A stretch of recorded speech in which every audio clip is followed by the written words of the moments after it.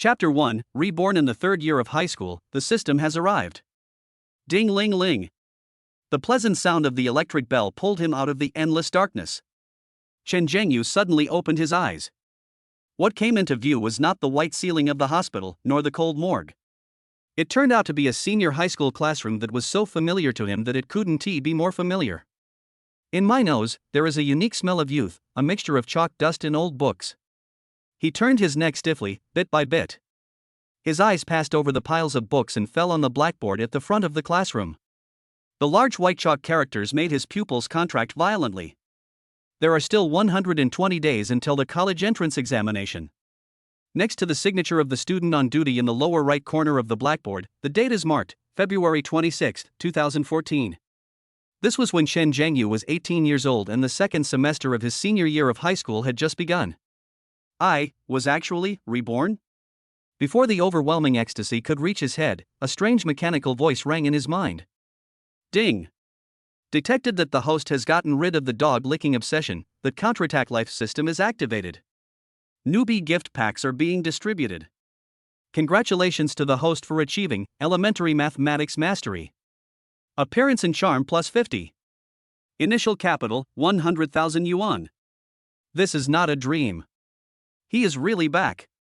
He also brought with him a cheat system that could change his fate, and return to his senior year of high school where all the tragedies had not yet happened.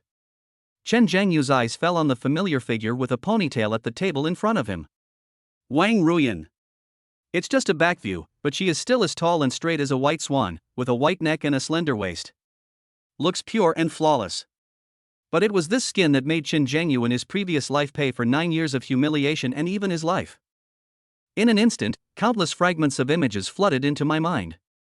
He took the employment contract with the red seal, thinking that he could get her nod, but she just said lightly, "There is no better choice for now."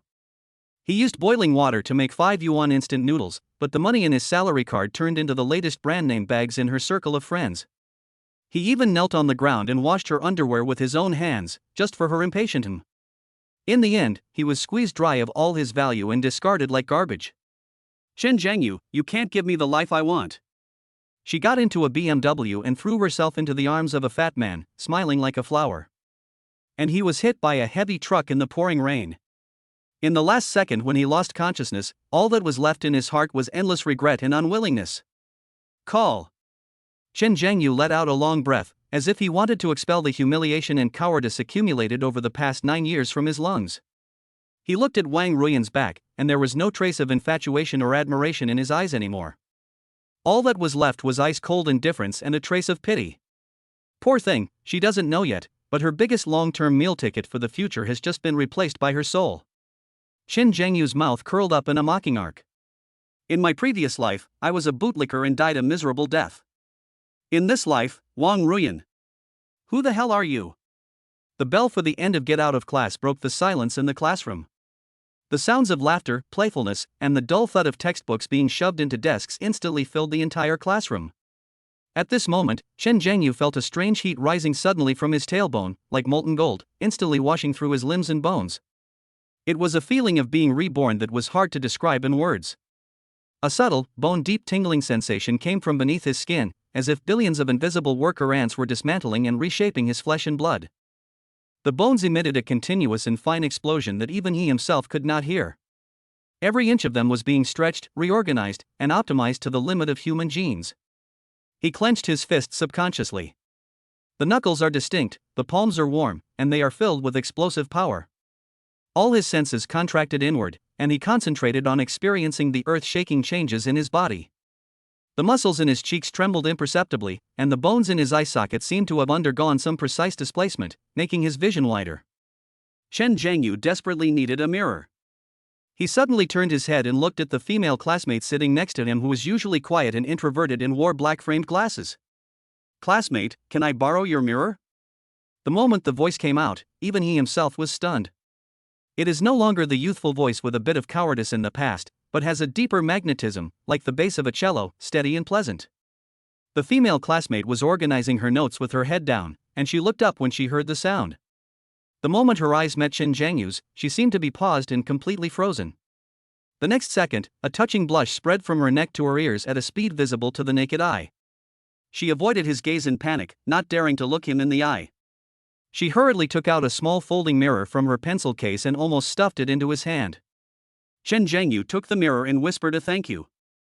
At this moment, he didn't pay any attention to the other person's strangeness. He couldn't wait to open the mirror. The mirror reflected a face that was both familiar and completely unfamiliar. The layout of the facial features has not changed, and the facial contours remain the same. Anyone can recognize at a glance that this is Chen Zhengyu. But everything is completely different. Chapter 2, Appearance Critical, the 7-centimeter transformation from a licking dog to a campus prince. The brow bone was quietly raised, making the once dim eyes appear as deep as the night sky and as bright as stars. The bridge of the nose became as straight as a mountain ridge, and the lines of the side face were as sharp as an ancient Greek sculpture. Every detail was just right. The little bit of baby fat that was originally part of the end of puberty was completely replaced by a sharp jawline. The skin is clean and translucent, without a trace of pores and blemishes. This isn't getting better looking. This was a leap in life level, raising his originally mediocre 6-point foundation to an impeccable 10. At this moment, a sense of disharmony came over me. He lowered his head. The hem of the school uniform pants was surprisingly short, hanging just above the ankles, revealing a small section of white socks. Chen Zhengyu's heart was pounding. He remembered clearly that when he went out in the morning, the length of his pants was just right. A shocking idea exploded in his mind. He stood up suddenly. Bang! His knee hit the bottom edge of the desk with a loud bang, causing the books on the desk to jump up. The students around were startled by the loud noise and looked sideways. But Chen Zhengyu didn't feel much pain. He just felt a fact more clearly because of the action of standing up. His vision has become higher. In his eyes, the whole world became a little shorter. He ignored the surprised looks from his classmates, and before they could react to the drastic change in his appearance, he had already strode out of the back door of the classroom. There is only one destination: the gym. There is the most accurate height measuring machine in the school. In the corridor, Chen Zhengyu took every step with great force. The power surging in his body made him almost run. He could clearly feel that his stride and center of gravity were completely different from before. Bang! He pushed open the half-open door of the gym. The male physical education teacher, who was sitting in a recliner and watching short videos out of boredom, was so frightened that his phone almost flew out. He raised his head and wanted to curse impatiently, but was stunned when he saw who it was. Chen Zhengyu? The physical education teacher frowned, put down his phone, leaned forward slightly, and looked at him carefully as if he was identifying a rare species. What's wrong with you, kid? Chen Zhengyu didn't answer, but walked straight to the height measuring machine on the wall, took off his shoes neatly, and stood on it. He took a deep breath and slowly pushed the cool metal slider down until it rested lightly against the top of his head. He turned sideways, his eyes fixed on the scale of the ruler. 185 centimeters. A string of bright red numbers burned in his pupils like a ball of fire. Really grown taller. From the unshakable 178 centimeters in my previous life memory, it suddenly grew to 185 centimeters. A full 7 centimeters. Among his peers in this southern city, this height is definitely outstanding and overwhelming. Hey, kid. The physical education teacher's voice sounded behind him. He had already walked to Chen Zhengyu, his face full of disbelief. He first looked down at the trouser leg of Chen Zhengyu hanging in the air, then looked up at his face with an extremely strange look in his eyes. Why is your school uniform still shrunken? Did you buy a size smaller just to look cool? The teacher's gaze fell back on Chen Zhengyu's face. He narrowed his eyes and marveled. That's weird. Why do I feel like you're a completely different person today? Your energy and spirit are completely different. Did you go out to draw some during the holiday? The most direct recognition from a same-sex elder dispelled the last trace of unreality in Chen Zhengyu's heart. All this is not a dream. Chen Zhengyu's heart was already in turmoil, but on the surface he tried his best to maintain the calmness that a reborn person should have. Teacher, maybe. I've had a second growth spurt recently. He made up a lame excuse, quickly put on his shoes, and left the gym quickly under the inquiring gaze of the physical education teacher. Walking in the corridor back to the classroom, Chen Zhengyu clearly felt that it was different from before. When he rushed out before, everyone was just shocked by his recklessness.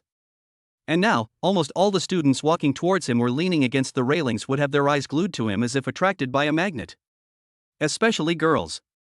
That look was a mixture of curiosity, amazement, and a hint of undisguised, primitive possessiveness. He could even hear the muffled exclamations of several girls gathered together in the distance. Who is that guy? Is there such a handsome guy in our school? Which class is he from? One of the girls wearing glasses adjusted her glasses hard, as if she was trying hard to make out what was going on. Wait, that face looks like Chen Zhengyu from Class 1, Grade 3? Impossible. I've seen Chen Zhengyu before. He's the one who follows Wang Ruyan around. He's just an ordinary-looking guy. How could he be so tall and handsome?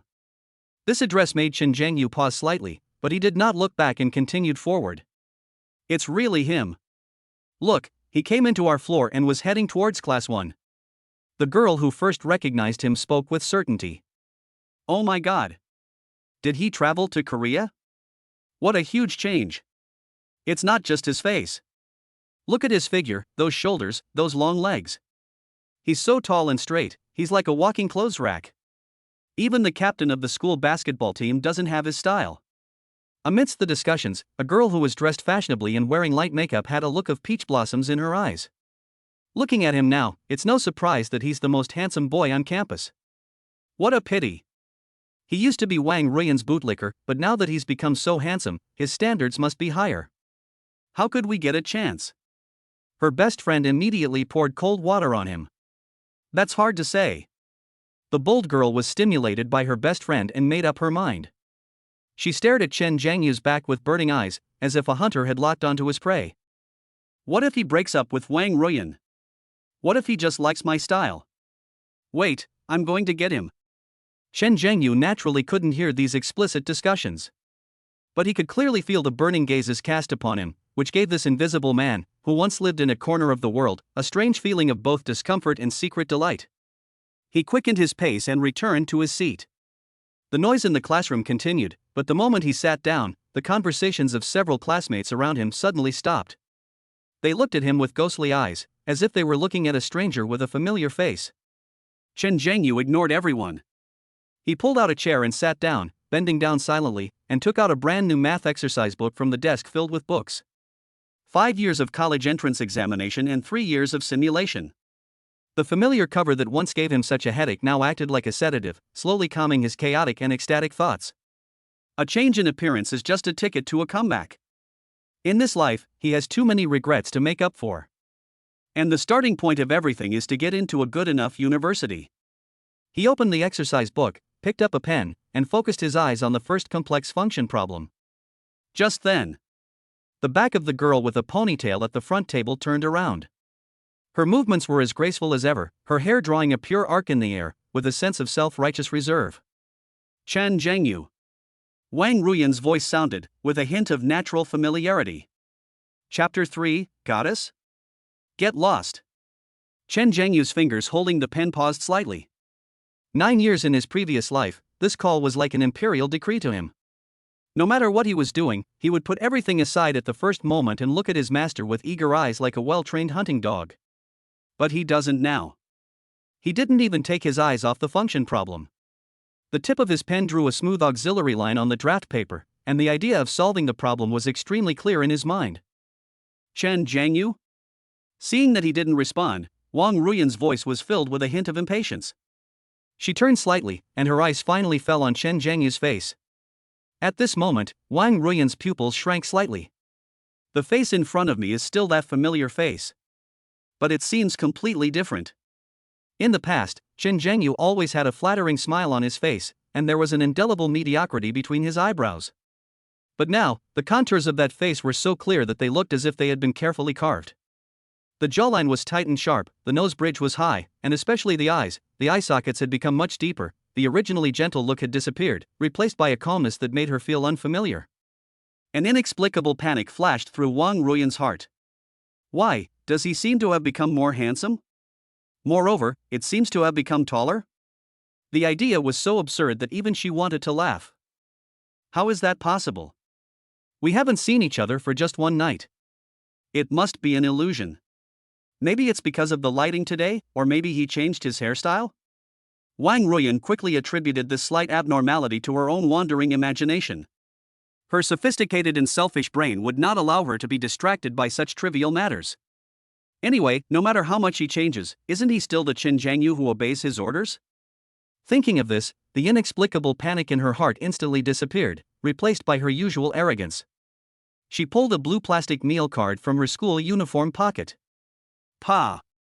She casually threw the meal card on Chen Jiangyu's 5 years of college entrance examination and 3 years of simulation, making a crisp sound. Her tone returned to its usual unquestionable and commanding tone. Go to the cafeteria and buy me some sweet and sour pork ribs. Add more vinegar. Less rice. She said this very naturally. This was a ritual between them that had lasted for nearly a semester. One gives orders and the other obeys unconditionally. She didn't even need to wait for his answer, because Chen Jiangyu's answer was always just one word, okay. Chen Jiangyu's gaze slowly moved from her well-maintained fingers to the meal card. The corners of the card are a little worn, revealing the white plastic core inside. He remembered the card. In his previous life, he had used this card to charge through the crowded cafeteria, waiting in the longest line for her to get her favorite dishes. He once ran too fast and fell down the stairs, spilling his food all over the floor. After returning home, not only did I not receive a word of concern from her, but she complained to me with a cold face for the entire afternoon. He also secretly transferred the money from his meal card into this card, just so that she could have an extra cup of pearl milk tea, a luxury that cost 3 yuan a cup in the cafeteria. This card is a symbol of his humble life as a bootlicker. In the classroom, Zhang Wei, a physical education student sitting in the back row, hit the table with his basketball, making a loud bang sound, and winked at Chen Jiangyu.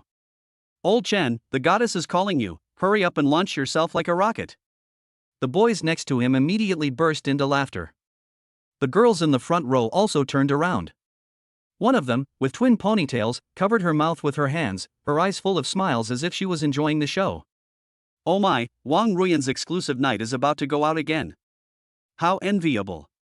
What are you envious of? It's just a matter of one willing to fight and the other willing to be beaten. I bet 50 cents that Chen Jiangyu will run even faster this time than last time. Look at him, he's ready to go. Jiangyu, go back quickly, don't let our class beauty go hungry. In his previous life, every time, he would take the meal card with a red face like a clown amidst laughter and quickly run to the cafeteria. He thought it was the courage to charge forward for love. Now he realized that it was just stupidity that was entertaining. There was a faint smile at the corner of Wang Ruyan's mouth. She really enjoyed the feeling. She enjoyed Chen Jiangyu's obedience to her and enjoyed the witness of the whole class. This satisfied her vanity as a goddess and proved her charm, which was enough to make a boy fall in love with her and be willing to come when she called and leave when she dismissed. Wang Ruyan looked at Chen Jiangyu, waiting for him to take the meal card as usual. However, 1 second, 2 seconds, 5 seconds passed. Chen Jiangyu didn't move at all. He didn't even look up. His eyes were still fixed on the blue meal card, showing no emotion. The laughter in the classroom gradually died down. Everyone noticed something was wrong. The atmosphere began to freeze. The smile on Wang Ruyan's lips slowly froze. She frowned and tapped her fingers impatiently on the meal card, making a tap sound, as if urging someone to pay. Chen Jiangyu? Didn't you hear? There was already a hint of questioning and anger in her tone. In her opinion, any hesitation from Chen Jiangyu was a challenge to her and a denial of her charm. Finally, Chen Jiangyu slowly raised his head and his eyes fell on Wang Ruyan's beautiful face. He looked at her with indifference in his eyes. It was as if she, Wang Ruyan, was just an insignificant speck of dust in the air. This look made Wang Ruyan's heart shrink suddenly, and an unprecedented feeling of humiliation instantly surged into her heart. Chen Jiangyu spat out a word coldly. Roll. This word is not loud. But at this moment, the entire class 1 of grade 3 seemed to have been paused. Zhang Wei's hand, which was about to clap the basketball again, froze in mid-air. The boys who were about to continue making trouble had their mouths half open, unable to make any sound. All the joking, onlooker, and gloating looks froze and turned into extreme astonishment and shock. The whole classroom was silent. It was so quiet that you could hear the rustling of leaves in the wind outside the window. Wang Ruyan's pretty face was first confused, then incredulous, and finally, burning red with immense shame and anger. She even suspected that she was hallucinating. The one who obeyed her every word, the one who regarded her words as imperial decrees, the humble bootlicker Chen Jiangyu. He let her go? This word hit her face like a merciless slap, burning with pain. In front of the whole class. Chen Zhengyu didn't look at her again. It was as if saying that word had exhausted all his patience with her. Under the petrified gaze of the entire class, he stood up. His movements were neither hurried nor slow, with a calmness and composure that was completely inconsistent with his 18 years of age. He adjusted the collar of his school uniform, then walked straight towards the back door of the classroom. From beginning to end, he didn't give Wang Ruyan or anyone else in the classroom a single extra glance. His back is tall and resolute. Every step seems to be a thorough break with the humble self of the past. It was not until his figure disappeared at the door that the stagnant air in the classroom seemed to thaw. Boom! The extremely suppressed discussion suddenly erupted. Fuck! Did I hear that right? Chen Zhengyu told Wang Ruyan to get out? Crazy. Absolutely crazy. Did he take the wrong medicine? The sun rises from the west? The liquor turns over? Wang Ruyan still stood stiffly where she was, her arm holding the meal card suspended in mid-air, like a humiliated statue. The eyes that the whole class cast on her were no longer one of envy, but of sympathy, amusement, and undisguised gloating. She felt as if her face was being roasted on fire. All her pride and dignity were shattered by the cold word "get out" just now. In the evening on campus, the setting sun casts a long shadow on the teaching building. Instead of going home, Chen Zhengyu walked to the school bicycle shed and got on the old bicycle that had been with him for 5 years. He ignored the storm in the classroom behind him that was destined to last for a long time. One word put an end to that foolish past. He leaned against the cold wall, feeling the slight chill coming from behind, which made his consciousness, which was still a little hazy due to his rebirth, even clearer. He pulled out an old domestic mobile phone with spiderweb cracks on the screen from his pocket. Turn on the computer and light up the screen. A text message notification from the bank was clearly displayed at the top of the screen. Gaohai City Bank, your savings card account with the last digit XXXX received 100,000 renminbi at 14:30 on February 28, and the current account balance is 100,000 renminbi. Looking at the long string of zeros, a cold arc finally appeared at the corner of Chen Zhengyu's mouth. The newbie gift pack has arrived. In his previous life, he would have had to work without eating or drinking for nearly 2 years to save this money. And now, this is just the beginning. The beginning of him trampling under his feet all those who looked down on him. He deleted the text message and put the phone back in his pocket. As for Wang Ruyan? A gold digger in the previous life, just a passerby who was about to be abandoned by the times. From the moment he said the word "get out," she was no longer worthy of occupying even a second of his thinking time in his life. Appearance and figure are just the entrance ticket. Money is the most solid foundation in this world. Chen Zhengyu looked through the carport and looked at the distant city skyline with deep eyes. He clearly remembers that from the end of February to the beginning of March 2014, a certain stock experienced a short but crazy surge. In his previous life, he was just a poor student who read the news and had no feelings about it. But now, he has a capital of 100,000 and a vision for the future. Go home, open an account, and make your first pot of gold. Here I come. Chen Zhengyu pedaled hard, and the old bicycle made a creaking sound, carrying a brand new soul and rushing towards a future full of infinite possibilities. Chapter 4, 100,000 stud gold wheel manufacturing, learning reward, language proficiency. The chain of the old bicycle, which I had ridden for 5 years, made a creaking sound under the heavy load, as if it would break at any moment. Chen Zhengyu pressed the pedals, feeling the constant surge of power from his legs. Driving this rickety car, with a body transformed by the system, felt like driving a tank over a toy model. The wind whistled past my ears, bringing with it the coolness of early spring. Instead of going straight home, he made a small detour and rode past the high school he attended. Gaohai City No. 1 Middle School. In his previous life, he graduated from here and was admitted to a mediocre teacher's college. Then, for Wang Ruyan, he plunged into the narrow path of taking the civil service exam, and eventually exhausted all his savings and dignity in a mediocre public school. At this moment, the large gold-plated characters "study hard, think carefully, and act diligently" at the school gate reflected the cold light in the setting sun.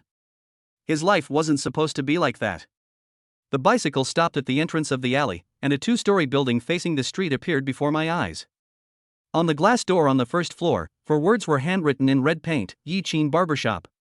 This is his home. A family supported penny by Mother Yi Qin using scissors and a hairdryer.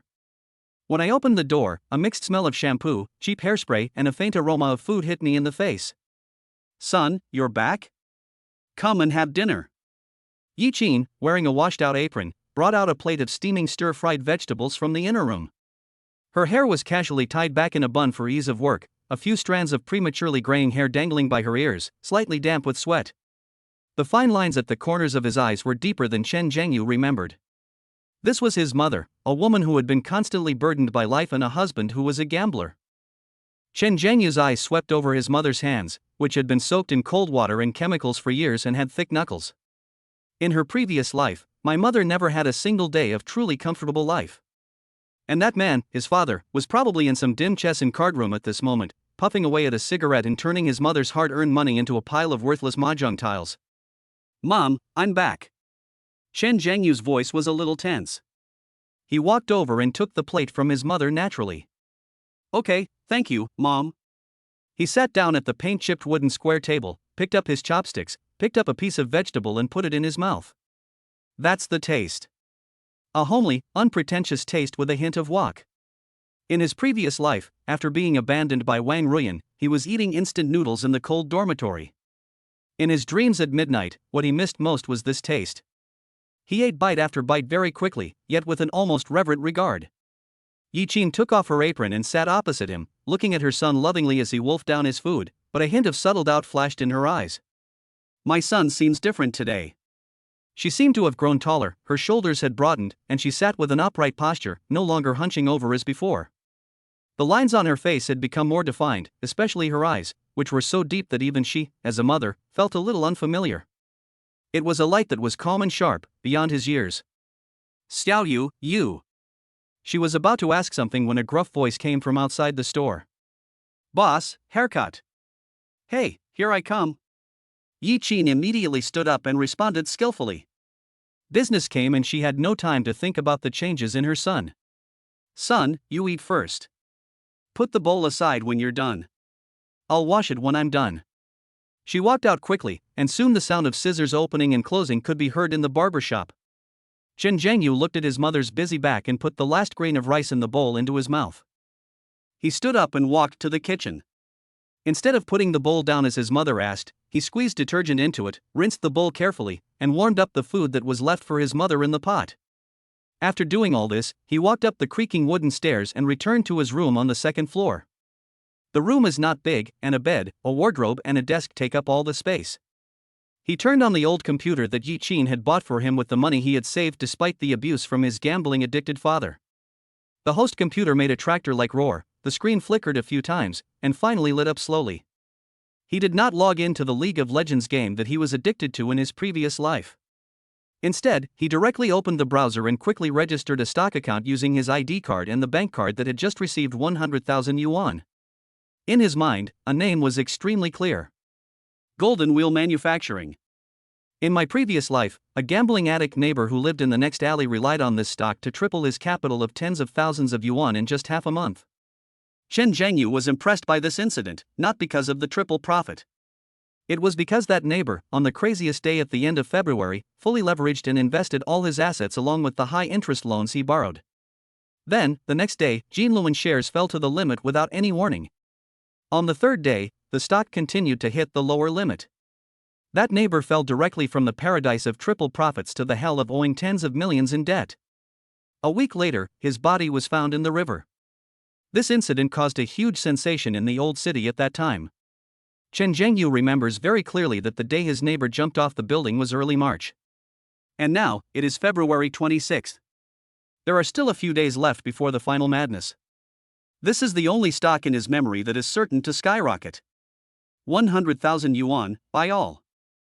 He opened his online banking account, looked at the number 100,000.00 in his account, and without hesitation, transferred the full amount to his stock account.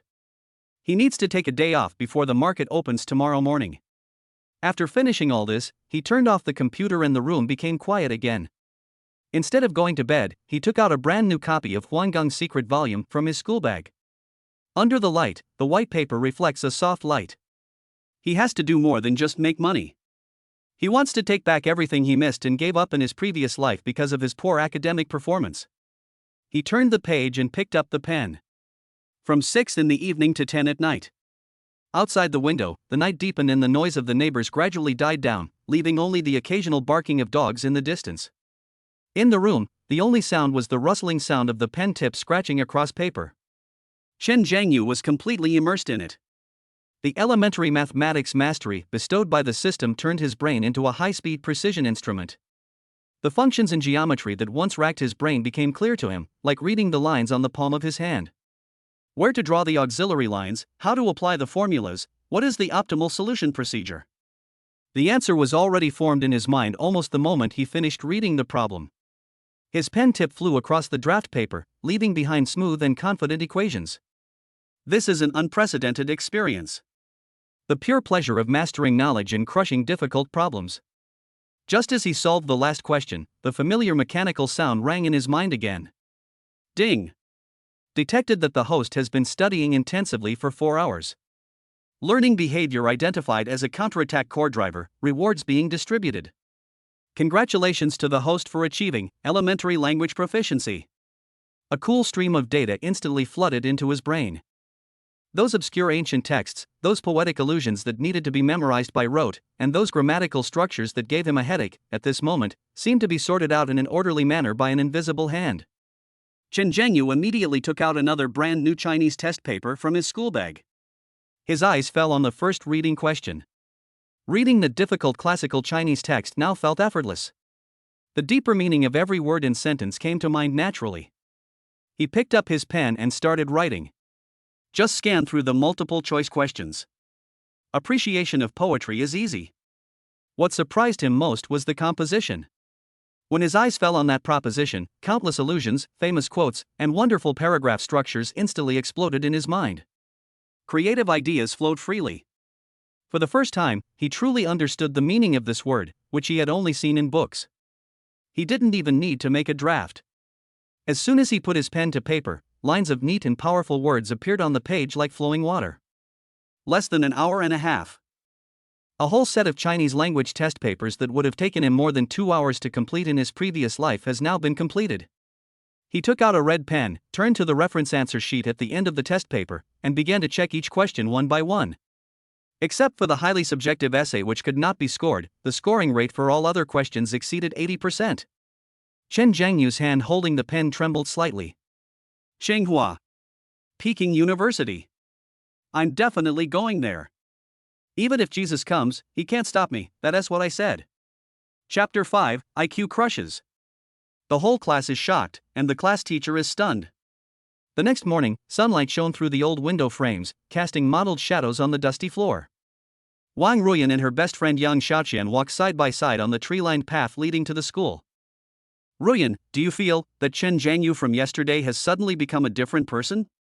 Yang Xiaoqian tilted her head, her tone filled with exaggerated surprise. He's suddenly become much more handsome. I think he's even more eye-catching than our school's hunk, Li Ming. Wang Ruyan paused. The chiseled profile in the classroom yesterday, and the eyes so calm that they made her panic, came to her mind uncontrollably. Really? I didn't notice. She responded lightly, but her fingers unconsciously clenched the straps of her school bag. The humiliation of being contradicted in public surged up again, burning her self-esteem. Don't mention him to me. Her voice suddenly turned cold. I get annoyed just thinking about him. He dared to talk to me like that yesterday and embarrassed me in front of the whole class. Do you think I'll ever talk to him again? Right. That's how it should be. Yang Xiaoqian immediately echoed indignantly, holding her arm. We have to leave him alone. I'm telling you, this must be his new trick. What's it called? Oh, playing hard to get. He thinks this will get your attention, so don't fall for it. Playing hard to get? Wang Ruyan chewed on these 4 words, and the anger in her heart inexplicably dissipated, replaced by a sense of sudden enlightenment and superiority. Yes, that must be it. How could Chen Zhangyu, who had been licking her for almost 3 years, really dare to resist her?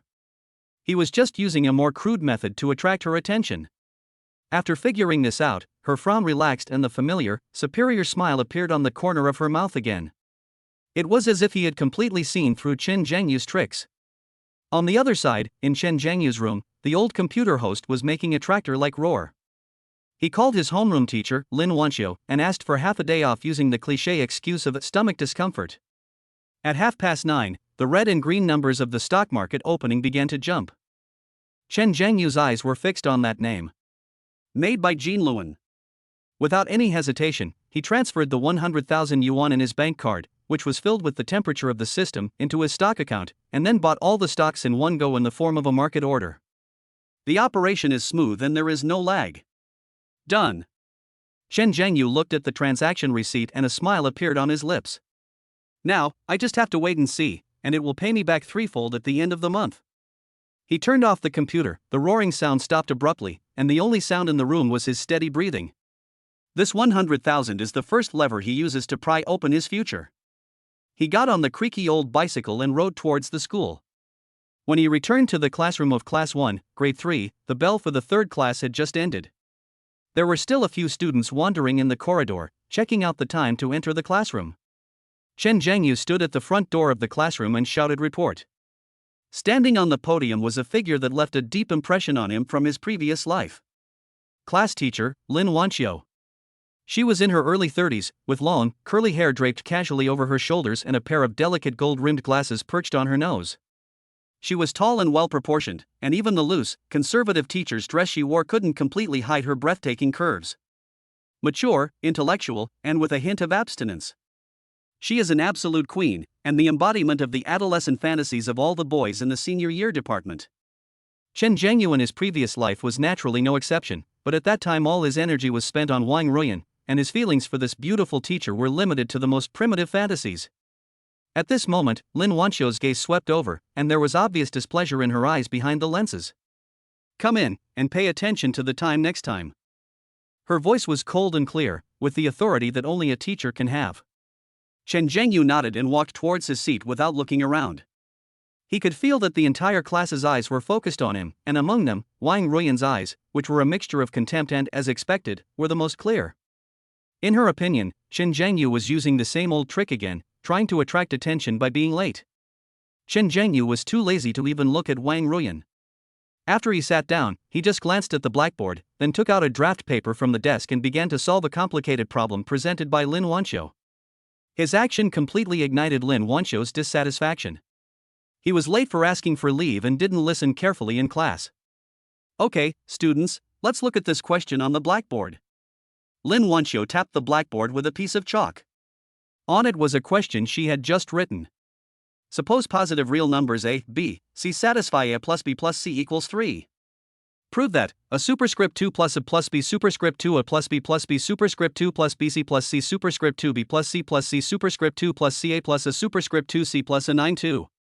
This was a math competition question that was beyond the syllabus. She had brought it out specifically to elevate the thinking of the top students in the class. As soon as the question was announced, there was a sound of gasps in the classroom. Gu Changa, why don't you try? Lin Wanxiu pointed to the math representative in the class, a top student wearing thick glasses. Gu Changa stood up and stared at the question for a full minute, his brows knitted into knots. Finally, he shook his head dejectedly. Teacher, I don't have any ideas for the time being. Even Gu Changa can't figure it out? The class immediately started talking about it. A hint of disappointment flashed across Lin Wanxiu's eyes. She looked around, her gaze finally settling on Chen Zhengyu, who was writing furiously with his head lowered. The anger in her heart suddenly rose. Chen Zhengyu, get up. The voice was a little colder than before. Chen Zhengyu stopped writing and stood up somewhat puzzled. Lin Wanxiu pushed her glasses, the lenses reflected a cold light, and her tone was a little sarcastic. I see you've been really engrossed in your calculations. I bet you have some insightful ideas for this problem. Why don't you share them so the whole class can learn from them? She just wanted to embarrass Chen Zhengyu in public and let him know that her class was not something that could be taken lightly. As soon as the words fell, suppressed laughter broke out in the classroom. Pfft, Teacher Lin is trying to make an example of someone. Serves him right. Who told him not to listen in class? Now you're dumbfounded, right? Him? If he could solve it, I'd eat the blackboard eraser right there. Aren't his math grades always below average? Yang Xiaoqian even covered her mouth and whispered to Wang Ruyan with a gloating tone, Ruyan, look, he can't pretend anymore. This is really embarrassing. There was a cold smile on the corner of Wang Ruyan's mouth. She crossed her arms and calmly prepared to appreciate Chen Jiangyu's embarrassment. However, the expected panic-stricken expression on Chen Jiangyu's face did not appear. Amidst the mockery of the whole class, a playful smile appeared on Chen Jiangyu's lips. Yes, teacher. He just lowered his head to solve this problem. Just a second before Lin Wanqiu called his name, he had just written down the last step on the draft paper. Under everyone's astonished gaze, Chen Jiangyu stretched out his long legs and walked straight to the podium. Without the slightest hesitation, he picked up a piece of white chalk. When the chalk touches the blackboard, it makes a crisp and rhythmic tapping sound. Solution: the original inequality is equivalent to sigma cyc a plus b superscript 2 a plus b 9 2, that is, psych a plus b sigma cyc a plus b 9 2. His voice was steady and clear, echoing in the quiet classroom. Because a plus b plus c equals 3, psych a plus b equals 2 a plus b plus c is equal to 6. So we only need to prove that sigma cyc a plus b 3 2. As he spoke, he wrote down the fluent calculation process on the blackboard, and his thinking was so clear that it was shocking. By the mean value inequality, a plus b 2 ab, so ab plus b ab 2 ab equals ab 2. And by the mean value inequality, ab plus b 2. So sigma cyc ab plus b, sigma cyc a plus b 4 equals 2 a plus b plus c 4 is equal to 6 4 is equal to 3 2. The inequality holds if and only if a equals b equals c equals 1. Proof complete. After finishing the last word, he casually threw the remaining piece of chalk back into the chalk box. The whole process takes less than 3 minutes. There was dead silence in the classroom. All the mocking voices and discussion stopped abruptly when he wrote down the first formula. The students' mouths opened into an O shape, and their eyes were filled with extreme shock and disbelief. The smile on Wang Ruyan's face completely froze. Lin Wanqiu stood at the podium, her fingers gripping the platform with such force that her knuckles turned white. She stared at the perfectly written answer on the blackboard, her mind blank. This was really made by Chen Jiangyu? Could it be that he happened to have come across this original question before? Just as she was trying to convince herself with this reason, Chen Jiangyu's voice rang out again. Teacher, the solution just now has a lot of steps. There is actually a simpler method. Without waiting for Lin Wanqiu's response, he picked up another piece of chalk. We can construct the function fx equals x superscript 2 kx, or k equals a plus b plus c equals 3. Prove it is convex, and then use the Jensen inequality to solve the problem in one step. Fx equals 2k superscript 2 kx superscript 3 0, so fx is a convex function. By Jensen's inequality, fa plus fb plus fc, 3f, a plus b plus c3, equals f1. Substitute the original formula into the transformed form and make some adjustments, and you will get the proof. This time, he only wrote down a few key steps, and the entire process took less than 2 minutes. If the first solution is the meticulous craftsmanship of a craftsman, then the second solution is the artist's stroke of genius. The entire classroom fell into an eerie, suffocating silence. Lin Wanqiu was the first to react.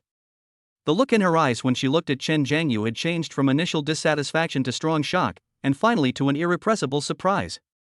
This is not a coincidence, this is real strength. She took a deep breath and led the applause. Pa pa pa. The crisp applause was particularly loud in the silent classroom. It seems that Chen Jiangyu has been really working hard on his studies recently. His dedication to research is something our entire class should emulate. Let's give him a round of applause. Chapter 6, a blockbuster success. The goddess looked at me sideways, but the class beauty made me kneel down? Applause suddenly broke out, breaking the frozen silence in the classroom. Lin Wanqiu took the lead in applauding, her hands clapping crisply and forcefully. Immediately afterwards, the hesitant and sporadic applause began to merge, and eventually swept across the entire class 1 of grade 3 like a tide. There was no perfunctoriness in the applause, only pure shock. The facts are before our eyes and cannot be refuted. The difficult problem that even Gu Changge, the recognized math genius in the class, was helpless to solve was solved neatly by Chen Jiangyu in 2 completely different ways. The second solution is even more full of intellectual beauty, a kind of crushing victory. Many classmates who originally looked down on Chen Jiangyu now looked at him with a look of contempt and disdain that turned into a complex emotion of surprise and confusion. Okay, let's continue with the class. Lin Wanqiu nodded with satisfaction and signaled everyone to be quiet. There are only 119 days left until the college entrance exam. Everyone needs to redouble their efforts. Her gaze lingered on Chen Zhengyu for 2 more seconds before turning to the blackboard. The following class completely turned into Chen Zhengyu's personal show. Lin Wanqiu explained a knowledge point and asked a related difficult question. Does anyone have any ideas for finding the sum of this sequence? As soon as he finished speaking, Chen Zhengyu raised his hands, his arms straight and his posture calm. He didn't even stand up, but just sat in his seat and clearly stated the core idea of solving the problem and the final answer, word for word. The whole process was so fast that the other students didn't even have time to react. The invisible person who usually sat in the back row, either in a daze or sleeping, whose eyes always followed Wang Ruyan, disappeared. Instead, there is a genius student who sits as straight as a pine tree, has eyes as sharp as lightning, and his brain works at a breathtaking speed. Lin Wanqiu's inner turmoil is far more turbulent than it appears on the surface. What is going on? Was it my own teaching day after day that finally gave him an epiphany? Or was it that this child was stimulated by something and suddenly became enlightened? She preferred the latter, a mixture of relief and curiosity swirling within her. A teacher's greatest sense of accomplishment is witnessing a student's transformation. And Chen Zhengyu's transformation at this moment is nothing short of miraculous. The other students in the class were completely in a state of collective cognitive dissonance. Zhang Chang, a sports student sitting in the corner, stared blankly at Chen Zhengyu's back with his mouth slightly open, with only one thought in his mind. Damn, is this guy possessed by an alien? A girl in the front row silently crumpled up the draft paper she had just filled and stuffed it into the desk. On it were the auxiliary lines she had been racking her brains for, but to no avail.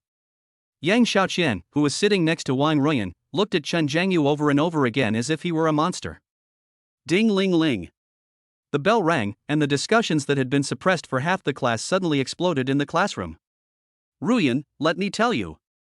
He's definitely trying to get your attention. Yang Xiaoqian immediately leaned close to Wang Ruyan's ear and spoke in a firm tone, like a military strategist who had seen through all the conspiracies. Look at his performance today. He stole the spotlight. Isn't it just to make you regret it and pay attention to him again? Wang Ruyan had a cold face and said nothing. She was indeed shocked by Chen Zhengyu's performance, but that shock was soon replaced by an even stronger sense of humiliation. The more outstanding he was, the more it highlighted her embarrassment of being contradicted in public yesterday. Ha! Is that all you have? Wang Ruyan sneered coldly, raised her chin, and pride reappeared in her eyes. You want me to forgive him? Dream on. Unless he kneels down and kowtows to me and apologizes. Otherwise, don't think I'll even look at him if you're being clever. At the other end of the classroom, discussions were heard one after another. Fuck, did brother you take the wrong medicine today, or did his Rin and Du meridians get opened?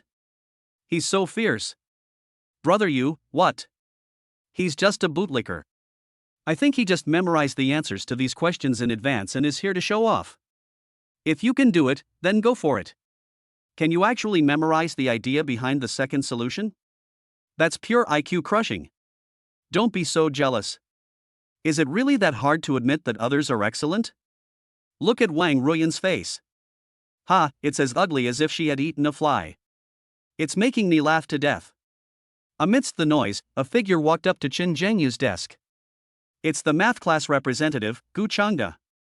He pushed the thick glasses on his nose, and there was scrutiny and a hint of dissatisfaction in his eyes behind the lenses. You should have come across that question on the blackboard before, right? His voice was not loud, but it contained a questioning tone. Good luck. He wanted to use these 4 words to restore the last bit of dignity for himself. He could not accept that he was defeated in the field of mathematics, which he had always been proud of, by a poor student whom he had never taken seriously. The only explanation is luck. Chen Zhengyu raised his head from the exercise book and glanced at him. He was a little surprised. He didn't expect the other party to react like this. But as soon as I changed my mind, I felt relieved. For an excellent student who has always been ranked first, it is suddenly surpassed by a poor student in public. It is normal for him to feel psychologically unbalanced. It's so cheap to argue with an immature high school student about these things. Whatever you think. He replied indifferently, with a tone of tolerance that an adult would give to a child, or rather, he was too lazy to pay attention. Anyway, this is the first time I've seen this question today. This nonchalant attitude is more damaging than any fierce rebuttal. Gu Changda's face turned red instantly. Humph, you're still stubborn. He felt like he had punched cotton, with no place to vent all his resentment and anger. Next monthly exam, we'll see what we can do. Let's see if you'll still be so lucky. He left with a harsh remark, then turned and left angrily. At this moment, a cold female voice sounded. It was not loud, but it silenced the surrounding discussions. Boring. Everyone looked in the direction of the sound and saw a girl in the first row standing up and preparing to leave the classroom. Su Muqing. She wore the same blue and white school uniform as Wang Ruyan, but exuded a distinctly cool and aloof aura. Her simple ponytail was tied high, revealing a neck as smooth as jade. Her features were impeccably refined, her skin fair and translucent, and her eyes, in particular, were clear and distant, as if she were indifferent to everything around her. In terms of appearance, she is much better than the carefully dressed Wang Ruyan. She is the true goddess of Class 1, Grade 3, an iceberg that no one dares to approach easily. She had watched Qin Zhengyu solve the problem the entire time. She knew the first solution, too, but it would take longer. But Qin Zhengyu's effortless second solution, the way it used advanced mathematical thinking to achieve a dimensionality reduction attack, also amazed her. She glanced at Gu Changge, who was still arguing about the so-called luck, and then looked at Qin Zhengyu, who had buried himself in his books again, as if everything in the outside world had nothing to do with him. For the first time, I felt a real sense of importance towards this boy named Qin Zhengyu. After the break, the fourth period is a self-study class. Qin Zhengyu was completely immersed in his own world. He took out 2 sets of brand new English mock exam papers and his pen moved rapidly across the paper. Close test and reading comprehension, those questions that once gave him a headache, now seemed logically clear and well structured to him. It took less than 1 class period to finish 2 sets of test papers. He took out a red pen and quickly checked the answers. 130 points. 132 points. It was several points higher than his mock exam score before his rebirth. If I improve a little bit every day, getting a perfect score on the college entrance exam won't be a dream. An uncontrollable smile appeared on the corner of Qin Zhengyu's mouth. The feeling of seeing your strength grow rapidly through hard work and talent is more addictive than anything else. The school bell rang. Qin Zhengyu packed his school bag slowly. 2 figures, one on the left and one on the right, blocked his way. It's Wang Ruyan and Yang Xiaoqian. Wang Ruyan crossed her arms over her chest, raised her chin high, and looked at him with a scrutinizing gaze, her posture very poised. Qin Zhengyu, you've done so much today, aren't you just trying to get me to forgive your disrespect yesterday? There was a hint of charity in her voice. Since you've been working hard today, I can give you a chance. She paused, as if enjoying Qin Zhengyu's gaze, and then spoke out word by word what she thought was a grace to Qin Zhengyu. As long as you kneel down and apologize to me right now, I will forgive you. Chapter 7, Get rid of the gold digger, the super rich auxiliary template is activated. Qin Zhengyu stopped moving. He raised his eyelids and his gaze fell calmly on Wang Ruyan's arrogant face. There was indifference and alienation in his eyes. The classroom was dead silent, and everyone held their breath, waiting to see how this farce would end. Wang Ruyan's voice was still echoing in the air. Kneel down. Apologize. Qin Zhengyu suddenly laughed. Who gave you the courage? His voice clearly penetrated everyone's ears. Is that Fish Liang? The whole class was stunned, and then a few boys with quick reactions couldn't help but burst out laughing. Wang Ruyan's face instantly turned purple, and the proud attitude that she had carefully maintained was shattered by the impact of this old internet meme. You! She was so angry that she was shaking all over and couldn't utter a word. The smile on Qin Zhengyu's face disappeared, replaced by indifference. Before, I was blind. He spoke each word clearly, his voice was not loud but powerful. That's why I think someone like you is worth wasting my time on. Now, my eyes are healed. He picked up his shoulder bag and casually threw it over his shoulder with a graceful and elegant movement. So, don't bother me anymore. I don't want to be in the same space with garbage.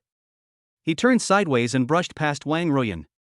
He put his lips close to her ear and uttered the last few words in a voice that only the two of them could hear. I think it's dirty. As soon as he finished speaking, he strode out of the classroom without looking back, under the stunned gaze of the whole class. The dead silence in the classroom was completely ignited. Fuck. Fuck. This guy is totally not Wang Ruyan's bootlicker. That's too cruel. I find it dirty, those 3 words are absolutely heartbreaking.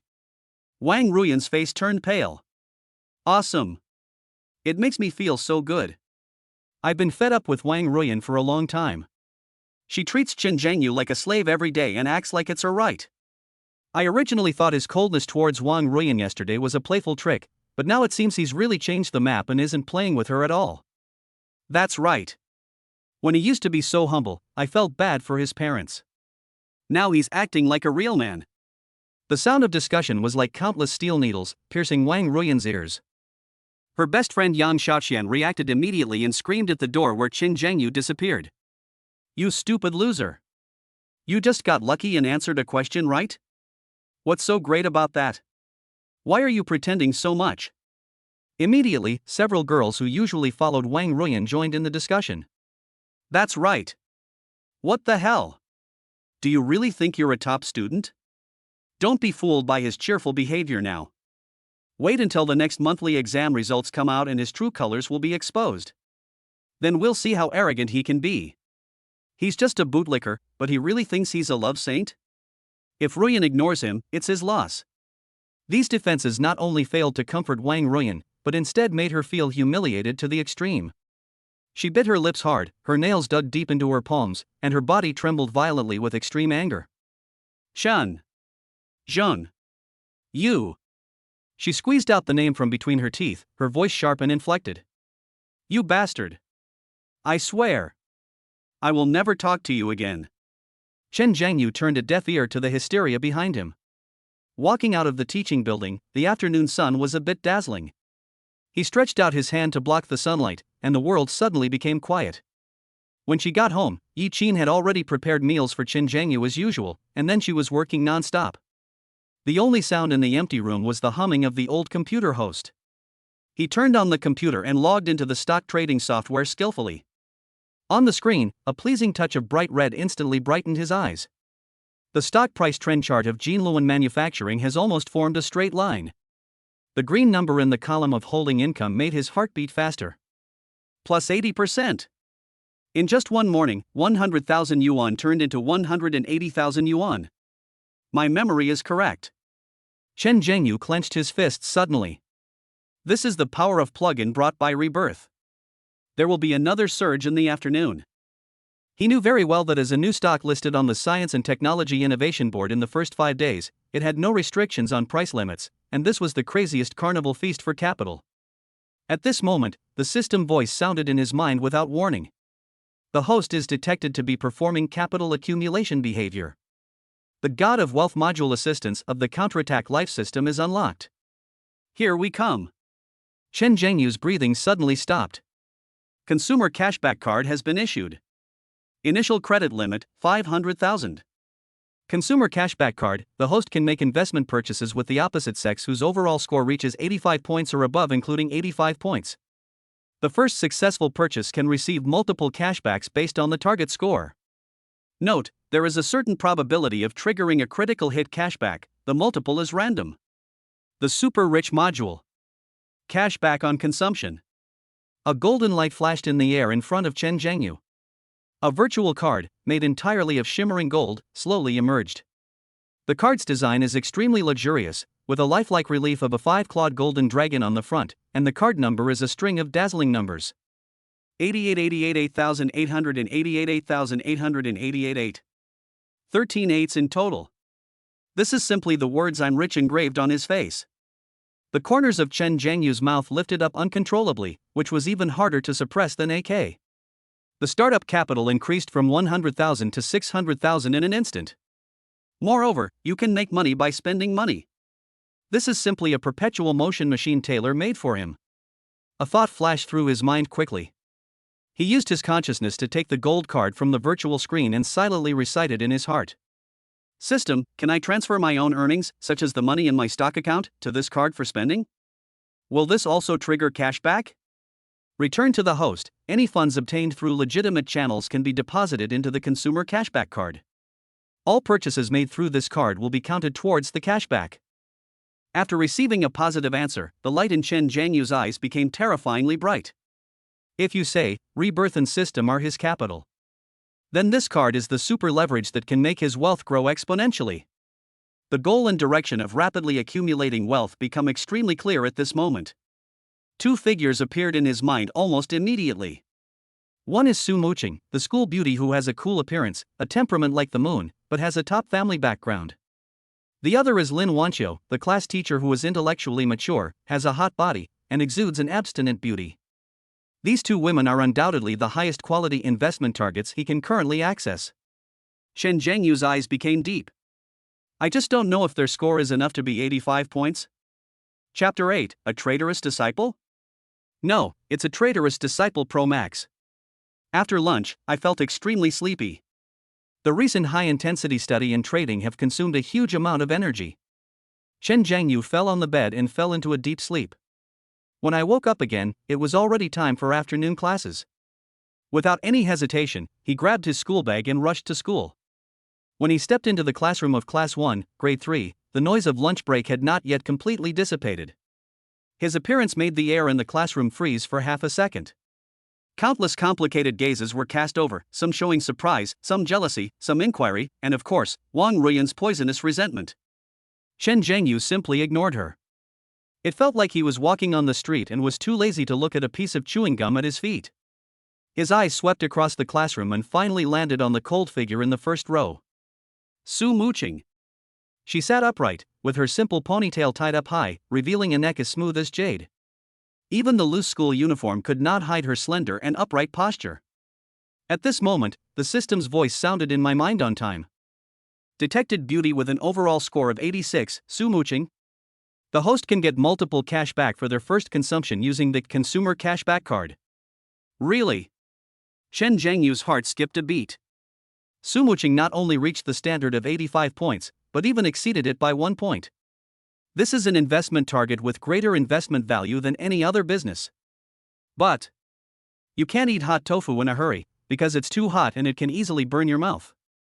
Shen Zhengyu muttered to himself, suppressing the urge to find a reason to spend money on her. To conquer such an iceberg school beauty, you must be subtle and not too deliberate, otherwise it will only backfire. He returned to his seat and calmly took out a new set of English mock exam papers amidst whispers. Before the class bell rang, he had already entered a state of absolute concentration. The tip of the pen moved rapidly across the paper, and lines of fluent English sentences took shape under his pen. Ding! We've detected that the host has completed multiple English practice tests with high quality, with steadily improving scores and significant learning results. We're rewarding the host with elementary English mastery. Another cool stream of data flooded into my brain. Countless words, grammars, and authentic expressions were instantly sorted, summarized, and absorbed, becoming his own. He immediately opened the answer sheet and began to check it. 134 points. 2 points higher. Great. Quantitative change leads to qualitative change. I'm one step closer to a perfect score in English. Shen Zhengyu curled the corners of his mouth in satisfaction, feeling extremely happy.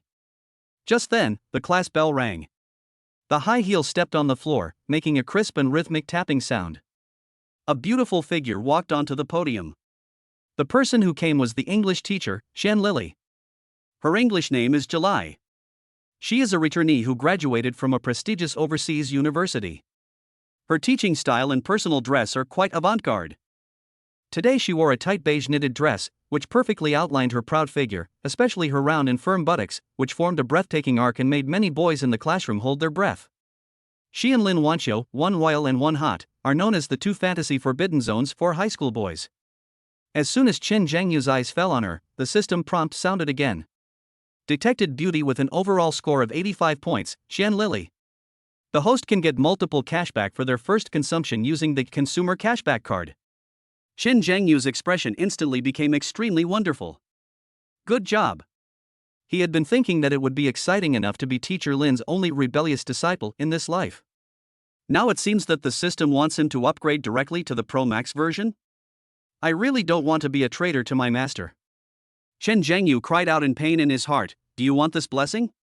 Shen Lily had no idea that a certain student was having a mental struggle. She adjusted her rimless glasses and spoke in a pure London accent. Okay, class. Today, we're going to review a very important grammar point, the subjunctive mood. Let's look at this sentence on the screen. Translation: Okay, students. Today we're going to review a very important grammar point, the subjunctive mood. Let's look at this sentence on the screen. She pointed to a line of words on the projection. If I had known her true nature, I would not have wasted so much time. Translation: if I knew her true face, I wouldn't have wasted so much time. This is a subjunctive statement about a past situation. The subordinate clause uses had done, and the main clause uses would have done. Now, who can use this sentence structure and give another example? The classroom was quiet. This grammar point is the key and difficult point in senior high school English, and many students are confused about it. Just as Chen Lili was about to call the roll, Chen Zhengyu raised his hand calmly. Chen Zhengyu, come here. Chen Lili was a little surprised. Chen Zhengyu stood up, his voice clear and confident. If I had studied harder, I would have been admitted to Tsinghua University. If I had studied harder, I would have been admitted to Tsinghua University. His pronunciation is standard and his tone is natural. He doesn't sound like an ordinary high school student at all. Chen Lili's eyes lit up and she nodded with satisfaction. Very good. A perfect example. Chen Zhengyu didn't sit down. Instead, he continued, Teacher, I'd like to add one more thing about this sentence structure. In spoken English, for simplicity, we sometimes omit if and put it forward, like, had I studied harder. If I study harder. The meaning is exactly the same, but it sounds more authentic. This move stunned Chen Lili. She looked at Chen Zhengyu in surprise. This was beyond the scope of what an ordinary high school student should master. Excellent. Exactly. She exclaimed, Student Chen Zhengyu's supplementary comments were excellent. We should all learn from him. Halfway through the class, Chen Lili began to explain reading comprehension. She directly projected an excerpt from The Economist, a commentary article on the impact of globalization on developing countries. As soon as the article came out, the classroom was filled with grief. The screen is full of new words and clauses that look like trains, which makes people's scalp tingle. Okay, are there any students willing to be a simulated teacher and lead everyone in analyzing this article? Chen Lili looked around the class with a challenging smile. There was deathly silence in the classroom. Even the English class representative lowered his head and pretended to read. Wang Ruyan's English grades have always been good, but at this moment, she was looking at the article with a frown. The difficulty of this article was close to the level of college English test band 6, and she was not sure at all. Hee, let's see who dares to go up and embarrass himself. Yang Shaoxian whispered gloatingly beside him. A sneer appeared on Wang Ruyan's lips. She wanted to see who else dared to take the limelight today. Just when Chen Lili was feeling a little disappointed and was about to explain herself, that familiar hand was raised again. Teacher, let me give it a try. Chen Zhengyu's voice was not loud, but it was like a thunderclap, exploding in the quiet classroom. Oh my God. He's here again? Is he crazy? It's not enough to pretend to be a math genius in the morning, but he wants to pretend to be an English genius in the afternoon? I don't recognize at least half of the words in this article. It's good enough if he can read it fluently. Just wait and see the joke, he's definitely going to fail this time. Even Jesus can't save him. Exactly, who does he think he is? An omniscient and omnipotent God? It's hilarious. Wang Ruyan and Yang Shaoqian looked at each other and saw the undisguised sarcasm and expectation in each other's eyes. Keep pretending. Wang Ruyan thought viciously in her heart, I wonder what your expression will be when the teacher criticizes you. Under the gaze of the whole class, Chen Zhengyu walked up to the podium calmly. Chen Lili handed him the laser pen with a look of scrutiny and curiosity in her eyes. At the moment of handover, Chen Zhengyu's fingers accidentally brushed across the back of Chen Lili's warm hand. Soft, smooth, and a little warm. So soft, so comfortable. Chen Zhengyu said in his heart. Chen Lili's hand shrank as if she had been electrocuted, and a barely perceptible blush flashed across her cheeks. She looked up at Chen Zhengyu, but found that his expression was extremely serious, his eyes were clear, and he was looking at the projection screen intently, as if he was not aware of the accident just now. Am I overthinking it? Chen Lili shook her head and suppressed the strange feeling. Chen Zhengyu held a laser pointer in his hand, turned to face the whole class, with a look of confidence that he was in control of the whole situation. Instead of starting to translate directly, he circled the title and first paragraph of the article with a laser pointer. Students, when doing reading comprehension on academic articles like this, our first priority is to identify the central argument. The title and first paragraph clearly tell us the author's core point: globalization is a double-edged sword. His voice was steady and powerful, his thoughts were shockingly clear. Next, let's look at the second paragraph. There's an unfamiliar word here, ubiquitous. This word may seem complicated, but if we break it down, ubi is a Latin root meaning where, and us is an adjective suffix, so it means ubiquitous. The author uses this word to describe the influence of globalization in today's world. As he spoke, he explained the roots and affixes at will, and was even able to draw inferences about other situations by analogy. Look at the non-restrictive attributive clause in this sentence, which, in turn, exacerbates the wealth gap. Exacerbate here means to exacerbate. The entire clause serves to supplement the negative impact mentioned earlier, namely, the exacerbation of the wealth gap. His explanation was detailed and progressed from the basics to the complex. Those long and difficult sentences that seem like incomprehensible books to students were easily broken down by him like a butcher cutting up an ox, becoming clear and easy to understand. The most terrifying thing is that he spoke without a script the entire time, with a fluent and authentic American accent that sounded even more pleasant than the lines in English movies. The whole classroom was silent. Everyone was stunned by his personal show, which could be described as a dimensionality reduction attack. The sneer on Wang Ruiyan's face had long since frozen, replaced by a pale expression. Qian Lili stood aside, her fingers holding the podium slightly tightened, her eyes changed from initial curiosity to intense shock, and finally, to an incredible ecstasy. How can this be a student? This is simply an experienced and gold medal lecturer. At this moment, a sharp and discordant voice suddenly sounded from the back of the classroom. He must have guessed it. He made it up. A boy stood up with a look of dissatisfaction on his face and shouted loudly. Teacher, please correct him. Don't let him act like a ghost here. Chapter 9, Show your prowess in the English classroom and your wealth will soar. Chen Zhengyu was interrupted and frowned slightly. Before he could open his mouth, a clear and sharp voice sounded from beside the podium. Zhang San, please sit down. Qian Lili crossed her arms and glanced coldly at the boy who had stood up. I haven't asked you to stand up and answer the question yet. Please obey the classroom rules. Her voice was not loud, but her unquestionable aura instantly intimidated the boy named Zhang San. Zhang San's neck shrank, and he had to sit down reluctantly, still muttering to himself, with a look of dissatisfaction on his face. Qian Lili's eyes swept across the faces of the whole class. Finally, she took a deep breath and spoke in an extremely solemn tone. There is absolutely no problem with Chen Zhengyu's explanation.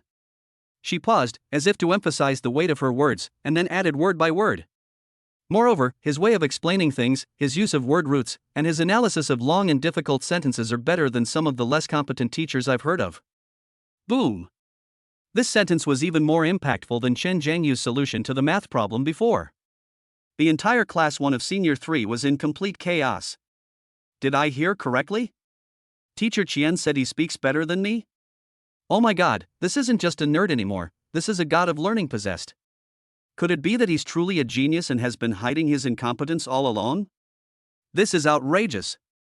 He crushes Gu Changda in math and average frontline teachers in English. Is this still the Chen Zhengyu we know? 666, Brother Yu's move was so powerful it hit the atmosphere. Wang Ruiyan must be regretting it now, right? Don't be so mean, what's Brother Yu? It's obviously Yushun. From today on, I am Yushun's #1 fan. The boy named Zhang San's face instantly changed from unconvinced to pale, and finally turned the color of liver. He actually can do it. He speaks so well. I shouldn't have provoked this evil star. He regretted it so much that he wanted to find a hole in the ground to crawl into. The classmate next to him couldn't stand his behavior and nudged him with his elbow, whispering sarcastically, Brother Yu is no longer Wang Ruiyan's bootlicker.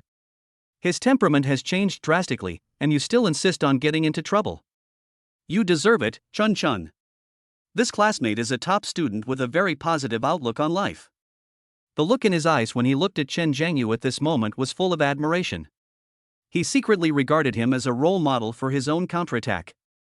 Wang Ruiyan sat in her seat, listening to the discussions around her and looking at the confident, calm, and brilliant figure on the podium. Finally, a crack appeared in her inner defenses. When did he become so outstanding? Could it be, is it really something I did wrong? As soon as this thought came to mind, it was replaced by an even stronger feeling of jealousy and shame. No. Even if you become a better person, you can't treat me like that. Why do you call me dirty in front of the whole class? Yang Xiaoqian noticed Wang Ruiyan's ugly expression and immediately leaned over to her ear, habitually trying to belittle Chen Zhengyu. Ruiyan, don't be angry, he is. But after saying that's it for a long time, she couldn't think of any words to slander him. The facts are before us, and any pale excuse will only make you look like a clown. All right. Qian Lili spoke up, stopping the increasingly heated discussion in the class. It's still class time, be quiet. She turned to Qin Zhengyu, her eyes filled with appreciation and encouragement. Let's continue listening to Qin Zhengyu finish explaining the rest. After hearing this, Qin Zhengyu was too lazy to bother with Zhang San's problem anymore. Wasting time with a clown is narrow-minded. He picked up the laser pointer and continued explaining.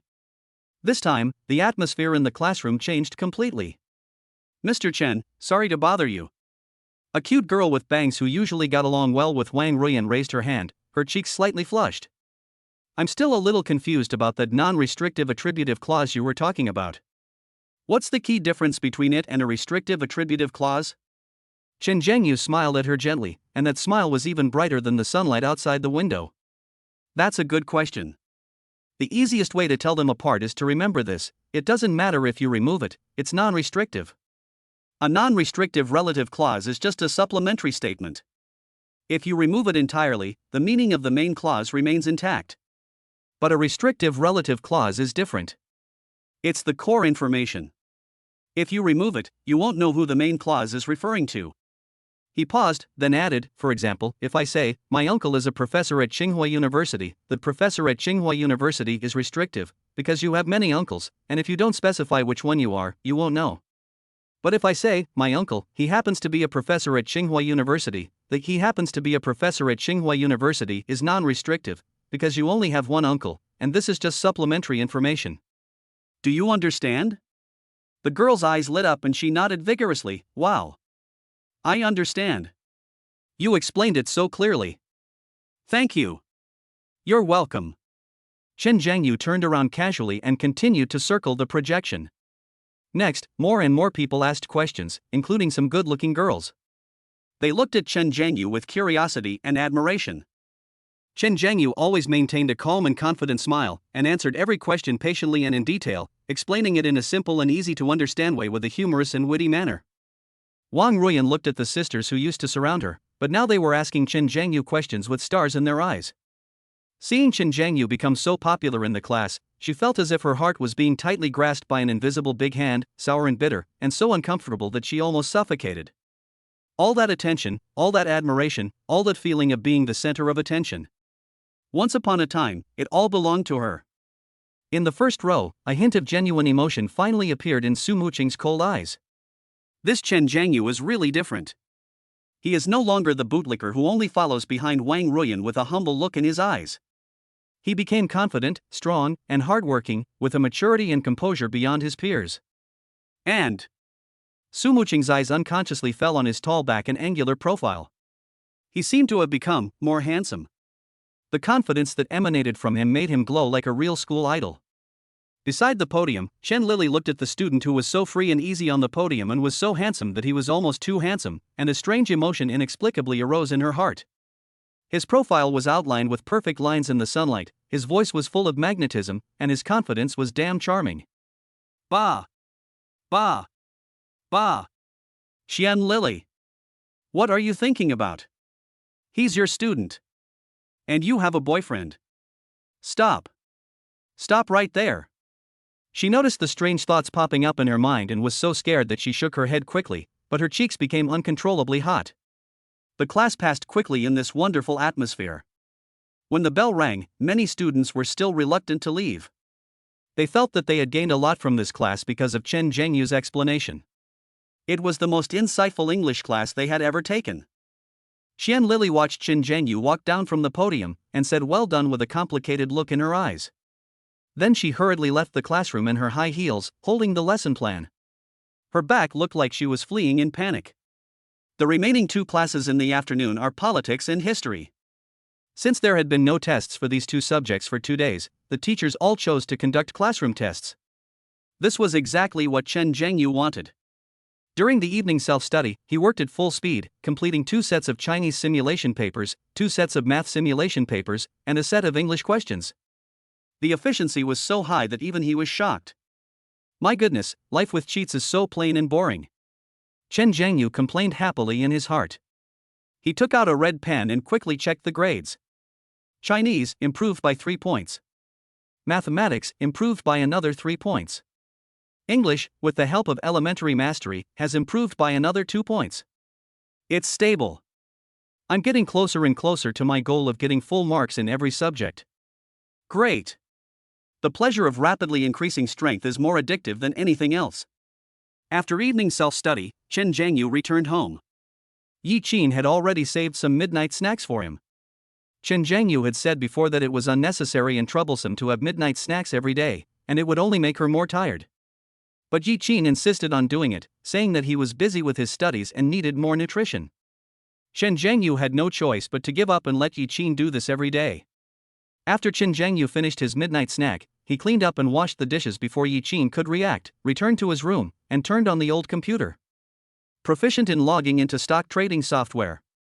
When he saw the share price of Jinluan Manufacturing, his pupils suddenly shrank. The green number in the column of holding income has turned into a shocking one. Plus 120%. The original capital of 100,000 more than doubled in just one day. Even crazier than he expected. Chen Zhengyu's breathing suddenly became rapid. Chapter 10, hang up the head teacher's phone, and then take control of the queen. 220,000. This is just the cash in the account. Including the 500,000 consumption refund card rewarded by the system, which he hadn't even warmed up to yet, his total assets now reached a staggering 720,000. 720,000. For an ordinary family in 2014, this was definitely a huge sum of money. And all this happened not long after he was reborn. Chen Zhengyu suppressed his inner ecstasy and forced himself to calm down. He remembered the consumption rebate card and a bold idea came to his mind. Can the money in this card also be invested in the stock market and make it snowball? System, can I use the money on my spending rebate card to invest in stocks? Chen Zhengyu muttered to himself. Ding! The host can use the money in the consumption refund card for any purpose. The system's voice was as cold as ever, but it added another sentence. Warm tip, using your funds to purchase beautiful women who meet the rating requirements 85 points and above can trigger multiple cashbacks, making this the investment with the highest return at this stage. The corners of Chen Zhengyu's mouth twitched. Wow, this system really does talk about more children, more blessings every other sentence. But what the system said was indeed true. There are risks in stock trading.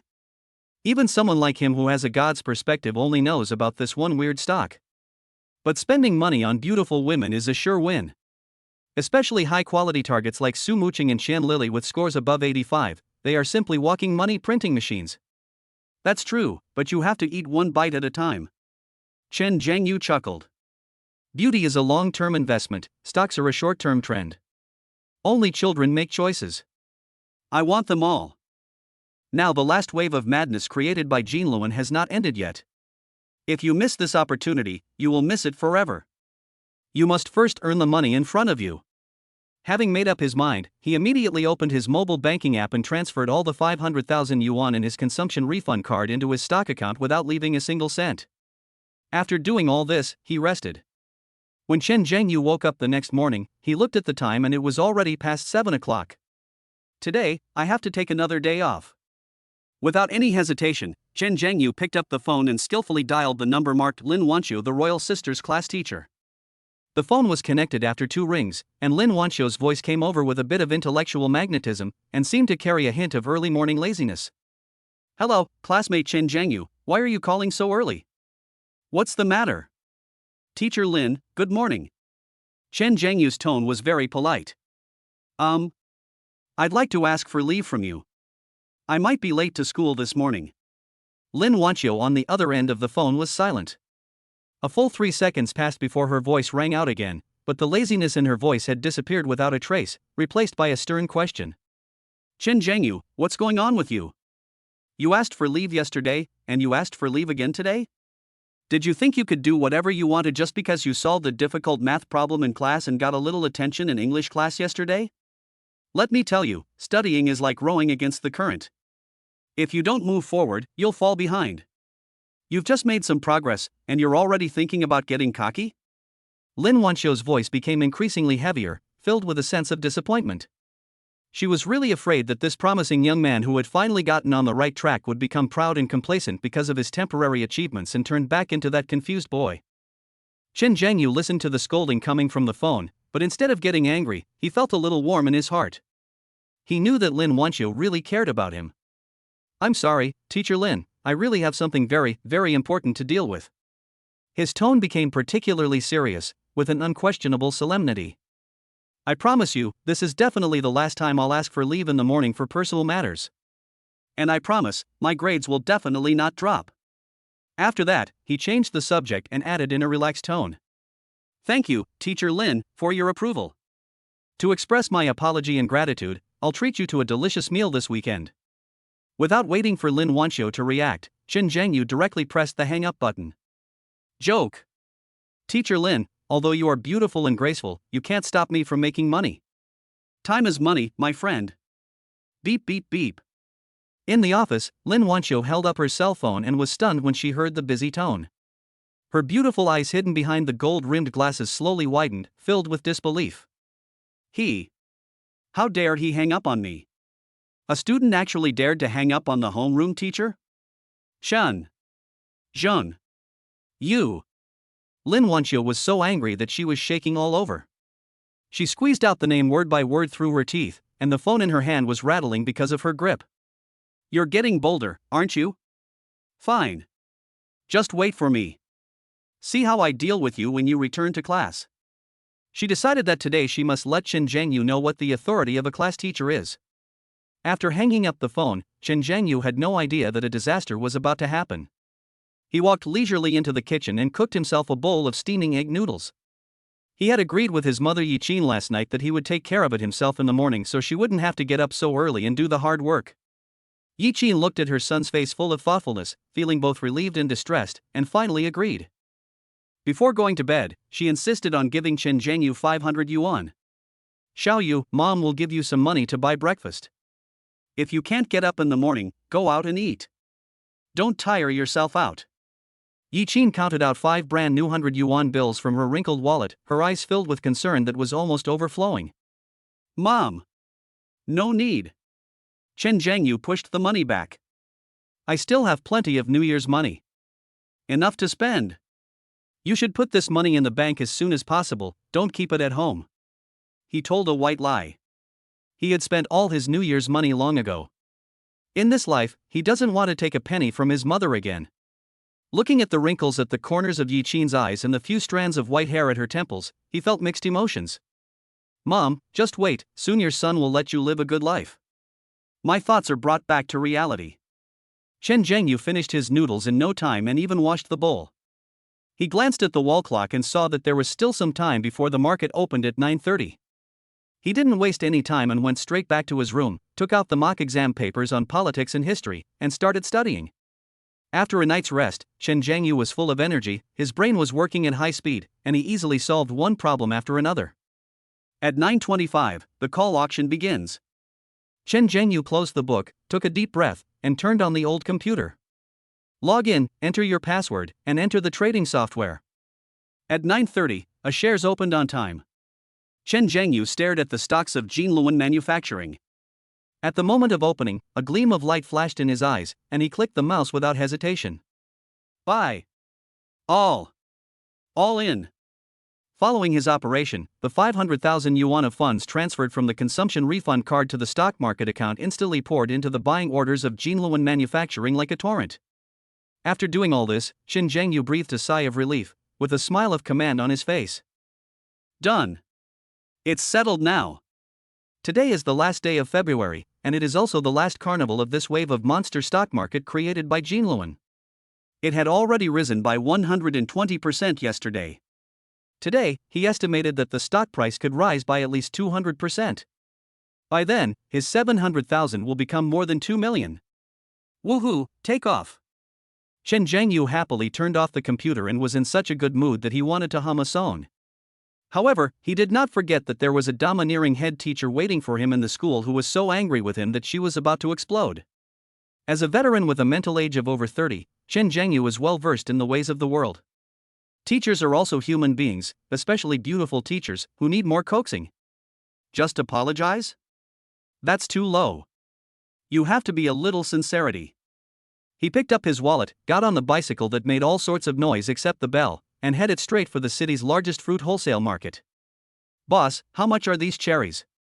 Handsome boy, JJJ grade, flown in from Chile, 70 yuan a pound, no bargaining. Okay, give me 3 pounds. What about mangosteen? Mangosteen is 30 yuan a pound. 3 pounds too. Chen Zhengyu waved his hand heroically without blinking. The boss was stunned and quickly weighed and packed the food for him. 300 yuan, gone in an instant. He spent all the pocket money he had left. Looking at the purple-red cherries and fresh, plump mangosteens in the bag, Chen Zhengyu nodded with satisfaction. Sometimes it's that easy to deal with an angry woman. Especially for a queen like Lin Wanxiu who is tough on the outside but soft on the inside, it is useless to reason with her, but if you put the things she likes directly in front of her, her anger will immediately subside by half. Why do you think he knew that Lin Wanxiu liked to eat these fruits? All of this comes from memories of past lives. In her previous life, a boy found out all about Lin Wanxiu's hobbies, so all the classmates knew that Lin Wanxiu liked to eat these fruits. Carrying these 2 bags of valuable weapons of peace, Chen Zhengyu raised a confident arc at the corner of his mouth and walked towards the battlefield of Class 1, Grade 3. The anger of the Queen class teacher? A small scene. Look at how I use my financial power, no, it's my sincerity, to make everything clear for you. Chapter 11, The First Step to Rebel Against the Master. A hero saves the beauty? Turning the corner, he ran into the school beauty surrounded. Senior high school teaching building, teacher's office. Chen Zhengyu did not go back to class directly. Instead, he carried the 2 bags of peace weapons and walked to the door of Lin Wanxiu's office with ease. He already knew the schedule by heart. This class was geography, so Lin Wanxiu must be in the office. If you want to deal with a woman who's already angry, you can't give her the opportunity to vent her anger in public. You have to strike first, using sugar-coated bullets to precisely detonate her anger before it explodes. The office door was ajar. Chen Zhengyu looked in through the crack and his heart skipped a beat. Lin Wanxiu was the only one in the office at the moment. She was facing the door sideways, leaning over her desk to correct homework. A fitted teacher's dress perfectly outlined her mature and voluptuous curves. From Chen Zhengyu's perspective, the curvaceous curves, slender waist, and long legs extending from the hem of the skirt formed a breathtakingly beautiful picture. Hiss. The teacher's figure is simply foul level. Chen Zhengyu couldn't help swallowing and felt a little dry in the mouth. Ding! A beauty with an overall score of 86 has been detected, Lin Wanxiu. The host's first use of the consumer cashback card for consumption will trigger multiple cashbacks. Please keep up the good work. The system's prompt sounded at the right time, as if stamping and authenticating Chen Zhengyu. Okay, the system has spoken, this score is definitely top-notch. Ahem. Chen Zhengyu suppressed the inappropriate restlessness in his heart, straightened his collar, and his face instantly changed to a sunny and slightly guilty expression. He raised his hand and knocked lightly on the door. Knock, knock. Teacher Lin, can I come in? The clear voice was neither too loud nor too soft, just enough for the people inside to hear. Lin Wanxiu, who was correcting homework, looked up when she heard the voice. When she saw that the person standing at the door was the student who had the audacity to hang up her phone, her pretty eyebrows instantly frowned, and a hint of surprise and anger flashed in her eyes under the gold-rimmed glasses. Chen Zhengyu? You still remember to come back? Why are you coming to me instead of going back to class? Having said that, she put down the red pen in her hand and pointed inside. Come in first. She wanted to see what tricks this kid was trying to play. Okay. After getting permission, Chen Zhengyu immediately strode in carrying 2 large bags of fruit. As he approached, a fresh fruity aroma mixed with the pleasant smell of sunshine on the boy's body hit her face, and Lin Wanxiu's anger was inexplicably weakened by 3 points. Teacher Lin. I'm sorry. I was wrong this morning. I shouldn't have hung up on you. Chen Zhengyu immediately adopted a sincere attitude, a perfectly apologetic expression plastered across his handsome face. I came here specifically to apologize to you. As he said that, he placed the 2 large bags of fruit in his hands on Lin Wanxiu's desk with a bang. The heavy sound shows their considerable weight. I heard from my classmates that you like cherries and mangosteens the most, so I went to the best fruit market in the city and picked out the freshest ones for you. Before Lin Wanxiu could react, Chen Zhengyu had already opened the package, revealing the plump and large cherries inside, which were purple-red. Then, under Lin Wanqiu's increasingly surprised gaze, he skillfully picked up a handful of cherries, walked to the sink at the office door, rinsed them carefully, dried them with a paper towel, put them in a spare lunchbox, and handed it to Lin Wanqiu with both hands. "Teacher Lin, I've washed it. Please try it and see if it's sweet." Lin Wanqiu was completely stunned. She looked at the box of juicy, bright-colored cherries in front of her, then looked up at the boy in front of her with a sincere smile and clear eyes. Where was the trace of his former humility and timidity on that handsome face? Instead, there was a calmness and ease that even she felt unfamiliar with. The scolding words that he had drafted countless times in his mind seemed to be blocked by something, and he couldn't say a single word. The anger I felt when I was hung up on this morning had long since disappeared. This kid. You are quite good at handling things. Besides, how did he know that I like to eat these? Lin Wanqiu felt a strong curiosity in her heart. She found that her understanding of this student seemed to be still very superficial. "Okay, since you're so sincere, I'll forgive you this time." Lin Wanqiu finally showed a rare smile on her face. That smile was like the melting of ice and snow, making the whole office 3 times brighter. She stretched out her slender white fingers, picked up a cherry from the lunchbox, and put it gracefully into her rosy mouth. It's really good, very fresh and sweet enough." She nodded with satisfaction, and the last bit of awkwardness in her heart disappeared. However, she still remembered her duty as a teacher. As she ate, she frowned and warned in her usual tone, "Chen Zhangyu, I still need to make it clear to you. You're in your 3rd year of high school, the most critical period of your life. Nothing can compare to studying. You must focus all your energy on studying, understand? This won't happen again. This is the last time." "I understand, Teacher Lin, I promise." Chen Zhangyu agreed quickly, but he was complaining madly in his heart. Teacher, your close-range lethality is too great." An 18-year-old body and a 30-year-old soul were fighting madly inside him at this moment. Tell him rationally that this is a teacher and he should respect him. But the body's instinct is clamoring, "Damn hormones." If he stayed any longer, he was afraid that he would not be able to control himself and say something vicious. Mr. Lin, please take your time eating. If there's nothing else, I'll go back to the classroom and teach."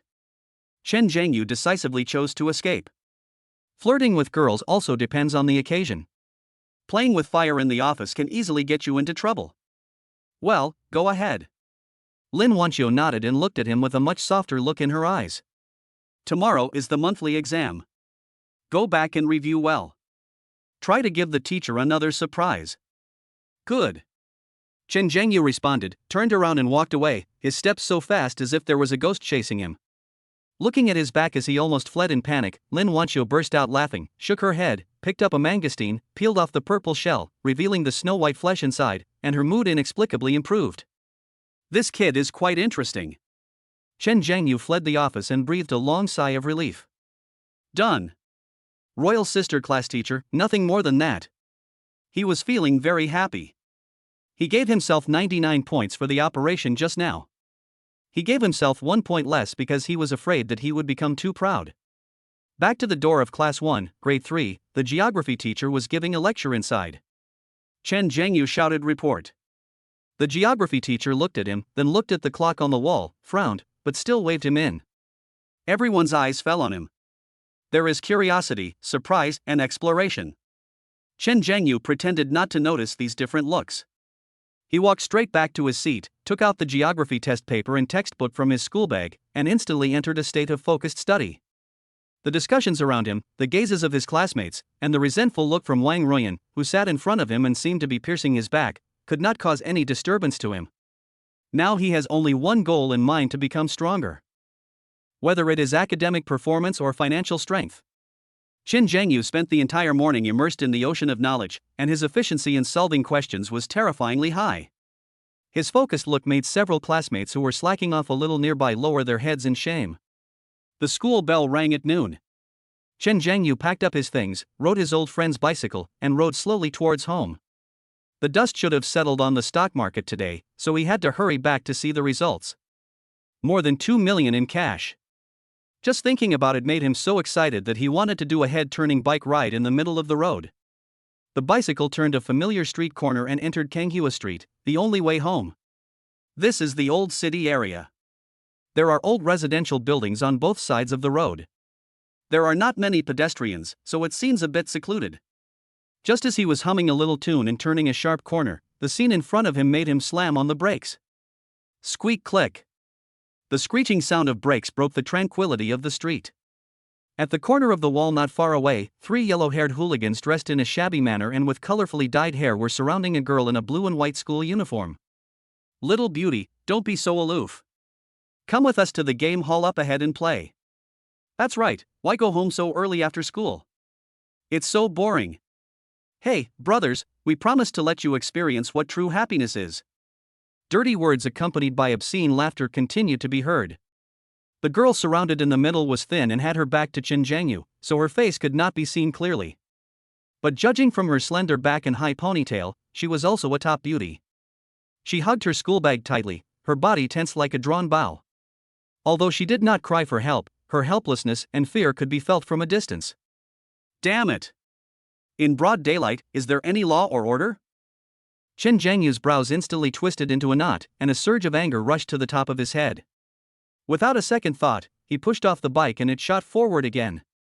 However, the moment he approached, one of the yellow-haired boys reached out impatiently and tried to grab the girl's arm. The girl screamed and took a step back. She turned her body and her exquisite face, which was now full of panic and stubbornness, instantly came into Chen Zhengyu's sight. Her skin was fair and translucent, and there was not a single flaw in her facial features, especially her clear and distant eyes, which were now slightly red with anger and fear. Chen Zhengyu's pupils suddenly shrank. It's her. Su Muqing, the cold school beauty from Class 1, Grade 3. Chapter 12. A shocking moment. Getting close to the icy school beauty. A cold temperament is ultimately a fragile disguise in the face of absolute fear. Su Muqing hugged her schoolbag tightly, her knuckles turned white from the force, and her body trembled slightly uncontrollably. She regretted it. If I had known earlier, I would have listened to my parents and asked them to drive over to pick me up. In order to pursue that so-called independence and freedom, she insisted on riding her bike home by herself this semester. But she never expected that those dirty things that she had only seen in the news and social pages would actually happen to her. There were other students passing by just now. She had also tried to call for help with her eyes and weak voice, but after seeing the ferocious and threatening looks from the 3 yellow-haired boys, the classmates acted as if they had seen a ghost, lowered their heads and quickly slipped away. The indifference of human nature is fully demonstrated at this moment. Let me go. Su Muqing forced herself to calm down. Her voice trembled slightly, but she still maintained her stubbornness. My dad works in the city. If anything happens to me, you will definitely be in big trouble. She could only bring up her family background, hoping that this last barrier would make the other party hesitate. Sure enough, after hearing this, the 3 yellow-haired men paused. A yellow-haired man who looked younger than him had a look of hesitation on his face. Boss, if what she said is true, this is not going to be easy. What are you afraid of? The yellow-haired leader, with a shallow scar on his face, spat, the lust in his eyes overpowering his rationality. This girl must be trying to scare us. You think you're the son of an official? You're everywhere. At this moment, he was already overwhelmed by desire, with sperm in his head, so he didn't care about anything else. That's right. The other tall, skinny, yellow-haired guy was immediately emboldened and chuckled. All those girls we played with before, which one didn't scare us? In the end, they all behaved well and nothing happened. The scarred, yellow-haired man's eyes swept over Su Muqing's exquisitely slender body unscrupulously, his Adam's apple rolling, and look at this girl. TSK, she's more voluptuous than anything we've touched before. If we miss this, we'll regret it for the rest of our lives. That's settled then. We haven't had sex in ages. We have to have a good time today. In just a few words, they reached a dirty consensus.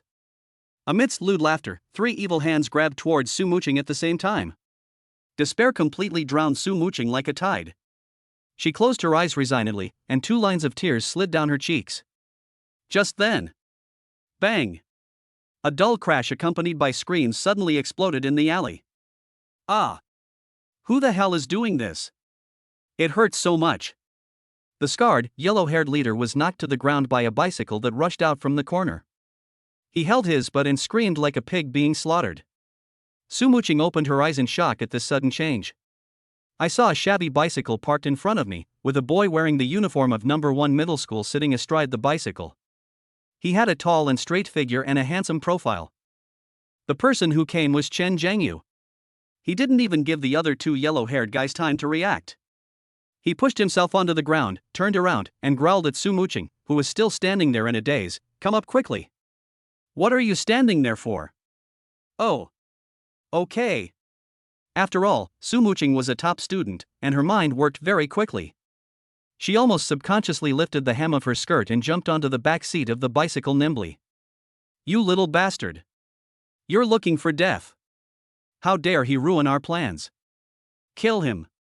The other two yellow-haired guys finally reacted and chased after them with roars, not even paying attention to the boss on the ground.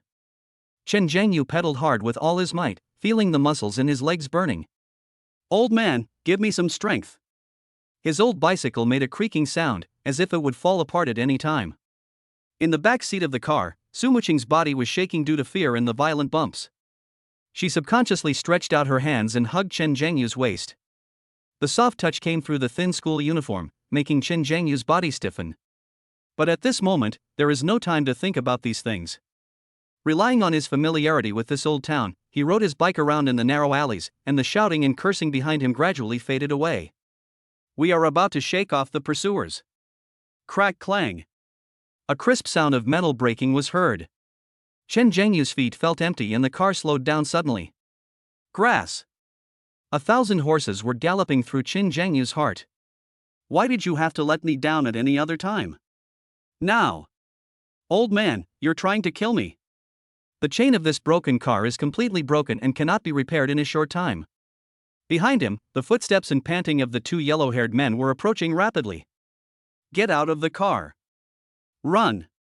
Chen Zhengyu made a prompt decision, jumped out of the car, threw away the hero, and grabbed the wrist of Su Muqing, who had just gotten out of the car. Follow me. His body, hollowed out by textbooks, would have a hard time beating even one, let alone three. Running away was the only way to survive. The warm and strong touch on her wrist made Su Muqing's body resist instinctively. But when she turned around and saw the two ferocious faces getting closer and closer, all her reserve and discomfort disappeared in an instant. It is 1,000 times better to run away hand in hand with a handsome boy from the same school than to be caught and raped by those three thugs. She stopped struggling and let Chen Zhengyu pull her and run wildly in the intricate alleys. The wind whistled in their ears, and both of their hearts beat like drums. However, girls' physical strength is ultimately a shortcoming. Not long after running, Chen Zhengyu felt the pulling force from behind him getting stronger and stronger. Su Muqing's steps began to stagger, and her breathing became rapid and painful. I can't do it anymore. I can't run anymore. If this continues, it's only a matter of time before the two of them are caught up. Chen Zhengyu pulled her and continued running while quickly scanning the surrounding environment. Suddenly, his eyes locked onto the right corner of the wall. It was a gap between two old residential buildings, less than half a meter wide. The entrance was mostly blocked by an abandoned, dilapidated wardrobe and a pile of miscellaneous items, covered with dark green vines. If you don't look carefully, you won't notice that there is a small space at the back. This is it. Chen Zhengyu's heart suddenly hardened. He suddenly pulled Su Muqing over and whispered, "This way." He took her, made a sharp turn, and slipped into the gap behind the broken wardrobe like lightning. The space is even narrower than I imagined. As soon as the two entered, they had to face each other and press tightly together. Don't move. Don't make any noise. Chen Zhengyu placed his index finger to his lips, lowered his voice, and his warm breath sprayed directly on Su Muqing's cheek. The two bodies were squeezed almost perfectly together. Through two thin layers of school uniform fabric, Chen Zhengyu could clearly feel the amazing softness and elasticity of the girl's chest, as well as her unique fragrance, a mixture of shampoo and light body odor, which kept entering his nostrils. This feeling is so great. Su Muqing froze. She could feel the boy's solid chest, hear his strong heartbeat, and even feel his breath on her face. She has lived for 17 years, always reserved and aloof. Not to mention being so close to a boy, even her hand has never been held by a man except just now. Boom! Suddenly. Her pretty face instantly turned red like a ripe peach, and the blush spread from her cheeks to her fair neck and delicate ears. She was so ashamed and angry that she wanted to push the other person away, but her reason told her that she must not move now. She could only close her eyes tightly, and her long eyelashes trembled restlessly like butterfly wings. Chen Zhengyu looked at the beautiful face so close to him, and his heart was also shaken. The icy school beauty with a red face and closed eyes has a thrilling and broken beauty, and her lethality has increased exponentially. As expected of a top beauty with a score of 86, who can resist her? He admired it in his heart, but his nerves were extremely tense and he didn't dare to make a sound. Because, outside the alley, the footsteps and shouting of the two yellow-haired men were getting closer and closer. Where's that person? Damn it! How could he disappear in the blink of an eye? That kid is as slippery as a loach. He must be hiding nearby. A yellow-haired man's voice sounded a few meters away, carrying a strong sense of hostility. Go look for it in the alley on the right. Look to the left. I'll go block the way out front. If I catch that guy, I'll break his legs. And that girl, today I'm going to let her know what it means to be unable to live or die. The vicious words came through clearly in the gap. Su Muqing's body trembled even more violently, and she subconsciously shrank into Chen Zhengyu's arms again. Footsteps, pacing back and forth outside. One went to the left. The other one, however, stopped near the alley where they were hiding and seemed to be looking around. At this moment, time seems to be slowed down infinitely. In the gap, the breathing and heartbeats of the two young boys and girls were suppressed to the extreme. Outside the cracks are dangerous villains who may discover them at any time. If only that yellow-haired guy took 2 more steps forward and took a look behind this broken wardrobe. The consequences are unimaginable. Chapter 13, Close Up. The icy school beauty is being taken advantage of. It was eerily quiet in the narrow gap. Chen Zhengyu and Su Muqing were almost chest to chest and face to face. The air was filled with the smell of mothballs from the old wardrobe, the dust from the walls, and the refreshing scent of shampoo from the girl's hair. Neither of them dared to breathe. After a long while, the footsteps outside the alley seemed to gradually fade away. Just as Su Muqing's tense body was about to relax, a warm big hand gently pressed on her back, stopping her movement. Then, a warm and moist breath blew almost against her snow-white and sensitive earlobe. Wait a little longer. Chen Zhengyu's voice was very low, with an unquestionable calmness. Be careful, they might come back and attack us. Boom! Su Muqing felt her mind go blank in an instant. The strong smell of male hormones, mixed with the hot air he exhaled when he spoke, was like an electric current, instantly running through her limbs and bones. Her cheeks turned from pink to a hot crimson at a speed visible to the naked eye. The little deer in her heart was about to burst through her ribcage. She squeezed out a mosquito-like humming response from her throat, and her whole body froze there, not daring to move. The two of them continued to maintain this extremely ambiguous posture. Really? As Chen Zhengyu expected, in less than a minute, the cursing footsteps of the 3 thugs came closer again from afar and returned to the alley where they were hiding. Su Muqing's heart instantly rose to her throat. She felt a surge of fear and deep gratitude towards Chen Zhengyu. Fortunately, I listened to him. If I had rushed out rashly just now, I would have been caught by those 3 beasts by now. All their efforts just now were in vain. Boss! There's no one in the alley on the right. I didn't see it from this side either. Damn, it runs so fast. Fuck. This brat, don't let me meet him near the school next time. Otherwise I will break his legs. The voice of the scarred and yellow-haired man was full of violence, and it was obvious that he was still angry. That girl is so pretty, what a pity. Another voice said with regret. What a shame. The scarred boss spat. Take that girl's bike and that guy's junked phoenix. Take them all away. Sell them at the scrapyard. Even a mosquito leg is still neat. Puff. Chen Zhengyu, who was hiding behind the wardrobe, almost couldn't help laughing out loud. He was complaining madly in his mind. Really? Sir?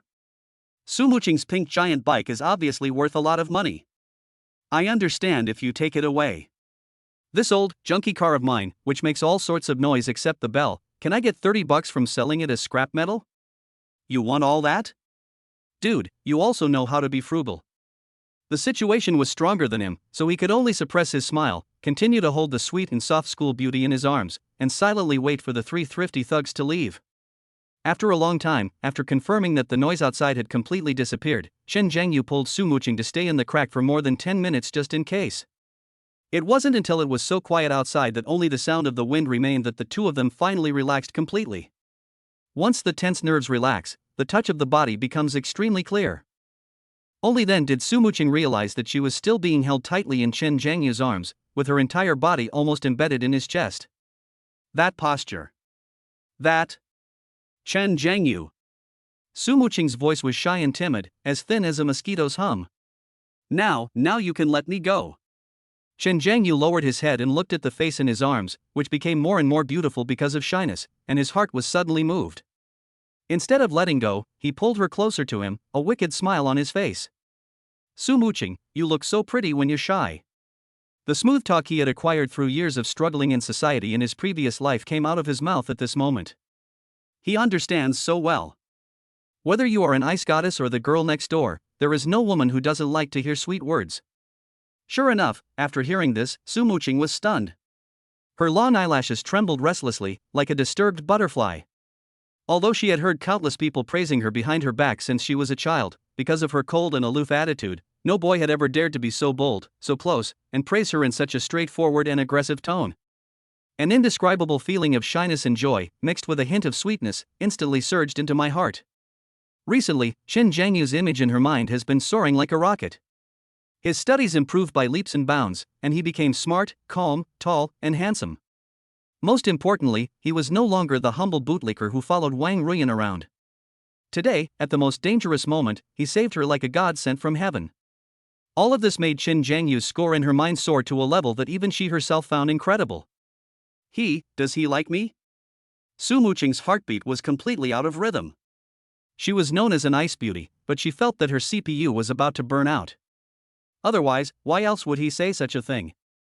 Su Muqing, who had no experience in love, had countless scenes from idol dramas flashing through her mind.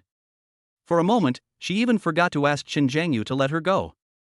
It took her a long time to struggle out of her chaotic thoughts. You. She was about to say something, but found that she didn't dare to look up at his eyes. You'd better, let me go first. Su Muqing's face was so red that it was about to bleed, and she buried her head deeply. Okay. Chen Jiangyu chuckled and began to press his case. Promise me one thing first, and I'll let you go immediately. He could feel that although Su Muqing was shy, she did not really resist. This means that she definitely has a good impression of me. It was worth it to be a hero and save the beauty today. It was worth it for me to risk my life for the gentleman, and I also scrapped an old friend in the process. Chen Jiangyu thought happily in his heart. He's not going to make any excessive demands, is he? Su Muqing's mind began to wander again. Oh, Su Muqing. How could you think of him like that? He's your savior. Two little men were fighting madly in her mind. She bit her lower lip and asked cautiously, what's the matter first? Look, Chen Jiangyu said with a matter-of-fact smile on his face. Today, I saved you. I didn't get hurt, but my car was wrecked.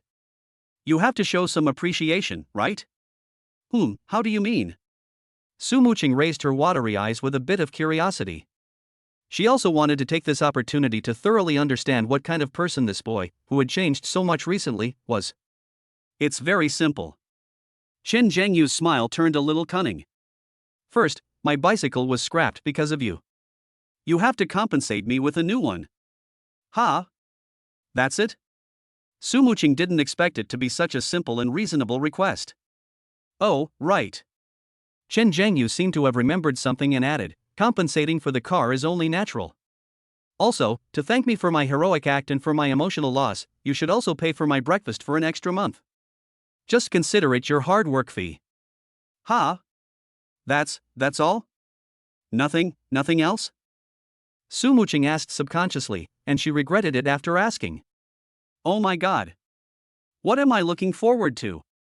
Am I really that unattractive?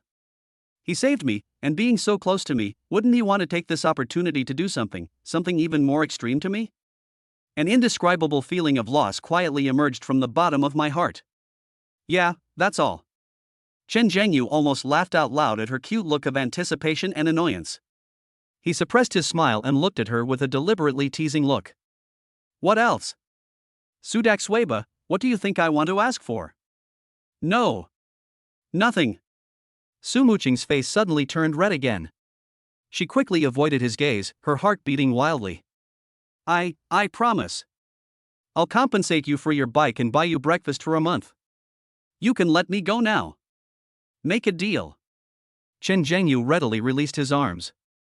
When the soft and elastic body left his arms, he actually felt his body sending out a strong signal of nostalgia. But what he didn't know was, The moment he let go of her hand, Su Muqing also felt empty in her heart. In order to prevent those thugs from coming back, Chen Zhengyu gentlemanly offered to send Su Muqing home. The two walked home one after the other, no one spoke, and the atmosphere was a little subtle. Su Muqing didn't stop until she reached the gate of a luxurious residential complex called Jinqiu Jiangnan. Chen Zhengyu knew that this community was one of the top 3 wealthy areas in Gaohai City. It seems that the family background of this icy school beauty is even more profound than he imagined. Thank you, Chen Zhengyu, I'm home. Su Muqing stood at the gate of the community and looked back at him. The street lights stretched her shadow long. There was still a blush on her face and her eyes were a little evasive, but she still mustered up the courage to wave to him. Then I'll go up first. You be careful on the road. After saying that, she turned around and walked quickly into the community, as if she was afraid that Chen Zhengyu would say something else that would make her heart beat faster. Chen Zhengyu looked at her back, which seemed a little panicky, and the smile on his lips became more and more intense. Iceberg school beauty? Get it right. At this moment, the system's cold prompt sound rang in his mind. Ding! Detected that the favorability of capture target Su Muqing has increased significantly. Current favorability, 56 friendship and above. Congratulations to the host for completing the hidden mission Hero Saves the Beauty and unlocking the primary reward, Primary Combat Mastery. Warm tip, when your favorability reaches 60, I'm in love with you, you can unlock the first stage of generous rewards. Please keep up the good work. Chapter 14, the school beauty takes the initiative to invite the gold digger, and her defenses are immediately broken. A faint warmth, mixed with the sense of power brought by the mastery of elementary combat, slowly flows through every part of his body. Chen Zhengyu just felt relaxed all over, and his spirit became much more excited. Although the hero saving the damsel in distress is quite cliché, he made a lot of money. Not only did he control the icy school beauty, but he also got a rare skill for free. This wave of operations is simply a win. When I got home, it was already past 1 in the afternoon. In the small barber shop, Mother Yiqin was busy washing a customer's hair and didn't even have time to look up. Seeing Chen Zhengyu coming back, she just hurriedly reminded him, the rice is warming in the pot, go eat quickly, and then go back to your room and take a nap, so that you will have enough energy for class in the afternoon. After saying that, she buried herself in her work again. Chen Zhengyu felt a little warm in his heart, but also a little sad. He finished his meal quickly, washed the dishes neatly, and then returned to his small bedroom.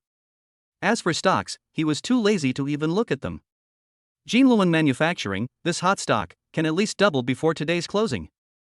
He still has this confidence. In contrast, getting enough rest to cope with the high-intensity study in the afternoon is the top priority right now. As soon as he touched the pillow, Chen Zhengyu fell asleep almost instantly. Half an hour later, his biological clock woke him up from his deep sleep on time. He sat up suddenly, feeling refreshed.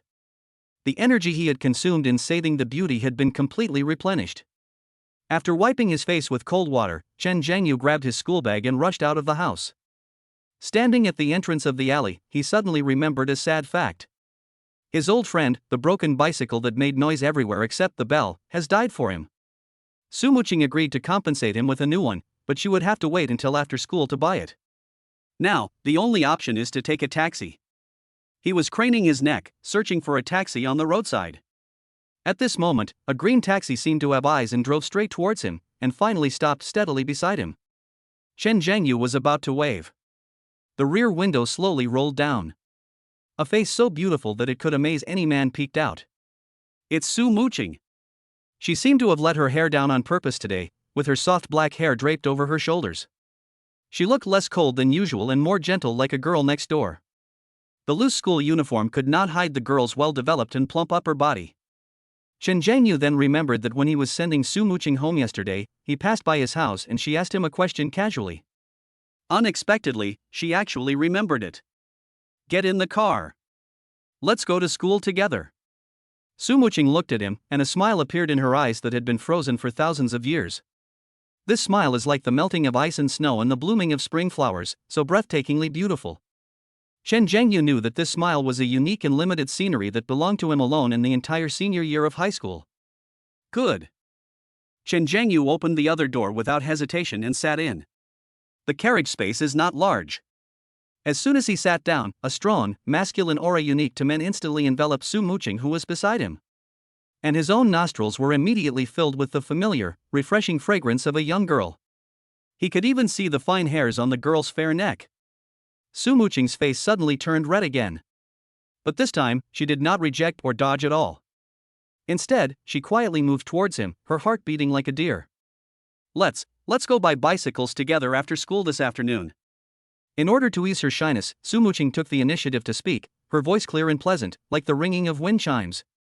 "Well, it's quite inconvenient without a bicycle," Chen Zhengyu replied with a smile, a hint of teasing in his eyes.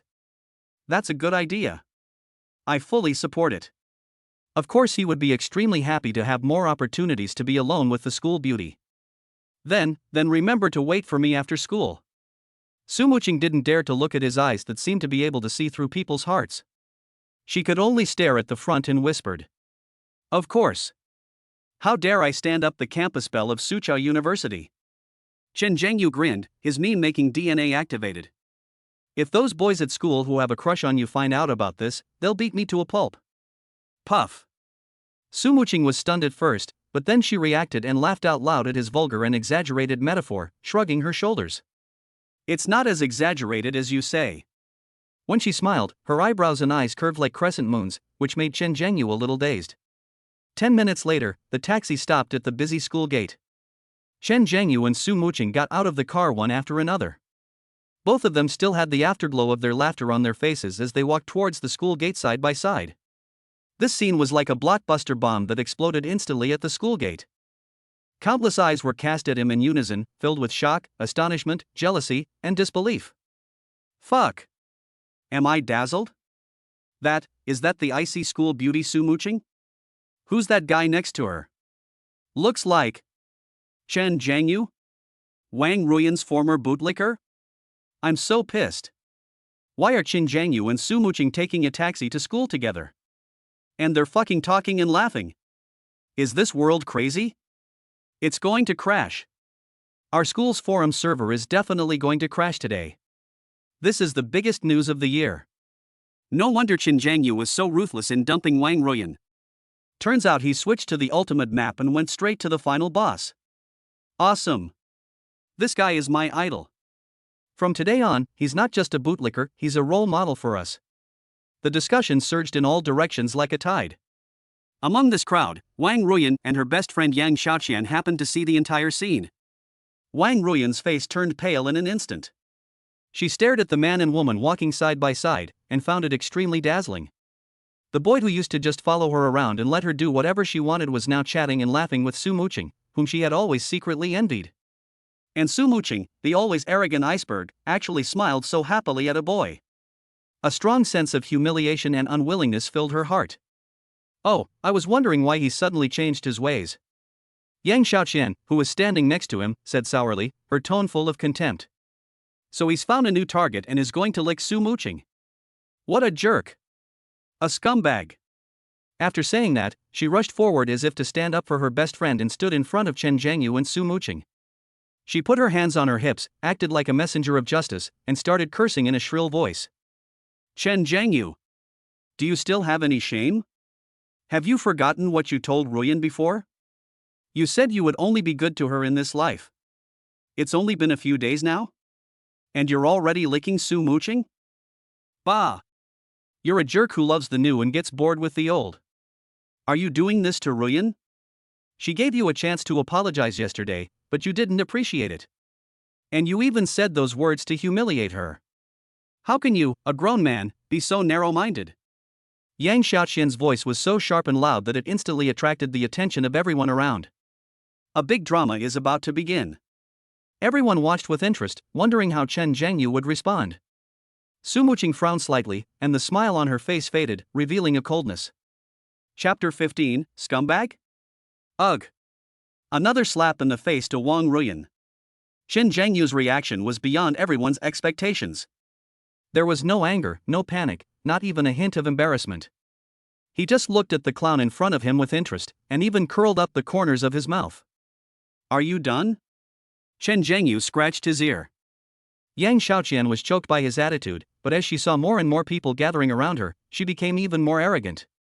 She puffed out her chest and continued to play the role of the messenger of justice who was speaking up for her best friend. What? You're feeling guilty because I was right? Chen Zhengyu, I really misjudged you. Stop.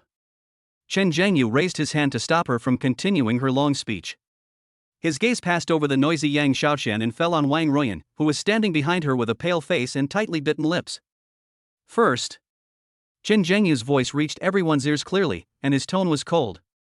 When I was pursuing Wang Ruyan, you two talked about me behind my back, treating me like a fool, a sucker, and a joke. You know it best. Don't think I don't know. As soon as these words were spoken, a suppressed discussion suddenly arose in the crowd. Many students who knew about this showed a knowing expression. Yang Xiaoqian's expression changed instantly, his eyes began to avoid, and his aura weakened by 3 points. Just then, a tall and thin figure squeezed in and stood next to Chen Zhengyu. That's right. Brother Yu was so good to Wang Ruyan back then, bringing her breakfast and milk tea, and taking care of all her homework. And what happened? You two turned around and laughed at him behind his back, calling him a bootlicker. Now that he's come to his senses and stopped bootlicking, you're the ones jumping out to blame him? I've seen shameless people, but I've never seen anyone as shameless as you. You're two ungrateful wolves who can never be fed. The person who came was Chen Zhengyu's best friend, Lai Chongming. As soon as he arrived at the school, he saw his brothers being besieged, and without saying a word he rushed over to start a fight. Chen Zhengyu patted Lai Chongming on the shoulder, and the two brothers looked at each other, their years of tacit understanding expressed without words. With the support of his brothers, Chen Zhengyu has more aura. He took a step forward, and the calm aura brought by the basic combat mastery he had just acquired made Yang Xiaoqian and Wang Ruyan subconsciously take half a step back. Second, Chen Zhengyu's eyes were like knives. I, Chen Zhengyu, am worthy of heaven, worthy of earth, and even more so, worthy of you, Wang Ruyan. The breakfast I bought you, the homework I did for you, which one wasn't done willingly? Now I don't want to anymore, that's all. You, and you, he pointed at Yang Xiaoqian with his chin, have no right to dictate my current life. From now on, if you dare to bark in front of me again, don't blame me for being uncivilized. I'll teach you how to bark like a dog. Let's go. Let's go to class and stop wasting time with trash. After saying that, Chen Zhengyu didn't even bother to look at them again. He pulled Lai Chongming, who was still a little dazed, and gave Su Muqing a look. The three of them walked straight past Wang Ruyan and Yang Xiaoqian, whose faces were turning pale, and walked straight towards the teaching building. There are less than 3 minutes left before class starts, and the first period is math class taught by the royal teacher Lin Wanqiu. If I am late again, the image of a top student that I have worked so hard to build up with her will be ruined. Only Wang Ruyan and Yang Xiaoqian were left standing there, accepting the sympathetic, contemptuous, or mocking looks from the people around them. They were so embarrassed that they could almost dig out a 3-bedroom apartment with their toes. Looking at the backs of Chen Zhengyu and Su Muqing leaving side by side, Yang Xiaoqian suddenly seemed to have figured something out. He slapped his thigh, leaned close to Wang Ruyan's ear, lowered his voice, and looked as if he had suddenly realized something. Ruyan. I get it. What? Wang Ruyan was still immersed in the humiliation she had just suffered, her voice filled with tears. Chen Zhengyu must be jealous. Yang Xiaoqian analyzed it clearly. Think about it, weren't you eating in the cafeteria a few days ago with Li Tianyun, the school hunk from class 8? He must have seen it and got angry. That's why he deliberately paid Su Muqing to act out this drama together, just to piss you off and make you jealous. This is his new way of pursuing you. After hearing this, Wang Ruyan was stunned, and the expression on her face slowly changed from humiliation to contemplation. Yeah? Is that so? That's right. That must be the case. Yang Xiaoqian saw that she was wavering and quickly added, what else do you think? With Su Muqing's arrogant and icy attitude, how could she possibly look down on the cowardly Chen Zhengyu from before? She must have been paid to play along. Besides, he's been pursuing you for such a long time and his feelings for you are so deep, how can he just let you go? You should just continue to ignore him and leave him alone. See how he'll regret it when this trick doesn't work. If he comes back crying and begs you, don't be soft-hearted. You must control him properly. Yang Xiaoqian's brilliant analysis was like a shot of adrenaline, instantly healing Wang Ruyan's defense. Yes. That must be it. Chen Zhengyu still likes me. He just used a more childish and stupid way to attract my attention. The humiliation and unwillingness in Wang Ruyan's heart were instantly replaced by a ridiculous sense of superiority. She straightened her back again and finally forced a smile on her face. Okay. I want to see how long he can keep up this act. I will never forgive him easily. Mathematics class for grade 3-1. When the bell rang, Lin Wanqiu walked into the classroom on time, wearing high heels and holding the lesson plan. Today, she wore an off-white slim-fit shirt that perfectly outlined her mature and plump curves. She wore a black hip skirt and a pair of straight long legs wrapped in black stockings, which made all the boys in the class dry their mouths. Chen Zhengyu sat by the window, admiring the beautiful scenery on the podium while listening to the class with great interest. He found that not long after the math class, his understanding of mathematical knowledge had reached a new level. The functions in geometry that he once thought were obscure and difficult to understand now seemed as simple and clear to him as 1 + 1 is equal to 2. This additional question in solid geometry is quite difficult. Does any student have any ideas? Lin Wanqiu's crisp voice rang out in the classroom. The whole class was silent, and most of the students lowered their heads, not daring to look her in the eye. Just then, Chen Zhengyu raised his hand. Lin Wanqiu's eyes fell on him, with a bit of encouragement and expectation. Student Chen Zhengyu, you tell us. Teacher, I think we can use the vector method to solve it. Chen Zhengyu stood up and spoke slowly. Establish a spatial rectangular coordinate system, set the coordinates of each point, and then calculate the normal vectors of the two planes. Then, using the vector angle formula, we can find the size of the dihedral angle. His thinking was clear, his language was fluent, and he explained the complex problem-solving process clearly step by step. Lin Wanqiu's eyes became brighter and brighter, and the admiration in her eyes when she looked at him was undisguised. When Chen Zhengyu finished talking about the last step, a smile appeared on Lin Wanqiu's face that stunned the whole class. It wasn't the usual formulaic smile that belonged to a teacher. It was a smile that came from the heart, filled with relief, surprise, and even a bit of sweetness. She looked at Chen Zhengyu and said softly, "That's a perfect answer. The idea is even simpler than the standard answer. Sit down. This kid, how come I like him more and more? Moreover, it seems that his math level has improved a lot."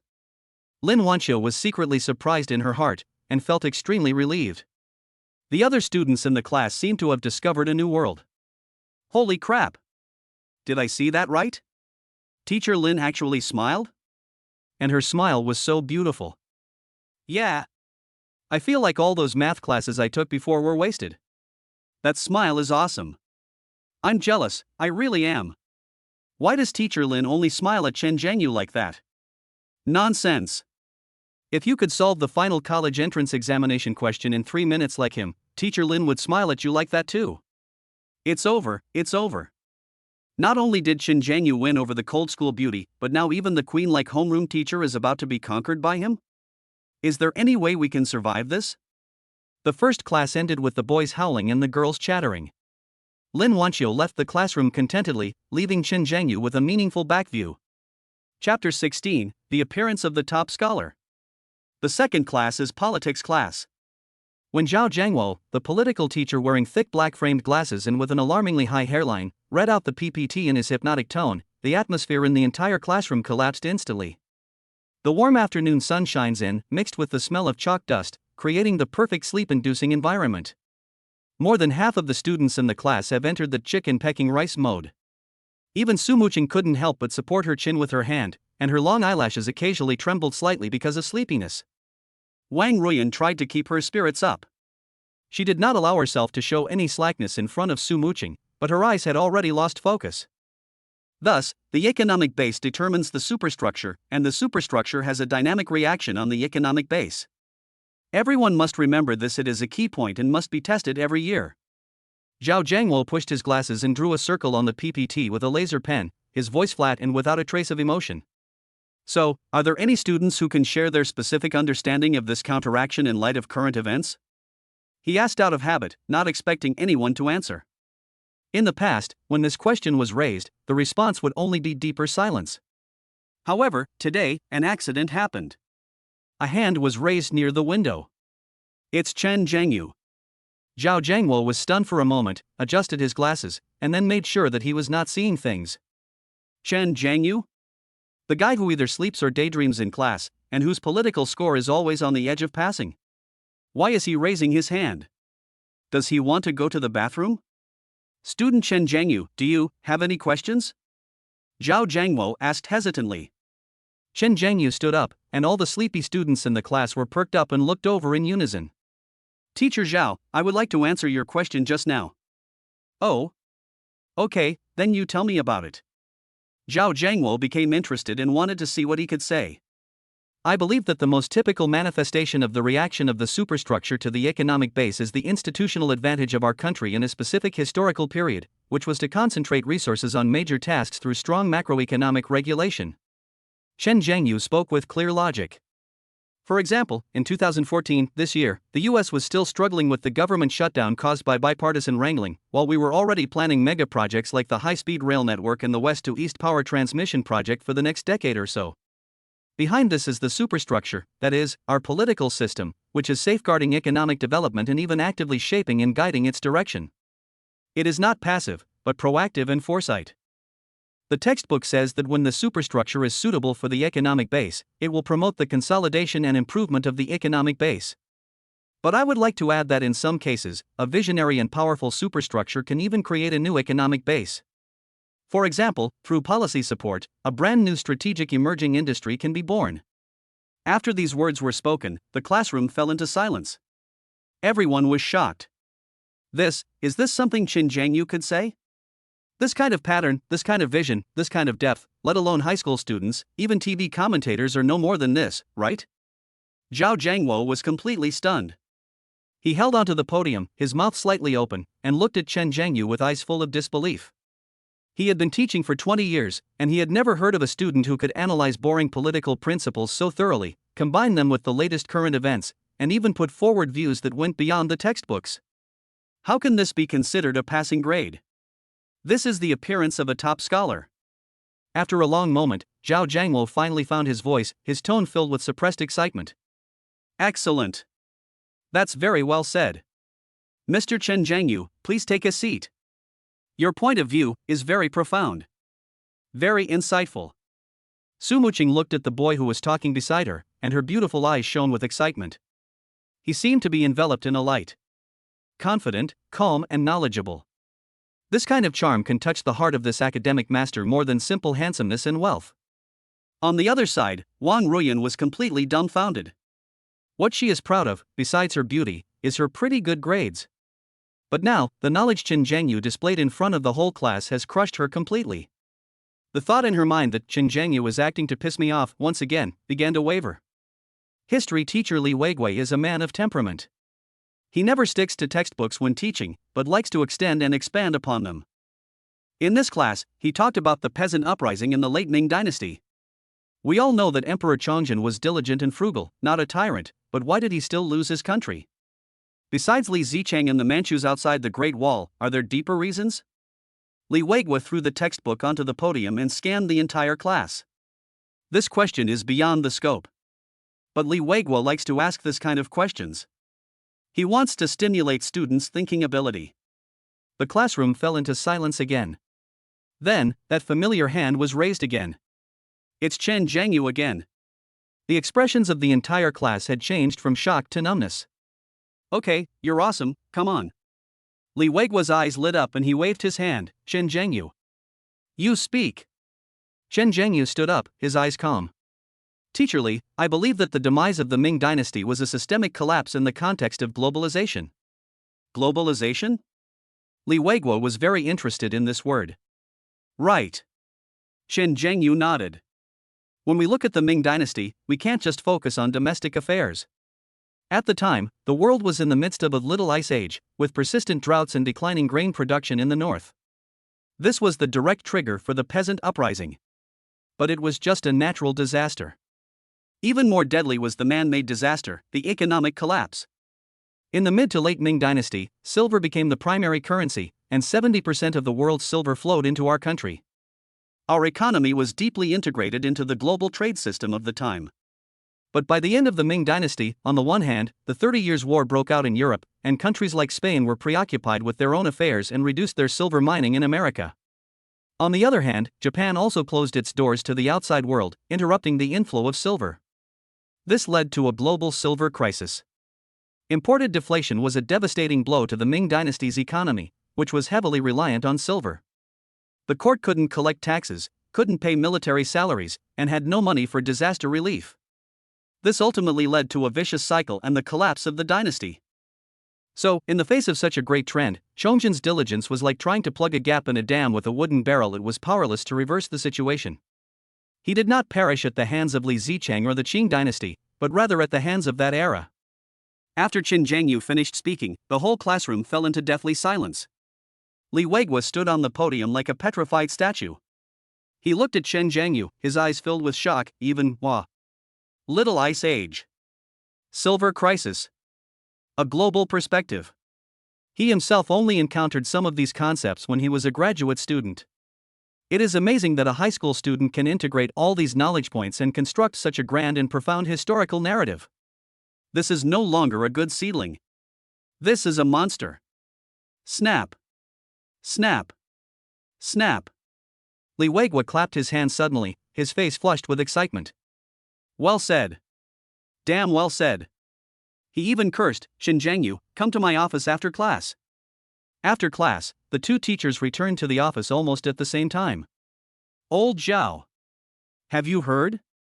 Qin Zhengyu. The Qin Zhengyu from our class. Li Weigua started shouting as soon as he entered the door, excited like a child. I heard about it. I just finished his class. Zhao Zhangwo was drinking water from a thermos, but his expression was no longer calm. This kid is absolutely clairvoyant. His analysis of the late Ming dynasty's history is even more profound than the expert commentaries in my lesson plan. Li Weigua plopped down on his chair. I need to take a look at his last monthly exam. I remember he wasn't very good at history. As he spoke, he began to rummage through a pile of test papers. Zhao Zhangwo also put down the cup as if possessed, walked to his cabinet, and took out the political test paper. Found it. The two found Qin Zhengyu's test paper almost at the same time. Li Weigua looked at the score, 86 points. I remember he used to score around 60 or 70 points. Zhao Zhangwo also looked at the paper in his hand and muttered, this is mine too, 88 points. I got almost all the multiple choice questions right, and my arguments for the big questions were also very organized. I've improved by more than a level compared to before. The two middle-aged men looked at each other and saw deep shock and joy in each other's eyes. Old Li, do you think this kid has suddenly come to his senses? Zhao Zhangwo asked. What's a sudden enlightenment? It's called enlightenment. It's the result of years of hard work. Li Weigua slapped his thigh. I knew it. This kid's eyes are different now. He's calm and confident. This is a sign of a meteoric rise. What a great talent. Zhao Zhangwo couldn't help but sigh. Maybe our school will really produce a provincial champion this year. I think it's a good idea. Li Weigua became more and more excited as he spoke. We have to train him well. We absolutely can't bury him. Chapter 17, a huge sum of money arrives, and the love rival appears on the spot. The bell for the last class was like the sound of nature, liberating all the souls trapped in the cage of knowledge. The classroom exploded instantly. However, in the midst of this noise, a beautiful figure packed her school bag early and stood quietly at the classroom door, becoming the most unique scenery in the hustle and bustle. It's Su Muqing. She just stood there quietly, her eyes passing through the noisy crowd and landing precisely on Qin Zhengyu. When Qin Zhengyu raised her head, a smile that was enough to melt the ice and snow bloomed on her face, which had been frozen for thousands of years. Let's go. The voice is crisp, with the sweetness and softness unique to young girls. This smile made everyone in the class seem to pause their movements. A boy sitting in Qin Zhengyu's direction blushed with excitement and slapped his deskmate. Brother. Did you see that? The school beauty Su Muqing smiled at me. She smiled at me. His deskmate rolled his eyes and pushed him away. Bullshit. That gentle look from school beauty Su was clearly looking at me. You idiot boy. Just as the two were arguing, Qin Zhengyu slowly stood up and responded towards the door. Good. In one word, crisp and clear. After saying that, he walked straight through the crowd and came to Su Muqing's side under the stunned gaze of the whole class. Then, the two of them walked out of the school together, shoulder to shoulder, amidst countless dull gazes. Now everyone understood. After all this time, it turns out that the school belle's smile is not a sunshine award at all, but a limited skin that belongs to Qin Zhengyu alone. Holy crap! I'm so stupid. Did that Qin Zhengyu kidnap the god of wealth recently? Damn it, first there's the queenly head teacher smiling at him like a flower, then there's the icy school beauty asking him out. This life is unbearable. Why? Why is this world so unfair? I feel like my youth is over before it even began. Brothers, stop howling and quickly post on the school forum. I've already thought of the title, shocking. A bootlicker becomes a god, seducing both the school beauties and the teachers. Is this a distortion of human nature or a loss of morality? Amidst the complex emotions of ghostly howling, envy, jealousy and hatred, Wang Ruiyan's face had become extremely ugly. She gripped the pen tightly in her hand, her knuckles turning white from the force. Looking at the backs of the two people leaving side by side, one is tall and straight, the other is slim, they are a dazzling match. Chen Zhengyu and Su Muqing naturally had no idea of the bloody storm behind them. The two took a taxi and went straight to the largest giant bicycle store in the city. Coincidentally, next to the store is a fairly large internet cafe, and its flashing neon sign is particularly eye-catching in the dusk. Chen Zhengyu's heart suddenly moved. His hot stock, Golden Wheel Manufacturing. According to my memories from before my rebirth, today is the final hurricane. I set up the 3x profit automatic sell-off, and judging by the time, it should have been triggered. His Nokia is a brick. Even Snake is stuck, let alone stock trading software. Wait here for me. Chen Zhengyu pointed to the internet cafe. I'm going in to do something. I'll be out in 3 minutes. Su Muqing looked at him with her watery eyes, then looked at the internet cafe. Although she was full of curiosity, she still nodded obediently. Yeah, okay. She was smart enough not to ask any more questions. She knew that this boy had many secrets, and what she had to do was trust him instead of questioning him. Chen Zhengyu smiled at her, turned around and walked quickly into the internet cafe. The strong smell of cigarettes and instant noodles hit him in the face, but he didn't care and just turned on a machine at the front desk. Log in to your stock account. When he saw the number in the account balance column, even though Chen Zhengyu had lived 2 lives, his heart couldn't help but beat wildly. 2,160,000. A full 2.16 million. The principal of 720,000 in the account yesterday has tripled, not a penny more or less. Woohoo! Take off! Chen Zhengyu roared in his heart, but his face remained calm. Without hesitation, he clicked to withdraw the money immediately. To withdraw cash from his account, he directly chose the consumption cashback card rewarded by the system. Ding! 2,160,000 yuan has been successfully withdrawn to your cashback card. As the system prompt sounded, Chen Zhengyu felt that his life had truly begun from this moment on. He turned off the computer, stood up and logged off. The whole process was smooth and it really didn't even take 3 minutes. Su Muqing was a little surprised to see him come out so quickly, but still didn't ask anything. Let's go, it's done. Let's go pick a good home for my new car. Chen Zhengyu was in a good mood and made a joke. The two walked into the giant store. The store is full of various bicycles. Su Muqing had a good eye. She bypassed those fancy mountain bikes and directly picked out the latest model of road bike for Chen Zhengyu. Giant TCR Advanced SL, full carbon fiber frame, matte black paint, with dark gold logo, low-key yet classy. She pointed at the bike, her eyes sparkling. I think this one suits you very well. Chen Zhengyu took a look and found him to be indeed handsome. Okay, that's it. He pointed to a pink women's bicycle next to him that was exactly the same as the one Su Muqing had used before. Add one of these and we'll check out together. Okay, sir. The total for the 2 cars is 23,008. The boss came over enthusiastically and started issuing invoices. When the boss saw Su Muqing naturally take out a bank card from her small wallet and prepare to hand it over, the smile on his face froze for a moment, and then he said to Chen Zhengyu in a tone of experience, half jokingly and half contemptuously. Hey young man. That's a bit unkind. How can you let your girlfriend buy you a car? Young people these days. As soon as these words came out, Su Muqing's face turned red all of a sudden, like a ripe apple. She waved her hands anxiously. Boss, you misunderstood, he is not. Before the word girlfriend was uttered, Chen Zhengyu took over the conversation with a smile. Ha, the boss is right. How can I let my girlfriend pay for it? As he spoke, he naturally stretched out his hand and, under Su Muqing's surprised gaze, gently pushed the bank card in her hand back. His fingertips accidentally brushed across the warm and smooth back of her hand. Su Muqing only felt a current running up from the back of her hand and spreading throughout her body in an instant, making her freeze and her heart skip a beat. Boss, give me this one. Chen Zhengyu took out the system reward card from his pocket and handed it over. It was a pure black card, with a lifelike relief of a 5-clawed golden dragon on the card surface, its scales gleaming with a dark golden luster under the light. The card number is a string of blinding numbers. 88, 88, 8888, 8888, 8. 13 eights in total. The boss's hands trembled as he took the card. He owned a shop near a wealthy neighborhood, so he'd seen all sorts of high-end cards. But this design was new to him. It wasn't even a bank card, it was a work of art. A status symbol.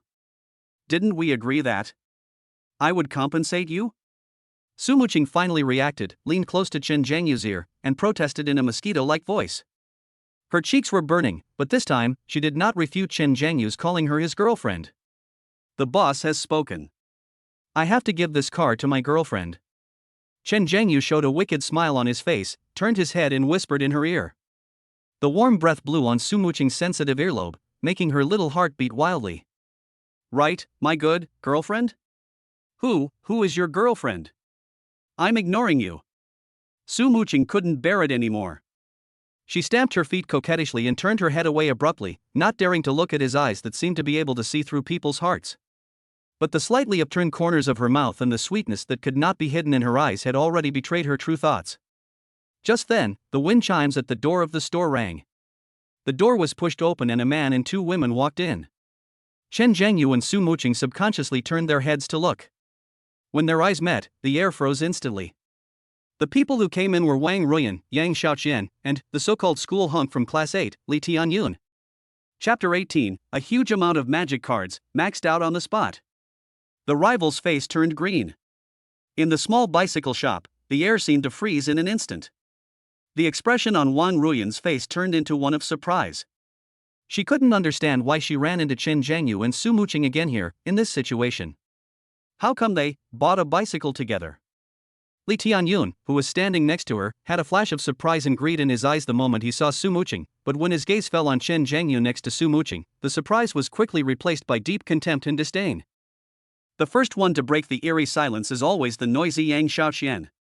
She seemed to have discovered some huge secret and covered her mouth with her hands exaggeratedly, but the sarcasm in her eyes was not concealed at all. Hey! Isn't this our famous Chen de Liquor? Her sharp voice cut through the air, full of dramatic tone. What? You're not satisfied with just acting at the school gate now?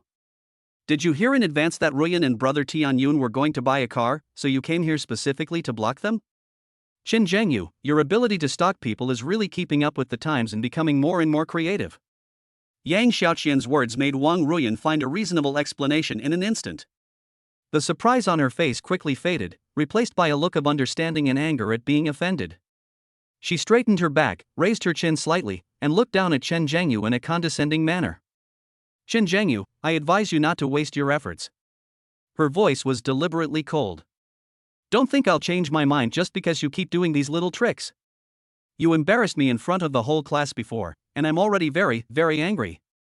I'm telling you, during this period of time, I won't say a single word to you. Just give up on this idea. Chen Zhangyu almost laughed out of anger after hearing this speech that was worthy of a cerebral thrombosis. He was really curious about how these 2 women's brain circuits were formed. They were full of twists and turns, and all of them were dead ends. The brain is a good thing, but it's a pity that some people forget to take it with them when they go out. Chen Zhangyu didn't bother to waste any more words with them. He turned to look at the boss behind the counter, who was already a little dazed, and urged him calmly, Boss, please hurry up and swipe the card. We are in a hurry. The boss was a little confused by this sudden drama, but he still picked up the black gold card and the card reader. At this moment, Li Tianyun, who had been silent all the time, finally spoke slowly. He crossed his arms over his chest, a hint of playful sneer on his lips, and looked at Chen Zhangyu as if he was looking at a clown who overestimated his own abilities. Boss, I advise you to be careful.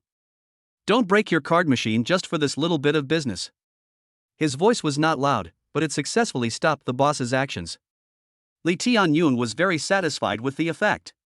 He took a step forward and looked at Chen Zhangyu with contempt. He, Chen Zhangyu, is the most famous poor bootlicker in our school. Look at his clothes. Does it cost more than $200? He's worthy of buying a car from your store? And the latest model? He sneered and turned to look at Chen Zhangyu in a teaching tone. Chen Zhengyu, you should consider the occasion when you're trying to show off, right?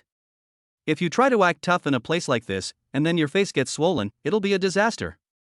Do you know how much a bicycle costs here? Over 20,000. That's not something you can afford with the few hundred yuan of pocket money you save from your usual frugality. After saying that, he no longer paid attention to Chen Zhengyu, but turned his gaze to Su Muqing, and his face instantly replaced with a smile that he thought was gentle and handsome. Muqing, don't be fooled by him. Stay away from people like him. Be careful that his poverty-stricken aura will rub off on you. As Li Tianyun spoke, he tried to get closer to Su Muqing without leaving any trace. The undisguised lust in the depths of his eyes made Chen Zhengyu's eyes turn cold. This guy has been coveting Su Muqing for a long time. Relying on the fact that his family opened 2 private clinics and had some money, he always regarded himself as a second-generation doctor at school and showed off everywhere. In his previous life, he had tricked Wang Ruyan away from him with a high-end Western meal and some sweet words. Don't come over here. Before Chen Zhengyu could make any move, Su Muqing had already frowned. The shyness she had just shown to Chen Zhengyu on her pretty face disappeared, and her expression instantly turned back to that iceberg that had not melted for 1,000 years. Her voice was cold and contained undisguised disgust. Did you just go to the toilet and not rinse your mouth? Why does your mouth stink so bad? Hey! Chen Zhengyu was laughing as he watched from the side and gave Su Muqing a thumbs up in his heart. I didn't expect that my aloof school beauty could be such a sharp-tongued person when it comes to arguing with others. Love it! You! Li Tianyun's decent face instantly turned the color of liver. He never dreamed that his proactive approach to goodwill would be met with such ruthless public humiliation from Su Muqing. Especially in front of his new girlfriend Wang Ruyan. A strong sense of embarrassment surged in his heart. He held it in for a long time before finally squeezing out a sentence from between his teeth. You don't know how to appreciate kindness. He glared at Chen Zhengyu fiercely, diverting all his anger to him. Okay. Then just wait. I want to see what excuse this poor bastard will use to tell you that he can't buy the car today. Su Muqing, I'm reminding you, don't let yourself be sold out and foolishly help others count their money. Seeing this, Yang Xiaoqian immediately jumped out to help and started to criticize Su Muqing. That's right. Su Muqing. Don't be fooled by him. We all know how poor Chen Zhengyu is in class. Where did he get the money to buy such an expensive bicycle? He's just putting on an act for you. His main reason for coming here is for our Ruyan. Also, you must have taken quite a bit of money from him, right? I advise you to quit while you're ahead and stop acting. If you keep going, I'm afraid Chen Zhengyu's meager savings won't be enough to pay your performance fees. Faced with the buzzing of these flies, Chen Zhengyu didn't even bother to raise his eyebrows. Debating with fools will only lower your IQ. Using facts to confront others is the most effective way of communication. Boss. He looked at the counter again. Don't worry about them, just swipe the card. The boss looked at Li Tianyun and the others, then at the black and gold card with an extremely domineering design in Chen Zhengyu's hand. In the end, his intuition about money overcame the noise of those high school students. He gritted his teeth and picked up the card machine again. Boss. You're really going to swipe? Li Tianyun's voice rose. I've kindly warned you. If the machine reports an error or breaks down, don't blame us for not warning you. The boss ignored him and gently placed the card on the card reader. Drop. A crisp sound. Immediately afterwards, the card reader began to make a slight sizzling sound. Li Tianyun, Wang Ruyan and Yang Xiaoqian all subconsciously held their breath, staring at the small machine with anticipation written all over their faces. They seemed to have seen the 4 big words insufficient balance pop up on the screen, and then Chen Zhengyu blushed and looked embarrassed. However, sizzle. A long receipt was slowly printed out from the card machine. Transaction successful. The boss picked up the receipt, took a look at the number on it, and his hands trembled slightly. The way he looked at Chen Zhengyu changed completely. It was a complex look mixed with awe, envy and flattery. He respectfully handed the receipt and black gold card back to Chen Zhengyu with both hands. Little brother, here's your card and receipt, please keep them. You can ride those 2 bikes anytime you want. At this moment, the whole world was quiet. The sneer on Li Tianyun's face froze completely. Yang Xiaoqian's prepared, more vicious taunts were all stuck in her throat, and she couldn't utter a single word. As for Wang Ruyan, she just stared blankly at the receipt that Chen Zhengyu took casually, her mind going blank. 23,800 yuan. Just like that. Without blinking an eye? This amount of money is almost as much as her working-class father's annual income. How could he have so much money? Isn't he the poor bootlicker who has to eat instant noodles for a week just to buy himself a $20 cup of milk tea? The thought that he was acting to piss me off was shattered by the hammer of reality at this moment. Ding! Detected that the host is making investment-related purchases on target Su Muching, who has an overall score of 86. Consumption amount, 23,800 yuan. Target favorability, 56 friends or above. First-time investment and consumption trigger multiple cashback. Cashback multiples are being randomly generated. Congratulations to the host, triggering 10x critical hit cashback. 238,000 yuan has been successfully deposited into your cashback card. Current balance, 2,398,000 yuan. A series of system prompts sounded in his mind, and Chen Zhengyu felt so happy. Spending more than 20,000 yuan can not only make the girl you like happy, but also slap those idiots in the face, and you can also make a net profit of more than 200,000 yuan. This system is simply a divine golden finger. He slowly folded the receipt, put it in his pocket, and then took the black gold card back. During the entire process, he didn't even bother to look at the three petrified people. This level of crushing is the most heartbreaking. He turned around and gave a bright smile to Su Muching, whose cheeks were flushed and eyes were shining. Come on, my good girlfriend, let's go try out our new ride. However, just as he was about to pull Su Muching away, a voice that had become somewhat distorted due to extreme anger and unwillingness exploded behind him. Impossible. Li Tianyun stared at Chen Zhengyu, his eyes bloodshot. You poor bastard. How could you possibly have so much money? This card. You must have stolen this card. Yes. You must have stolen someone's card. Chapter 19, The Thief Cries Catch the Thief. The whole city is watching, the show begins. Li Tianyun's eyes were red as he stared at Chen Zhengyu. His self-proclaimed handsome face was distorted by extreme anger, and veins were throbbing on his forehead. Boss! Stop him. There's no way a poor guy like him can have that much money. Li Tianyun went completely crazy. He couldn't accept that the poor, cheap liquor he looked down upon could actually spend over 20,000 yuan without batting an eyelid. This was more painful than killing him. Wang Ruyan and Yang Shaoxian were like puppets that were activated by his yell.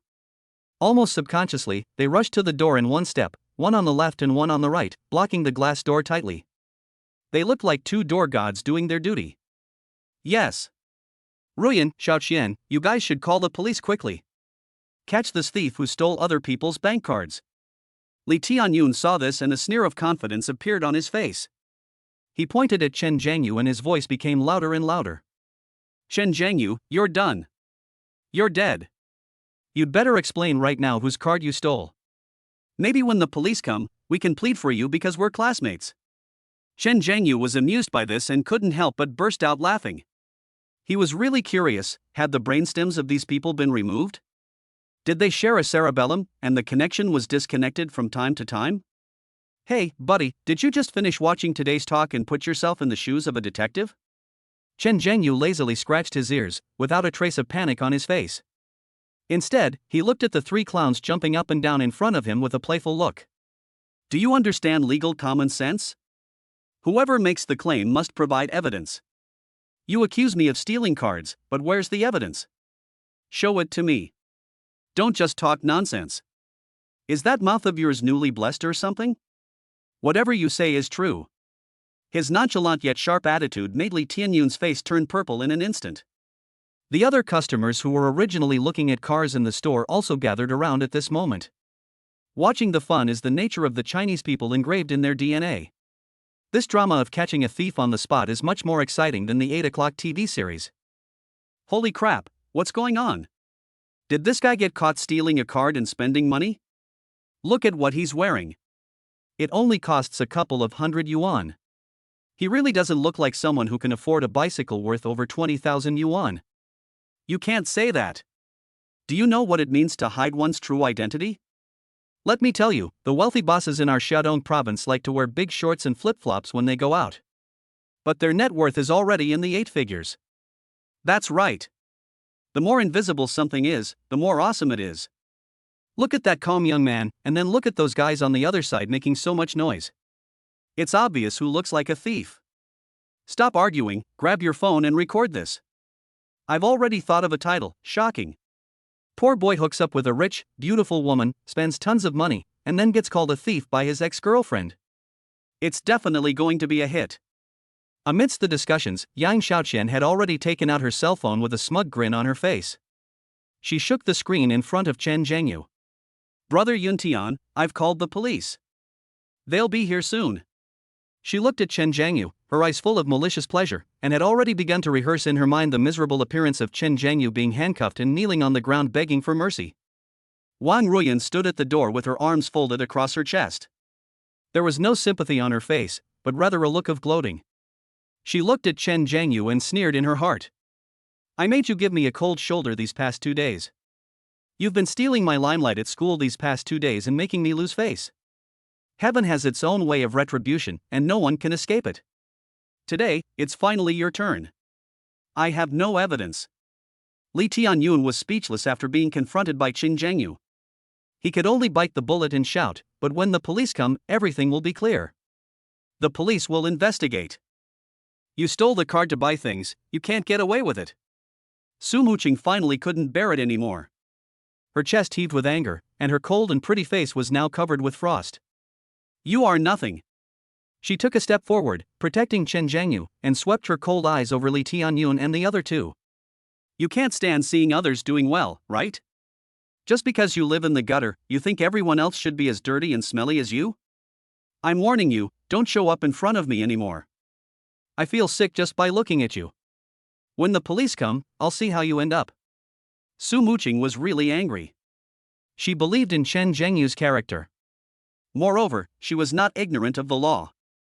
She knew very well that malicious reporting and false alarms would result in legal liability. All right, calm down. Chen Zhengyu smiled and took Su Muqing's hand, led her to a row of lounge chairs next to him, dusted them off, and asked her to sit down. The whole movement is smooth and natural. There's no need to get angry at these human-shaped talking toilet paper pieces. They're lowering our standards. Let's just sit quietly and wait for the police to come and handle this. They will definitely pay the price for their brainless and childish behavior today. After saying that, he really ignored everyone's different looks and leaned back in his chair leisurely, even crossing his legs, as if he was waiting to see a good show. The police arrived quickly. 2 middle-aged policemen, a man and a woman, in uniform walked in with serious expressions. Who called the police? The female police officer looked around and asked in a deep voice. Me. I called the police.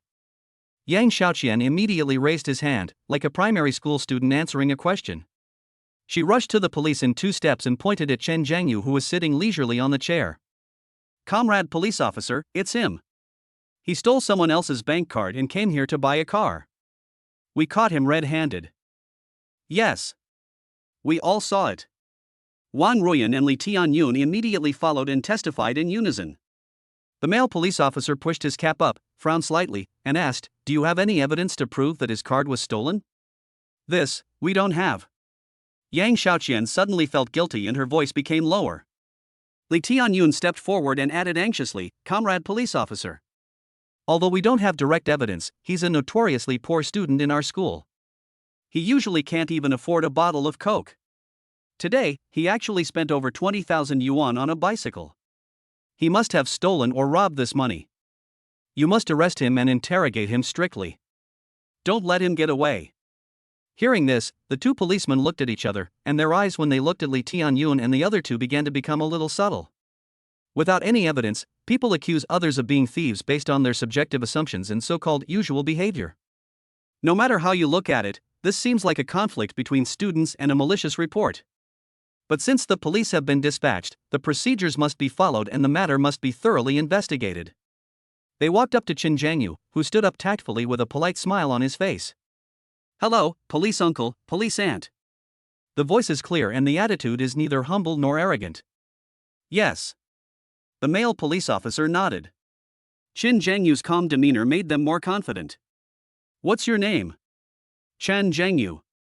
Okay, Chen Zhengyu, the male police officer said, now we need you to cooperate with us and go to the nearest bank to verify the situation.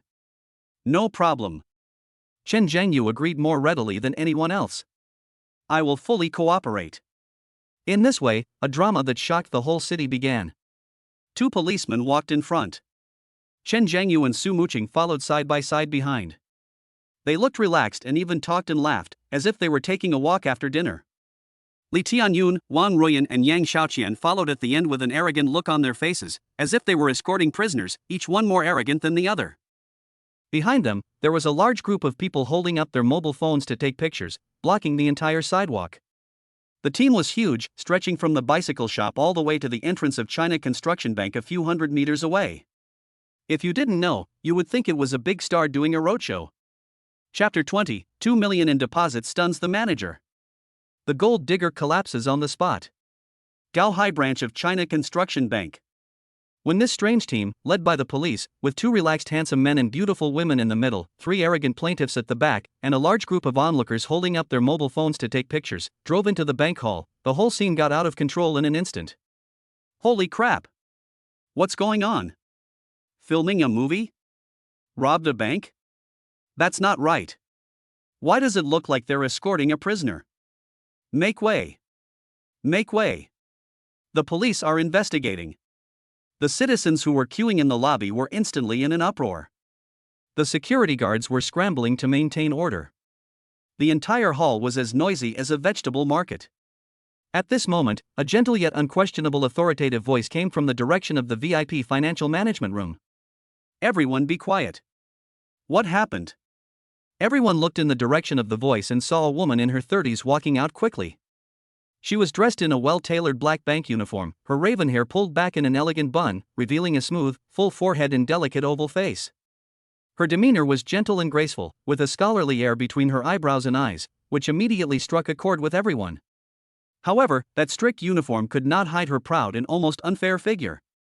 Especially her chest, the breathtaking curve wrapped in the white shirt, which rose and fell slightly as she walked, instantly attracted the attention of all the men present. Chen Zhengyu's gaze involuntarily lingered on her for half a second. With this figure, it would be a shame if she didn't act in Western charm. Ding!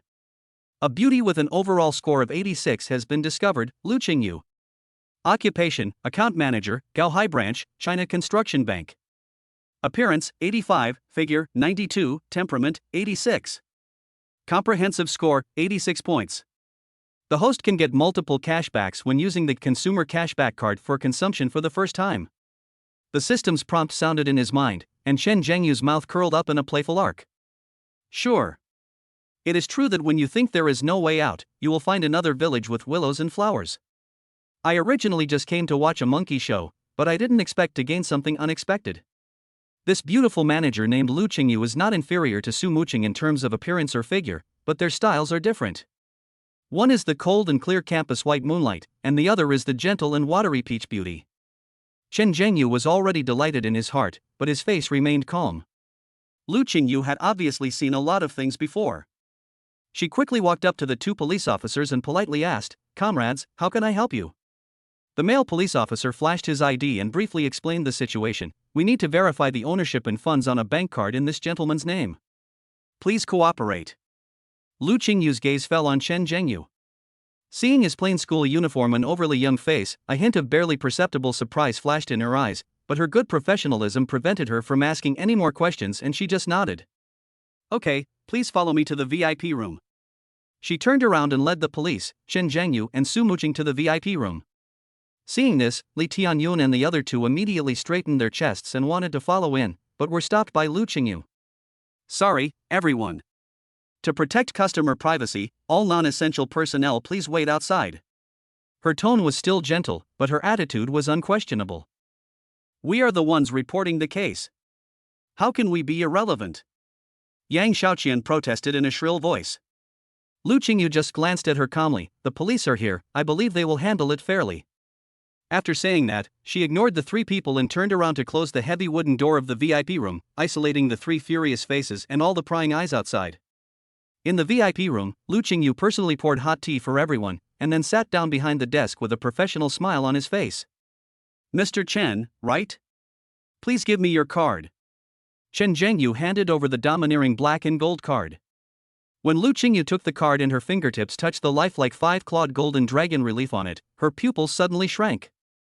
As a bank manager, she had seen countless top-notch cards, but this was the first time she had seen a card with such a luxurious design and such an arrogant card number. This is no longer just a card, it's a status symbol. She didn't dare to delay and immediately inserted the card into the card reader and started operating on the keyboard quickly. The female police officer next to her also turned on the law enforcement recorder and pointed it at the computer screen. When Chen Zhengyu's identity information and account details were clearly displayed on the screen, the expression on Lu Qingyu's gentle and pretty face completely froze. She looked at the account balance column, the long string of zero, her eyes widened, her rosy lips slightly opened, and she couldn't close them for a long time. 1, 10, 100, 1,000, 10,000, 100,000, 1 million. 2,398,000. 2,398,000.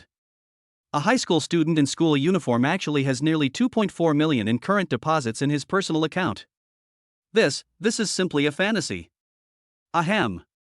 The male police officer was also startled by the number. He cleared his throat and looked at Lu Qingyu. Manager Lu, this card is definitely from Mr. Chen Zhengyu, right? Ah, yes. Yes. Lu Qingyu finally woke up from her dream and nodded quickly, her voice trembling slightly. After system verification, this Supreme Dragon card is indeed owned by Mr. Chen Zhengyu himself. The source of the funds on the card is all legitimate personal investment income. There is no problem at all. The truth is revealed. The two policemen looked at each other and breathed a sigh of relief. The way they looked at Chen Zhengyu also changed completely. This is not a thief at all, it is clearly a real diving dragon. The male police officer put away his ID and smiled kindly. Okay, Mr. Chen, we've figured things out. It's our fault for not doing our job properly. We've caused you trouble. Uncle police officer, you're too kind. It's the duty of every citizen to cooperate with your work. Chen Zhengyu stood up with a smile. At this moment, Lu Qingyu also stood up suddenly. She looked at Chen Zhengyu, and her beautiful eyes were shining with unprecedented brilliance. Performance. This is a heaven-sent achievement. An extremely warm smile instantly bloomed on her face. She walked quickly to Chen Zhengyu, her voice so sweet that it could squeeze water out of her. Mr. Chen. Look, you have such a large sum of money in a current account, and the interest rate is so low. It's really not worth it. Our bank recently launched a high-yield financial product with an annualized rate of return of 5.8%. How about I help you with the process? If you keep this money for a year, the interest alone will be over 100,000 yuan. Chen Zhengyu looked at her cheeks that were flushed with excitement and her eyes that were full of "please, deposit the money with me," and smiled in his heart. He is indeed a professional, changing his face faster than turning the pages of a book. He pretended to ponder, then smiled and shook his head. There's no need to manage finances, I have other uses for this money. But he deliberately stretched out his voice. Lu Qingyu's heart instantly rose to her throat and she looked at him nervously. We'll talk about it later when we have time. One sentence gave infinite hope. Lu Qingyu was overjoyed, and the smile on her face was as bright as a blooming peony. Okay. She quickly pulled out a business card that exuded a faint fragrance from her pocket and handed it to Chen Zhengyu with both hands. Mr. Chen, this is my business card. You can call me at any time. It's available 24 hours a day. Chen Zhengyu took the business card and accidentally brushed his fingertips across her warm palm. He then turned around and pulled Su Muqing, who was in shock from beginning to end, to open the door of the VIP room. Outside the door, Li Tianyun, Wang Ruyan, and Yang Xiaoxian were waiting anxiously. When they saw Chen Zhengyu walking out safely, and the police and the beautiful manager were polite to him, an ominous premonition came over the three of them. When the onlookers around saw this scene, the trend of the public opinion suddenly changed 180 degrees. I always say you can't judge a book by its cover. Now it's clear that the handsome guy is innocent. Yeah. Look at the bank manager's expression, he really wants to stick to him. This guy is definitely a real boss. Those three guys are really blind. They dared to call the police and arrest people without any evidence? They must be ignorant of the law. It's time to watch. Falsely accusing others and making a false police report. Now they're going to have a lot of trouble. The discussions were like sharp steel needles, piercing into the hearts of Li Tianyun and the other two. Their faces turned pale in an instant. Impossible. Li Tianyun muttered to himself. He rushed towards Lu Qingyu like a madman. Manager. Are you mistaken? Please check it more carefully. Right. You must have made a mistake. Yang Xiaoqian also screamed, check again quickly. Wang Ruyan clenched her fists so tightly that her nails dug into her flesh. She also stubbornly shouted, yes. We demand a re-inspection. Lu Qingyu's originally gentle face was now covered with a layer of frost. You can question her performance, but you cannot question her professionalism. We've verified this repeatedly under the supervision of the police's body cameras. Her voice grew colder. The truth is, the card in Mr. Chen Jiangyu's hand is his. The money inside came from a legal source. Now, please stop making trouble and disrupting our bank's normal operations. Impossible. Impossible. Wang Ruyan completely collapsed. She couldn't accept this fact. That poor bootlicker who couldn't even afford to drink a bottle of Coke in order to buy himself breakfast, has now transformed into a rich second generation with a net worth of millions? And I, like a fool, pushed him away and into Su Muqing's arms? And here, in front of the whole city, staged a farce of the thief crying stop thief? The huge regret and humiliation overwhelmed her like a tsunami. You must have teamed up to deceive us. She pointed at Chen Jiangyu and Lu Qingyu and yelled hysterically. Yes. You know each other. You've known each other for a long time. You conspired to defraud us. I'm going to sue you. I'm going to sue your bank. That's enough. A cold shout interrupted their madness. The female police officer walked up to the three men with a stern face and eyes as sharp as a knife. Now the evidence is irrefutable. Your actions constitute false accusation and frame up. It's suspected to be a malicious report. Now, please, the three of you, come back with us to the police station and be investigated. Chapter 21, Want me to forgive you? Lawyer's letter warns, everyone will be sent to the sewing machine. The policewoman's cold words instantly extinguished the last glimmer of hope in the hearts of Wang Ruyan and the other two. No. Yang Xiaoqian was the first to collapse, letting out a sharp wail. I don't want to go to the police. I'm still a student. She turned around suddenly and grabbed Li Tianyun's arm as if she had grabbed a life-saving straw, her knuckles turning white from the force. It's all his fault. Officer, he was the one who told us to call the police. He said Xin Jiangyu must be a thief and told us to call the police and arrest him. Wang Ruyan also reacted instantly, her face turned pale, and she used all her strength to push the responsibility away. Yes. It's him. We didn't believe it at first, but he was the one who fanned the flames and spoke so confidently that we were deceived by him. The Plastic Sisters showed amazing tacit understanding at this moment, their desire to survive was maximized, and they sold Li Tianyun without hesitation. You guys. Li Tianyun was so angry at the shameless actions of the two women that he was shaking all over. His face, which had turned the color of liver, became a little distorted because of anger and fear. He never dreamed that the two women who were trying to please him and calling him Brother Tianyun the previous second would use him as a scapegoat the next second. Okay. You want to distance yourself from the matter, right? Li Tianyun completely saw through the true colors of these two gold diggers, and the slight sympathy he had for them was instantly replaced by endless disgust. He suddenly shook off Yang Xiaoqian's hand, pointed at her nose and cursed. Comrade police, don't listen to their nonsense. It was Yang Xiaoqian who took out her phone and called the police. I didn't touch the phone. And this Wang Ruyan. She and Yang Xiaoqian are in the same group. I don't know them at all, we're just ordinary classmates. If you want to arrest someone, arrest these two. I'm innocent. A dog-eat-dog drama was staged in front of the bank, in front of the whole city's onlookers. Bullshit. Yang Xiaoqian jumped up and down in frustration. It was you who confidently said Xin Jiangyu was a thief and asked us to call the police. Yeah. Wang Ruyan no longer cared about maintaining her cool goddess image. She was so anxious that tears were about to come out. Why else would we call the police? We are victims too. They were really scared. They will be taken to the police station and have a criminal record. If this gets to the school, their lives will be ruined. All right. Stop arguing. The male police officer shouted and swept his majestic eyes over the three people, making them silent instantly. When we came over here, it was you three who, in unison, confidently identified this classmate as the thief. The female police officer raised the law enforcement recorder on her chest with a sharp look in her eyes. The body camera clearly records everything you say and do. Don't even think about escaping, three of you. Please follow us back to the Bureau for investigation. As soon as the police finished speaking, a discussion broke out among the crowd. That's right. You did something immoral, framed others, and now you want to run away? There's no such thing as a good thing in the world. That's right.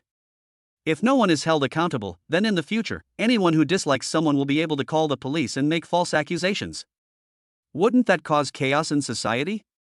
They must be severely punished. Let these young people learn a lesson. Don't think the internet is lawless, reality is even less so. How can they be so cruel at such a young age?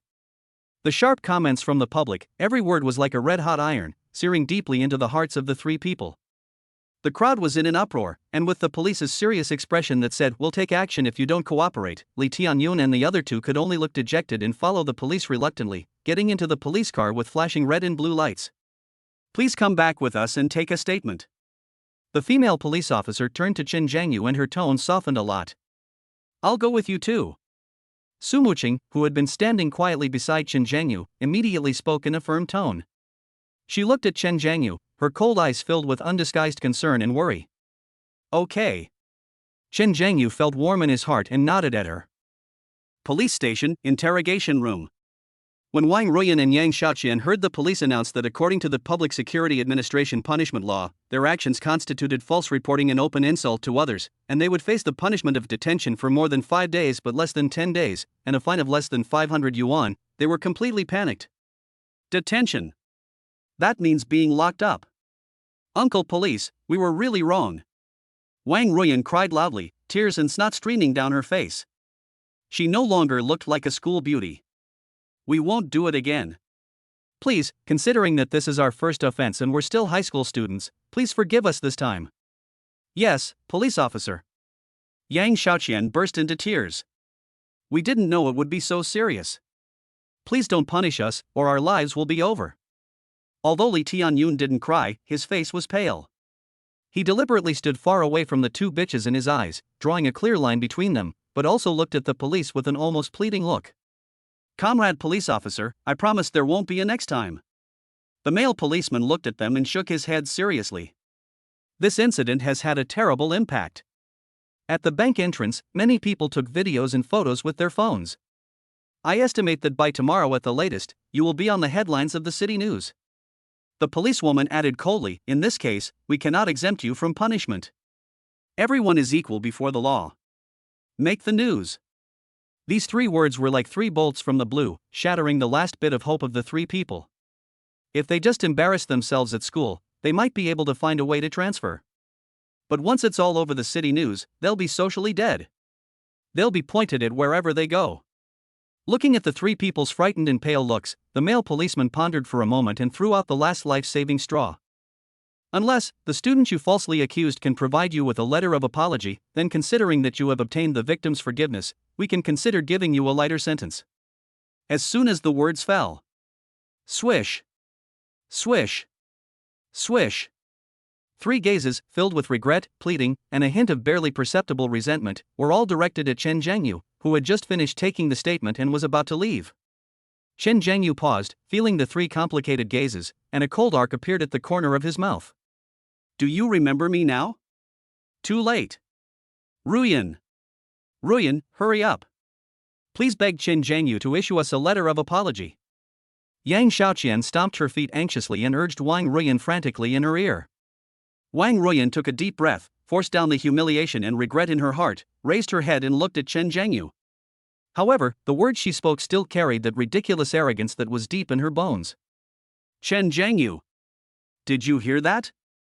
Hurry up and give us a letter of apology. She raised her chin slightly, as if she felt that by taking the initiative to speak, she was already giving Chen Jiangyu a huge favor. She still subconsciously believed that the dog who had licked her for 3 years would wag his tail and do as she said, just like before. Right. Yang Xiaoqian chimed in, adding smartly, Chen Jiangyu, as long as you give us a letter of apology this time, Ruyan will forgive you for embarrassing her in class before. She'll still pay attention to you from now on. This speech, which could be described as brainstem missing, made Su Muching next to her so angry that her pretty face tightened and her beautiful eyebrows twisted into a ball. Chen Zhengyu was so angry that he laughed. You're about to die, and you're still playing PUA with me? You still don't repent, right? Good. Then I will grant your wish. Chen Zhengyu turned around and met the expectant gazes of the three people. The smile on his face instantly disappeared, replaced by a cold and stern look. He looked directly at the police officer and his voice was clear and firm. Uncle Police, I make it clear that I do not condone any of their actions. They must pay the price for their stupidity and viciousness. They must be severely punished by law and publicly apologize to me in the school newspaper and the city newspaper. Otherwise, I will immediately have my family's lawyer file a formal lawsuit against the three of them for false accusation, frame-up, and defamation. After saying this, he swept his cold gaze over Wang Ruoyan and the other two who were petrified instantly, and a mocking sneer appeared at the corner of his mouth. You still want me to issue a letter of apology? Go back and dream your dreams. Remember, when you go out into society, remember to bring your brain with you. That thing is more important than your face. After he finished speaking, he no longer bothered to look at the three faces that turned from pale to desperate. He walked straight to Su Muching, and in the girl's surprised eyes, he naturally took her slightly cool little hand, which felt as warm as jade. Muching, let's go. After saying that, he pulled Su Muching and strode out of the police station without looking back, under Wang Ruoyan's almost crazy gaze. All that was left were three idiots collapsed on the ground, with a dark road ahead and a room full of despair. Chapter 22, The School Beauty Has Fallen in Love. The gangsters are blocking me in the alley, I'm in a hurry, you guys come together. After coming out of the police station, Chen Zhengyu took Su Muching's hand and walked on the sidewalk. From beginning to end, he never let go of the little hand that was as soft as jade. Su Muching lowered her head, her black hair hanging down, covering her red ears. She could clearly feel that her slightly cold hand was tightly wrapped by a broad, warm hand. The heat spread along her arms and all the way to her heart, making her whole body warm. She thought about breaking free. After all, they are just classmates. However, when this thought came to my mind, a strong sense of reluctance welled up in my heart. The feeling of being held by his hand. It seems pretty good. Full of reassuring power. Chen Zhengyu naturally also felt the obedience of the girl beside him. The corners of his mouth rose slightly, and he was in a very good mood. He had no intention of letting go, so he held the school beauty's hand openly and stopped a taxi. It was not until the two of them sat in the back seat that their tightly clasped hands finally separated. The car sped all the way back to the giant bicycle shop. The boss was standing at the door smoking. When he saw the two people getting out of the taxi, his eyes lit up instantly. He quickly put out his cigarette and came over with a smile on his face. Hey! My two classmates, you're finally back. The boss's enthusiasm was several times more exaggerated than when he was selling the car just now. I've already tuned up your bikes. You can ride them anytime. Come on, take a look and see if you like them. He pointed to two brand new, shiny bicycles at the door. One was Su Muching's pink and white lady model, and the other was Chen Zhengyu's cool black model, sparkling in the setting sun. And here's another thing. The boss pulled a business card from his pocket and handed it to Chen Zhengyu with both hands, his attitude as respectful as if he were treating the god of wealth. If you have any problems with your car in the future, no matter how big or small, come to me anytime. As long as my shop is still open, I'll give you a lifetime warranty and free repairs. Chen Zhengyu, who has lived two lives, could see the boss's little thoughts. The big scene just now was probably spread throughout the whole neighborhood. What kind of family background does a high school student have to be able to easily take out more than 2 million yuan in savings? This boss wants to invest in advance and make good connections. Thank you very much, boss. Chen Zhengyu took the business card and put it in his pocket without showing much emotion. He walked to the black mountain bike, straddled it with his long legs, and sat on it easily. Su Muching was also pushing her new car with a faint smile on her face. This boss is pretty good. Ha, Chen Zhengyu rode his bike around her and couldn't help but teasingly said, maybe she's so enthusiastic because our Suqiao University beauty is so pretty. Hate. Su Muching glared at him coquettishly, but in her cold eyes, there was a layer of moist ripples at this moment, which made Chen Zhengyu's heart warm. Ha ha ha. Chen Zhengyu laughed happily. Not only did he send Wang Ruoyan and the other idiots to work on the sewing machines, but he also successfully captured the cold school beauty. Today's harvest was simply the best. The two of them rode their bikes side by side, heading towards home. However, just as he was passing through a familiar alley, something strange happened. Several figures suddenly rushed out from the corner of the alley, standing directly in the middle of the road, blocking the two men's way. The screeching sound of brakes rang out. Chen Zhengyu and Su Muqing braked quickly, looked carefully, and their expressions changed slightly. The leader was the scar-faced yellow-haired guy from before. Standing next to him were those two accomplices with shifty eyes. Surround them! Don't let them get away! Scarface Huangmao let out a sinister laugh. Just as he finished speaking, three figures appeared from the other end of the alley, completely blocking their way of retreat. 3 people became 6 people. They surrounded Chen Zhengyu and Su Muqing in the middle of the alley. Boy, and that chick! Scarface Huangmao took out a switchblade from his pocket, flipped it open, and pointed the tip of the knife at Chen Zhengyu, his face full of the pleasure of revenge. We brothers have finally waited for you. Another tall and thin gangster also sneered and swept his eyes over Su Muqing unscrupulously. You were lucky to get away last time. How dare you play tricks on us? This time, I want to see how you can escape. Boy, I'm going to break your legs today. And this little girl, I'm going to let her know what it means to be unable to live or die. Vicious words, like the tongue of a poisonous snake, penetrate into the ears. Su Muqing's heart, which had just calmed down, instantly rose to her throat again. She was so frightened that her heart almost jumped out. Her pretty face turned pale at this moment, and her hands holding the handlebars trembled uncontrollably. Last time, there were only 3 of them, but they were already running away in a panic. Now, the number of opponents has doubled. They were attacked from both sides, completely blocking their way. It's over. This time, it's really over. What should I do, Chen Zhengyu? Su Muqing's voice was filled with unconcealable trembling and fear. At this moment, Chen Zhengyu calmly got off the brand new bicycle. He supported the car with one hand and walked directly in front of Su Muqing, completely protecting her petite figure behind him. Don't be afraid. Chen Zhengyu's voice was not loud, but it carried a steady and magnetic power. I'm here. His body did not look very strong in front of the 6 ferocious thugs. However, in Su Muqing's eyes, his tall and straight back looked like a towering mountain, instantly isolating him from all the wind, rain and danger. Su Muqing looked at his back and nodded subconsciously. The wildly beating heart miraculously slowly calmed down. Reason told her that how could Chen Zhengyu alone defeat 6 armed thugs? But inexplicably, a strong sense of trust rose in her heart. It seems that as long as this man is around, there is nothing to be afraid of even if the sky falls. Yo-ha? Still want to be a hero and save the damsel in distress? When Scarface saw Chen Zhengyu's expression, the sneer on his face became even more pronounced. Boy, I advise you to kneel down right now, kowtow 3 times, and then crawl under my crotch. Who knows, if I'm in a good mood, I might even spare your life. Ha ha ha. The 6 thugs burst into shrill laughter at the same time. Chen Zhengyu completely ignored their ridicule. Under the surprised gazes of the 6 thugs, he took a few steps forward and got closer to them. His deep eyes swept over everyone calmly. There was no fear or panic in his eyes, only a kind of indifference that was difficult to understand. If you're a man, don't hit a woman. Chen Zhengyu's voice remained calm. If you have anything, come to me. I'll fight you guys. When these words were spoken, the 6 thugs were stunned for a moment, and then they laughed even more happily. Did I hear correctly? This guy wants to fight us? Is his brain damaged? Does he think he's Ip Man? 1 against 10. However, Chen Zhengyu's next words made their laughter stop abruptly.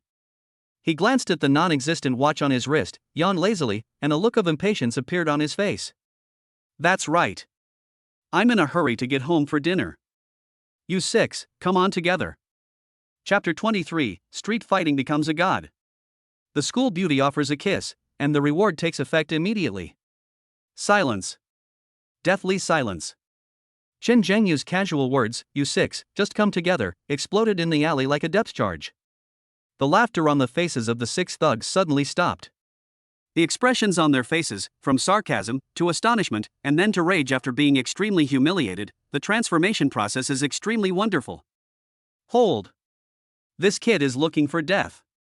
Arrogant. You don't know how to live or die. The yellow-haired thug who was closest to Chen Zhengyu and the fattest was the first one who couldn't stand this stimulation. His greasy face turned the color of liver because of anger. He roared, and his fat body rushed towards Chen Zhengyu with a gust of evil wind, and his fist as big as a casserole hit Chen Zhengyu's face directly.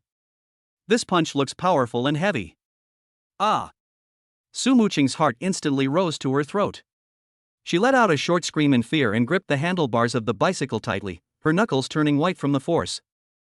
However, Chen Zhengyu, who was at the center of the storm, didn't even blink.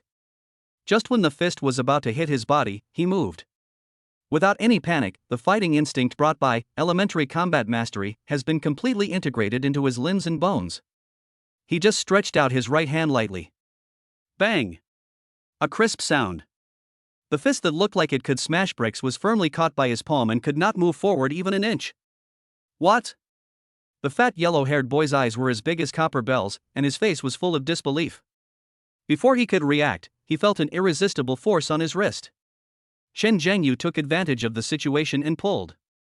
The fat yellow-haired man's body weighing more than 200 pounds suddenly lost balance and fell uncontrollably into Chen Zhengyu's arms. Immediately afterwards, Chen Zhengyu raised his right foot like lightning, bent his knee, and used an extremely standard and extremely ruthless posture to slam it hard into the yellow-haired man's fat belly. Boom! A dull thud like a drum. Well. The fat yellow-haired man's eyeballs suddenly bulged out, and his whole face instantly turned purple, revealing an expression of pain that could not be described in words. He felt as if his internal organs were hit hard by a heavy hammer and shifted instantly. Chen Zhengyu let go of his hand. Thump! The fat yellow-haired man's legs softened and he knelt straight on the ground, covering his stomach with his hands, his body curled up like a cooked shrimp. Vomit!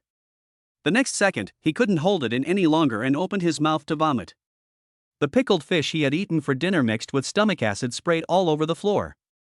The whole process was smooth and efficient, taking no more than 3 seconds. The alley fell into an eerie silence again. The only sound left was the fat, yellow-haired man kneeling on the ground and retching. Su Muqing stood behind Chen Zhengyu, her cold eyes filled with shock and confusion. She looked at the scene in disbelief, her mouth slightly open. How could he be so powerful? With just one move, a thug who looked so fierce was knocked down. Is this still the Chen Zhengyu who dragged himself to hide everywhere when he encountered danger last time? How many secrets does he still hide? Damn! This kid is a bit weird. The remaining 5 thugs also came back to their senses from their shock, and their eyes when they looked at Chen Zhengyu changed completely. The previous contempt and ridicule disappeared without a trace, replaced by deep fear and suspicion. Come together. Kill him. The leader was a yellow-haired man with a scar on his face, and his expression was so gloomy that water could drip out of it. He finally realized that he had hit a wall this time. The boy in front of me is not a lamb to be slaughtered, but a wolf in sheep's clothing. He didn't dare to be careless anymore. He roared and surrounded Chen Zhengyu from 5 different directions at the same time with the remaining 4 accomplices. A street fight between 1 and 5 broke out instantly. One thug punched Chen Zhengyu in the temple from the left, while the other one kicked his ankle with a sneaky sweep from the right.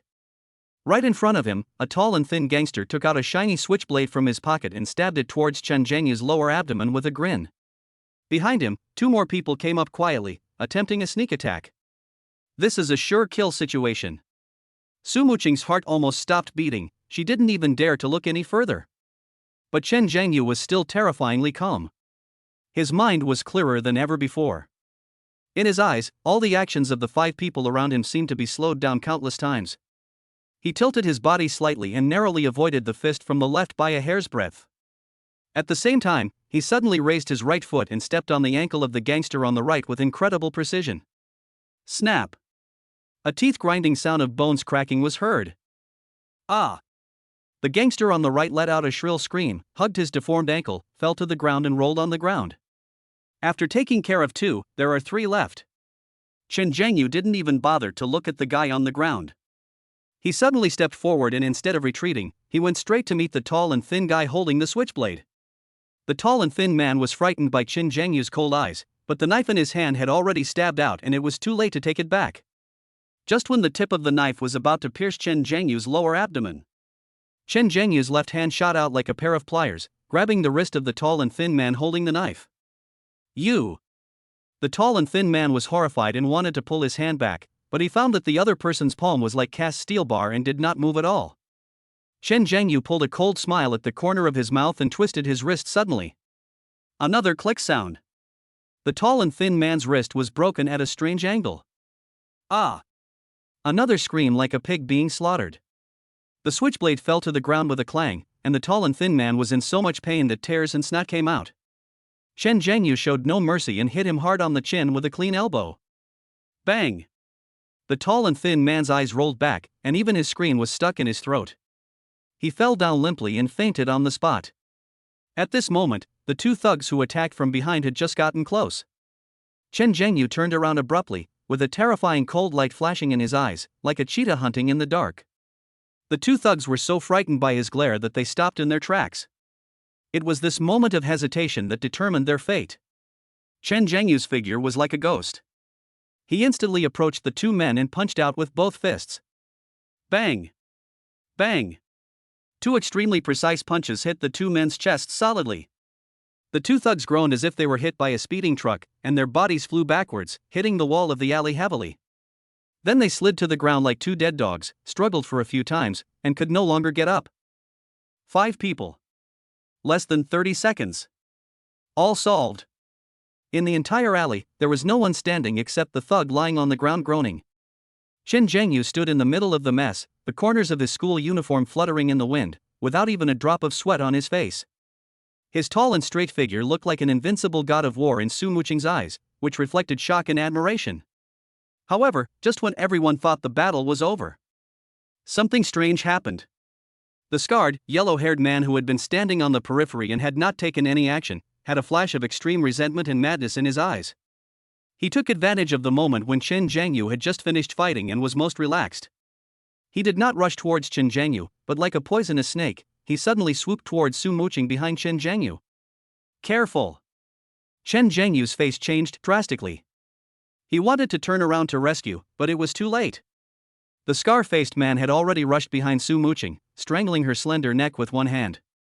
With his other hand, he took out a folding fruit knife that gleamed with cold light and pressed it tightly against Su Muqing's smooth jade-like neck.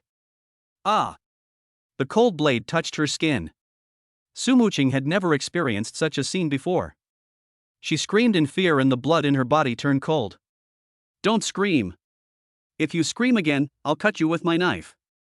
Scarface's voice became sharp and hoarse due to tension and madness. Chen Zhengyu turned around suddenly. When he saw Su Muqing being kidnapped with a knife against her neck, a murderous intent instantly burst out from his heart. The temperature of the entire alley seemed to have dropped by more than 10 degrees. His eyes, which originally held a hint of playfulness, now turned scarlet, surging with a brutality that was enough to tear a person into pieces. Calm down. Put your stuff down. Chen Zhengyu's voice was as hoarse as two pieces of sandpaper rubbing against each other.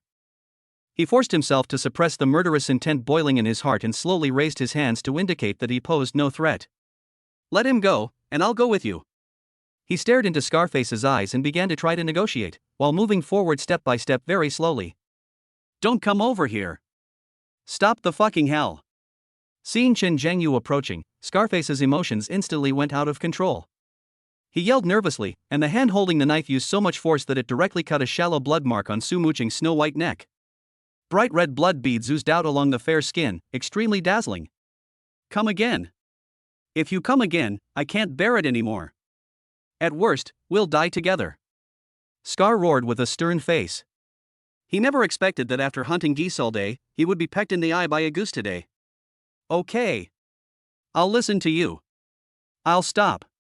Seeing Su Muqing bleeding, Chen Zhengyu immediately stopped and his voice slowed down a lot. He looked at Su Muqing, who was already pale with fear, and said in an extremely firm tone, Muqing, don't be afraid. I'm here. I promise that nothing will happen to you. Then he looked at Scarface again. What do you want? Money? I can give you anything. Stop talking nonsense. Scarface gasped. You. Put your hands on your head. Get down here. Hurry up. Good. For Su Muqing's safety, Chen Zhengyu did as he was told without hesitation. Scarface breathed a sigh of relief when he saw Chen Zhengyu really squatted down. He held Su Muqing hostage and moved step by step to Chen Zhengyu's side. Get down here too. He roughly forced Su Muqing to squat down, then a fierce light flashed in his eyes, and he was ready to move the knife that was against Su Muqing's neck to Chen Zhengyu's neck. As long as we can control this most capable guy, we can turn defeat into victory today. However, he underestimated Chen Zhengyu's endurance limit and even more underestimated Chen Zhengyu's explosive speed. Just when he moved the knife away from Su Muqing's neck and was about to put it on Chen Zhengyu's neck. That gap of a few tenths of a second. Chen Zhengyu, who had been keeping his head down and seemed to have given up resistance, suddenly jumped up.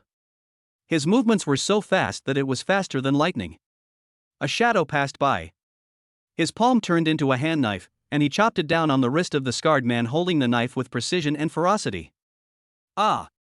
Scarface let out a heart-wrenching howl, his wrist ached terribly, and the fruit knife fell to the ground. Chen Zhengyu's attack did not stop there. He took advantage of the situation and rushed forward. With another knife hand strike, with the force of thunder, he chopped heavily on the back of Scarface's neck. Bang! Scarface's scream stopped abruptly, his eyes rolled back, and his body collapsed limply, completely losing consciousness. Okay, it's okay, don't be afraid. Chen Zhengyu hugged Su Muqing, who was still in shock and trembling all over, tightly in his arms and patted her back gently. Su Muqing was still in a daze. She buried her face in Chen Zhengyu's solid and warm chest, feeling his strong heartbeat and listening to his steady voice of comfort. The heart that was about to jump out of her chest finally calmed down. A sense of security, an unprecedented sense of security, enveloped her completely. She suddenly raised her head, and her cold eyes were now sparkling with joy, filled with gratitude for surviving the disaster, incomparable admiration and love that could no longer be concealed. She looked at Chen Zhengyu's face so close to her, and as if possessed by a magic power, she stood on tiptoe and pressed her warm lips against his. At the moment their lips touched. In Chen Zhengyu's mind, the system prompt sound exploded. Ding! A jump in the favorability of capture target Su Muqing has been detected. Current favorability, 91. Secretly in love, completely devoted. Congratulations to the host for completing the hidden achievement Hero Saves the Beauty and triggering the critical hit reward. Reward 1, increase the length of a certain feature of the host's body by 10 centimeters. Reward 2, the host's physical fitness is enhanced tenfold. Boom! The moment the system prompt sounded, an unimaginable, vast and powerful heat current suddenly exploded from Chen Zhengyu's dantian and instantly rushed to his limbs and bones. His muscles were tearing and reorganizing, his bones were strengthening madly, and his blood was surging like magma. An unprecedented powerful feeling filled every cell of his body. Especially a certain part of the body is undergoing earth-shaking and incredible changes. Chen Zhengyu held the beautiful school beauty in his arms, feeling the new power surging in his body. He then looked down at the gangsters on the ground whose life or death was unknown, and the corners of his mouth slowly curled up. P.S. If you like it, please give some free gifts to generate electricity for love, thank you. Chapter 24, Reward Received, 26 centimeters. Li's mother makes a scene at the police station. My son is not at all wrong. Lip parting. Su Muqing was so embarrassed that she almost buried her head in her majestic breasts, and her pretty face was so red that blood seemed to be dripping out. This is the first time she has been so proactive in her life. At that moment, she didn't know where she got the courage from. She kissed him in a fit of rage. Looking at the shy look of the girl who seemed to wish she could find a hole to crawl into, Chen Zhengyu felt amused. The power that had just surged in his body, mixed with the hormones of youth, made him feel a little bit addicted. Are you shy about this? Where are we going now? My 26 centimeters big baby hasn't appeared yet. He didn't give Su Muqing much time to react. He gently supported the back of her neck with his right hand, lowered his head again, and kissed her. This time, it's no longer just a superficial touch. But it is full of unquestionable arrogance and aggressiveness. Su Muqing's eyes widened instantly, and panic was written in her cold eyes, but soon, under Chen Zhengyu's skillful and powerful guidance, she completely fell and turned into a pool of spring water. Chen Zhengyu's hands also began to become restless. He could clearly feel how powerful the power in his body was. Just by exerting force with his arms, he was able to firmly hold this soft and delicate body in his arms, making her unable to move. It was a hot and passionate fight. Chen Zhengyu finally stopped until Su Muqing was kissed so hard that her whole body became weak, her breathing became rapid, and she was about to fall. It's not that he doesn't want to continue. She was the school beauty in his arms. If he continued to torment her like this, she would probably faint from lack of oxygen on the spot.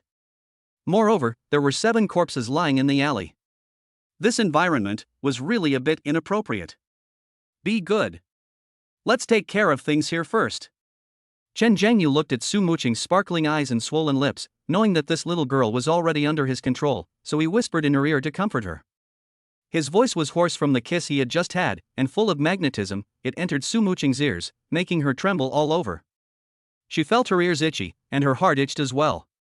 Su Muqing nodded obediently, her voice as soft as a mosquito. Her mind was blank now, and she had completely lost the ability to think. She just believed whatever Chen Zhengyu said.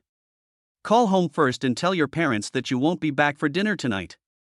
Chen Zhengyu continued to make arrangements. Hearing this, Su Muqing raised her head suddenly, and a trace of panic and confusion flashed across her cold eyes. No. Not going back to eat? Then, where should we go? Could it be? Countless indescribable images flashed through her little head in an instant, and her heartbeat accelerated uncontrollably again. Looking at her complex expression of shock, fear, and a hint of anticipation, Chen Zhengyu couldn't guess what she was thinking. He was amused and couldn't help but reach out and pat the perky but lightly. Bang! The feel is amazing. What are you thinking about, little head? Chen Zhengyu leaned close to her ear and lowered his voice to tease. Of course we should go to the police station for another cup of tea. Otherwise, these gangsters on the ground will be sent away for nothing. Su Muqing's face suddenly turned red as if it was burning.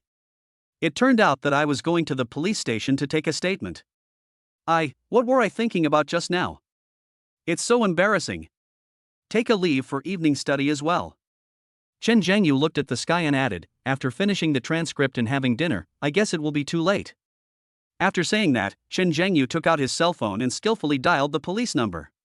Su Muqing, with a red face, walked to the side and lowered her head to call home, but her voice still had a barely perceptible tremor. A police car roared over. When the police saw people lying all over the alley, and even the leader was unconscious, they were shocked. What kind of vicious fight happened? However, when they saw that the people who called the police were two students in school uniforms, and one of them was Chen Zhengyu who had just left the police station, their expressions became even more exciting. You again? A young policeman looked at Chen Zhengyu and his mouth twitched. What kind of hornet's nest did this guy stir up? He was in police custody twice in the space of one afternoon, and each incident was more serious than the last. Since this incident involved knife wounding, which was much more serious than the previous false accusation and framing, the case was handled by criminal police who were specializing in criminal cases instead of the previous public security police. Chen Zhengyu and Su Muqing were taken to another building, and the atmosphere was obviously much more serious than before. On the way to record his statement, Chen Zhengyu found a chance to call his class teacher Lin Wanqiu. Hello, Teacher Lin, it's me, Chen Zhengyu. On the other end of the phone, Lin Wanqiu's voice was tinged with doubt. Student Chen Zhengyu? What's going on? It's like this, Teacher Lin, Chen Zhengyu said succinctly. Su Muqing and I were robbed at knife point by a group of thugs on our way home. We're safe now, and we're currently at the police station taking statements. So, we might need to take another day off from our evening study session. What? Knife point robbery? Lin Wanqiu's voice suddenly rose, filled with shock and worry. Are you two not hurt? We're fine, don't worry, teacher. Chen Zhengyu's tone remained calm. You may need to tell the school. Okay. Be careful. I'll tell the director of the Moral Education Department now. There was a hurried sound of chairs being moved from Lin Wanqiu's side, and she was obviously so anxious that she stood up directly. In order to reassure the teacher, Chen Zhengyu asked a criminal police officer nearby to answer the phone and briefly explained the situation. After hanging up the phone, Lin Wanqiu was still frightened. She looked at the sky gradually darkening outside the window, and her beautiful eyebrows hidden behind her gold-rimmed glasses were tightly furrowed. On the other side, outside an interrogation room of the municipal bureau, the parents of Wang Ruyan, Yang Xiaoqian and Li Tianyun arrived in a hurry almost at the same time. Wang Ruyan and Yang Xiaoqian's parents were both middle-aged men and women dressed simply, with anxiety and uneasiness written all over their faces. When they saw the police, they nodded and bowed, keeping a very humble attitude. However, Li Tianyun's parents suddenly changed their attitude. The person who came was a middle-aged woman with a bloated figure and wearing gold and silver jewelry. She had exaggerated curly hair, a pearl necklace around her neck, a shiny gold bracelet on her wrist, and the strong scent of perfume on her body could be smelled from a long distance away. What is even more exaggerated is that behind her was a man in a suit, glasses, and carrying a briefcase. He's a lawyer. Comrade police officer. Where's my son? Where is my son? As soon as Li Tianyun's mother entered the room, she started yelling at the top of her voice. Her sharp voice instantly attracted the attention of everyone in the office area. Why did you arrest my son? He's still a student. You're abusing your power. The male police officer who had handled their case before came over with a frown and a serious expression. Ma'am, please be quiet. This is the Public Security Bureau, not a market. The inherent authority of the police made the fat woman's arrogance subside a little, but she still looked dissatisfied. Where's my son? I want to see my son. I'm telling you, if anything happens to my son, I'll never forgive you. Come with me. The male police officer was too lazy to talk to her and took the parents of the three families to the room where the three people were detained. Mom! Mom! You're finally here. Hurry and rescue me.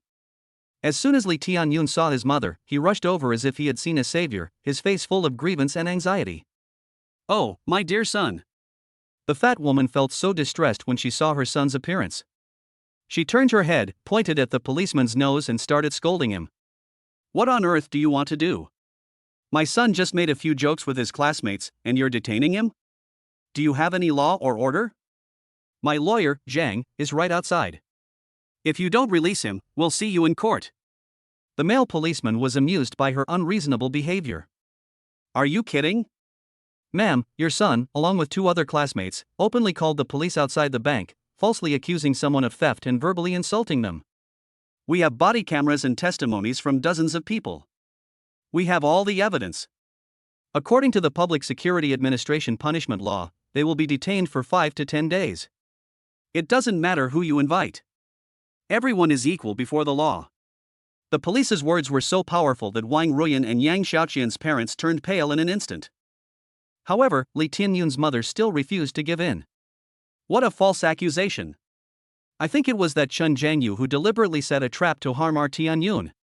How could a poor student have so much money? It must have come from some illegal source. Instead of investigating him, you're arresting the victim? Is this how you police officers handle cases? Just when she was throwing a tantrum and making a big fuss, two more people came to the door. It was after receiving the call that the class teacher Lin Wanqiu, the class teacher of Class 8 where Li Tianyun was located, Huang Yi Li Tianyun's class teacher, and Director Lu from the school's moral education department hurried over. Teacher Lin? When Wang Ruyan and Yang Xiaoqian saw their class teacher, they lowered their heads in shame. When Li Tianyun's mother saw Lin Wanqiu, her eyes lit up, as if she had found a new breakthrough. She immediately let go of her son, rushed to Lin Wanqiu, and acted as if she was going to accuse her. You're their homeroom teacher, right? You're just in time. She pointed at Lin Wanqiu and spit flew. I want to ask how your school teaches students. Is that kid named Chen Jiangyu from your class? He's such a naughty kid at such a young age. I don't know where he got all that dirty money from, and he even turned around and framed our Tianyun. Your school must give us an explanation for this matter. You must expel Chen Jiangyu. Otherwise, I will go to the Education Bureau and sue you tomorrow. Chapter 25, The Beautiful Teacher Outsmarts the Shrew. The lawyer turns against her, and Li's mother loses everything. Before Lin Wanqiu came, she had already learned a general idea of what had happened from Chen Jiangyu. But she never expected that as soon as she stepped through the door, Li Tianyun's mother, who was like a gas tank spirit, pointed at her nose and scolded her. From the look on her face, someone who didn't know her would have thought she was the original wife who came to catch the mistress. Faced with this sudden slander and attack, Lin Wanqiu just raised her eyebrows slightly behind her gold-rimmed glasses. She wasn't even angry, but instead a cold smile appeared at the corner of her mouth. Arguing with this shrew? Devaluation. She gently pushed her glasses up on her nose, and the lenses reflected a calm light. Ma'am, I think it would be best to clarify a few things before you speak. Lin Wanqiu's voice was not loud, but it was clearly heard throughout the office. Her innate intelligence and calmness instantly suppressed the fat woman's screams. First, regarding Chen Jiangyu's financial situation. The police are already here. They just verified everything clearly at the bank in front of everyone. Every penny came from a legal source with traceable documentation. Are you questioning the ability of our police officers to handle this case? A big hat was put on her, and Lee's mother's face froze instantly. Lin Wanqiu didn't give her any chance to breathe and continued. Second, you said your son was framed and set up by Qin Zhengyu from our class. So, did Qin Zhengyu force your son to block him at the bank entrance? Or did Qin Zhengyu force your son to use his phone to call the police? Or did Qin Zhengyu hold his head down and force him to face the body camera and confidently identify himself as the thief? There were dozens of passers-by at the scene as witnesses, the bank had surveillance, and the police had law enforcement records. With your I feel, are you trying to overturn all the evidence? Do you think the law is based on your feeling? A series of rhetorical questions, like a string of cannonballs, each word was brilliant and logically clear, making Lee's mother's plump face turn red and white. She opened her mouth but could not refute a single word. Third, Lin Wanqiu's voice suddenly rose, carrying the majesty of a teacher. Regarding the educational issues at our school, this incident has indeed exposed a gap in our education, which is that the cultivation of legal awareness among some students is not yet in place. After returning, our school will definitely learn from this and strengthen legal education to ensure that our students know, understand, and abide by the law, rather than becoming ignorant of the law who speak nonsense and slander others at will. As for your request to expel the victim, Qin Zhengyu? As a parent, I'm truly curious. Who gave you the courage to confidently demand from a key city high school that they expel a student who was both academically and morally excellent, just to vent your anger for your son who had committed a crime? Are you worthy? The last three words were so resounding, like three loud slaps in the face of Lee's mother. The entire office was silent. Wang Ruyan and Yang Xiaoqian's parents looked at Lin Wanqiu with eyes full of awe. Li Tianyun's class teacher Huang Yi and Director Lu from the Moral Education Department looked approving and relieved. Pretty. As expected of the ace head teacher of Class 1, Grade 3. His professional skills and eloquence are simply amazing. At this moment, the male and female police officers who had handled the case before came over and explained the final results to the three parents of students and three teachers of the school with serious faces. That's how it is. The male police officer's voice was very serious. This incident has had a particularly devastating impact. There were a large number of people watching and filming the scene. I guarantee that tomorrow morning, this incident will definitely be on the headlines of Gaohai City's social news. Therefore, we must take serious action against the actions of these three people. According to Article 42 of the Public Security Administration Punishment Law, which prohibits openly insulting others or fabricating facts to defame them, and Article 25, which prohibits falsely reporting to the police and hindering the law enforcement agencies from handling cases in accordance with the law, we have decided to impose 5 days of administrative detention and a fine of 500 yuan on Li Tianyun, Wang Ruyan, and Yang Xiaoqian. Furthermore, you must publicly apologize to Qin Zhengyu in the school newspaper and the city newspaper. Afterwards, the male police officer turned to Director Lu from the Moral Education Department and the two class teachers. After returning this time, I also hope that your school will strengthen relevant education and enhance students' legal awareness. Don't be ignorant of the law. A little jealousy and quick words can ruin your reputation and future. 3 parents. Go pay the fine now, and you can go back. As for your children, we will take them to the detention center. No. You can't do this. Mother Li went completely crazy. She screamed shrilly like an enraged sow. Detention for 5 days.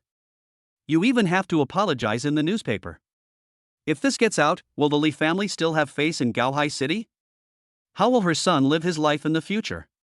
I'm going to sue you. I'm going to sue you for abusing your power. She turned around suddenly and roared at the lawyer behind her who had been silent. Lawyer Zhang. Are you fucking dead? Hurry up and sue them. Sue this police station. Lawyer Zhang, who had been silent all this time, pushed his glasses and showed an embarrassment on his face. He walked over to Li's mother and lowered his voice. Madam, calm down. This case has all the evidence, and it's about to become public news, with a huge impact on public opinion. Under these circumstances, a 5-day detention and a 500 yuan fine is already a lenient sentence considering they are underage students. If we force the case, not only will we have no chance of winning, but if the matter becomes more serious, the court may consider the adverse social impact and impose a heavier sentence. When Li's mother heard that the lawyer she had hired at great expense was actually turning her back on him, she was instantly furious. All her resentment and anger found an outlet at this moment and were poured out on the lawyer. What the hell are you doing? I spend hundreds of thousands of dollars a year to support you. Is this just for you to come here and make sarcastic remarks about me? You can't even handle such a trivial matter. Did you accept bribes from that poor idiot over there? You're useless. I'm firing you right now. Get out of here. Now. The barrage of vicious curses turned Lawyer Zhang's face from blue to purple and then to ashen. He had long been fed up with the humiliation of being with this rude and unreasonable fat woman. Today, he couldn't bear it anymore. Okay. Lawyer Zhang suddenly smiled, adjusted his glasses, and slowly straightened his suit and tie. Then, in front of everyone's astonished gaze, he slammed the briefcase in his hand to the ground. You fat bitch. Do you really think that little bit of money you gave me is a lot? I quit. He pointed at Li's mother's nose and let out all the resentment that had been pent up for many years. I've been treated like a slave in front of you every day. Do you really think you're the Empress Dowager Cixi? Why don't you take a piss and look at your own face? I've been fed up with you for a long time. This sudden reversal left everyone stunned. Li's mother was even more confused by the scolding. However, this is not the end. After Lawyer Zhang finished cursing, he seemed to be still unsatisfied and turned around and walked out. But when he reached the door, he suddenly stopped, turned around, and a very strange smile full of revenge appeared on his face. Hey, fat woman. There's something I forgot to tell you. Your husband has been keeping a mistress for several years, and their child is old enough to help with cooking. Over the years, he has used various means to transfer most of your joint property. If nothing unexpected happens, you should receive his divorce agreement this week. By then, you'll be a yellow-faced woman who won't get a penny. Not only is he fat, he's also brainless. He was sold and still helped count the money. Serves you right. After saying that, he spat fiercely at Li's mother, who had been completely petrified, and then left in the dead silence without looking back. The whole world is quiet. The anger, arrogance, and resentment on Li's mother's face all froze at this moment. Chapter 26, Become a God in One Battle. He defeated 6 fierce bandits with his bare hands, and the beautiful teacher was completely captivated. The lawyer's thunderous revelation completely shattered the last bit of spiritual support for Li's mother. Your husband is cheating on you? Property transfer? I am about to be kicked out of the house? One cruel fact after another, like sharp knives, pierced her fat body with holes. Mom! Mom! Don't listen to his nonsense. He's lying to you. Mom! Li Tianyun looked at his mother's distraught appearance and was completely panicked. He stretched out his hand desperately across the railing, trying to grab her. However, Mother Li acted as if she didn't hear anything. She turned around, her eyes empty and her steps unsteady, like a puppet with its soul taken away, stumbling out step by step. Mom! Don't go! Mom! Please save me! Li Tianyun's cry, shrill and desperate, echoed in the empty office. But the woman who once held him in her hands didn't even turn her head. The collapse of her family made her more desperate than her son's detention. The fathers of Wang Ruyan and Yang Xiaoqian are both honest working-class people. They were not as confident as Li's mother in throwing a tantrum. They just walked to the window silently and paid the 500 yuan fine with their calloused and slightly trembling hands. Every banknote is like a piece of flesh cut from their hearts. Wang Ruyan's father, a man in his early 50s with mostly gray hair, walked up to his daughter, his cloudy eyes filled with disappointment and heartache. Wang Ruyan! Look at what you've done! His voice was not loud, but it carried a great weight. We saved money to support your education, so you could learn these crooked ways and frame your classmates? And put it in the newspaper. Put it in the newspaper. The reputation of our Wang family, the reputation of several generations, has been completely disgraced by you alone. The man's chest heaved violently, and in the end, he just sighed heavily. He couldn't utter the even more unpleasant curse, "Why did I raise a thing like you?" He turned around, his back hunched, and left this place where he could not raise his head with endless fatigue and shame. Yang Xiaoqian's father was more direct. He pointed at Yang Xiaoqian's nose and scolded him angrily. You disappoint me so much. You don't learn your lesson all day long, just hanging around with her. Now you're fine? 5 days of detention. Do you know that this stain will be with you forever? Forever. After cursing, he left without looking back. The office suddenly became quiet. Only 3 young boys and girls, abandoned by the whole world, were left, their faces ashen.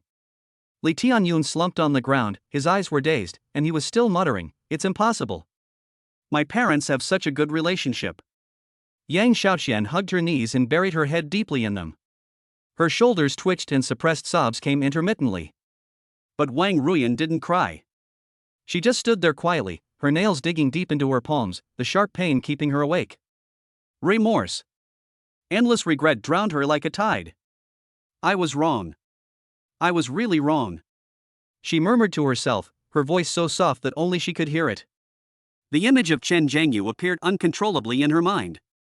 The boy who once silently gave everything to her but was discarded by her. It turns out that he is not a pauper, but a hidden rich second generation with a net worth of millions. It turns out that he is so handsome and charming. Every scene and every incident was like a loud slap in her face. He was so nice to me, and he was so rich and handsome. I really shouldn't have been so stupid as to push him away. If I take the initiative to apologize to him and go find him, will he forgive me? Thinking of this, a little sick light suddenly rekindled in Wang Ruyan's dead eyes. Right. He used to like me so much that he would do anything for me. As long as I take the initiative and lower my attitude, he will definitely soften his heart. He must still love me. This thought was like a life-saving straw, allowing her to find new hope in an instant. Just then, the office door was pushed open and a man in a criminal police uniform walked in. He had a very loud voice, and his voice could be heard before he even arrived. Lao Zhang. Xiao Lu. Let me tell you, that student you met today is truly an amazing person. The male and female police officers who were sorting case files looked up when they heard the voice. Oh? Which one is it? Is it the handsome young man with $1 million in deposits who was maliciously reported? The female police officer became interested. What happened to him? Didn't he just leave us not long ago? The male policeman asked curiously. This kid, I don't know whether to say he's unlucky or awesome. The detective gestured exaggeratedly. He just walked out of our police station and on his way home, he ran into a tough guy. 6 yellow-haired hooligans. I checked their criminal records and their old hands from the Kanghua Street area. It said that they once tried to make a move on his girlfriend, the school beauty, but he ran off with her. Today, those thugs deliberately blocked them on the road. And they were carrying knives.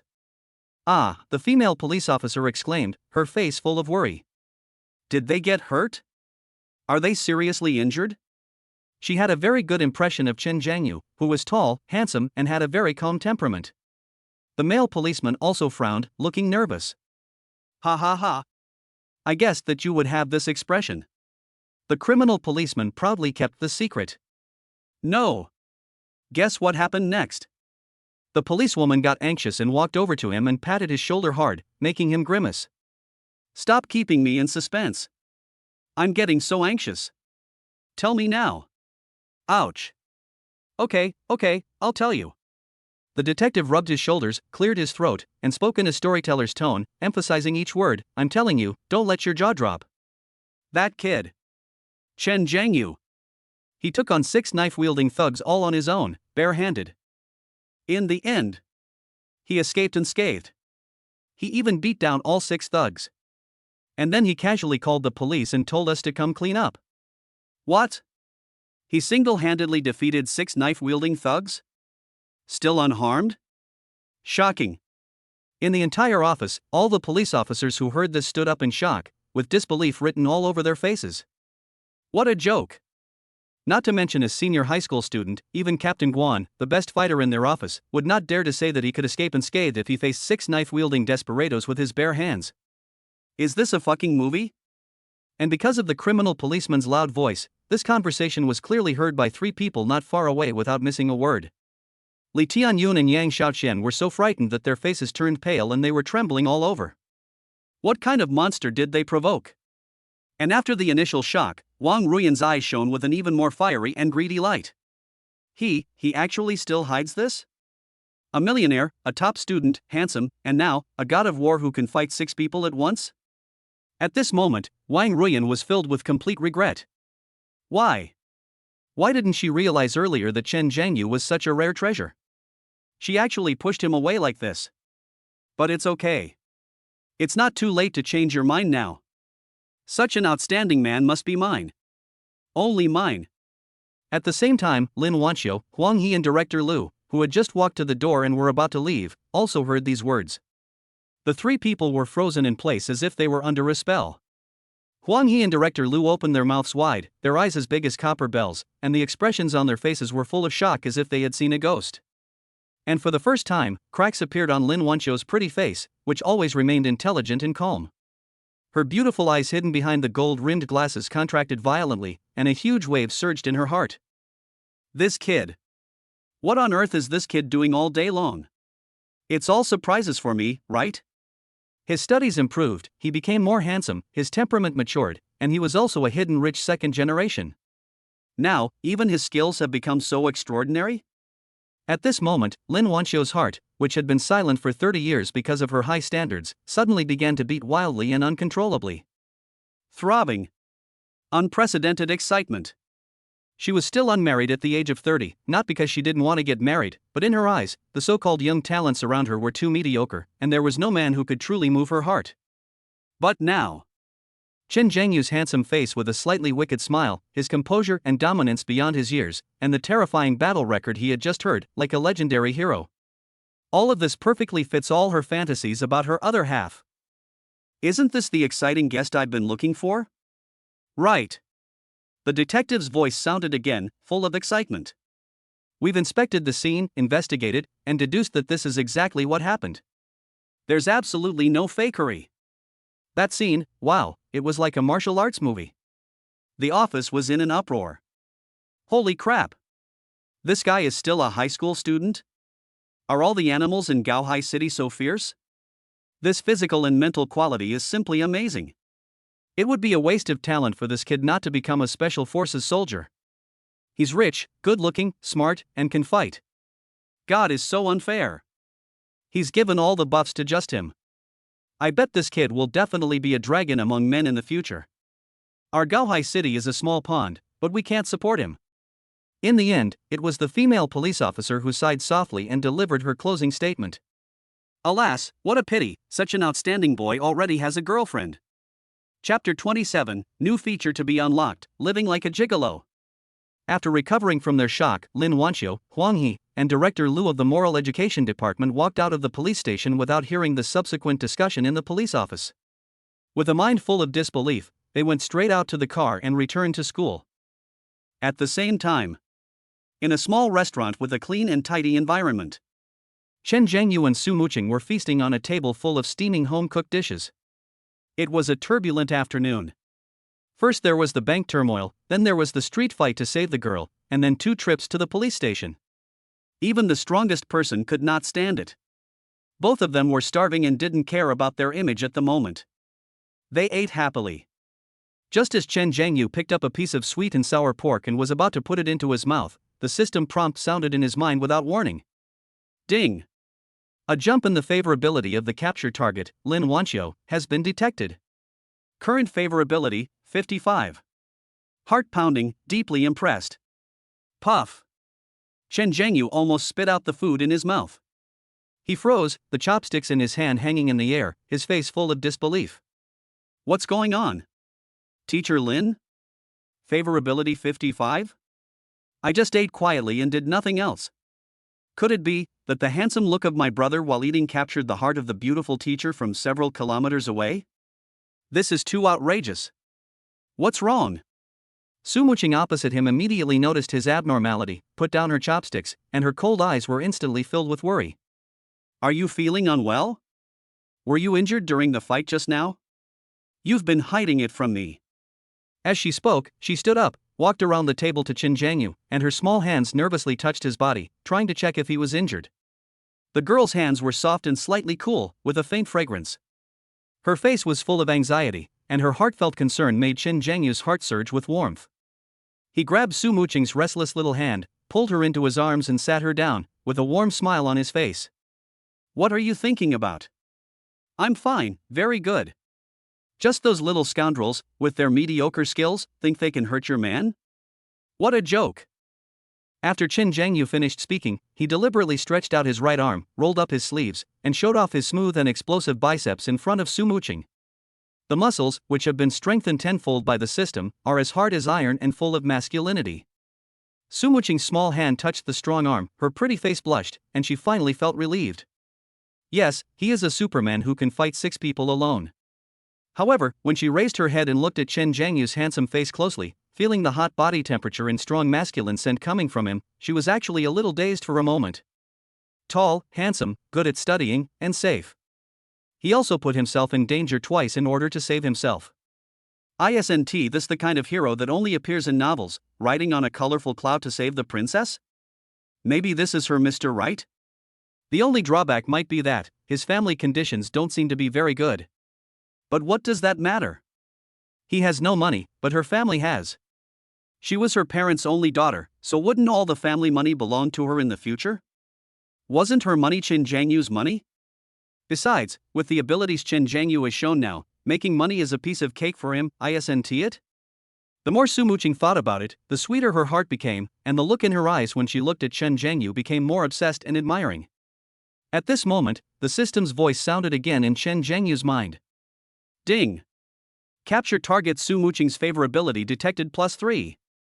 Current favorability, 94. I am completely devoted to you and will not marry anyone but you. Host, please keep up the good work.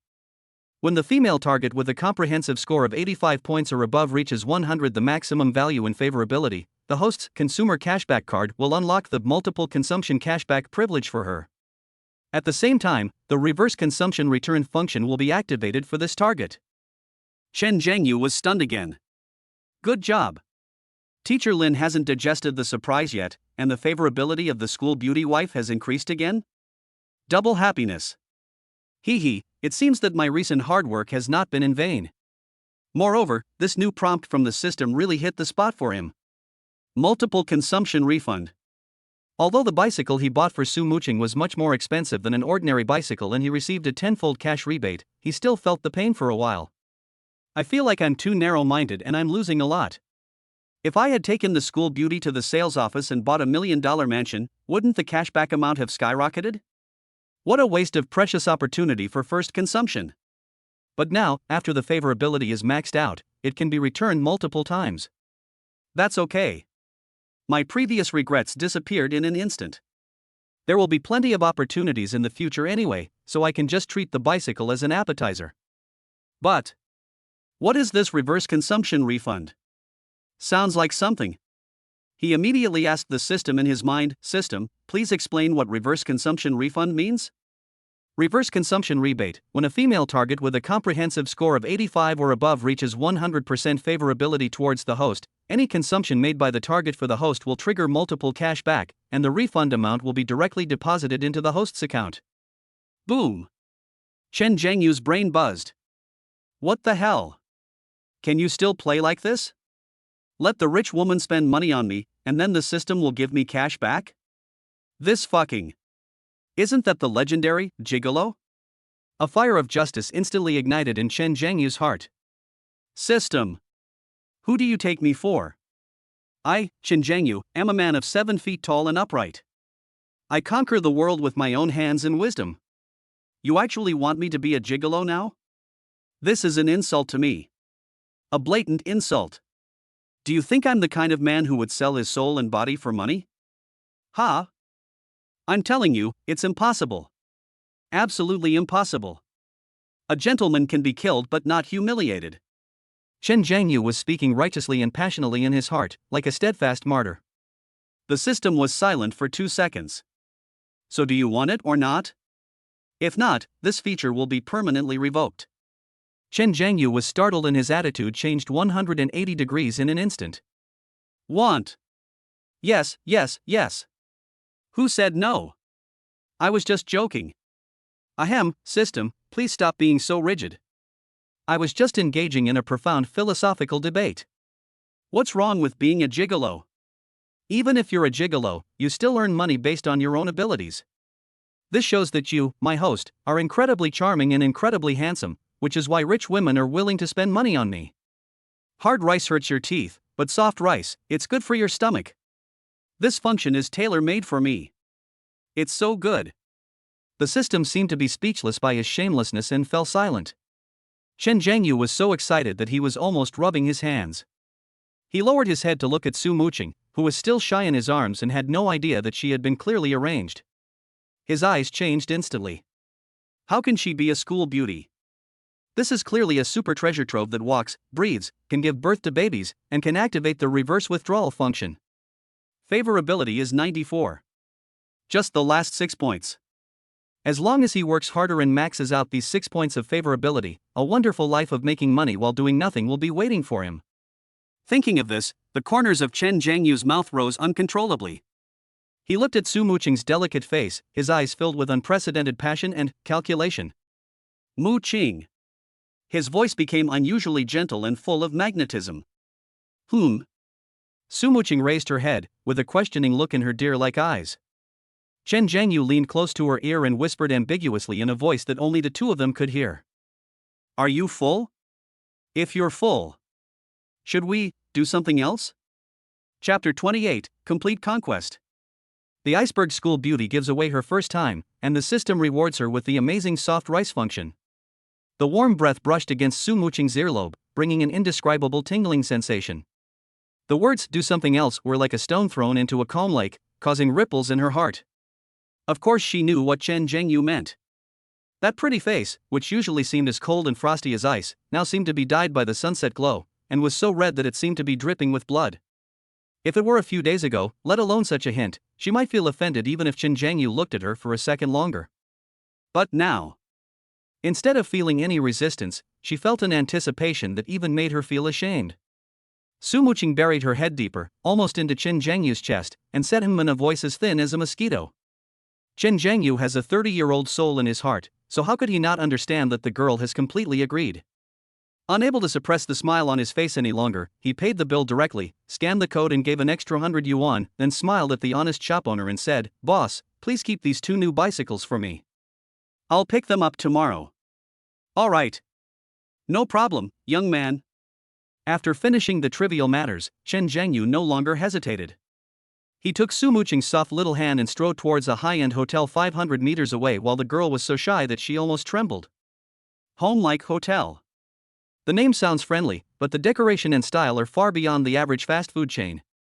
Fortunately, after his rebirth, he developed the good habit of carrying his ID card with him. Despite the ambiguous gaze of the receptionist, Chen Zhangyu remained calm and simply used his ID card to book a luxurious king-size room. The room card number is 808. Very auspicious. With a beep, the door opened. The room is spacious and bright. Outside the huge floor-to-ceiling windows is the dazzling night view of the city. The soft wool carpet makes no sound when you step on it, and the air is filled with a faint scent of aromatherapy. Su Muqing sat nervously on the edge of the soft big bed, her hands tightly clutching the corners of her clothes, her heart pounding like a little white rabbit about to be sacrificed on the altar. Chen Zhangyu did not rush to do anything. He first took out his mobile phone, turned on the camera, and carefully scanned all the places in the room where pinhole cameras might be hidden, such as TV, sockets, smoke alarms, etc. Only after confirming that it was safe and there were no disgusting things did he feel completely relieved. Looking at Su Muqing, who was sitting on the edge of the bed, nervous and expectant, Chen Zhangyu took a deep breath and walked over. The lights dimmed at some point. Amid the girl's half-hearted and coquettish pleading, Chen Zhangyu completed his first blood feed in his new life. Su Muqing's scream was heard in the darkness. 2.5 hours later. The battle is over. Su Muqing seemed to have lost all her strength and lay limply on the bed. Her originally cold eyes were now misty with a hint of confusion and satisfaction. She was completely conquered. Only then did she understand that when Chen Zhangyu mentioned those thugs who had only mediocre skills, he was not exaggerating. This physical strength and endurance are simply inhuman. Just at this moment, the system's exciting prompt sound rang in Chen Zhangyu's mind. Ding!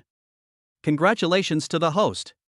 The favorability of the captured target, Su Muqing, has reached 100. I am completely devoted to you, forever. Consumer cashback card privilege upgrade. Every month, the first purchase made for Su Muqing will receive multiple cashback. Ding! Congratulations to the host. Activated the God-level hidden function, reverse consumption refund. Reverse consumption rebate. When Su Muqing makes any purchase for the host, it will trigger multiple cashback. The refund amount will be directly deposited into the host's account. Chen Zhangyu hugged the exciting body in his arms, listening to the system prompts in his mind, and the smile on his face was harder to suppress than AK. Woohoo, take off! Monthly cashback opportunity. There is also this reverse consumption refund. Isn't this the legendary, the ultimate gigolo? Let a rich woman spend money on you and get cash back? Today, he finally experienced the happiness of his ancestors. Su Muqing had no idea of the dirty thoughts in the man's mind. She hugged Chen Zhangyu's warm and strong chest and fell asleep with fatigue all over her body and sweetness in her heart. She didn't know how long it had been before she suddenly woke up from her sleep with a start. She subconsciously reached for her phone and checked the time. 10:30 p.m. It's over. Su Muqing exclaimed, losing all sleepiness. The Su family has very strict family education, and her parents keep a close eye on her, their only precious daughter, and strictly require her to be home before 10:30 every night. I'm sure my mom will nag me to death when I get home tonight. In the past, she would never have dared to stay out so late. But tonight, she didn't expect Chen Zhangyu to be so persistent. She was completely immersed in it and forgot about time. She yelled in annoyance, "Zhangyu! It's all your fault." After saying that, Su Muqing hurriedly got up and put on her clothes. But as soon as she moved, she felt as if her body was falling apart, and a burning pain came from a special place, making her almost fall back onto the bed. Chen Zhangyu looked at her cute expression of shyness and annoyance, chuckled, and started to speak the sweet words of a 30-year-old veteran. "My Suqiao University campus belle, how can you blame me for this? That's because you're so beautiful and charming, I just can't control myself." If these words were spoken by someone else, Su Muqing would only feel greasy and disgusting. But it's different when it comes from the mouth of the man you love. Su Muqing felt sweet in her heart, sweeter than honey. She felt that all the compliments she had heard before could not compare to Chen Zhangyu's heartfelt dirty talk. Smooth talk. She said something angry, but her face was full of happy smile. Seeing this, Chen Zhangyu immediately turned over and stood up, ready to hold Su Muqing, help her put on her clothes, and take advantage of her. After all, this is a top-notch work of art. If I don't touch it a few times, I would be letting down my hard work tonight. But unexpectedly, Su Muqing held him down stubbornly. She endured the discomfort in her body and got out of bed first. Then, under Chen Zhangyu's astonished gaze, she bent down, picked up the clothes on the ground, and began to help him put them on one by one. I'll do it. Su Muqing's voice was weak and her cheeks were red enough to bleed. Oh shit. Chen Zhangyu's vanity was epically satisfied at this moment. Who would have thought? That school beauty goddess who was so arrogant and cold to everyone in school, turned out to be such a gentle, considerate, and good wife and mother after being completely conquered by me. What a contrast. Awesome. It's so fucking awesome. Next, the two helped each other put on their clothes in this ambiguous atmosphere. Naturally, Chen Zhangyu's various actions were inevitable during this period. He is really not an LSP. The main reason is Su Muqing's figure, which is so pleasing to the eyes. Every inch of her skin is like the finest white jade, making people love it. After getting dressed, Chen Zhangyu first returned to the small restaurant he had just been to, and gave the owner another 100 yuan, asking him to help keep the bicycle until tomorrow. Then, considering that Su Muqing was a virgin and had physical discomfort, he decisively stopped a taxi on the side of the road and sent her home first. The taxi stopped at the gate of the Jinshuojiangnant community. This is one of the top 3 wealthy areas in Gaohai City, with strict access control and tight security. Tomorrow morning, I'll come and pick you up from school. Before getting off the car, Chen Zhangyu leaned over, patted her perky but gently, and spoke softly. Of course you have to love your own woman. This is not a gold digger like Wang Ruyan who can only be used to get pleasure. This is a treasure girl who can activate the reverse withdrawal function for herself. Su Muqing's pretty face turned red, and then as if she had mustered up all her courage, she leaned over and kissed Chen Zhangyu on the lips. It's like a dragonfly skimming the water, but it's sweet to the heart. After doing this bold move, she immediately opened the car door and ran into the gate of the community with slightly deformed and strange steps as if escaping. Chen Zhangyu looked at her slightly embarrassed back, a smug smile appearing on the corner of his mouth. Master, let's go. He leaned back in the back seat, feeling extremely relaxed. The cold school beauty is completely won over. System functions have been upgraded again. Chapter 29, My Future Mother-in-Law's Late-Night Surprise Attack. The school beauty's dark cuisine almost sent me packing. The other side. Su Muqing tiptoed like a thief and carefully opened the door of the villa with the key. She was thinking about how to sneak back to her room quietly and fall asleep. But as soon as she leaned forward, she froze in place. The crystal chandelier in the living room was on. In the soft light, a graceful figure wearing a silk nightgown was leaning lazily on the sofa, holding a cup of warm milk in her hand. "I'm back." Pei Shuqin's voice was very soft, but it sounded like a thunderclap, exploding in Su Muqing's ears. "Mom!"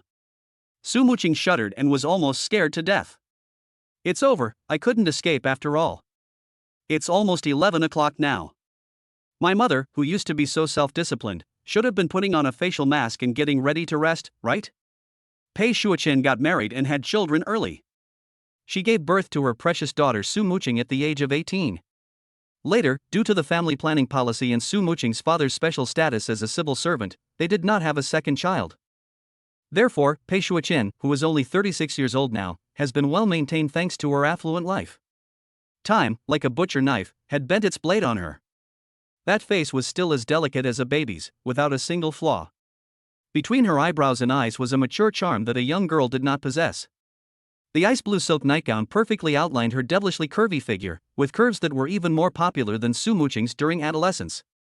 If you don't know, you might think she is a sexy model from the cover of a magazine. It is common for the mother and daughter to be mistaken for sisters when they walk on the street. "Yeah. Mom, I'm back." Su Muqing had no choice but to bite the bullet and walked in with a wry smile, her eyes wandering, not daring to look her mother in the eye. "Mom? Why aren't you asleep yet? It's getting late, you should go get some rest." I'm a little tired today, so I'm going back to my room first." After Su Muqing finished speaking, she put on some oil on her feet and ran to her room. If she stayed for another second, she was afraid that the masculine scent that did not belong to her and the slight strangeness in her walk would be seen through by her mother with sharp eyes. "Hey! Xingqing! Stop! Mom wants to talk to you." Pei Shuqin put down the milk cup, stood up, and was about to grab her daughter. "Mom! I'm really tired. Can we talk about it tomorrow?" Su Muqing rushed into her room without even looking back, slammed the door shut, and locked it. Pei Shuqin's outstretched hands stopped in mid-air. She looked at the tightly closed door and was rejected. Her pretty brows slowly frowned. This child. Today is so abnormal. He didn't come home for dinner, didn't answer the phone, and came home so late for the first time in his life. As soon as he came back, he acted like a mouse seeing a cat, looking extremely guilty. Could it be premature love? This possibility instantly popped up in Pei Shuqin's mind. She and her husband had long been on high alert for their daughter's adolescence, and had never neglected her education in various physiological and psychological knowledge, for fear that she would go astray during this critical period. Unexpectedly, despite all the precautions, signs still appeared? "No, I have to go to school some other day to get a better understanding of the situation." Pei Shuqin picked up the milk and drank it all, then stretched her hot body that was enough to drive any man crazy, and then went back to her room to rest in her slippers. Chen Jiangyu took a taxi back to the familiar barber shop. It was late at night, but the lights in the store were still on. Mother Yiqin was still busy, concentrating on dyeing the hair of an old customer, and she didn't even have time to wipe the sweat from her temples. "Mom, I'm back." Chen Jiangyu greeted her. "Hey, you're back. The rice is warming in the pot. If you're hungry, go and eat it." Yiqin responded without raising her head. Chen Jiangyu felt a warm feeling in his heart, and without saying much, he went straight up to the second floor. He took a quick shower to wash away his fatigue, then took out his cell phone and set an alarm 10 minutes earlier than usual. After doing all this, he fell on the bed and fell into a deep sleep. A dreamless night. The next morning, the alarm clock rang on time. Chen Jiangyu jumped up from the bed, full of energy and not at all tired. His physical fitness is 16 times that of an ordinary person, so he only needs a very short sleep to restore all his energy. He quickly finished washing up and didn't even have breakfast. He went downstairs, took a taxi, and headed straight to the Jinqiu Jiangnan community. The wealthy area is quiet and peaceful in the early morning. Chen Jiangyu leaned in the taxi, looking at the imposing security booth at the entrance of the community and the luxury cars coming in and out, his heart calm. Sooner or later, these will be his. Not long after, a beautiful figure appeared in his sight. Su Muqing was wearing a clean blue and white school uniform, but was holding a delicate and small lunchbox in her hand, and was walking quickly out of the community gate. Chen Jiangyu opened the car door and waved at her. When Su Muqing saw him, her cold eyes melted instantly, and she showed an extremely beautiful smile. She trotted over like a happy little bird. She skillfully opened the car door and sat down next to Chen Zhengyu. The car was instantly filled with the unique fragrance of a young girl. "You came here so early, you must not have had breakfast?" Su Muqing asked with concern, her voice carrying a hint of tenderness like a newlywed wife. "Yes, I haven't eaten yet," Chen Zhengyu answered honestly. "Hey! This is for you." Su Muqing handed over the lunchbox in her hand as if she was presenting a treasure. Chen Zhengyu took it with some surprise and opened it. Inside were 2 neatly cut sandwiches with thick ham, fried eggs and lettuce in between. The ingredients were truly luxurious. "You did it?" Chen Zhengyu really didn't expect that the icy school beauty who seemed to be indifferent to the world actually had such a virtuous side. Come and try it to see if it tastes good." Su Muqing looked at him expectantly, like a primary school student waiting for praise from the teacher. Chen Zhengyu picked one up, smiled and took a big bite. The next second, the smile on his face froze slightly. "Oh shit. What is this smell?" An extremely strong sour taste instantly swept through his entire mouth and went straight to the top of his head. Wow. Did I mistake ketchup for water?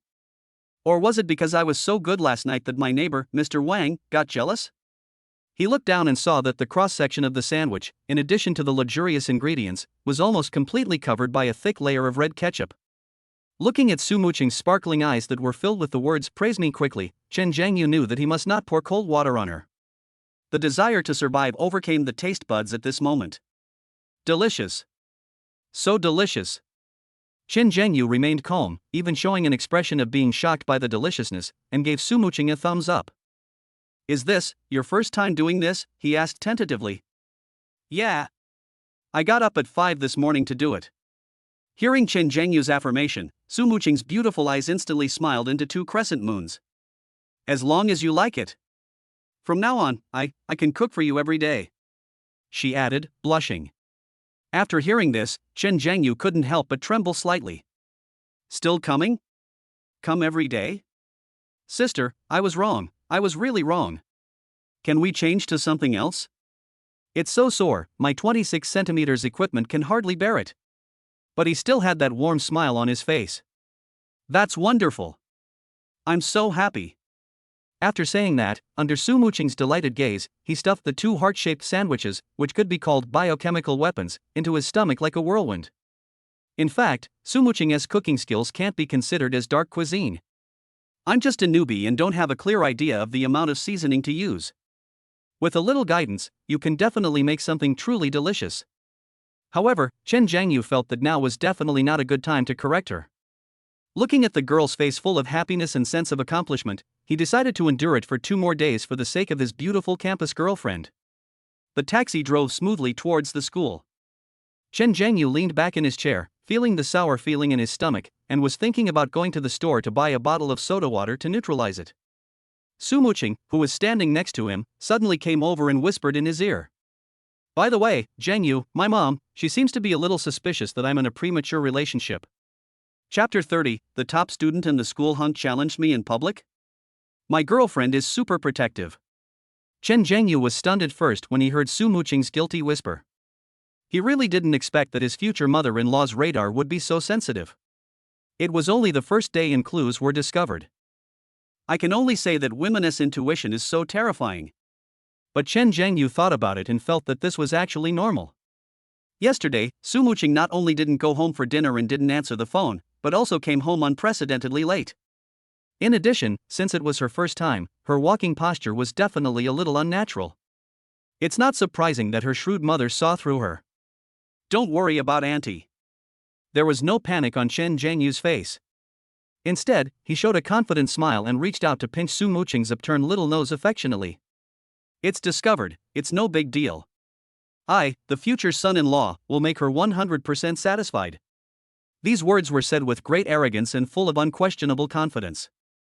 Su Muqing looked at his calm profile, and the little worry in her heart instantly disappeared. "Yes, my man is so outstanding. Except for his ordinary family background, he is full of advantages. He is good at studying, handsome, and feels safe. Mom will definitely like him too." "Yeah." Su Muqing nodded heavily, completely relieved. She looked at Chen Zhengyu and made up her mind secretly. I am already Chen Zhangyu's person, and I will be his for the rest of my life. Even if my mother really doesn't like him, I will definitely try my best to make her accept him and like him. Even though it is already the 21st century, Su Muqing still retains the traditional virtue of marry a chicken, follow the chicken, marry a dog, follow the dog in her mind. If her parents knew that this juicy cabbage of theirs actually thought this way, they would probably be so angry that they would jump up and down and sigh, girls can't be kept at home when they grow up. After Chen Zhangyu comforted his wealthy girlfriend, he brought the topic back to business. Don't think about that today, just focus on the exam. The monthly exam simulation is just right for me to see who is better between us. Today is the monthly exam for the entire school, and Chen Zhangyu also wants to test how much energy his brain, which has been strengthened by the system, can unleash in a real exam room. Good. Su Muqing responded sweetly. The taxi soon carried the two people who were in love and stopped steadily at the gate of Gaohai No. 1 Middle School. When Chen Zhangyu and Su Muqing got out of the same taxi again, one after the other, the entire school gate seemed to be paused in an instant, and then a thunderous roar of discussion broke out. Holy crap! Did I see that right? The Suzhou University beauty came in the same car with Chen Zhangyu again. This is the second time. Once before, and again today. This is definitely not a chance encounter. Oh my god, my youth is over. My goddess, could she really have been taken away by that pig? At this moment, the hearts of countless boys were broken into pieces like dumpling fillings, falling all over the floor. The girls, on the other hand, stared with their eyes wide open, whispering to each other, the fire of gossip burning fiercely. Facing the gazes and discussions around them that almost drowned them, Su Muqing's pretty face, which was always as cold as an iceberg to other people, suddenly broke into a bright smile that was bright enough to melt the ice and snow. That smile was brighter and gentler than anyone else had ever seen. Then, under everyone's petrified gaze, she made an even bolder move.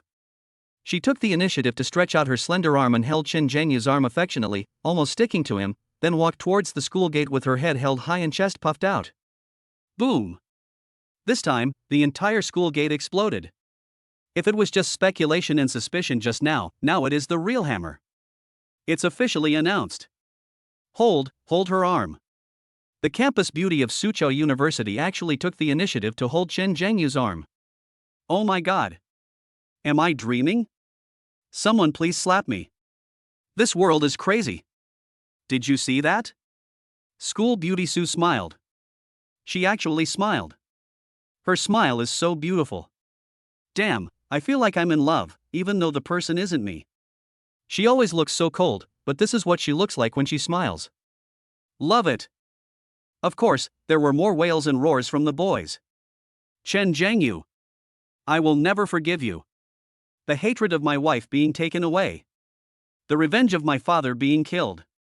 I swear I will not be a human being until this revenge is taken. Chen Zhangyu couldn't help but laugh as he felt the soft touch on his arm and the jealous gazes around him that almost wanted to eat him alive. He turned his head and looked at Su Muqing, who was standing beside him with a smug look on her face, like a proud little peacock, and jokingly said, "See? If the boys in school could kill with their looks, I'd have been hacked into pieces and my bones would have been pulverized." He could clearly feel that the eyes coming from all directions were filled with undisguised murderous intent. Snort! Su Muqing wrinkled her beautiful nose slightly, raised her chin slightly, and there was an inviolable domineering look between her eyebrows. With me here, I don't see who dares to touch my boyfriend. Now that she and Chen Zhangyu were already husband and wife, she was too lazy to hide it anymore. Of course, you have to declare your sovereignty over your man openly and honestly. The two of them walked into the campus intimately under the watchful eyes of everyone. Just as they were about to reach the senior grade 3-1 classroom, a discordant voice came from the side. Chen Zhangyu. Chen Zhangyu and Su Muqing stopped at the same time and looked in the direction of the sound. I saw a boy standing at the door of the next door grade 3-2 class. He wore a pair of black framed glasses and was well-mannered. His height and appearance were above average among boys, and he wore his school uniform meticulously. Chen Zhangyu searched in his mind and recognized this person. Ma Tianyu. The top student in class 3-2 of senior high school, he always ranks first in the class and among the top 10 in the grade. Because of his excellent academic performance and good looks, he is quite famous in No. 1 middle school and is nicknamed the school hunk by some people. Chen Zhangyu raised his eyebrows, feeling a little strange. It seems like I have no connection with this top student on campus. Why did he call me? Ma Tianyu pushed his glasses on the bridge of his nose, and his eyes behind the lenses flashed with coldness and disdain. He didn't even look at Chen Jiangyu, but stared at Su Muqing beside Chen Jiangyu. His eyes were full of grief and an inexplicable sense of superiority. I don't care what despicable means you used to coerce Su Muqing. Ma Tianyu spoke coldly, his tone full of judgment. Please stay away from classmate Su Muqing. She is not only our school beauty, but also one of the top students in her grade. She is a future star destined to be admitted to Peking University or Tsinghua University. And you, he finally turned his gaze to Chen Jiangyu, his eyes looking at him as if he were looking at a pile of garbage, a worthless person with poor grades who only knows how to cling to her. You are not worthy of standing with her at all. You'll only be a burden to her. It'll affect her studies. You don't deserve her. Chapter 31, Love Rival Issues Challenge. The goddess dominantly protects her husband. I backhand him and make him call me daddy. Ma Tianyu's words were righteous and full of a sense of superior judgment. He pushed the black-framed glasses on his nose, and the lenses reflected a cold light. He looked like a self-righteous, moral guardian who was upholding justice. When Chen Jiangyu heard this, he immediately felt happy. Oh no? After all this fuss, it turns out that it was Su Muqing's wild admirer who came to visit? Quite interesting. Looking across the entire Galhai No. 1 middle school, the boys who have a crush on Su Muqing can line up from the school gate to the toilet, but Ma Tianyu is the first one who dares to jump out and provoke her so blatantly in public. He's got some guts. But it's just a little bit. The guy was so proud of being in the top 10 in his grade and being the school hunk, but in Chen Jiangyu's eyes, it was just a joke. Just kidding, Buddy is now a cheater. Learning? Systematic initiation, steady progress. Fighting? 10 times the physical strength, proficient in fighting. Financial resources? That's out of the question. The balance on his card is way more than his. What's more, the goddess he had been thinking about had been transformed into a different shape by him last night, and even her walking posture had not fully recovered. This guy is still daydreaming here, thinking he is the knight who saves the princess? It's a bit humorous indeed. The commotion here quickly attracted countless students who came to school early to watch. The corridors and stairwells of the teaching building were crowded with people, all craning their necks for fear of missing any good show. Eating melons is human instinct. Especially this top-notch melon of the poor student counterattacks the school beauty and provokes the strong student rival to confront him in public. When the students in Class 3-2 saw their monitor speaking up, they immediately joined in and started to criticize Chen Jiangyu. That's right. Brother Ma is right. A toad wants to eat swan flesh, but he doesn't even take a piss and look at himself. Chen Jiangyu, are you worthy? You're a perennial loser. Don't let this affect our top student from Su University getting into Tsinghua University. Get away from school beauty Su. People like you only lower her status. That's right. School beauty Su belongs to everyone, not just you. Get out of Class 2's territory. Don't dirty our place. All kinds of unpleasant shouts came one after another, directed directly at Chen Jiangyu.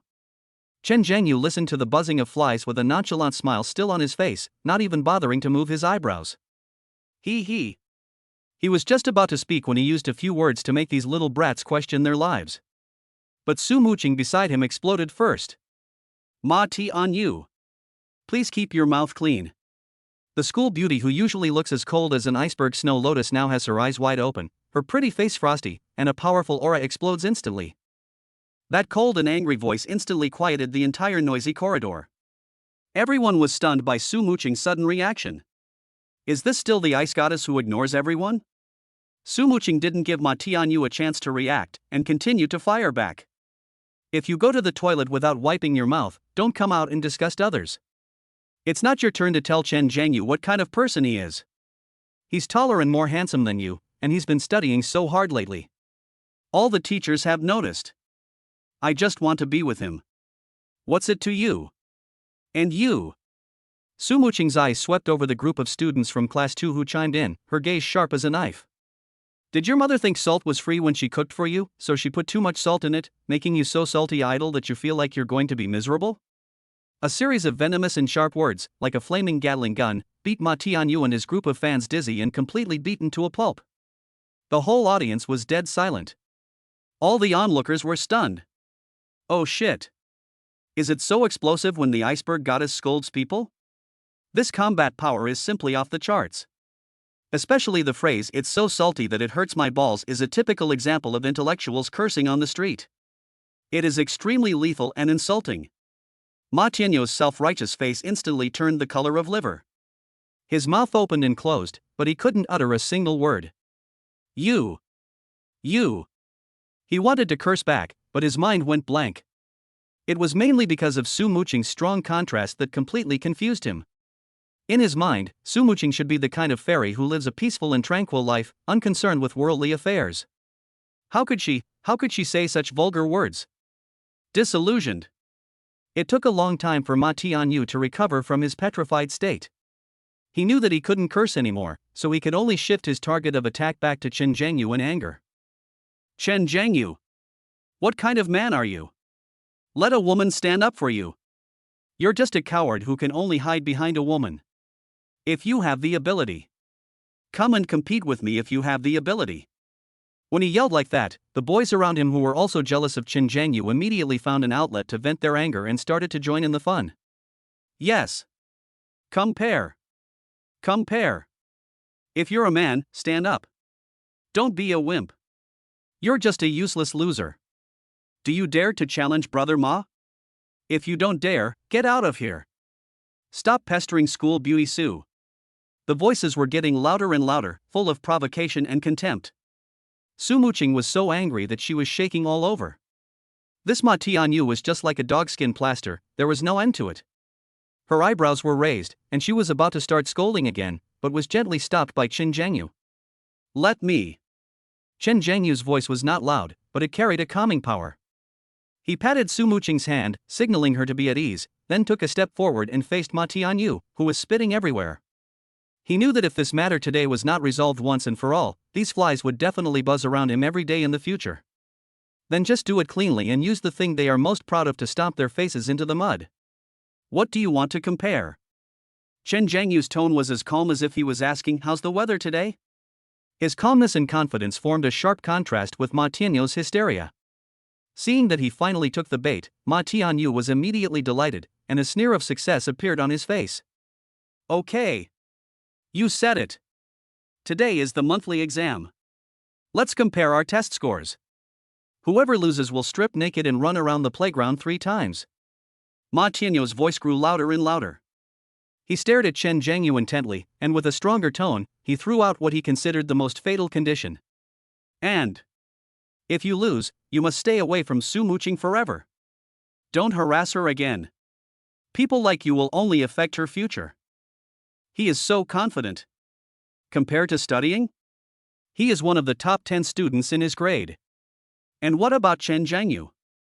I heard he was a loser who always ranked at the bottom of the class. This is not a competition at all, but a one-sided public execution. He seemed to have already seen the scene of Chen Zhengyu running away in disgrace like a dog after his crushing defeat. Seeing that Chen Zhengyu did not answer immediately, Ma Tianyu immediately started shouting, trying to force him to submit by provoking him.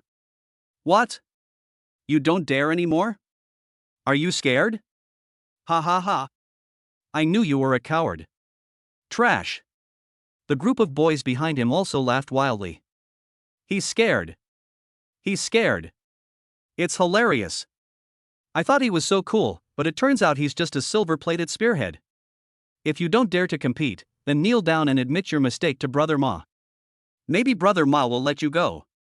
Amidst the harsh laughter, Chen Zhengyu finally laughed. That smile contained a hint of teasing and disdain. Ha ha. Why wouldn't you be afraid of that? He spoke slowly, his voice not loud but clearly carried throughout the corridor. I'm just worried that you won't be able to handle the loss and will cry and deny your debt in front of the whole school. Then, he changed the subject and his eyes became sharp. Besides, your bet is unfair. I lost. I have to run naked and leave Muqing. You lost? Just streaking? The price isn't worth it. I'm losing a lot. Chen Zhengyu spread his hands with an expression that said, I'm in a difficult situation, and then looked at Ma Tianyu with pity. But I can understand that. After all, you're such a misfit, you can't find a girl who can be compared to Muqing to bet on. Let us do this. Chen Zhengyu's mouth curled up in a devilish arc, and his voice suddenly rose. Since you're so pitiful, I'll give you a code and let you take advantage of it. If you lose, besides running naked 3 laps, from now on, when you see me at school, you must stand at attention and yell Dad 3 times. How about it? This condition is good enough, right? Chapter 32, The Bet is established. System upgrade. I turned my college entrance exam essay into an essay. Call Daddy? When Ma Tianyu heard these 3 words, he was completely stunned and his brain stopped working for a full 3 seconds. His self-proclaimed gentle face instantly turned the color of liver, and then turned blue and white, more exciting than a traffic light. What a humiliation! Naked humiliation! But on second thought, he found it extremely ridiculous and simply the most absurd thing in the world. Are you suffering from some kind of delusion? Ma Tianyu pointed at Chen Jiangyu's nose and laughed in anger, as if he had heard the funniest joke of the century. How dare you, a lowly person like you, speak so arrogantly here? What do you think you have to defeat me? With your grades that are consistently at the bottom of the class? Ha ha ha ha. The group of supporters behind him, as well as the boys from other classes in the corridor who had long been dissatisfied with Chen Jiangyu, immediately seized the opportunity and opened fire, with all kinds of sarcastic remarks coming down on him. Holy crap, this guy is really crazy. Does he know what level Ma is at? He's in the top 10 in his grade. Hi, he really thinks he's the hero of a cool novel? He even wants Ma Go to call him daddy? Why didn't he just ask the principal to carry his shoes for him? I think he was so carried away by the beauty Sue that he even forgot his last name. A pure, unadulterated man. Don't be so mean, he's just confident. Even though this confidence is just as worthless as his grades. Brothers, let me make a bet. I bet Chen Jiangyu will not get more than 90 points on this Chinese language test. Anyone want to follow? Shrill laughter and malicious booing echoed throughout the corridor. Chen Jiangyu was completely unmoved. He didn't even bother to look up at the group of clowns jumping around. He just looked at Ma Tianyu with interest, with a playful smile on his lips, and spoke lightly. What? Are you scared now? These light words were like a heavy hammer, hitting Ma Tianyu's fragile self-esteem. Afraid? The word afraid has never appeared in my Ma Tianyu's dictionary.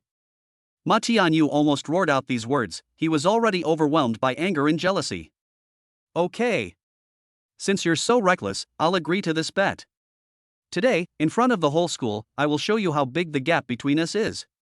That way, you, a piece of trash, can completely get out of Su Muqing's world. Chen Jiangyu had long expected that he would agree, and the sneer on his lips became more and more intense. Everything was under his control. That's settled then. He looked around at the crowd of people who were watching the fun and making trouble. His voice was not loud, but it was clearly heard by everyone. With so many classmates here as witnesses, don't think about cheating and going back on your word when the time comes. Otherwise, I will let you know why the flowers are so red. After saying this, Chen Jiangyu no longer paid attention to Ma Tianyu, who was shaking with anger.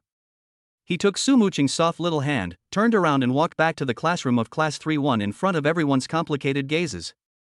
Su Muqing didn't say another word from beginning to end, but the hands that were holding Chen Jiangyu's arms tightened a little. Her man is so domineering. Seeing that there was nothing exciting to watch, the crowd in the corridor dispersed with curses, preparing to return to the classroom to prepare for the upcoming monthly exam. 3 minutes later, the class bell rang.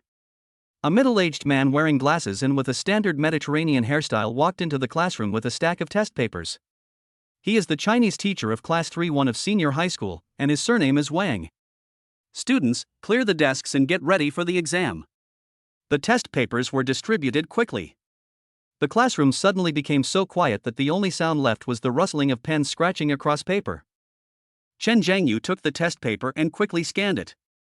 He took a deep breath and began to answer quickly. Memorizing ancient poems and essays is a piece of cake. Reading classical Chinese is easy. Poetry appreciation, clear ideas. When he finished the first major question, which was modern Chinese reading, and was about to move on to the next part, that familiar and pleasant mechanical sound suddenly rang in his mind. Ding! It has been detected that the host has completed Chinese language learning seriously, and the accumulated time and quantity have reached the upgrade standard. The elementary language proficiency skill has been successfully upgraded to advanced language proficiency. As soon as he finished speaking, Chen Jiangyu felt a cool airflow rushing down from the top of his head and instantly penetrated his entire brain. The knowledge points that were originally a bit vague have now become extremely clear and integrated. Countless beautiful words, exquisite chapter structures, and profound ideas and thoughts flooded into his mind like a tide. He looked at the test paper in his hand again. Something wonderful happened.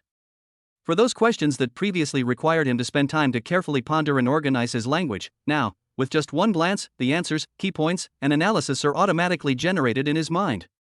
Moreover, the answer generated was more refined, accurate, and perfect than what he had thought of before. Is this the power of advanced language proficiency? Chen Zhengyu was ecstatic. Now, it will be hard for Ma Tianyu to not lose. Ha ha! He no longer hesitated. The pen in his hand seemed to be infused with a soul and turned into a phantom. He wrote on the test paper with great speed and energy.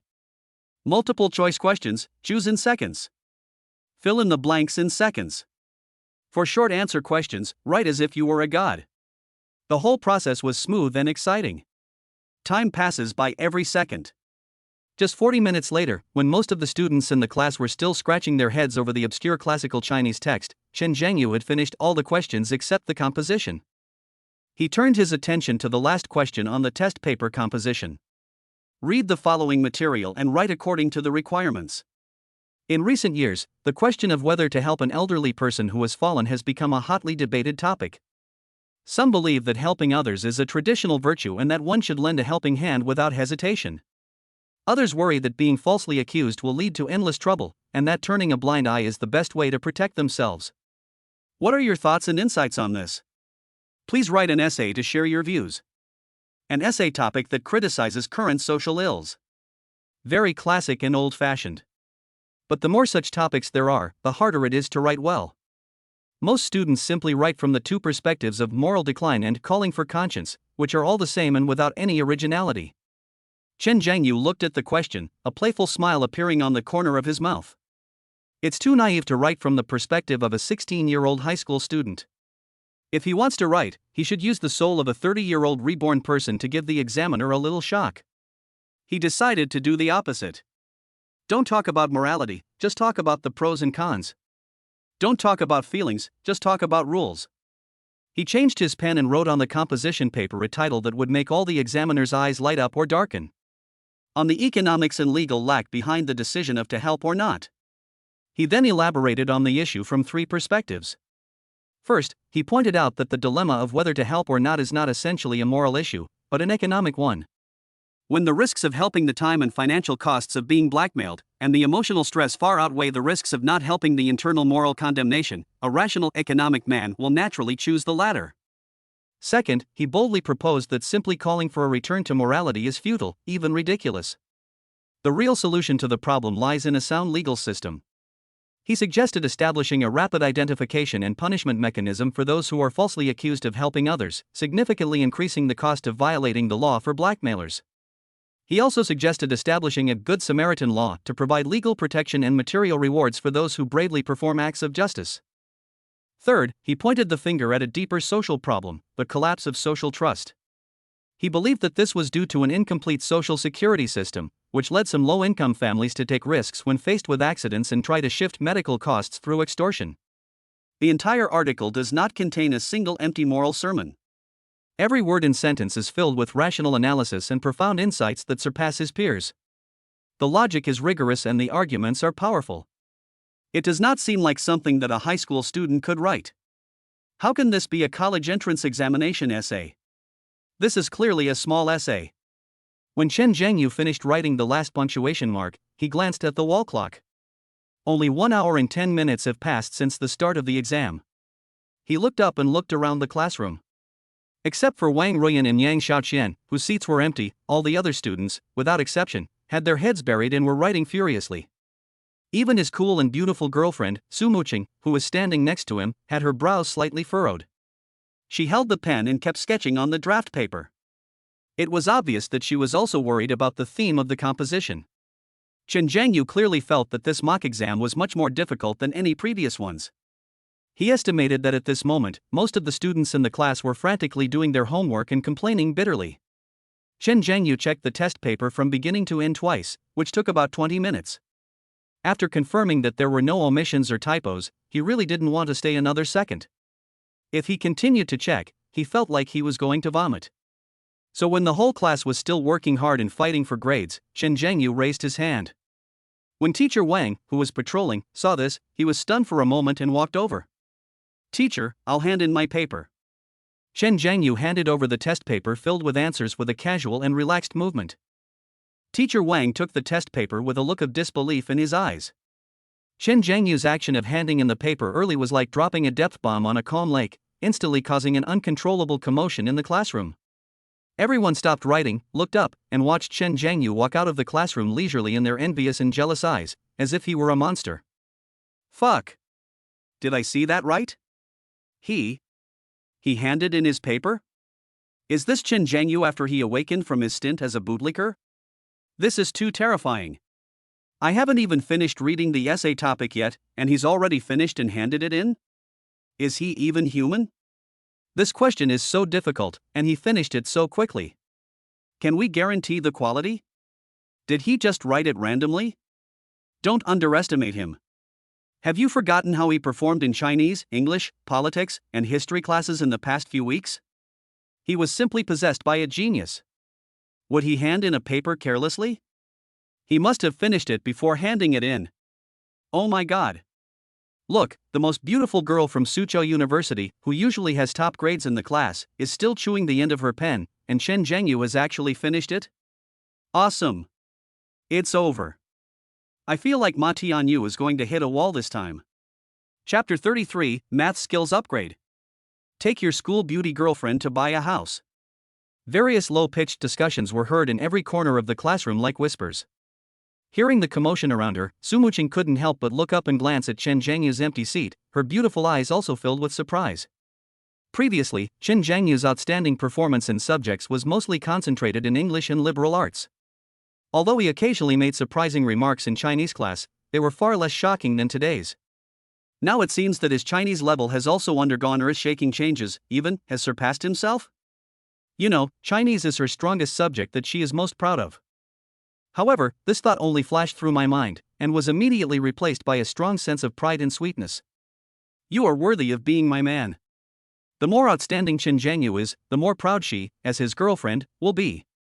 Sumuching suppressed the waves in her heart and turned her attention back to the test paper in front of her. Chen Zhengyu, who handed in his paper early, did not sneak out of the school as others imagined. The school has regulations that during the mock exams, students who submit their papers early are not allowed to leave the campus so as not to affect the exams of other grades. So, with the slightly surprised permission of his Chinese teacher, Mr. Wang, Chen Zhengyu returned to his seat. He was not idle, but took out a brand new set of math simulation test papers from his desk, put on earplugs to block out external interference, and began to practice the questions fiercely. Time passes by minute by minute. In the classroom, other students were scratching their heads and groaning in pain because of the Chinese test. On one side was the rustling sound of Chen Zhengyu's pen rapidly moving across the math test paper. This picture is full of a strong sense of separation. It was not until the bell rang to signal the end of the Chinese language exam that Chen Zhengyu breathed a sigh of relief and put down the pen in his hand. In less than an hour, he once again completed a whole set of difficult math simulation papers at an astonishing speed. Moreover, he also checked the answers. It's a 3-point improvement over the highest score in my previous self-test. Students, the exam time is up. Everyone, stop writing and collect your papers. Teacher Wang's voice rang out. There was a sudden wailing in the class. Ah? It's time already? I haven't even finished my composition yet. Isn't this classical Chinese too perverted? I can't understand a single word. It's over, it's over. I'm definitely going to fail this test. I feel like my mom is going to beat me up. Amidst the gloomy wailing, a mechanical sound like nature's music rang out in Chen Zhengyu's mind. Ding! It has been detected that the host has completed math learning seriously, and the accumulated time and quantity have reached the upgrade standard. The elementary mathematics mastery skill has been successfully upgraded to advanced mathematics mastery. Boom! Another familiar stream of cool air poured down from the top of his head, instantly sweeping across his entire brain. Countless complex formulas, sophisticated problem-solving ideas, and advanced mathematical models, like data streams, were reorganized, arranged, and integrated in his mind. The difficult problem that originally required him to think for a while now became as simple and clear as 1 + 1 is equal to 2 in his eyes. Chen Zhengyu couldn't help but raise the corner of his mouth into a playful arc. Proficiency in advanced Chinese, plus proficiency in advanced mathematics that has just arrived. My total score in this monthly exam will probably drop everyone's jaw. He. I am really looking forward to seeing what wonderful expressions Ma Tianyu and those who look down on me will show. Chinese teacher Wang left with a stack of test papers, looking worried. He decided that as soon as he had some free time in the afternoon, he would find Chen Zhengyu's paper and be the first to grade it. He was so curious. After handing in the test paper, Su Muqing elegantly smoothed her hair and walked towards Chen Zhengyu with brisk steps. How did you finish this exam so quickly?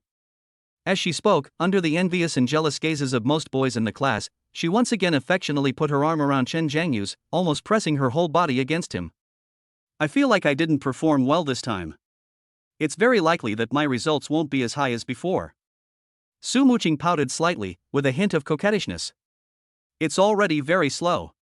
Chen Zhengyu turned his head and looked at his girlfriend, the school beauty, and acted very seriously. I've already spent an extra 20 minutes checking twice. If I keep checking, I'm afraid I'm going to throw up. What? Su Muqing's cold and beautiful eyes suddenly widened into a wide, dazzling light.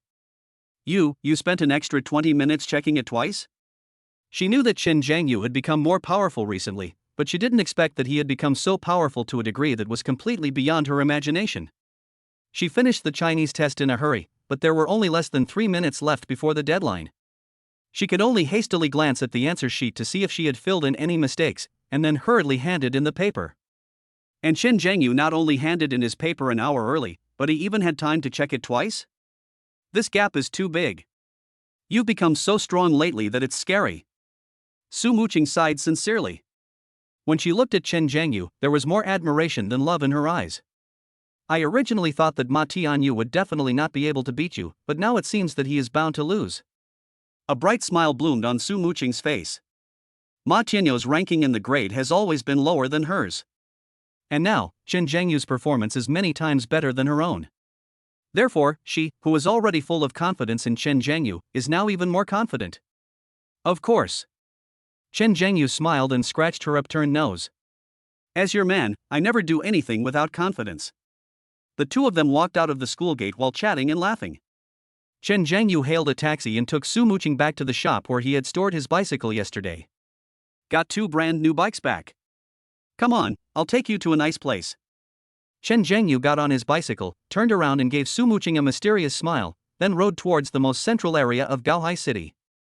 Although Su Muqing was a little confused for a moment, looking at Chen Zhengyu's confident back, she didn't ask any more questions, but just nodded obediently, riding the brand new women's bicycle, and followed closely. 10 minutes later. The two came to an area known as the urban green lung of Gaohai City. It is surrounded by mountains and water, shaded by green trees, has extremely rich landscape resources, and the air quality is the best in the city all year round.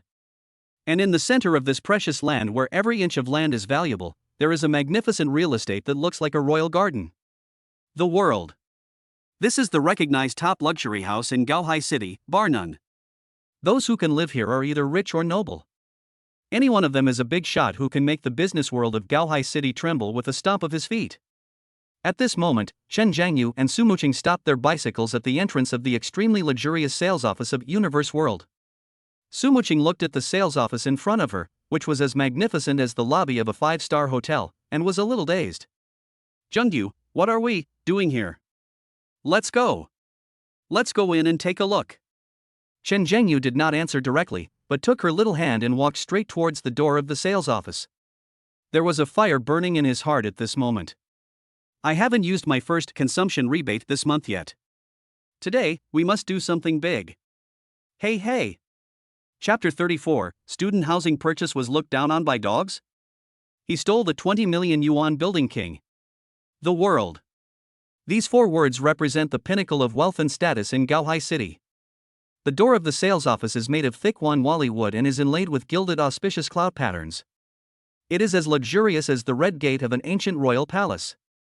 The 2 receptionists standing at the door were tall and long-legged, wearing tailor-made cheongsams, with exquisite makeup, and their temperament was comparable to that of flight attendants of first-tier airlines. When Chen Zhengyu and Su Muqing rode two brand new bicycles and stopped in front of the gate that was comparable to a palace, the scene was full of a strong sense of incongruity. Especially their blue and white school uniforms, which seemed out of place against this magnificent environment. The two receptionists at the door had been maintaining their standard professional smiles, but upon seeing Chen Zhengyu and the others, the smiles on their faces instantly faded, and a hint of undisguised contempt flashed in their eyes.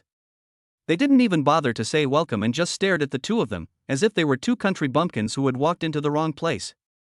What's going on? Two students in school uniforms coming here to cause trouble? Exactly. Do you really think this is a park and you can just enter whenever you want? As soon as the two walked in, they heard the two receptionists talking in a deliberately raised voice behind them, which was sarcastic and mean. Su Muqing frowned slightly and looked back with some displeasure. Chen Zhengyu didn't care. He just gently squeezed her little hand with a playful smile on his face. Are you angry with these NPCs? No need. The pattern opens.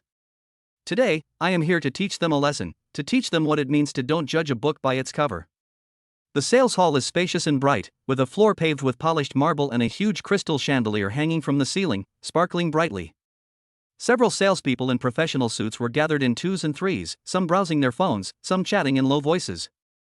When they saw Chen Zhengyu and Su Muqing come in, they just glanced at them lazily, then lost interest and continued to play with their phones. That look was just short of having the words get out written on his face. Chen Zhengyu ignored her and pulled Su Muqing directly to the giant sand table in the center of the sales center. The sand table was made with great precision, perfectly replicating the landscape, gardens, and building distribution of the entire universe world community. The two of them stopped and looked for a minute or two, but still no salesperson came forward to greet them. In the entire hall, they were the only two people who were ignored. No one's in charge here, right? Chen Zhengyu's voice was not loud, but it was loud enough for everyone in the hall to hear clearly. The salesmen who were sitting there finally raised their heads, but their eyes were still full of impatience and contempt. At this moment, a young girl who looked to be in her early 20s, with a somewhat immature look on her face, walked quickly over from the corner. The name tag on her chest reads Sales Intern Sun Xiaoyun. Hello, both of you. How can I help you? Sun Xiaoyun had a hint of nervousness on her face, but she still tried hard to force a sincere smile. She was also wondering in her heart that these two students were wearing school uniforms and did not look like they were here to buy a house. I guess it's some kid who came in to watch the fun and broaden his horizons. We want to buy a house, please introduce it to us. Chen Zhengyu spoke calmly, his tone as flat as if he was saying, 2 bottles of Coke, please. Phew. As soon as he finished speaking, a female salesperson who was painting her nails not far away couldn't help laughing out loud. That laughter was full of undisguised sarcasm. Hey! Did you hear that? This little brat said he wants to buy a house. It's hilarious. Students these days are so bragging about anything just to look impressive in front of their female classmates. Xiao Yun, don't take it seriously. Send them away quickly and don't waste time here. A woman with heavy makeup who looked like a sales manager shouted sharply. Those words reached the ears of Chen Zhengyu and Su Muqing without missing a word. Su Muqing's pretty face turned cold in an instant. She tugged at the corner of Chen Zhengyu's clothes, lowered her voice, and said worriedly, Zhengyu, here, the houses here are very expensive. Of course she knew what Universe World was. With her family's financial resources, although she could buy a house here if she gritted her teeth, it would inevitably seriously affect her quality of life. Therefore, her father had to settle for the second best and chose splendid Jiangnan. She knew something about Chen Zhengyu's family background, which was very ordinary. She was afraid that Chen Zhengyu was just acting on impulse and would be embarrassed in public. I know. Chen Zhengyu turned his head, looked at Su Muqing's beautiful eyes filled with worry, and patted her little hands confidently. Don't worry. When has your man ever let you down? Looking at Chen Zhengyu's determined eyes, Su Muqing's worry suddenly dissipated. She chose to believe him unconditionally. Yes. Okay, I'll listen to you. Su Muqing nodded obediently, her voice soft. Although the sales trainee Sun Xiaoyun also felt that Chen Zhengyu was bragging, her good professional ethics prevented her from showing it. Yes, sir, please follow me. She suppressed the mocking looks from her colleagues, took a deep breath, and began to walk around the sand table, explaining it carefully to the two of them. Our Universal World is the only garden-style luxury residence in Gaohai City, boasting a 60% greening rate. We've hired a top international design team to create a breathtaking royal garden landscape. Inside, there's complete separation of pedestrians and vehicles, and we're equipped with a heated swimming pool and a private club. We also use the nation's top-tier Golden Key property management system, guaranteeing top-tier service for every owner. Sun Xiaoyun's explanation was very detailed and professional. After listening to this, Chen Zhengyu nodded with satisfaction. It is worthy of being the most luxurious house in Gaohai. It really has something special. Did you bring the things I asked you to bring yesterday? Chen Zhengyu suddenly turned his head and asked Su Muqing beside him. I brought it. Su Muqing's pretty face blushed and she took out an ID card from her small bag. Yesterday, Chen Zhengyu asked her to bring her ID card, and she thought he wanted to take her to the hotel again. She felt shy and expectant, and she had been thinking about it for a long time. Unexpectedly, he was going to give it to me. Good. Although Su Muqing was full of doubts, she still obediently handed her ID card to Chen Zhengyu.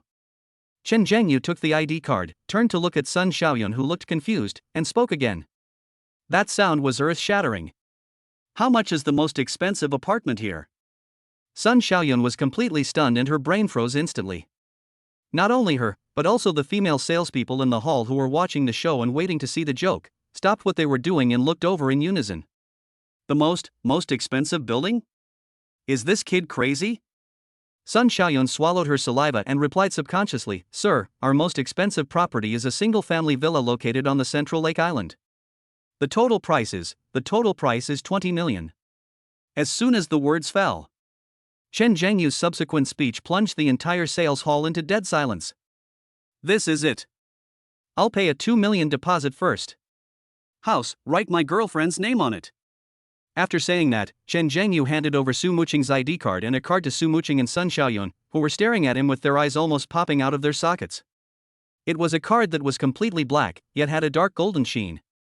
In the center of the card, there is a lifelike carving of a 5-clawed golden dragon that seems to be about to break out of the card. And below the golden dragon, the string of blinding card numbers made everyone's breath stop. 8888 8888 8888 8. 13 8s in total. Chapter 35, Slap the dog manager in the face and get a cashback of 100 million. Sales trainee Sun Xiaoyun looked at the card, then at Chen Zhengyu's calm face, and her heart began to beat wildly. Which wealthy second-generation family is this, out to experience life? Wearing school uniform and riding a bicycle, just to keep a low profile? Are the rich people nowadays spending so much money? Just as she was so shocked that she was about to reach out to take the card, a hand with bright red nail polish reached out from the side and snatched away the black gold card in Su Muqing's ID card. It was the sales manager who had made sarcastic remarks before, Li Wan. Xiaoyun, do you really believe it?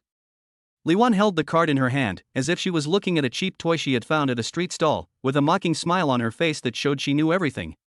How could a little brat in a school uniform possibly come up with 2 million? She turned the card over and over, looking at it like a professional appraiser, and then snorted contemptuously.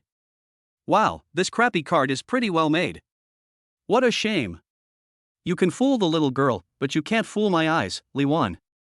Take it back. I've seen this little trick used to deceive the girls around you at least 80 times, if not 100. Don't embarrass yourself here. As soon as she finished speaking, she shook her wrist and threw the black gold card and ID card directly towards Chen Zhengyu's face. The action was full of humiliation and contempt. Su Muqing screamed and subconsciously wanted to block it. But Chen Zhengyu was faster than her. His eyes turned cold, and his right hand shot out as fast as lightning, firmly grasping the card and ID card. The whole process was so smooth and fast that it was difficult to follow. Is this how guests are treated in the world?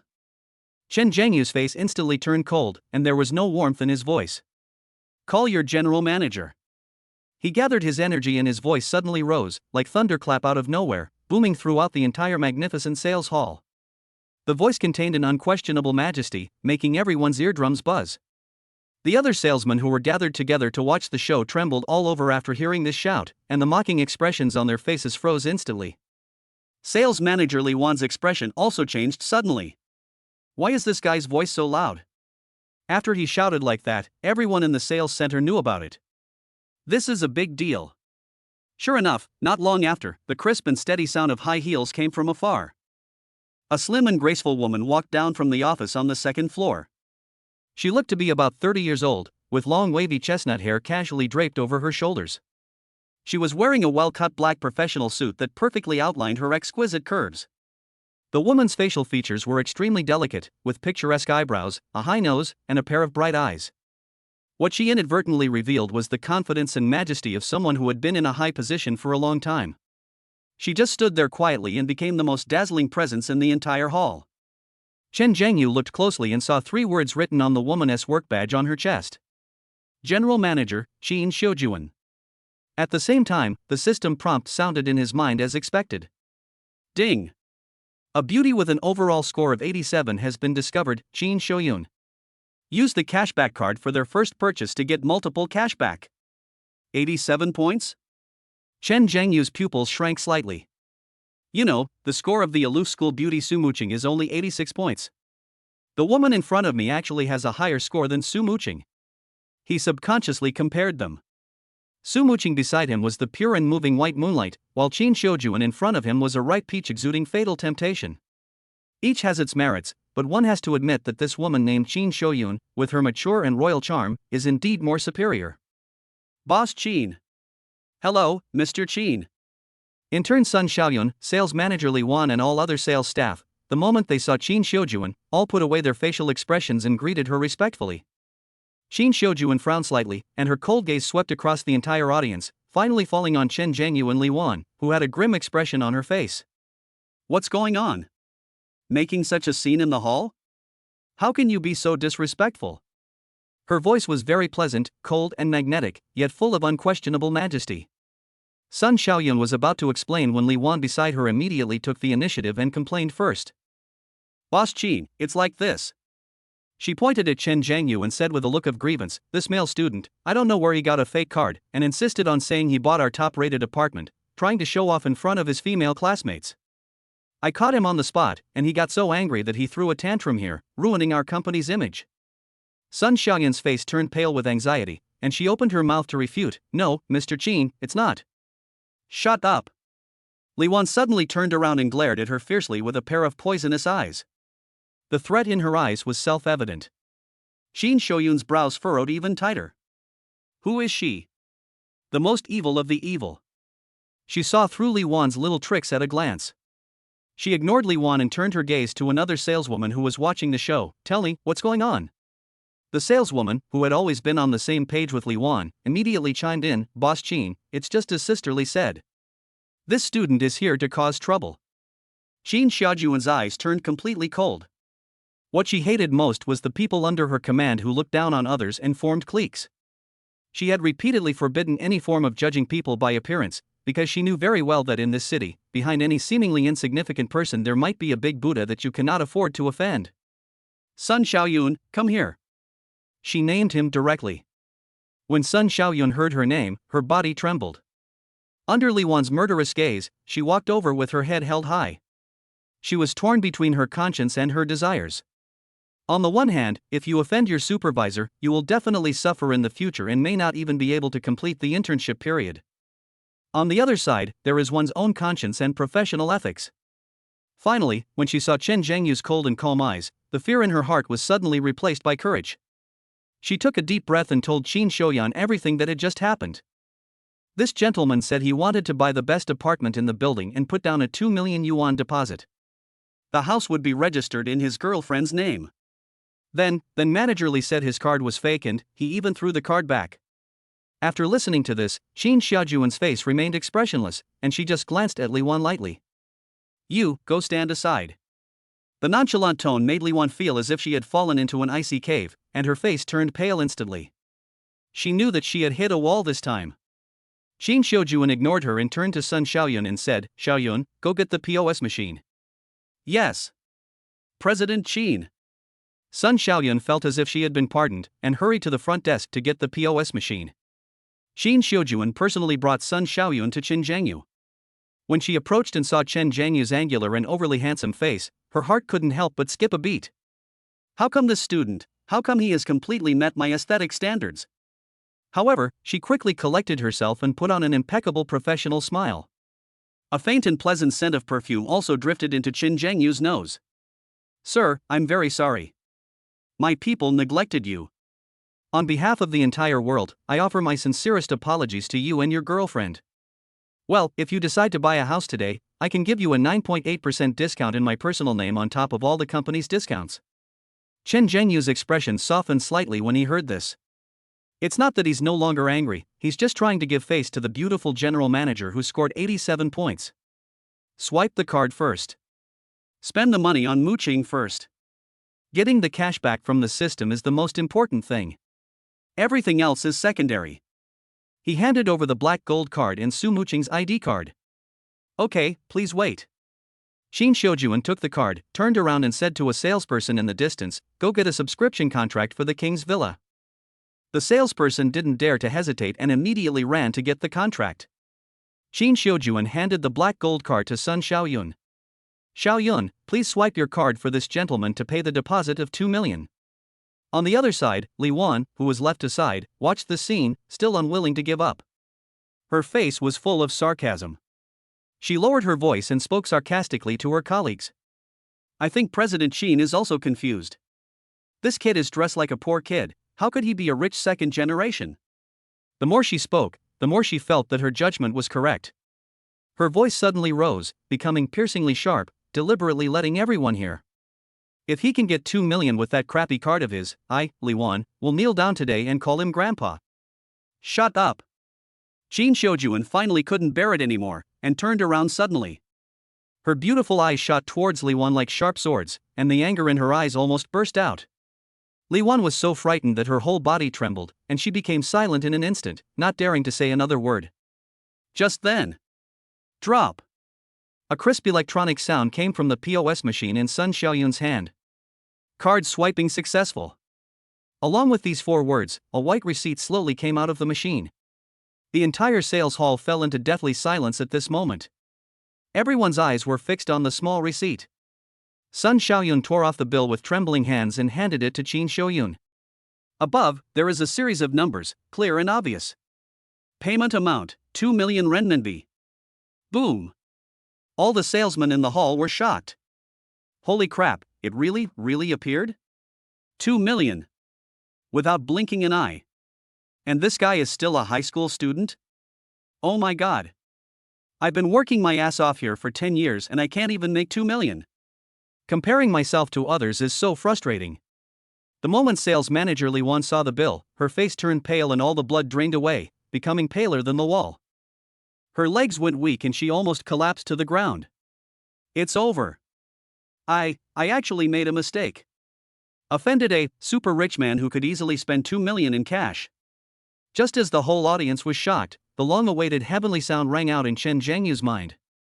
Ding! Congratulations to the host for spending money for the beautiful Su Muqing with a favorability score of 86 points, reaching 100, for the first time this month, and successfully activating the cashback. Ding! Congratulations to the host for triggering a super critical hit. This purchase will receive 50 times the cash back.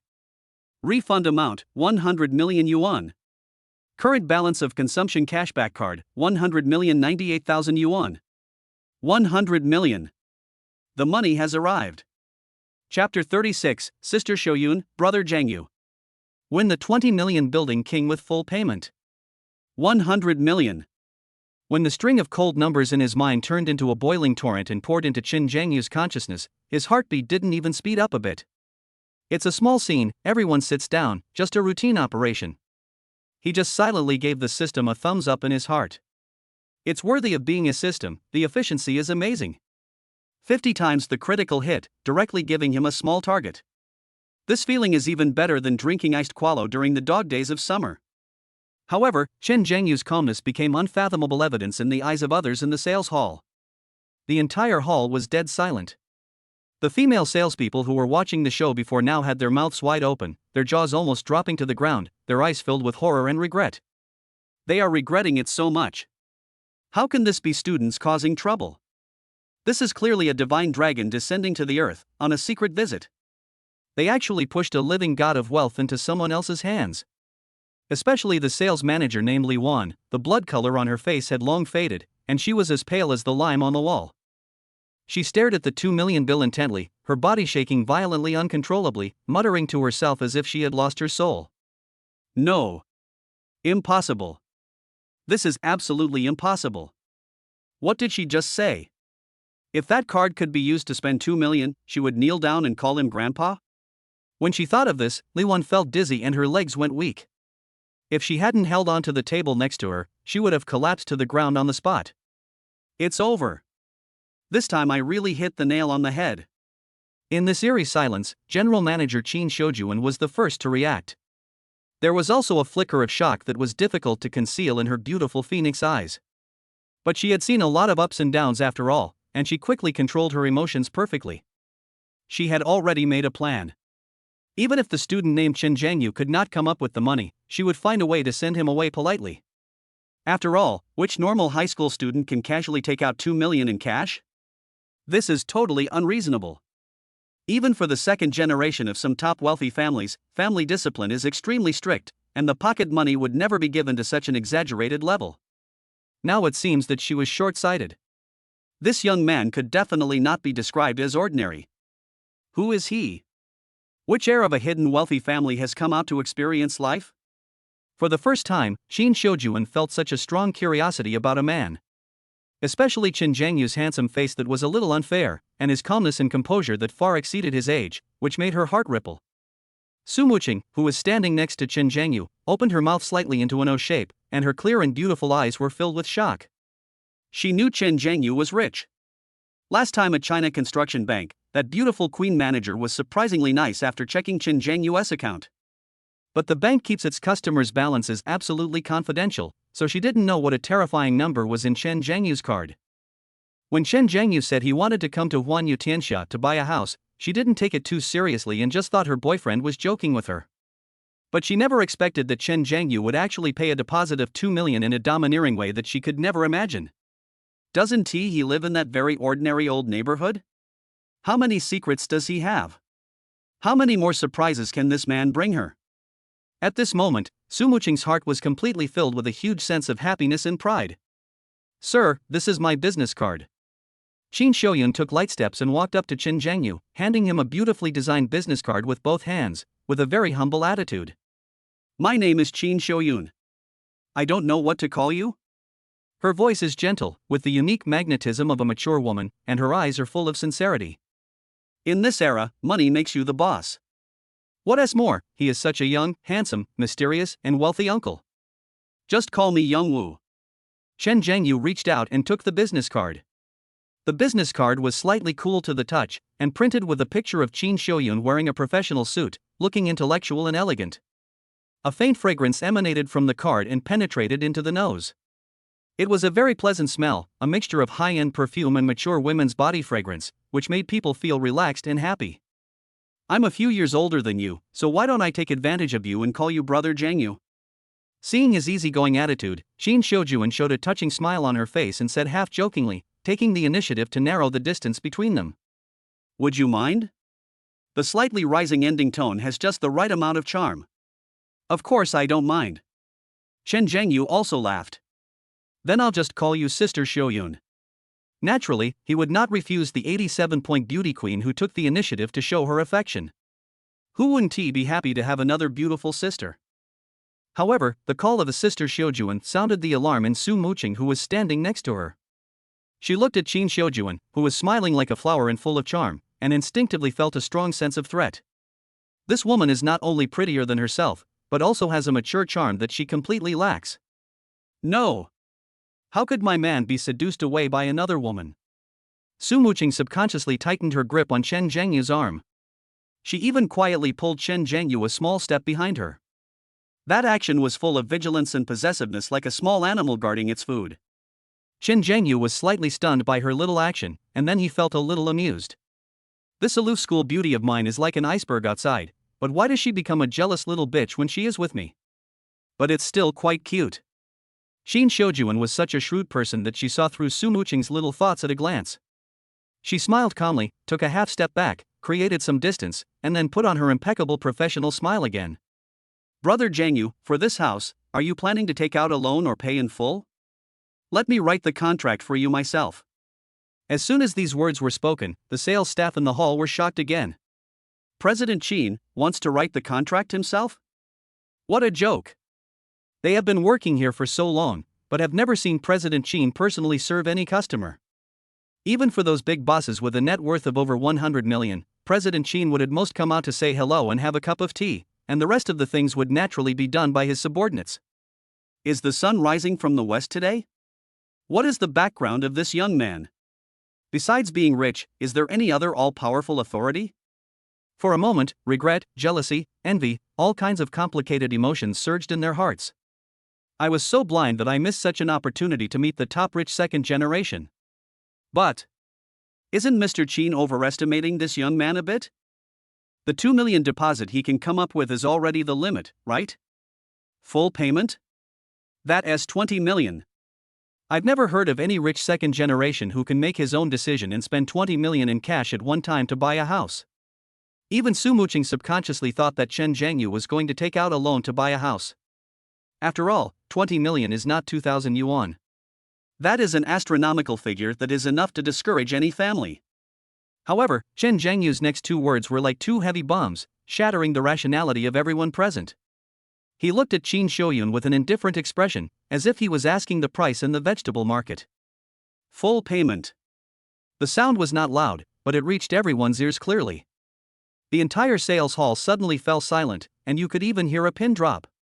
Everyone widened their eyes and stared at Chen Zhengyu as if he were an alien. Full payment? A 20 million yuan apartment, paid in full? Is this kid crazy? Before everyone could recover from the huge shock, Chen Zhengyu slowly added another sentence. When can you get the property certificate and all the formalities completed? I'll transfer the remaining 18 million to you one day. Chapter 37, Sister Shouyun's Hunting Heart. Call me Grandpa. Chen Zhengyu's words were like a depth bomb dropped on the calm lake, and the aftermath lingered in the hall for a long time. Full payment? The final payment of 18 million? These words, like a heavy hammer, hit the hearts of every salesperson present. Their breathing stopped, their minds went blank, and they could only stare at Chen Zhengyu with eyes as if he were a god. This is no longer just a rich second generation. This is the god of wealth coming down to earth to save all living beings. The sales manager, Li Wan, was completely dumbfounded at this moment. Her eyes were dull, her mouth was half open, and she was unaware of the saliva flowing down. She felt that her worldview had been completely overturned and crushed into pieces at this moment. In this almost frozen air, General Manager Qin Shouyun was the first to come back to his senses. There were turbulent waves surging in her enchanting phoenix eyes, but on the surface, she still maintained perfect composure. The full amount is 20 million. This is definitely not the liquid funds that an ordinary wealthy family can come up with. Standing behind this young man must be a real hidden clan. I am so lucky today. Qin Shouyun has met many young talents in the upper-class circles of Gaohai City. She was born into the Qin family, one of the 5 major families in Gaohai. She had very high standards and ordinary rich second generations were not even in her eyes. Those suitors were either ugly or had a disgusting arrogance in their bones. So, at the age of nearly 30, she is still single. But the Chen Zhengyu in front of her gave her a completely different feeling. First of all, this face is exactly what she likes. 1 inch more would make it fat, 1 inch less would make it thin. It is just the right amount of handsome. Secondly, his calmness and indifference that transcend his age are simply incomparable to those noisy second-generation rich kids. The most important thing is that with the financial resources demonstrated by Chen Zhengyu, the elders in the family will definitely not have any objections. Oh, what a pity! Qin Shouyun glanced inadvertently at Su Muqing, who was holding Chen Zhengyu's arm tightly beside her, and a trace of regret flashed through her heart. This little jealous guy is so quick to act. But this thought only flashed through my mind. She quickly adjusted her attitude and a brighter and more charming smile appeared on her face. We will help you, Brother Zhengyu, to handle all the formalities as quickly as possible. Everything can be done by tomorrow afternoon at the latest. After saying that, she personally led Chen Zhengyu and Su Muqing to the luxurious mahogany long table specially used for signing contracts, sat down elegantly, and was about to fill out the contract for the two of them personally. After writing the contract, she glanced at Su Muqing's ID card, her beautiful eyes moving, and she spoke with a smile. Sister Muqing, just sign your name here and write down your phone number. When Su Muqing heard this, she was a little confused. She subconsciously glanced at Chen Zhengyu beside her, with a hint of uncertainty in her voice. Youngwoo, are you really buying it for me? Until now, she felt like she was dreaming. A Wanyu Tianxia villa worth 20 million yuan was just given to me like that? This happiness is too unreal.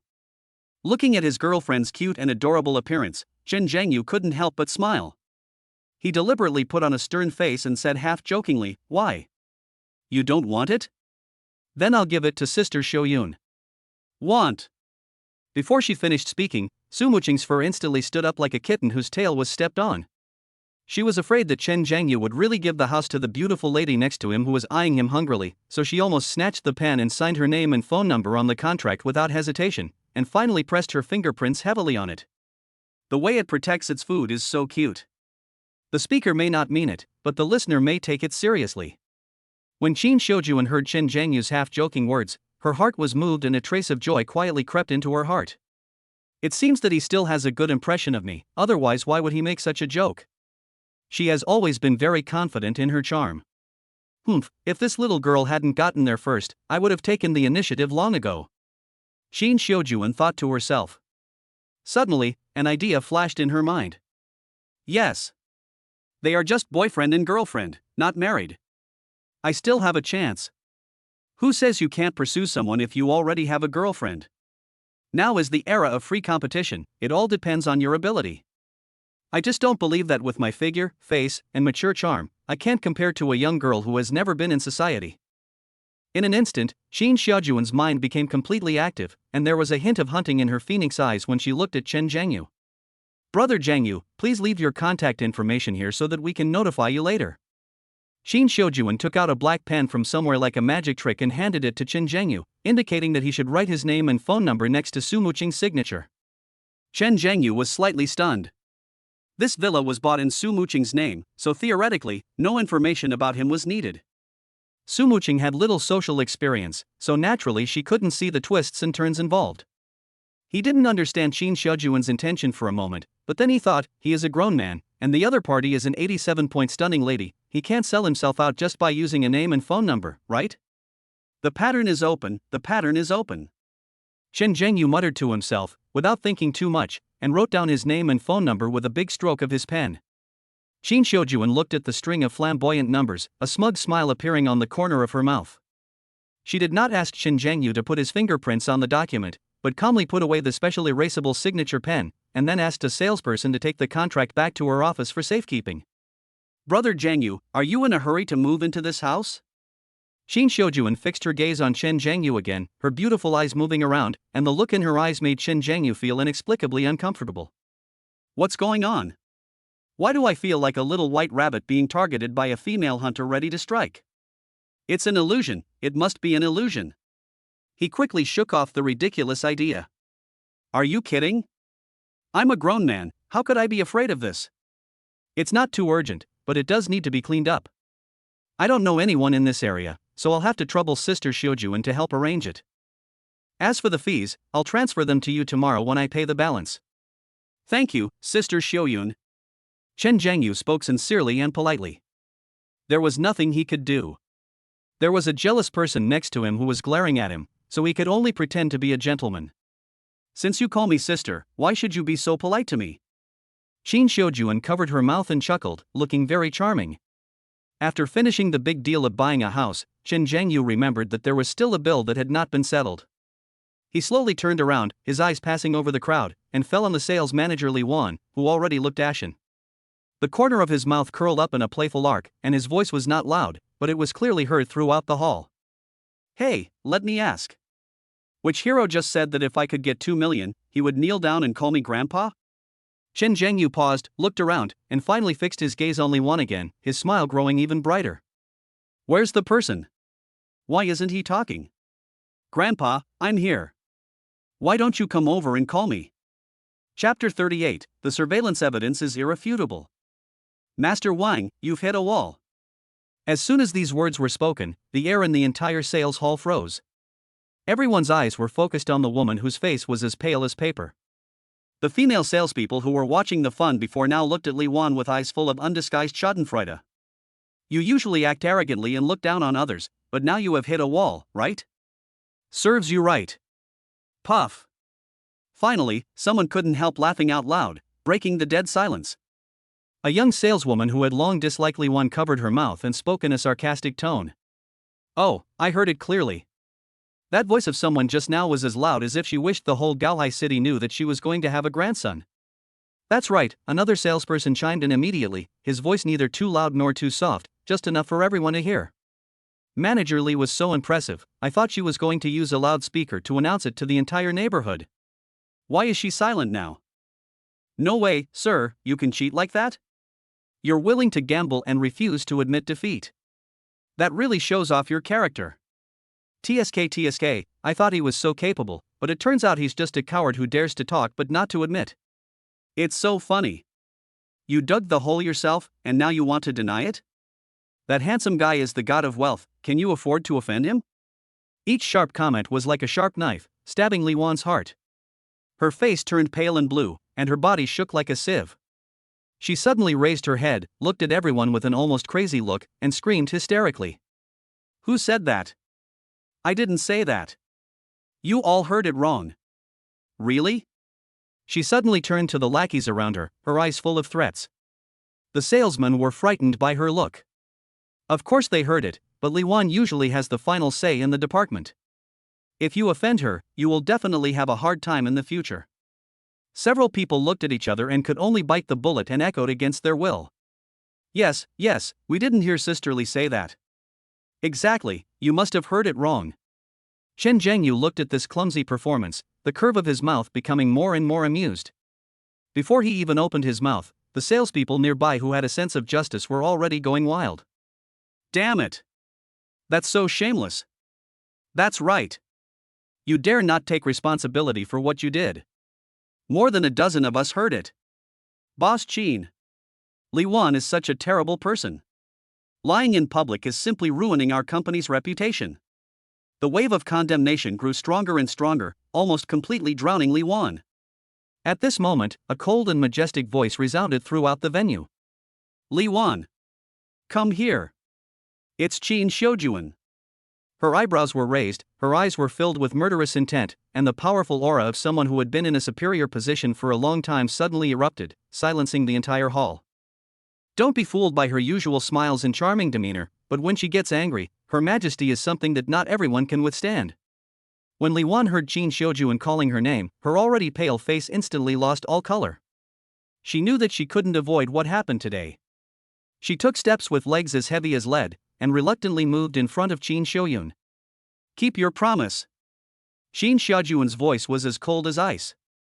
Our sales center has 360-degree surveillance, and every word is recorded clearly. Don't force me to pull up the video and show it to you in front of everyone. These words were like the last straw that broke the camel's back, completely crushing all the hopeful thoughts in Li Yuan's heart. Monitor. How could she forget about this? But asking her to kneel down in front of so many people and call a young boy grandpa? This is worse than killing her. Li Yuan stood there, biting her lips so hard that her nails almost dug into her flesh. Her face turned purple, but she couldn't say a word. She remained in this state for a full minute.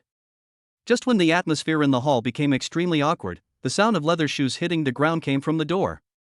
A man, about 26 or 27 years old, with a shiny slicked back hair and wearing a designer suit, but with a frivolous look on his face, walked in with a swagger. As soon as Li Yuan saw him, the light of hope instantly rekindled in her originally dull eyes, as if she had grabbed a life-saving straw. Boss Wang.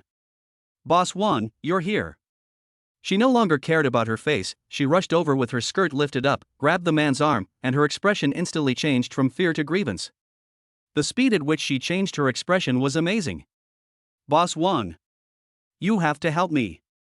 Someone is bullying me here. As she spoke, she squeezed out 2 tears. She looked so pitiful, just like a young wife who had suffered a great injustice. The man called Mr. Wang frowned, held Li Yuan's shoulders, and comforted her in an extremely greasy tone. What's going on? Darling, who dares to bully you on my turf? Are you tired of living? That's the boy in the school uniform. Li Yuan immediately pointed her finger at Chen Zhengyu and stomped her feet to complain. He insisted on forcing me to kneel down and call him grandpa. Mr. Wang, I can't swallow this. As soon as she said this, all the salespeople who had dared to speak out before shut up instantly, and were as silent as a mouse in fear. Everyone knows that this Mr. Wang is named Wang Tianhao, and his father is the second largest shareholder of the Universe World project. And Li Wan is most likely the mistress that Mr. Wang keeps outside. Normally, Li Wan can act so arrogantly in the sales department, relying heavily on the influence of Mr. Wang. Now that the real culprit is here, who dares to say another word? There's such a thing? Wang Tianhao's face instantly turned gloomy. He can give up anything, but he can't give up his face. Li Wan is his person, and touching his people is like slapping him in the face. How the hell can this be tolerated? This is outrageous. Wang Tianhao snorted coldly, put his arm around Li Wan's waist, and walked towards Chen Zhengyu aggressively. You. He had just uttered a word when he was interrupted by Qin Xiujuan. Boss Wang. Qin Xiujuan stepped forward and stood in front of Chen Zhengyu with a cold expression. It's better for you not to get involved in this matter. Li Wan was at fault first. She was rude and neglectful to customers, and almost caused our company to lose a super valued customer. If you insist on protecting her at this time, I'm afraid it won't make sense no matter how you look at it. As the general manager sent by the Qin family to take charge of Huanyu Tianxia, Qin Xiujuan is not afraid of the son of a shareholder. What's more, Li Wan was in the wrong from the beginning to the end. After being hit by Qin Xiujuan in public, Wang Tianhao instantly lost face and felt a burning pain. He laughed in anger, pointed at Chen Zhengyu, and said in an extremely exaggerated tone. He? Super distinguished guest? Boss Qin, are you delirious due to a fever? How much money can a high school student in a tattered school uniform come up with? I think you've probably been deceived. The more Wang Tianhao spoke, the more he felt that his guess made sense. He suddenly waved his hand and shouted towards the door. Security! Where are all the security guards? Get in here right now. As soon as he finished speaking, 5 or 6 burly security guards holding explosion-proof batons rushed in from outside and surrounded Chen Zhengyu and Su Muqing. The atmosphere in the entire sales hall suddenly became tense. Su Muqing had never seen such a scene before. Her face turned pale with fear and she subconsciously hugged Chen Zhengyu's arms tighter. Wang Tianhao looked at Chen Zhengyu's calm face, and the anger in his heart burned even more fiercely. What he hates most is people who dare to act cool in front of him. Catch this liar who came out of nowhere. Wang Tianhao pointed his finger at Chen Zhengyu's nose and shouted at the security guards in an unquestionable commanding tone. Take him to the police station. They'll accuse him of pretending to be rich and causing trouble. Chapter 39, Instantly defeating 2 big men, you call this a pretty boy? Wang Tianhao's order was like an imperial decree. The security guards were extremely obedient and moved very quickly, not giving Qin Xiujuan any time to react. Immediately, 2 tall and muscular security guards walked around Qin Xiujuan with a grim smile, and with their big hands like palm leaf fans, they were about to grab Chen Zhengyu's shoulders from the left and right. In their eyes, he was just a powerless student, and they could catch him with ease. Young Wu. Su Muqing was so frightened that her face turned pale and she screamed. However, there was not even the slightest fluctuation on Chen Zhengyu's face. Just when those 2 big hands were about to touch his school uniform, he moved. Quick. Almost as fast as possible. In the eyes of everyone, they only saw a shadow flash by. Crack. Crack. 2 teeth-grinding cracking sounds of bones suddenly rang out. Then, there were 2 screams like slaughtering pigs. Ah! My hand! My hand is broken. The 2 aggressive security guards flew backwards in an extremely strange posture and landed heavily on the marble floor 3 meters away. They rolled on the ground holding their twisted and deformed wrists, howling in pain. The whole process takes no more than 1 second. No one even saw clearly how Chen Zhengyu made his move. He still stood there, as if he had never moved, but his dark eyes were as cold as the Siberian cold current. Hiss. There was a sound of gasps from the whole audience. Everyone was stunned by this sudden, extremely violent and bloody scene. This guy is still a high school student? Is this a humanoid tyrannosaurus? The arrogance on Wang Tianhao's face froze instantly, and was replaced by deep surprise and horror. Li Wan beside him was so frightened that her legs went limp and she collapsed to the ground. A warm liquid instantly soaked her crotch and her skirt. She was frightened to death. Is this how Huanyu Tianxia treats customers who have bought houses? Chen Zhengyu's cold voice, like a judgment, echoed in the silent hall.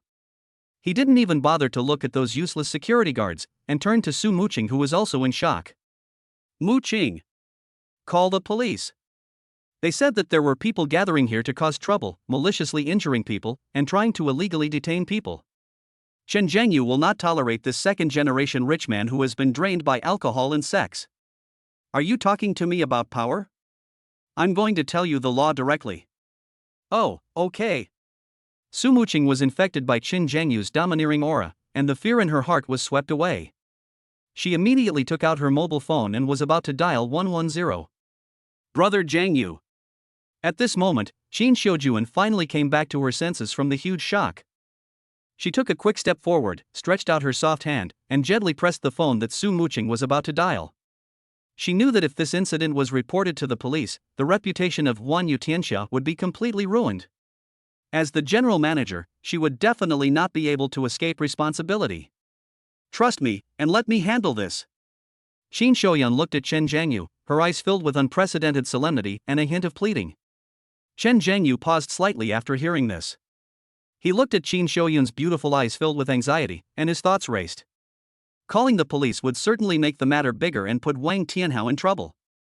But it will indeed cause a considerable blow to the reputation of Huan Yutianxia, and Qin Xiujuan, the general manager, will also lose face. After all, from beginning to end, this beautiful lady's attitude towards herself was impeccable. I can give you this face. Okay, then give Sister Xiuyun some face. Chen Zhengyu's expression eased slightly. Qin Xiujuan breathed a sigh of relief after getting his approval. She turned around suddenly, and her charming face was now covered with frost. Captain Gong. Her cold voice, with unquestionable majesty, resounded throughout the venue. In the security team, the leader of the security team trembled violently, and cold sweat instantly broke out on his forehead. He didn't expect that things would become so complicated today. On one side is Mr. Wang, who has given himself a lot of benefits, and on the other side is Mr. Qin, who is the real power and has all the means. He just chose the wrong side. Qin, Mr. Qin.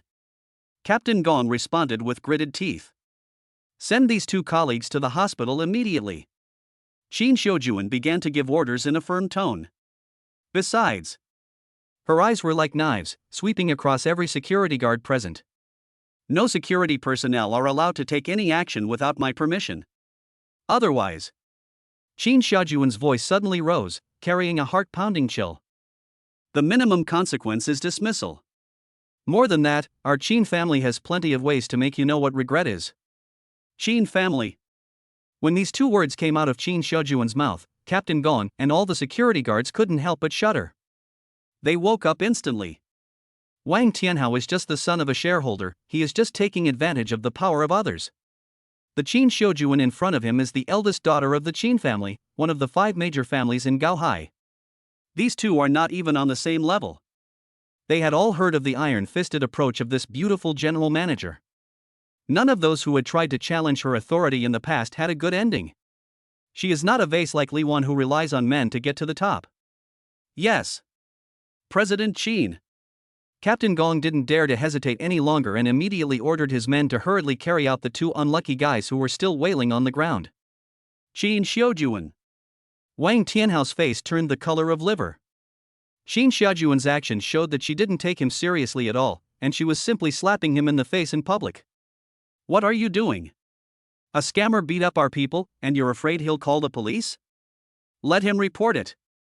I want to see, when the police come, will they deal with him or us? Wang Tianhao still refused to give in. He pointed at Chen Zhengyu and roared in a timid manner, trying to redeem himself and his mistress. Qin Xiuyan looked at him with such stupidity, her eyes full of contempt and disdain. She was too lazy to talk any more nonsense. Boss Wang. Open your eyes and see clearly.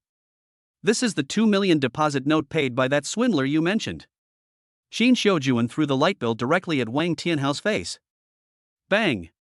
The sound is crisp and loud. Wang Tianhao was stunned by this and subconsciously took the bill off his face. When he saw the glaring string of 2 million.00 on it, his pupils suddenly shrank. Before he could react. And this is the purchase contract. Qin Xiujuan took the newly signed contract from Sun Xiaoyun again and threw it hard in Wang Tianhao's face. The most expensive villa in our Huan Yutianxia was bought in full by this Mr. Chen. Wang Tianhao took the document again and looked down. Home buyer, Su Muqing. Total property price, 20 million. Payment method, full payment. Boom. Wang Tianhao's brain seemed to have exploded like a bomb. His face turned pale instantly, and he looked up at Chen Zhengyu in disbelief, then looked at Li Wan, who was lying on the ground next to him. He found that Li Wan's face at this moment was uglier than if her parents had died. At this point, no matter how stupid Wang Tianhao was, he knew that he had been cheated by this bitch. Damn it! You stinky bitch! You've caused me so much trouble. I'll settle the score with you when I get home. Wang Tianhao cursed Li Wan's ancestors for 18 generations in his heart. But he can't give in. After all, Li Wan is his. Even if she is wrong, he must protect her. Otherwise, where would Wang Tianhao's reputation be?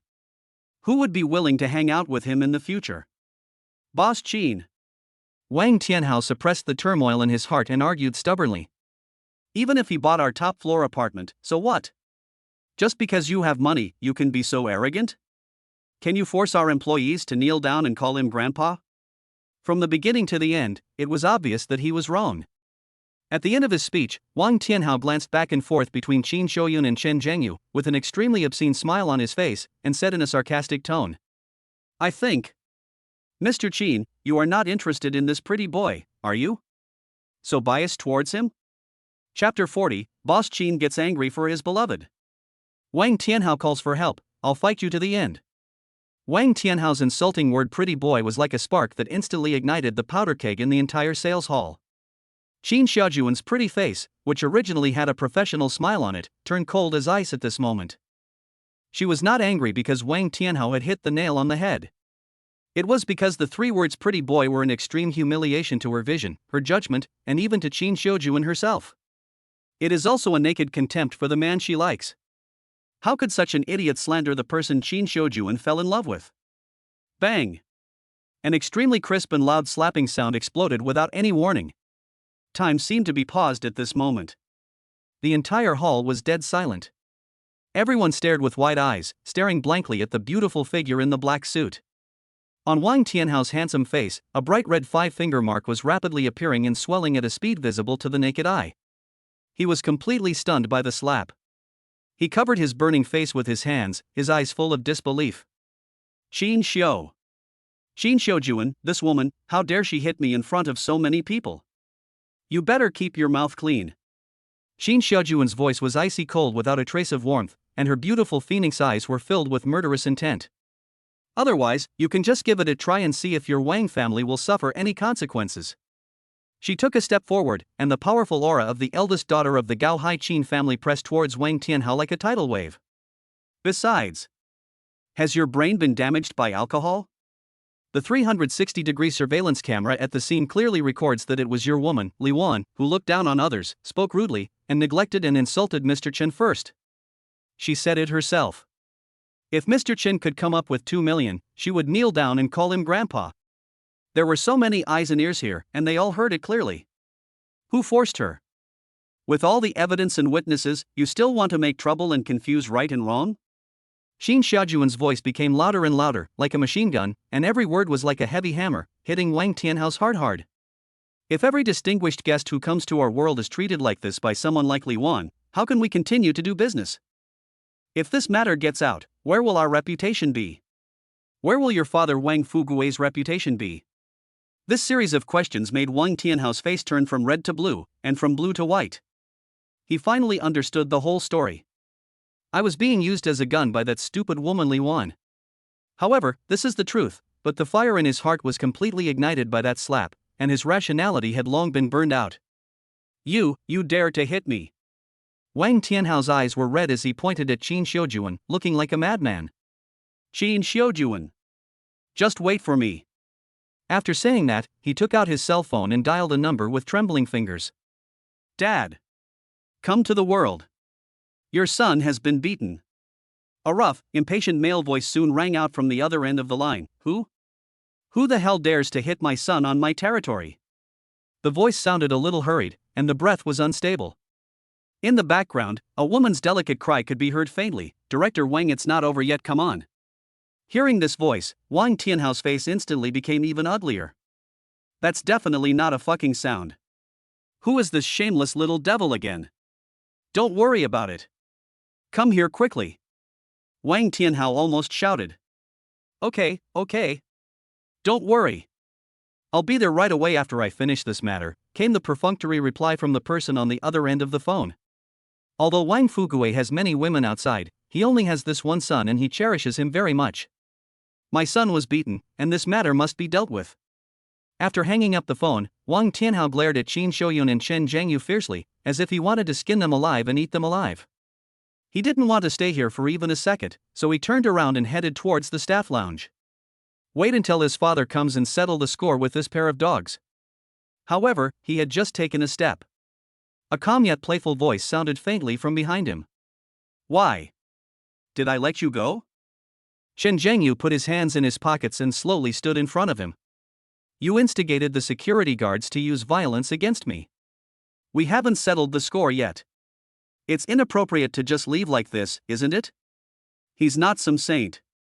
If I were to live my life again, I would believe in revenge. Immediately leaving it overnight is a coward. This idiot even called the security guards to surround him. If it weren't for the system-enhanced elementary combat mastery, he would have been pinned to the ground by now. Can you swallow this? What a joke. Wang Tianhao looked at the face in front of him that was so handsome that it made him jealous, and laughed out of anger. You're still excited, aren't you? Do you really think that just because you have a few bucks and a little bit of kung fu, you can walk right in front of me? He looked Chen Zhengyu up and down, his eyes full of contempt. After all, aren't you still just a gigolo who only knows how to rely on women? I'm telling you. I can crush you to death with just a flick of my finger. That's a height you'll never reach in your lifetime. You really think you're a dish? Beside him, Li Wan, who had been frightened and collapsed on the ground, seemed to have found her backbone at this moment. She struggled to get up, hid behind Wang Tianhao, and helped him by pretending to be powerful. That's right. Mr. Wang's family is the second largest shareholder of Huanyu Tianxia. That 20 million of yours is nothing. You're talking as if Mr. Wang's family doesn't have it. Chen Zhengyu looked at this pair of clowns and laughed. He was too lazy to talk nonsense with Wang Tianhao, so he turned his gaze to Li Wan with a playful smile on his lips. It seems that you still haven't learned your lesson. Granddaughter, aren't you going to make up for the grandpa you owe me? These words, like a curse, made Li Wan's face instantly become extremely ugly again. But with Wang Tianhao's support, she became bolder, stiffened her neck, and screamed in despair. I just won't scream. I'm just cheating. What can you do to me? Hit me if you dare. Wait till Director Wang comes, and see how he'll deal with you two bastards. However, the next second, Qin Shouyun's cold words made her feel like she was falling into an icy cave. No need to wait for Director Wang. You can get out now. Qin Shouyun ordered the security captain Gong next to him. Li Wan, due to her egregious behavior, neglecting and insulting customers, has caused irreparable damage to the group's reputation. In the name of the general manager of Huanyu Tianxia, I hereby announce that the group has decided to fire her immediately. No. You can't fire me. Li Wan was completely panicked. She screamed and grabbed Wang Tianhao's arm tightly. Boss Wang. Please help me say something. Boss Wang. I can't be fired. I still want to stay here. The salary here is high, the commission is generous, and she can meet her financial sponsor Wang Tianhao from time to time. If she leaves here, where can she find such a good job? However, Wang Tianhao shook her hand away with disgust. He has completely lost face today, all because of this stupid woman who was more likely to cause trouble than help. Just fire him. Why are you howling? Wang Tianhao roared impatiently. This is my business now. Not yours. Qin Shouyun didn't even bother to look at Li Wan and directly ordered Captain Gong to leave. Li Wan, you are no longer an employee of Huanyu Tianxia. Unless you want to buy a house, please leave here immediately. Otherwise, I'll have security ask you to leave. That cold tone sentenced Li Wan to death. Chapter 41. The young man was controlled by his mistress, and was beaten in return for hitting someone out of shame. As soon as these words were spoken, the whole audience fell silent again. Everyone's eyes were focused on Li Wan's paper white face like searchlights. Chen Zhengyu's words were light and airy, but they were like an invisible mountain, pressing heavily on her spine. Call Grandpa? In front of so many colleagues and so many guests? This is worse than killing her. She turned her head suddenly and stared at Wang Tianhao with a look of help, hoping that this man could stand up for her. But Wang Tianhao was also in a difficult situation at the moment, unable to save himself, so how could he care about her? He even subconsciously avoided Li Wan's gaze. This subtle action became the last straw that broke the camel's back. The last bit of hope in Li Wan's heart was completely shattered. Despair instantly turned into overwhelming resentment and madness. Wang Tianhao! A sharp and piercing roar echoed throughout the hall. She didn't even call him Mr. Wang anymore, but just called him by his name. The look in her eyes seemed as if she wanted to swallow him alive. Wang Tianhao was startled by her sudden outburst and frowned. What are you crazy about? I'm crazy? Li Wan laughed shrilly, her laughter tinged with madness. When you used sweet words to coax me into bed, you weren't this cowardly now. Boom! One stone can cause 1,000 ripples. The entire sales hall exploded instantly. Holy crap! This is such a shocking news. So Li Wan is really Mr. Wang's adopted daughter? Now the real owner has revealed himself. TSK, this is too much information. The salespeople around him had their eyes wide open, afraid of missing any details. Even Qin Xiaojuan's cold eyes flashed with a hint of amusement as if she was watching a good show. Wang Tianhao's face instantly turned purple, and he was shocked and angry. You, what the hell are you talking about? I'm talking nonsense? Li Wan was completely desperate and screamed, now that I'm being pinned to the ground and bullied, are you just going to hide your head like a turtle? Wang Tianhao, let me tell you. If you don't settle this matter for me today. If I really get fired today, you won't have an easy life. She stared at Wang Tianhao intently, and after getting close to him, she whispered the most vicious threats through her teeth in his ear, word by word. I have a video of you checking into a hotel with the wife of manager Zhang from the finance department. Also, those shady projects of the group company. Shut up right there. Before Li Wan could finish her words, Wang Tianhao was so frightened that he almost lost his mind. He hurriedly covered Li Wan's mouth tightly. The blood in his body ran cold at this moment. This crazy woman. This damn bitch.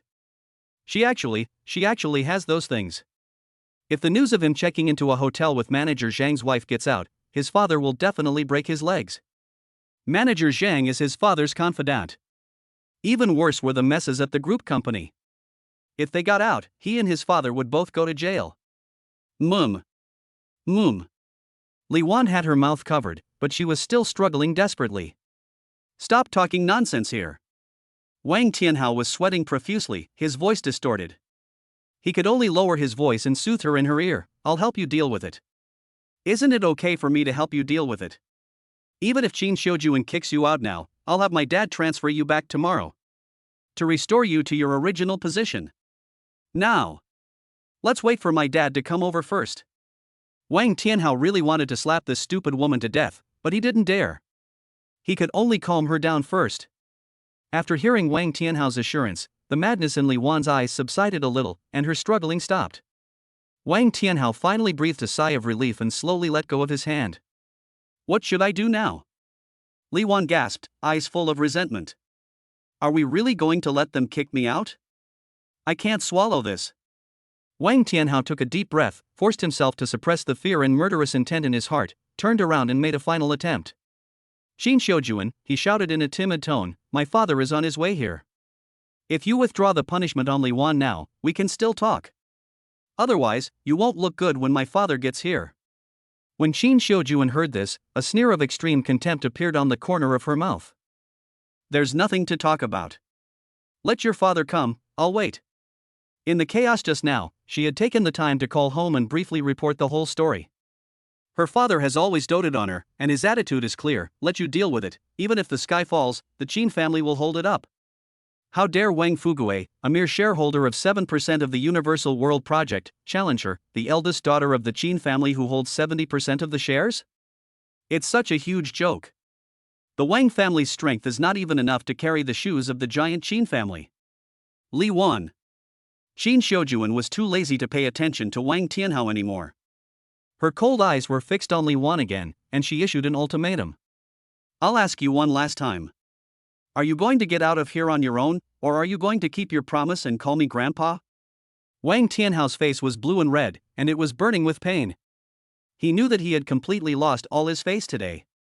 He could even imagine that starting from tomorrow, all the employees in the entire universe would talk about him behind his back, saying that this was the young Master Wang who was manipulated by a woman and slapped in the face by President Qin in public.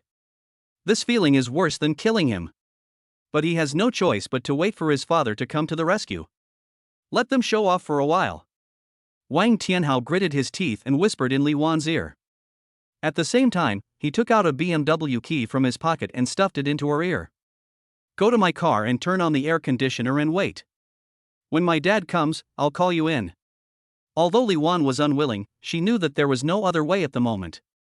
She glared at Chen Zhengyu and Qin Shouyun fiercely, her eyes full of hatred like a poisoned knife. Then she turned around reluctantly in her high heels and left the sales hall in disgrace amid the gloating gazes of the crowd. All right. Just when Wang Tianhao thought he could take a breath, a calm voice with a hint of teasing sounded in front of him. Chen Zhengyu had stood in front of him without him noticing, with a playful smile on his face. Now that your naughty granddaughter is gone, isn't it time to settle the score between us, you normally overbearing crab? Crab? Tyrannical and domineering? Wang Tianhao's pupils suddenly shrank. All the humiliation, anger, and resentment that he had accumulated today erupted like a volcano at this moment. Who the hell are you calling a crab? He roared, and the string of his rationality completely broke. There was only one thought left in his mind. Beat this pretty boy to death. Kill the culprit who brought shame upon him. As for Chen Zhengyu's terrifying strength that just killed 2 security guards in an instant, he had forgotten it completely. I'm going to kill you.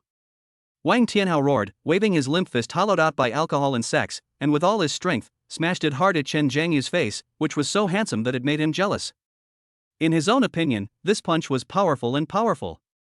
But in Chen Zhengyu's eyes, it was as slow as a movie played at 0.5 times the speed. Childish and ridiculous. Zhengyu, be careful. Su Muqing exclaimed and subconsciously grabbed the corner of Chen Zhengyu's clothes. Qin Shiyuan's beautiful eyes narrowed, and she was about to take action to stop him, but she saw that Chen Zhengyu not only did not dodge, but instead a cold smile appeared on the corner of his mouth. Just when Wang Tianhao's fist was about to touch the tip of Chen Zhengyu's nose, Chen Zhengyu moved. His right hand was as fast as lightning, and he arrived first.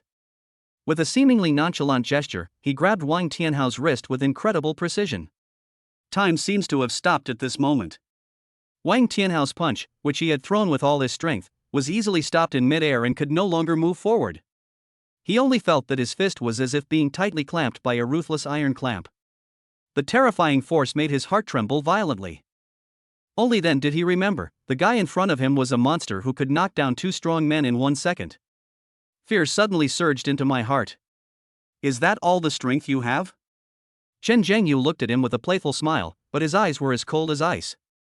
It's not enough to give your father a scraping treatment. Before he finished speaking, he grabbed Wang Tianhao's wrist with his 5 fingers and exerted force suddenly. Crack! A hair-raising sound of bones breaking resounded throughout the hall. Chapter 42, Calling for Help? I'll fight you to the end. Even if your father comes, he'll have to kneel. Ah! The heart-wrenching howl was even more miserable than that of the 2 security guards combined. Wang Tianhao hugged his wrist, which was twisted at a strange angle. The severe pain made him kneel on the ground instantly. Veins bulged on his forehead and cold sweat rolled down like a waterfall. He curled up like a shrimp in pain, twitching constantly on the smooth marble floor. Chen Zhengyu released his hands and patted them gently, without even a trace of unnecessary expression on his face.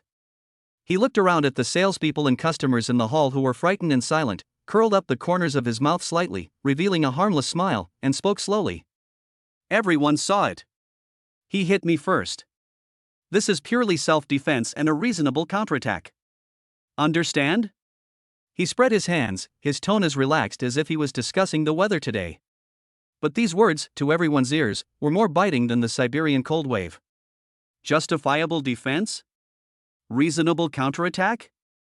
You call breaking someone's wrist self-defense? This young man is so cruel. Not only is he extremely wealthy, but his methods are also extremely dark and brutal. This guy is not a pretty boy at all, he is clearly a fierce dragon in a high school uniform, an ancestor who must not be provoked. Just when the hall was dead silent with only Wang Tianhao's wailing as the sound, a rough and anxious shout exploded from the gate. Power!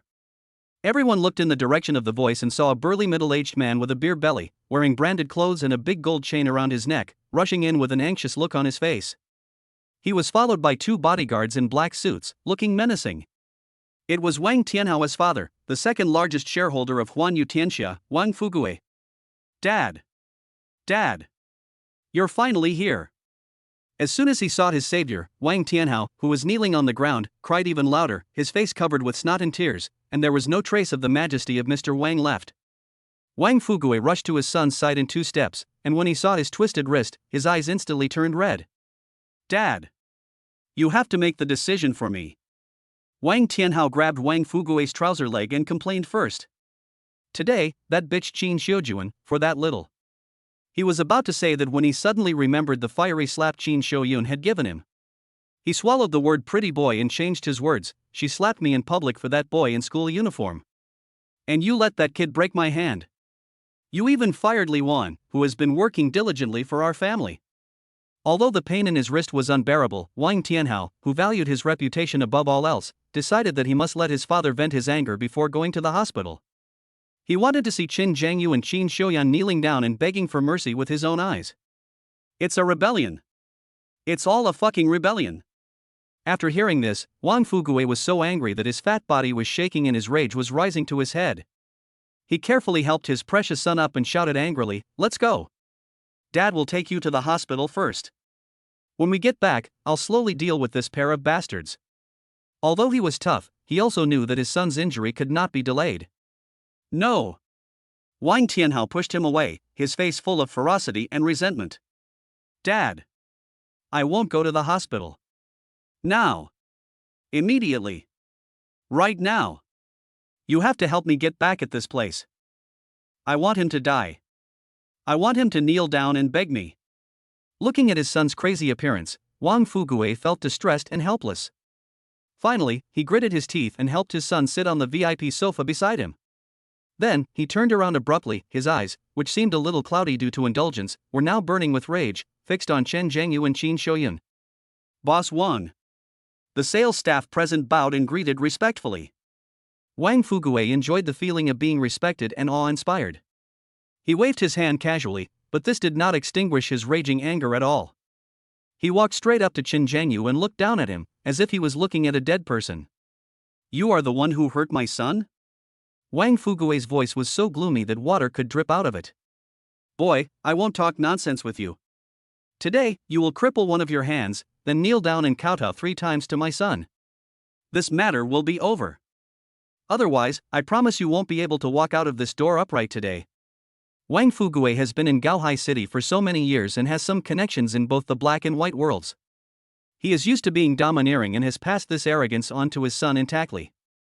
In his opinion, his words were an imperial decree. However, when Chen Zhangyu heard this, he seemed to have heard a huge joke and laughed out of anger. I say, uncle, don't you understand the situation? Chen Zhangyu scratched his ear with an amused look on his face. First, it was your son who tried to hit me first. This is called self-defense. Do you understand the law? Secondly, if you want to blame someone, you can only blame your son for being so weak. A complete loser in combat. He looked Wang Fugui up and down, then glanced at Wang Tianhao who was wailing on the sofa, and clicked his tongue. With a body hollowed out by alcohol and sex, so weak as a bee, you're trying to imitate others and fight? Remember that. Chen Zhangyu stretched out a finger, shook it at Wang Fugui, and taught him earnestly. Being unskilled is the original sin. If you are unskilled, you need to practice more. Don't be so stupid if you don't have the strength yet you still come out and embarrass yourself every day, acting like no one can beat you. Your son's actions are really delicious. These words made everyone's eyelids twitch. Mad. Too crazy. Mocking someone's son in front of his father is simply offending him to death. Su Muqing nervously clutched the corner of Chen Zhangyu's clothes. Her palms were full of sweat, but her beautiful eyes were shining with excitement. Her man is so domineering. Qin Xiujuan crossed her arms and watched the scene with interest, with a barely perceptible smile on the corner of her mouth. She found that she seemed to admire this bold little man more and more. Good. Good. Good. Wang Fugui was so angry that he said okay 3 times in a row, and the flesh on his face was twitching violently. I haven't seen a young man as crazy as you in years. He pointed at Chen Zhangyu and laughed in anger. I hope you can still be so stubborn later. After that, he took out his cell phone and dialed a number. As soon as the call was connected, Wang Fuguwei yelled at the other end, "Brother Wu! Bring all the brothers and come to Huan Yu Tianxia. I've been bullied." "That's right. Bring more people." Just now, a smart salesperson had quietly run up to him and reported that Chen Zhengyu had knocked down 2 security guards in 1 second. Wang Fuguwei knew that the boy in front of him was a martial artist, so he didn't take action directly, but chose to call for help. A frivolous voice came from the other end of the line, promising readily, "Don't worry, Boss Wang. It's a piece of cake. 5 minutes. We'll be here in 5 minutes." After hanging up the phone, Wang Fuguwei felt confident again. He looked at Chen Zhengyu with a sneer, his eyes full of contempt of a superior for an ant. "Young man, do you think you can rule the world just because you've learned some mediocre kung fu? I'm telling you, read less martial arts novels. They're all lies." He put his hands behind his back, paced back and forth, and began his self-righteous preaching. "What do you rely on to make a living? It's power. It's background. It's connections. No matter how good your kung fu is, can you beat 10 or 100? I, Wang Fuguwei, will teach you a lesson today. Let you know what society is. What reality is." Wang Fuguwei became more and more proud as he spoke, as if he had already seen the scene of Chen Zhengyu kneeling in front of him and crying bitterly. He even felt that he was now filled with the brilliance of a life mentor. However, all he got in return for his lengthy speech was a light laugh from Chen Zhengyu. "Oh?" Chen Zhengyu raised his eyebrows, and the smile on his face was playful, with a hint of teasing, and also a hint of pity. "Shaking people, right?" He spoke slowly, his voice was not loud, but it was clearly heard throughout the hall. "Okay, I like it best when there are a lot of people around." Chen Zhengyu moved his wrist, and there was a series of crackling sounds from his joints. He looked at Wang Fuguwei, who looked very proud, and said slowly, word by word, "I hope the people you shake over are enough for me to warm up." Chapter 43, Wang Fuguwei's Exorbitant Demands. Gangsters disrupt the show. "Ha ha. You foolish boy who doesn't even feel scared when death is imminent." Wang Fuguwei looked at Chen Zhengyu's nonchalant look, thinking that he was ignorant and fearless. He sneered and ignored him. In his heart, Chen Zhengyu's fate was already determined and he would not be able to cause any trouble. Now, what he has to deal with is Qin Shouyun and the face his son lost today. "Shouyun girl. What happened today was not right, was it?" Wang Fuguwei turned around, with a shrewd light flashing in his turbid eyes. He deliberately put on the attitude of an elder, and his tone contained the meaning of calling for an explanation. "You slapped my son and fired Li Wan. You must give me an explanation." When Qin Shouyun heard this, a cold arc appeared on the corner of her mouth. "Whether I did the right thing or not, you can let those sycophants talk to you and judge for yourself." She didn't even bother to call him Uncle Wang. Her cold gaze swept across the entire place, finally settling on the salesperson who had just secretly tipped off Wang Fuguwei. "Don't you like to tell tales?" The employee trembled all over when he saw Qin Shouyun's eyes, and cold sweat broke out instantly. "Now, tell Boss Wang exactly what happened. Remember, if you tell even a single lie, Li Wan, this will be your fate." "Yes, yes. President Qin." The employee dared not hide anything and immediately spilled the beans, telling the whole story from Li Wan's contempt for others, to Wang Tianhao asking the security guards to surround Chen Zhengyu, to Li Wan's bet to call him grandpa. He did not dare to add any exaggeration. After hearing this, Wang Fuguwei's face became gloomy and extremely ugly. Judging from the incident itself, it was indeed his son and his mistress named Li Wan who were in the wrong first. In the final analysis, it was all that bitch's fault. "I really shouldn't let my son meet that kind of woman who was not presentable." Of course he knew everything about the affairs between Wang Tianhao and Li Wan, but he himself was a playboy and always turned a blind eye to his son's affairs. But now, this woman has caused such a big mess. After this matter is settled, they must be cut off. However, when he thought about it again, Wang Fuguwei had no intention of letting it go just because he was in the wrong. He only knew that his precious son was beaten and lost face in public. His son's face is Wang Fuguwei's face. "Didn't you just buy the best apartment in the building?" Wang Fuguwei said with a cold face, his voice revealing an unreasonable and domineering tone. "The money I invested here is more than 20 million. Just because of such a trivial matter, you beat my son Wang Fuguwei?" He slammed the armrest of the sofa and roared fiercely. "This world doesn't just belong to your Qin family. I, Wang Fuguwei, also have a stake. I'm the second largest shareholder here. Anyway, if you don't give me an explanation today, I will never let you go. Wang Fuguei completely lost his temper and acted like a rogue who was determined to fight to the end. Today he wanted to take advantage of his seniority and seize the opportunity to cause trouble, and it would be best if he could gain some benefits from the Huanyu Tianxia project. For example, more shares. It's a pity that he overestimated his own weight and underestimated the skills of the woman in front of him. Then what do you want to say? Qin Xiujuan asked calmly, with a barely perceptible hint of sarcasm flashing in her beautiful phoenix eyes. She wanted to see what tricks this old fox was up to. Her father had mentioned before that Wang Fuguei was an ambitious man with bad intentions, and asked her to be more careful. When I saw it today, it was indeed true. If you're willing to give me half of your 6% stake. Wang Fuguei thought that Qin Xiujuan, the little girl, was finally scared, and immediately bared his greedy fangs. I'll pretend that what happened today never happened. Oh, so you want to get your hands on my shares? Qin Xiujuan suddenly realized, and the mockery in her tone became even stronger. So, as long as I hand over the shares, your son's face and wrist injury will be forgotten? If you want us to completely forgive you, add another 1%. Wang Fuguei pressed the issue, greedily extending a finger. Make it a whole 4%. Then we'll completely forgive you. Dad. Wang Tianhao on the sofa couldn't stand it anymore.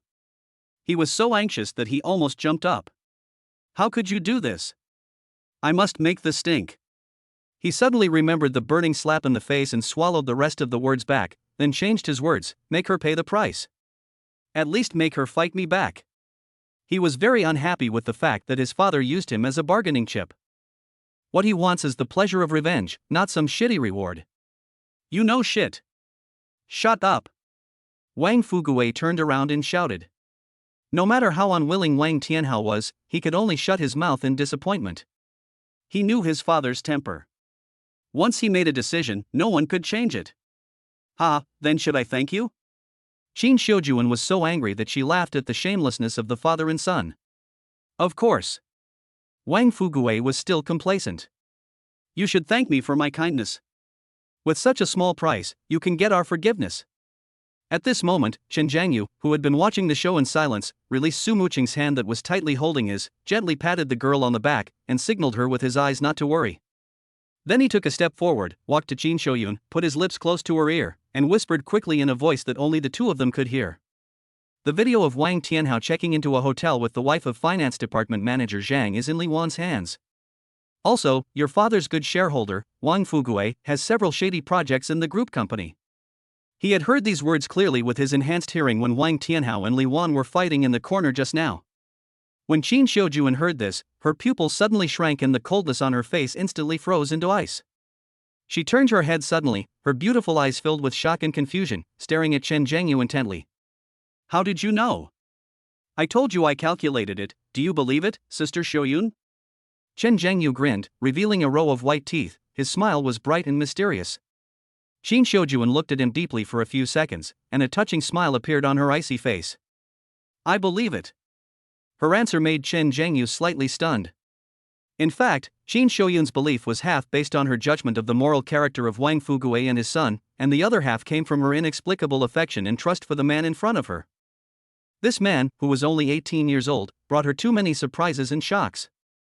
She found that in just a few dozen minutes since they met, her curiosity about him could no longer be suppressed. Thank you, Brother Jiangyu. Qin Xiuyun's voice softened unconsciously. You did our group a huge favor today. I must do you the honor of treating me to a meal some other day. The call of Brother Jiangyu made Chen Jiangyu's heart flutter. This lady is quite something. Qin Xiujuan no longer paid attention to Wang Fuguei, who was still dreaming. She turned aside and immediately called her father. She reported the information provided by Chen Jiangyu in a concise manner and asked him to start an investigation immediately. Then she made another phone call and asked Manager Zhang from the finance department to go to Li Wan's personal computer and her residence immediately to try to find something interesting. After doing all this, Qin Xiuguan put away his phone, and when he looked at Wang Fuguei again, his eyes had become as if he was looking at a clown. Boss Wang, we can't afford your generosity. As for what you said, go dream. Dreams hold all kinds of things. Oh, yes, it's a daydream. Wang Fuguei's expression changed in an instant. What's wrong with this woman? Could it be that her father gave some instructions over the phone? At this moment, the glass door of the sales hall was roughly pushed open from the outside. Crash! More than 20 strong men wearing black vests and with tattoos all over their arms and necks rushed in. The leader was a bald man with a scar on his face, a face full of flesh, and an intimidating aura. The temperature of the entire hall seemed to drop by more than 10 degrees in that instant. The guests present retreated in fear, and the salesmen were even more silent, not daring to breathe. Boss Wang. The bald man with the scar on his face saw Wang Fugui at a glance and shouted at the top of his voice. I, Wu Quishan, brought my brothers here to help you vent your anger. Who is so blind as to dare to act wildly here today? Chapter 44, The Gangsters Arrive, Everyone is Horrified. Perfect, let's take care of them together. Seeing this huge group of people pouring in, the atmosphere in the entire sales hall froze instantly. The strong smell mixed with sweat, cigarette smoke, and cheap perfume was like an invisible wall, making it difficult for everyone present to breathe. Especially the bald-scarred leader Wu Quishan, with fierce eyes and murderous aura, who looked like a ruthless character with blood on his hands. Damn it! Captain Gon, this is Wu Quishan's man. Are we really going to attack? These guys are notorious local tyrants in Gaohai City, and they're very ruthless. My wife is going to give birth next month, and I don't want to go to the hospital. In the corner, 8 security guards who arrived late, holding riot shields and batons, formed a loose formation. Their faces were pale and their calves were shaking. Although they were numerous, when it came to fighting with real swords and guns, they were no match for the group of desperate criminals on the opposite side. The security captain, known as Captain Gon, swallowed hard and shouted in a low voice, "Everyone, stand up straight. Boss Qin has issued a death order. Anyone who dares to take a step back today will be kicked out tomorrow. Can you find Huan Yu Tianxia's salary anywhere else? Everyone, cheer up. Protect Boss Qin and that, young master." Captain Gong's voice was trembling, but he knew very well that if he backed down today, he would lose this high-paying job completely. On the other side, the sales staff and the sales office were even more frightened. They hid behind the sand table and the information desk, sticking their heads out and not daring to breathe. Oh my god! Director Wang has gone completely crazy. He actually called someone like Wu Quishan here. This is going to blow things up. Who the hell is that handsome little boy in school uniform? He's such a troublemaker. How is this going to end? Look at the expressions on Boss Qin and that handsome boy's faces. Each one is calmer than the other. Oh my god, what kind of magical combination is this? Why do I feel like there's going to be something interesting to watch today? Amidst the panic and whispers, Wang Fugui finally waited for his backbone. Brother Wu. I'm here. His face was full of joy, as if he had seen his own father. He walked quickly forward and grabbed Wu Quishan's hand. It's that kid in school uniform. He beat my son seriously. Wang Fugui stretched out his fat fingers and pointed them viciously at the calm Chen Zhengyu, with a gleam of revenge in his eyes. On the sofa, Wang Tianhao, holding his severed hand, seemed to be energized. He endured the severe pain and shouted frantically in the direction of Chen Zhengyu. Ha ha! Kid! My dad's people are here. Let's see how you die this time. If you dare to go crazy again. Oh? Wu Quishan looked in the direction of Wang Fugui's finger, and when he saw Chen Zhengyu's extremely handsome face and the blue and white school uniform on him, he couldn't help but be stunned. He thought it was some gangster, but he didn't expect it to be a high school student who was so tender that he could squeeze water out of him. Boss Wang, you are not kidding me, are you? Wu Quishan frowned and turned to look at Wang Fugui, with a hint of uncertainty in his tone. More than 20 brothers were mobilized to make a big trip just to deal with a student? If this gets out, where will Wu Quishan save his face? Brother Wu, don't underestimate this kid. Wang Fugui sought his doubts and quickly leaned over to explain in his ear, this kid is very evil. He's a martial artist. My 2 1.8-meter tall security guards were knocked down by him in just 2 or 3 moves. Oh. I see. Wu Quishan suddenly realized, and there was a hint of surprise and greed in his eyes when he looked at Chen Zhengyu. A martial artist? These days, high school students who know Kung Fu are a rare species. But this is better. The more difficult the opponent is, the more benefits he can get from Wang Fugui. Wu Quishan's eyes rolled, and he calmly pulled Wang Fugui aside. He lowered his voice so that only the two of them could hear him and said, Boss Wang, you saw it too. I've called over 20 of my best fighters here for you. This guy is a martial artist, so when we fight later, if he gets bumped or bruised, and blood is seen, the medical expenses and resettlement allowance. He rubbed his fingers together, his meaning was self-evident. Wang Fuguei cursed in his heart, old fox, what a bastard who won't release the eagle until he sees the rabbit. But he is now in a difficult situation. If he doesn't get rid of Chen Jiangyu, he and his son will be completely disgraced. Don't worry, brother Wu. Wang Fuguei gritted his teeth and held up 5 fingers. After the matter is completed, this amount will be paid. Ha ha ha. Boss Wang is so open-minded. Wu Christian saw this, and the scars on his face were all smiles. With Boss Wang's words, the brothers will do a great job for you today. After the price was agreed upon, the last bit of worry in Wu Christian's heart disappeared. He turned around, fixed his gaze on Chen Jiangyu again, and asked with a sinister smile, Boss Wang, tell me, what do you want to do with this kid? Should I break the leg right away, or should I remove the arm first? A ferocious look appeared on Wang Fuguei's face, and he squeezed out a few words from between his teeth, I want him alive. First, capture him, and then, cut off his other arm. He wants to repay tooth for tooth, blood for blood. He wanted to let Qin Jiangyu, Qin Shouyun, and everyone in the world see the consequences of offending his Wang family. Okay. Boss Wang, just wait and see. Wu Christian grinned, revealing a mouthful of teeth yellowed by smoke. He twisted his neck, making a series of crisp crackling sounds, and with more than 20 younger brothers, he formed a semicircle and slowly approached Qin Jiangyu. The air in the entire hall suddenly became sticky and oppressive. Boy, do you think you can show off just because you have practiced some mediocre kung fu? Wu Christian pointed at Chen Jiangyu with his finger, his tone full of disdain. Today, Brother Christian will teach you a lesson for free. Let you know what it means to be no match for 2 fists. What the hell is society? To get ahead in life, you need numbers. It's power. No matter how good you are at fighting, can you beat 10 or even 20? He waved his hand violently and roared like a bell. Brothers! Come on! Kill this ignorant brat! Crash! More than 20 tattooed strong men, like tigers out of a cage, let out a deafening roar, waved their fists, and pounced on Chen Jiangyu from all directions. That scene would make the scalp tingle, not to mention ordinary people, even well-trained special police would be scared if they saw it. Su Muqing screamed in fear and grabbed the corner of Chen Jiangyu's clothes tightly, her face pale. Jiangyu, how about we call the police first? There are too many of them. Qin Xiaojuan's beautiful eyes also condensed, and she subconsciously took half a step forward, preparing to let the security team take over. However, at this critical moment, Chen Jiangyu, who was at the center of the storm, patted Su Muqing's hand and said, no need. Just let me handle it. Then he made a move that made everyone's eyes almost pop out. Instead of retreating, he took a step forward and protected Su Muqing and Qin Xiaojuan behind him. Then he raised his hand and yawned lazily, his face even showing a bit of laziness as if he had not woken up yet.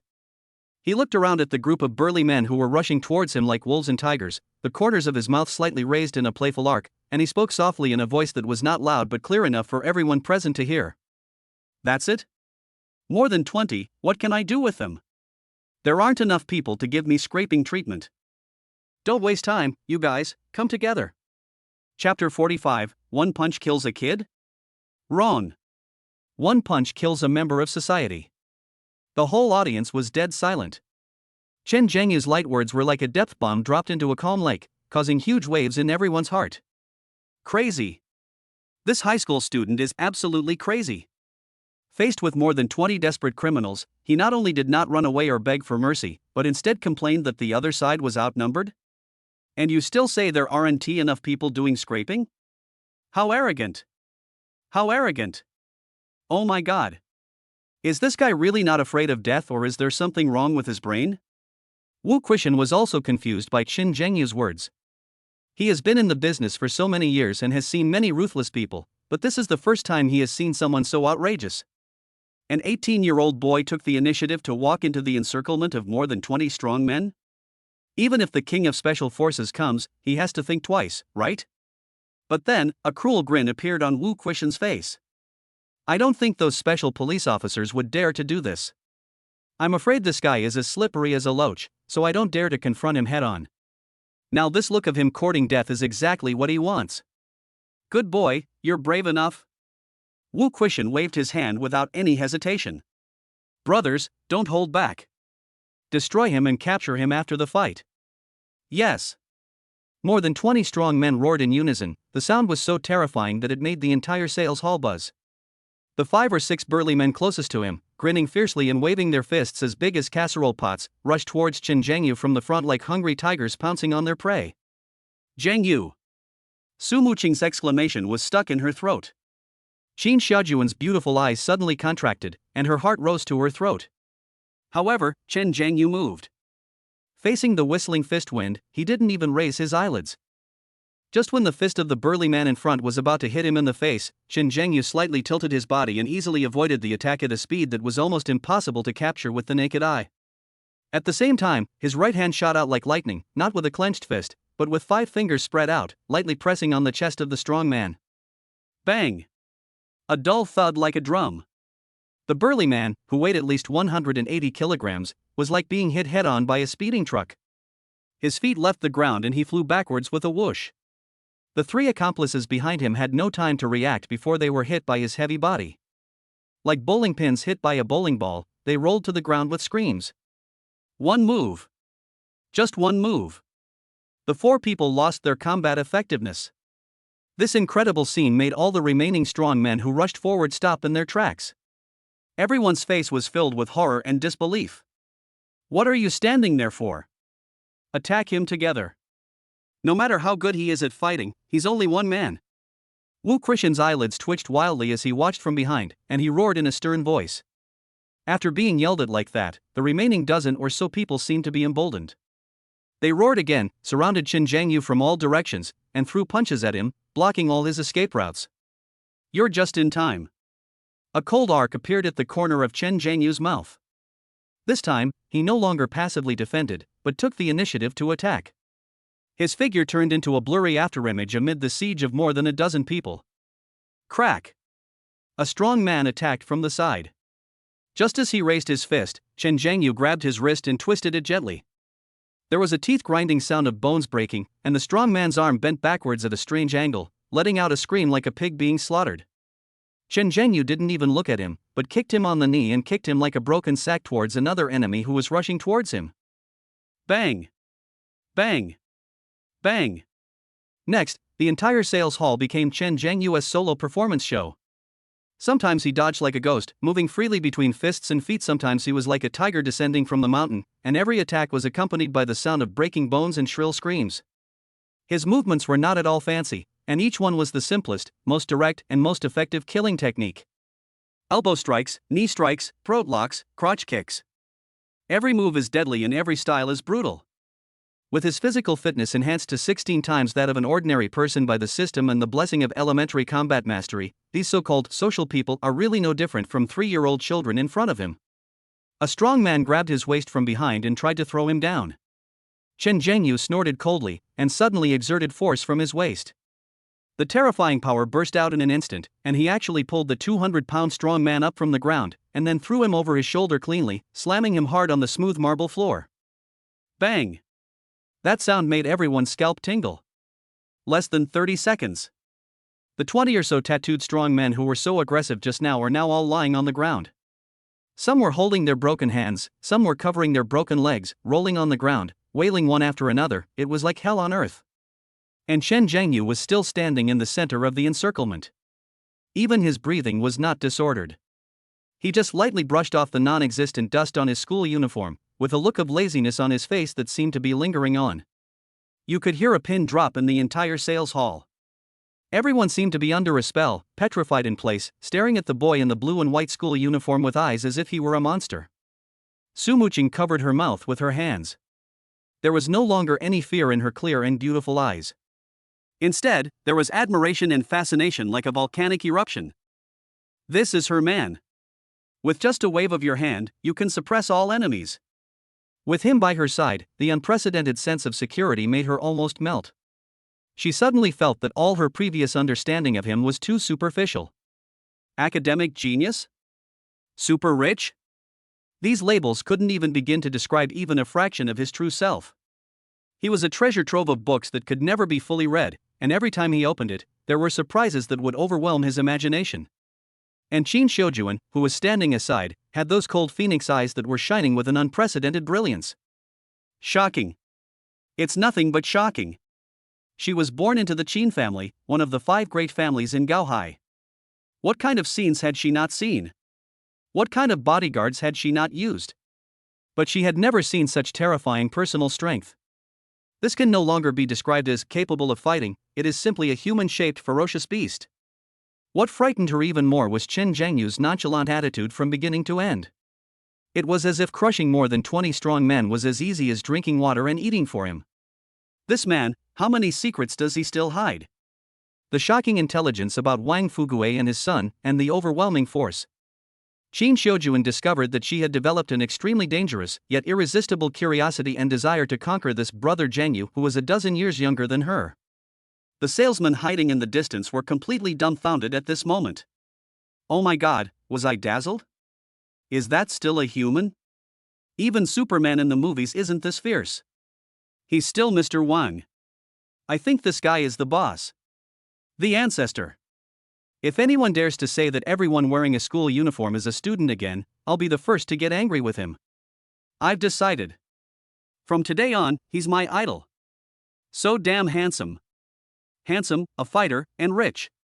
This is like the hero of a fantasy novel come true. The 8 trembling security guards were sweating profusely and were extremely relieved. Gong.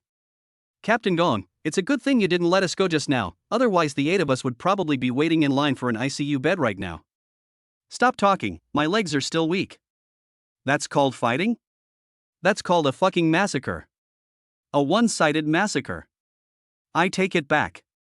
This guy isn't a fierce dragon crossing the river. He's the Dragon King himself. He's here to fry fish in our pond. In the dead silence, Chen Zhengyu turned around, his eyes passing over the corpses all over the ground, and fell on Wang Fugui and Wu Quishan, who were already pale and trembling like sieves. He took one step at a time, slowly walking towards them. Da-day-day. The crisp footsteps, like the death drum beats, struck heavily on the hearts of the two. You. Wu Quishan looked at Chen Zhangyu's face with a playful smile, and felt a chill running from the soles of his feet to the top of his head. He has been in the underworld for many years, his hands are stained with blood, and he considers himself a ruthless character. But in front of the young man, he felt like a lamb to be slaughtered. That's not a human look. That was the look one gives a dead object. Cold, indifferent, without a trace of emotion. Don't come over here. Wang Fugui was so frightened that his soul was about to be shattered. His legs went weak and he almost fell to the ground. His voice was shrill and full of tears. He was finally scared. I regret it. He was extremely regretful at this moment. How could his precious son get involved with such a perverted demon that crawled out of hell? Just when Chen Zhangyu was less than 3 meters away from them, Wu Quishan did something that left Wang Fugui stunned. He, the brother Wu who had just been calling Wang Fugui his brother, this well-known local tyrant in Gaohai City, actually grabbed Wang Fugui's arm and pushed him in front of him, using him as a shield. With a plop sound, Wu Quishan's knees softened and he knelt down neatly. He kowtowed to Chen Zhangyu, crying and shouting with tears streaming down his face. Master! I was wrong. It was all his fault. That old bastard Wang Fugui ordered me to do this. I have no grudge against you, I'm just doing a job for money. You are so magnanimous, just let me go like a piece of shit. If you want to find someone, look for him. This is all his idea. Chapter 46, Boss Wang's connections are ruined. The wife arrives and tears the mistress apart. You. Wang Fugui's eyes widened and his fat body trembled violently with extreme anger and fear. He couldn't believe his eyes. Wu Quishan, who had just been calling him his brother and promising to get the job done, this ruthless man who called the shots in the underground world of Gaohai City, actually used him as a token of his loyalty in the blink of an eye. Wu Quishan. Are you fucking crazy? Wang Fugui screamed at the top of his lungs, like a pig being slaughtered. Have you forgotten how many years we've been working together? Have you forgotten who's behind all those places of yours? How dare you push me out here as a scapegoat? Let me go. Wang Fugui struggled desperately, his fat body shaking wildly. However, how could his body, hollowed out by alcohol and sex, possibly compare to Wu Quishan, who had been living on the edge of a knife for years? Wu Quishan's arms were like iron clamps, tightly gripping him, making all his struggles seem so pale and powerless. In just a few seconds, Chen Zhengyu had already leisurely walked up to them. His deep eyes swept over Wu Quishan, who was kneeling on the ground and kowtowing like crazy. Chen Zhengyu was quite satisfied with the local tyrant's ability to understand the current situation. He had to go back to school in the afternoon to take the monthly exam, so he didn't have that much time to waste with these idiots. Okay, you're smart. Chen Zhengyu grinned, revealing a row of white teeth.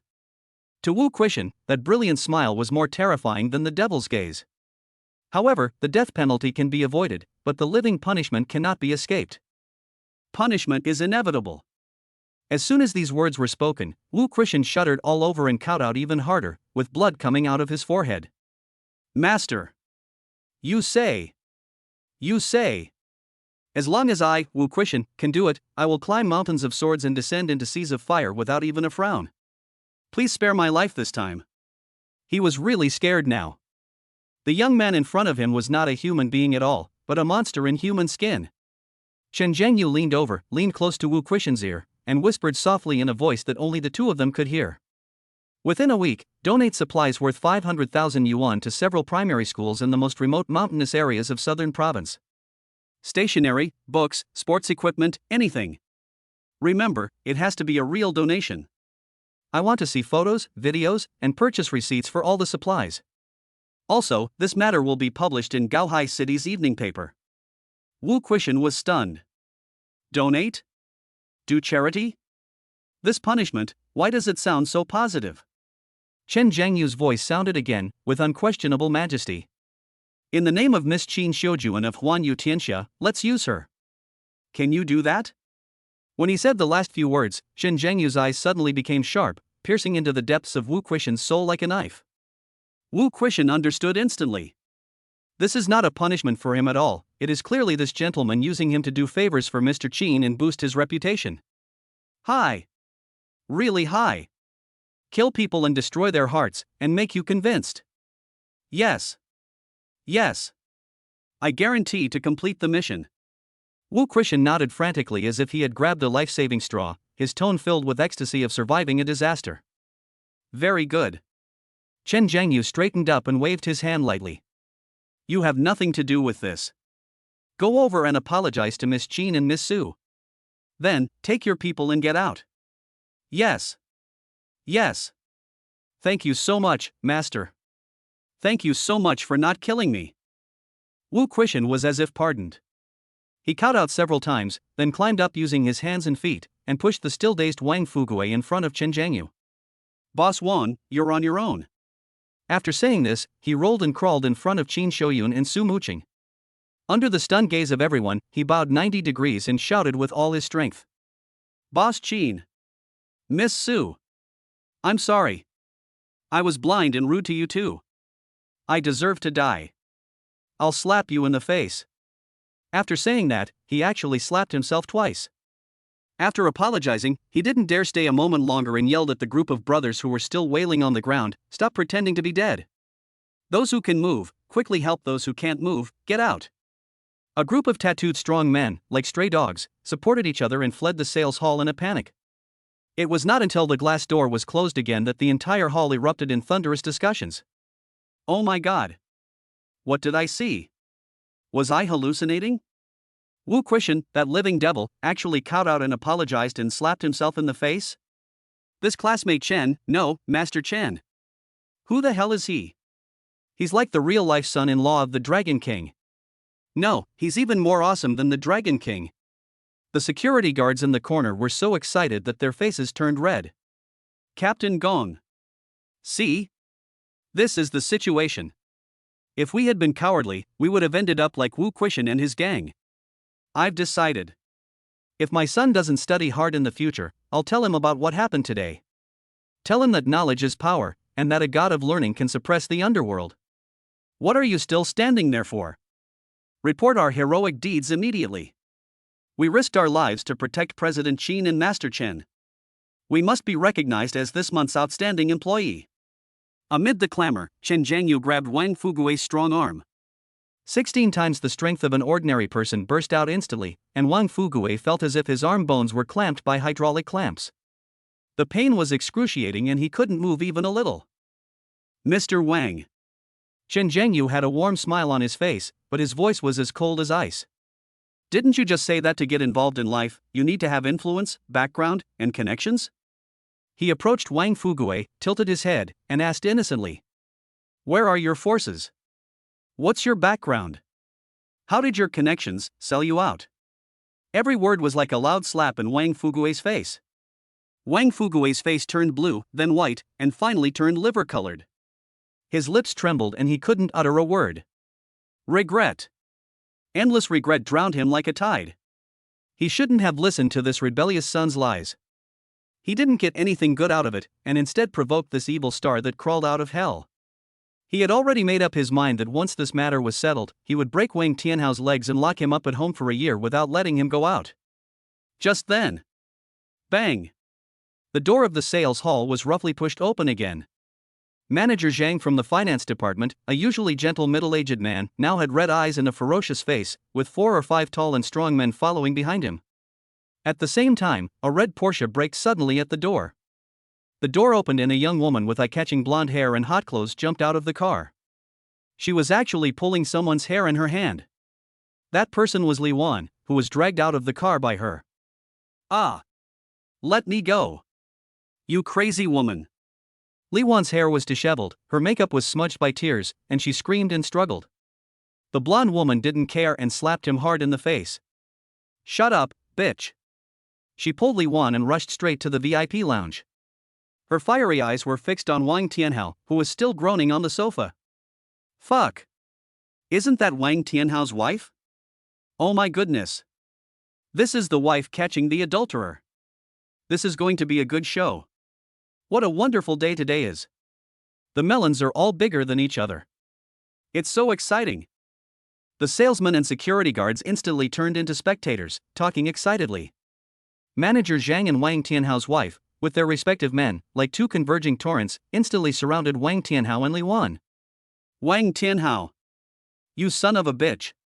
Manager Zhang was the first to rush up and kicked Wang Tianhao on the injured arm, causing him to let out a scream that was not inhuman in pain.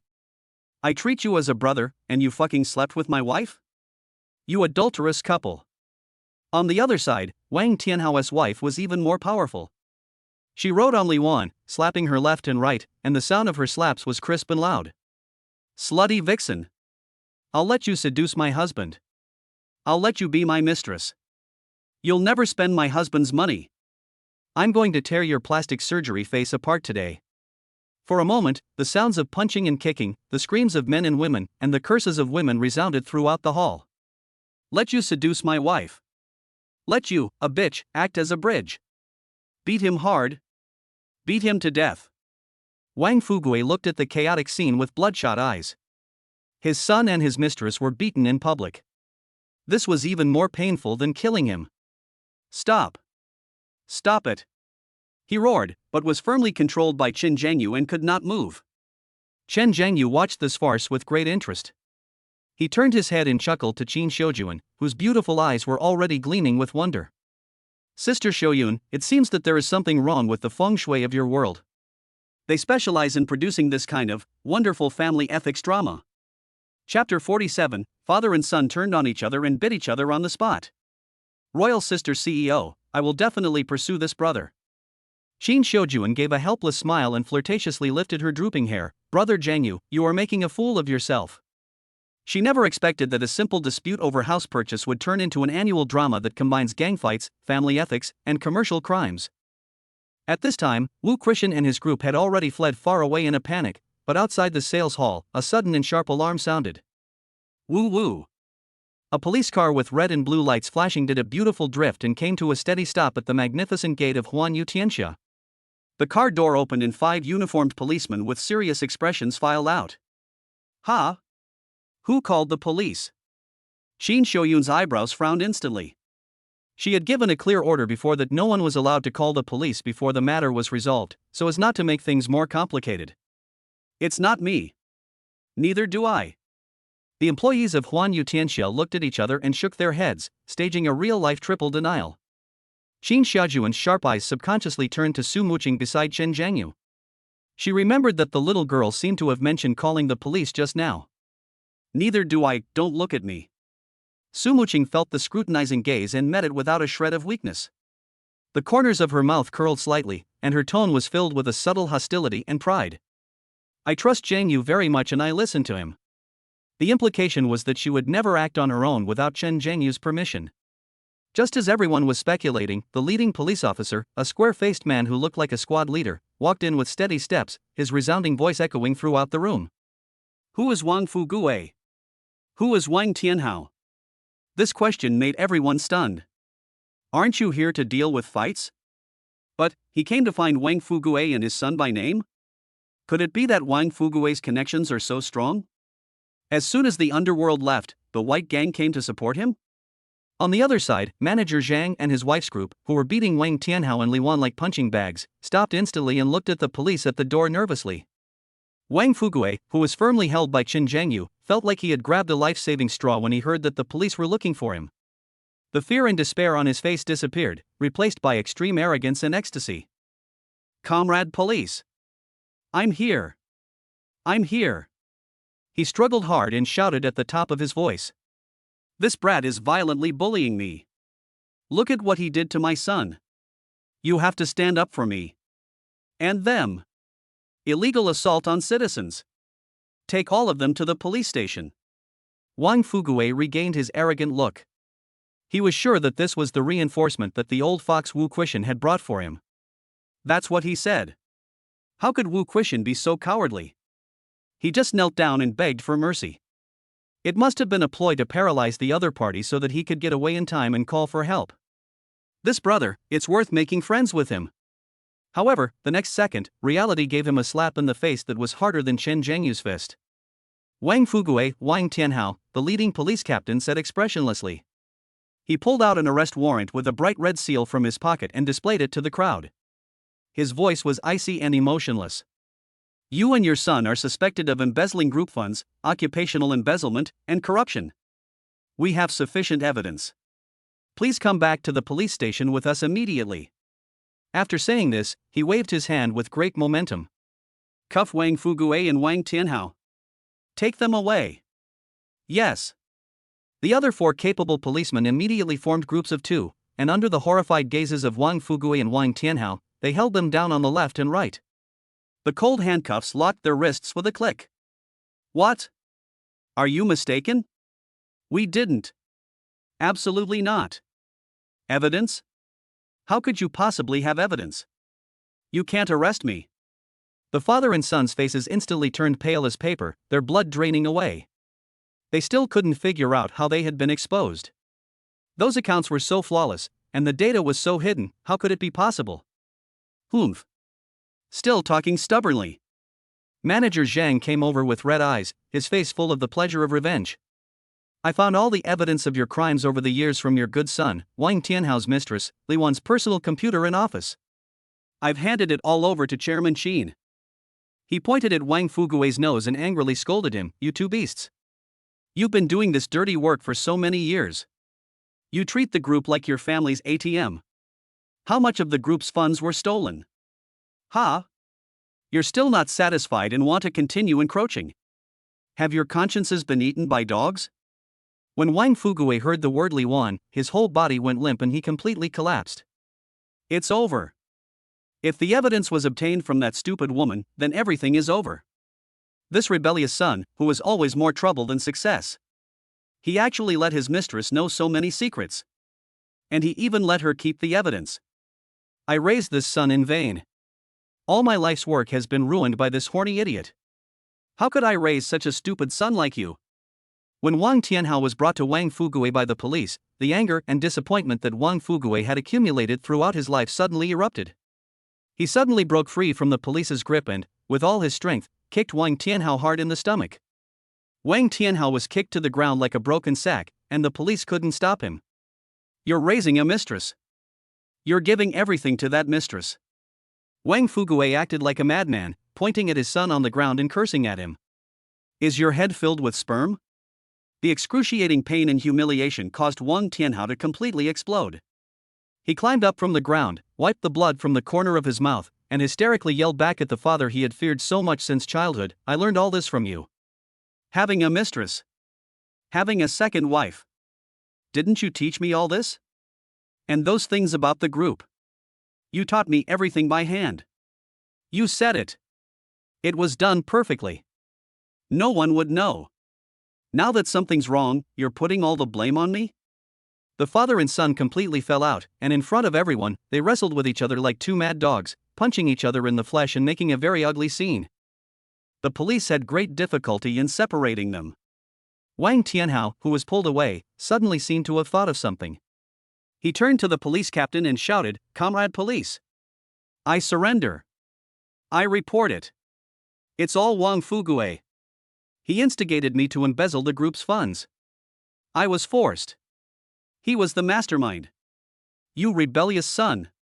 When Wang Fugue heard this, he was so angry that his eyes almost popped out, and he slammed his head against Wang Tianhao.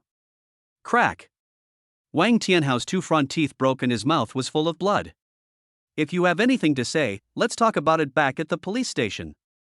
The police captain shouted sternly, signaling his men to escort the two funny guys into the police car one after another.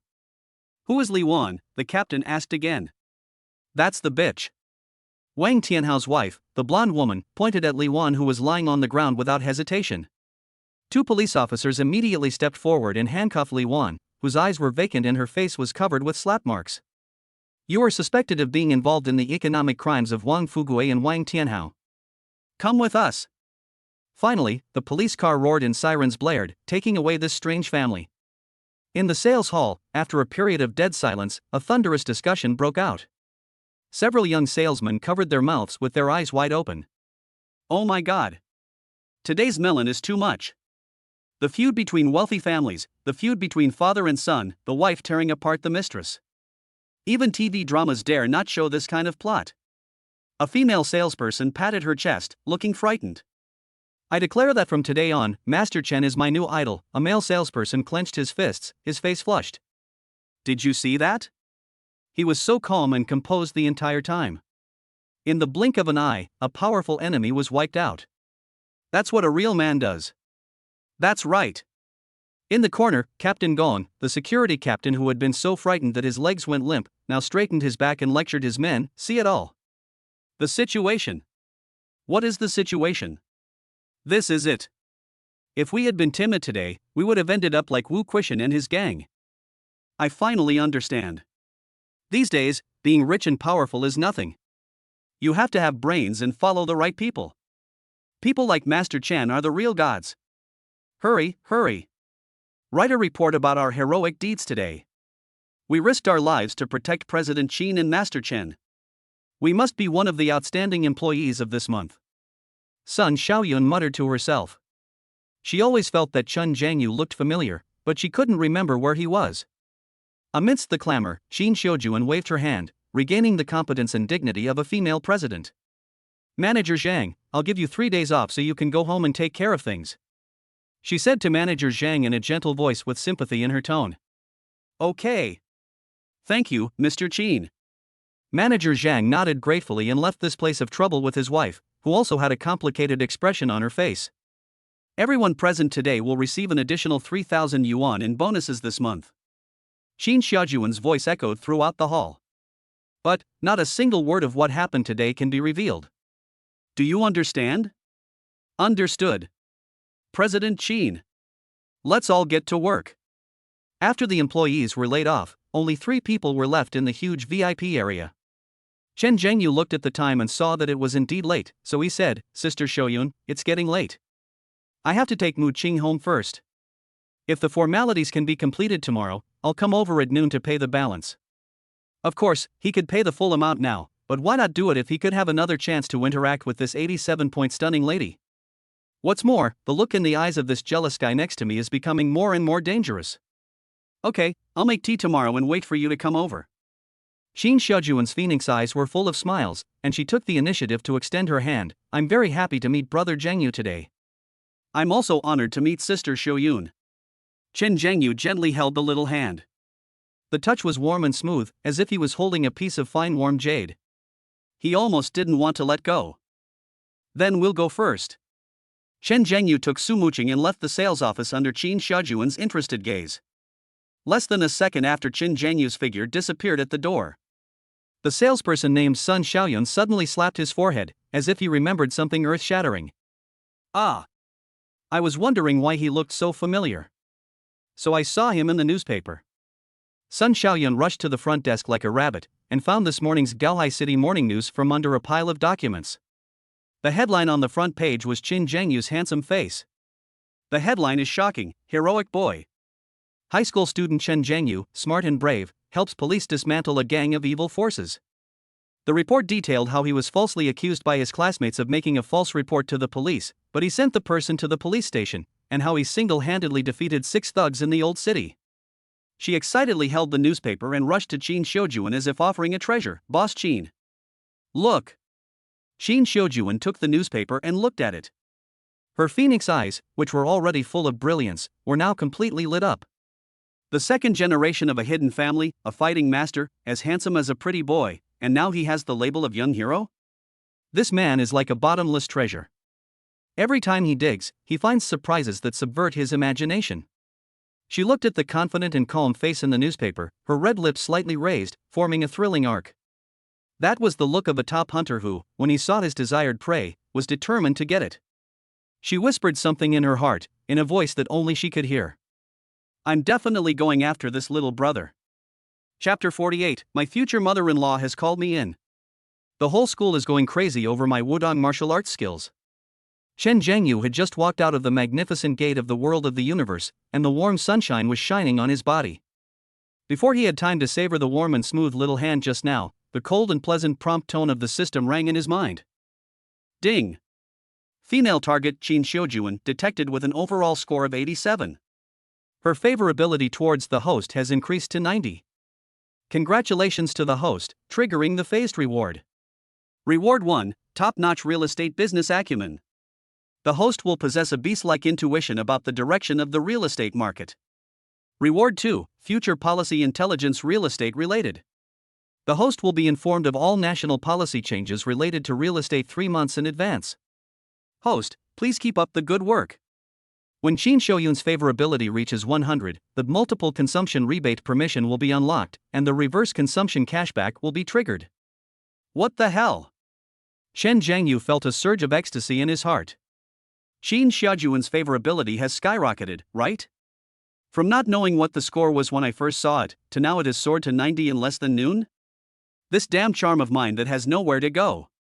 He was originally thinking about how to find opportunities to have more contact with her and what means to use to completely win over this charming and domineering female CEO. Now, I'm almost done with the strategy. And this reward is awesome. 2014. This is the last golden age of real estate. With this business acumen and policy intelligence that is comparable to a plug-in, it would be hard for me not to become a real estate tycoon. Zhengyu, just now, you almost scared me. Beside him, Su Muqing's soft voice brought Chen Zhengyu back to his senses. Her little hands were still tightly clutching the corner of his clothes, and a trace of fear remained on her fair face, but her clear eyes were shining with relief at surviving the disaster and full of dependence. Luckily you're here. Chen Zhengyu came back to his senses and couldn't help laughing at the adorable look of his girlfriend. He reached out and pinched her perky little nose lovingly. What's the big deal? Those 20 oddballs aren't even worthy of warming up for me. Have you forgotten how I easily took down those 6 thugs last time? Chen Zhengyu's tone was relaxed and full of strong confidence, which instantly soothed all of Su Muqing's inner anxiety. As long as I'm here, you can put your heart at ease. Even if the sky falls, I'll hold it up for you. Su Muqing nodded heavily, the admiration in her eyes almost overflowing. She took the initiative to loosen the corner of his clothes, and instead put her arms around him, pressing her body tightly against him, feeling the warmth and strength that made her feel extremely at ease. The two of them were affectionate for a moment. Okay, time to go home. Chen Zhengyu got on his bicycle, and Su Muqing also let go of Chen Zhengyu and got on her own bicycle. Together they rode towards home in the afternoon breeze. It was still the same old routine. He sent Su Muqing to the gate of the Jinxiu Jiangnan community. After watching her walk into the gate while looking back every few steps, Chen Zhengyu turned the car around and returned home. What he didn't know was that as soon as he left, a family interrogation against him took place in the Su family. I saw a male classmate sent you back. What's his name? At the dinner table, a beautiful and charming woman was picking up dishes gracefully while pretending to speak casually. She was Su Muqing's mother, Pei Shuoqin. At 36, nourished by a comfortable life, she maintained herself in excellent condition. Her face was still as smooth as a baby's, without a single flaw, and between her eyebrows and eyes was a mature charm that a young girl could not possess. Even a homely silk long dress could not hide her devilishly curvy figure, with curves that were even more popular than Su Muqing, who was in adolescence. Is he in the same class as you? Seeing that her daughter didn't say anything, Pei Shuoqin asked the second question. Ahem. Su Muqing was so frightened by the sudden barrage of questions that she almost choked. She quickly drank some water and patted her chest to calm down. She raised her head and glanced at her mother cautiously. Seeing that there was no special expression on her face, she puffed out her cheeks with a hint of coquettishness like a little girl. Mom! Why are you peeping at me? What do you mean by peeking? I'm looking openly. Pei Shuoqin gave her a charming look. My daughter comes home, and as a mother, I look out the window. Isn't that normal? You haven't answered my question yet. Su Muqing knew she couldn't hide, so she had to answer quietly, he's my classmate, Chen Zhengyu. After saying that, she lowered her head and pretended to concentrate on eating the rice in the bowl. Pei Shuoqin waited for a long time but got no further news. She couldn't help but put down her chopsticks and looked at her with amusement. That's it? That's all? Nothing. Su Muqing answered vaguely with her mouth full of food. Anything else? Is he a good student? Will being with him affect your studies? Pei Shuoqin's expression became unusually serious. You're in your third year of high school now, at the most critical time. You can't be distracted by love. Things had come to this point, and Su Muqing knew she couldn't hide it anymore, so she just went all out. Mom, you know everything? Nonsense, you are my child, how can you hide your little thoughts from me? Pei Shuoqin said unhappily, but there was not much blame in her tone. Su Muqing put down her chopsticks, raised her head, and asked tentatively, Mom, you are not angry? What's the point of me getting angry? Pei Shuoqin sighed helplessly, besides, you are my daughter, I trust your judgment. Mom is mainly worried about you. I'm afraid you're young and might get scammed. I'm even more worried that this incident will affect your college entrance exam, which is a matter of life and death. Hearing that her mother was not blindly opposed, Su Muqing breathed a sigh of relief and a smile appeared on her face. Mom! Don't worry. It definitely won't affect my studies. I'm doing very well in school now. She puffed out her chest and said confidently, tomorrow is the last day of the monthly exam. After the exam, just wait and see me come back with a good score. Besides, Zhengyu's academic performance is even better than mine. The teacher praises him every day and has almost made him a flower. He definitely wouldn't lie to me. He's so nice to me. Oh my, now you call me Zhengyu so affectionately. Pei Shuoqin looked at her daughter's happy and sweet face, feeling both angry and amused, and couldn't help but sighing. Girls can't be kept at home when they grow up. She pondered for a moment and made a decision.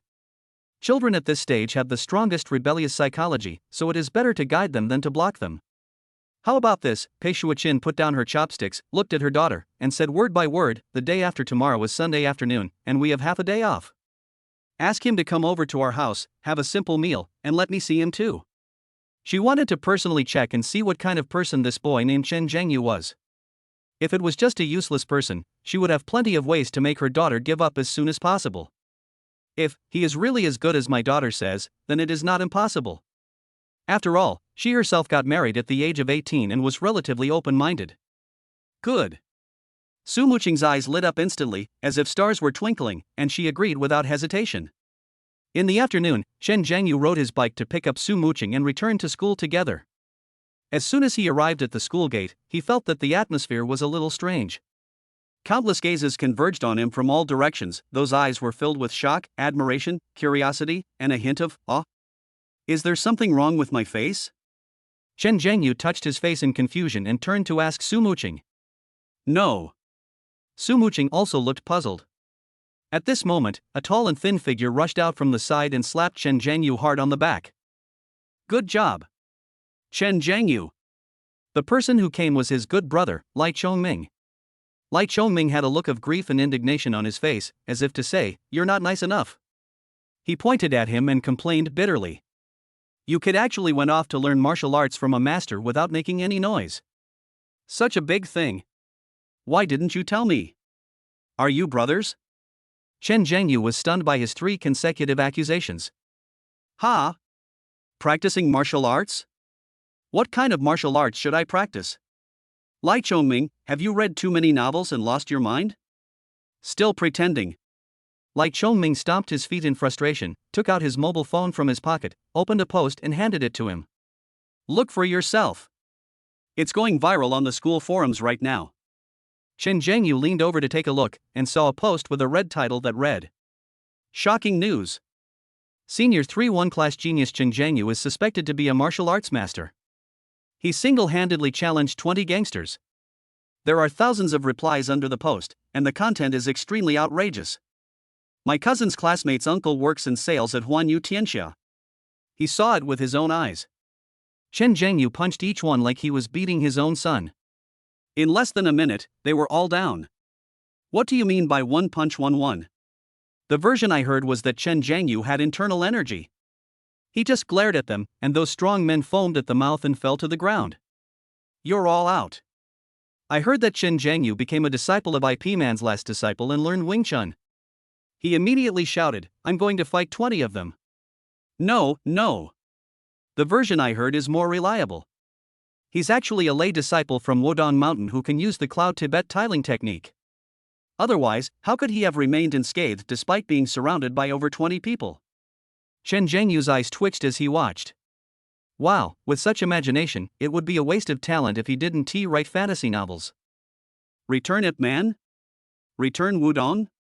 Why didn't he just mention that he was a scion and was about to transform? And what happened between you, Wang Ruoyan, Yang Xiaoqian, Ma Tianyu and 6 thugs from the old city was reported in the Gaohai City Daily. Lai Chongming added. After he said that, Chen Zhengyu remembered what happened yesterday. Well, anything else to say? Lai Chongming asked with a wink. Tell me the truth. Who is your master? Will he accept any disciples? Look at my physique. Am I a 1 in a million martial arts prodigy? Chen Zhengyu looked at his thin body, speechless. You should study hard and try to get into a sports university. Maybe you can even become a shot put champion. Just when Chen Zhengyu was at a loss for words and didn't know how to explain this fantastic rumor, Su Muqing beside him suddenly blushed and gently tugged at the corner of his clothes. Young Wu. The girl's voice was as soft as a mosquito's hum, with a hint of shyness and nervousness. What's wrong? Chen Zhengyu looked down at her. Su Muqing raised her head, her clear eyes looking at him, her teeth biting her lower lip, and she mustered up her courage before whispering. My mother wants to see you. The day after tomorrow afternoon, I'll ask you to come to our house for dinner. In an instant, all the noisy discussions about martial arts masters around seemed to recede like the tide. The smile on Chen Zhengyu's face froze. What the hell? Meet the parents? He looked at Su Muqing's blushing little face and his mind buzzed. Good job.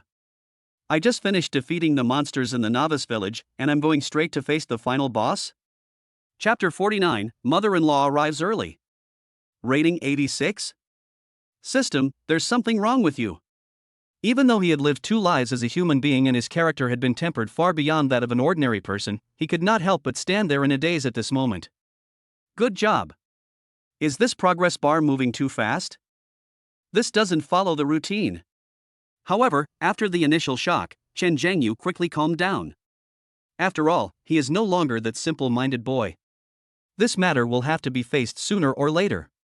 Meeting earlier and finding out the other party's background would allow him to make plans in advance. What's more, what he is holding in his hand now is the trump card. Okay. The surprise on Chen Zhengyu's face instantly disappeared, replaced by a confident and gentle smile.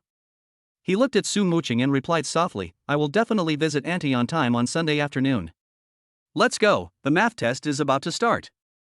Chen Zhengyu glanced at the time on his old mobile phone and urged Lai Chongming, who was still in a daze, and Su Muqing, who looked shy. The looks from the surrounding students and parents had evolved from initial curiosity to almost fanatical admiration, which made him feel uncomfortable. If he stayed any longer, he was afraid that people would mistake him for a Taoist priest from Wodong Mountain and ask him to perform a Tianzong on him. Lai Chongming returned to his class, looking back every few steps. Chen Zhengyu and Su Muqing, under the watchful eyes of the crowd, returned to the classroom of Class 3-1. Soon, the class bell rang. Lin Wanqiu walked in wearing high heels and holding a thick stack of test papers. Her beautiful eyes hidden behind the gold-rimmed glasses subconsciously swept around the classroom and finally landed accurately on Chen Zhengyu. The commotion this kid has been causing lately is really too big. It's hard not to pay attention. In fact, she had a lot of questions she wanted to ask him, such as what happened to the heroic young man in the newspaper. How did the farce of Huan Yu Tianxia end? But looking at his handsome profile that was focused on the textbook, Lin Wanqiu swallowed back the words that were on the tip of her tongue. Forget it, let us wait until he finishes his monthly exam. The most important thing now is not to affect his test state. She cleared her throat, and her voice returned to its usual coolness and dignity. Begin the exam. Swish swish. The only sound in the classroom was the sound of pens scratching across paper. The difficulty of this math test was not as abnormal as the previous Chinese test, and the questions were relatively standard. For Chen Zhengyu, who already has proficiency in advanced mathematics, this is simply a dimensionality reduction attack. He wrote with divine power and his thoughts were as clear as a rushing river. It took him only 1 hour to finish the entire test paper. It took him less than 10 minutes to check it carefully 3 times. After confirming that everything was correct, he raised his hand to signal. Teacher, I'll hand in my paper. The whole class stopped moving in unison. All eyes were focused on him, some were shocked, some were numb, and most of them were filled with helplessness as if they were used to it. Abnormal. Everyone cursed silently in their hearts, then lowered their heads and continued to struggle with the damn function problem in front of them. Well, hand it over. The corners of Lin Wanqiu's mouth curled up in a satisfied arc. She had heard from her Chinese teacher, Mr. Wang, that morning about Chen Zhengyu's incredible performance in the Chinese exam. Now it seems that this kid has really come to his senses. However, this speed still exceeded her expectations. She originally thought that it would take Chen Zhengyu at least an hour and a half to finish. Unexpectedly, it only took him 1 hour and 10 minutes. This child. Lin Wanqiu looked at Chen Zhengyu's calm and composed face, and unknowingly felt a strange emotion in her heart. Well, he must have been moved by me. It was my earnest guidance day after day that brought about such a complete transformation in him. This beautiful and mature teacher has taken another solid step on the road to self-improvement. If Chen Zhengyu knew what she was thinking, he would probably perform one on-the-spot JPG of an old man on the subway looking at his phone. After handing in the paper, Chen Zhengyu did not leave. Instead, with Lin Wanqiu's permission, he returned to his seat, took out a new set of English mock test papers from his school bag, and continued to practice the questions. His attitude of being a test taker made the students in the back row who were still scratching their heads feel very pressured. Su Muqing, who was sitting next to him, stared at Chen Zhengyu's serious profile with infatuation. The nervousness in her heart about meeting his parents was instantly replaced by endless sweetness and pride. He is so good and works so hard. By then, Mom shouldn't be able to find any fault with it, right? If Mom agreed with us, then, can we take it a step further? Thinking of a certain possibility, Su Muqing's cheek suddenly turned red and felt very hot. Oh. Su Muqing. What are you thinking about? It's an exam. Be serious. I failed the exam. When I get home, both Teacher Lin and my mom will scold me. She quickly patted her hot face and forced herself to focus back on the test paper. In the following time, Chen Zhengyu was focused and actually finished 2 full English test papers. When he wrote the last period, the system prompt sounded in his mind as expected. Ding! It has been detected that the host has completed English learning seriously, and the accumulated time and quantity have reached the upgrade standard. The elementary English proficiency skill has been successfully upgraded to advanced English proficiency. In an instant, a cool breath poured in from the top of his head, and his head, which was a little dizzy due to the high-intensity test-taking, instantly became extremely clear. Countless words, grammar, and sentence structures flooded into his mind like a tide, and were then perfectly digested and absorbed. In one word, awesome. So cool. Chen Zhengyu was ecstatic, feeling that he was one step closer to the highest institution of learning in China. Ring, ring, ring. The bell signaling the end of the exam rang on time. The students felt relieved and began to pack up their things. After collecting the test papers, Lin Wanqiu hurriedly left the classroom in her high heels. She couldn't wait to go back and mark Chen Zhengyu's test paper to see what kind of amazing score this boy who always gave her surprises recently could get. Chen Zhangyu and Su Muqing walked together as usual. However, when the two pushed their bicycles and just walked out of the school gate, they were stunned at the same time. Outside the school gate, a beautiful figure instantly attracted everyone's attention. She was a young woman who looked to be in her early 20s at most. She was wearing a well-cut Chanel latest dress, which outlined her devilish curves that were mature and hot to the extreme. Her fashionable chestnut wavy hair was casually draped over her shoulders, her face was delicately made up, and she exuded the temperament of a pampered lady. Her appearance instantly overshadowed the surrounding parents who were picking up their children. The eyes of countless male students and parents were fixed on her as if attracted by a magnet. There were even a few older men driving who were distracted by her and almost rear-ended their cars, causing a small commotion at the school gate. When Su Muqing saw the woman, her expression changed instantly, and her beautiful eyes were filled with surprise. The woman saw them at the first moment and walked straight towards them in her Jimmy Choo high heels. Chen Zhangyu looked at this woman who looked about 70% similar to Su Muqing, but had a more mature and charming temperament, and immediately had a guess in his mind. But he remained calm, instead showing a perfectly surprised expression, and began to praise in various ways. Muqing, is this your sister? Oh my god, your genes are so good. How come everyone is more beautiful than the other? No matter how many holes there are, flattery will never wear out. Chen Zhangyu, who has been reborn, is well aware of this. Sure enough, after hearing this, the beauty was stunned at first, and then she couldn't help covering her red lips with her hands and let out a silver bell-like laugh. Chuckle. The laughter is crisp and pleasant, with a unique flavor. Yang Wu. Stop talking nonsense. This is my mom. Su Muqing was both embarrassed and anxious. She quickly pulled at the corner of Chen Zhangyu's clothes and explained with a blushing face. Mom? The smile on Chen Zhangyu's face froze. Just at this moment, the system's prompt sound exploded in his mind without any warning. Ding! Top beauty Pei Shuaqin detected with an overall score of 86. The host can get high cashback when he consumes for the first time. When their favorability reaches 100, the multiple consumption cashback permission will be unlocked. And there is a high probability of triggering the reverse consumption cashback critical strike mode. Shit. Chen Zhangyu's entire computer crashed on the spot. He looked at his future mother-in-law, who was laughing and looking very charming, and his mind went blank. This fucking system, there is something wrong with you. Chapter 50, shocking. My future mother-in-law actually wants me to call her sister? It only takes a moment for the brain to crash. Chen Zhangyu's strong mentality allowed him to quickly come to his senses within 0.1 second after the system prompt sound ended. Something's wrong with the system? Put it aside for now. The most urgent task is to deal with this heavyweight boss in front of us, the future mother-in-law. The muscles on his face instantly managed his expression, and the stiff surprise disappeared without a trace, replaced by an exaggerated expression of I absolutely don't believe it. Muqing, please don't lie to me. Chen Zhangyu's eyes swept back and forth between Su Muqing and Pei Shuaqin, his tone firm. No matter how you look at it, this is definitely your sister. She's so young and beautiful, and has such a great temperament. How could it be your mother? After saying that, he turned to Pei Shuaqin cleverly, his mouth faster than his brain, and a sweet name blurted out. Really? Sister Muqing. This flattery was fast, loud, and extremely accurate. Sure enough, when Pei Shuaqin heard the word sister, she was startled at first, and then her charming phoenix eyes turned into crescent moons. She raised her jade hand with an exquisite diamond ring, gently covered her red lips, and let out a silver bell-like laugh. Chuckle. This laughter was so charming that it almost made the male parents who were secretly glancing at it lose their souls. Yang Wu. Stop talking nonsense. This is really my mom. Su Muqing's cheeks were so red that they were about to bleed. She was embarrassed and anxious. She quickly reached out and tugged at the corner of Chen Zhangyu's clothes, wishing she could find a crack in the ground to crawl into. So embarrassing. She stamped her feet in anger and complained to Pei Shuaqin, Mom.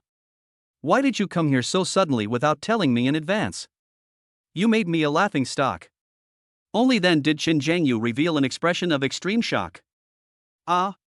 He suddenly turned to Pei Shuaqin, his face full of apology and embarrassment, and he didn't know where to put his hands. Auntie, I'm sorry. I didn't mean to do that. When I saw you were so young and beautiful, I really thought you were Muqing's sister. This is absolutely from the bottom of my heart. Pei Shuoqin looked at his bewildered look, and the pride and joy in her heart were almost overflowing. She rolled her eyes at her daughter coquettishly and teased, "Why? I'm here to pick up my precious daughter from school. Do I need to report to you?" Then, she leaned close to Su Muqing's ear and said in a neither loud nor soft voice, "Girl, you've been hiding it at home and don't want your mother to know. I'm itching to come and see it myself." She looked Chen Zhengyu up and down without any hesitation, as if she was examining a precious commodity. "Well, it seems that you, my little classmate, are quite a handsome man. Yes, follow my vision. Mom."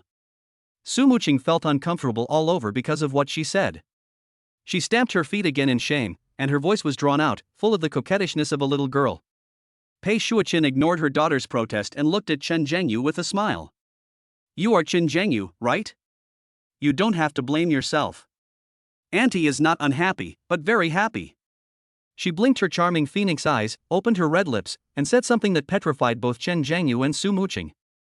"You, just call me sister like you did before." "Ah." Chen Zhengyu and Su Muqing's expressions are perfectly synchronized, they look like two walking black question mark face.jpg. Chen Zhengyu's mind was instantly in a mess. Call me sister? What will happen next? Su Muqing and I should discuss our own issues? You call me dear and I call you niece? This generation is a mess, everything is a mess.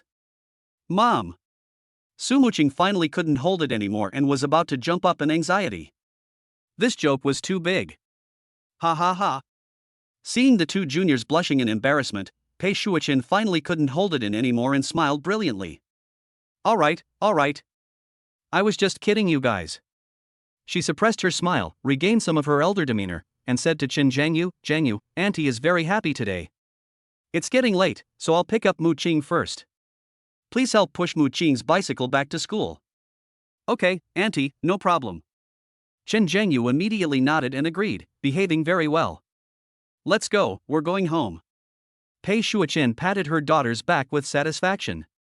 Although Su Muqing was extremely reluctant to leave, her mother had come to the school gate in person, so she could only follow Pei Shuoqin, looking back every few steps. She got into a black Audi A6L parked not far away and slowly left under Chen Zhengyu's gaze. Chen Zhengyu didn't breathe a sigh of relief until the car disappeared around the corner. Just at this moment, the system's voice sounded again. Ding! The beautiful target Pei Shuoqin with an overall score of 86 has been detected, and her favorability has changed. Current favorability towards the host is 38 points, very favorable at first sight. Host, please keep up the good work. When the favorability reaches 60 points, the system will trigger additional rewards. It's okay. Chen Zhengyu patted his chest and finally breathed a sigh of relief. It seemed that his future mother-in-law had a pretty good first impression of him. He pushed Su Muqing's pink women's bicycle towards the school shed without complaint, while complaining wildly in his heart. However, asking me to improve my future mother-in-law's favorability, this system, are you seriously ill? If this favorability score is maxed out, will Su Muqing call me, dear dad? Oh shit. Her dad, the mayor, is definitely going to send a reinforced company to shoot me in the face. Nah, just thinking about it is exciting. Ugh. It's scary just thinking about it. Chen Zhengyu couldn't help but question the system in his mind. System, tell me the truth, are you treating me like some Japanese kid next door who's having a good life? The system was as aloof as ever and did not give him any answer. Forget it, there will always be a way out when you reach the mountain, so let's just walk. Chen Zhengyu suppressed the chaotic and outrageous thoughts in his mind, locked Su Muqing's bicycle, and then pushed his own bike and staggered back home. In the evening, after dinner, Chen Zhengyu received a call from Su Muqing. The girl's voice was soft and sticky. She said that her mother would take her to school for evening self-study in the evening, so he didn't need to come. Chen Zhengyu was happy to have some free time, so he returned to school early alone. As soon as he entered the school gate, he found that the eyes of his classmates around him were still looking at him strangely.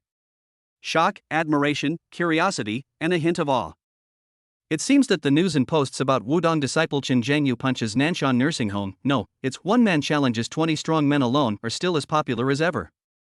Chen Zhengyu had originally planned to wait for Su Muqing at the school gate, but now he had to give up.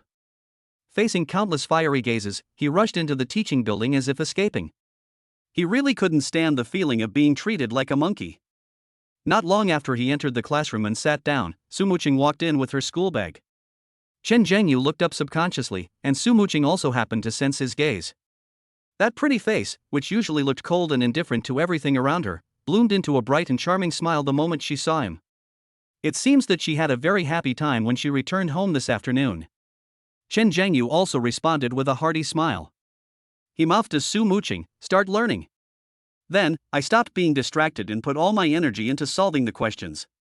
The goal of getting into Peking University or Tsinghua University is not certain yet, so he has to race against time. Throughout the evening study session, the classroom was so quiet that the only sound could be heard was the scratching of pens across paper. Chen Zhengyu was completely immersed in it and finished 2 complete sets of liberal arts comprehensive politics, history, and geography simulation test papers in one go. As he wrote down the answer to the last question, a strong feeling of fatigue and dizziness washed over his mind. Just at this moment, the familiar sound of nature arrived as promised. Ding! It has been detected that the host has diligently completed their studies in politics, history, and geography, and the accumulated time and quantity have reached the upgrade standard. Due to the host's recent excellent academic performance and hard work, I am hereby rewarded with a critical hit upgrade. Congratulations to the host, you have directly obtained Advanced Liberal Arts Politics, History, Geography Mastery. Buzz! Chen Zhengyu's head, which was still a little drowsy, was instantly pierced by a stream of cool air. Countless historical events, geographical coordinates, and political theories, like a flood bursting through a dam, madly poured into his mind, and were then quickly categorized and perfectly absorbed. My brain, which was originally a little confused due to high-intensity study, has now become clearer than ever. Be good. Skipping the elementary level and gaining advanced mastery? This system is awesome. My friend. Nothing wrong with it. Chen Zhengyu felt ecstatic. He could clearly feel that he had taken another big step towards the highest institution of learning in China. He raised his head and glanced at the clock on the wall. There was still half an hour before the evening study get out of class ended. The corners of his mouth rose slightly, and he pulled out a brand new liberal arts test paper from his school bag. Bring it on. It's time to let the entire senior year feel the fear of being dominated by the academic god. Chapter 51, Shocking. Math score of 146. Late at night in the office, the queen-like head teacher collapsed. The bell for the end of get out of class rang throughout the campus, sharp and urgent, announcing the end of a day's study. However, for Chen Zhengyu, who had just entered the flow state, the ringtone seemed like just a distant background sound. The pen in his hand was still flying across the test paper, and his brain was like a supercomputer running at the highest speed. The densely packed questions on the liberal arts test paper turned into clear logical chains in his eyes. Half an hour is too short. When the bell rang, the test paper in front of him was only half finished. Yongwu? A voice as gentle as a feather brushing against the tip of my heart rang in my ears. Chen Zhengyu raised his head, and what came into his sight was Su Muqing's beautiful and flawless face. The girl's eyes were filled with tenderness and concern, like a pool of clear autumn water under the bright lights of the classroom. Come on, let's go home, she whispered, already starting to pack her bag. Chen Zhengyu looked at the large blank space left on the test paper and frowned slightly. No, this momentum cannot be interrupted. Giving up halfway is not his style. You should go back with Wang Jing and the others today. Chen Zhengyu's gaze fell back on the test paper and he said without looking up, I want to finish the set of papers before leaving. Wang Jing is the female classmate who has the best relationship with Su Muqing.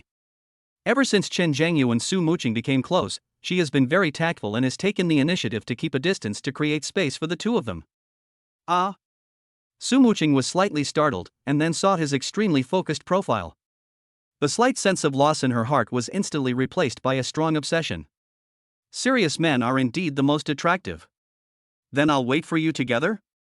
As she said this, she wanted to pull out a chair and sit down, quietly accompanying him. After hearing this, Chen Zhengyu paused with the pen in his hand, finally raised his head, and a gentle smile appeared on his face. He stretched out his hand and rubbed Su Muqing's soft hair naturally. Be good and listen to me.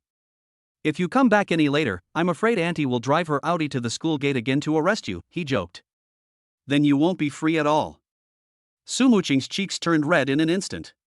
She thought of her mother's impetuous temper and wondered if she could really do such a thing.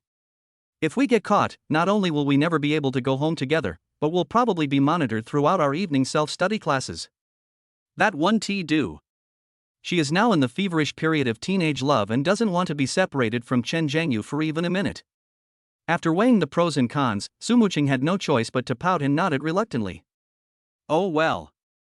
You must go home early after finishing your homework and are not allowed to stay outside, she advised like a housekeeper. Yes, my dear wife.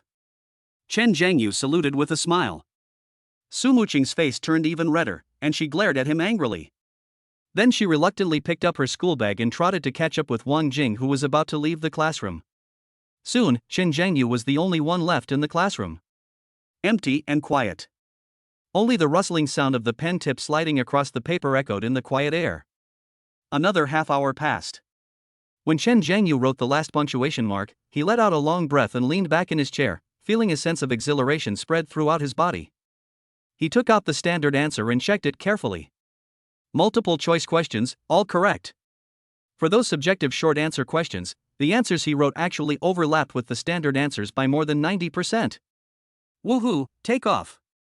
Chen Zhengyu couldn't help but raise the corners of his mouth, and an unprecedented sense of confidence surged in his heart. Peking University and Tsinghua University. It's settled. In a good mood, he packed up his things, turned off the lights and fans in the classroom, locked the door, and turned around to leave. But just as he reached the stairs, he caught a glimpse out of the corner of his eye that there was a light on in the teacher's office at the end of the corridor. It's so late, is the teacher still here? A hint of curiosity arose in his heart, and he turned around and walked over quietly. Through the open door of the office, a familiar figure came into view. It's Lin Wanqiu.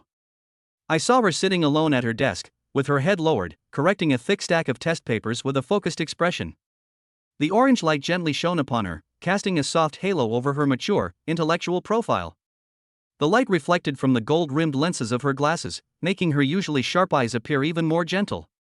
The tight-fitting teacher's dress outlines her breathtaking S-shaped curve, especially when she bends over. Her full chest and the straight and round hips form an arc that makes people's blood boil. Oh my goodness! Who can withstand this?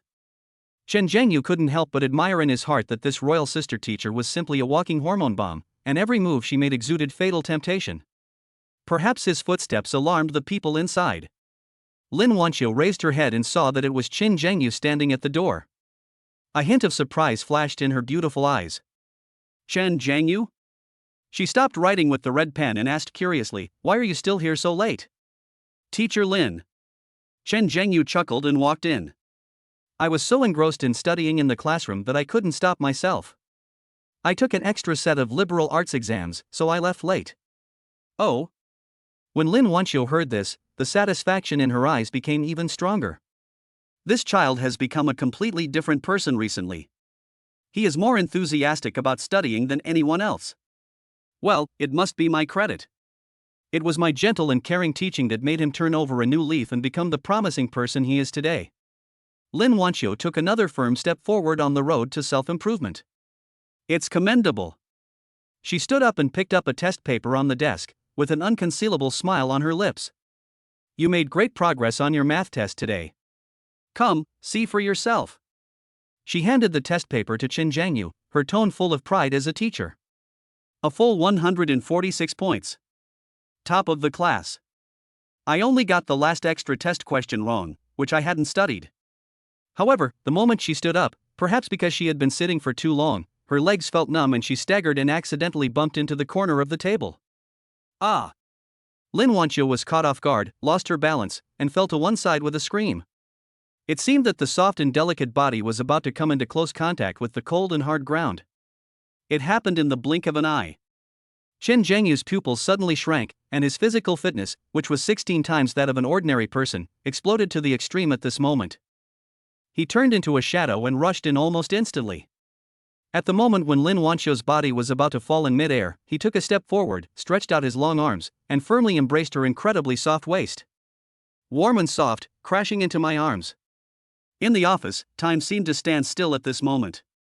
Chen Zhengyu clearly felt that the mature and hot body in his arms suddenly stiffened. He could even smell the faint fragrance from the ends of her hair and feel her amazing elasticity and warmth through the thin fabric. Lin Wanqiu was also completely confused. She raised her head, and her pretty face, which usually had a certain coldness and majesty, was now filled with astonishment and panic. She could clearly feel a strong arm tightly wrapped around her waist, and the scorching temperature made her heart tremble. Their eyes met. There seemed to be something ambiguous and taboo in the air, growing wildly. Chapter 52. The royal sister teacher throws herself into his arms. Who can resist this? Favorability skyrockets, rewards are incredible. It was late at night and the orange light stretched the two people's shadows on the wall, entangled together, and was extremely ambiguous. The air was filled with the faint fragrance from Lin Wanqiu's hair, mixed with her unique, mature female body fragrance, like a powerful catalyst, madly stimulating Chen Zhengyu's nerve endings. The delicate body in my arms was incredibly soft. Even through the thin fabric of the dress, I could clearly feel the amazing elasticity and warmth. Especially the plump curves tightly wrapped in the professional suit, which were now perfectly pressed against his chest. Who can withstand this? Chen Zhengyu felt that all the blood in his body was rushing towards one place. The 18-year-old boy's hormones, which were so strong that they had nowhere to go, completely exploded at this moment. He lowered his head and looked at Lin Wanqiu's beautiful face, which was so close to him. Because of panic and shyness, her beautiful eyes, which were usually hidden behind gold-rimmed glasses and had a sense of coldness and majesty, were now trembling violently, and were watery, like a frightened deer. The slightly open rosy lips carry a fatal temptation. An extremely strong thought grew uncontrollably from the deepest part of Chen Zhengyu's heart. Kiss it. The killing power of the old class is simply at the level of a king bomb. Chen Zhengyu sighed wildly in his heart, and his Adam's apple rolled uncontrollably. Lin Wanqiu's brain had completely shut down and was blank at this moment. She could clearly feel how strong and powerful the arm around her waist was. The scorching heat coming through the fabric made her heart tremble, and an unfamiliar, tingling sensation quickly spread from her waist to every part of her limbs. She raised her head and met Chen Zhengyu's eyes, which were as deep as the starry sky. That handsome face, those sharp features, and the aggressive masculine aura that was unique to a young man made her feel hot all over and her breathing became rapid. Boom! Boom! Boom! Her heart, which had been silent for 30 years, was beating so fast at this moment that it seemed like it was going to jump out of her throat. At this moment, she saw Chen Zhengyu's head slowly and firmly pressing down towards her. Boom! It was as if a bomb was thrown into Lin Wanqiu's brain, and it exploded instantly. Is he trying to kiss me? What should I do? Reject? Or? In an instant, countless images flashed through her mind. It was his confidence and composure in math class when he faced a difficult problem beyond the syllabus and solved it in 2 ways, astonishing everyone. It was the calmness beyond his age that he displayed when he was praised by teachers of various subjects in the office. He was the heroic boy in the newspaper who remained calm and resourceful in the face of a knife-wielding gangster and protected his classmates. And the attentive and slightly smug look on his face when he specially went out to buy me my favorite mangosteens and cherries. One by one. The image of Chen Zhengyu in her mind had become so tall and perfect without her realizing it. Even perfectly coincided with the image of the best boyfriend that she had fantasized about countless times deep in her heart. For some unknown reason, Lin Wanqiu's long eyelashes began to tremble slightly. Finally, she slowly closed her eyes. That look of being ready to be picked is the highest level of invitation to a man. However, Chen Zhengyu stopped abruptly when he was only 1 centimeter away from the red spot. He has lived 2 lives, and rationality has been engraved in his bones. What are the consequences of kissing? If the teacher-student relationship is exposed, he may not be in trouble, but Lin Wanqiu's teaching career may very well end here. By then, forget about gaining favorability, it would be good enough if she didn't regard me as an enemy. This wave is a huge loss. Play is play, make noise is noise, but don't joke with your teacher as future. Chen Zhengyu gave himself a thumbs up in his heart and felt proud of his top-notch concentration. He forced himself to suppress the impulse that was about to burst through his head.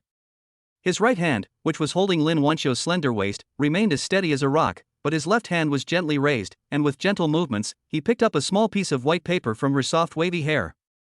Then, he just held her quietly, admiring her beautiful face with closed eyes, nervous and expectant. Lin Wanqiu waited for a long time, but the expected warm touch did not come. She trembled slightly, and with a heart full of doubts, she slowly opened her beautiful eyes. What caught my eye was Chen Zhengyu's face with a playful smile, and the small piece of paper in his hand. Teacher Lin, there are pieces of paper in your hair. Chen Zhengyu's voice was low and magnetic, and it was extremely clear in the silent office. So he didn't want to. Lin Wanxiu's face suddenly turned red from her ears to her neck, like a ripe apple. She just, actually thought. Oh my god. This is so embarrassing. Oh, thank you, Chen Zhengyu. Lin Wanxiu turned her head away in panic, not daring to look into his eyes again. Chen Zhengyu looked at her shy and lovely appearance, and his talkative nature began to take effect again. Teacher Lin, there's something on your face. Huh? What is that? Lin Wanxiu was shocked and quickly stretched out her delicate little hands to touch her smooth and delicate face. It looks pretty good. Chen Zhengyu grinned, revealing a row of big white teeth. His smile was bright and a bit ruffian. Boom! Lin Wanxiu's face became even redder, almost bleeding. What does he mean by that? Are you confessing to me? Although Lin Wanxiu is already 30 years old and is decisive on the podium, she is a blank slate when it comes to feelings and is a complete idiot in love.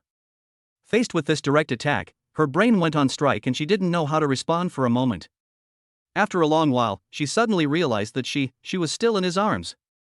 This posture is too inappropriate. You let me go first. Her voice was as soft as a mosquito's hum, filled with shyness. Oh, okay, Mr. Lin. Chen Zhengyu chuckled, his tone full of innocence. It's mainly because you're so beautiful, Teacher Lin. I was so fascinated by it that I didn't even notice it. After saying this, he reluctantly let go of her hand. The soft and warm touch disappeared from his arms, and Chen Zhengyu felt a little empty in his heart. He really likes me. Otherwise, why would you say this again and again?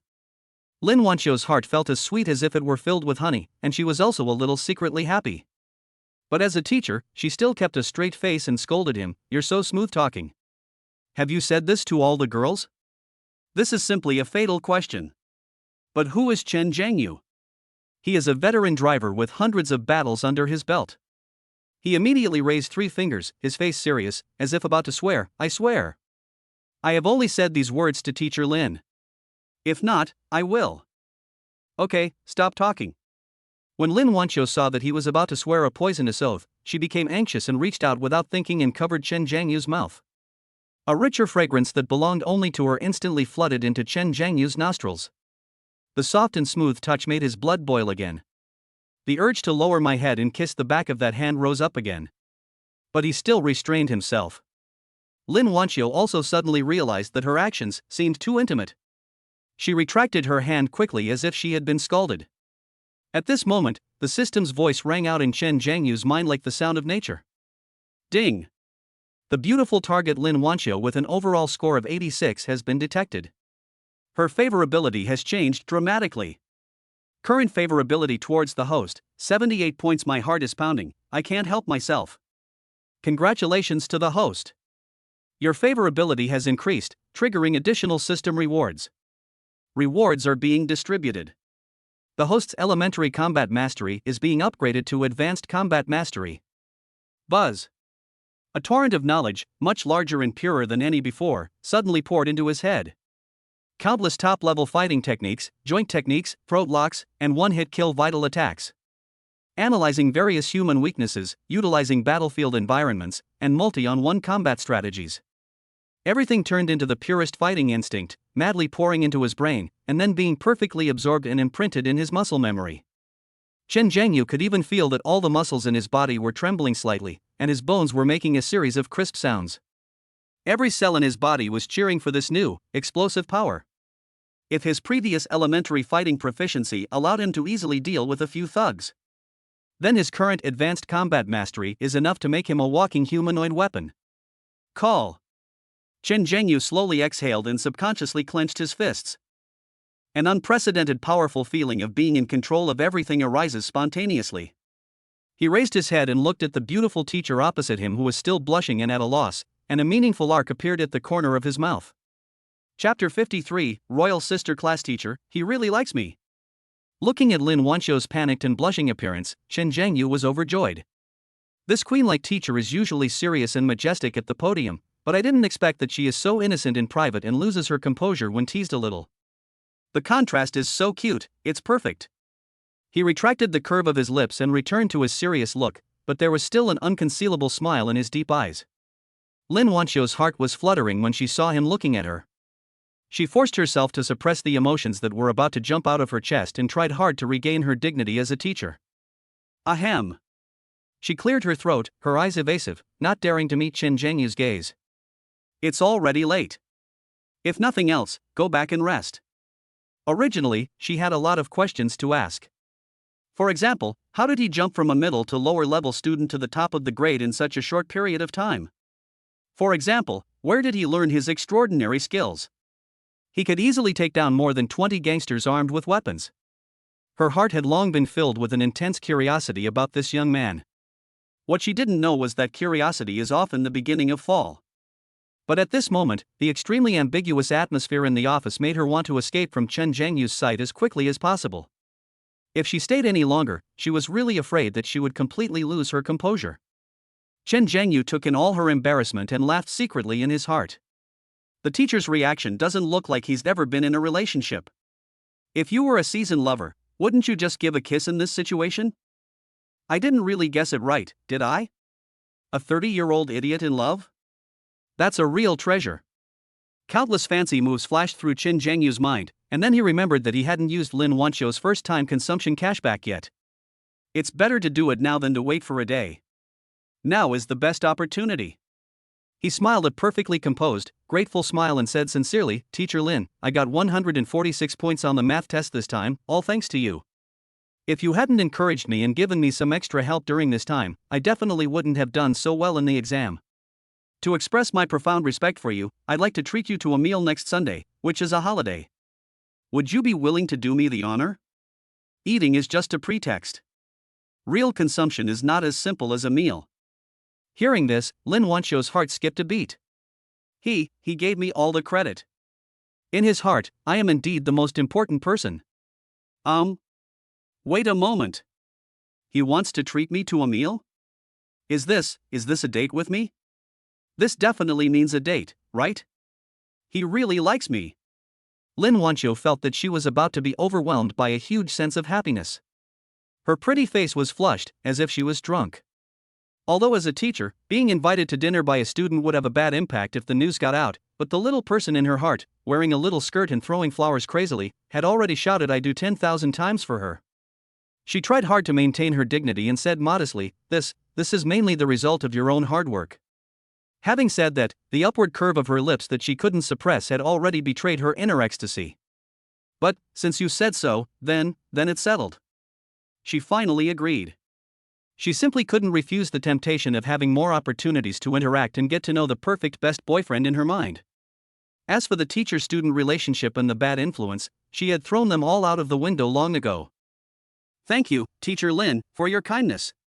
Chen Zhengyu laughed heartily, then I'll go home first, and you should get some rest early.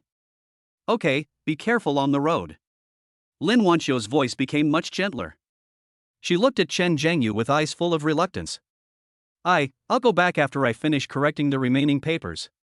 Goodbye, Teacher Lin. Chen Zhengyu turned around, and at an angle that Lin Wanqiu didn't notice, his eyes suddenly took a deep breath at her curvy figure wrapped in the dress. He was so suffocated that he couldn't move because he had a beautiful woman in his arms. If they hadn't graduated yet and there was still a sensitive teacher-student relationship between them, he would have had to give Teacher Lin a good physiology and hygiene practice class. It was not until Chen Zhengyu's tall and straight figure disappeared at the stairs that Lin Wanqiu slowly withdrew her gaze. She slumped in the chair with a dazed look in her eyes, a silly smile on her face. The next day. Monthly exams will proceed as usual. Taking the English test in the morning was a complete blow to Chen Zhengyu, who already had advanced proficiency in English.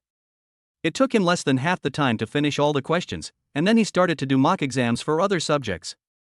He discovered that although both Advanced Mastery and Advanced Combat Mastery had already allowed him to stand at the top of his peers, they still seemed to be a little short of true perfection. For example, on the test paper, he could get close to full marks, but 1 or 2 points would always be deducted in some minor places. This made him very unhappy. What he wanted was a crushing victory. An undisputed perfect score that would shut everyone up. He was looking forward to seeing the jaw-dropping expressions on the faces of those who once looked down on him when a bright red 150 appeared after all the subjects on his report card. After school at noon, Chen Zhengyu sent away Su Muqing, who was reluctant to leave, as usual. Be good, go home with your sisters quickly, don't make your mother wait anxiously. If we have a disagreement, she'll come to the school gate in her Audi, and then we'll have no time for ourselves anymore. When Su Muqing thought of her mother's impetuous temper, she shuddered. Although she was very reluctant, she still obediently left with Wang Jing and the others. Chen Zhengyu got on his new bicycle and headed straight for Huanyu Tianxia. As agreed, today he will go to pay the balance of the building. By the way, let us meet the incredibly beautiful Sister Shoyun who exudes fatal temptation from head to toe. When he appeared again at the entrance of the magnificent sales office of Universal World, he was greeted with completely different treatment. The receptionists at the door, who were wearing high-slit cheongsams, had stars in their eyes as soon as they saw him. That look was full of admiration, curiosity, and a hint of undisguised passion. That feeling is like a wolf that has been hungry for 3 days seeing a fresh and juicy little lamb. Mr. Chen. You're here. The female receptionist in the lead came up quickly with a brilliant smile on her face and gave him a standard 90-degree bow. Boss Qin has instructed that you be taken directly to her office upon your arrival. This way, please. As she bent down, the collar of her cheongsam opened, and the dazzling white almost blinded Chen Zhengyu's titanium dog eyes. Hiss. Chen Zhengyu forced himself to suppress the excitement in his heart and followed without changing his expression. The female receptionist led the way in front of him, twisting her waist like a slender snake, and led him to the deepest part of the sales center, in front of a mahogany door that looked extremely luxurious. Mr. Qin is inside. The door is not locked. You can just go in. After saying that, she threw a coquettish glance at Chen Zhengyu, then turned around and left reluctantly. Chen Zhengyu straightened his school uniform and knocked on the door symbolically. Come in. A clear and pleasant voice, with a hint of lazy charm, came from inside the door. Chen Zhengyu pushed the door open and walked in. In the spacious and bright general manager's office, a beautiful figure was sitting on a leather boss chair. Qin Xiujuan. Today, she is still wearing the well-tailored black professional suit, a pair of frameless glasses on her nose, and her chestnut wavy hair is casually draped, which makes her look intellectual and capable, and at the same time, adds a bit of indescribable charm. When she saw Chen Zhengyu, her beautiful eyes lit up instantly and a bright and moving smile bloomed on her face. Brother Zhengyu, you are finally here. Sister, I've been waiting for you so long that the flowers are almost withering. Chapter 54, the beautiful female CEO is chasing me like crazy. Sister, what's your home password? Qin Xiaojuan's voice had a lazy and magnetic tone. She walked quickly out from behind the boss's chair, and her high heels made crisp tapping sounds as they stepped on the smooth marble floor. A unique fragrance, a mixture of high-end perfume and mature femininity, instantly hits you in the face. Under Chen Zhengyu's slightly surprised gaze, Qin Xiaoyun reached out her hand very naturally, grabbed his wrist, and led him to the luxurious tea table in the corner of the office that looked very valuable. Please sit down. Sister has made some tea for you. As she spoke, she sat down next to Chen Zhengyu, her plump and perky buttocks wrapped in her professional suit almost pressed tightly against Chen Zhengyu's thighs. Hiss. This feeling. Chen Zhengyu only felt a surge of heat rushing from the point of contact to the top of his head. Why do I feel like I just escaped from the wolf den of the group of welcoming ladies at the door, and plunged into the lair of Qin Xiaoyun, the beautiful tigress? And am I the innocent little lamb waiting to be slaughtered? Good boy, it's Tiangang who's in trouble. In the past, he always drove and took the sisters for a ride, but today, he was directly shown off by Sister Shoyun's supercar with amazing performance. For a moment, he was at a loss. Feeling the amazing heat and charming fragrance emanating from the devilish figure next to him, Chen Zhengyu felt his throat become dry. Qin Xiujuan poured out the already cold tea and elegantly brewed a new pot. The lingering aroma of tea added a touch of ambiguity. Chen Zhengyu picked up the hot teacup and took a gulp. The unique tea aroma instantly exploded between the lips and teeth, flowing along the esophagus into the stomach, and the feeling of heat was slightly suppressed. He woke up instantly. Sister Shoyun's skills are truly unfathomable. She almost caught me, a person who has lived 2 lives, in her grasp. No, we can't let her lead the pace. You can take your time to conquer beauties, but you must get down to business first. Sister Shoyun. Chen Zhengyu regained his calm and composed expression, took out the golden card from his pocket, and gently placed it on the mahogany coffee table. I've brought the balance, you can have someone come over to swipe the card. The card was pitch black, with a lifelike 5-clawed golden dragon carved on the front and the card number a dazzling string of 888888888888. It lay quietly on the table, exuding the aura of I am very expensive. Xin Xiujuan looked at Chen Zhengyu, who was still calm and composed, and her evaluation of him rose several levels again. Ordinary men, whether they were young men who had just reached adulthood or experienced businessmen, who wouldn't be eager to get closer to her when they saw her? Who could be so calm when sitting next to her? But this young man in front of him, who was at the peak of his youthful vigor, actually looked unmoved. Interesting. So interesting. He is worthy of being the man I like. Xin Xiaojuan's competitive spirit was completely aroused. I want to see if you are truly Lu Xiaohui, or the steadfast Tang Sanzang.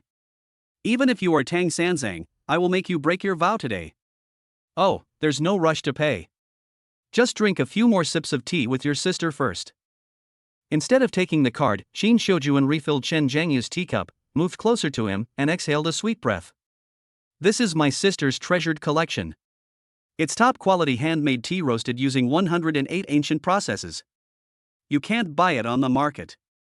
She lifted her hair at the temples, revealing her breathtakingly beautiful profile. Well, it's not bad. Chen Zhengyu smiled slightly and began his performance. In his previous life, in order to show off, he was quite knowledgeable about the tea ceremony, which came in handy at this moment. The soup is bright golden in color, its aroma is rich and orchid-like, sharp and long-lasting, its flavor is mellow on the palate, with a quick and strong aftertaste and a distinct throat-lingering aftertaste. He paused, looked at Xin Xiaoyun's increasingly bright eyes, and continued, however, this tea will taste even better if you drink it in a different way. Oh? What do you mean? Xin Xiaoyun's curiosity was completely piqued. This tea has 3 layers of aroma. After brewing with boiling water, let it sit for 10 seconds to allow the tea soup to fully come into contact with the air. This is called awakening. Then savor it in 3 sips. Take a gentle sip of the first, savoring the floral and fruity aromas on the surface. Then, take a deep sip, savoring the honeyed aroma in the middle. Only when you finish the 3rd sip can you appreciate the rich, wild aroma at the bottom of the cup. Xin Xiaoyun's eyes were surprisingly bright. She only knew that this tea was valuable, but she never knew there were so many tricks to it. This little man is simply a treasure. You never know how many surprising secrets he has hidden in his body. She immediately followed Chen Zhengyu's instructions and tasted another cup. Really?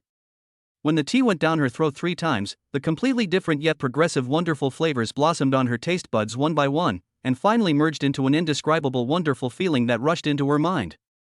That feeling is more than 10 times stronger than the previous way of drinking it whole. Oh my god. Brother Zhengyu, what on earth can't you do? I feel like you're omnipotent. Xin Xiaojuan said in surprise, and there was a bit of admiration in her eyes when she looked at Chen Zhengyu. She felt like she was about to become a little fangirl of this 18-year-old boy.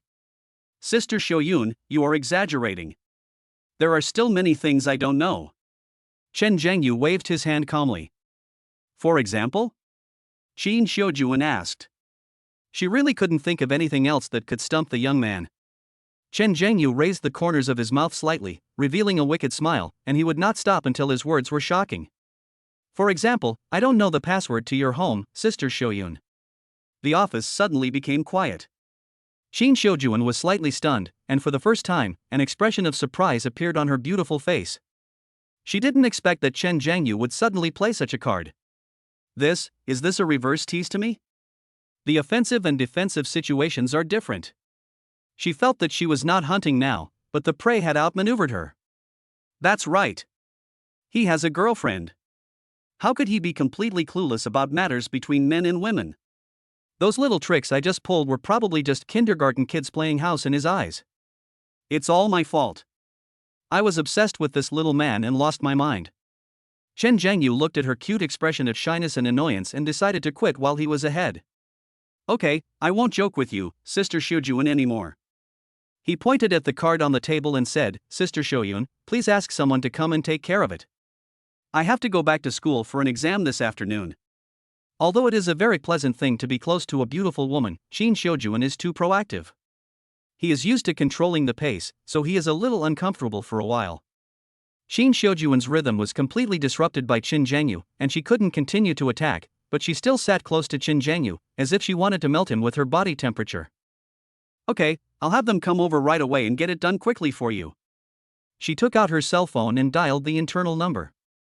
Xiaoyun, come in and get your card to pay the balance of the building. Bring all the documents you prepared earlier. After a while, Sun Xiaoyun came in with a pile of documents. When she saw that President Qin was almost hanging on Chen Zhengyu, her eyes almost popped out, but she still suppressed her shock and looked at Chen Zhengyu with an expression of great gratitude. After the last incident, she was not only promoted to a regular employee ahead of schedule, but her base salary was also doubled. All this was thanks to the young man in front of her. Sun Xiaoyun quickly handled everything, used the POS machine to swipe the balance, and then respectfully placed the invoice and a thick stack of documents in front of Chen Zhengyu. Mr. Chen, here are your invoice and purchase contract. Thank you. Chen Zhengyu nodded, put away his things, and stood up immediately. Sister Xiaoyun, it's getting late. I'll leave first. Can you guys get all the documents and property deeds done today? Of course, everything will be done today. Qin Xiaojuan also stood up. The moment she stood up, because of the height difference, Chen Zhengyu's line of sight was from above to below. Beneath the loose neckline of the professional suit lies an astonishing and bottomless view. Be good. This Sister Xiaoyun is a person who hides her true nature. Chen Zhengyu almost vomited blood from his nose. He quickly looked away calmly and complained in his heart. Then I'll trouble you, Sister Xiaoyun. I'll come over to get the property deeds next time. Qin Xiaojuan saw that Chen Zhengyu was really about to leave, and today's carefully prepared hunt was a complete failure. Being very competitive, she immediately wanted to make a comeback. Brother Zhengyu, don't worry, leave it to us. We are professionals. By the way, I've already arranged for the villa cleaning you asked me to do last time. They're all from the best housekeeping companies. She paused and looked at Chen Zhengyu with her blazing eyes. You helped us so much last time, and I haven't thanked you properly yet. Tomorrow is the weekend. Are you free? Let's have dinner together. When Sun Xiaoyun heard this, her jaw almost dropped. The notorious iceberg female devil in the world actually took the initiative to ask a high school boy out for dinner? Who would believe this if I told them? However, what shocked her even more was yet to come. Sister Xiaoyun, I'm sorry, I'm not free this weekend. Chen Zhengyu said with a hint of apology. He had promised to visit Su Muqing's home to meet his father-in-law and mother-in-law this weekend. This was a big deal and could not be delayed. Boom! Sun Xiaoyun felt that her worldview was shattered. President Qin was rejected? Rejected by a high school student? You know, she had seen with her own eyes countless rich second generations driving Ferraris and Lamborghinis, as well as big bosses with assets of over 100 million yuan coming to pursue President Qin with flowers, but they were all ruthlessly driven away by President Qin, without even getting a glance. But now, the first date invitation that President Qin had taken the initiative to extend was actually rejected? Qin Xiaojuan didn't expect this result, but when she looked at Chen Zhengyu's calm eyes, she knew that he was not playing hard to get, but that he really had something to do. Then, how about next weekend? She actually asked again, with a barely perceptible hint of expectation in her tone. Sun Xiaoyun was already numb. Boss Qin was rejected, yet he still continued to send invitations? This extremely handsome young man in front of me, what kind of god is he? Next week is fine. Chen Zhengyu thought about his schedule. Lin Wanxiu's dinner was on Sunday afternoon, so he was free in the evening. Next Sunday at 7 o'clock. Okay. That's settled then. Next Sunday at 7 o'clock. A bright smile instantly broke out on Qin Xiaojuan's face. Brother Zhengyu, you are not allowed to stand me up, she warned worriedly. Don't worry, Sister Xiaoyun, Chen Zhengyu grinned and started to talk nonsense. Who would be willing to stand up such a popular girl? Just a simple sentence made Qin Xiaoyun's heart blossom, which was more beneficial than 10,000 sweet words she had ever heard. You are the only one who can talk. She couldn't help but stretch out her hand and gently patted Chen Zhengyu's strong arm. That intimate action completely petrified Sun Xiaoyun, who was standing by. Am I seeing things right? Boss Qin actually acted like a little girl? Sun Xiaoyun felt that today's class was totally worth it. She would savor the melon for a whole year. You know, Qin Xiaoyun is like a walking iceberg in the company on weekdays. Not to mention smiling at her subordinates, even if they exceed their performance targets, the most they get is a light-hearted "I know" bonus will be paid as usual. She never makes big promises, but the money she offers is definitely top-notch in the industry. It is precisely this combination of kindness and authority that makes the employees of the entire sales center respect and fear her. I'm looking forward to having dinner with Sister Xiaojuan next time. Chen Zhengyu smiled and walked out of the general manager's office. The next second, all the employees in the entire sales center hall of Huan Yu Tianxia who were pretending to be busy were petrified. What did they see? Their boss Qin, who was so high and mighty that he might not even personally greet the city leaders, actually twisted his excessively slender waist and personally escorted a boy in school uniform out. Moreover, Mr. Qin had a bright smile on his face that came from the heart, which they had never seen before. This is even more outrageous than Mars hitting the Earth. I'll message you once the restaurant is booked. Qin Xiujuan followed Chen Jiangyu, the sound of her high heels crisp and pleasant, completely ignoring the jaws of her subordinates around her who were about to drop in shock. Okay, goodbye Sister Xiuyun. Chen Jiangyu got on the bicycle that was out of tune with the luxury cars around him, waved his hand casually, and left in a cool manner. Qin Xiujuan just stood at the magnificent gate, watching the figure riding the bicycle disappear around the corner of the street, and the smile on her face slowly faded. She turned and glanced across the hall. Those employees who were just craning their necks to peek at the gossip suddenly felt the temperature in the hall drop by more than 10 degrees. They were so scared that they quickly lowered their heads and pretended to be reading documents, but their uncontrollable trembling hands betrayed the turmoil in their hearts. Qin Xiujuan opened her red lips slightly. Her voice was not loud, but it carried an unquestionable coldness. Have you completed all your sales for this month? Have you finished following up with all the current clients? Are you free? The 3 consecutive questions were like 3 ice spikes, piercing every employee's heart. No. Not idle. Boss Qin, we were wrong. I'll make a call right away. Yes. President Qin. In an instant, the entire hall was in chaos, and all the employees scattered, fearing that if they were a step slower, they would lose their bonus for this month. Only Sun Xiaoyun was still standing there in a daze, her mind blank.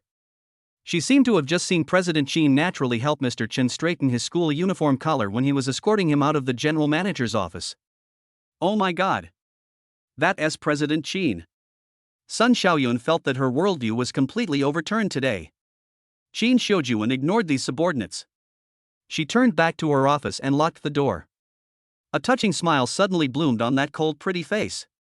She leaned against the door, thinking about what Chen Jiangyu had just said. Sister Xiuyun, I don't know the password of your home, and her cheeks actually turned slightly red. She took out her cell phone, tapped the screen quickly with her slender fingers, and sent a message to a contact with the note, "Little sister. Please help me find someone, Chen Jiangyu, a senior high school student. I want all his information from birth to present. The more detailed the better." After thinking about it, she added another sentence. Also, next Sunday night, clear out the Yunding Tiangong and I'll treat you. After doing all this, Qin Xiuyun walked to the huge floor-to-ceiling window and overlooked the hustle and bustle of traffic downstairs. Her beautiful eyes flashed with a determined light. Little guy, I want to see how many secrets you have. But don't worry, I have plenty of patience and will play with you slowly. Chapter 55, the whole school watched the gambling game. The top guy on the list was actually me? When Chen Jiangyu returned home, the small living room was empty, with only some warm food covered in bowls on the table. He knew that his mother Yi Qin must have been so busy with the barber shop business that she missed dinner.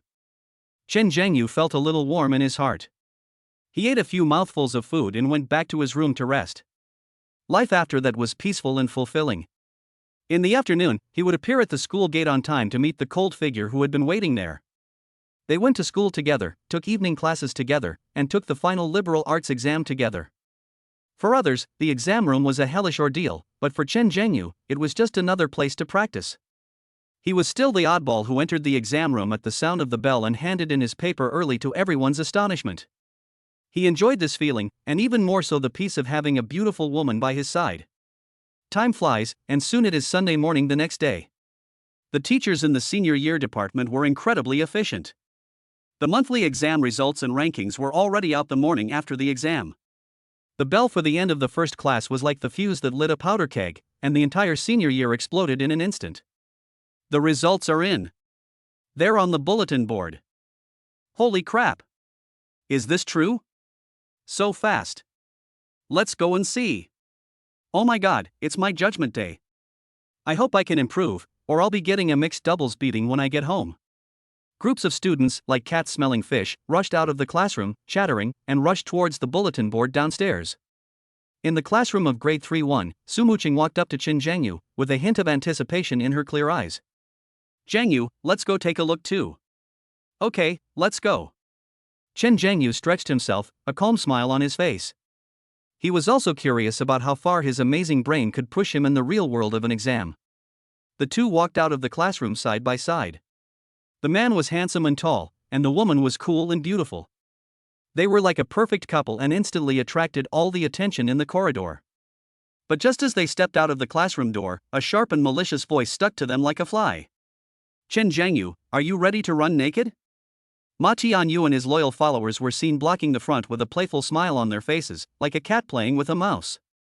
Without waiting for Chen Zhengyu to speak, Su Muqing beside him instantly switched to combat mode.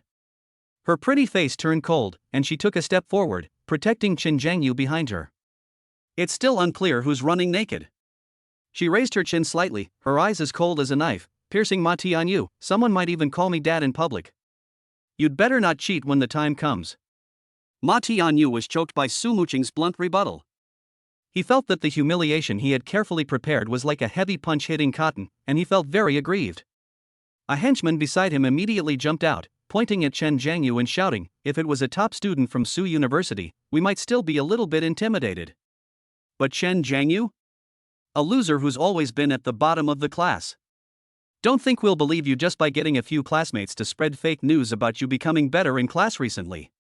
This little trick can only fool a 3-year-old. The group of students in Class 3-2 of senior high school did not take the previous rumors seriously at all. They just thought that they were smokescreens deliberately released by Chen Zhengyu to scare them. As for the sensational events on the school forum and in the city morning newspaper, in the eyes of these grades-only academic gurus, they are even more unacceptable. Compared to studying? Ma Tianyu is definitely going to win. Chen Zhengyu is going to make a fool of himself in public today, running around the playground naked. That's right. Even if the King of Heaven came today, he couldn't save you, a poor student at the bottom of the class. Su Muqing. I didn't expect that you were so beautiful but have such bad taste. You actually stood up for a poor student who only knows how to fight and kill. You really have such a wasted face. A girl from Class 2 who had a pretty face but eyes full of jealousy spoke sourly. She is Ma Tianyu's #1 fangirl and has long disliked Su Muqing. Su Muqing didn't even bother to look at her. She opened her red lips slightly, but every word she uttered was heart-wrenching. The brain is a good thing, but it's a pity you forgot to bring it with you when you went out. As for your eyes, since you have no vision, you might as well donate them to those in need as soon as possible. Zhengyu, let's go. Don't bother with the mad dog. After saying that, she simply ignored those people whose faces were flushed and who were about to explode with anger, and affectionately took Chen Zhengyu's arm and walked past them with her head held high. Hiss. The crowd watching the excitement around all gasped in shock. Oh my god, this mouth of the Suzhou University beauty must be blessed, right? It's too poisonous. It's going to be a good show. A top-level Shura field. Hurry, hurry, follow us. Right. The final showdown will be on the honor roll. Hurry and grab the front row VIP seats. A large group of students who were not afraid of trouble followed Chen Zhengyu and Su Muqing noisily and rushed downstairs. Brother Tianyu. We're going too.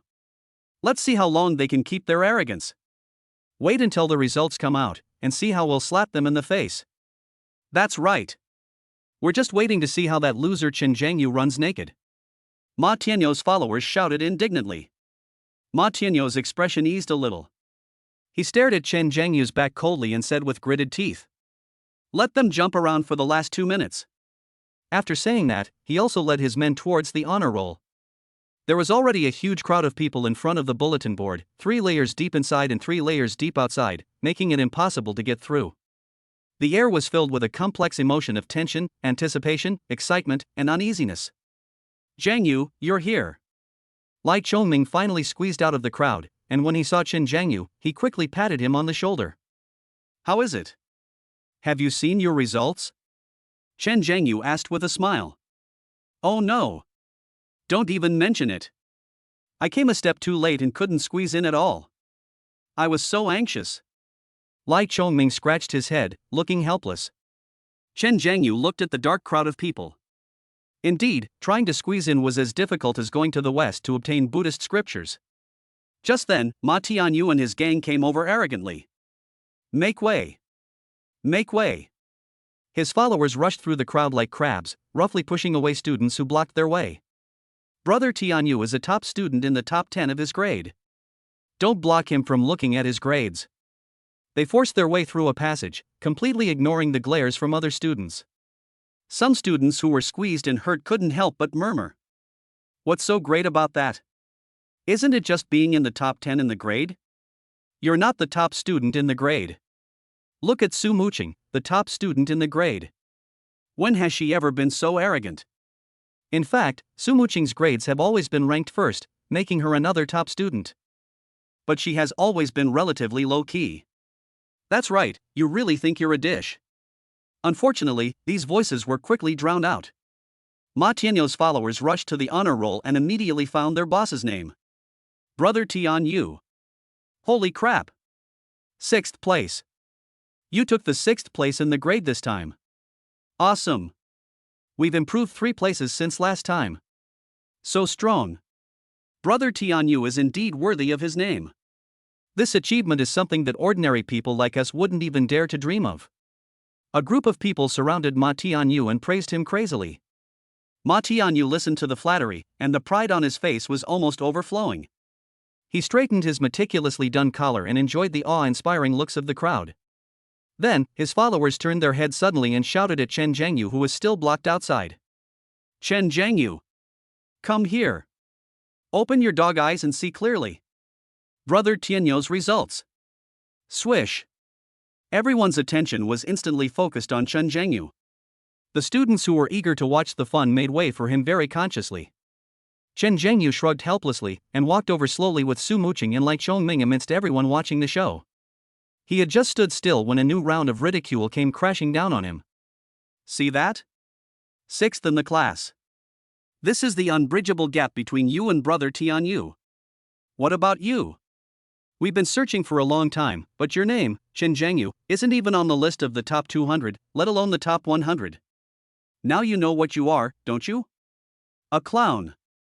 You still dare to compete with Brother Tianyu in academic performance? Who gave you the courage? Fish Liang? The followers were talking to each other, spitting everywhere, and mocking him to the utmost. However, just when they were mocking the most, a girl in the front row suddenly let out a scream that pierced the eardrums. Ah! Look! Look at that! The honor roll of the top 3. Everyone's conversation stopped abruptly, and they all looked in the direction of her finger. I saw that next to the general ranking list, there was a separately divided area. That area was made of red velvet and framed with a golden border. It was extremely exquisitely designed and full of a sense of honor. On it, there were only 3 names printed in gold font. That is the exclusive throne belonging to the top 3 academic geniuses in the entire senior year. Everyone's breathing stopped at this moment. Their eyes were fixed on the top of the list. In the first place, there were 3 Chinese characters written that were enough to make everyone's brain crash. Shan. Zheng. Yu. Chapter 56, 733 points, a godlike academic. Ma Tianyu's defense is broken on the spot. Dead silence. As if the mute button had been pressed, the noisy crowd in front of the bulletin board suddenly fell silent. Everyone's eyes seemed to be attracted by a magnet, fixed on the glittering golden honor roll. The name that stands at the top of the pyramid, overlooking all living beings, Chen Zhengyu. What follows is a breathtakingly detailed score. Chinese, 145 points. Mathematics, 146 points. English, 148 points. One-zone, 294 points. Total score, 733 points. Hiss. I don't know who started it, but the sounds of people gasping for air rose one after another and became one continuous sound. The next second, the crowd was completely blown away. Holy crap! Did I see that right? 733 points. Is that a score a carbon-based creature can get? 146 points in math? This is the score for liberal arts math? Is this guy clairvoyant? I heard from classmates in class 1 that he's been acting weird in class lately. I thought he was just bragging and taking us for granted. Now it seems I was blind to his true potential. I was wrong, I was really wrong. I shouldn't have laughed at him from the beginning. If I had used this time to memorize 2 words, I wouldn't be sitting here watching the fun, woo woo woo. Now I feel like the clown is actually me. The students were amazed, and the way they looked at Chen Zhengyu changed from joking and watching the fun to awe as if he were a god. Although the students in Class 1 of Senior 3 had expected Chen Zhengyu's grades to be amazing, they were still shocked when they saw this outrageous score. Oh my god! He actually pushed out Su Muqing, who has always been at the top of the list. And he scored more than 10 points higher. If I remember correctly, the highest score in Gaohai No. 1 high school's history seems to be over 720 points, right? This is a record-breaking achievement. Even though it's just a monthly exam, if I get this score in the college entrance exam, I'll definitely be the top scorer at Peking University or Tsinghua University. Lai Chongming was completely dumbfounded. He rubbed his eyes and went to the list, wanting to put his face close to it to check each number one by one. After confirming it, he turned around suddenly and looked Chen Zhengyu up and down as if he were an alien. You're not the real Chen Zhengyu? His expression was extremely exaggerated. He pointed a trembling finger at Chen Zhengyu, and suddenly, his acting spirit took over, and he shouted at the top of his lungs, "Who are you, the monster? How dare you take over my brother's body? Reveal yourself now!" Chen Zhengyu's mouth twitched, and he couldn't help but punched him in the chest neither lightly nor heavily. Have you read too many novels? Ouch! Lai Chongming grimaced in pain, but he chuckled, such strength, such a familiar formula, yes, you are my brother. The next second, he immediately put on a flattering smile and came over, rubbing his hands. Brother, you, dear brother. Tell me the truth, have you secretly hired hundreds of famous teachers to give you one-on-one tutoring? Give me some of your lessons. I don't ask for first place in the exam, but if I can improve by 100 points, my parents will have to burn incense for me when I get home.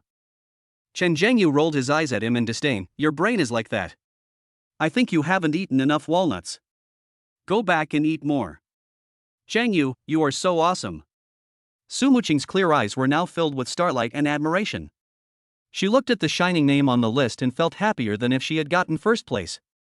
If we perform consistently, we can both go to Peking University and Tsinghua University in the college entrance examination. As she spoke, she took out her cell phone and took several photos of the honor roll with Chen Zhengyu's name written on it, and the corners of her mouth couldn't help but rise. Chen Zhengyu looked at her in confusion. Why are you filming this? Su Muqing playfully stuck out her tongue and lowered her voice, saying with a hint of little girlish cunning, hee, of course I'm going to take it back to show my mom. If she brings up her studies again, I'll slap your report card in her face. Let's see how she can oppose us again. Chen Zhengyu felt warm in his heart when he heard this. It seems that the first step to win over my future mother-in-law has been successfully taken. And in this atmosphere of joy and shock, a sharp and piercing roar abruptly tore apart the harmonious atmosphere. Fake. This must be fake. Ma Tianyou's eyes were bloodshot as he stared at the name at the top of the list. The expression on his face was distorted by extreme jealousy and disbelief, and he looked extremely ferocious. He cheated. Chen Zhengyu must have cheated. He roared like a madman, completely losing his usual gentle appearance of a school idol. A perennial loser. How could he possibly get first place in the school? It's absolutely impossible. His followers also woke up as if from a dream and immediately started shouting. Yes. He definitely copied Su Muqing's answer.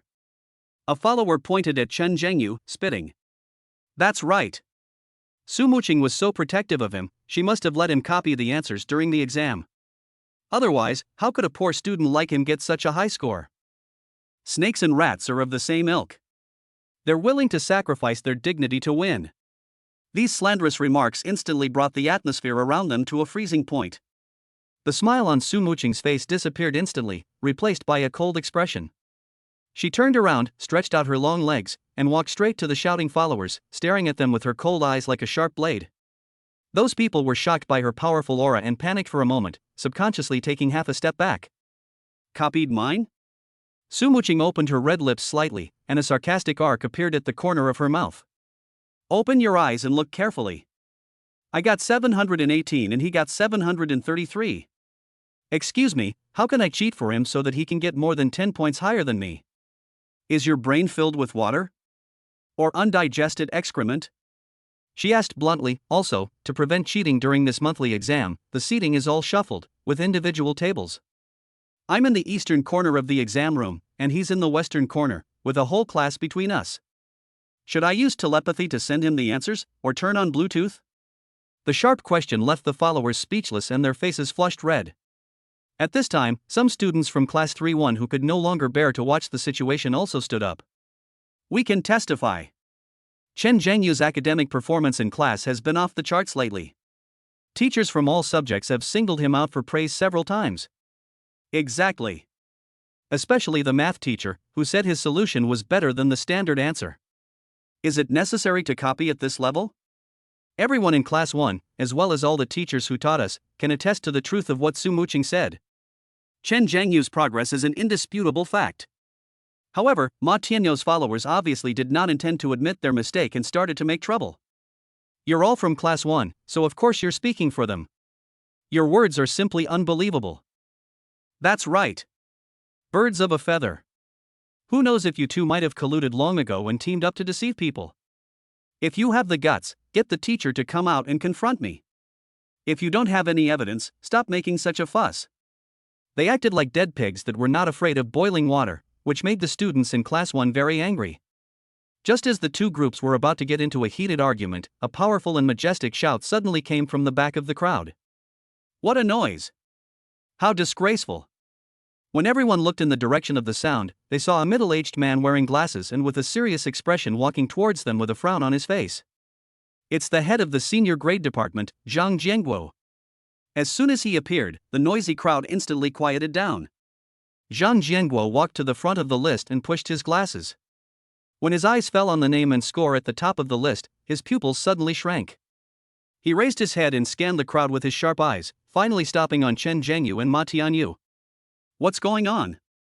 Chapter 57, Officials confirm the outcome. All the teachers in the school are my witnesses. As soon as Zhang Jianguo appeared, the air became a little tense. His square face, which is intimidating even without anger, is the most powerful weapon to calm the senior class. The bulletin board, which was as noisy as a vegetable market just now, is now so quiet that you can hear a pin drop. Zhang Jianguo pushed his glasses on the bridge of his nose, and his eyes, like a scanner, slowly swept over everyone present, and finally landed accurately on Chen Zhengyou and Ma Tianyu, who were at the center of the storm. Before the person involved could even speak, some students who were eager to watch the fun immediately rushed to recount everything that had just happened, adding more details to the story. Of course, the shocking bet about streaking and calling daddy was regarded as the highlight and described vividly.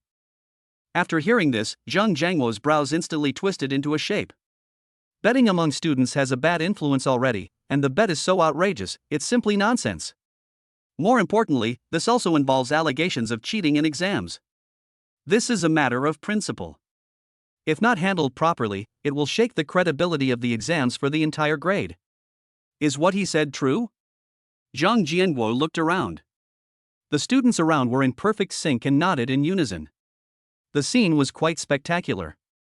After receiving a positive answer, Zhang Jianguo focused his attention on the two people again. Who is Chen Zhengyou? Hello, Director Zhang, I'm Chen Zhengyou. Chen Zhengyou took a step forward, his face showing no sign of nervousness, but rather a calm and relaxed expression. Zhang Jianguo looked at the young man in front of him calmly. His posture was straight, his eyes were clear and frank, and he did not dodge at all when facing his own questioning. A person's eyes can't deceive others, especially in front of a veteran like him. From a preliminary assessment, it seems like this guy is lying. His gaze turned to the other side again. Are you Ma Tianyu? Yes, it's me. Ma Tianyou's confidence was obviously weakened. He avoided looking at Zhang Jianguo.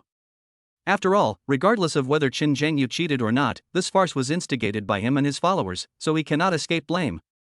Zhang Jianguo looked at his guilty look and had already made up his mind about something. You said that classmate Chen Zhengyou cheated.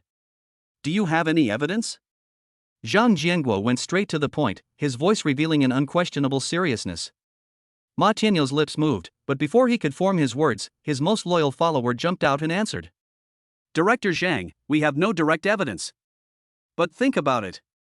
How could a student who always had mediocre grades, always at the bottom of the class, suddenly see his grades soar to over 700 points in less than a month, and even take first place in the grade?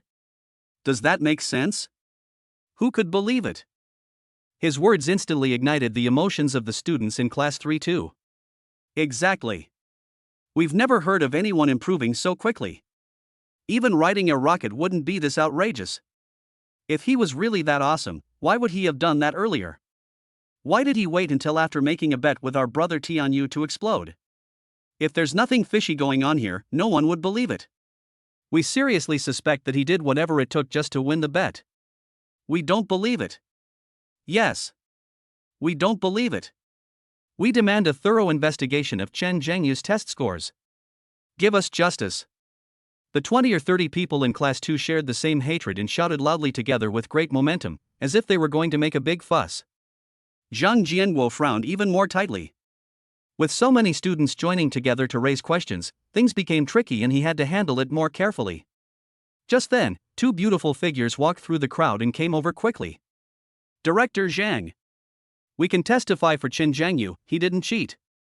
The people who came were Chen Zhengyu's homeroom teacher Lin Wanqiu and English teacher Qian Lili. Lin Wanqiu had a serious face and a firm look in her eyes.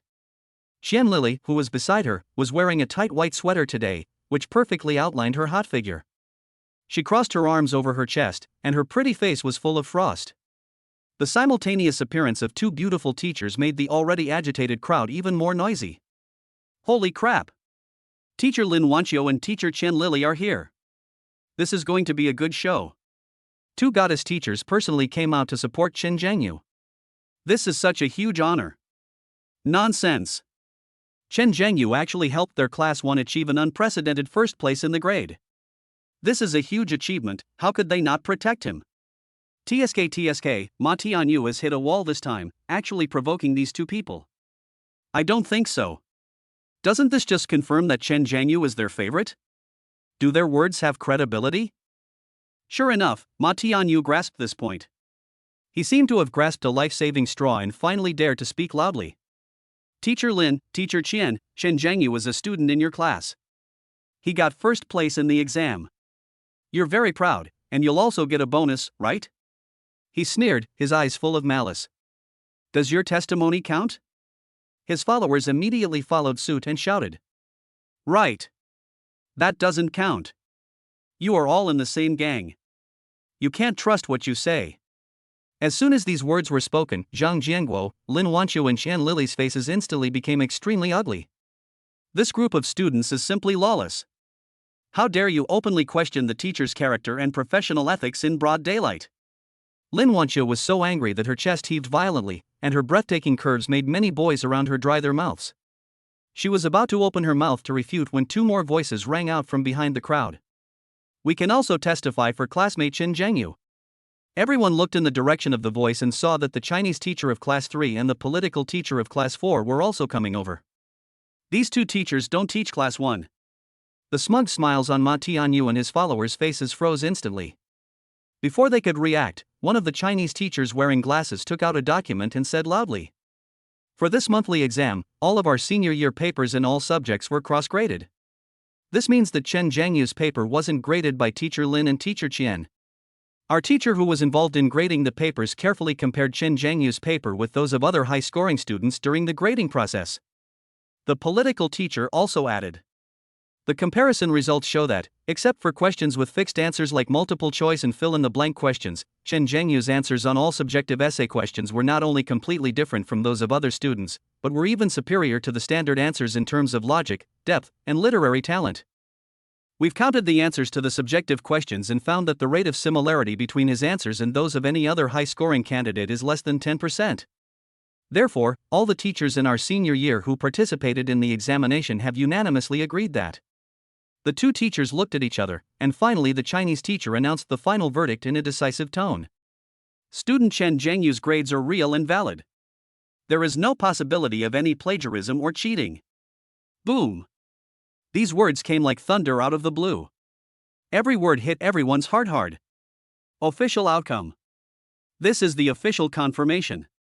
There was a sudden deathly silence in front of the bulletin board. What followed was an uproar that broke through the sky. Holy crap! Cross-grading. The answers to the subjective questions are even more amazing than the standard answers?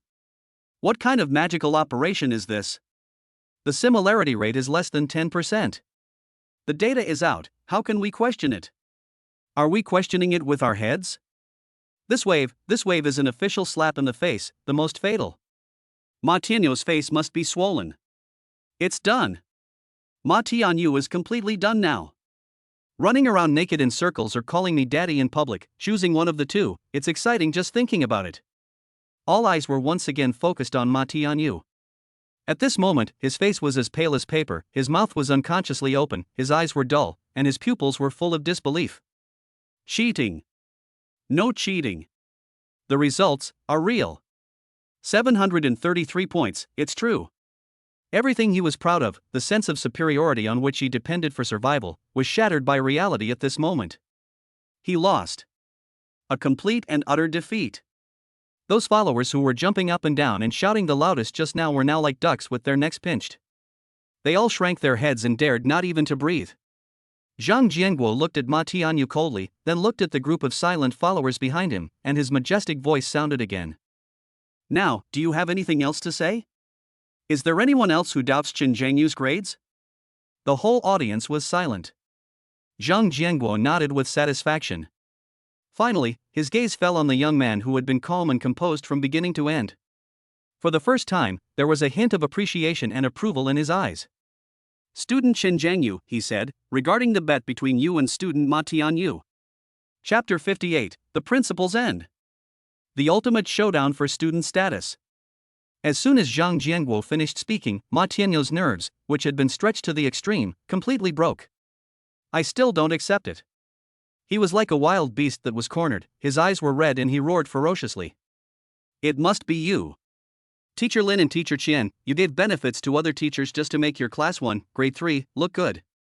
He had completely lost his mind, pointing at Lin Wanqiu and Qian Lili, and yelling incoherently. My uncle is the section chief of the Education Bureau. I'm reporting this to the Bureau. You officials are protecting each other and deliberately shielding cheating students. As soon as these words came out, his followers seemed to be injected with chicken blood and became excited again. Right. You teachers must be deliberately protecting Qin Zhengyu. We don't believe Qin Zhengyu's results. We're going to report this to the Education Bureau.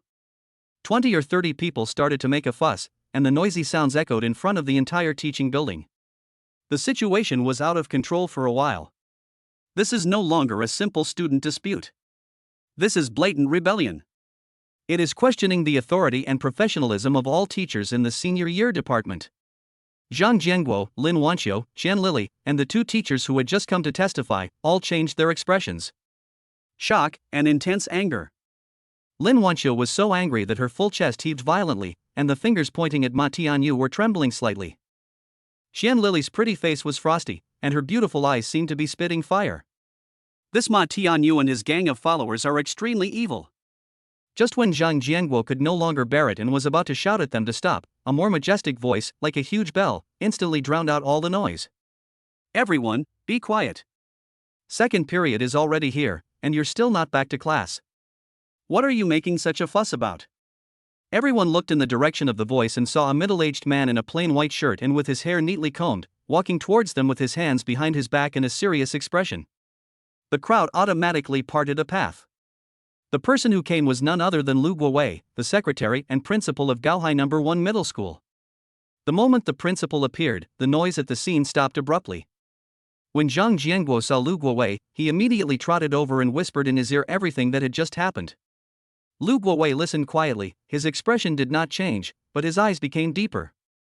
After listening, his eyes swept across the audience and finally fell on Ma Tianyu. He had an impression of this student.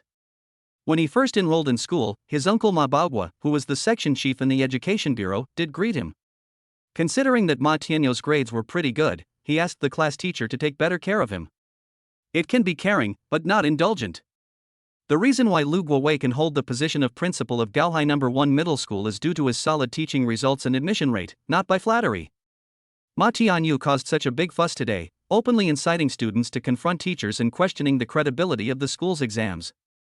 This has touched his bottom line. If this matter is not handled properly and reported to the Education Bureau, it will bring shame to the entire No. 1 Middle School. The person standing behind him is the director of the Education Bureau, a section chief. He can't cause any trouble. Thinking of this, the seriousness on Lu Guowei's face suddenly disappeared, turning into a smiling look, making people unable to tell whether he was happy or angry for a moment. He walked to the center of the crowd and spoke gently. Today's incident is very simple to resolve. There's no need to make it as big as the Education Bureau. He looked at Ma Tianyu with a friendly tone. Tianyu, since you and your classmates have doubts about Chen Zhengyu's grades, the school must give you a satisfactory answer. As soon as these words came out, Ma Tianyu's face instantly showed ecstasy. He glanced at Chen Zhengyu with a smug look on his face, as if showing off, "Look. The principal personally stood up for me. Finding a few subject teachers is nothing." Seeing this, Su Muqing, Lai Chongming and others were so angry that they gritted their teeth and wanted to rush up and beat Ma Tianyu up. "Thank you, principal, for doing justice for us." Ma Tianyu held his head high and answered loudly, feeling that he had already won. Lu Guowei smiled and nodded, then continued, "So, we won't be attending the rest of the classes this morning. The school will arrange a separate exam for Chen Zhengyu. As for the exam paper, we'll use the backup paper that our Senior 3 teacher prepared in advance for the next monthly exam. After each exam, teachers from different classes, under the joint supervision of Director Zhang and me, will mark the papers and give the scores on the spot. This way, there's no chance that Chen Zhengyu could cheat. Wouldn't it be clear at a glance whether he has the ability to do it?" Lu Guowei looked at Ma Tianyu with a smile. "What do you think of this approach?" "I think it's great. Let's use Principal Lu's method." Ma Tianyu responded loudly without even thinking. In his opinion, this is a godsend. That loser Chen Zhengyu definitely got his high score by cheating. Take the test again, and his true colors will be exposed. "Okay. That's settled then." Lu Guowei nodded with satisfaction, then he looked around, his eyes sweeping over the faces of Ma Tianyu and his followers one by one. The smile on his face slowly faded, and his voice suddenly became majestic. "But..." He changed the subject and spoke in a more serious tone. "This happens once and only once. From now on, no matter what the circumstances, no student will be allowed to question the authority and professionalism of teachers in the way they did today. Anyone who commits the same offense again will be given a serious warning." Lu Guowei's majestic voice spread throughout the venue, shocking all the students. "Also, I will personally write a report on the cause, process, and final outcome of today's incident and submit it to the Education Bureau. I won't have to bother some students to privately report it." This statement has a hidden meaning. The smile on Ma Tianyu's face finally froze. Only then did he vaguely feel that the direction of things seemed to be different from what he had expected. Lu Guowei didn't give him time to react at all. His final gaze was like two sharp swords, piercing straight at Ma Tianyu. "Student Ma Tianyu, let me be frank. Today, if the final test results prove that Chen Zhengyu's results are genuine and valid..." The principal's voice turned cold, without a trace of emotion. Then, as the student who took the lead in creating chaos on campus, openly slandering and questioning the authority and competence of the entire senior year teaching staff, I will give you a serious warning. All students who followed you in causing trouble and challenging the teacher's authority will be reported to the entire school and given a warning. Boom! Lu Guowei's words were like a bolt from the blue, exploding over the heads of Ma Tianyu and his group of followers. The blood color on Ma Tianyu's face faded away completely in an instant, and turned as pale as paper. He is not a fool. He finally understood. The principal is not helping him at all. The principal has dug a hole, waiting for him to jump in happily, and then cover it with soil with his own hands. If Chen Zhengyu's results were true, a serious warning? This punishment will be recorded in the personal file and will follow you for life. Not to mention being evaluated for excellence or priority, even future civil service exams and recruitment will be seriously affected. He was completely panicked. The crowd of onlookers around were completely excited. Holy crap! What a reversal! The principal is awesome. This is a case of luring someone into a trap and then closing the door to beat the dog. Ma Tianyu has completely messed up. Exciting! Too exciting! This isn't just running around naked and calling daddy, this is fucking risking my own student record. All eyes moved back and forth between Chen Zhengyu and Ma Tianyu. One was calm and composed, with even a faint smile on the corner of his mouth, as if all this had nothing to do with him. The other one looked ashen, trembling all over, his eyes filled with fear and regret. The difference is obvious. Su Muqing looked at Chen Zhengyu, who was calm and composed beside her. The worry in her eyes had long disappeared, replaced by full of peace of mind and admiration. She knew that her man would never let her down. Chen Zhengyu felt the girl's gaze, turned his head, winked at her, and chuckled softly in a voice that only the two of them could hear. "Don't worry, it's a small scene. Watch me later and try to break another record for fun?" Chapter 59, 737 points breaks the record again. The final trial for school status. Ma Tianyu came back to his senses, and the principal's cold words made him shudder all over. But he was already overwhelmed by jealousy and unwillingness, and still did not believe that Chen Zhengyu's score was real. He stretched his neck and shouted hoarsely. What if his scores are fake? What kind of punishment will he receive? It's not fair that I'm the only one punished. He stared at Lu Guowei with his red eyes and even revealed his last trump card. If Chen Zhengyu doesn't get punished for cheating, I'll report you to my uncle, Section Chief Ma Bagwei of the Education Bureau, for favoring Gaohai No. 1 Middle School. As soon as these words were spoken, the whole audience was in an uproar. No one expected that at this time, Ma Tianyu would still dare to threaten the principal. He is so bold. Lu Guowei looked at Ma Tianyu deeply. His eyes were calm, but they made Ma Tianyu feel inexplicably cold in his heart. He looked around and spoke slowly. His voice was not loud, but it reached everyone's ears clearly. If the exam proves that Chen Zhengyu cheated. He paused and spoke word by word. Then he will receive a more severe punishment. On behalf of Gaohai City No. 1 Middle School, I will take action against his egregious behavior. Expulsion. Drop out of school. These two words, like two heavy punches, hit everyone's heart. The crowd exploded instantly. Holy crap! Are they going to take it that far? One gets a serious demerit, the other gets expelled straight away. This is putting their entire high school career on the line. Crazy. Ma Tianyu has gone completely crazy. He's going to torture Chen Zhengyu to death. That's too cruel. Now we're going to have a good show, a fight to the death. Why do I feel like Ma Tianyu is courting death? If Chen Zhengyu's results are true, his life will be over. This isn't just melon eating anymore, this is watching an execution. It's so exciting. After hearing the principal's statement, Ma Tianyu finally showed a hint of ferocious satisfaction on his face. Expulsion process. This is the most severe punishment the school can give. He knew that no matter how arrogant he was, he could not continue to go against the principal. Okay. Principal Lu, please arrange for Chen Zhengyu to retake the exam as soon as possible. Ma Tianyu spoke impatiently. The group of followers behind him immediately started shouting as well. Let Chen Zhengyu start the exam. I can't wait to see Chen Zhengyu's wonderful face when he's caught cheating. That's right. He must have plagiarized it, and he's so arrogant. I wonder if he's lost his mind. Let him be arrogant for a few more minutes, or he'll cry. Lu Guowei looked at Ma Tianyu and his group of jumping clowns coldly, and had already made up his mind. After this incident is over, we must rectify the school atmosphere, especially Class 2, which must be addressed from the root. He cleared his throat and his authoritative voice sounded again. The upcoming exams will be quite long, in order not to disrupt everyone's normal studies and to ensure the fairness, openness, and transparency of this exam. I have decided that each class will send 3 student representatives and 1 subject teacher as a representative to supervise the entire process in the meeting room outside the examination hall. All other students, please return to your classrooms and continue your studies. Lu Guowei's eyes became sharp. Before the final exam results are released, anyone who dares to discuss this matter privately and disrupt class discipline will be given a warning. As soon as these words were spoken, the students who originally wanted to continue watching the fun immediately shut their mouths, and no one dared to joke about their own files. Representative students from each class, please stay. The rest of the students, return to the classroom immediately. Lu Guowei began to disperse the crowd. The students did not dare to stay any longer and dispersed in 2s and 3s, but everyone's face was full of curiosity and anticipation, and they couldn't wait to know the final result. Soon, only 36 student representatives elected from 12 classes were left in front of the bulletin board, including Ma Tianyu and his 2 most loyal followers. Director Zhang, please notify other classes and ask them to send a teacher each.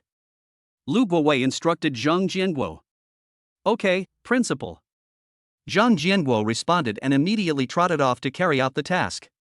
Okay, now, let's start Chen Zhengyu's re-examination. Lu Guowei exhaled and led Chen Zhengyu, Su Muqing, Lai Chongming, Lin Wanqiu, Qian Lili and other teachers and students representatives to the conference room specially used as an examination room. The exam officially begins. Chen Zhengyu sat in a separate examination room, looking calm. Outside the window, in the conference room, dozens of pairs of eyes were staring at his every move through the glass. The first subject is Chinese. Under the horrified gaze of the crowd, Chen Zhengyu wrote very quickly, with almost no pause. It only took him an hour to put down his pen. The invigilator walked over and reiterated, "Student Chen, are you sure you want a hand in your paper? Don't check it again?" Chen Zhengyu shook his head and said calmly, "Sure, no need to check." This scene instantly caused the representatives in the conference room to explode. 1 hour? To finish the Chinese paper? An 800-word composition. Did he write it with his feet? That's outrageous. At this speed, even if I copied the answers, I wouldn't be able to finish in time. It's over, it's over. I feel like he's just being timid and writing this nonsense on purpose. Lin Wanqiu and Qian Lili looked at each other, and a hint of surprise flashed in their beautiful eyes, but more of it was an inexplicable trust. Su Muqing clasped her hands together, her pretty face full of admiration and pride. In her heart, Chen Zhengyu could do anything. Ma Tianyu and his 2 followers seemed to have caught something and immediately started mocking. "See? I told him he couldn't do it. He must be scared and just guessing the answer. What can he write in an hour? He probably didn't even understand the reading comprehension questions. Playing tricks. Wait until the scores come out and see how he cries." The invigilator had no choice but to collect the test papers and hand them over to another room next door. There, under personal supervision, Principal Lu Guowei and Director Zhang Jianguo began to urgently mark the papers. At the same time, Chen Zhengyu started the second subject, mathematics exam. This time, it took him less time. 50 minutes. When he put down his pen again, the entire conference room fell silent. Am I reading this correctly? 50 minutes to finish a liberal arts math paper? That last big question took me 10 minutes just to understand it. Is he a demon? This is unscientific. This is simply anti-human. Lin Wanqiu, a math teacher, had those beautiful eyes hidden behind her gold-rimmed glasses, which were now shining brightly. She stared at the calm figure's back, and her heartbeat accelerated unconsciously. The expressions of Ma Tianyu and his 2 followers became even more distorted. Still acting? Do you really think you're just lucky and can get a high score by just filling in a few numbers? What a grandstanding clown. He must have given up, otherwise he wouldn't have given up so quickly. Just wait, math is a subject that can't be guessed, he's doomed. The math test papers were collected and sent for grading. Chen Zhengyu started the English test without stopping. This time, it's even more exaggerated. In less than 40 minutes, he was done. At this moment, all the students and teachers in the conference room fell silent. They were so shocked by Chen Zhengyu's inhuman speed that they were numb and didn't even have the energy to discuss it. Ma Tianyu and his 2 followers were about to open their mouths to continue mocking him, but Lai Chongming roared in intolerance. "Just look, don't criticize me so much." Representatives from other classes in the meeting room also cast unfriendly glances. Those people felt uneasy after being looked at, and finally shut up in disappointment. The last part is the combined liberal arts politics, history, and geography paper. Chen Zhengyu spent 80 minutes. On average, each subject took less than half an hour. When Chen Zhengyu finished all the subjects in a cool manner, stretched and stood up, it was almost 12 o'clock. It was supposed to be lunchtime for the hungry students, but no student or teacher in the conference room was willing to leave. Everyone held their breath, waiting for the final judgment. Just then, the door of the examination room next door opened. The teacher who graded the Chinese test papers came out with uncontrollable excitement on her face. She clutched the test paper tightly in her hand, rushed into the conference room and announced it in public. "Student Chen Zhengyu, your Chinese score for this exam is 146. Boom! The conference room instantly became lively. Oh my god! 146. 1 point higher than the last monthly exam. Did Lu Sun write this essay for me? That's amazing. It turns out that the god of learning doesn't need to be checked when doing his homework."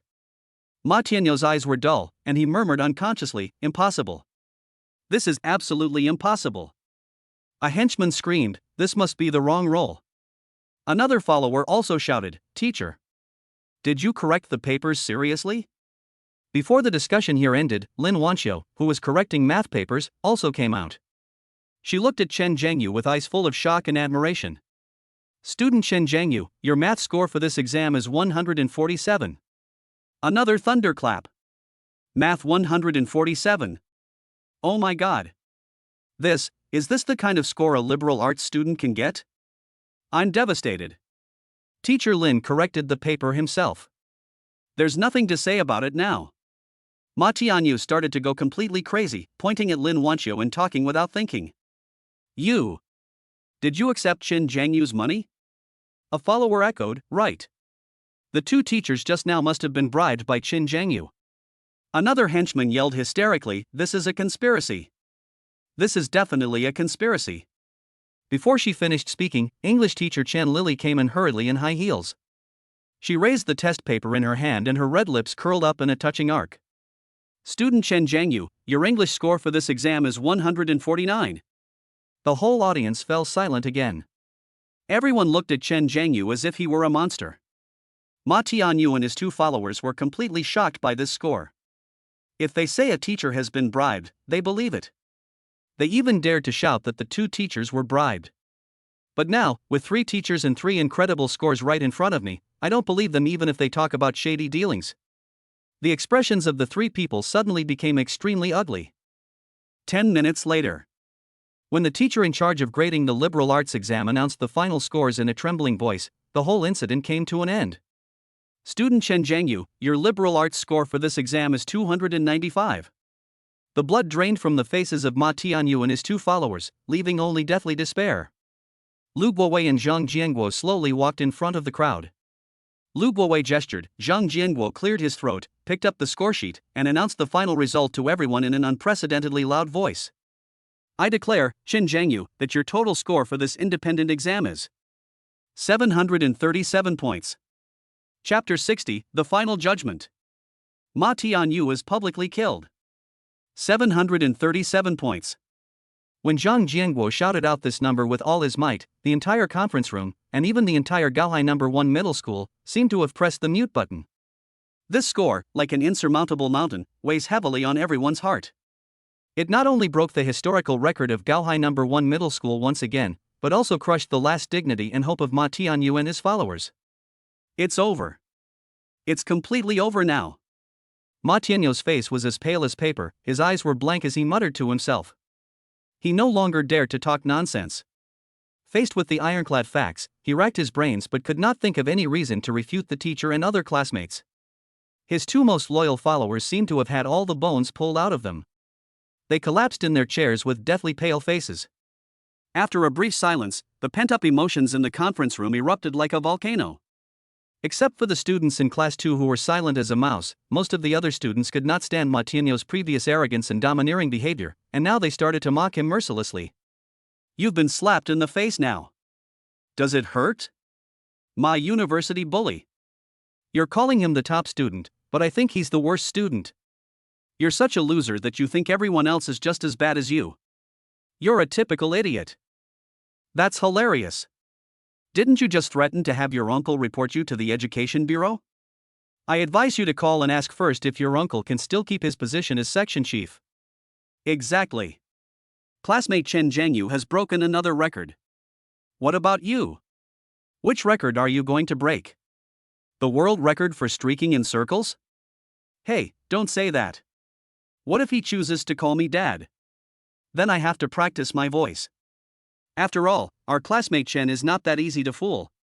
Each of these sarcastic remarks was like countless sharp needles, piercing the hearts of Ma Tianyu and his 2 followers. They buried their heads lower and lower, wishing they could find a crack in the ground to crawl into. Lin Wanqiu, Chen Lily, Su Muqing, and Lai Chongming originally wanted to curse Ma Tianyu, but when they saw his miserable appearance being surrounded by so many people, they were too lazy to waste words with such a bad guy. Devaluation. Su Muqing's big, watery eyes were now full of twinkling stars. She looked at the man beside her with admiration, her voice sweet and soft. Jiangyu, you are so amazing. You really broke the record again. Her man always creates earth-shaking miracles when everyone thinks it is impossible. Lin Wanqiu pushed the gold-rimmed glasses on her nose, and the beautiful eyes beneath the lenses were also filled with irrepressible emotions. Chen Jiangyu, well done. She wanted to say more, but thinking that they were only teacher and student at the moment, she could only suppress the overwhelming emotions in her heart. But the more she tried to restrain herself, the more overwhelming the emotion became. She looked at the boy's calm profile, her heart pounding. Bite.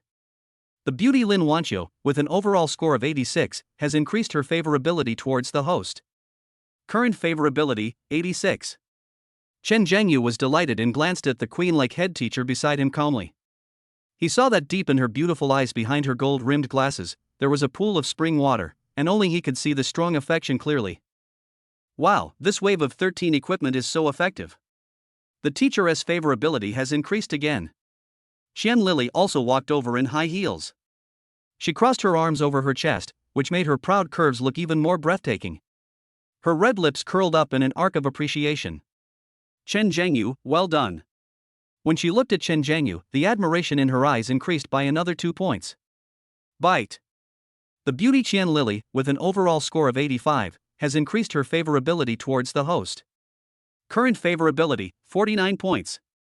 Host, please keep up the good work. When your favorability level exceeds 60 points, you will receive a system reward.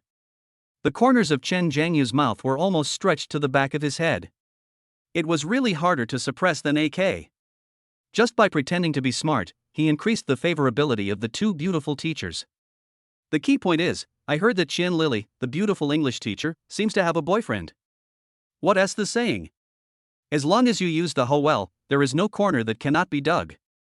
What a sin! Chen Zhengyu thought to himself, I didn't take the initiative to poach her. I didn't do anything to teacher Qian. She improved her favorability on her own. You can't blame me for this. It's all thanks to the good teaching of teacher Lin and teacher Qian, otherwise I wouldn't have achieved this result. Chen Zhengyu had a perfect smile on his face. He knew very well that flattery never wears out, so he immediately gave the credit to the two beautiful teachers. Oh, your little mouth is quite sweet. Qian Lily crossed her arms across her chest, making her proud curves look even more breathtaking. She threw a coquettish glance at Chen Zhengyu, and her red lips curled up in a moving arc. It's not in vain to call you teacher. It makes me feel comfortable. Bite. The beauty Qian Lily, with an overall score of 85, has once again increased her favorability towards the host. Current favorability, 51 points. Host, please keep up the good work. When your favorability level exceeds 60 points, you will receive a system reward. Chen Zhengyu laughed in his heart. This teacher Qian really didn't hide his personality at all. He remained calm and turned his gaze to Lin Wanqiu. Lin Wanqiu simply pushed up the gold-rimmed glasses on her nose, her beautiful eyes sparkling under the lenses. She said nothing, but her heart was already in turmoil. He could clearly take all the credit. This astonishing score of 737 is a reflection of his own ability and has nothing to do with anyone else. But he insisted on sharing the credit with us, with me, in front of everyone. He is creating a connection between us. Lin Wanqiu's heartbeat suddenly accelerated, and a barely noticeable blush appeared on her cheeks. He really likes me. Bite. The beauty Lin Wanqiu, with an overall score of 86, has once again increased her favorability towards the host. Current favorability, 88. Wow, the effect is outstanding. Chen Zhengyu was feeling happy when a strong arm suddenly grabbed his neck from behind. Fuck. Brother you. Lai Chongming excitedly hugged Chen Zhengyu's neck and shook him hard. You're so awesome now. Are you really aiming for the provincial top scholar? I'm holding onto your thigh tightly. You must protect me from now on. If you become rich and powerful, don't forget me. Chen Zhengyu felt dizzy from his shaking and pushed his head away with an indifferent look. Basic operation, don't be six. Lai Chongming was so angry that he laughed at his pretentious look. Depend on. I really want to beat you up. However, if you can help me improve my score, I'll forgive you for being so pretentious this time. Chen Zhengyu rolled his eyes at him unhappily, not bothering to pay attention to him, and turned to look at the main seat in the conference room. He saw that Principal Lu Guowei and Director Zhang Jianguo had sullen faces and were walking step by step towards Ma Tianyu and his two followers. The time of judgment has come. Lu Guowei stood in front of the three people, and his majestic gaze swept over every teacher and student present. The teachers and students present are all witnesses. Now, do you still have any questions about Chen Zhengyu's grades? His voice was not loud, but it carried an unquestionable power. Principal Lu. We all agree that Chen Zhengyu's grades are authentic. Lin Wanqiu was the first to stand up, her voice clear and her attitude firm. Yes, our #1 middle school is proud to have such an outstanding student like Chen Zhengyu. Qian Lily immediately added, her words full of protection. Student Chen Zhengyu is such an outstanding student. We cannot allow others to slander him. We must give him justice. Su Muqing stood up without hesitation, with a hint of anger in her cold voice. Those who wrongly accuse and slander the future provincial top scholar must be severely punished. They must be held accountable. Lai Chongming also put away his playful smile and became serious. With them taking the lead, student representatives from other classes also spoke up to agree. They must be severely punished. This kind of black sheep who confuses right and wrong and has bad character will be a disaster if he stays in number 1 middle school. Right. We can't just let it go like this, otherwise anyone will dare to spread rumors and slander others in school from now on. Principal, giving him a serious warning is too easy. With this kind of character, he should be expelled. And his 2 henchmen aren't good people either. They're fanning the flames and must be punished together. Didn't he want to run naked and call me daddy? Why doesn't he mention it now? What a coward. The public is outraged. Ma Tianyu and his 2 followers' faces had turned pale without a trace of blood under the criticism of the crowd. Lu Guowei was very satisfied with the effect. He nodded, and his cold gaze finally fell on the shivering Ma Tianyu. Student Ma Tianyu. Lu Guowei's voice suddenly rose and was full of majesty. Today, you, as a senior student, led a group of people in a riot on campus, slandering your classmates without cause, openly questioning, provoking, and even insulting the teachers who teach and educate you. This has seriously violated school rules and regulations, and has created an extremely negative impact. I, LV Guowei, as the secretary and principal of Gaohai No. 1 Middle School, on behalf of all the teachers and students of Gaohai No. 1 Middle School, express my strongest condemnation of your despicable behavior. Furthermore, after research and decision by the school leadership, the following punishments have been imposed. Lu Guowei paused, and every word he said was like a huge hammer, hitting Ma Tianyu's heart hard. 1. Ma Tianyu will be given a serious disciplinary warning and criticized throughout the school. 2. Ma Tianyu is ordered to make a profound public self-examination and apology in front of the entire school at the flag-raising ceremony next Monday to Chen Zhengyu, whom you have slandered, and to the entire senior year teaching staff whom you have openly provoked. 3. All students who collaborated with Ma Tianyu in causing disturbances and challenging the teacher's authority today will be given warnings and criticized throughout the school. Boom! The final verdict has been delivered. Serious warning.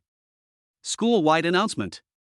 He also had to publicly review and apologize in front of thousands of people at the flag-raising ceremony. This is no longer a simple punishment. This is a public execution. It is complete social death. Chapter 61, My uncle is the section chief. The principal slaps everyone in the face. No, don't. Ma Tianyu's pupils were dilated, he moaned like in a dream, his body swayed, and he almost couldn't stand. Serious warning. School-wide announcement. He also had to publicly review himself in front of thousands of people at the flag-raising ceremony. With these 3 huge mountains pressing down on him, he felt as if the sky above him had completely collapsed. His life is over. Just when Ma Tianyu was completely desperate, his 2 followers, who also looked as pale as death, suddenly seemed to remember something. They crawled up to him and eagerly grabbed his arms. Brother Tianyu. Call your uncle quickly. Tell him to talk to the principal and ask him not to punish us. That's right. Brother Tianyu. Aren't all schools under the jurisdiction of the Education Bureau? Your uncle is the section chief. Quickly ask him to call Principal Lu. These words were like a flash of lightning in the dark night, instantly splitting the chaos in Ma Tianyu's mind. Right. I still have an uncle. My uncle is the head of the personnel section of the Education Bureau, Ma Baogua. No matter what trouble he got into since he was a child, as long as his uncle stepped in, there was nothing he couldn't solve. Ma Tianyu seemed to have grasped the last straw of life. His scattered eyes refocused and he burst into a morbid excitement. Yes. I still have my uncle. They can't punish me like this. I'm going to call my uncle right now. He completely ignored the fact that Lu Guowei and a group of teachers were still beside him, and even forgot the school rule that strictly prohibited the use of mobile phones. He took out an Apple phone from his pocket with trembling hands. This scene stunned everyone present. Holy crap, is this guy really crazy? Pulling out his phone in front of the principal? This is the first time I've seen someone so brave. Other students would act like thieves if they brought their phones with them, but he made a phone call right in front of the principal. Wow! He's just throwing everything away. Does he want to drag his uncle down with him? The way people looked at him changed from looking at him as a joke to looking at him as a complete fool. What do you think of the principal? Heir? Still want the principal to revoke the punishment? Not adding a higher level of punishment is already a sign of mercy from the principal. Ma Tianyu didn't care. He dialed the phone tremblingly and even pressed the hands-free button. Uncle! It's Tianyu! As soon as the phone was connected, he immediately shouted in a crying voice. The principal of number 1 middle school said he's going to give me a serious warning. I have to self-criticize in front of the whole school. Please help me. I can't be punished, uncle. The two followers beside him also quickly came to the side of the phone, howling like ghosts and wolves. Uncle! And us! Please don't punish us! A calm and authoritative male voice came from the other end of the phone. What? Which principal dares to punish you? The Ma family has only one precious baby, Ma Tianyu, in the next generation. Ma Baoguo always responds to his requests and dotes on him to the extreme. Hearing his nephew crying so miserably, he became extremely angry. Yes, it's our secretary and principal, Lu Guowei. Ma Tianyu answered with sobs. Give the phone to Lu Guowei. I'll talk to him. Ma Baoguo's tone left no room for doubt. After hearing his uncle's words, Ma Tianyu instantly recovered to full health. He suddenly raised his head, and the sadness on his face disappeared, replaced by an extreme arrogance and domineering. He held his cell phone and walked up to Lu Guowei arrogantly, with his chin raised high. Principal Lu. My uncle, the head of the personnel section of the Education Bureau, Ma Baoguo. He asked you to answer the phone. He looked so smug, as if his uncle was not the section chief but the Jade Emperor. Sumuching, Lai Chongming and others were so angry that their teeth were itching. They had seen shameless people, but they had never seen anyone so shameless. However, Lu Guowei just glanced at him coldly, not even bothering to raise his hand. He had already started thinking about how to deal with this ignorant fool after this matter was settled. Who? Cow and horse security? Lu Guowei slowly uttered 4 words. His voice was not loud, but it was clearly heard throughout the entire conference room. I don't know him. If he has something to ask, please come to the school to find me. I don't have time to answer any nonsense calls. Puff. Lai Chongming was the first one who couldn't hold back and almost burst out laughing. Cow and horse security? Principal Lu's words are too venomous. He curses people without using a single dirty word. Chen Zhengyu's mouth twitched as he silently gave Principal Lu a thumbs up in his heart. A veteran is a veteran. This wave of ridicule is simply a dimensionality reduction attack. The smug expression on Ma Tianyu's face froze instantly. He looked at Lu Guowei in disbelief, suspecting that he had heard it wrong. Ma Baoguo on the other end of the phone obviously heard what Lu Guowei said, and he instantly became furious. His angry roar could be heard over the phone. Lu Guowei. You have such great authority. Just wait. Is it okay for you to pretend you don't know me? I'm coming to find you from the Education Bureau right now. Beep beep beep. The phone was hung up harshly. Because the hands-free mode was on, everyone present could hear every word Ma Baoguo roared clearly. The smile on Lai Chongming's face faded, and like some other classmates, he showed a worried look. Oh no, Ma Tianyu's uncle is really coming.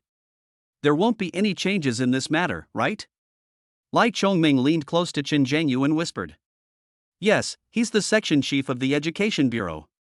A higher-ranking official can crush someone with overwhelming power.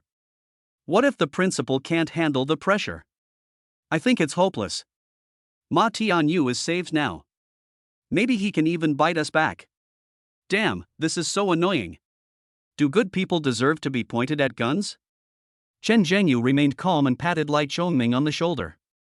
And XIN, do you think Principal Lu looks like someone who was afraid of trouble? Besides, even if the principal really can't handle it, don't I still have him? Lai Chongming looked at him with disdain. Come on, I just pretended to be a genius and now you want to brag again? How can you, a student, take on the head of the Education Bureau? He lowered his voice and leaned close to Chen Zhengyu's ear. I respect you on this matter of the exam. I'm convinced. But don't get involved in this kind of thing. It's not easy to pretend. You might get struck by lightning. Chen Zhengyu knew he meant well and smiled. Don't worry, it's not time for me to take action yet, just watch the show first. I know what I'm doing and I won't act rashly. After hearing what Chen Zhengyu said, Lai Chongming felt relieved and stepped aside to continue watching. In the center of the meeting room, Lu Guowei didn't care about Ma Baoguo's threat. His cold gaze fell on Ma Tianyu again. The chill in his eyes made Ma Tianyu shiver involuntarily, and the arrogance that had just ignited was extinguished in an instant. My uncle, is coming over, Principal Lu, you don't do anything rash. His voice was shaking. Lu Guowei ignored his outward appearance of cowardice and spoke in a voice like a judge delivering a verdict. Ma Tianyu, you ignored the school rules and brought your cell phone into the campus and used it without permission. The crime is even more serious. Another disciplinary action. Boom. Ma Tianyu's face turned completely pale. He originally thought that the punishment would disappear with his uncle's intervention, but he never dreamed that he would receive another demerit. No. Principal Lu. You can't do this. He went completely crazy and started screaming without thinking, if you dare to punish me, my uncle will never let you go. He. Lu Guowei was so angry that he laughed. This is the first time in my life that I've seen a student so brazenly threaten the principal. Today, don't even mention your uncle being the section chief. Even if the King of Heaven comes, you will definitely bear this punishment. As soon as he finished speaking, a security guard rushed in from outside with a panicked look. Principal. Something bad has happened. The head of the Education Bureau has suddenly arrived and asked for you. Everyone in the audience was stunned. Lu Guowei raised his eyebrows and asked calmly, which leader? He said he was the head of the personnel section of the Education Bureau, Ma Baoguo. The security guard answered breathlessly. Oh? You're here quite quickly. A playful smile appeared on Lu Guowei's lips. The Education Bureau was not far from number 1 middle school, but the speed was indeed beyond his expectations. He waved his hand, his tone calm but with irresistible majesty. Got it, let him wait outside. I'll go out and meet him after I finish dealing with the school's internal affairs. The security guard showed an embarrassment, but when he met Lu Guowei's unquestionable eyes, he immediately shuddered and said through gritted teeth, yes. Principal Lu. After saying that, he turned and ran out. This move made everyone dumbfounded. Let the leaders of the Education Bureau wait outside? This is too domineering. Ma Tianyu was overjoyed. He thought that Lu Guowei was afraid and was deliberately delaying time. Ha ha. My uncle is here. Lu Guowei, you're done. It's not too late for you to revoke my punishment now. Otherwise, when my uncle comes, you'll be in big trouble. He started shouting again, and his expression was so annoying that he really deserved a beating. Lu Guowei's patience was finally completely exhausted. The anger in his eyes suddenly erupted, and he raised his hand abruptly and, with all his strength, slapped Ma Tianyu hard in the face. Bang! A loud and crisp slap echoed throughout the conference room. Time stood still at this moment. Everyone was stunned by this sudden slap. Ma Tianyu's left cheek became red and swollen at a speed visible to the naked eye, and a bright red 5-finger mark was clearly imprinted on it. He was completely stunned, covering his face and looking at Lu Guowei in disbelief. Lu Guowei shook his numb hands, his eyes frighteningly cold, and spoke word by word. If you dare to say one more word, you won't be able to study at number 1 middle school anymore. Just drop out. This completely frightened Ma Tianyu. His whole body was shaking violently and he dared not utter a single word. Just when the whole place was dead silent, a powerful and angry voice suddenly came from the door of the conference room. I want to see who dares to make my nephew drop out of school today. Chapter 62, The Mysterious Boss Makes a Domineering Appearance. As soon as the words fell, the door of the conference room was pushed open. A slightly plump middle-aged man with a shiny slicked-back hair walked in with the authority of years of experience in officialdom. Behind him, there were 2 arrogant attendants, who were obviously his followers. And behind them was the security guard who had just run out. At this moment, his face was full of tears and his forehead was covered with fine beads of sweat. The security guard quickly walked up to Lu Guowei, his voice tinged with tears, Principal Lu, I really couldn't stop them. They said they were leaders from the Education Bureau and just barged in. Lu Guowei's eyes swept across the security guard's anxious face, without blaming him too much. He knew that a small security guard was really powerless in the face of pressure from education officials. It's okay, just go to the door and do your job. Lu Guowei's tone was very flat. He paused, his eyes sharpening as he hammered home, but this is just the first time. Next time this happens, you won't have to do it here. The principal's authority must not be violated. School safety is of paramount importance. If anyone can break in by using threats, how can the safety of thousands of teachers and students in Gaohai No. 1 Middle School be guaranteed? Yes. Yes. Principal Lu, I promise. There will definitely not be a next time. The security guard shuddered and instantly understood what Lu Guowei meant. This gives him a chance. He was filled with gratitude and secretly swore that next time, even if the King of Heaven came, he would never open the door without the principal's order. Being a security guard at No. 1 Middle School, the salary is much higher than that of other schools. Principal Lu never looks down on these non-staff members. He doesn't want to lose this job. The security guard bowed and retreated, and the atmosphere in the meeting room instantly dropped to freezing point. Principal Lu, you're really good at showing off your authority. Before Ma Baogui could speak, a follower wearing gold-rimmed glasses behind him took the initiative to attack and spoke in a sarcastic tone. Didn't you see our Chief Ma coming here to give us instructions? Another sharp-nosed and monkey-faced guy chimed in, his chin held high. I'm not asking you to go out and greet them, but at least show some respect and courtesy. Is this the rule taught at Gaohai No. 1 Middle School? The two of them are used to bullying others in the personnel department of the Education Bureau. When they go to various schools, which principal doesn't greet them with a smile and be polite? This is the first time I've been ignored like this. These arrogant remarks immediately ignited the anger of the teachers and students present. Damn, who are these two? They're just bullies relying on the power of others. Look at that face, it's almost as if the words "I am a villain" were carved into it. What's so great about the Education Bureau? This is a school, not your backyard. The students lowered their voices and started criticizing without hesitation. The teachers' faces also looked quite grim. These people in the HR department are becoming more and more outrageous. You rely on the little power you have and think you're a big shot. Don't you even realize where you are? If Principal Lu shows his weakness today, our No. 1 Middle School will be completely disgraced. Chen Zhengyu crossed his arms and watched with great interest the drama that was caused by him. He had long anticipated that this matter would not be resolved so easily. A guy like Ma Tianyu wouldn't dare to be so arrogant if he didn't have someone backing him up. However, he wanted to see how powerful this so-called Ma Guzhang was. If Principal Lu really can't stand it, then he doesn't mind personally teaching these people how to behave. Just as everyone was talking about it, Lu Guowei finally moved. He didn't even look at Ma Baogui, his cold gaze fell directly on the two shouting followers. You, what are you? Do you have the right to speak here? Lu Guowei's voice was not loud, but it was like a sharp knife, instantly piercing the arrogance of the two men. The smugness on the two men's faces froze instantly, turning purple. They were so angry that they were shaking all over, but couldn't utter a word. They had never suffered such a great humiliation in any school. This move stunned the teachers and students present. Holy crap! The principal is awesome. His verbal attacks are simply king level. He's blaming everyone, everything, and everything. He even dares to confront people from the Education Bureau. So cool. I declare that from today on, Principal Lu is my idol. This is what a real man does.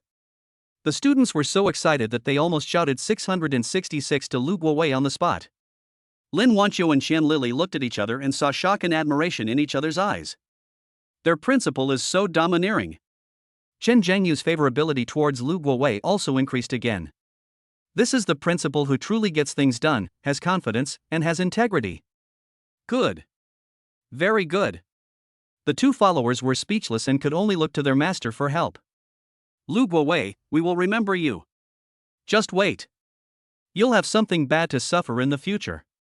Ma Baogui finally spoke. His face was so gloomy that water seemed to drip out of it, and his eyes were full of resentment. You've offended our entire HR department today. He took a step forward, releasing his official authority without reservation and pressing towards Lu Guowei. You're just a middle school principal. Why do you think I, the head of your school's personnel department, can't handle you? What a joke. He stretched out a finger and pointed at Lu Guowei, his tone full of alms. I'm giving you a chance. Now, immediately, right now. Apologize to my two colleagues, to me, and to my good-for-nothing nephew. Then, revoke all disciplinary decisions against Ma Tianyu. I can be generous and pretend that everything that happened today never happened. His voice suddenly rose and became threatening.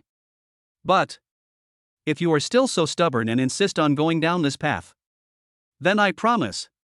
At the Bureau's party committee meeting next Monday, I will personally propose that you be removed from all your positions as secretary and principal of Gaohai No. 1 Middle School. Let someone who is more obedient and capable take your place. Boom. These words were like a bombshell dropped on the calm lake. Dismissal. This is the most direct and deadly threat. Lai Chongming and others' hearts instantly rose to their throats. Su Muqing also looked at Chen Zhengyu worriedly, her cold eyes filled with tension. The entire conference room was silent. Everyone's eyes were focused on Lu Guowei. However, faced with this threat that was enough to overwhelm any principal, there was no fear on Lu Guowei's face. He even revealed a meaningful sneer. Just when Ma Baogua thought he had already won and was about to enjoy Lu Guowei's panicked expression, a voice full of energy and supreme majesty suddenly came from the door of the conference room. Who wants to revoke my brother's position? Why don't you take a piss and look at yourself to see how much you weigh? This voice seemed to have the power to penetrate everything, instantly overwhelming all the sounds in the audience. The smug expression on Ma Baogua's face froze in an instant. He turned his head sharply and looked towards the door. I saw a man wearing a dark jacket, with a square face and a majestic look, striding in. And after seeing the person coming, the sneer on Lu Guowei's face finally turned into complete relief. The person he was shaking had arrived. Chapter 63, Director Huang has arrived.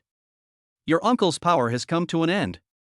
When Ma Baogua and his two followers saw who was coming, the arrogance on their faces disappeared without a trace. Instead, there was deep shock and a hint of embarrassment that was hard to conceal. Director Huang. Director Huang? Ma Baogua stammered, with a hint of uncertainty in his voice. Why are you here? The person who came was Huang Haidao, the deputy director of Gaohai City Education Bureau. He was mainly in charge of finance and logistics, but a higher-ranking official could crush someone more powerful than him, and the title of deputy director was enough to make Ma Baogua feel suffocated. What's even more terrible is that Ma Baogua is not from Huang Haidao's lineage.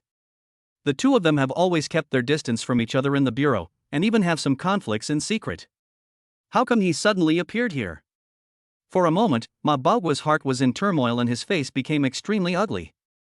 If I don't come, how can I see the power of your Ma section chief?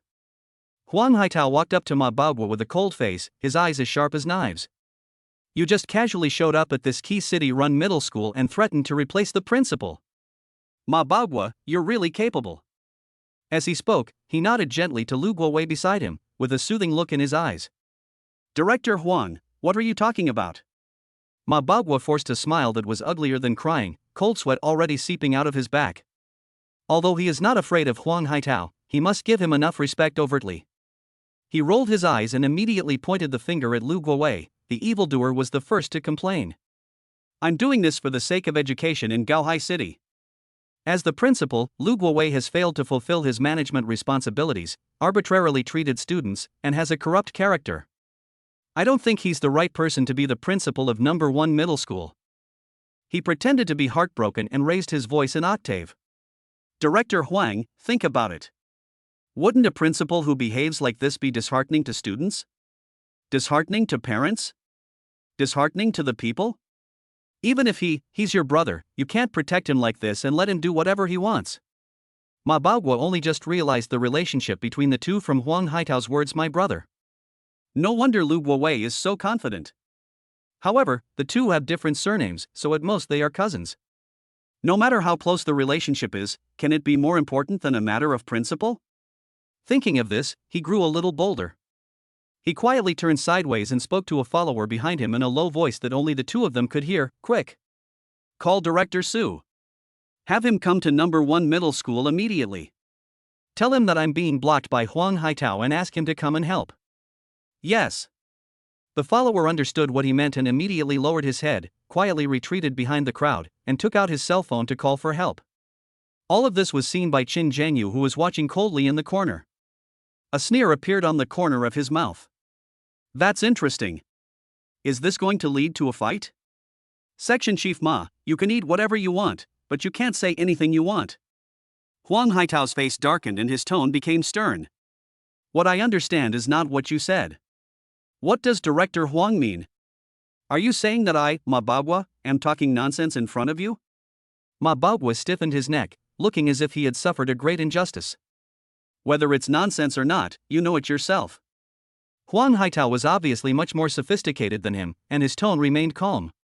Or, you were deceived by your good nephew. He didn't tell you the whole story. You. Come here.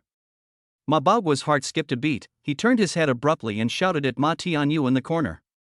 Ma Tianyu trembled all over and crawled to Ma Bagua. A pitiful expression instantly appeared on his face and tears came to his eyes.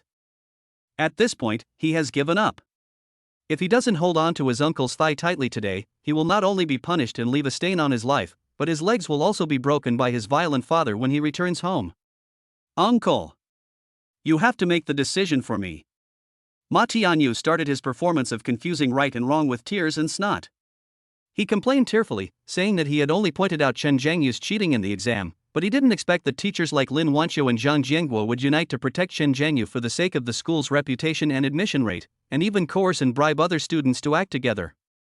As the only righteous man who was unwilling to go along with the evil, he was retaliated against by the principal and teachers. This shameless lie shattered the three views of all the teachers and students present. The conference room exploded instantly. I have never seen such a shameless person. Lai Chongming was the first one who couldn't help but curse. Oh my god, he deserves an Oscar. With his acting skills, it would be a shame if he didn't act. Even calling a deer a horse isn't as outrageous as him. Does he think everyone here is a fool? What's shamelessness? He's probably never had it since he was born. That's amazing. It's a waste of his talent if he doesn't become an influencer and promote products. The students were filled with righteous indignation and pointed fingers at Ma Tianyu one by one. The teachers' faces looked extremely ugly. Shen Lily was so angry that her chest heaved violently. She pointed at Ma Tianyu and said to Lin Wanqiu beside her, I've been teaching for so many years, but this is the first time I've seen a student who lies with his eyes open and calls black white. I'm really enlightened. Lin Wanqiu's pretty face was also icy, and her beautiful eyes behind the lenses were full of anger. His behavior has been corrupted to this extent. He is simply a disgrace to our education community. Head teacher Zhang Jianguo was so angry that he was shaking all over. He pointed at Ma Tianyu and couldn't utter a word for a long time. You are confusing right and wrong. You are simply confusing right and wrong. You are so shameless. Chen Zhengyu's expression also turned completely cold. He had thought that Ma Tianyu would be shameless, but he didn't expect that he could be so shameless as to break the bottom line. It is true that the lowest people are invincible. This guy has really figured out the meaning of this sentence. Ma Tianyu's acting was so realistic. Ma Bagua was protective of his nephew, and at this moment he was completely deceived by his nephew's true feelings. The anger in his heart was ignited again. He looked at Huang Haidao fiercely and asked confidently, Director Huang, did you hear that? My nephew usually has excellent grades and is a 3 good student every year. Would he speak nonsense? He's the pride of our Ma family. He's a top student who's always been in the top 10 of his grade. If we can't even trust him, who else can we trust? This bandit logic once again ignited the entire audience. Top students don't lie? What kind of divine logic is that? 3 good students? I think they are students with distorted values, who say all the nice things but never do anything good. Absolutely. Like uncle, like nephew. Is this whole family so unreasonable? Good grades and good character are 2 different things. Doesn't Section Chief Ma even understand this? This is a blatant insult to the intelligence of all our teachers. That's just far-fetched talk. It's irrational. Faced with the public outrage, Huang Haitao frowned tightly. He glanced at Ma Tianyu, who was still crying, and a hint of disgust flashed in his eyes. This kind of student is a nuisance no matter how good his grades are. Section Chief Ma, what you mean is that the words of a student who is full of lies can be trusted, but the words of a principal who has led the school to achieve the best teaching quality in the city for 5 consecutive years cannot be trusted? Huang Haitao asked coldly. I didn't say that. Ma Bagua sneered and started to speak sarcastically. But who knows how they achieved the city's top ranking for 5 consecutive years? Perhaps this is a false honor earned by instigating students to cheat en masse? He glanced at Huang Haitao meaningfully and said, after all, some people will resort to any dirty tricks to climb the ladder and achieve political achievements. The two followers behind him immediately found the direction of attack and began to fan the flames. Exactly. Who knows how valuable the first place ranking is in these 5 years? I think it's quite a bit of water. Director Huang, please don't let family affection blind you. Officials protecting each other is unacceptable. I think this matter must be thoroughly investigated. I think Gaohai No. 1 Middle School is rotten from the root. We need to scrape the bones and cure the poison. You are slandering me. Lu Guowei's face was extremely gloomy. Even if he was usually very cunning, he couldn't help it at this moment. This is not only slandering him personally, but also trampling on the hard work and efforts of all teachers and students of Gaohai No. 1 Middle School over the past 5 years. This is the bottom line that he absolutely cannot tolerate. Just when the atmosphere in the conference room was tense to the extreme, the follower who had just run to make a phone call suddenly rushed back with a happy face. Behind him, the security guard with a bitter face followed in again, looking extremely panicked. Lu, Principal Lu. The security guard ran to Lu Guowei with a trembling voice. Director Su from the Education Bureau is here. Chapter 64, the director is trying to smooth things over? Then today I will teach you what the rules are. Director Su? Lu Guowei's heart sank suddenly. He had never called him Director Su. He subconsciously turned his head and looked at Huang Haitao beside him. Huang Haitao's expression instantly turned very ugly. He shook his head very slightly at Lu Guowei, indicating that he was not the one who called the person. Director Su Jianjun, is the de facto head of the Municipal Education Bureau. And he, Huang Haitao, is the second in command. In officialdom, 1 and 2 often represent two completely different camps. Huang Haitao lowered his voice and leaned close to Lu Guowei's ear, his voice so fast that it was almost inaudible. You and I both know that Lao Su and I are not on the same page. This is probably the reinforcements that Ma Baogua, that idiot, called in. Lu Guowei's eyes turned cold and he nodded. He knows everything about the officialdom in Gaohai City. Behind Su Jianjun and Huang Haitao stand two competing deputy mayors of the city. Naturally, the people under them are fighting openly and secretly and are incompatible with each other. Let's go and pick him up together. Lu Guowei said in a deep voice. No matter how fierce the private fights, the rules and etiquette must not be abandoned. When the top leader arrives, he, as the principal, must personally greet him. Yeah. Huang Haitao responded. Lu Guowei turned around and said to the teachers and students in the conference room, wait here for a moment. I'll be back soon. Holy crap. Another director? What kind of fight is going on today? Director Su is the boss. Can Principal Lu and Director Huang handle this? It's over. Why do I feel like we're going to lose? Is that bastard Ma Tianyu really going to turn the tables? The students immediately started talking again, and the hope that had just risen seemed to be poured down with a bucket of cold water. This is troublesome. Director Su and Director Huang have never gotten along. He came here at this time obviously to support Ma Baogua. Lin Wanqiu frowned and said to Qian Lili worriedly. Officials really protect each other. Are the efforts and persistence of us frontline teachers worthless in their eyes? Qian Lili was so angry that she crossed her arms, her full chest heaving. I hope Principal Lu can withstand the pressure, otherwise, the atmosphere of our No. 1 middle school will really be ruined. Grade Director Zhang Jianguo adjusted his glasses, his eyes full of heaviness. Under the complicated gazes of the crowd, Lu Guowei and Huang Haitao quickly walked out of the meeting room. Upon seeing this, Ma Baogua's face instantly revealed an expression of uncontrollable pride. He glanced at the whole audience with pride, straightened his slicked back hair, and followed the two lackeys out arrogantly, as if he was the protagonist of the day. Not long after, the group returned to the conference room. Qin Zhengyu's physical fitness is 16 times that of an ordinary person, and his eyesight is frighteningly sharp. Before he even entered the door, he could already see the situation outside. A middle-aged man with a Mediterranean hairstyle, a beer belly and a smiling face was walking in the middle. He must be the top leader, Director Su. On his right were Ma Baogua and his two followers, who were nodding and fawning, and another unfamiliar person, probably Director Su's own secretary. On his left were Huang Haitao and Lu Guowei, both with calm expressions. When a group of people walked in, Director Su glanced around as if he was inspecting his own territory, and then sat down at the top seat in the conference room with his legs and feet held high. Dear students and teachers, please stop standing.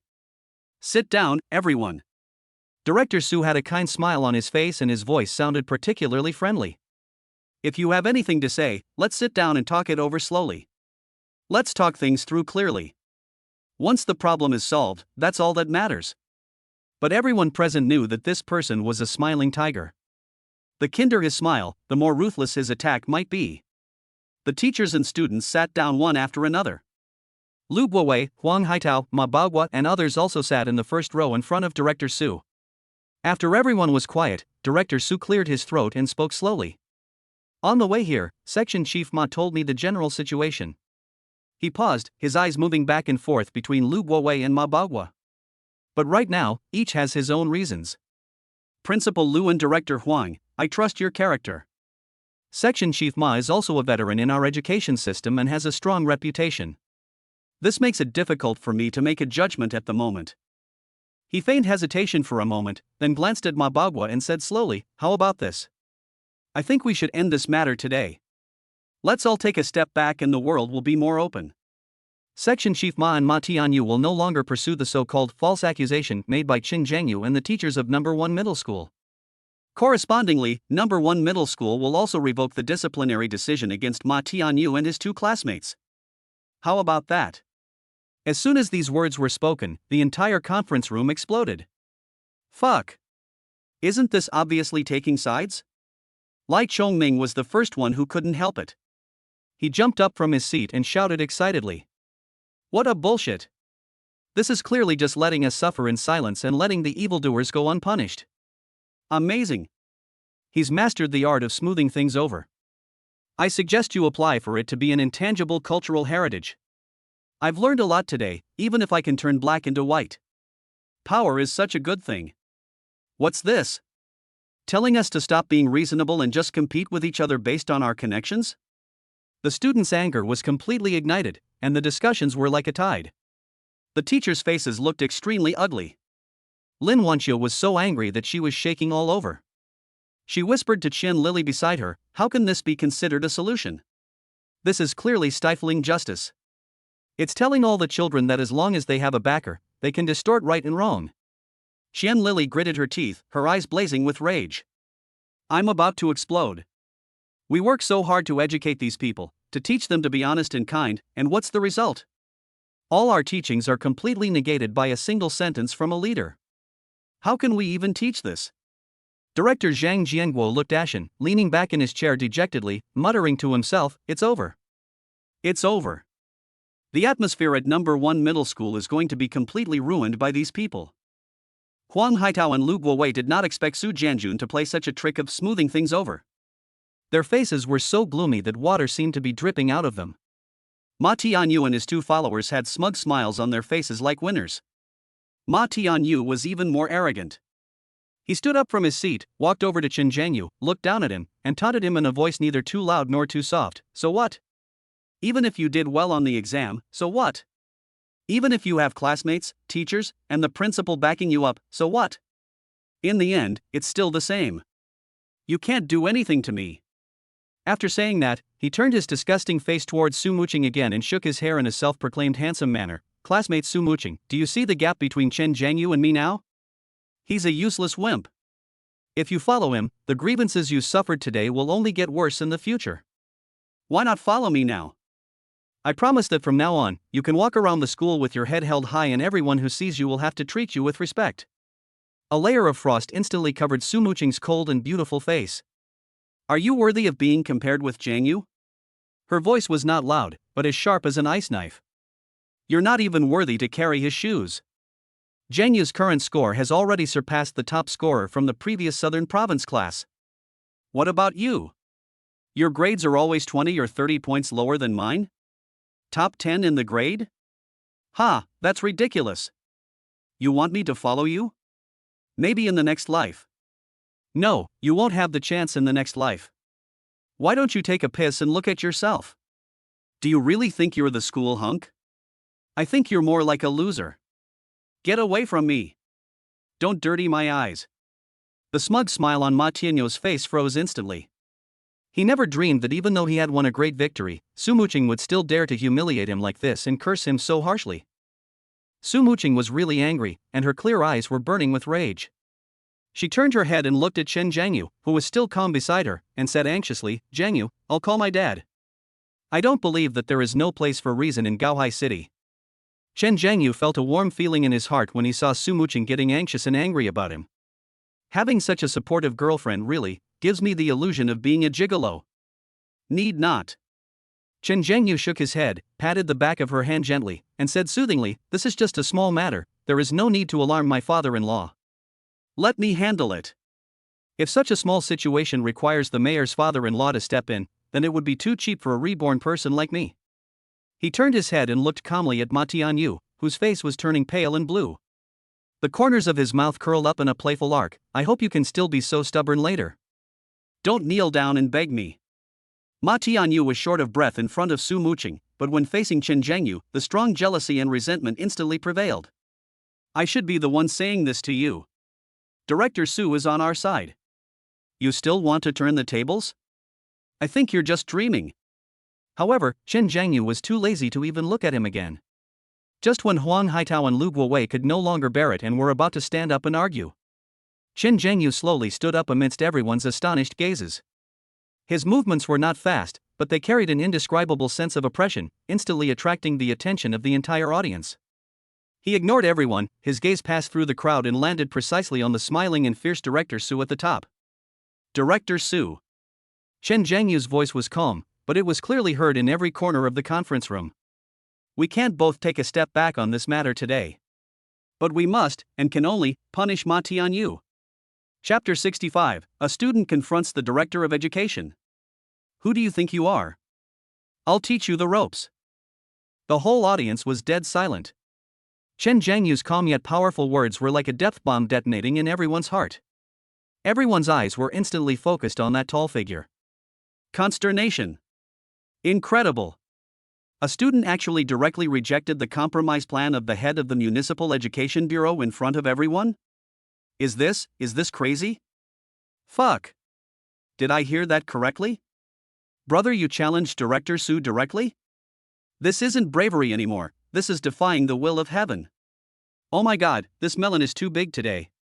I'm numb, really numb. This is a real man, 10,000 times better than a clown like Ma Tianyu who can only shake people. The students lowered their voices, but they could not conceal the shock and excitement in their tone. The teachers all had wonderful expressions. This kid is too impulsive. This is going to get really out of hand. Although it's satisfying, this is Director Su, the top boss. How will this end for a student of his? It's over, it's over. Now Principal Lu and Director Huang are going to be dragged into this situation by him. Why can't this kid just hold back for a while? Lin Wanqiu's heart suddenly tightened. She looked at Chen Jiangyu's resolute and courageous profile, and his tall back that was unafraid of power, and the softest part of her heart was deeply touched. How can he be so brave? How dare he be so brave? An indescribable feeling, a mixture of admiration and worry, was growing wildly in her heart. It is detected that the host's favorability towards the beautiful woman Lin Wanqiu, whose overall score is 86, has increased. Current favorability towards the host, 89. A sudden system prompt sounded in Chen Jiangyu's mind, but he had no time to pay attention to it at the moment. What followed was Lin Wanqiu's worry that almost overflowed from her eyes. He is a student, and he dares to speak to the director of the Education Bureau like this. This may lead to him being expelled from school directly. On the other side, Chen Lily's fiery eyes were also shining brightly. She crossed her arms and looked at Chen Jiangyu with interest. This kid really always comes up with something new every time. In an occasion where all the students and even all the teachers didn't dare to say a word, he actually dared to stand up and speak to the head of the Education Bureau in a tone that was almost like a lecture. Thinking of this, the admiration in her eyes when she looked at Chen Jiangyu became even stronger. It is detected that the host's favorability towards the beautiful Chen Lily, who has an overall score of 85, has increased. Current favorability towards the host, 55 points. Chen Jiangyu's heart moved slightly, but his face remained calm. Su Muqing sat next to him and seemed much calmer. After spending so much time with Chen Zhangyu, she has become somewhat immune to the surprising actions her man occasionally makes. Although she was a little worried, when she thought of Chen Zhangyu's calm and composed look that made her feel at ease, a firm trust inexplicably rose in her heart. Her beautiful eyes shone brightly as she stared at Chen Zhangyu, looking forward to his next performance. In the conference room, the other female students who served as supervisors looked at Chen Zhangyu with completely changed eyes. It was no longer pure shock, but a hot glow mixed with admiration and love. Chen Zhangyu. Sit down. Lin Wanqiu finally couldn't help it and anxiously wanted to go forward and pull Chen Zhangyu back. However, it was too late. Ma Baoguo was like a cat whose tail was stepped on. He suddenly jumped up from his chair, pointed at Chen Zhangyu's nose and cursed. Who do you think you are? How dare a fresh-faced student speak to our director Su like that? Do you have the right to speak here? What do you, a student, know? Lin Wanqiu froze in her tracks. She knew it was too late, so she could only sit back anxiously, her eyes fixed on Chen Zhangyu. At the top, the amiable smile on Su Jianjun's face had long since disappeared without a trace. Instead, there is an unrelieved gloom. A young boy, an ant in his eyes, actually dared to slap him in the face in public and embarrass him. Where would he put his reputation after years of immersion in officialdom? Principal Lu. Su Jianjun turned his gloomy gaze to Lu Guowei, his tone full of accountability. Is this the good student you taught at number 1 middle school? Is this how you talk back to your elders? You're so disrespectful and have no manners at all? Lu Guowei's face also looked extremely ugly. He knew that Chen Zhangyu wanted to stand up for the school, but his method was too radical. Su Jianjun even turned a deaf ear to what he and Huang Haidao said. For a student like Chen Zhangyu to be so stubborn would only have the opposite effect. Just as Lu Guowei was about to speak to smooth things over, Chen Zhangyu took the initiative and took action. He didn't even look at the furious Ma Baoguo, but turned his gaze to him first. My name is Chen Zhangyu. His voice was not loud, but it was clear above the noise in the room. An ordinary high school senior who was falsely accused of cheating on an exam by your good nephew Ma Tianyu. After a pause, Chen Zhangyu raised the corner of his mouth in a cold arc. For your rude and uncivilized remarks just now, I will respond to you in a more civilized way. I only know that you and your nephew are not good people. Boom! The faces of Ma Tianyu and Ma Baoguo, uncle and nephew, instantly turned purple and they were shaking with anger. The other teachers and students in the conference room, after a brief moment of surprise, burst into an uncontrollable low cry. Fuck! Brother Yu is awesome. A cultured man curses without even a single curse word. Ha ha ha ha. That's not a good thing. Good scolding. It's so satisfying. He's going crazy. Brother Yu is completely going crazy today. I'd like to call him the king of big talk. Great. Seeing the frustrated looks on the Ma family uncle and nephew's faces, I can eat 3 more bowls of dinner. Amazing. I give this output full marks. Just wondering who else is out there. The teachers also looked shocked and relieved. This kid has such a sharp tongue. But, it feels so damn good. Killing people and destroying their hearts. Killing people and destroying their hearts. Ma Baoguo is almost losing face. I've been teaching for 20 years, and I've never seen such a courageous student. Today really opened my eyes. That's right. They are not good people. This is the backbone we at number 1 middle school should have. We can't let these scumbags ride on our heads and shit on us. You. Ma Baoguo pointed at Chen Zhangyu, his lips trembling with anger, and he couldn't utter a complete sentence for a long time. Ma Tianyu's eyes were blazing with fire, and he wished he could rush up and tear Chen Zhangyu's mouth apart. However, Chen Zhangyu did not give them any chance to fight back. As for the other questions you asked, I'm too lazy to answer you. He glanced at Ma Baoguo with disdain and said lightly, after all, it's too difficult to communicate with something that is nothing. I'd better talk to Director Su first. After saying that, he ignored Ma Baoguo who was about to explode with anger and refocused his gaze on Su Jianjun, who had a gloomy face. First of all, Director Su, it's not your place to question whether I'm a good student. My teachers and classmates will give me the most fair evaluation. Secondly, I'm already very polite. Chen Zhangyu's eyes suddenly became sharp.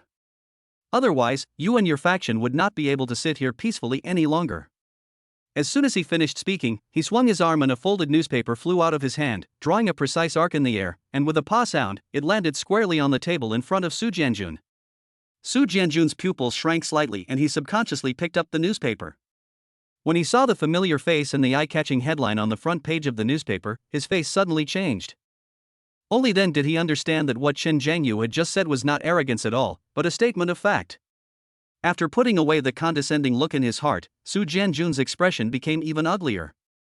What? You can't reason with me, so you want to use violence to coerce me? He slammed the newspaper on the table, trying to use his official power to intimidate this ignorant student. You've studied for so many years, don't you know the consequences of threatening state officials?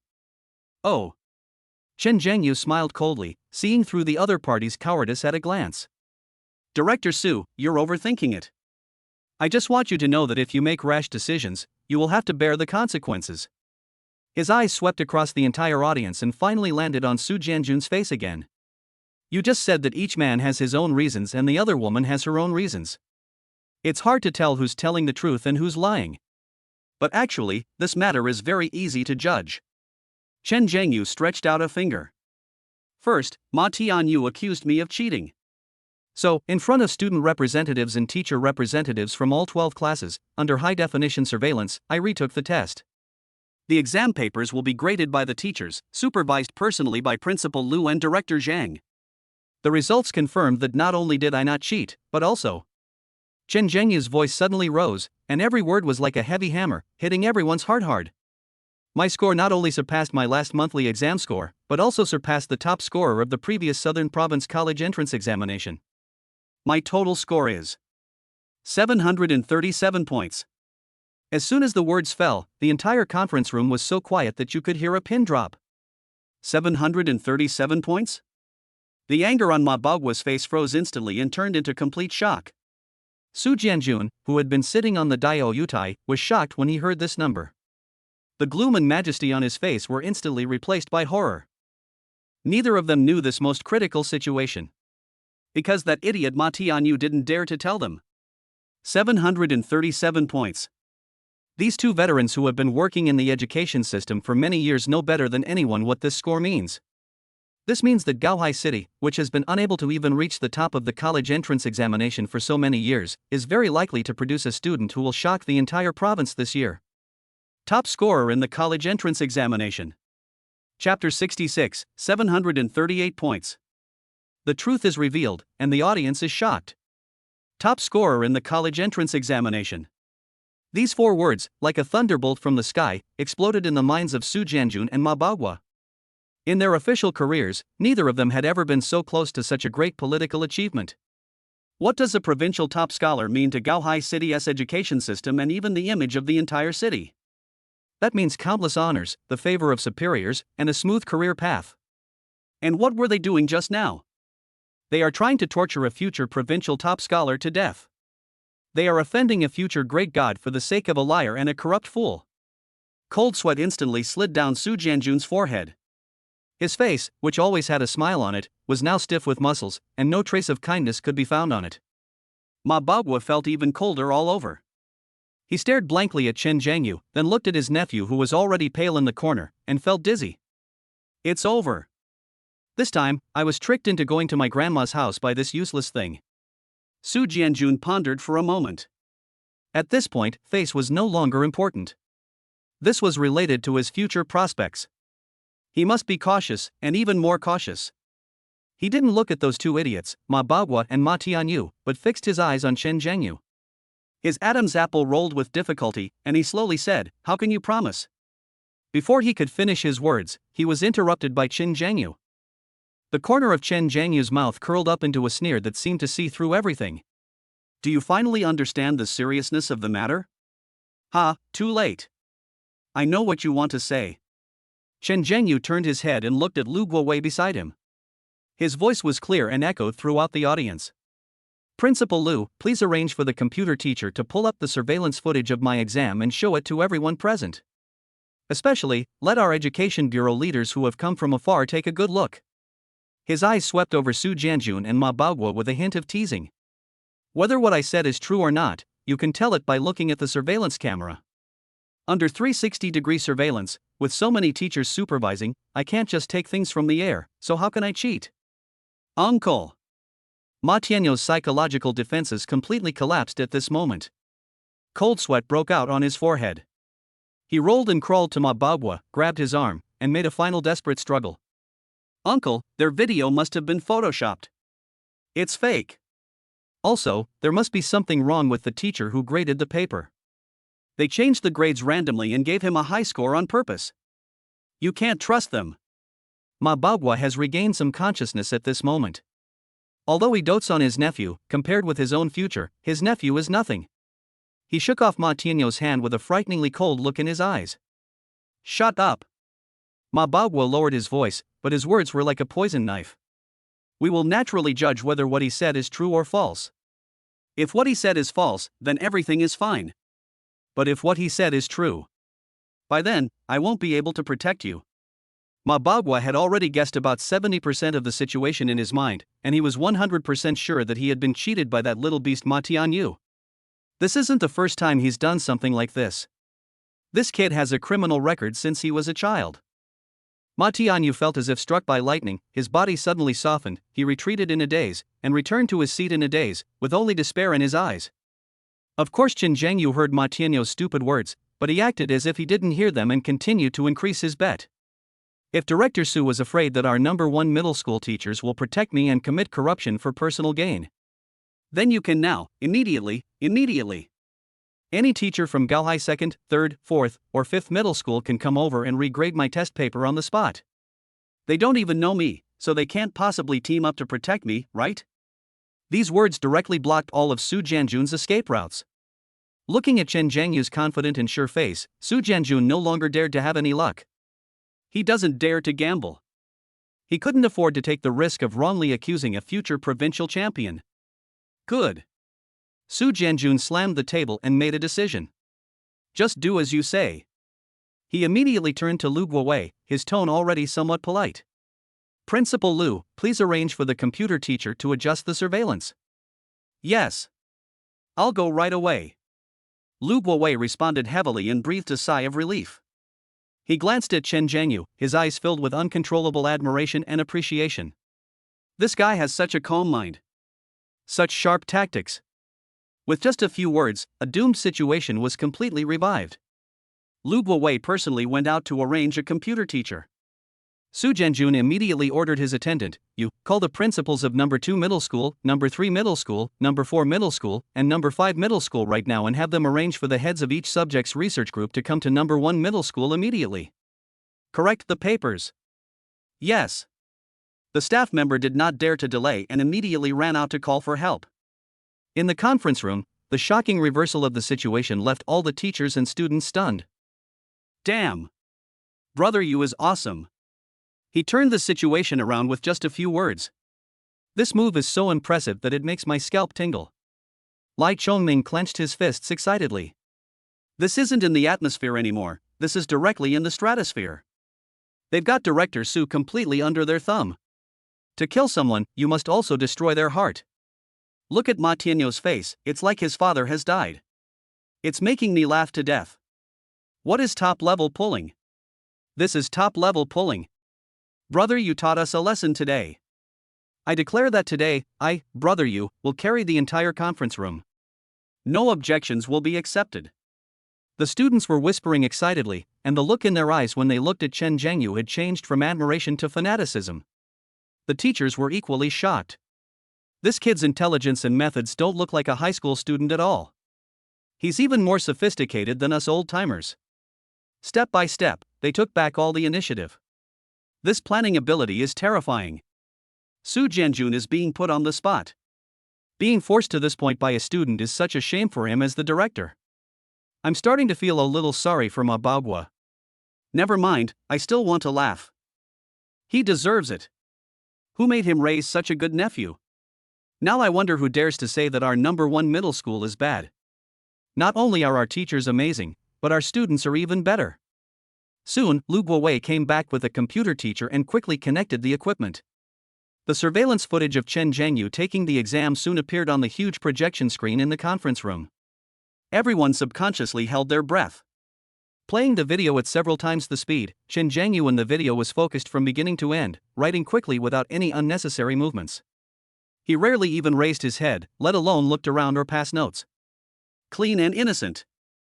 Be open and honest. As the video played, Su Jianjun and Ma Baoguo's expressions became more and more solemn and ugly. Monitoring says it all. Chen Zhengyu, it's impossible to cheat. Then, there is only one truth. Cold sweat had soaked Su Jianjun's shirt and back. Ma Baoguo stared at his nephew intently, with a look as if he wanted to eat him alive. Ma Tianyu and his two followers' faces were so pale that they could not be described as pale. They were as pale as paper, and their bodies were shaking uncontrollably like sieved chaff. After watching the 20-minute video, the conference room fell silent. Just at this moment, the door of the conference room was pushed open again. Several middle-aged teachers with extraordinary temperament and in a hurry walked in, led by Su Jianjun's follower. The heads of the subject teaching and research groups of Gaohai City's number 2, number 3, number 4, and number 5 middle schools, for key high schools, and a group of the city's top teachers have arrived. As soon as they entered, they felt the strange atmosphere in the conference room, but they didn't ask much and went straight to work. Chen Zhengyu's 4 test papers, still smelling of ink, were solemnly handed to them. A revision that affects the fate of countless people has officially begun. These teachers are the elite among the elites, and their professional abilities are terrifyingly strong. 10 minutes later. Correction is complete. A highly respected Chinese teacher put down his red pen and was the first to make the announcement. Immediately afterwards, the grading results for mathematics, English, and liberal arts were also released. The scores were summarized in front of Su Jianjun. He looked at the final number and his pupils suddenly contracted. Everyone's eyes were focused on him. The old Chinese teacher adjusted his glasses and looked at Chen Zhengyu with excitement and appreciation in his eyes. He cleared his throat and announced the final result in an almost pilgrim tone. After the 4 of us jointly reviewed and approved it. Student Chen Zhengyu's total score is 738 points. It was 1 point higher than the previous one corrected under the supervision of Lu Guowei and others. Boom! This number, like a nuclear bomb, exploded in the hearts of everyone in the conference room. Chapter 67, the director bowed and apologized on the spot. With just one word from me, your Ma family will be wiped out. Wow! That's awesome. It's 1 point higher than the ones our teachers give us at school. A male classmate was so excited that he almost overturned the table. When he looked at Chen Zhengyu, he was no longer looking at a classmate, but at a god. 738 points. This number, like a nuclear bomb dropped into a calm lake, created a huge wave in the entire conference room. The students were completely excited. Holy crap! 738. I'll never get that score in my lifetime. Brother Yu, my god. It's confirmed.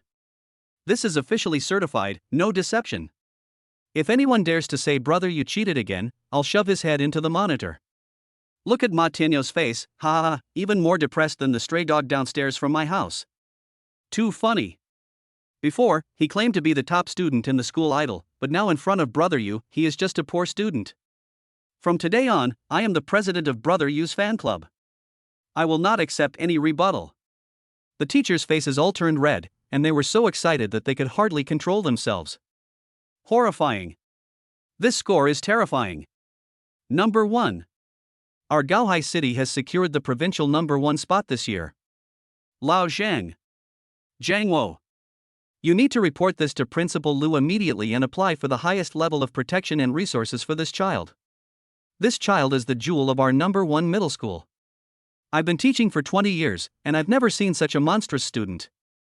Today really opened my eyes. Look at the expressions on Director Su and Ma Baoguo's faces. They're like a palette, changing from white to blue, and from blue to purple. It's amazing. This kid not only has incredible grades, but his mental toughness and ability to control situations don't even look like a high school student. He's even more experienced than us old foxes. Lin Wanqiu and Chen Lili looked at each other and saw extreme shock and brilliance in each other's eyes. Especially Lin Wanqiu, her heart was pounding as she looked at the back of that person who was still standing tall as a pine tree in the center of the storm. An emotion called pride and admiration almost overwhelmed her. It is detected that the host's favorability towards the beautiful woman Lin Wanqiu, whose overall score is 86, has increased. Current favorability towards the host, 90. Su Muqing's eyes were full of little stars. She proudly puffed out her chest, as if the person standing in front of everyone, shining brightly, was herself. This is my man. The most powerful man in the world. Amidst the frenzied atmosphere of the entire venue, there was a corner that was lifeless. It's over. All the strength in Ma Tianyou's body was drained away. He collapsed completely in his seat, his eyes empty, and he muttered unconsciously to himself. There's really no hope now. He remembered his uncle's cold eyes and warning just now, and he knew that he had been abandoned. Everything he had, his pride, his future, were shattered at this moment by that score of 738. The two followers beside him also looked ashen and their bodies were shaking like sieves. They originally just wanted to follow Ma Tianyu to show off their power and swell up their sleeves in school to vent their anger. Who would have thought that he would kick a piece of iron plate harder than diamond? No, this is not an iron plate, it is a titanium alloy steel plate with high voltage electricity. When they thought about the serious punishment that would be recorded in their files and affect their future prospects, the regret and fear in their hearts grew like weeds. When regret reaches its extreme, it turns into anger. The negative emotions finally found an outlet and turned to the culprit. It's all your fault. One of the followers turned his head suddenly, staring at Ma Tianyu with red eyes, and growled with gritted teeth, "Why did you mess with him for no reason?" Right. If it weren't for you, an idiot, how could we have been punished? Another one also exploded, "Ma Tianyu, you're a fucking bastard. You're a troublemaker." The quarrel between the two followers completely broke Ma Tianyou's tense nerves. He raised his head after being scolded, his face full of crazy anger. How could he be insulted like this by his former henchman? Blame me? He stood up suddenly, pointed at the two men's noses and screamed, "Don't you have a share? When you framed him, didn't you say a word? Did I force you to come with me? Ha! You all came here willingly. Now you want to put all the blame on me? Dream on. Two idiots. You bastard. It's all your fault, and you still dare to scold us. Beat him." The two followers who were hit in the sore spot were completely furious. Like two mad wild dogs, they pounced on Ma Tianyu and wrestled with him. A fight broke out in the conference room instantly. Grab the hair, pinch the neck, kick the calves. The three school bullies who were so arrogant just now were now like street thugs, fighting without any rules and in a very ugly manner. This sudden scene stunned all the teachers and students in the audience, and then they broke out into uncontrollable laughter and discussion. Oh my god. This is the drama of the year. Dog bites dog, and it's all a mouthful of fur. Fight, fight. Ah, this is so exciting. I suggest the school do a live broadcast. I'll be the first to pay for the tickets. Is this the legendary fake brotherhood? When disaster strikes, everyone flees, and before they flee, they have to fight among themselves first. This is so funny. Weren't they very united when they were framing Brother Yu? Now they're fighting among themselves? Serves you right. It makes me so angry just watching. Hit him harder. The teachers also watched with great interest, and the expressions on their faces were wonderful. How shameful. It's absolutely disgraceful. Zhang Jianguo, the head teacher at the grade, adjusted his glasses but couldn't help but raise the corners of his mouth. Principal Lu, do we need to call security? I think they are quite devoted to the fight. I hope they don't break the school desks and chairs. A teacher joked. This is the good student taught by Ma Baogua. He has bad character, no sense of responsibility, and only knows how to shirk responsibility when encountering problems. You brought this upon yourself. No sympathy at all. Now, there's another reason for the punishment: fighting in a group during an important school meeting. This play is better than the skits in the Spring Festival Gala. Ma Baogua looked at his nephew's miserable appearance, his face so dark that ink could drip out. Although he was angry at Ma Tianyou's deception, he was the only son of the next generation of the Ma family and his nephew after all, so he naturally could not watch him being beaten by two followers. He suddenly stood up, rushed over with his two followers from the Education Bureau, and roughly separated the three people. That's enough. Ma Baogua let out a roar. Hit you again. I'll have Principal Lu give each of you another punishment. When they heard the word punishment, the three people who were fighting shuddered and stopped moving instantly. Although he still glared at the other person and wanted to eat him, he did not dare to attack him again. On the other side, Su Jianjun's expression was even uglier than Ma Baogua's. He stared at Ma Baogua angrily, cursing this idiot 1,000 times in his heart. Without figuring out any of the situation, he dared to call me over in a hurry to support him? This is a stupid teammate. He is pushing himself into the fire pit. If it weren't for this top-ranked scholar named Chen Zhengyu who was bold and careful, and who dared to confront and make things clear, if I really had to suppress this matter by force. He didn't even dare to think about the consequences. He had offended a future provincial champion and stifled a genius.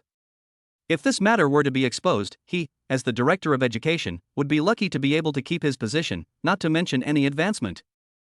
Thinking of this, Su Jianjun felt a pang of fear and cold sweat broke out on his forehead again. He secretly made up his mind that Ma Baogua, this idiot, must be kicked out of his team immediately. If he stayed any longer, he would be killed by him sooner or later. Having made up his mind, Su Jianjun's expression suddenly changed 180 degrees. All the gloominess and anger disappeared, replaced by an extremely warm and even somewhat guilty smile. He turned around and looked at Chen Zhengyu seriously. Student Chen Zhengyu. His voice was loud and sincere. Today's incident is all thanks to you. Otherwise, not only you, but all the teachers and students of No. 1 Middle School would have suffered an unjust injustice. I would like to express my sincerest apologies to you and all the teachers and students at No. 1 Middle School for my misjudgment and inappropriate remarks just now. After he finished speaking, in front of everyone's horrified gaze, Su Jianjun, the head of the Municipal Education Bureau, actually bowed deeply to Chen Zhengyu, a senior high school student. 90 degrees. The standard couldn't be more standard. This scene made the entire conference room quiet in an instant. Everyone's eyes widened and their mouths opened so wide that an egg could fit in. Huang Haitao's pupils shrank as he thought to himself, old Su's move is brilliant. He's incredibly resilient and shameless. With this one move, he pulled himself out of the quagmire in an instant. Amazing. Ma Baogua shuddered, as if he had fallen into an icy cave. He knew that the director's bow was for Chen Zhengyu to see, but it was also a declaration to everyone that he, Ma Baogua, had been completely abandoned. Several other staff members from the Education Bureau also looked at each other in confusion, their hearts in turmoil. Oh my God, the director actually bowed and apologized to a student? If this gets out, the entire Gaohai City education system will be shaken. This Chen Zhengyu is too proud. The students and teachers were even more shocked. What did I see? Am I blind? The director bowed to Brother Yu? Holy crap! This lineup is packed. It's the only one of its kind in Gaohai City. Brother Yu, from now on, you are my only brother. My dear brother. This is amazing. This isn't just a cool story anymore, this is a godlike story. I feel like I'm dreaming today. This is so unreal. Chen Zhengyu watched Su Jianjun's actions and nodded secretly in his heart. This old fox is really a flexible person. For the sake of his future, he said no to it.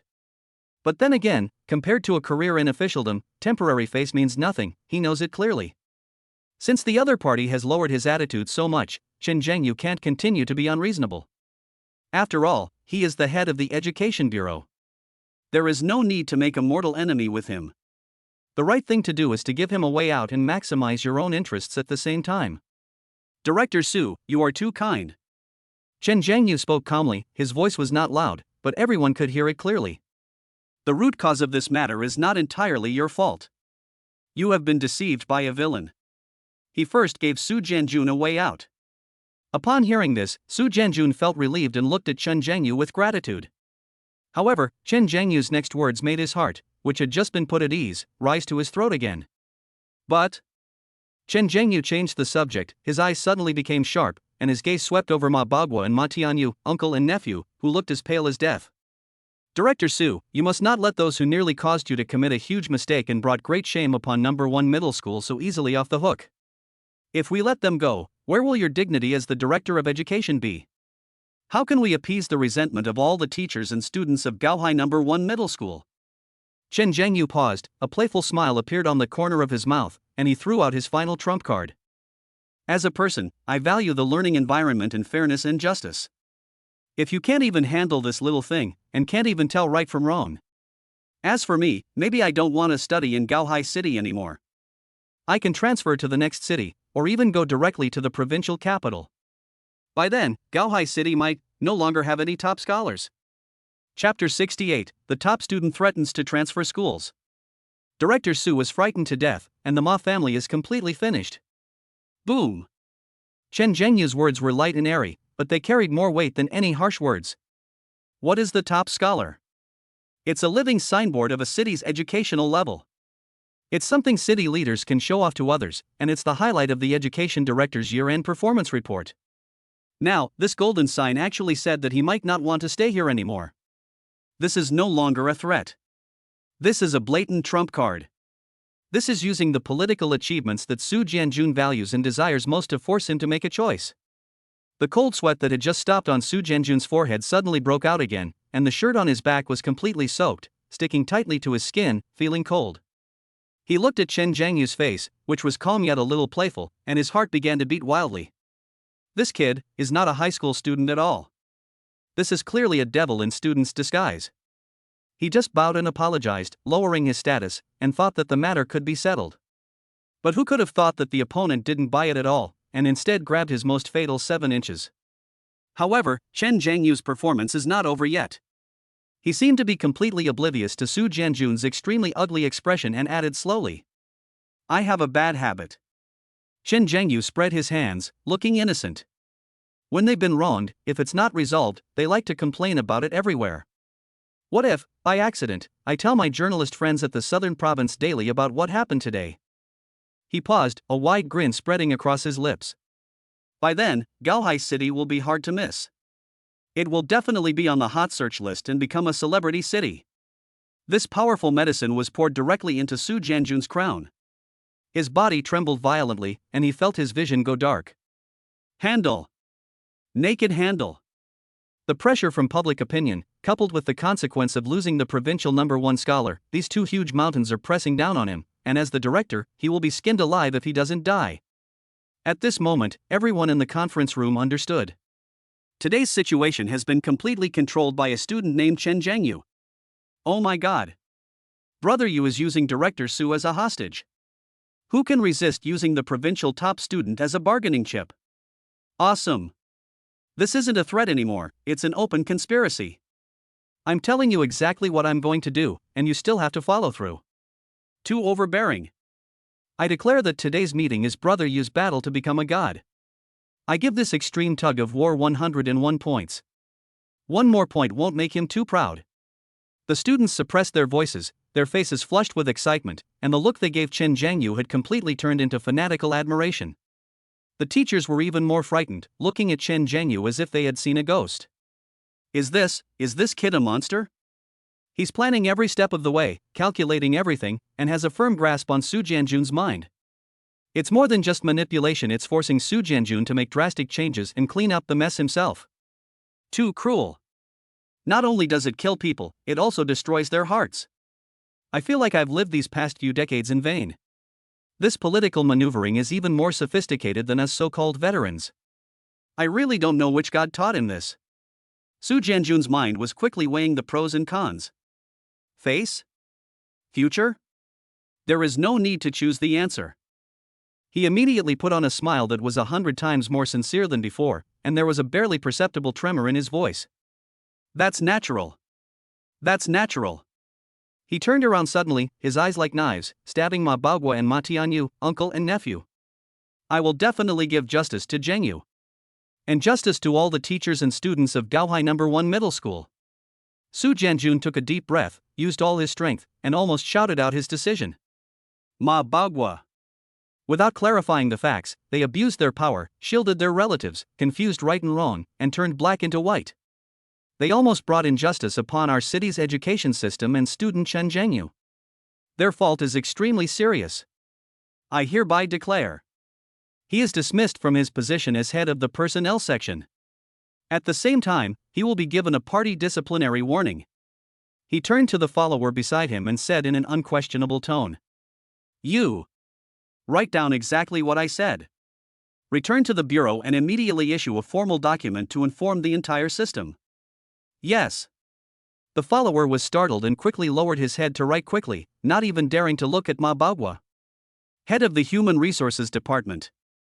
Demerit within the party. These two punishments almost sentenced Ma Baogua to death in his political career. When Ma Baogwa heard the result, his eyes went dark and he almost fainted on the spot. He's finished. All his decades of scheming and hard work turned to nothing at this moment. The instigator of all this was his good-for-nothing nephew. Endless anger and regret erupted in his chest like a volcano. He turned around suddenly, his eyes flushed red, and used all his strength to slap Ma Tianyu hard in the face. Bang! A crisp slap echoed throughout the conference room. You bastard! Ma Baogwa acted like a madman, pointing at Ma Tianyu's nose and cursing. All you do is stir up trouble for me all day long. How many times have I cleaned up your mess since you were little? Now, you've caused me such a huge disaster. I even lost my position as section chief. He was so angry that he was shaking all over and roared word by word. From today on, don't call me uncle anymore. I, Ma Baogwa, don't have a nephew like you who would harm our entire family. Ma Tianyu was hit so hard by the slap that he saw stars and his face was burning with pain. But what hurts more is his heart. He looked at his uncle's hideous and distorted face, and besides the rising anger in his heart, there was more of a fear that penetrated deep into his bones. He knew that his greatest supporter had fallen. Not only does he have to face punishment from the school, but after returning home, he also has to face his bad-tempered father. His two former followers now looked at him with eyes full of gloating. Serves you right. Well done. Kill this evildoer. The other teachers and students in the conference room felt extremely relieved when they saw this farce. Good boy. I'm like, good boy. Uncle beating nephew, the drama of the year. I've been annoyed with Ma Tianyu for a long time. This slap really hit me right in the heart. It's so satisfying. This is called karma. Heaven spares no one. It's not that there is no retribution, it's just that the time has not come yet. Now the retribution has come. The teachers also watched with great interest. What a misfortune for our family. Ma Baogwa deserves it all. Who made him dote on his nephew so much? If I don't teach my child well, it's my fault. Although this slap today is a little late, it's better than never giving it at all. It's so satisfying. Watching them fight each other is more interesting than watching the Spring Festival gala skits.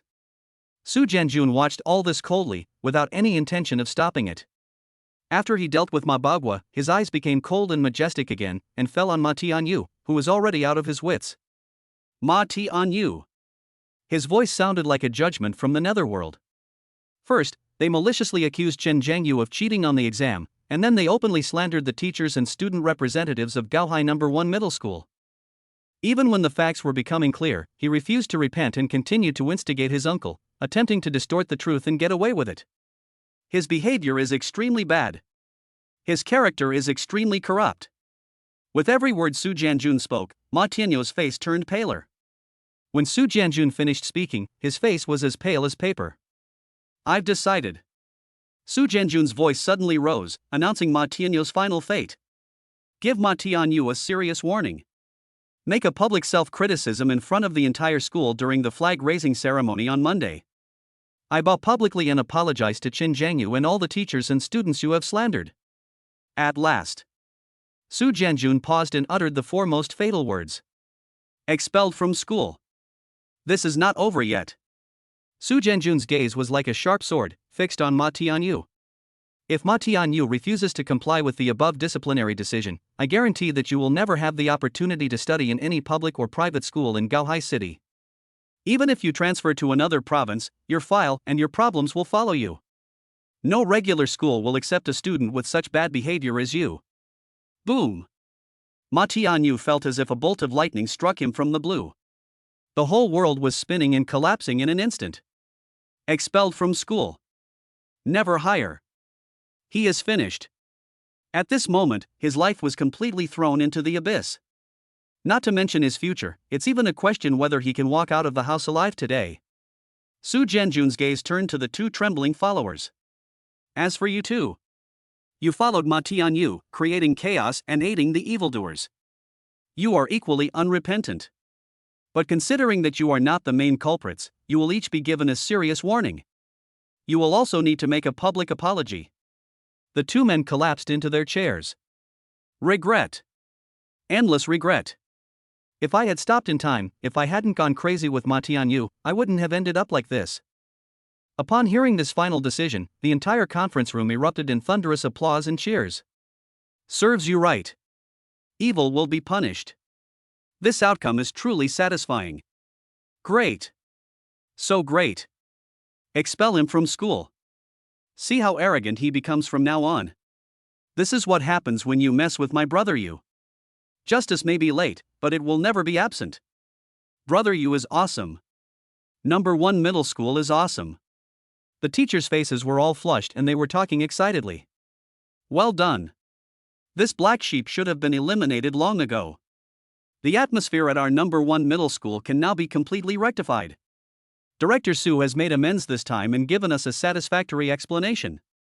After all of this was achieved by Qin Zhangyu single-handedly. For a moment, everyone's eyes were focused on the young man who remained calm from beginning to end. Admiration, shock, worship. Qin Zhangyu just looked at the farce in front of him calmly, with a barely perceptible curve at the corner of his mouth. Chapter 69, My dear son, call me daddy quickly. After saying all this, Su Jianjun's facial muscles tensed up. He forced out a flattering smile and looked at Qin Zhangyu. He even bent his body slightly, keeping a very low profile. Are you satisfied with the outcome now, Zhangyu? Qin Zhangyu's gaze shifted from the completely distraught uncle and nephew, and fell back on Su Jianjun's face, with a faint smile on the corner of his mouth. He nodded. I'm fine now. The huge rock hanging in Su Jianjun's heart finally fell halfway. However, Qin Zhangyu's next words made the stone hang in his throat again. However, I think Director Su should also ask the opinions of other teachers and students at Gaohai number 1 middle school. That's it. That's it. Su Jianjun nodded his head like pounding garlic, and cold sweat began to seep out of his back again. He was afraid that this little ancestor Qin Zhangyu would be unhappy and really expose what happened today. Then he, as the director, would have no peace of mind. He immediately turned to the teachers and students, and the warm smile on his face was 3 times more sincere than when he faced Qin Zhangyu just now. Teachers and students of number 1 middle school, do you have any suggestions regarding the outcome of what just happened? The teachers and students in the entire conference room looked at the almost humble attitude of the head of the Municipal Education Bureau, and they had mixed feelings in their hearts, but more of it was unprecedented joy. They all shook their heads. Are you kidding? The uncle and nephew of the Ma family were demoted to the lowest level. One was expelled from school, and the other was removed from his job and investigated.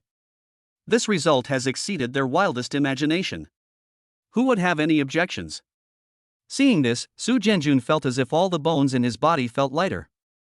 He quietly exhaled and turned to look at Qin Zhangyu again, as if seeking a final pardon. Zhangyu, look, everyone is fine now. There was a hint of pleading in his voice. What you just said must never happen. Qin Zhangyu looked at him like this and sneered in his heart. If I had known this would happen, why did I do it in the first place? However, the goal has been achieved and the warning has been given, so there is no need to really go to extremes. He nodded, his tone calm. Since the teachers and classmates in our school are all fine, then I have no problem either. He paused and gave Su Jianjun a reassurance. Don't worry, Director Su. I have a bad memory and don't remember what happened today. Su Jianjun felt like he had just been pulled out of the water. He raised his hand to wipe the cold sweat from his forehead, with only one thought left in his mind: this kid is not a high school student at all, he is clearly a little devil with a big heart. That's good. That's good. Su Jianjun's tense nerves completely relaxed and he continued to smile. In order to save his last bit of face and express his final goodwill to Qin Zhangyu, he turned to Lu Guowei and spoke in an unquestionable leadership tone. Principal Lu, the fact that number 1 middle school has produced such an outstanding student like Zhangyu is a glory to the entire Gaohai City education community. We must give him full attention. In all aspects of the school, Zhangyu must be given the highest standards of preferential treatment. We must not allow this future pillar of our country to suffer even the slightest injustice. Do you understand? These words were said to Lu Guowei, and even more to Qin Zhangyu. He wanted to show off one last time, not asking Qin Zhangyu to have any good feelings towards him, but at least to completely put today's feud behind him. He was really scared. The young man's methods were flawless, ruthless, and decisive, which made him, a man who had been in the officialdom for half his life, feel uneasy.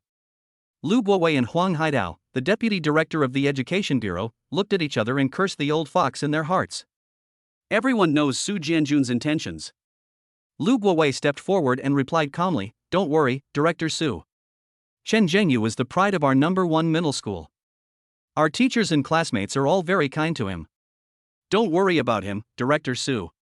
What I mean is, we are the ones who take care of our own school's treasures. There is no need for you to come here and pretend to be nice. Well. Su Jianjun hit a snag that was neither soft nor hard, and felt a little embarrassed. Student Zhang Yu, Haitao, Principal Lu, if there's nothing else, I'll be leaving first. He didn't want to stay in this place for even a second. Every inch of the air here was filled with slap marks on his face. After today, Su Jianjun will probably become a laughingstock in the entire Gaohai City education system. Then Director Su, take care. We won't see you off. Chen Zhengyu laughed and waved his hand. No, you guys are busy. Su Jianjun was as if pardoned, and he and his follower almost fled in panic. Watching the director's hurried departure, the students erupted in uncontrollable discussion again. Oh my god. Brother Yu was absolutely brilliant. He made a fool of the director of education and then made him run away in gratitude. What do you mean by prestige? This is what prestige means. Even the director would tremble at a word from Brother Yu. If anyone dares to act cool in front of me from now on, I'll ask them, are you as awesome as Brother Yu? Brother Yu is the one who killed people and destroyed their hearts. Not only did he deal with the Ma family, he also took control of Director Su.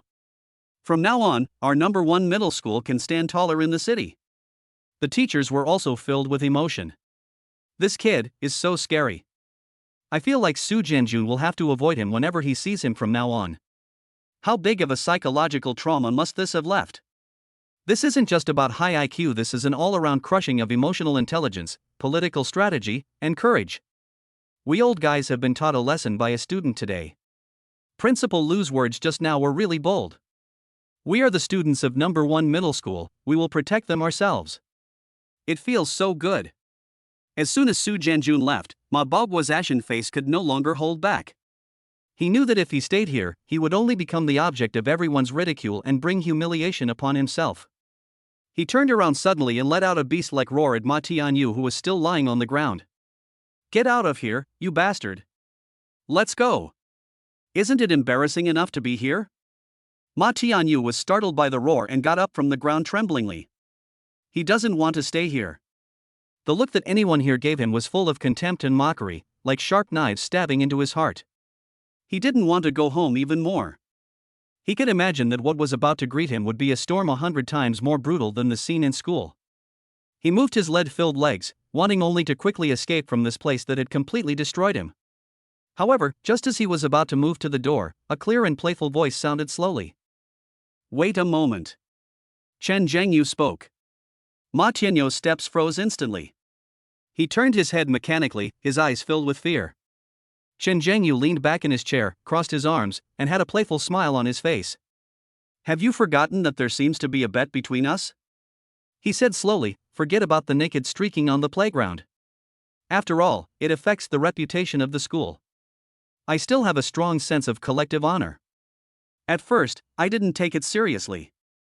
His eyes suddenly became sharp, like 2 real cold electric bolts, nailing Ma Tianyu. But, you must fulfill this last bet. Chen Zhengyu's voice was not loud, but it was clearly heard in every corner of the conference room, with an unquestionable commanding tone. My great son. Call daddy. Chapter 70, Ma Tianyu was killed on the spot, and his mother-in-law was already waiting at the school gate. Chen Zhengyu's voice, which was 3 parts teasing and 7 parts cold, echoed in the quiet conference room. Every word was like a small hammer, hitting the hearts of Ma Tianyu and his nephew. Boom! The brains of all the teachers and students in the audience crashed again. They thought that expulsion from school, removal from office and investigation were the climax of this drama. Who would have thought that the real killer move was yet to come? This is no longer just a slap in the face, this is pressing Ma Tianyu's face to the ground and rubbing it back and forth with the soles of shoes until sparks come out. Ma Tianyu's body began to tremble violently. He raised his head, and the flames of humiliation finally ignited in his empty eyes as he stared at Chen Zhengyu. Asking him to call his mortal enemy dad in front of all the teachers and students in the school? This is worse than killing him. Chen Zhengyu, don't go too far. Ma Tianyu's voice was hoarse, as if squeezed out of his throat. Ma Baoguo was the first to react. Although he wanted to strangle his troublemaking nephew to death, the Ma family's reputation could not be humiliated like this. He forced himself to stand up straight, forcing a smile that was uglier than crying, almost begging. Mr. Zhang Yu, please forgive me when you can. Look, let's just forget about this final bet, okay? He has already received the most severe punishment. Please, have mercy on him. Upon hearing this, Qin Zhangyu raised the corner of his mouth in a cold arc, and glanced lightly at Ma Baoguo.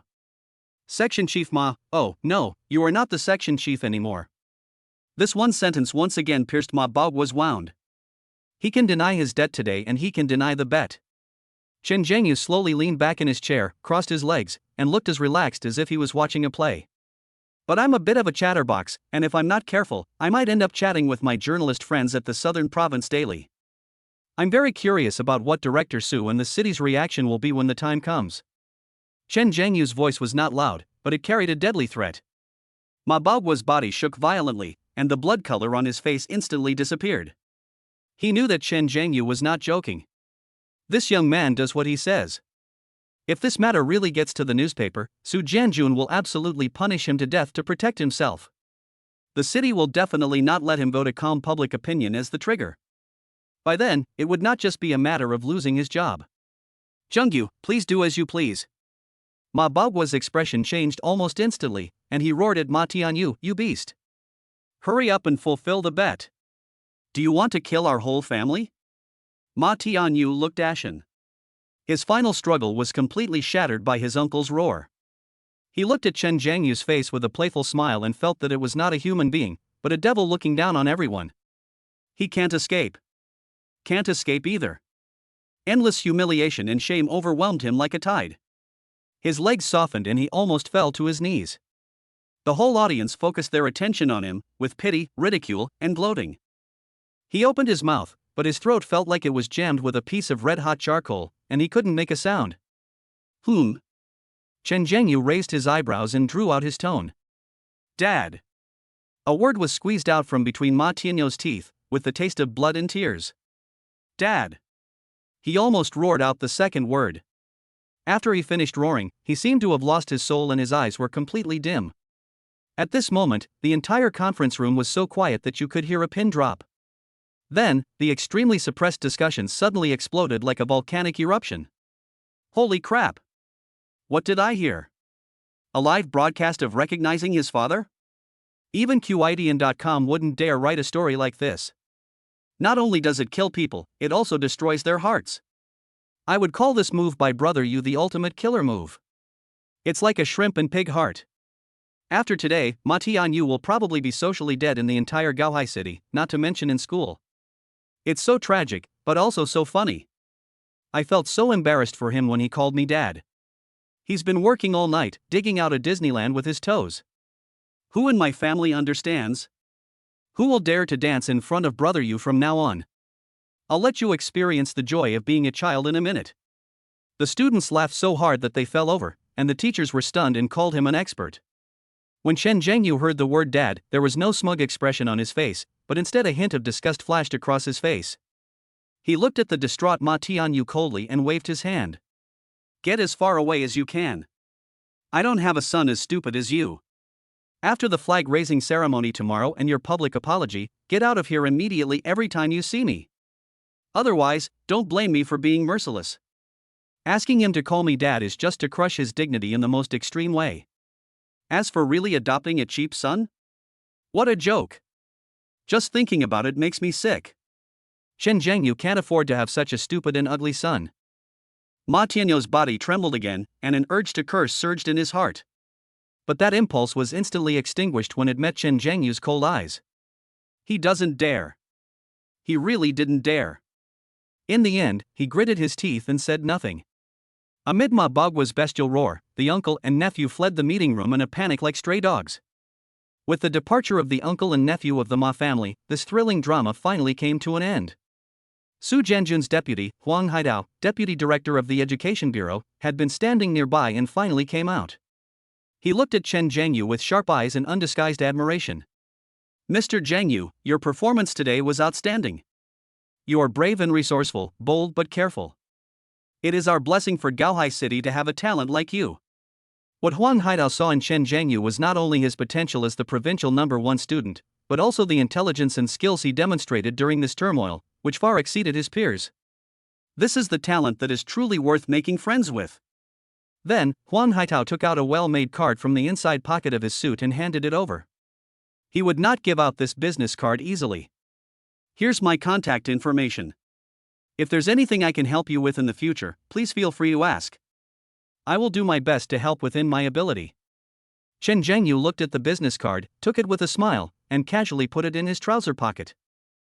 Director Huang, you're too kind. This is what I should do today. Thank you for your kindness. Very good. He is capable, but not arrogant or impatient, and humble in moderation. Very good. Huan Haitao became more and more satisfied as he watched and praised again. It's getting late, and today's matter has been successfully resolved. I'll go back first. Okay, then I'll take you there. Lu Guowei immediately stepped forward and nodded. Goodbye, Director Huang. Chen Zhengyu also spoke politely. Huan Haitao smiled and waved his hand, and quickly left the meeting room accompanied by Lu Guowei. As soon as he left, the student group exploded again. Oh my God! The deputy director personally handed out business cards to win him over. Brother Yu's network of connections has taken off. The value of this business card is higher than pure gold. From now on, Brother Yu will be able to walk around Gaohai City with impunity, right? Do you understand? The director was manipulated, and the deputy director took the initiative to show goodwill. In this back and forth, Brother Yu is the biggest winner. The Ma family is finished, and Brother Yu's era has arrived. What do you call this? This is like if heaven hadn't given birth to me, Chen Zhengyu, the high seas would have been dark forever. I've finally figured it out. Today's class was more useful than everything I learned in 3 years of high school. Being good at math, physics, and chemistry isn't as good as having a good brain. You also have to be able to win people's hearts. The head teacher Zhang Jianguo looked at the wall clock and saw that it was already past 1 in the afternoon. He cleared his throat and began to clear the room. All right. That's all for today. It's getting late, everyone should go back and eat. Yes. Except for the 2 followers who were given serious warnings and looked ashen, the other students were so excited that their faces turned red and they rushed out of the meeting room in a swarm. They can't wait to share this shocking news with all the students in the school. It can be predicted that this afternoon, the legend about Brother Yu will be circulating throughout Gaohai No. 1 Middle School. The teachers were all beaming with joy as well. No. 1 Middle School had produced a candidate for provincial top scholar, and they had also witnessed an exposé of officialdom with their own eyes. This piece of melon was even more exciting than the year-end bonus. The crowd dispersed, and Lin Wanqiu and Chen Lili stayed where they were. Lin Wanqiu's beautiful eyes were flowing with autumn water, and her gaze on Chen Zhengyu was almost overflowing with honey. A voice in her heart kept shouting, "He really likes me.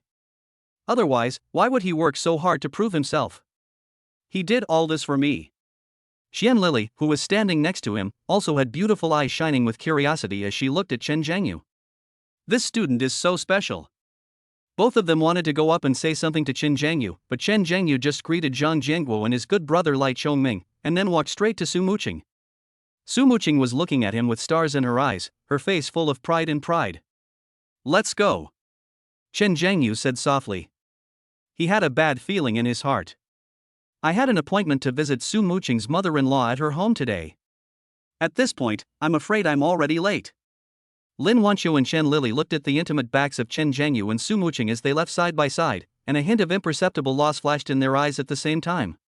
But they quickly put these emotions behind them, turned around and walked towards the direction where they parked their cars. Chen Zhengyu and Su Muqing walked out of the teaching building and came to the school gate.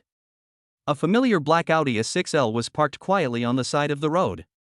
The car window rolled down, revealing a beautiful face that was elegant, yet somewhat displeased. Chen Zhengyu's heart skipped a beat. Damn it! My future mother-in-law finally showed up at school. Chapter 71, Future mother-in-law personally picks him up. Brother Yu spends a fortune, shocking everyone. Why are you so late? I've been waiting for you for a long time. Pei Shuichen's voice came from the car window, with a hint of anger, but more of her concern that could not be concealed. Before Chen Zhengyu could open his mouth, Su Muqing beside him took the lead and complained with the cuteness of a little girl. Mom! Why are you here again? Su Muqing stamped her feet and said coquettishly, "Didn't I tell you to just wait for us at home? You haven't been home for so long, so of course I have to come and pick you up."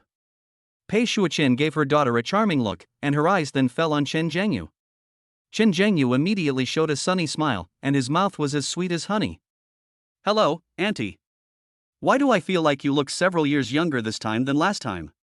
This one sentence touched Pei Shuoqin's heart directly. What woman doesn't like to hear nice words, especially from such a handsome guy? The slight displeasure on Pei Shuoqin's face disappeared in an instant, replaced by a charming smile and a giggle. Chuckle. Zhengyu is still good at talking. She turned her head and glanced at her daughter, feigning dissatisfaction and scolding her, "You should learn from Zhengyu, you little sweet talker." "It's late, let's go back first. Get in the car." Chen Zhengyu and Su Muqing smiled at each other and sat in the back seat together. The Audi A6L started slowly and drove away from the school gate smoothly. In the teaching building, several students who left late because they had to supervise the exam happened to see the scene and were instantly outraged. Am I seeing things right? The lady driving the car seems to be school beauty Su's mother. She was at the last parent-teacher conference. Holy crap! Brother Yu is going straight to the big score.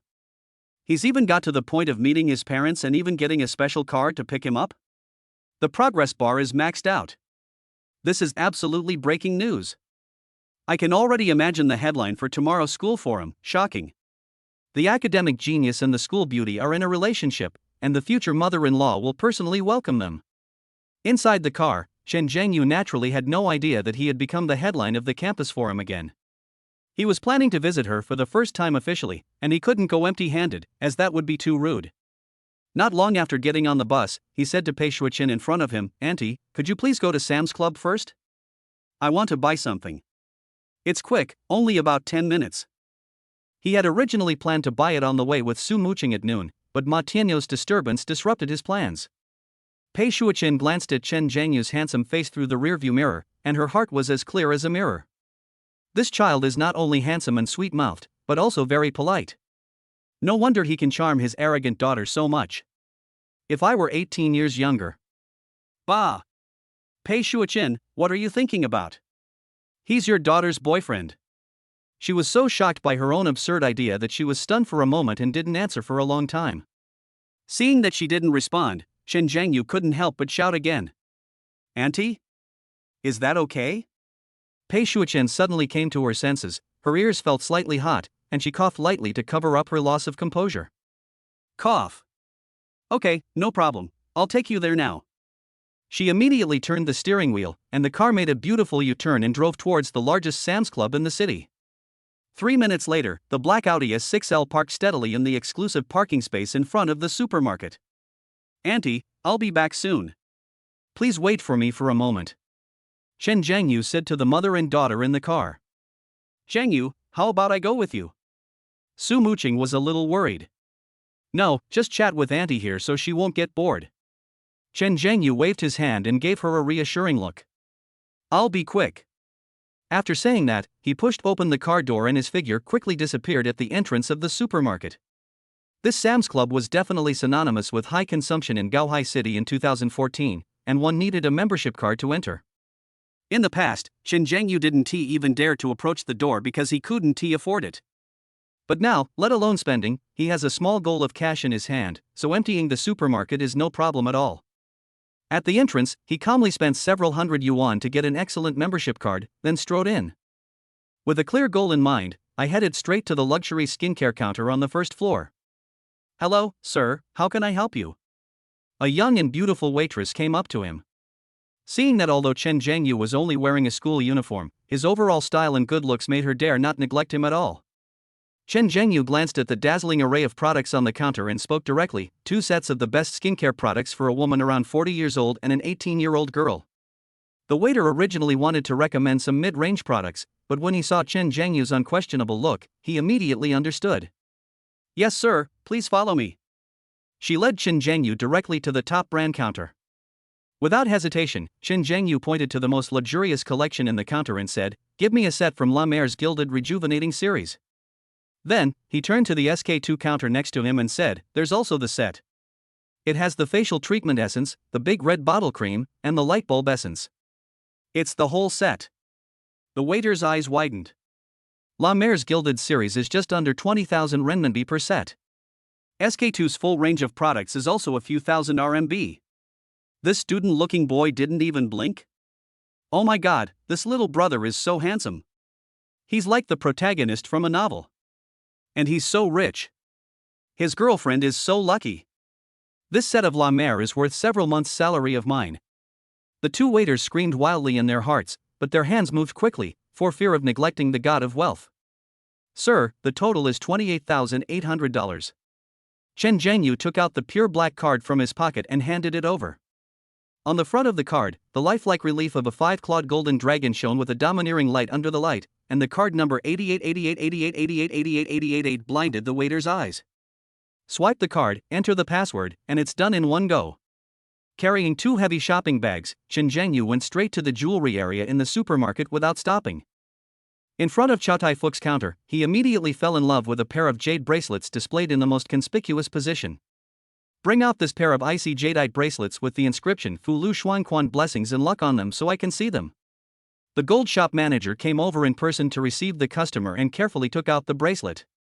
It was a pair of icy jadeite of excellent quality, one small and one large, transparent and moist, with lush green, and it was obvious at first glance that they were worth a fortune. Sir, you have good taste. This pair of bracelets is one of our store's most valuable treasures. It symbolizes good luck and is priced at 880,000. Wrap it up. Chen Zhengyu said concisely. The manager was stunned and suspected that he had heard it wrong. 880,000, is that it? No bargaining? Chen Zhengyu ignored his shock and pointed to another pair of gold bracelets. Pack up the pair of dragon and phoenix solid gold bracelets as well. The pair of gold bracelets, one large and one small, were also exquisitely carved and made of solid materials. The price tag was 99,999. All? The manager's voice trembled. Swipe the card. Chen Zhengyu handed over the black gold card again. When the POS machine spit out the receipt for nearly 1 million yuan, the clerks at the jewelry counter were all stunned. Whose son is this, out to experience life? Buying jewelry is like buying cabbage. Ding. Investment spending detected for new target Pei Shuoqian overall score 88. First time consumption, trigger critical hit cashback. Multiplier, 10 times. Consumption amount, 998,799 yuan. Refund amount, 9,987,990 yuan. Current balance, 110,385,991 yuan. The system prompt sounded in his mind, and Chen Zhengyu's mouth curled up in a satisfied arc. When he returned to the Audi S6L carrying a lot of bags, exactly 12 minutes had passed. The car window was rolled down, and Su Muqing and Pei Shuoqian looked at the luxurious shopping bags in his hands, which were printed with the LMR, SK2 and Chow Tai-Fook logos. The expressions of the mother and daughter froze at the same time. Chapter 72, Showdown, I'm a billionaire. My mother-in-law is petrified. The sunlight outside the car window seemed unreal because of the sudden frozen atmosphere inside the car. Pei Shuoqian's well-maintained beautiful face, which originally contained a hint of anger and concern, was now completely replaced by shock. Her red lips were slightly parted, and her beautiful eyes were fixed on the luxurious shopping bags in Chen Zhengyu's hands. Lamer. SK2. Chow Tai-Fook. Of course she knows these brands. Pick up any one of them, and the things inside are all valuable. She originally thought that when Chen Zhengyu said he was going to buy some things, at most he would buy some gifts like fruits and milk, which was considered very polite. But who would have thought that he would? She actually came back with skin-care products worth tens of thousands of dollars in jewelry that was even more valuable than the skin-care products. Does this guy treat the supermarket as his own home?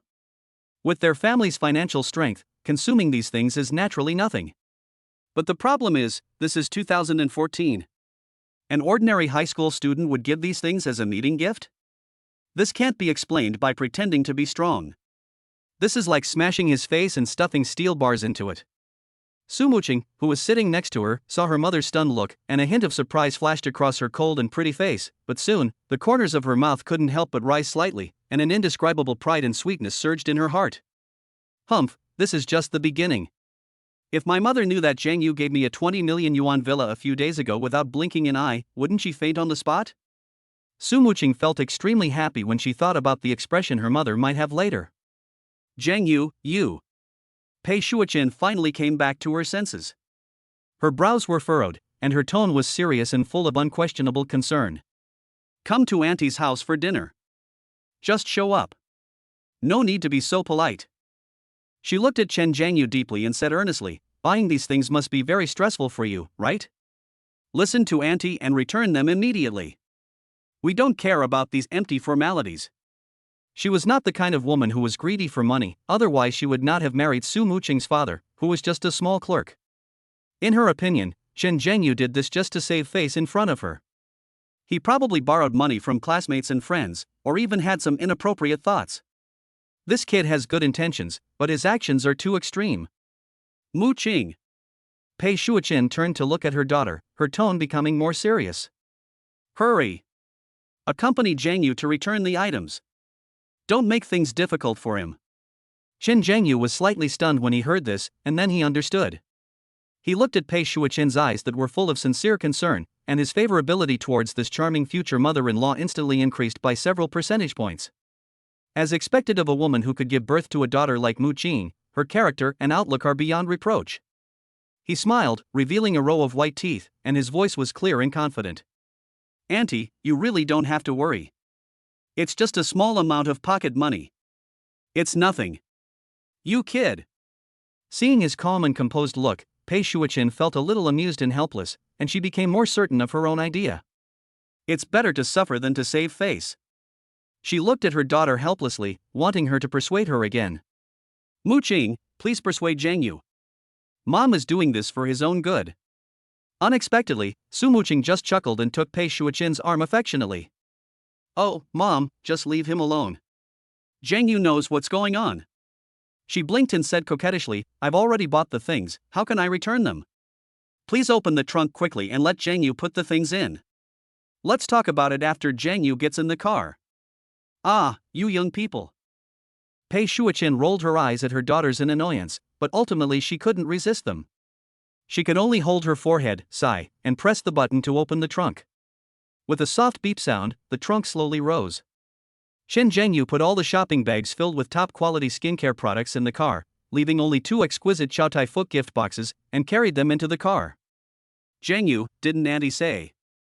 Pei Shuoqin was about to continue her ideological education class, but before she could finish her words, she was choked back by the scene in front of her. Chen Jiangyu had already sat back in the back row and calmly opened the 2 jewelry gift boxes.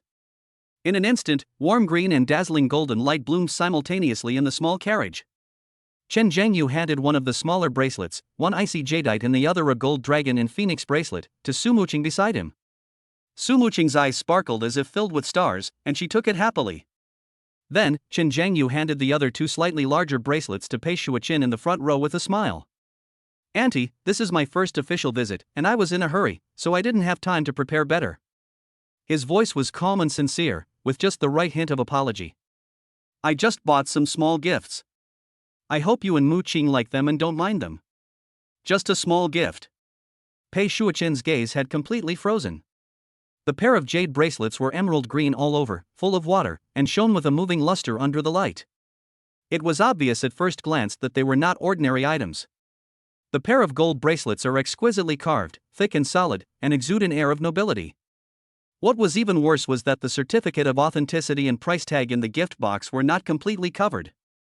The numbers on them were like heavy punches hitting her heart.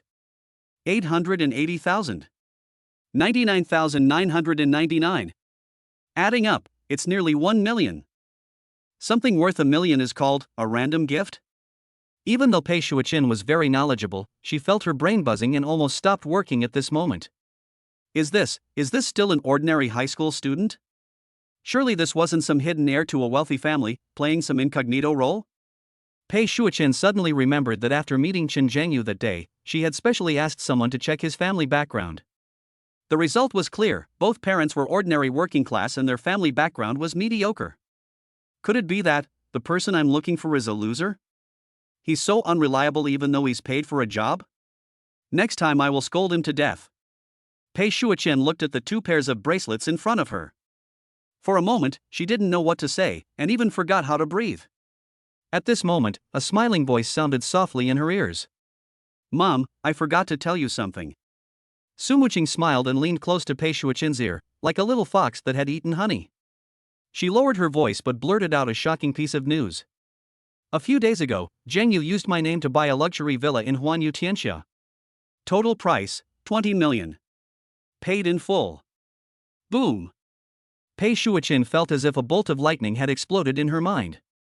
She turned her head abruptly, her beautiful, well-maintained eyes widening into a round shape, her rosy lips forming an O shape of disbelief. What? Chapter 73, My mother-in-law is completely numb. Reward, Grandmaster level Chinese medicine skills. 20 million?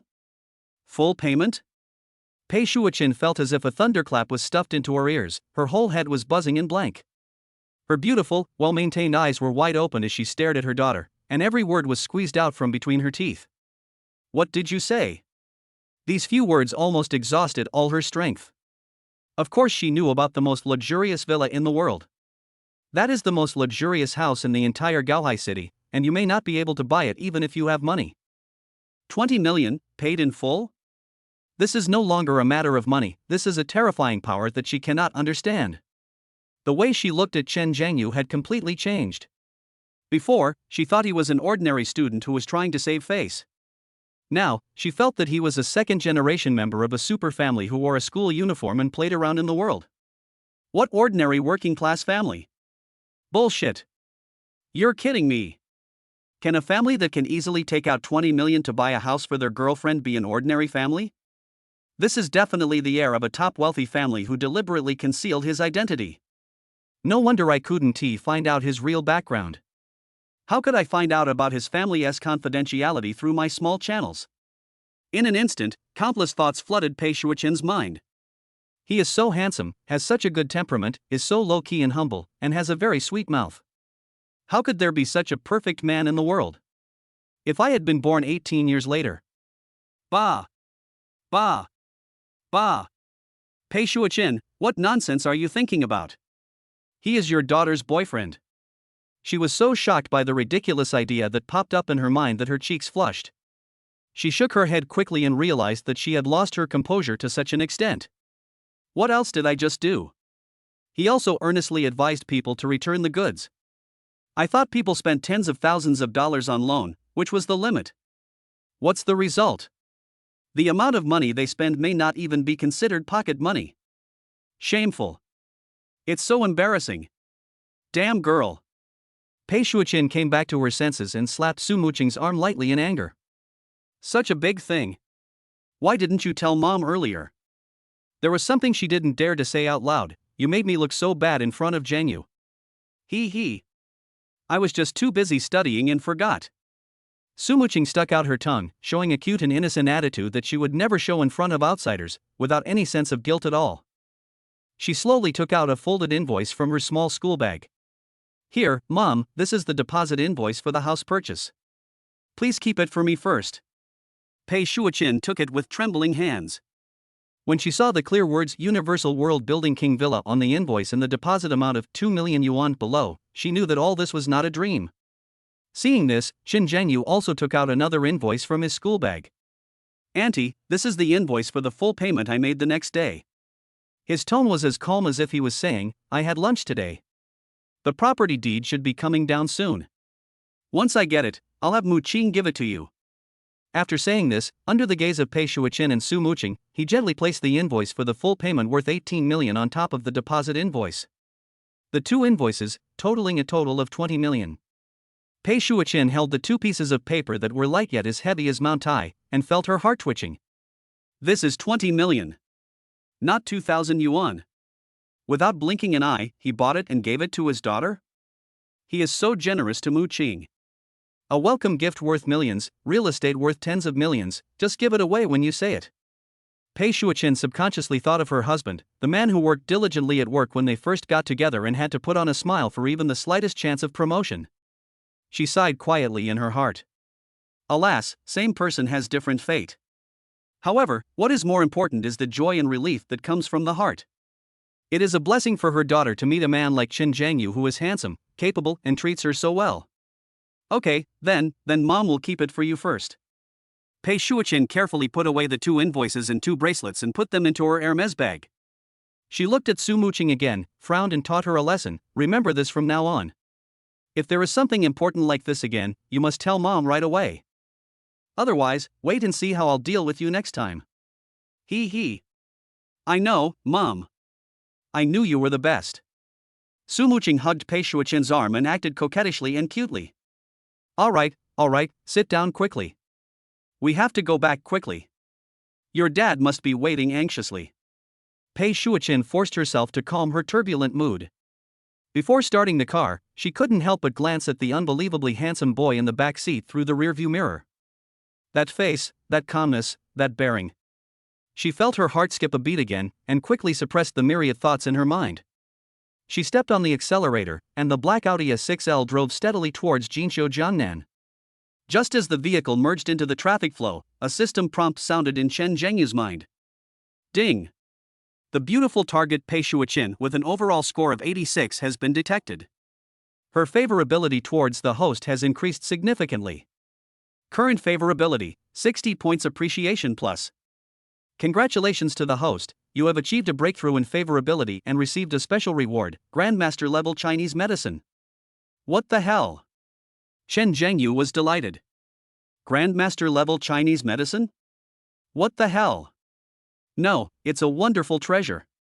He instantly recalled the urban miracle doctor novels he had read in his previous life. The protagonist had a golden needle in his hand, which could cure diseases, save lives, and, make beautiful ladies unable to stop. Could it be that I can become the Dragon King in the novel in the future? Observation, auscultation, questioning, and palpation, acupuncture and massage, prescribing medicines. Countless profound knowledge and clinical experience about traditional Chinese medicine, like a torrent of data, instantly poured into his brain and was integrated in an instant. He felt that he could now judge a person's basic health condition just by looking at him. For example, the future mother-in-law Pei Shuoqin who drives. Chen Zhengyu's gaze unconsciously fell on Pei Shuoqin. Well, judging from her complexion and breathing, my mother-in-law is in very good health. It's just that she seems to have some liver qi stagnation recently, her sleep quality is not good, and she occasionally has palpitations. This may be related to the fact that her husband is under great pressure at work and their married life is not harmonious. Hiss. If I give her a massage myself, I guarantee that her illness will be cured and she will be full of energy and vitality. Chen Zhengyu quickly stopped this dangerous idea. What a sin! She is my mother-in-law. However, this skill comes at the right time. Su Muqing's father, her future father-in-law, seemed to be in poor health. Isn't this an opportunity to show off that S right there on your doorstep? By then, with my miraculous Chinese medicine skills, will I still have to worry about not being able to deal with my father-in-law? A smile appeared on the corner of Chen Zhengyu's mouth. Chapter 74, Mother-in-law sprains her ankle and falls into his arms, losing control on the spot, and the master's medical skills save the situation. Along the way, Pei Shuoqin's thoughts were a little confused. The 2 invoices, totaling 20 million yuan, and the pair of bracelets worth 1 million yuan, set off a huge wave in her heart, which was shocked to the point of numbness. She could only concentrate on driving, using the strength of her grip on the steering wheel to calm her pounding heart. Back seat of the car. Chen Zhengyu and Su Muqing sat quietly. On the right came the sweet fragrance of a young girl, like grass after rain. On the left is the scent wafting from Pei Shuoqin, a mixture of top-quality perfume and the rich body scent of ripe peaches. 2 completely different aromas intertwined and penetrated into Chen Zhengyu's nostrils. It made him a little distracted. I really want to have an in-depth discussion about the mystery of life with Muqing beside me.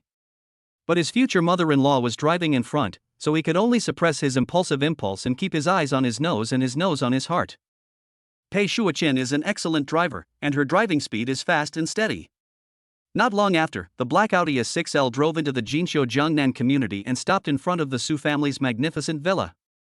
Chen Zhengyu and Su Muqing got out of the car together. Pei Shuoqin followed closely behind. But just as one of her feet touched the ground, an accident happened. Ah! A short exclamation. Pei Shuoqin's ankle, which was wearing high heels, twisted suddenly, and her whole body lost balance and fell backwards uncontrollably. In a flash. Chen Zhengyu, who had just gotten off the car on the same side, took a step forward with his extraordinary reaction speed, stretched out his long arms, and steadily caught her soft body. The rich aroma instantly enveloped him. In my arms, there is a breathtakingly soft and warm jade. Mom! What's wrong with you? Su Muqing was also startled by this sudden situation and hurried over, her pretty face full of worry. Pei Shuqian was startled at first, then she realized that she was lying in the arms of her daughter's boyfriend in an extremely ambiguous posture. Two intoxicating blushes instantly appeared on her well-maintained face. What's even more terrible is, she could clearly feel that one of Chen Zhengyu's hands was resting on her back, while the other warm and powerful hand was pressing right on. The amazing heat from the palm through the thin cloth caused the temperature of her entire body to rise rapidly. Oh my god! What happened to me today? Just making a fool of herself in front of her daughter's boyfriend. What the hell is going on? She was feeling extremely embarrassed when a sharp pain suddenly struck her ankle. It hurts. Pei Shuqian couldn't hold it in any longer and let out a charming cry of pain. Chen Zhengyu looked down and saw that her snow-white and delicate ankles were visibly red and swollen. Su Muqing also noticed this situation and became extremely anxious. Muqing, Auntie sprained her ankle, Chen Zhengyu said. Mom! Su Muqing looked at her mother who was held in Chen Zhengyu's arms. She didn't care about anything else at the moment and was full of worry. Can you still walk? Pei Shuqian frowned, suppressed her shame, and supported herself on Chen Zhengyu's arm to stand up straight. But just as her toes touched the ground, an even more intense pain came again. Ah!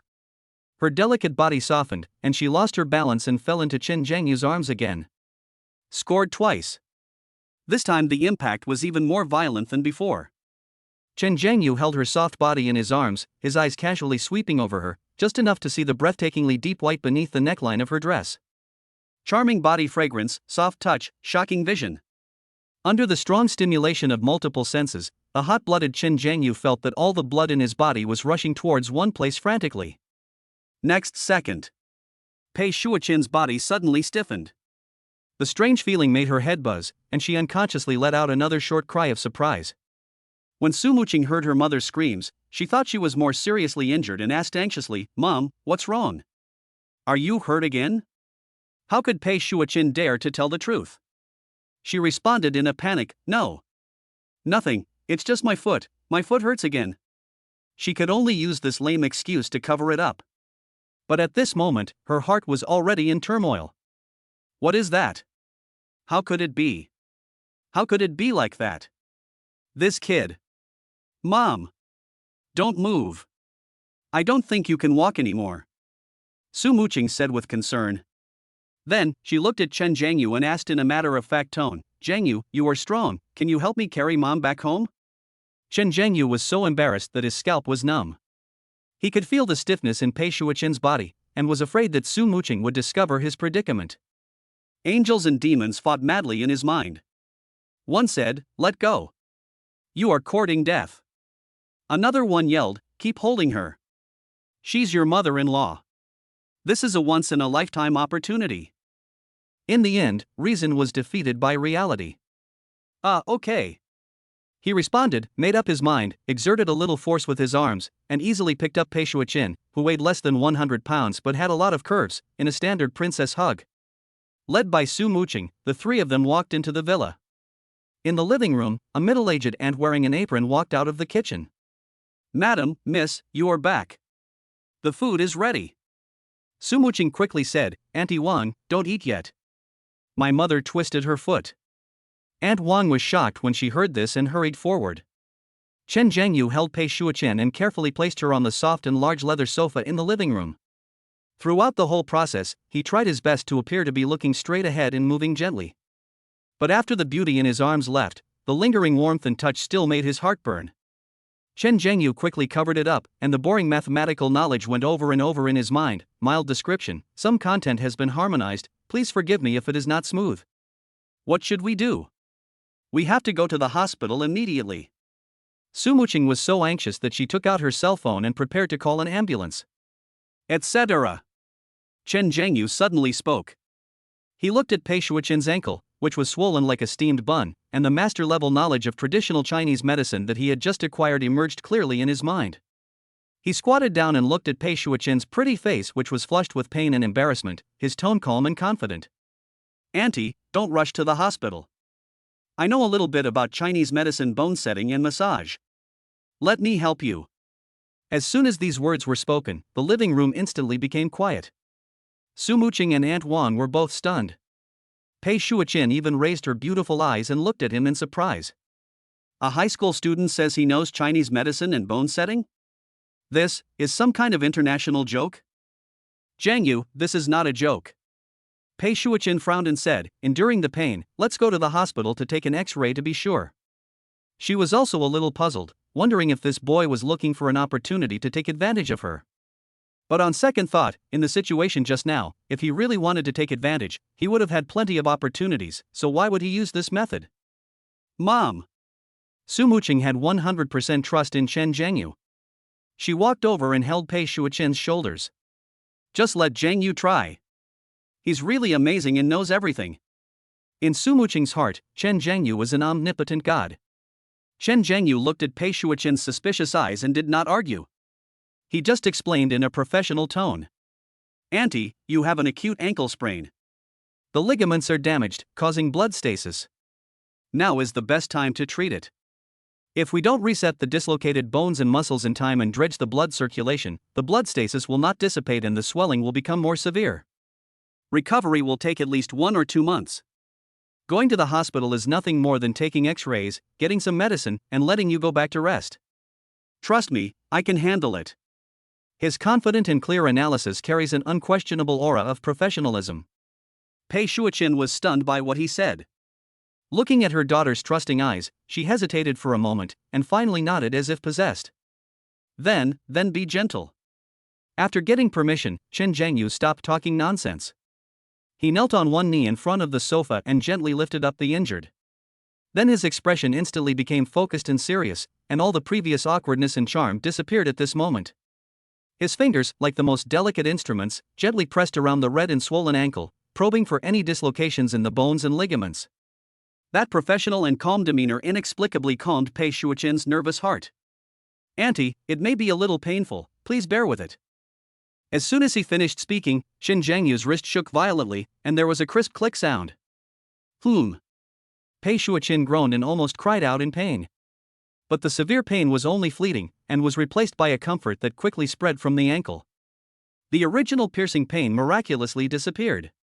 Before she could react, Chen Zhangyu's hands were rapidly pressing, kneading, pushing and lifting her calves and ankles, varying the intensity of the pressure. His technique was extremely mysterious. Every time he pressed, he precisely landed on the medical acupoints, with the force sometimes strong and sometimes gentle. A wave of feeling rushed up from the calf to the top of the head. Pei Shuoqin felt as if her ankles were soaked in a hot spring, and she almost couldn't help but make a sound. But fortunately she managed to hold back.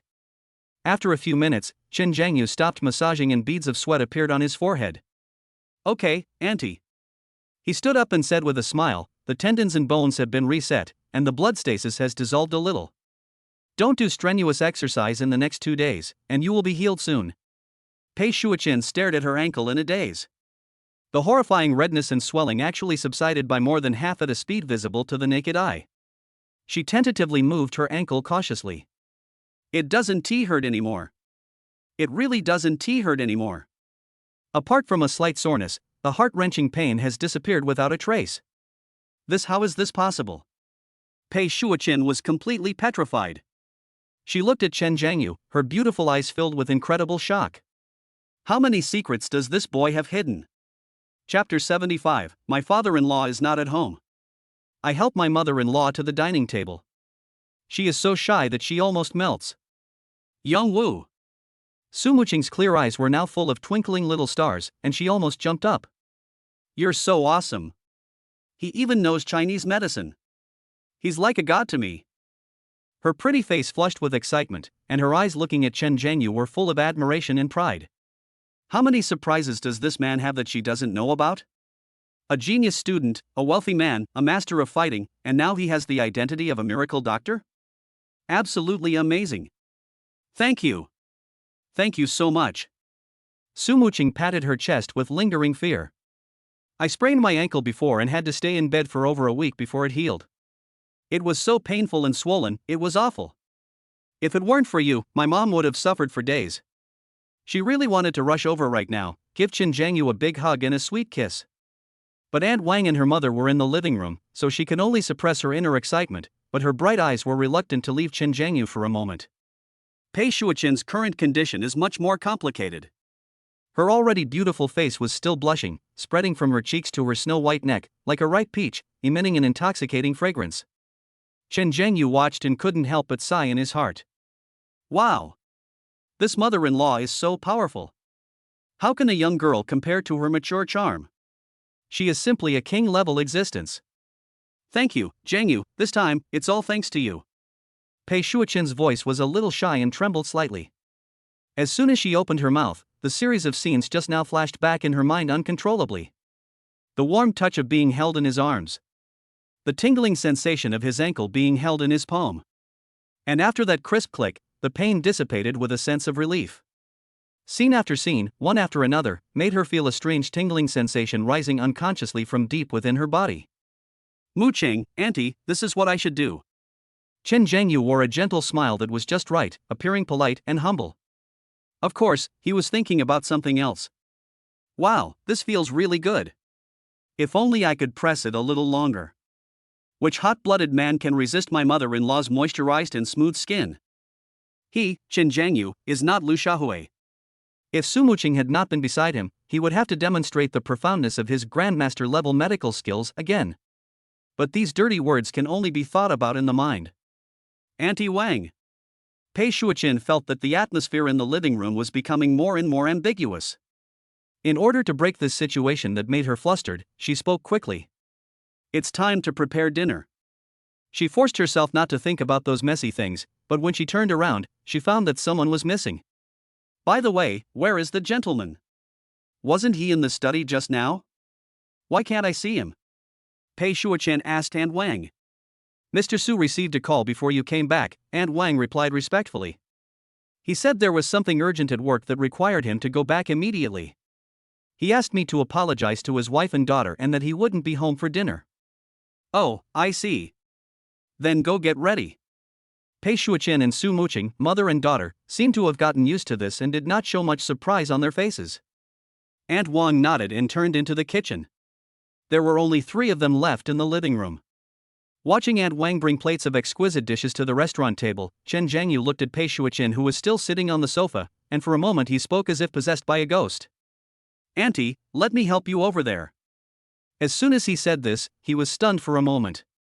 In fact, he knew very well that after his miracle healing just now, although Pei Shuoqin's ankle still needed to rest, it would be no problem for her to walk to the restaurant slowly by herself. But deep down in his heart, there was a little devil screaming, "Come on! Come on! This is a good opportunity to have more physical contact." When Pei Shuoqin heard this, her body trembled slightly. She raised her eyes and looked at Chen Jiangyu's handsome face, and her heart was instantly filled with mixed feelings. There was shyness, fear, and even a hint of anticipation that she dared not admit to herself. What was embarrassing was that the intimate contact just now still made her feel hot all over. She was afraid that if he supported her again, she would have another embarrassing reaction. What if Mu Qing saw something? Would she still have the dignity to live with? What she could look forward to was, deep down in her heart, she actually longed to feel the warmth and strength of his palm again. Crazy. Pei Shuoqin, you must be crazy. No need, young Wu. She waved her hands in panic, her voice a little unnatural. Auntie, you should be able to walk by yourself. You handled it very well just now. It doesn't hurt much anymore. After saying this, in order to prove that what she said was true, Pei Shuoqin held the armrest of the sofa and forced herself to stand up. She tentatively shifted her weight onto her injured foot. Hiss. Although the piercing pain had disappeared, the soreness and discomfort after the ligament strain still made her gasp and frown tightly. Mom! Stop being so stubborn. When Su Muqing saw her mother's expression, she immediately spoke with concern. She walked quickly to Chen Jiangyu, nudged him lightly with her elbow, and said matter-of-factly, "Jiangyu, you're stronger, so you should help my mother." In Su Muqing's view, this is simply a matter of course. How can a boyfriend miss this opportunity to show off in front of his future mother-in-law? This is the perfect opportunity to improve his favorability. When Chen Jiangyu heard that his girlfriend had spoken, he almost laughed out loud. Good assist. My dear Mu Qing. He no longer hesitated. With a concerned and sincere expression on his face, he stepped forward decisively and firmly held Pei Shuichen's arm. "Auntie, be careful." His palm naturally covered Pei Shuichen's soft forearm. Through a thin layer of silk fabric, he could clearly feel the amazing elasticity and smoothness. Pei Shuichen's body suddenly stiffened. A strong masculine scent, along with the heat from his palm, instantly surrounded her. Her heart skipped a beat.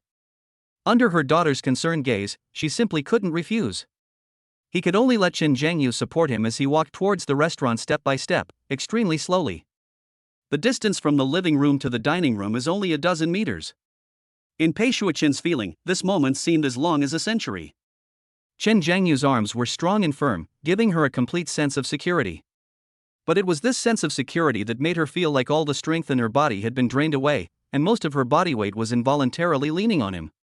She could smell the fresh youthful scent coming from him. Her arm could feel the scorching heat of his palm. Her cheeks were so hot from embarrassment and panic that they were almost hot enough to fry eggs on. Chen Zhengyu also felt that he could no longer hold the gun. The mature fragrance of his mother-in-law kept penetrating into his nostrils, and the soft touch in her arms kept challenging his bottom line as a normal man. He could only recite the heart purification mantra in his mind that he had accidentally learned on the internet, while keeping his eyes straight and trying hard to act like a good youth who was both good in character and academic performance and willing to help others. Finally, the two moved to the dining table. "Okay, thank you, Youngwoo." Pei Shuichen pulled back her arm as if she had been electrocuted, and quickly walked to the main seat at the dining table and sat down. During the whole process, she didn't dare to raise her head. She picked up the water glass on the table and took a big gulp, trying to use the cool liquid to quench the heat in her heart. But her slightly trembling hands and the violent heaving of her chest revealed her extremely restless heart at the moment. Chen Zhengyu took it all in, and a barely perceptible curve appeared at the corner of his mouth. He pulled out the chair next to Su Muqing and sat down leisurely, still with that harmless and sunny smile on his face. Su Muqing was completely unaware of the undercurrent between her mother and her boyfriend. She was happily picking up food for Chen Zhengyu, feeling very happy. But Pei Shuichen's heart was completely confused. She didn't dare to look at Chen Zhengyu's handsome face, let alone her daughter's innocent smile. How am I supposed to finish this meal? Chapter 76, My Mother-in-Law's Private Problems? Don't be afraid, let me help you massage. The atmosphere at the table was a little weird for a while. Su Muqing was heartless. She was happily picking up food for Chen Zhengyu and talking non-stop. Sweet and sour pork. And Wang's specialty, come and try it. And this steamed sea bass is so fresh. Pei Shuichen, who was sitting in the main seat, was holding a glass of water and drinking it in small sips. Her eyes were wandering, and she didn't dare to look in Chen Zhengyu's direction. Her mature heart was still pounding and couldn't calm down at all. "Zhengyu, when did you learn Chinese medicine?" Su Muqing finally couldn't help it, and looked at Chen Zhengyu with a pair of curious big eyes blinking. "You are really amazing. How come you are hiding so many things that I don't know?" Chen Zhengyu picked up a piece of sweet and sour pork that Su Muqing brought over and put it in his mouth. It is sweet and sour, crispy on the outside and tender on the inside, and the taste is really amazing. He swallowed it slowly, then gave Su Muqing an unfathomable smile. "There are so many things you don't know." He played an old joke and then started to make up stories seriously. "My grandfather was an old Chinese medicine doctor. When I was little, I followed him around and learned the basics from him for a few years." This statement is impeccable. After all, he couldn't say that he was cheating, right? Chen Zhengyu's series of miraculous operations during this period have already turned Su Muqing into his #1 fangirl, who can be said to blindly worship him. Therefore, Su Muqing naturally would not have any doubts about his words. Oh. No wonder. Su Muqing suddenly looked cute, as if she had suddenly realized something. Pei Shuichen, who was standing by, didn't say anything, but her ears pricked up quietly. She also believed Chen Zhengyu's words. This young man's recent performance is too amazing and too unexpected. Knowing Chinese medicine seems to have become a matter of course.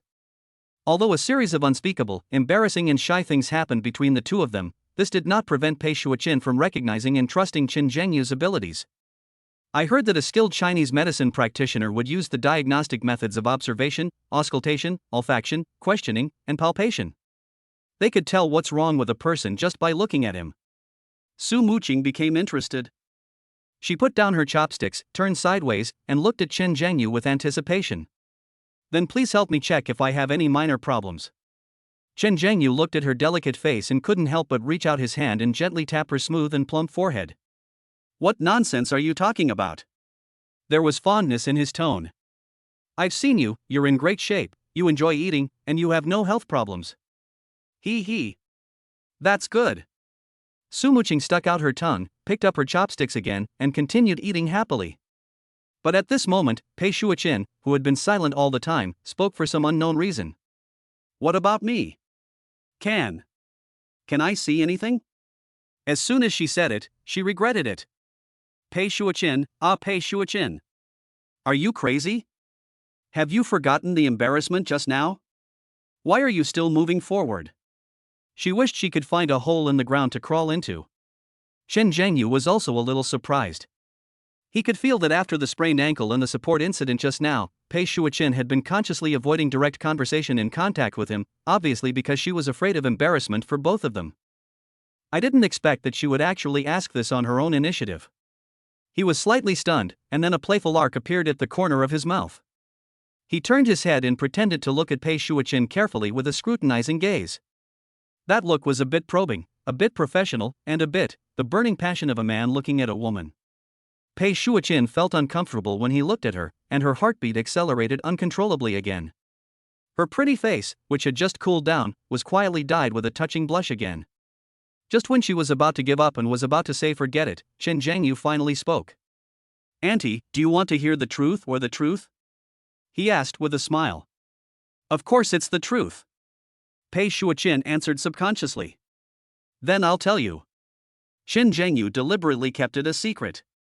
But, Auntie, you have to promise me first that you won't get angry after hearing this. Now, Pei Shuoqin's curiosity was completely aroused. She was about to back out, but when the words came to her lips, she turned into.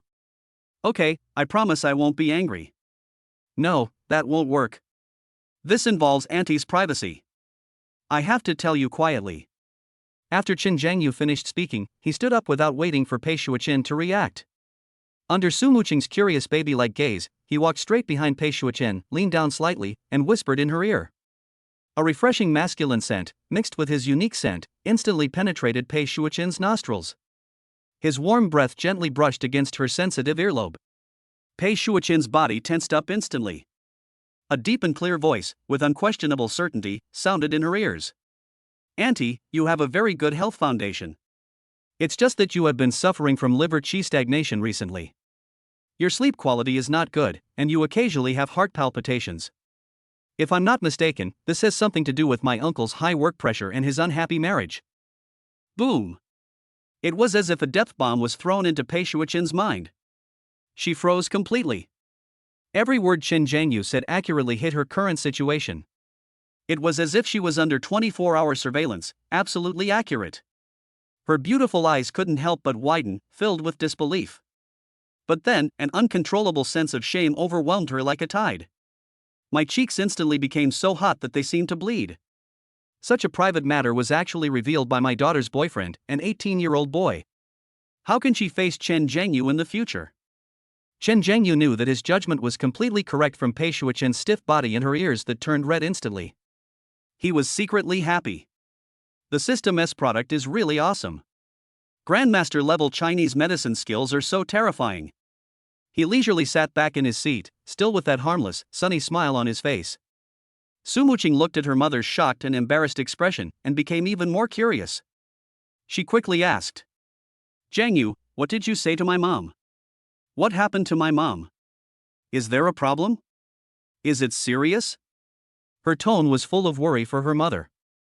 Pei Shuoqin felt so embarrassed that she almost fainted when she heard this, but she was even more afraid that her daughter would know the truth. She suddenly raised her head and looked at Chen Zhengyu, her eyes filled with pleading and warning. Young Wu. Chen Zhengyu naturally understood what she meant. He gave her a reassured look and nodded slightly. Muqing, don't worry. He turned to Su Muqing and comforted her. Auntie, there's nothing serious wrong with her health. It's just some minor ailments that all middle-aged people have. It's nothing serious. But, he changed the subject, I do have a way to help Auntie completely solve this little problem. Hearing this, a light suddenly lit up in Pei Shuichen's beautiful, dazed eyes. This problem has actually troubled her for a long time. My husband is busy with work all year round and under tremendous pressure. The emotional communication between us is getting less and less, and physical communication is even rare. She was in her prime, and her physical and psychological needs were not met. Over time, she naturally suffered from liver qi stagnation and restless sleep. She never told anyone about this private matter and could only endure it silently. Now, someone actually says that it can be solved? What's the solution? Su Muqing was more enthusiastic than anyone else when she heard that it could be solved. She happily shook Qin Zhengyu's arm and said coquettishly, "Zhengyu, since you can solve it, then help my mother." The girl's soft body pressed against his arm, and the amazing touch made Qin Zhengyu's heart burn. His Adam's apple rolled for a moment before he suppressed the heat and spoke hesitantly. "There is a way, but I'm afraid Auntie won't be willing." Pei Shuichen was confused, but when she thought about being able to solve the problem that had troubled her for a long time, that little bit of shame didn't seem so important. She mustered up her courage and looked at Chen Zhengyu. "Tell me, Zhengyu, Auntie's ability to accept things is still very strong." "Yes, Zhengyu, just tell us now, don't keep us in suspense." Su Muqing also urged from the side. Chen Zhengyu's eyes swept across Pei Shuichen's pretty face, which was both expectant and nervous, and then he spoke slowly, word by word. "The solution is very simple. I just need to give Auntie a few massages to clear the meridians and blood circulation, and all of Auntie's minor ailments will naturally be cured. However, this massage requires direct contact with the skin, and the area is somewhat special. I'm afraid Auntie will mind." Chapter 77. The daughter personally escorted her mother into the room. "Mother-in-law, please lie down." Chen Zhengyu's words were like a huge rock thrown into a calm lake. It needs direct contact with the skin, and the location is somewhat special. These words kept echoing in Pei Shuichen's ears, making her scalp numb and her heart stop beating. In an instant, the air in the restaurant became sticky. Pei Shuichen's face suddenly turned red enough to look like blood was dripping out. Her mind was a mess. Contact with skin? Special location? How could she agree to this? She subconsciously wanted to refuse, but when the words came to her lips, she couldn't say them. If I refuse, what should I do with the problem that has been bothering me for a long time? Just keep enduring like this? But if you agree. Oh my God. Letting my daughter's boyfriend, an 18-year-old boy, give me that kind of private massage? How can she face people in the future? Just when Pei Shuichen was torn between her conscience and her conscience, and was so embarrassed that she was about to die on the spot, a crisp voice broke the deadlock. "Oh. Mom, what's the big deal?" Su Muqing spoke, her tone full of matter-of-factness. She looked at her mother's embarrassed expression and thought she was afraid of troubling Chen Zhengyu, so she quickly tried to persuade her. "It's just massage. Isn't it the same as a doctor treating a patient? Zhengyu is trying to help you solve the problem, don't think too much." "Mom, right." After saying that, Su Muqing looked at Pei Shuichen expectantly with her clear and innocent eyes. My daughter's words were like a blessing from heaven. Pei Shuichen was originally hesitant because of the series of awkwardness and shyness she had experienced with Chen Zhengyu before, but deep down in her heart, she was full of anticipation for Chen Zhengyu's miraculous medical skills. Especially when I recall the tingling and pleasant feeling I had when he held my ankle in his palm just now. Well, his massage should be very comfortable. Now, her daughter took the initiative to give her a perfect step down, and her little remaining reserve was instantly shaken. "Well, it's mainly about solving the problem. I can." Pei Shuichen's voice was as thin as a mosquito. If the restaurant hadn't been quiet enough, it would probably not have been heard clearly. She lowered her head, her ears burning. "Very good." Su Muqing didn't notice anything strange about her mother. When she heard her mother's agreement, she was immediately overjoyed. She turned to look at Chen Zhengyu and said with a quickly praise me expression, "Zhengyu, look. My mother has agreed. Then you can help my mother deal with it after dinner so that she can feel better sooner." Although Su Muqing didn't know what her mother's little problem was, she was always smart and sensible, and respected Pei Shuichen's privacy, so she didn't ask any further questions. In her heart, as long as her mother's health gets better, nothing else matters. Chen Zhengyu was also amazed. On the one hand, he really didn't expect Su Muqing to be so helpful. You know, this little girl is usually a super jealous person. Before, when Qin Xiujuan got a little closer to him, her eyes seemed to be able to shoot out icicles. Now he is taking the initiative to push his biological mother into his arms? All I can say is that her love for Pei Shuiqin is truly deep. On the other hand, Pei Shuiqin actually agreed. Be good. After being contradicted by me just now, hadn't she been avoiding me? Logically speaking, this mother-in-law should have decisively refused. However, Chen Zhengyu is not the kind of person who would worry about trivial matters. Who cares why she agreed? He only knew that the little devil deep in his heart was already celebrating like crazy with champagne. Moreover, this is a great opportunity to improve your favorability. Pei Shuiqin, overall score 86 points. As long as the favorability reaches 100, you can unlock multiple consumption rebates and a reverse consumption critical hit. This is a hen that lays golden eggs and a walking ATM. Such a good opportunity to make money is right in front of you, it would be a shame not to take advantage of it. Adhering to the lofty belief that if you don't make money, you're a bastard, Chen Zhengyu cleared his throat and put on a professional and calm expression. Then it depends on whether it's convenient for Auntie to wait later. If I have time, I will give Auntie her the first massage. He paused and added, after the first completion, Auntie's physical condition will improve significantly. However, if you want to completely cure it, you need to formulate a course of treatment based on the subsequent recovery situation. Pei Shuiqin glanced at her daughter, who was looking expectant, and knew that the matter was already set in motion and had to be launched. Moreover, she really wanted to solve that unspeakable secret. She made up her mind and nodded. Wait a minute, when you have time, then let's do it for the first time. That's great. Su Muqing almost jumped up with joy. She picked up the largest chicken leg on the plate and put it into Chen Zhengyu's bowl, with a sweet smile on her face. Zhengyu, thank you. I'll give you a big chicken drumstick as a reward. Ha, then I won't be polite. Chen Zhengyu was in a good mood. He picked up the chicken leg and started to eat it. The meal was slowly finished in this strange, ambiguous, and expectant atmosphere. After the meal, Aunt Wang cleaned up the dishes skillfully. Su Muqing pulled Chen Zhengyu's arm and said impatiently, "Zhengyu, let's get started." "Where should we go? The living room?" Chen Zhengyu glanced at the living room and shook his head. The living room is open, and Aunt Wang may pass by at any time, which is not very convenient. Pei Shuiqin obviously thought of this, and the blush on her pretty face deepened a little. "How about, let's go to my room?" Su Muqing suggested, tilting her head. "My room is quiet and clean, and there's an aromatherapy lamp. It'll help my mom relax a little." Boom! This proposal shocked both Chen Zhengyu and Pei Shuiqin. Go to my daughter's room. Give your mother-in-law a private massage? Oh shit. Can you still play like this? Chen Zhengyu felt that his worldview had been refreshed. This plot is 100 times more exciting than those urban novels he has read. He subconsciously looked at Pei Shuiqin. The beautiful mother-in-law was completely frozen at this moment. She opened her mouth as if she wanted to say something, but in the end she said nothing. Her beautiful eyes were filled with panic and helplessness. Okay. Let's go to my room. Su Muqing had no idea how explosive her proposal was. She excitedly pulled Pei Shuiqin's hand. "Mom, let's go." In this way, Pei Shuiqin was half-heartedly dragged by her daughter and walked towards the second floor in a daze. Chen Zhengyu followed behind, looking at the equally graceful backs of the mother and daughter, especially Pei Shuiqin's round curves that were tense due to nervousness, and felt dry in the mouth. Stimulate. It's so fucking exciting. Su Muqing's room was just as he had imagined. The whole room is dominated by pink and white, full of girlishness. The air was filled with a faint fragrance, exactly the same as Su Muqing's. A princess bed covered with pink sheets takes up most of the room.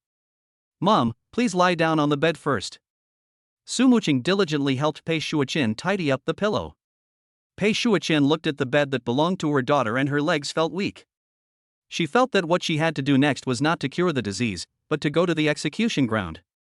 "Zhengyu, do you need to prepare anything? Essential oil? Towel?"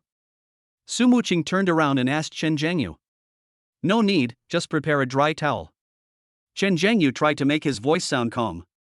Su Muqing quickly found a clean towel. The atmosphere in the room gradually became tense. Chen Zhengyu stood by the bed, looking at Pei Shuiqin, who was sitting sideways on the edge of the bed, her hands nervously clutching the hem of her skirt. Under the light, her beautiful face was shy, and her eyes moved with a sense of resignation, a bit of uneasiness, and a hint of anticipation that she herself dared not admit. Chen Zhengyu took a deep breath and suppressed the myriad thoughts in his mind. He walked over to the bed, speaking as softly as possible. "Auntie, are we going to start?" Pei Shuachen's delicate body trembled slightly. She didn't dare to look at him, but just nodded gently. Chen Zhengyu's eyes fell on the fitted dress she was wearing. "This massage needs to act on the acupuncture points on the back, waist, and abdomen." His voice had a barely perceptible hoarseness. "So, Auntie, please, take off your coat and lie down." Chapter 78, Send Mom to Bed. The top scorer in the monthly exam is actually the boy under me? Pei Shuachin was already shy and nervous, and when she heard Chen Zhengyu say, "Take off your coat," her mind went blank. She froze in place, the blush on her cheeks quickly spreading to her ears, and even her fair neck was dyed an alluring pink. She didn't react for a moment. Just when the atmosphere was about to freeze, Su Muqing's crisp voice rang out. "Mom, let me help you." As she spoke, Su Muqing didn't give Pei Shuachin any time to react. She had already walked around behind her and put her delicate hands on the zipper of her dress. His movements were quick and his tone was brisk, with a hint of unquestionable caring. Chen Zhengyu was stunned. "Good job. My girlfriend is simply the best wingman of the year. I give full marks to this assist." Pei Shuachin was completely at her wits' end. With her daughter's enthusiastic help, she felt like a puppet being manipulated. Her coat was gently taken off, revealing her smooth and round shoulders and graceful back. In the air, the rich body fragrance of a mature woman, mixed with the faint fragrance of a young girl's boudoir, became more intense and more seductive. She bit her lower lip helplessly, and finally, with a blushing face, she could only resign herself to her fate and slowly lie down on the princess bed with pink sheets that belonged to her daughter. The mattress was soft, but it couldn't support her panicked heart. She buried her face deeply in the pillow, nervous but with a hint of inexplicable anticipation, waiting for the upcoming, unknown massage. My heart was beating so fast, as if it was going to jump out of my throat. "Mom, it's done. Youngwoo, you can start now." Seeing that her mother had already laid down, Su Muqing clapped her hands and turned back to Chen Zhengyu happily. Chen Zhengyu's eyes fell on the graceful body on the bed, which was perfectly outlined by the fitted dress. The breathtaking curves, under the soft light, exude a fatal temptation. His Adam's apple rolled and he swallowed silently. "Stay calm, I'm a serious person. This is about curing illnesses, saving lives, and improving your favorability." "Yes, that's it." He calmed down his excitement a little, walked to the bed, bent down, and prepared to start. Perhaps sensing her mother's stiffness and unnaturalness, the clever Su Muqing rolled her eyes and decided to divert her attention by chatting. "Mom, I have good news and bad news for you." Su Muqing spoke with a smile, like a little fox offering treasure. "Ah." Sure enough, Pei Shuachin's attention was instantly drawn to it, and she uttered a muffled question from the pillow. "Which one do you want to hear first?" Su Muqing continued to keep the secret. Pei Shuachin frowned slightly, lay on the bed and thought for a while, then said in a muffled voice, "Then, let's listen to the bad news first." At this moment, Chen Zhengyu's warm big hand had already accurately covered her tense lower back. Pei Shuachin's delicate body trembled violently. A tingling electric current started from the skin where his palm touched and instantly spread throughout his body. That feeling is so amazing. It felt like an electric shock, or like a feather gently brushing past her, strangely soothing her tense nerves and muscles at that moment. She couldn't help but let out a very soft moan, but fortunately the sound was too small, almost inaudible, and was completely drowned out by her daughter's next words. "The bad news is, I dropped one place in this monthly exam and only ranked second in the class." Su Muqing deliberately pretended to be dejected and lowered her head. "What?" This sentence was like a bolt from the blue to Pei Shuachin. She raised her head suddenly, almost forgetting how embarrassing the situation she was in. She has only two biggest hopes for her daughter in her life. First, study hard and get admitted to a top university. Don't be like her, who got married early without finishing college and left with regrets for the rest of her life.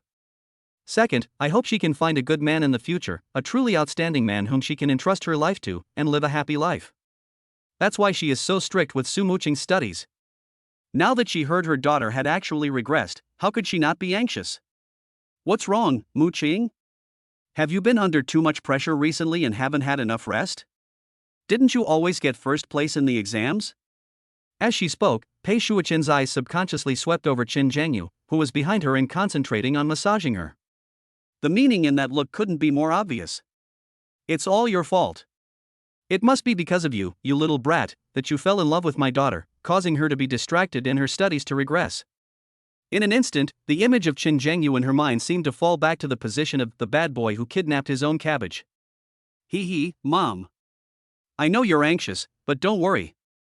Su Muqing looked at her mother's reaction and was delighted.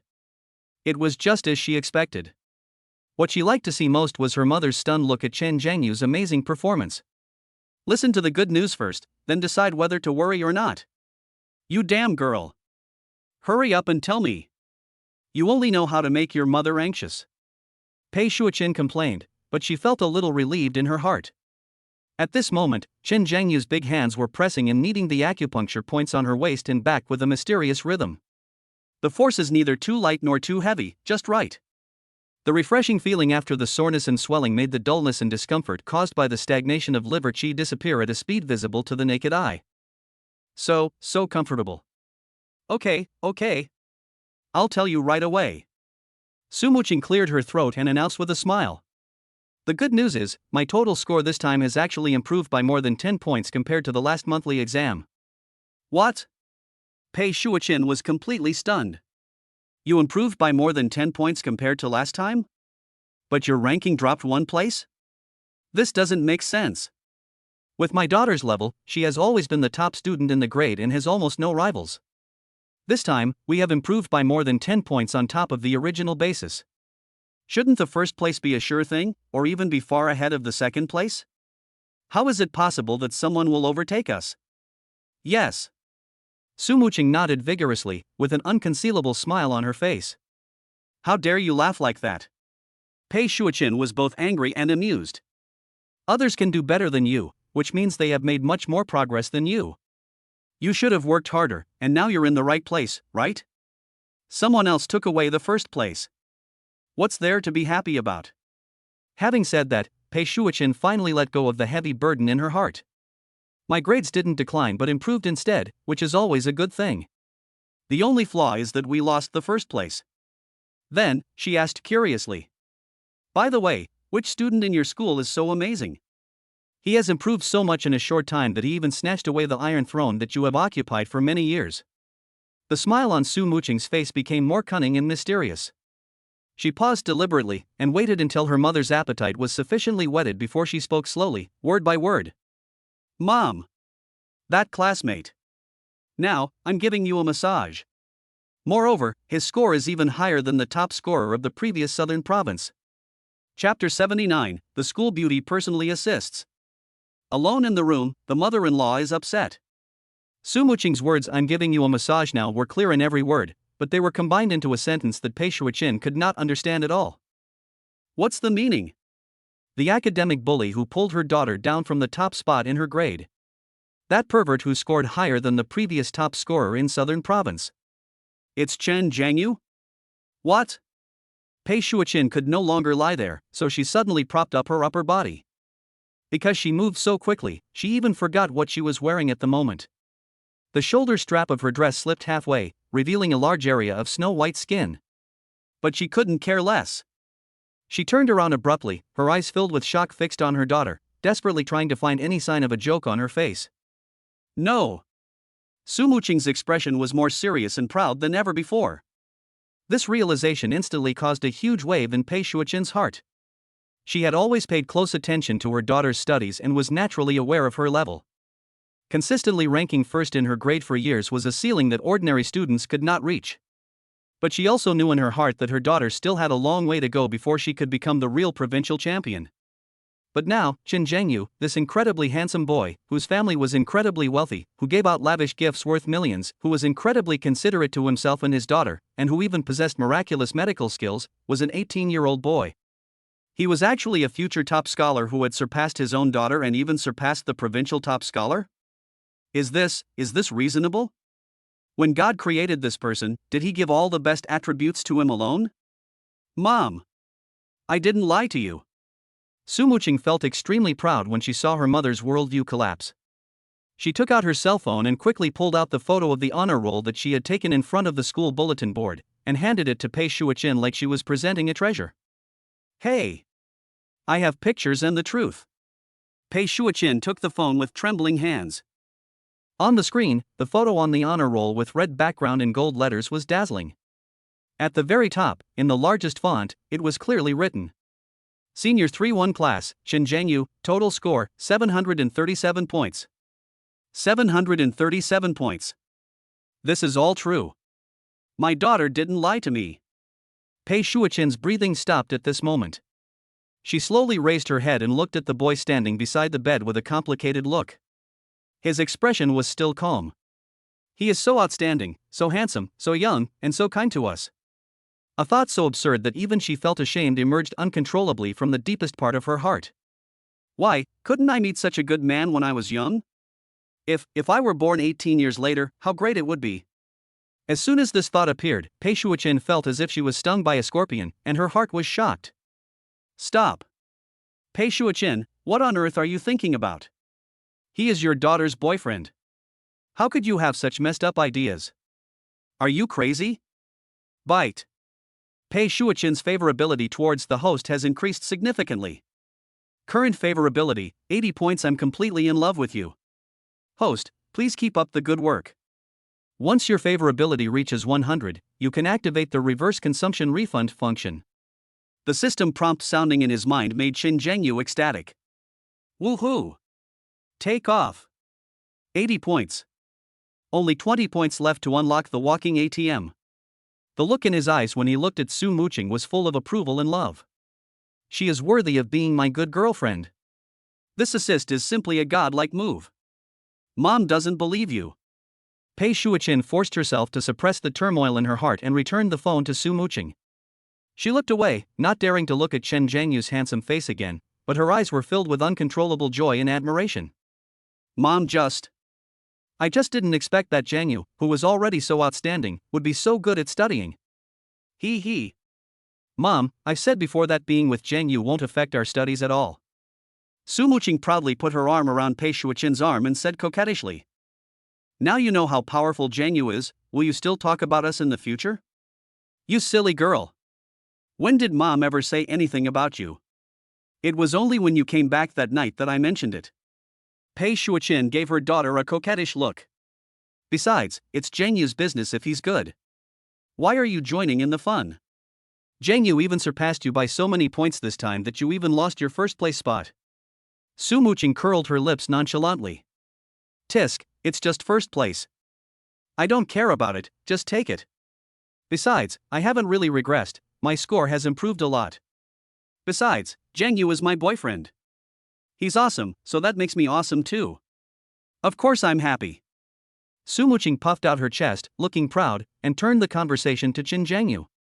Isn't that right, Young Wu? Chen Zhangyu didn't expect that the war between the mother and daughter would spread to him.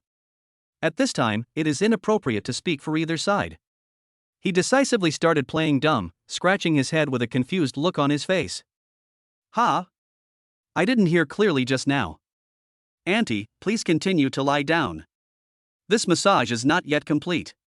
If you stop halfway, the effect will be reduced. Seeing that Chen Zhangyu had spoken, Pei Shuoqin originally wanted to talk to her daughter, but at this moment, for some unknown reason, she became unusually obedient. Her heart, which had been beating wildly due to shame and shock, miraculously calmed down because of his words. Yeah, okay. She responded softly, and then her ripe, slender, and plump body slowly lay down again, outlining a breathtaking and moving curve on the soft mattress. Seeing this, Su Muqing knew that it was not appropriate for Chen Zhangyu to interrupt the conversation between mother and daughter, so she stuck out her tongue and did not continue the topic. Forget it, I won't tell you, Mom. She suddenly wrinkled her cute little nose and reached out to fan her forehead. Oh, I was just too excited just now and broke out in a sweat. It's sticky and I feel really uncomfortable. I'm going to take a shower first. As she spoke, she looked at Chen Zhangyu and smiled sweetly. Zhangyu, please continue to massage my mother. When Chen Zhangyu heard this, his heart skipped a beat. What's going on? Do you want to leave him and Pei Shuoqin, two single men and women, in the same room? This doesn't seem appropriate, right? Ah. Mu Qing. He was just about to say something. Su Muqing didn't give him a chance at all. She picked up the bath towel and clothes from the closet and walked out of the room in a hurry. Bang! The door was closed gently. The whole room fell into an eerie silence in an instant. The only thing left in the air was the mixed fragrance of mother and daughter, and the uncontrollable, increasingly rapid heartbeat. Chapter 80. My girlfriend went to take a shower, and I helped my mother-in-law zip up her pants. She didn't refuse? Two breathing sounds could be clearly heard in the air, one steady and one rapid. You can also smell the rich fragrance that is a mixture of girlish fragrance and mature charm. It is like an invisible catalyst that makes the temperature in the room rise several degrees out of thin air. Chen Zhengyu felt his throat was a little dry. Good job. This little girl really doesn't treat him as an outsider. Are you so confident that you can leave him and his biological mother alone in a room? Isn't she afraid that she will lose control and make some terrible mistake? Chen Zhengyu's gaze fell uncontrollably on the ripe and graceful body on the bed. Pei Shuochen lay there, her body stretched like a fully drawn bow, even her toes curled up. Obviously, she was more nervous than Chen Zhengyu. Stay calm. Chen Zhengyu, you are a gentleman. You are curing diseases and saving lives, completing system tasks, and fighting to unlock the walking ATM. After silently repeating the core values 3 times in his mind, Chen Zhengyu forced himself to suppress the thoughts that something is wrong with you. He was very honest and dutiful, and was afraid that the embarrassing situation of contradiction would happen again. By then, forget about gaining favorability, it would be good enough if you weren't beaten up like a gangster. He collected his thoughts and placed his hands on Pei Shuochen's lower back again. This time, his movements were more professional and focused. His master-level Chinese medicine skills have enabled him to have a thorough understanding of the meridians and acupoints of the human body. Every press and every kneading he did stimulated the corresponding acupuncture points precisely, with the force gradually increasing from shallow to deep, with a wonderful rhythm. Pei Shuochen's tense body gradually relaxed bit by bit under his massage. The strange tingling sensation, like a warm tide, washed over every corner of her body, taking away the pent-up boredom and long-standing fatigue. She felt as light as a feather, as if she was lying on the clouds. The comfortable feeling reminded her of the ease and security she felt when she was a child lying in her mother's arms. So comfortable. It's really comfortable. Her tightly furrowed brows relaxed, the corners of her rosy mouth rose slightly, and her long eyelashes trembled gently. As time went by, consciousness gradually became blurred. In extreme relaxation and comfort, Pei Shuochen just lay on her daughter's bed and slowly fell asleep. Chen Zhengyu suppressed all distracting thoughts and completed the entire massage with full concentration. When he withdrew his hand and was about to stand up, he found that his mother-in-law on the bed was breathing evenly and seemed to be fast asleep. He looked at Pei Shuochen's peaceful and quiet sleeping face, and couldn't help feeling a little emotional. When she fell asleep, she lost her usual nobility and maturity, became less distant, and more feminine and fragile.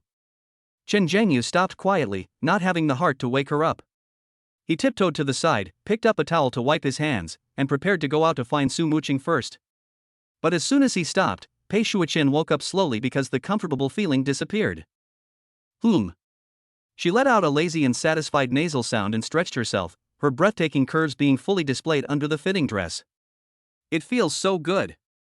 Pei Shuochen felt as if she had slept for a century, and her whole body was filled with unprecedented energy. The chest tightness and palpitations caused by liver qi stagnation have all disappeared. The whole person feels refreshed, as if several years younger. Zhengyu, your medical skills are truly amazing. Pei Shuochen sat up and looked at Chen Zhengyu with eyes full of amazement and gratitude. Although there was still a hint of shyness on her face, she had gradually adapted to it and began to try to forget the previous embarrassing moments. When she thought about it now, she even felt a little sorry for Chen Zhengyu. He was only 18 years old. At such a young and impulsive age, it was normal for him to have a physiological reaction because of supporting himself. He must not have done it on purpose. I was thinking too much. I am already in my 30s and I am his girlfriend's mother. How could he have such thoughts about me? He praised himself sweetly, surely to please his mother-in-law so that she would agree to his marriage with Muqing. Yes. That must be it. Besides, I had fallen asleep just now, and he had been so honest and dutiful, massaging me seriously without any excessive actions. Pei Shuochen, oh Pei Shuochen, you really judge others by your own standards. Thinking of this, the grudge in Pei Shuochen's heart completely disappeared. She spoke softly, her tone full of sincerity. Thank you, Youngwoo. Auntie really feels much better. After saying this, Pei Shuichen suddenly remembered that the zipper on the back of her dress was still open and her back was still bare. She screamed, stood up quickly, subconsciously turned to face Chen Jiangyu, and turned her back to the wall. Then, she reached her slender white arms around her back somewhat clumsily, trying to zip it up. However, she tried several times and couldn't reach it. That anxious and shy look, under the soft light, has a unique and touching charm. Chen Jiangyu originally wanted to pretend that he didn't see it and was about to say that he would go out first and let Su Muqing come in to help. But when the words came to his lips, he didn't know what was wrong with him and blurted out the words without thinking. Auntie, how about I help you? Finished. Too careless. As soon as the words came out of his mouth, Chen Jiangyu wanted to slap himself in the face. Now Barbie is cute. The image of a gentleman that he had worked so hard to build up in her heart was about to completely collapse. I worked so hard to get to 80 points of favorability, but now I'm going to be back to the old days overnight, right? Chen Jiangyu's heart instantly rose to his throat. However, the next second, Pei Shuichen's reaction was completely beyond his expectations. She suddenly stopped grabbing the zipper and her whole body froze. The air in the room seemed to freeze at this moment. Just when Chen Jiangyu thought she was going to lose her temper, she actually slowly turned her back towards him. A voice as light as a mosquito's, yet extremely clear, rang out in the quiet room. Good. Then, I'll trouble you, Jiangyu. Chapter 81, An Unexpected Kiss. My mother-in-law and I. Are you crazy? She actually agreed? Chen Jiangyu's pupils suddenly contracted and his heart skipped a beat. He was sure he had heard correctly. The word good, which was as light as a mosquito but extremely clear, was like a stone thrown into a calm lake, causing huge waves in his heart. Is this reasonable? Chen Jiangyu swallowed hard, trying to calm his heartbeat that was about to jump out of his throat. Stay calm. Be sure to stay calm. I didn't force her, she did it voluntarily, and I was helping her. Yes. Helping others is a traditional virtue. Besides, this is also for the purpose of improving favorability, unlocking a walking ATM, and achieving financial freedom as soon as possible. I'm doing business. Chen Jiangyu quickly found 10,000 plausible excuses for himself in his mind, and only then did he feel that the evil fire in his heart was suppressed a little. He slowly approached, and the rich, mature fragrance in the air became stronger and stronger, seeping into his nostrils, causing the psychological defense line he had just built to show signs of collapse. His eyes fell on Pei Shuichen's back, which was as smooth as jade. Under the light, her skin was as white and delicate as the finest mutton fat jade, without a single flaw. Her perfect buttocks were slightly raised, outlining a breathtaking curve that flowed down to her waist, so slender that it could barely be held in one hand. TSK. Chen Jiangyu secretly complained in his heart and forced a joke to pull himself away from this beautiful scene. Such a beautiful back, it would be a shame not to use cupping. His fingers finally gently pinched the cold metal zipper head. His fingertips accidentally touched her warm skin, and the delicate and smooth touch made Chen Jiangyu's fingers tremble slightly. Pei Shuichen's body tensed up instantly and her breathing stopped. Chen Jiangyu didn't dare to have any distracting thoughts anymore. He held his breath and slowly pulled the zipper up with gentle and steady movements. Sizzle. The slightest sound is amplified infinitely in the quiet room. As the zipper closed, the alluring white spring scenery was covered again. Auntie, it's done. Chen Jiangyu quickly withdrew his hand, took a half step back, and kept some distance. His voice sounded extremely upright. Pei Shuichen finally breathed a sigh of relief and slowly turned around. Her cheeks were still as red as if blood could drip out, and her eyes were moving with a sense of relief and an indescribable charm. I feel like I should be able to sleep well tonight. She moved her shoulders and a smile brighter than ever appeared on her face. The comfort and joy that came from her heart made her whole body glow with dazzling brilliance. The charm at that moment was more than twice as beautiful as Su Muqing's when she was a girl. Chen Jiangyu watched, wailing wildly in his heart. Oh my goodness. Oh my god. You're using this to test veteran cadres? Which veteran cadre can withstand such a test? Not to mention the old cadres, even if Liu Xiaohui came, he would probably be defeated on the spot. Chen Jiangyu forcibly suppressed the tiger named Chao Zhe deep in his heart and forced a humble smile on his face. Auntie, this is just the first massage, so the effect will be more obvious. The effect may not be so significant later on. It takes time. He was taking precautions in advance, fearing that his mother-in-law would have too high expectations. However, Pei Shuichen's words the next second once again made him drop his jaw in shock. Young Wu. She bit her lip, her beautiful eyes filled with both shyness and undisguised anticipation. Can you come and give Auntie a massage every day from now on? Auntie has been tormented by this problem for a long time. I have never felt so relaxed and comfortable. I want to cure it as soon as possible. Boom. Come here every day? It was as if a thunder exploded in Chen Zhengyu's head. Big sister. No, Auntie. Are you serious? In just over half an hour, I almost ruined all my skills.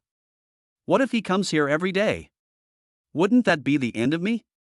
Chen Zhengyu roared wildly in his heart. There was a beauty in front of him, but he could only look and not move. This was more torturous than the ancient torture. If he did this every day, he suspected that Pei Shuichen's liver qi stagnation had not yet healed, and he would get sick first. Auntie, don't worry. Although Chen Zhengyu had thousands of voices in his heart shouting I do, his reason told him that he must not agree. What's the matter with running to my mother-in-law's room every day? If this gets out, will Chen Zhengyu still have any reputation? What's more, he is still a senior high school student and his studies are his priority. He doesn't have much time to spend in the United States. There is no need to come every day. Chen Zhengyu put on a professional attitude and explained seriously. Too much is as bad as too little. Frequent massage stimulation will actually cause the body to develop tolerance, affecting the ultimate therapeutic effect. Given your current condition, I'll come over once a week to help you consolidate your efforts. Within a month, your minor ailments like insomnia and chest tightness will be completely cured. Other problems will also be easily resolved. So that's how it is, okay then. There was a hint of loss in Pei Shuichen's tone that she herself was not aware of. She didn't know what was wrong with her. When I heard Chen Zhengyu say that I didn't have to come every day, I felt empty inside. If he could come and give me a massage every day, that would be great. Ah. Pei Shuichen. You're crazy. How could you have such an idea? She was shocked by the thought that popped into her mind, and her cheeks became hot again. The total time she and Chen Zhengyu had spent in real contact was less than a day. How could I have this kind of dependence on him? Pei Shuichen shook her head vigorously, trying to get rid of these messy thoughts. She wanted to stand up and end this frustrating solitude. However, although her ankle had been adjusted, it was still severely sprained and had not yet fully recovered. She stood up a little hastily and did not put the right amount of force on her feet. Ah! A piercing pain came from her ankle, she screamed and lost her balance instantly. The whole person uncontrollably rushed towards Chen Zhengyu, who was about to stand up. The incident happened suddenly. Chen Zhengyu had just stood firm and had no time to react before he was thrown heavily onto Su Muqing's soft big bed by this body that exuded amazing elasticity and warmth. Bang! The world seemed to be in slow motion at this moment. Chen Zhengyu only felt a soft and fragrant body hitting him, and then two soft, moist, and surprisingly elastic lips were imprinted on his lips precisely and without deviation. Ugh! Time has stood still. The air solidified. Pei Shuichen and Chen Zhengyu both widened their eyes as big as copper bells at the same time, and deep in their eyes, there was the same shock and disbelief. Chen Zhengyu's mind went blank. He could clearly feel an extremely rich mature fragrance mixed with a faint scent of perfume rushing into his nostrils and occupying his entire breath. The touch on the lips is warm, soft, and a little sweet, which is 1,000 times better than I imagined. Pei Shuichen was completely confused. She only felt that she had bumped into a solid and hot chest, and a masculine scent full of sunshine and hormones, which was unique to an 18-year-old boy, rushed into her sensory world crazily. The moment their lips touched, electricity ran through their bodies. At this moment, the body temperature of both people soared at a terrifying rate. Chapter 82, Out of Control. Forbidden Kiss. Crazy. All crazy. The moment those two soft, moist, and surprisingly elastic lips pressed against his, Chen Zhengyu's brain froze for a full 3 seconds. Time stands still. The air solidified. Pei Shuichen and Chen Zhengyu both stared with their eyes as big as copper bells at the same time, and deep in their eyes, there was the same shock and disbelief. Chen Zhengyu could clearly feel an extremely rich mature fragrance mixed with a faint scent of perfume rushing into his nostrils and occupying his entire breath. The touch on the lips is warm, soft, and slightly sweet, 1,000 times better than I had imagined. Pei Shuoqin was completely confused. She only felt that she had bumped into a solid and hot chest, and a masculine scent full of sunshine and hormones, which was unique to an 18-year-old boy, rushed into her sensory world crazily. The moment their lips touched, electricity ran through their bodies. At this moment, the body temperature of both people soared at a terrifying rate. Just when Chen Zhangyu's remaining sanity was about to pull him out of this absurd situation, the devil's voice in his head rang out again, with its bewitching power. Hold her, kiss her, and possess her. She didn't resist at all. She was waiting for you. Think about it, this is Su Muqing's mother. Conquer her. As soon as that voice appeared, Chen Zhangyu's already precarious nerves were instantly completely burned out by an unknown flame called desire. Fuck your sanity. Fuck restraint. Everyone has the heart of a thief like Chao. Today, I, Chen Zhangyu, will be boss Chao for once. Almost instinctively, he suddenly tightened his arms, tightly holding the mature, charming, and curvy body in his arms. Then, he turned from passive to active and kissed her fiercely. Pei Shuoqin's mind went blank. She wanted to struggle, wanted to push away this bold boy. However, when that domineering and youthful aura swept over her, all the strength in her body seemed to be drained away, and her body became limp. The heart that had been empty and desolate for a long time was completely soaked by a sudden storm at this moment. She actually. As if by some strange coincidence, he began to respond awkwardly. Click. Just as the temperature in the room was about to break through the critical point and head towards the abyss of complete loss of control, a slight sound of a door lock turning was clearly heard from outside the door. It's the bathroom door. Muqing finished her shower. This voice was like a thunder from the sky, striking heavily on the heads of the two men. The two of them trembled at the same time, as if they were cast into a spell of immobilization, and then suddenly jumped back as if they had been electrocuted. Reason returns at the speed of light at this moment. The two of them showed amazing tacit understanding without even looking at each other.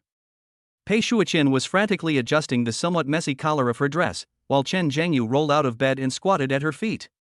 Adjust your clothes, keep your distance, and adjust your posture. The whole process was smooth and completed in one go, incredibly fast. Almost at the moment they were ready. Squeak.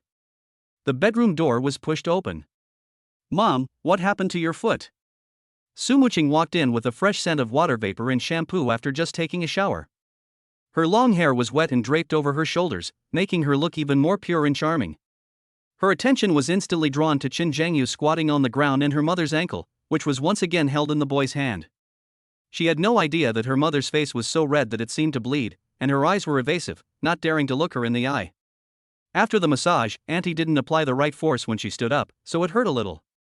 Chen Zhangyu began to explain, his voice so steady that even he was frightened. But only he himself knew that his heart was beating wildly at this moment, almost jumping out of his throat. So exciting. This is 10,000 times more exciting than riding a roller coaster. If I had been a second later. No. Even half a second later. The consequences are simply unimaginable. When he thought about it now, a layer of cold sweat broke out on his back. Hey, Mom, you really should be more careful next time. You've hurt your foot twice today. If Zhangyu wasn't here, you would have been so uncomfortable. Su Muqing walked over with a distressed look, squatted down, and warned Pei Shuoqin with both worry and anger. Okay, Mom will pay attention next time. Pei Shuoqin's voice was filled with a barely perceptible panic and trembling. She didn't dare to look into her daughter's eyes and could only respond vaguely. After she finished speaking, her eyes uncontrollably glanced at Chen Zhangyu, who was lowering his head. The young man looked focused as he used his warm big hands to massage his ankles with moderate strength, as if the wild and domineering hungry wolf that almost devoured him was not him at all. But the lingering touch on her lips, the scent lingering on her nose, and the throbbing deep in her body that had not yet subsided were all clearly reminding her. What just happened was not a dream. It's true. Pei Shuoqin's heart was in a mess when she thought of that blushing forbidden kiss.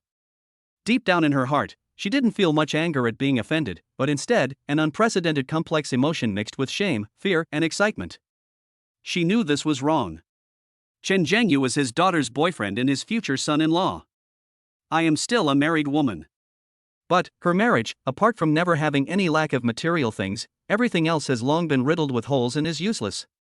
My husband is busy with his career all year round, and we have been living in separate rooms for a long time, so having sex as a couple is even more of a luxury. She was like a flower kept in a greenhouse without any rain or dew, and gradually withered. The appearance of Chen Zhengyu was like a bolt of lightning, breaking through her stagnant life. His excellence, his mystery, his thoughtfulness, and that unreasonable masculinity that only belongs to young boys. All of this made her heart, which had been silent for a long time, beat violently and uncontrollably. Ah! Pei Shuoqin. You're crazy. How could you have such an idea? She was so frightened by her own thoughts that she trembled all over and tried desperately to get these absurd ideas out of her mind. Of course, Chen Zhengyu didn't know the inner struggle of Pei Shuoqin. He simply treated the tendons in her ankle again, and soon the tingling sensation disappeared. Auntie, Mu Qing is fine now. Chen Zhengyu stood up quickly. He didn't want to stay here for even a second and just wanted to escape from this place of trouble immediately. He had originally been thinking of finding an opportunity to be alone with Su Muqing and spend some time with her. But after the series of thrilling events just now, he was really scared. He was afraid that if he stayed with Pei Shuoqin for another second, his newly rebuilt rational defenses would collapse again and something even more uncontrollable would happen. Just now, I really was impulsive. Looking back now, besides the excitement, I feel more scared. What if Su Muqing had caught him just now? It would not be as simple as social death, it would be GG, the whole show would be over. But another small, secretly joyful thought popped up in his mind. When I kissed her just now, Pei Shuoqin, she seemed to be cooperating with me. That gentle response and that misty look cannot be faked. Does this mean that her favorability towards me has reached a certain level? Doesn't that mean I'm about to get another humanoid cashback ATM? Just as he was daydreaming, the familiar and pleasant system prompt sound exploded in his mind. Bite. Detected a beautiful target with an overall score of 86 points. Pei Shuoqin, whose favorability towards the host has increased significantly. Current favorability, 90 points. Absolutely infatuated. Congratulations, host. Please keep up the good work. When your favorability reaches 100 points, the multiple consumption rebate and reverse consumption cashback features will be fully unlocked for that target. Chapter 83, My girlfriend personally escorted me to my mother's room. Mother-in-law, stop moving around. Incredible. Just by kissing my mother-in-law, my favorability rating shot up to 90? This system is afraid that I won't become a thief. Is it madly hinting at me to find more opportunities to kiss? The cold prompt tone of the system echoed in Chen Zhengyu's mind, and he felt numb all over. What happened just now was purely accidental and impulsive. It was exciting, but the fear that followed was real. Now that the system was doing this, he felt that the moral defense line he had just built was beginning to crumble again. No, I can't take it anymore. It's not a good place to stay for long. Now he just wanted to run away quickly and stay away from this damn mother and daughter pair. If we stay any longer, who knows what even more outrageous things will happen. Auntie, Mu Qing, I'm really happy to be able to visit your house today, but I have something urgent to do at home, so I have to go back first. Chen Zhengyu forced a smile that he thought was the most sincere and said goodbye. No. As soon as he finished speaking, two completely different yet unanimous voices of opposition rang out at the same time. Chen Zhengyu was stunned on the spot. He looked at the mother and daughter in front of him, one was pure and charming, the other was extremely charming, and at this moment they were looking at him with unquestionable eyes. Su Muqing pouted, and her face showed, I'm unhappy. From the time they met today until now, the total time she and Chen Zhengyu have been alone together is less than half an hour. I have to avoid suspicion at school and deal with my mother when I get home. She was still thinking about finding a chance to be intimate with Chen Zhengyu later. It had been a long time since she had experienced the feeling of floating in the clouds like she had in the hotel with Chen Zhengyu. She almost missed him to death. If the boys in school who regarded her as an ice goddess knew about this, they would probably line up to go to the rooftop on the spot. Pei Shuoqin, on the other hand, had a completely different mindset. She looked at Chen Zhengyu with a complicated look, some shyness, some evasion, but more of a reluctance that even she herself was unwilling to admit. The shock Chen Zhengyu brought to her today was really too great. The feeling of being treated strongly by a masculine, handsome, and outstanding young man of the opposite sex, and of having her body and soul completely filled up, was something she had never experienced in her more than 10 years of dull marriage. She was craving the thrill that made her heart beat faster and made her feel like she was still alive. Forehead. Chen Zhengyu was a little confused by the reactions of the mother and daughter. Mu Qing, Auntie, I really have something to do. Next time I will definitely stay a little longer. He could only bite the bullet and explain again. After hearing what Qin Jiangyu said, although the mother and daughter were still reluctant, they also knew that they couldn't really detain him by force. All right. Su Muqing compromised angrily, but she still threatened, then remember, if you dare to leave so early next time, I won't forgive you. She waved her little pink fist, pretending to be fierce, but in Chen Zhengyu's eyes, she was just cute. Yeah, Jiangyu, come and play longer next time. Pei Shuoqian also echoed softly. But as soon as she said this, she was stunned. The pretty face that had just lost its blush suddenly turned red again. Play? Play longer? Coming out of her mouth, coupled with what had just happened between the two of them, these words were full of ambiguity that made people imagine something else. What to play? Do you want to play kiss? Pei Shuoqian was so embarrassed that she wished she could find a hole to crawl into, her heart pounding wildly. Okay, next time for sure. Chen Zhengyu nodded in agreement as if he had been pardoned. Now he just wants to leave this Shura field as soon as possible. However, things don't always go as planned. But, Mom, you sprained your ankle twice today. It must be difficult for you to walk. Su Muqing suddenly spoke, and then said in a matter-of-fact tone. Zhengyu, please take the trouble to carry my mother back to her room and let her lie down and rest. Come again? Chen Zhengyu's heart was filled with alarm and his scalp went numb. The scene of me carrying Pei Shuoqian into the house and contradicting her when I got off the car just now is still clearly imprinted in my mind. That kind of extreme stimulation and tension is almost killing me. Isn't this pure torture for him? He is an 18-year-old young man full of vigor and vitality. He is not Lu Xiaohui who remained calm in the face of temptation, nor is he an 81-year-old old man. What good person can stand this? Having a stunningly beautiful woman in your arms, only being able to hold her but not eat her, is more painful than killing her. But Su Muqing's words were reasonable and he could not find any reason to refuse. Moreover, looking at Su Muqing's clear and innocent eyes, he knew that if he didn't agree, it would seem that he had something to hide. Good. The word good was almost squeezed out from between teeth. Chen Zhengyu took a deep breath and bent down again under Pei Shuoqian's slightly red face and evasive eyes. He skillfully passed his arms through the soft knees and slender back, and steadily lifted up the mature and plump body horizontally. The familiar soft touch and the familiar intoxicating fragrance once again completely surrounded him. He felt that he would never get tired of this smell in his life.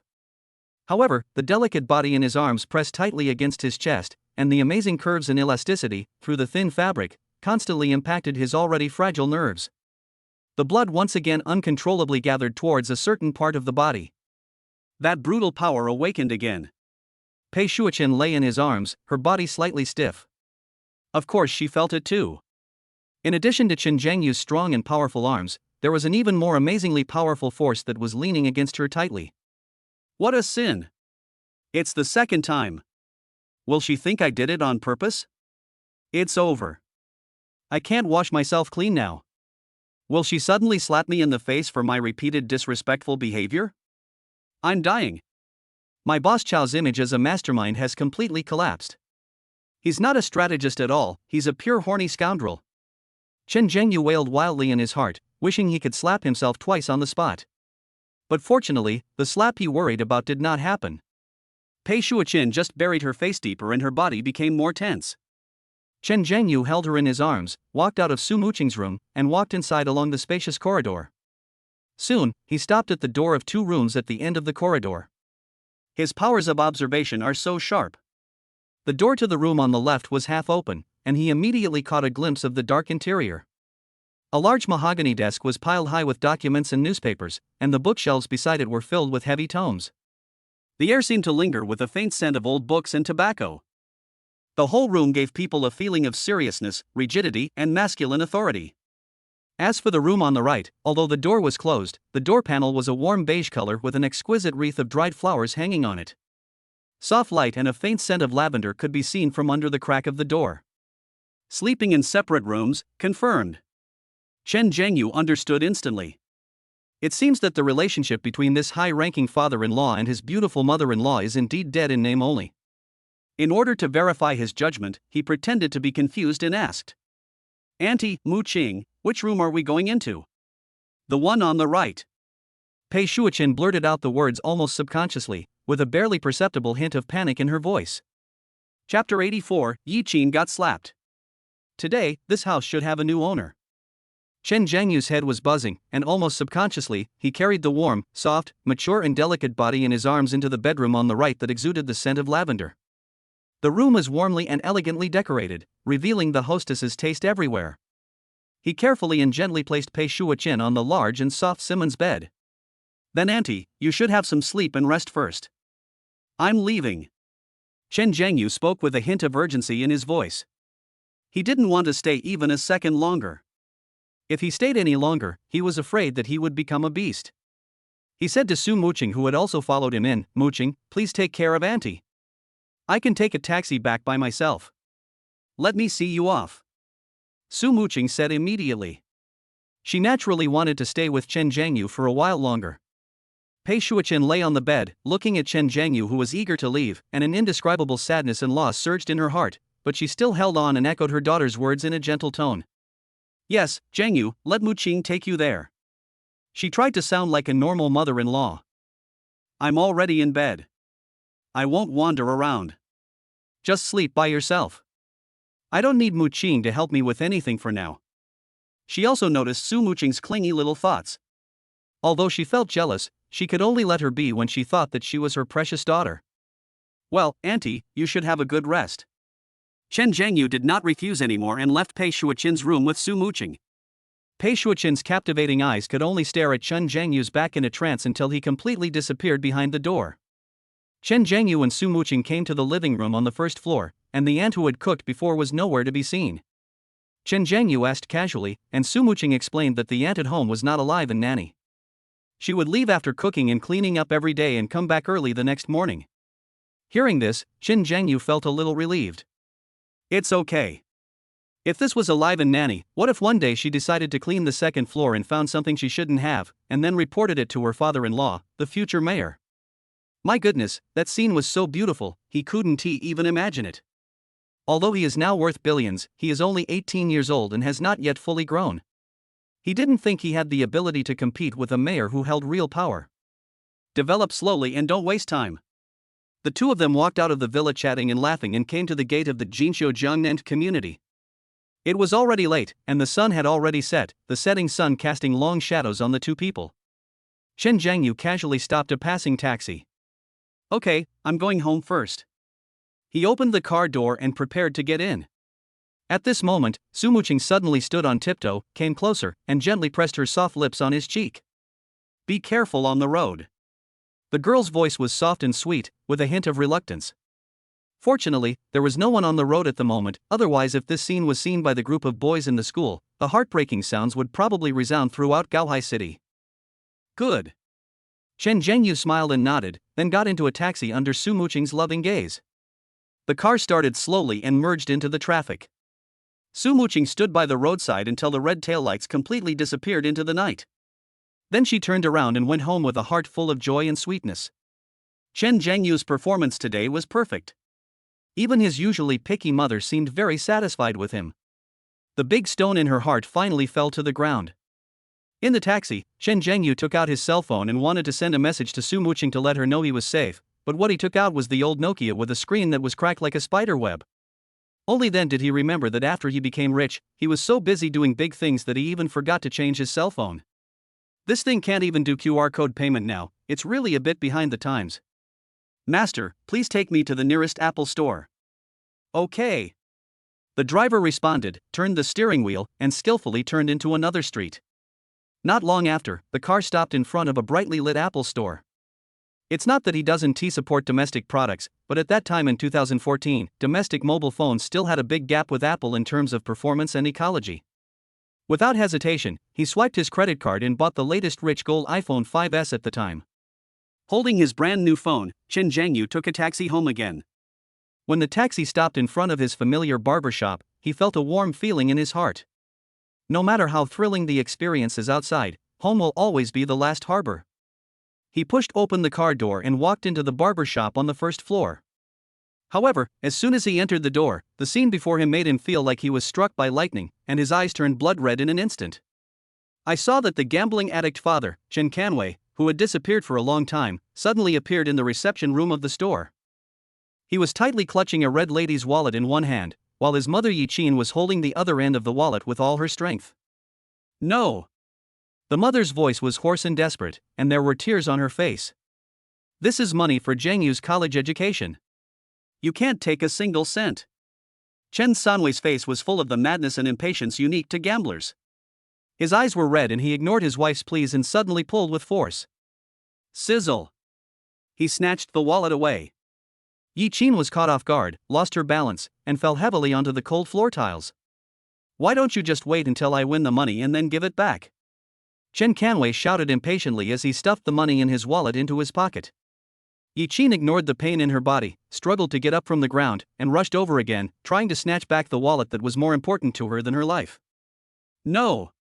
You've always said that before, but when have you ever taken it back? That's my son's life. No one loses every day. Chen Canwei was hit in the sore spot and became angry. You spendthrift woman, you are so unlucky. He swung his hand away. If you don't let go, don't blame me for being rude to you. Yi Qin, however, clutched the corner of his clothes tightly, crying and begging, I won't let go. Canwei, I beg you, please keep the money for your son's education, I beg you. Get lost. The phrase my son's life completely ignited Chen Sanwei's anger. He was overwhelmed by his gambling addiction.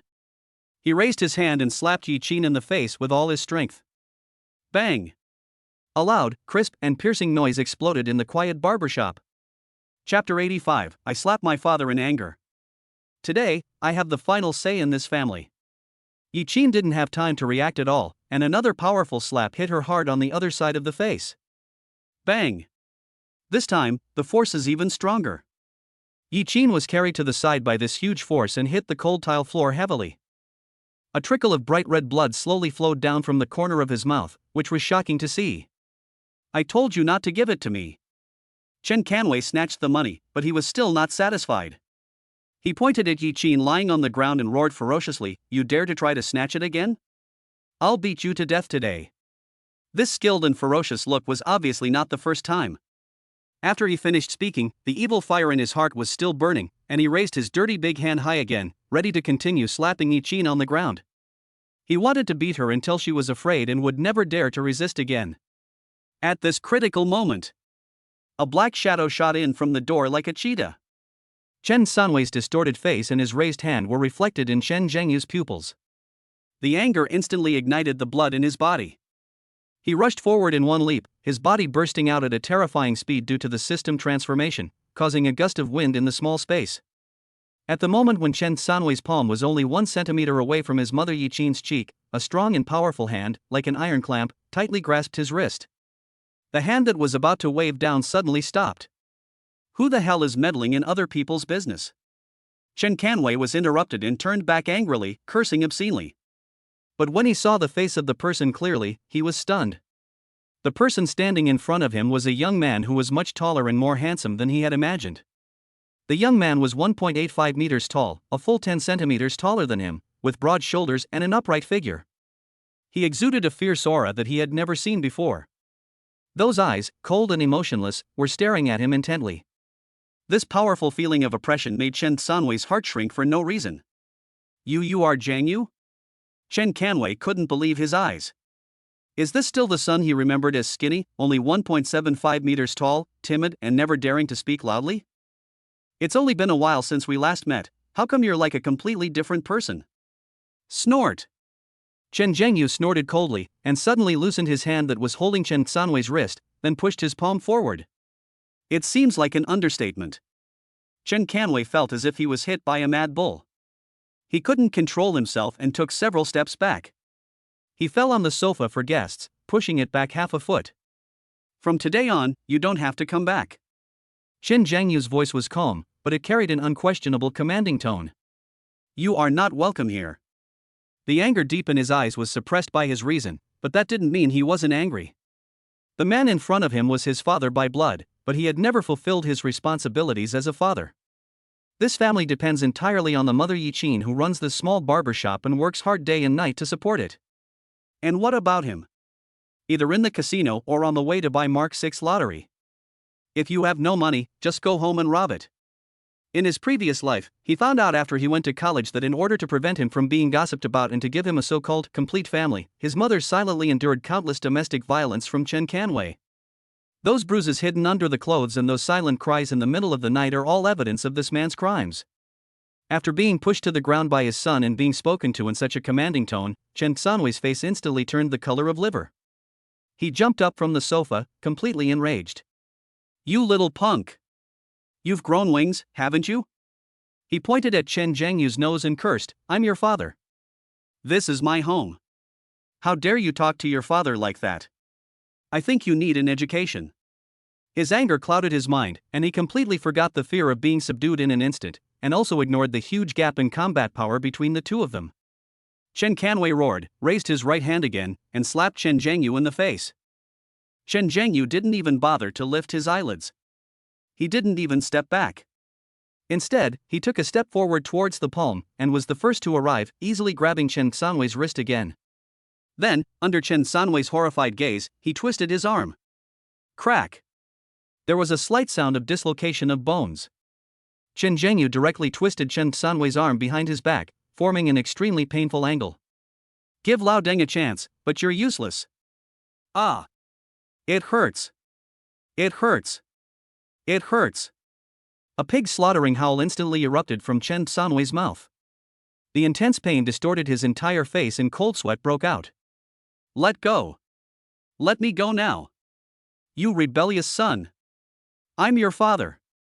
How could you do this to me? He howled at the top of his lungs. The huge noise in the store finally alarmed the neighbors. Soon, several neighbors came over and saw the situation in the store. They immediately started talking and pointing at Chen Canwei. From today on, you are no longer my father. Chen Zhengyu completely ignored the gazes of those around him, his voice cold as a stone. He slightly increased the strength in his hands, and Chen Sanwei's screams rose another octave. If I hadn't come back today, would you have attacked my mom again? Look at yourself, do you look like a man? You don't care about your family, you don't raise your children, and you just gamble. When you run out of money, you go home and beat your wife for money? Every word Chen Zhengyu said was like a knife, stabbing Chen Sanwei's heart and reaching the ears of every neighbor clearly. The neighbors' gossip grew louder. An older woman with curly hair sighed and lowered her voice to the person next to her. "Oh, I saw Chen Canwei hit Yi Qin before. That slap was so painful just to hear. But as a woman, how could I dare to intervene? I was afraid he would hit me too. Yi Qin has such a miserable life." Uncle Wang, who ran a nearby grocery store, chimed in, "That's right. I've seen him several times. Every time he loses money gambling outside, he runs back to Yi Qin and asks for money. If she doesn't give it, he'll start swearing. And today, he got caught by his son. This kind of man is simply a disaster. Yi Qin was really blind to marry him. Thankfully, Zhang Yu has grown up, become sensible, and knows how to protect his mother. Now, someone can finally deal with this gambling addict. Deal with him? In my opinion, this kind of person should have his legs broken. See how he can gamble again. He even steals his wife and children's hard-earned money. He's worse than an animal. Each sharp comment was like an invisible slap in the face, slapping Chen Canwei hard. He grimaced in pain, his face burning, and he wished he could find a hole in the ground to crawl into. Chen Zhengyu listened to the discussions around him, looked at his mother who had just gotten up from the ground and was looking at him with a worried and helpless look, and then looked at Chen Canwei who was subdued by him and looked like a stray dog. There was no longer any hesitation in his mind. Today, this cancer must be completely removed. Chapter 86, Lao Deng, get out of my house. Mom, your son will take you to live in the villa. Chen Zhengyu's rationality was like ice that had not melted for thousands of years, suppressing the volcano in his heart that was about to erupt. Just beat up this old man and break his legs? It feels great. But it didn't work. Not only will it not completely relieve your anger, but it will also leave you with countless troubles. In this day and age, if you hit someone, especially your own father, it would not only bring you a bad reputation if it got out, but if Lao Deng lay on the ground and called the police, he would have to go to jail for a few days. It's not worth it for such scum. If you want to play something advanced. Let him be disgraced, completely kicked out of his life and his mother's life, and there will be no chance for him to turn things around.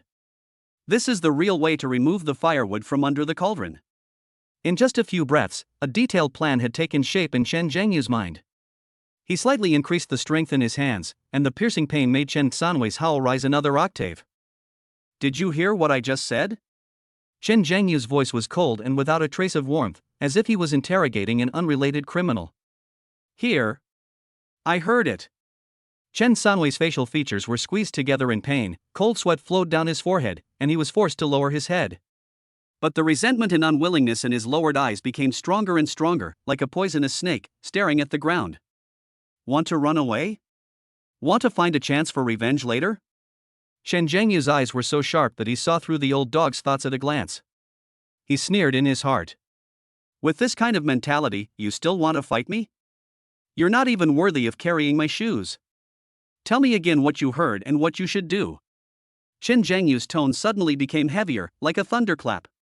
Chen Canwei shuddered when he was yelled at. He felt like his face was thrown to the ground and stepped on thousands of times by the neighbors coming and going. The severe physical pain and psychological humiliation were intertwined, but he did not dare to hesitate for a moment and could only roar out against his will with his hoarse voice. I will never come back here again. And I will never touch Yi Qin again. Only then did Chen Zhangyu nodded coldly and uttered two words. Wallet. As soon as he finished speaking, he released his grip on Chen Canwei. Chen Canwei felt as if he had been pardoned and subconsciously wanted to run to the door. Don't even think about running. Chen Zhangyu's voice came from behind him. Can you outrun me now? That calm tone contained a sense of oppression that frightened him. Chen Sanwei's steps froze instantly. He turned around to look at Chen Zhangyu's tall and straight figure and his cold and emotionless eyes. The fear that had been subdued in an instant just now swept over his body again. He knew his son was not joking. He definitely won't be able to escape today. Be conscientious and give it to my mother. Don't force me to do it myself. Chen Zhangyu's voice sounded again, with an unquestionable command. Chen Canwei trembled all over, and endured the severe pain as if his arm was dislocated. He took out the red women's wallet from his pocket tremblingly, moved step by step to Yi Qin, and handed it to her. Yi Qin silently took the wallet, and her red and swollen eyes looked at the man in front of her who was both familiar and unfamiliar with her with a complicated expression. Apologize to my mother. Chen Zhangyu's voice fell again, leaving him no chance to breathe. Chen Sanwei's face instantly became extremely ugly. Apologize? In his life, he had beaten Yi Qin, scolded Yi Qin, and robbed her money. When had he ever apologized to her? Making him apologize to the woman he has always looked down upon in front of so many neighbors is more painful than killing him. At the moment he hesitated. He felt a gaze as sharp as a knife, fixed on him. The coldness in that gaze made him feel numb from his scalp to his heels. He had no doubt that as long as he dared to say no, the hand that had just caused him so much pain would immediately make him experience what true despair was. The terrifying experience just now replayed rapidly in my mind. Chen Canwei shuddered, and all his dignity and face were instantly crushed by the instinct of survival. He turned towards Yi Qin almost reflexively and lowered his dirty head deeply. I'm sorry. I will never do this again. The voice was dry and full of humiliation, but every word was clearly heard by everyone present. Upon hearing this, Yi Qin's body trembled slightly. She didn't say anything, but just nodded silently. She clutched the red purse with her hand, her knuckles turning white from the force. This apology, which is 20 years late, has finally come. Although it came in such a terrible and embarrassing way. But looking at the tall and straight figure in front of her who was holding up the sky for her, she felt an unprecedented sense of security in her heart. Son. My son has really grown up. Like a real man. The heart that was broken by her husband was filled little by little at this moment by the comfort and pride brought by her son. Okay, now you can go. Chen Zhangyu's cold voice delivered the final judgment. When Chen Canwei heard the word get out, he did not hesitate at all, and even felt a sense of relief. He looked at Chen Zhangyu deeply and resentfully, kept this account in mind, and then rushed out of the barber shop crawling. Because he ran too fast, he bumped into a neighbor who was watching the fun. Ouch! You bastard, you have no eyes.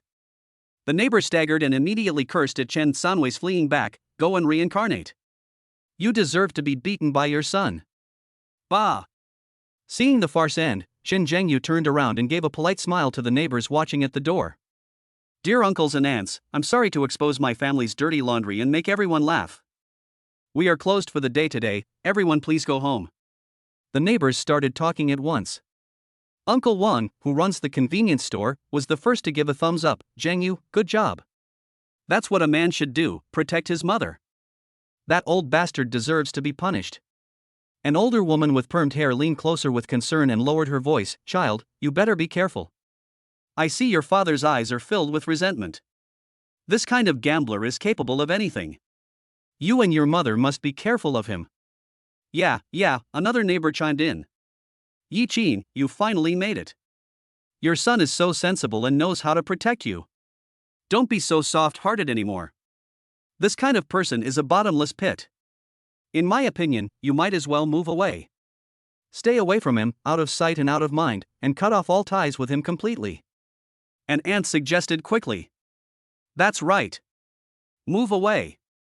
If you can't afford to offend someone, why not just hide away? With a promising son like Zhang Yu, you can live a good life anywhere. Every word of praise, concern, or advice is filled with the simplest kindness of neighbors. Thank you all uncles and aunts for your concern. We will be careful. Chen Zhangyu expressed his gratitude sincerely.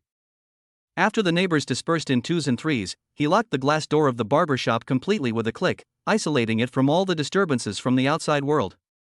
He walked quickly to his mother, squatted down, held her tear-stained face, and said softly, "Mom, let me help you sit on the sofa." Yi-Chin let her son help her sit down on the sofa for guests. Chen Zhengyu turned around and took out the small household medicine box from the cabinet, took out a cotton swab and iodine, and carefully wiped the blood oozing from the corner of his mother's swollen mouth. His movements were gentle, fearing that he would cause his mother more pain. Hiss. The stimulation of iodine made Yi-Chin take a deep breath. She looked at her son who was so close to her, and his focused and distressed eyes, and tears welled up in her eyes again. The child who once needed her protection has unknowingly grown into a towering tree that can shelter her from wind and rain. After treating the wound, Chen Zhangyu put away the medicine box, moved a small stool, and sat in front of Yi-Chin. He held his mother's cold hands. Her hands were covered with thick calluses from years of hard work and were rough and a bit prickly.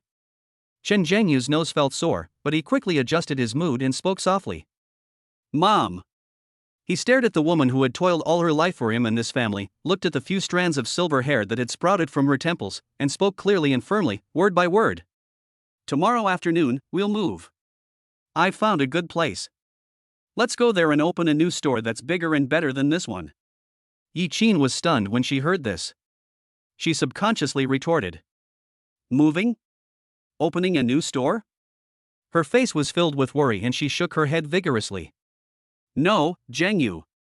How can our family afford that much money right now? The little money in your wallet is all saved with great difficulty, for your college education. You can't touch a single cent. How can we afford to change stores like this?" Chapter 87, Mom, I got 738 points. The call from the class teacher made me petrified. Chen Zhangyu looked at his mother's face, which was filled with panic and resistance, and his heart softened. He knew that for a woman who had worked hard all her life and was willing to spend every penny carefully, the words moving and opening a new store were nothing but a fantasy. It's not just a matter of money, but also a fear of an unknown future and an inertial dependence on existing stability, even if it is poor stability. "Mom, don't worry about the money." Chen Zhangyu held his mother's rough hand tightly. The warmth from her palm made the strength in his voice more certain. "Son, I've been lucky lately and made some money from investing. Just come with me tomorrow." He deliberately downplayed the situation to make it easier for his mother to accept. Unexpectedly, it would have been better if he hadn't said this. As soon as he said it, Yi-Chin's face turned even paler than before. She jerked her hand away, more worry and even a hint of fear in her eyes. "Son. You didn't do anything illegal? We're poor, but we can't do anything illegal. We'll get arrested." In Yi-Chin's simple concept, money must be earned penny by penny, and only when sweat drops to the ground and shatters into pieces can one gain peace of mind. For someone like Chen Zhangyu, the casual words "made some money" almost sounded like robbing a bank to her. What's more, my son is just a senior high school student, buried in his studies all day long. How could he know anything about investing? Seeing his mother about to cry, Chen Zhangyu was at a loss whether to laugh or cry. With my mother's imagination, it would be a waste of her talent if she didn't write novels. He smiled slightly, and did not rush to explain, but directly pulled Yi-Chin, who was confused. "Mom, let's go upstairs. I'll show you a big treasure." "What big, darling? I'm not in the mood right now." Yi-Chin was muttering to herself, but she had already been half pulled and half dragged by Chen Zhangyu to his small bedroom on the second floor. Chen Zhengyu pressed the power button on the computer. The old desktop computer made a buzzing sound and the screen slowly lit up. He skillfully opened the stock trading software and logged into his account. A string of dazzling numbers suddenly appeared in the center of the screen. "Mom, come and see, I didn't lie to you." Chen Zhengyu pointed at the long list of numbers with a relaxed tone. "Of course I wouldn't do anything illegal. I'm a law-abiding citizen. An outstanding representative of the youth of the 21st century." Yi Qin approached doubtfully. She doesn't understand K-line charts or price-to-earnings ratios, but she knows numbers and the 3 Chinese characters for total assets. As she counted the digits in the long string one by one with trembling fingers, her whole body froze. 1, 10, 100, 1,000, 10,000, 100,000, 1,000,000. Yi Qin's eyes widened and her mouth opened unconsciously, wide enough for an egg to fit in. She was almost 50 years old, and she had never seen or even dreamed of so much money. It took her a long time to find her voice, but it was still a little erratic. "Zhengyu. Is this computer broken? Are the numbers showing wrong?" "It's not bad, Mom, this is what I earned," Chen Zhengyu said with a smile. After the huge surprise, Yi Qin finally regained her sanity and grasped the most critical issue. "No, Zhengyu, where did you get the capital? You need capital to invest, right? Here comes the ultimate torture." Chen Zhengyu's mind worked quickly, and a perfect excuse formed in an instant. "You can't say that this is a newbie gift package given by the system boss. It would be strange if my mother didn't send him to the hospital as a lunatic." "Mom, there's a classmate in my class whose family is extremely wealthy. He's a second-generation rich kid. I borrowed this money from him. And their parents know about this. Since I've made tremendous progress academically recently, their parents lent me money on the condition that I tutor their son and help him improve his grades." This explanation is well-reasoned and perfectly complete. But Yi Qin's brows were still furrowed. "Your grades haven't always been below average? How can you still tutor others?" In the mother's impression, although her son is sensible, he does not have much talent in studying. "Mom, a man should be treated with new eyes after 3 days of absence." "Your son, I am no longer the Yaman of Wu." Chen Zhengyu straightened his chest, his face showing unconcealable pride. "I got first place in the whole grade in this monthly exam." In order to increase credibility, he directly threw out his trump card. "If you don't believe me, you can call our homeroom teacher, Teacher Lin, and ask her right now." He calculated correctly that as long as the results were true, the excuse of tutoring rich second-generation classmates would be 99% credible. Since it concerns whether his son has gone astray, Yi Qin dare not be careless at all. She looked at Chen Zhengyu deeply and saw her son's frank and confident eyes. She no longer hesitated, turned around and went downstairs, picked up the landline phone she had used for many years, found Lin Wanqiu's number in the address book, and decisively pressed the dial button. The phone beeped a few times and was quickly connected. A slightly lazy, but still pleasant female voice came from the receiver. "Hello, who is this?" "Hello, Teacher Lin. I am Chen Zhengyu's mother." Yi Qin's voice was a little nervous. On the other end of the phone, Lin Wanqiu, who was about to take a break, was instantly cheered up when she heard the 3 words Chen Zhengyu. Her originally casual sitting posture immediately became straight, and her tone became much more enthusiastic. "Oh. It's Aunt Chen Zhengyu. Hello, hello. I want to know how our Zhengyu did in the latest monthly exam?" Yi Qin asked cautiously. "Auntie, please stop calling him our Zhengyu. Your son is the apple of our eye." Lin Wanqiu's tone was filled with uncontrollable admiration and excitement. "Zhengyu did very well in this monthly exam." She took a deep breath and said in a tone of announcing good news. "A total score of 738. Not only is he the highest score in the entire grade, but he's also the highest score ever in Gaohai City. He has a good chance of becoming the top scorer in this year's Nan Province College entrance exam." Boom! 738 points. First in the class. Provincial number 1. These words, like thunder rolling in the sky, exploded in Yi Qin's mind. She was completely stunned, her eyes wide open, and she gripped the microphone tightly, thinking she was hallucinating. "No. I'm sorry, Teacher Lin." Yi Qin's voice trembled violently with excitement. Could you please say it again? I didn't hear clearly." Lin Wanqiu could fully understand her feelings. Thinking back, when she first saw the score, her reaction was even more exaggerated than Chen Jianyu's mother's. She showed no impatience and repeated her words word for word in a clearer and more affirmative tone. Auntie, you heard it right. Chen Jianyu scored 738 points this time. He is the well-deserved first place. This time, Yi Qin finally heard it clearly. An indescribable ecstasy, like a surging tide, instantly flooded her heart. Excited, overwhelmed, proud, relieved. All the emotions intertwined together, turning into hot tears, bursting out. She covered her mouth to prevent herself from crying out loud, but her shoulders were shaking violently. Today, her son brought her so many surprises and touched her so much. First, like a real man, he rescued her from the nightmare of domestic violence. Now, she has been given a huge honor with a result that is enough to shock everyone. Thank you. Thank you, Teacher Lin, for your teaching. Thank you so much. Some other day, I will definitely treat you to a meal. Yi Qin said with a sob. If other students' parents had said this, Lin Wanqiu would probably have politely declined. But when she thought that this was Chen Jianyu's mother, the young man who had caused ripples in her heart, Lin Wanqiu, for some unknown reason, agreed immediately. Okay, Auntie, then we'll meet some other time when we're free.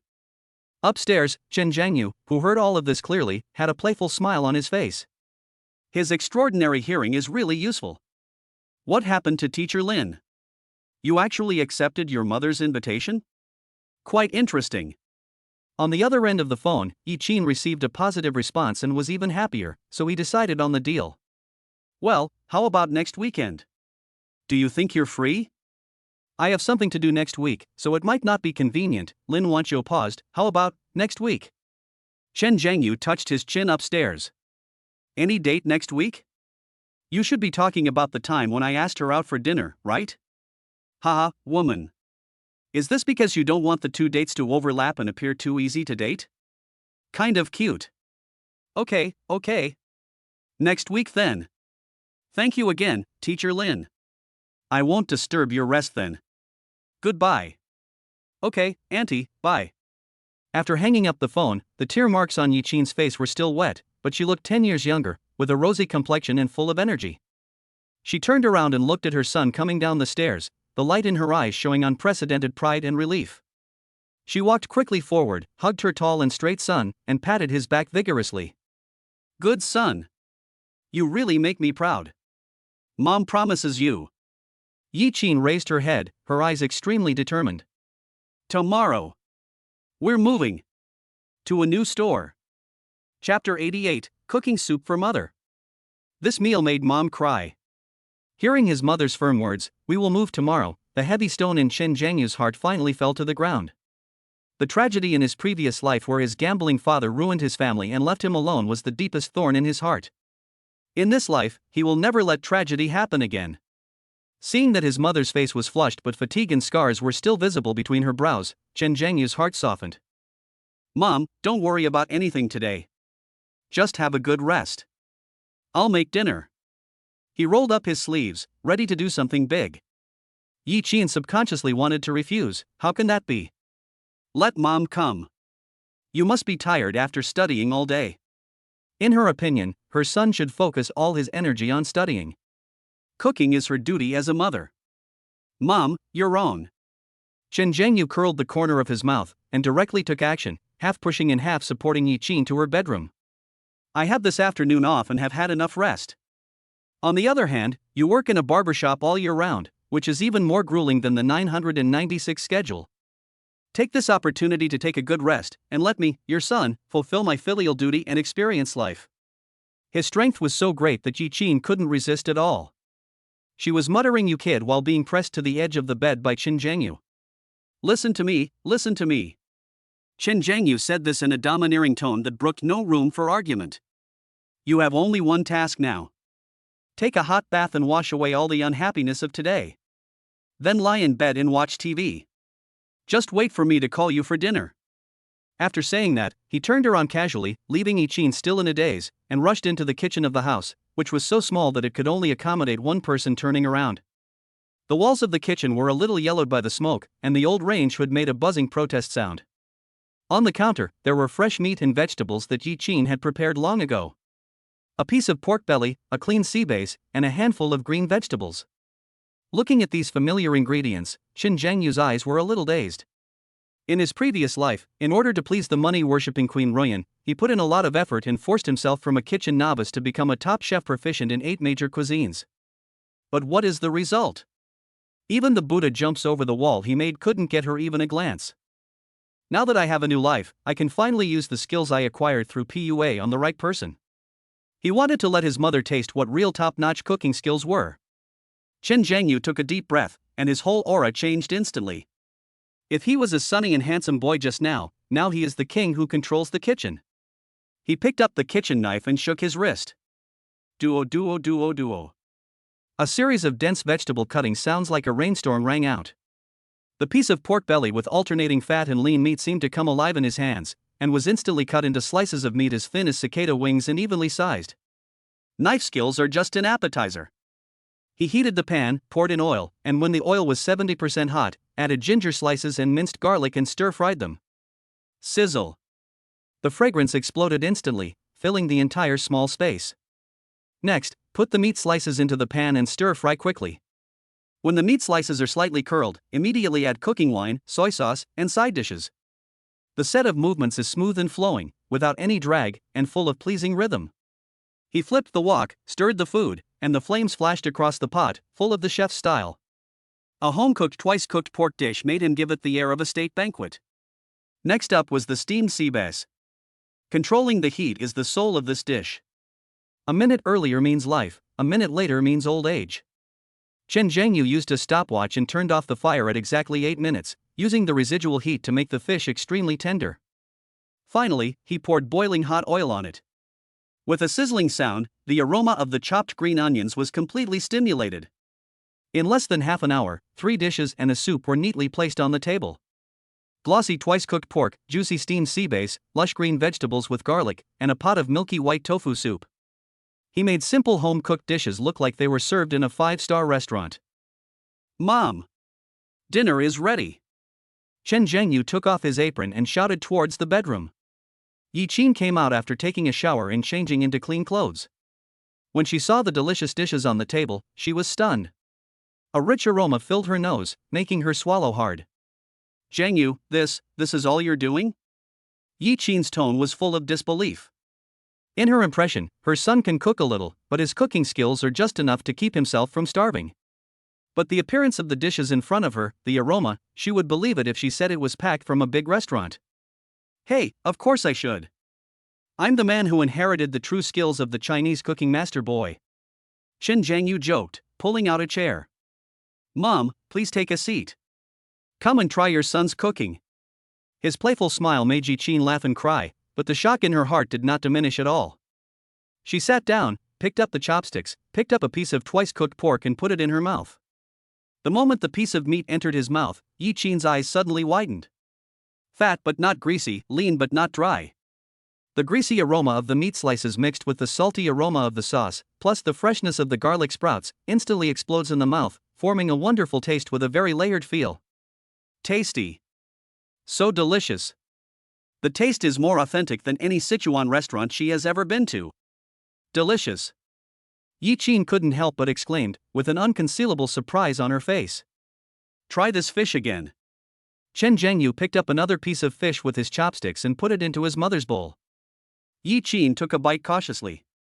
The fish meat is so tender and smooth that you hardly need to chew it. It melts in your mouth with just a sip of your tongue, leaving you with a mouthful of sweetness. The flavor, pure and overbearing, instantly conquered her taste buds. Delicious. This is delicious too. Yi Qin's eyes lit up.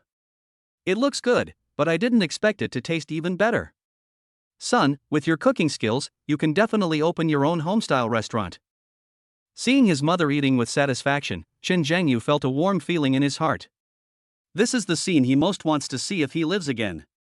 You must have been studying really hard lately.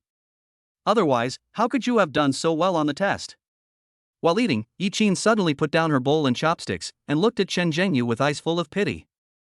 In her opinion, her son's sudden success, both in academic performance and cooking skills, must have been the result of unimaginable effort and sweat by ordinary people.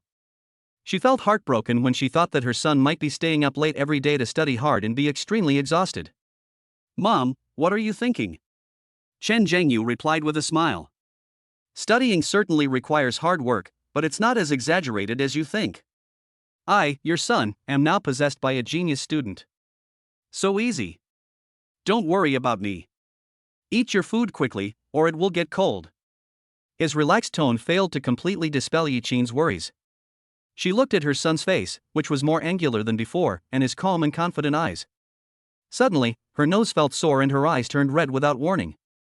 Over the years, she raised her son alone and fought against her gambling-addicted husband. She couldn't even remember how much hardship and fatigue she had endured. Her only hope is that her son can be successful. Now, my son has not only become successful, but has also grown into a real man. He can protect himself, provide for himself, and be filial to himself in his own way. All the grievances and bitterness turned into hot tears at this moment. Hey! Mom, why are you crying for no reason? Chen Zhengyu was sharp-eyed and immediately noticed his mother's abnormality. He quickly took a tissue and clumsily wiped her tears. No, it's okay. Yiqin sniffed, but a brilliant smile bloomed on her face, but her tears flowed even more violently. Mom is happy. She's happy for you. She reached out her hand, firmly grasped her son's broad, warm hand, and choked with sobs as she said, My son has really grown up. He knows how to care for his mother. Mom, this life is worth it. As she finished speaking, she could no longer control her emotions. She covered her face and let tears of joy and pride flow freely. Looking at his mother crying with joy, Chen Zhengyu's heart was also filled with an emotion called happiness. Chapter 89. A gold digger chases a man and offers him breakfast? Get lost. Don't dirty my table. He said, Mom, this is just the beginning. Your good days have just begun. Eat quickly.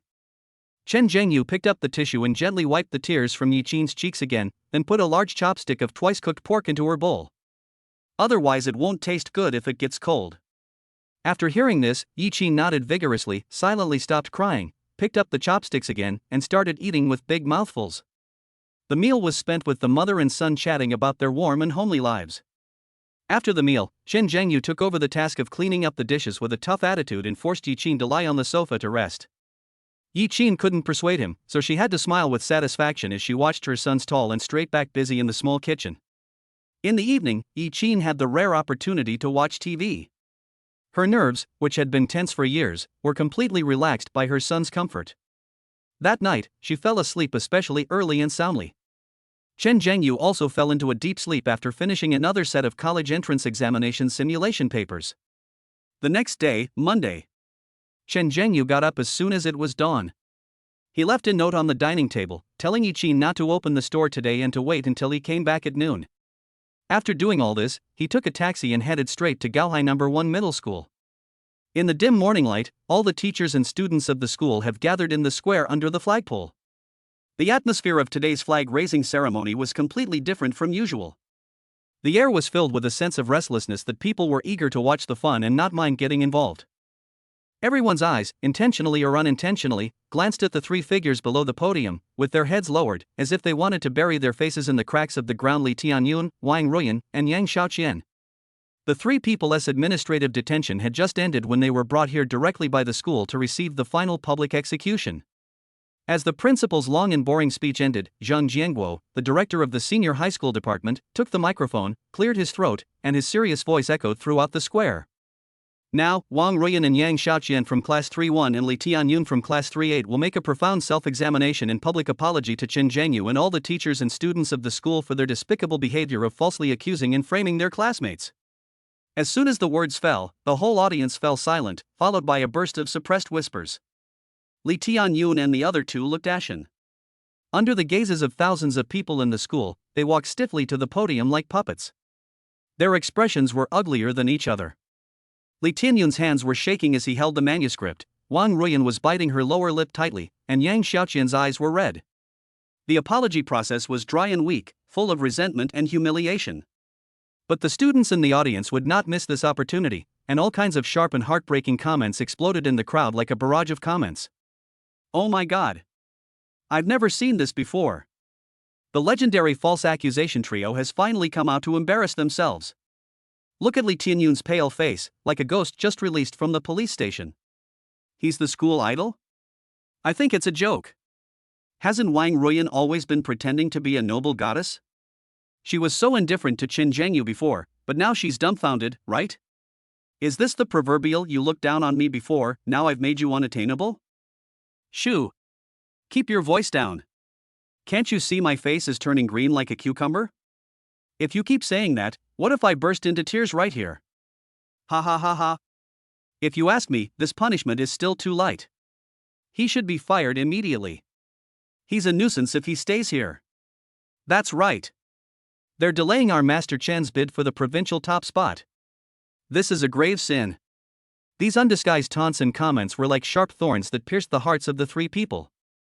Their already pale faces now turned even more pale and blue, looking extremely ugly. As soon as the school meeting ended, Li Tianyun could no longer bear the humiliation of being in the spotlight. He crumpled up the draft of his self-criticism into a ball and threw it to the ground. He glared at Chen Zhengyu, who looked indifferent in the crowd, with red eyes, and then rushed out of the venue without looking back. He knew that he could no longer survive in this school. He couldn't defeat Chen Zhengyu and had lost all face. The only way out was to escape. That morning, the Li family used their connections to arrange for his transfer, and he was transferred to another unknown ordinary high school in disgrace. Although Wang Ruyan and Yang Xiaoqian were also turned pale by the pointing and sharp comments of their classmates, they still endured the humiliation and stayed until the meeting was over. As soon as they dispersed, several sisters who used to be close to them surrounded them. Ruyan, Xiaoqian, you're finally back. Something terrible happened at school during the few days you were away. Yes. You would never imagine that Chen Zhengyu is no longer human. Wang Ruyan and Yang Xiaoqian looked at each other and saw confusion in each other's eyes. What do you mean? Wang Ruyan asked with a frown. He took the top spot in the school's last monthly exam. 733 points. That broke our school's record. What? Wang Ruyan and Yang Xiaoqian exclaimed at the same time, their mouths opened wide enough to fit an egg. Chen Zhengyu got the first place in the school? How is this possible? That's not all, another girl gestured exaggeratedly. Ma Tianyu refused to accept the charge and accused him of cheating. The principal personally organized a retake for him. Guess what happened? What's wrong? He scored 737. Even higher than last time. He directly crushed the previous Southern Province top scorer. Hiss. Later, Ma Tianyu's uncle and the section chief of the Education Bureau came to protect him, but they were silenced by Chen Zhengyu's words. Finally, even Director Su of the Municipal Education Bureau came. And you know what? Director Su. He had to be polite to Chen Zhengyu. The final result was that Ma Tianyu was expelled from school, and his uncle was dismissed from his position on the spot. One by one, they were like heavy bombs, making Wang Ruyan and Yang Xiaoqian dizzy and their minds blank.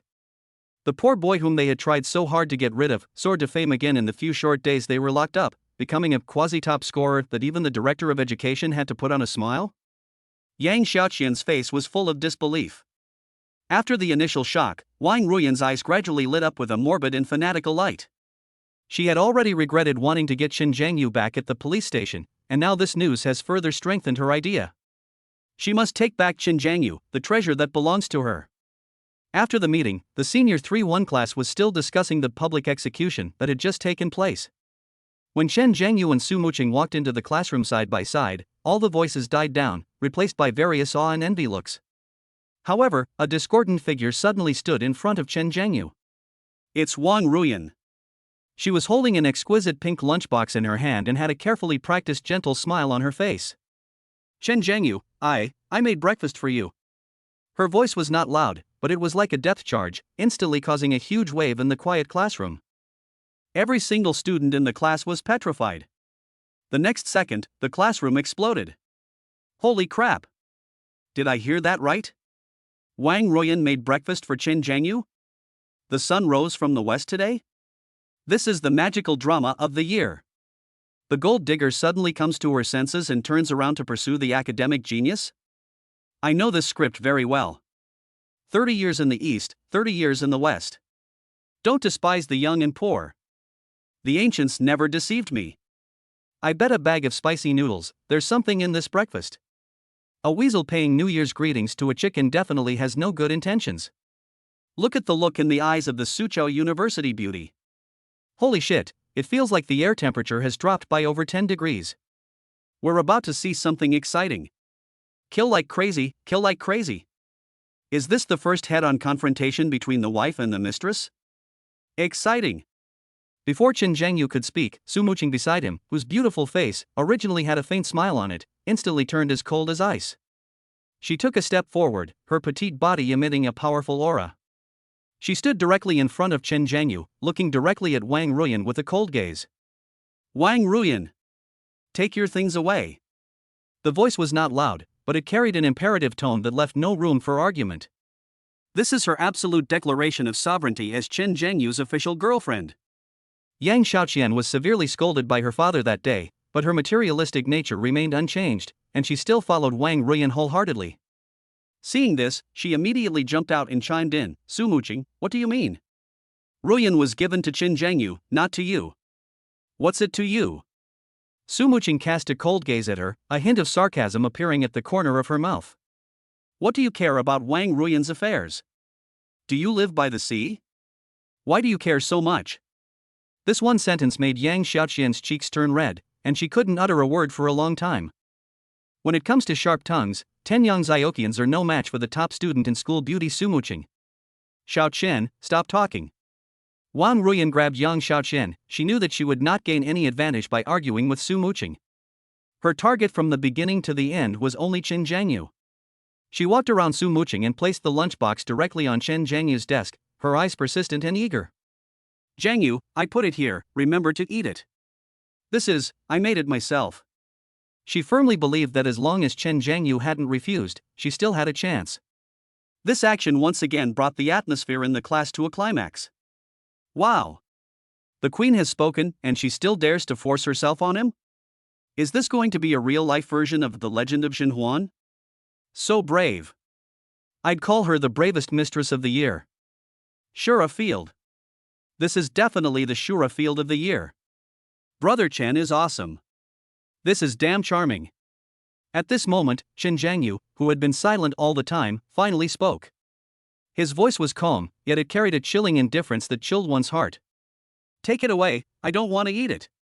The smile on Wang Ruyan's face froze instantly. Chen Zhengyu didn't even bother to look at her again, and there was a hint of impatience in his voice. Don't bother me unless it's something important, and don't dirty my table. He originally thought that with Su Muqing around, this woman would give up. Unexpectedly, her shamelessness was even thicker than he imagined. Chen Zhengyu's mind was as clear as a mirror. Regret it? Too late. Now that you see that I'm successful, rich, powerful, and have good grades, you want to turn back? Where is Wang Ruyan, the one who treated me like a piece of trash and treated me like a backup, or even less than a backup? Are you taking me for a fool? Do you really think I am still the humble and insignificant bootlicker of my previous life? I'm sorry, you can't afford me now. Chapter 90, a slap on the face of a confused gold digger. Su Muqing, if you tease me again, I'll tear your mouth apart. Chen Zhengyu's words, "Don't dirty my table," were like a basin of ice water, pouring over Wang Ruyan from head to toe.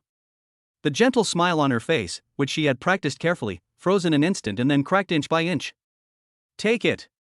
Without waiting for Wang Ruyan to react, Su Muqing took a step forward with a cold face. She pinched the pink lunchbox with her slender white fingers, without any reluctance, and put it back on Wang Ruyan's own desk with a pop. The movements were crisp and decisive, with a domineering attitude that declared sovereignty. The air in the entire classroom completely froze at this moment. Everyone held their breath and watched this annual drama. Wang Ruyan's face turned from white to red, and then from red to blue, which was a wonderful scene. She bit her lower lip hard, feeling the undisguised mockery and ridicule coming from all directions. She felt her cheeks burning with pain, which was more embarrassing than being slapped in public. She grabbed the lunchbox on the table as if it were a hot potato and returned to her seat in embarrassment. But in her heart, she still didn't give up. Why? Why can Su Muqing get such a good Chen Zhengyu? He was originally mine. He was a bootlicker that belonged only to me, Wang Ruyan. Now that he has become so outstanding and so dazzling, it should be my honor. Wang Ruyan dug her nails deep into her palms, her eyes burning with flames of unwillingness and paranoia. He must be just angry about what I did before. He liked me so much before, how could he just stop loving me? As long as I keep pursuing him and try every possible means, he will definitely come back to me. Ding ling ling. The bell for class rang, finally breaking the suffocating and awkward atmosphere. The students in the class returned to their seats one after another, but the undercurrent of gossip was still surging. In Chinese class, Chen Zhengyu still maintained a high level of concentration, frequently raising his hand to answer questions, with clear thinking and unique insights. Even Mr. Wang, the Chinese teacher at the podium, nodded frequently, feeling very pleased. After all, it is really rare for a student to have a score that surpasses the top scorer of the previous year's Southern Province and still maintain such a down-to-earth and serious attitude towards learning. The class passed quickly and teacher Wang left the classroom satisfied. But no one expected that as soon as the bell rang, Wang Ruyan stood up again in everyone's surprised eyes. She held a Chinese test paper in her hand and walked straight to Chen Zhengyu. Zhengyu, I don't quite understand this reading comprehension question. Can you tell me about it?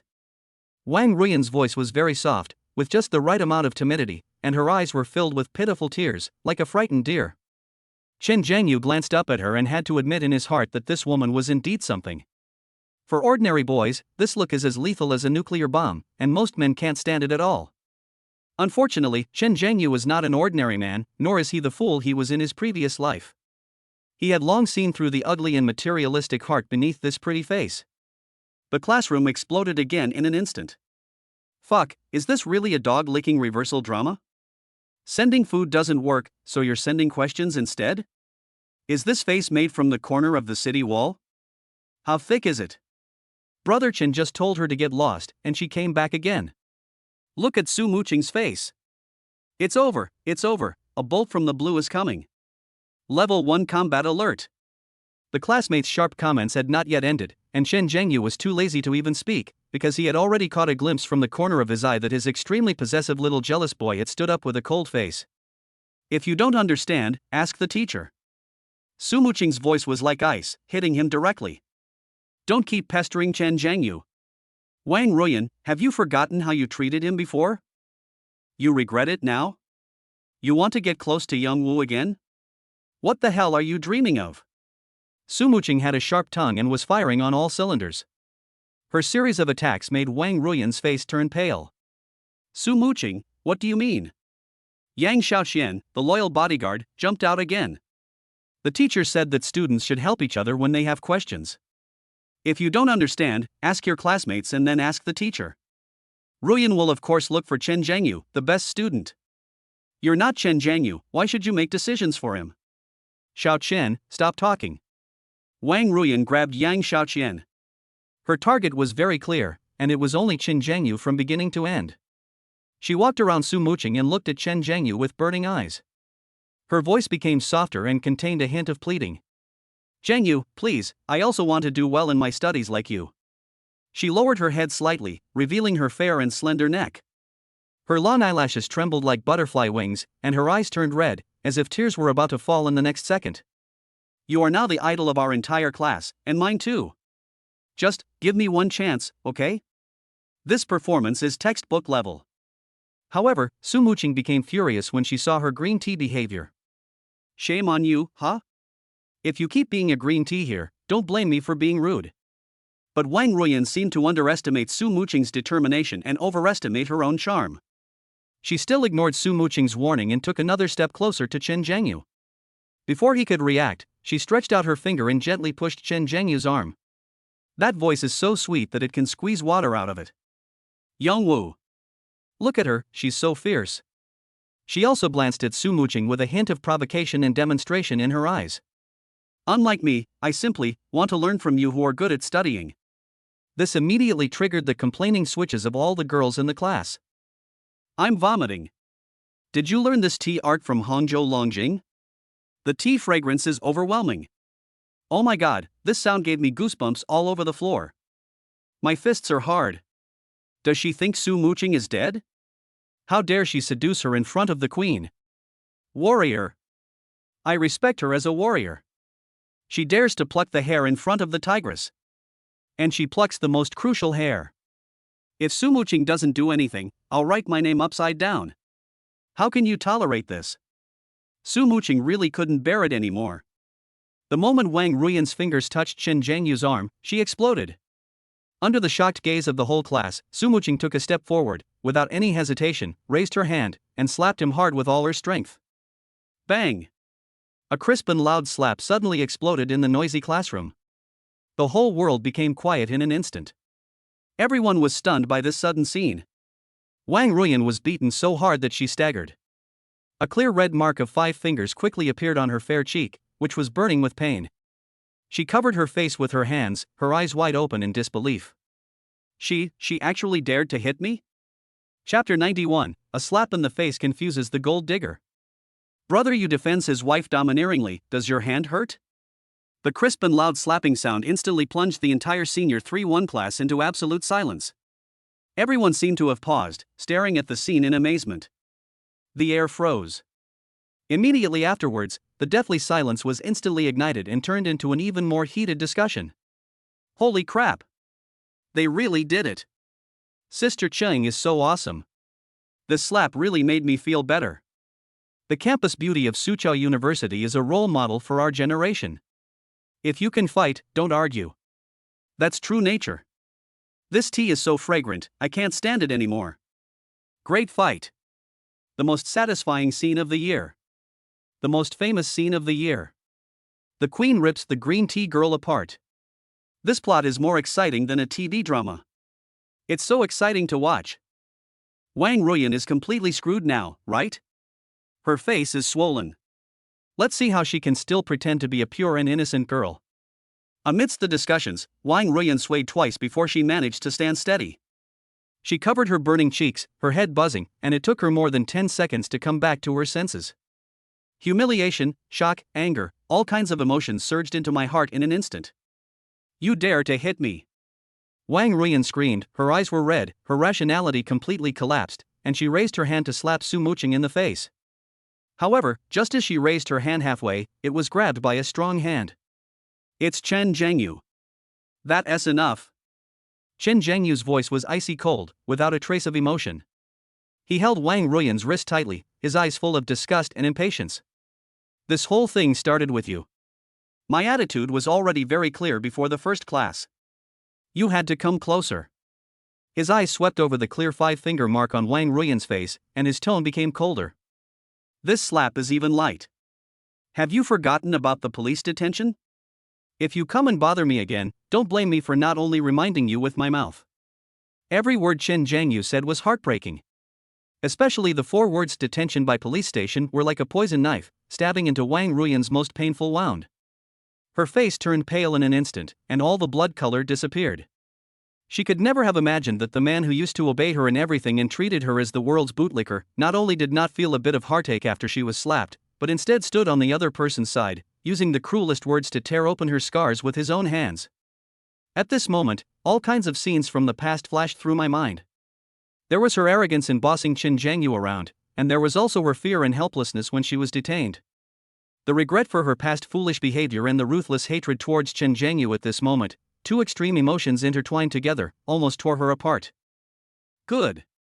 Wang Ruiyan suddenly pulled back the hand that was grabbed by Chen Zhangyu, and her nails turned white from the force. Her voice trembled with extreme emotion, and her eyes quickly filled with tears.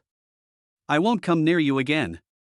She stared at Chen Zhangyu intently, as if she was looking at an irreconcilable enemy.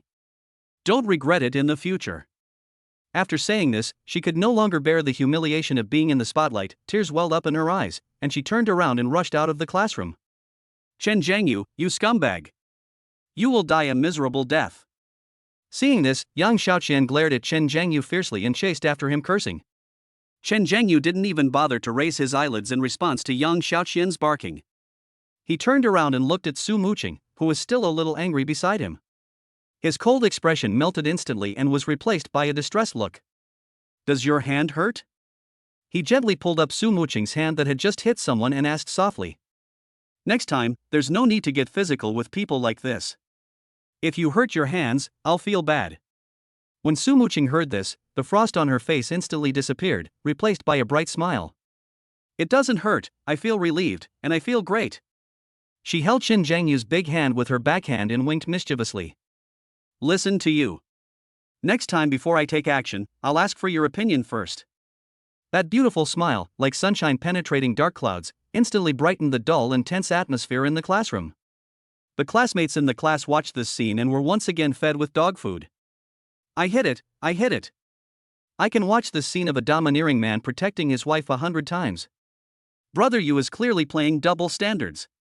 He is cold and ruthless to green tea lovers, but tender and affectionate to the main wife. Love it. I'm full.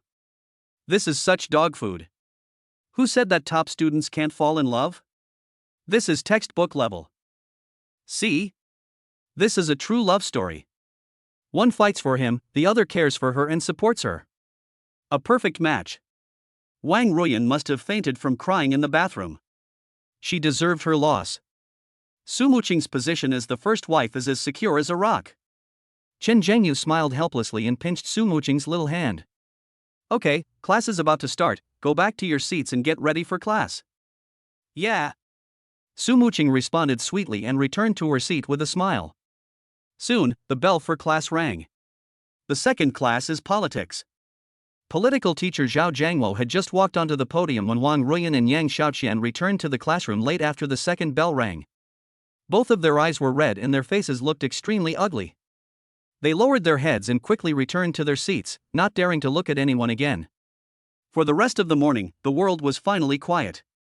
Wang Ruyan seemed to have her spine broken and never came to bother Chen Zhangyu again. As soon as the school bell rang, Chen Zhangyu said to Su Muqing, "Wait for me at the classroom door. I'm going to the office." After saying that, he walked straight to Lin Wanxiu's office. Teacher Lin. In the office, Lin Wanxiu was preparing lessons. When she heard the familiar voice, she immediately raised her head, and her beautiful eyes under the gold-rimmed glasses lit up. Young Wu, what's wrong? I want to take a leave. I want to take my mother to the hospital for a physical examination in the afternoon. Chen Zhangyu found a reasonable excuse. Hearing this, Lin Wanxiu's expression immediately became concerned. Auntie, are you feeling unwell? What happened? Is it serious? Or, should I go with you to take a look? A series of questions, the concern in his tone almost overflowing. Chen Zhangyu's heart moved slightly. Wow, is Teacher Lin so proactive now? When the parents of ordinary students fall ill, the class teacher will at most express concern verbally, but will never say that he will accompany his child to the hospital. But after thinking about it for a while, he felt relieved. After all, the teacher's favorability towards him seems to have reached 90 points now, so it is normal for him to do this. No, it's nothing serious, just a routine checkup.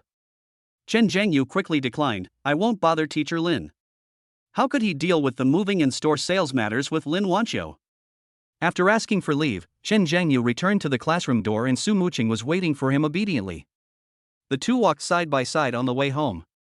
What's wrong, Auntie? Are you feeling unwell? Su Muqing asked with concern. It's okay, I lied to Teacher Lin. Chen Zhangyu explained with a smile, I'm going to take my mom to move the barber shop to a new location this afternoon. Su Muqing felt relieved after hearing this. The two chatted all the way and soon arrived at the gate of the Jinqiu Jiangnan community. Just as Chen Zhangyu was about to say goodbye to Su Muqing suddenly grabbed the corner of his clothes. She stood on tiptoe, leaned close to Chen Zhangyu's ear, and exhaled a sweet breath. By the way, Young Wu. My mom asked me to ask you, when are you free this week to come and give her a massage? Chapter 92, Living Like a Gigolo is so good. 50 million has arrived, and my mother-in-law is asking me out again? Chen Zhangyu was slightly stunned. I just finished giving my mother-in-law a health checkup yesterday, and today I asked my daughter to pass on a message? This efficiency is even better than the donkey in the production team. He looked at Su Muqing's clear eyes without any impurities, and his heart was as clear as a mirror. Auntie, are you feeling unwell again? Chen Zhangyu asked with pretended concern. Su Muqing nodded, her beautiful eyebrows slightly furrowed, with a hint of worry. Well, my mother said she still feels a little sleepy. Chen Zhangyu almost laughed out loud in his heart. Trouble sleeping?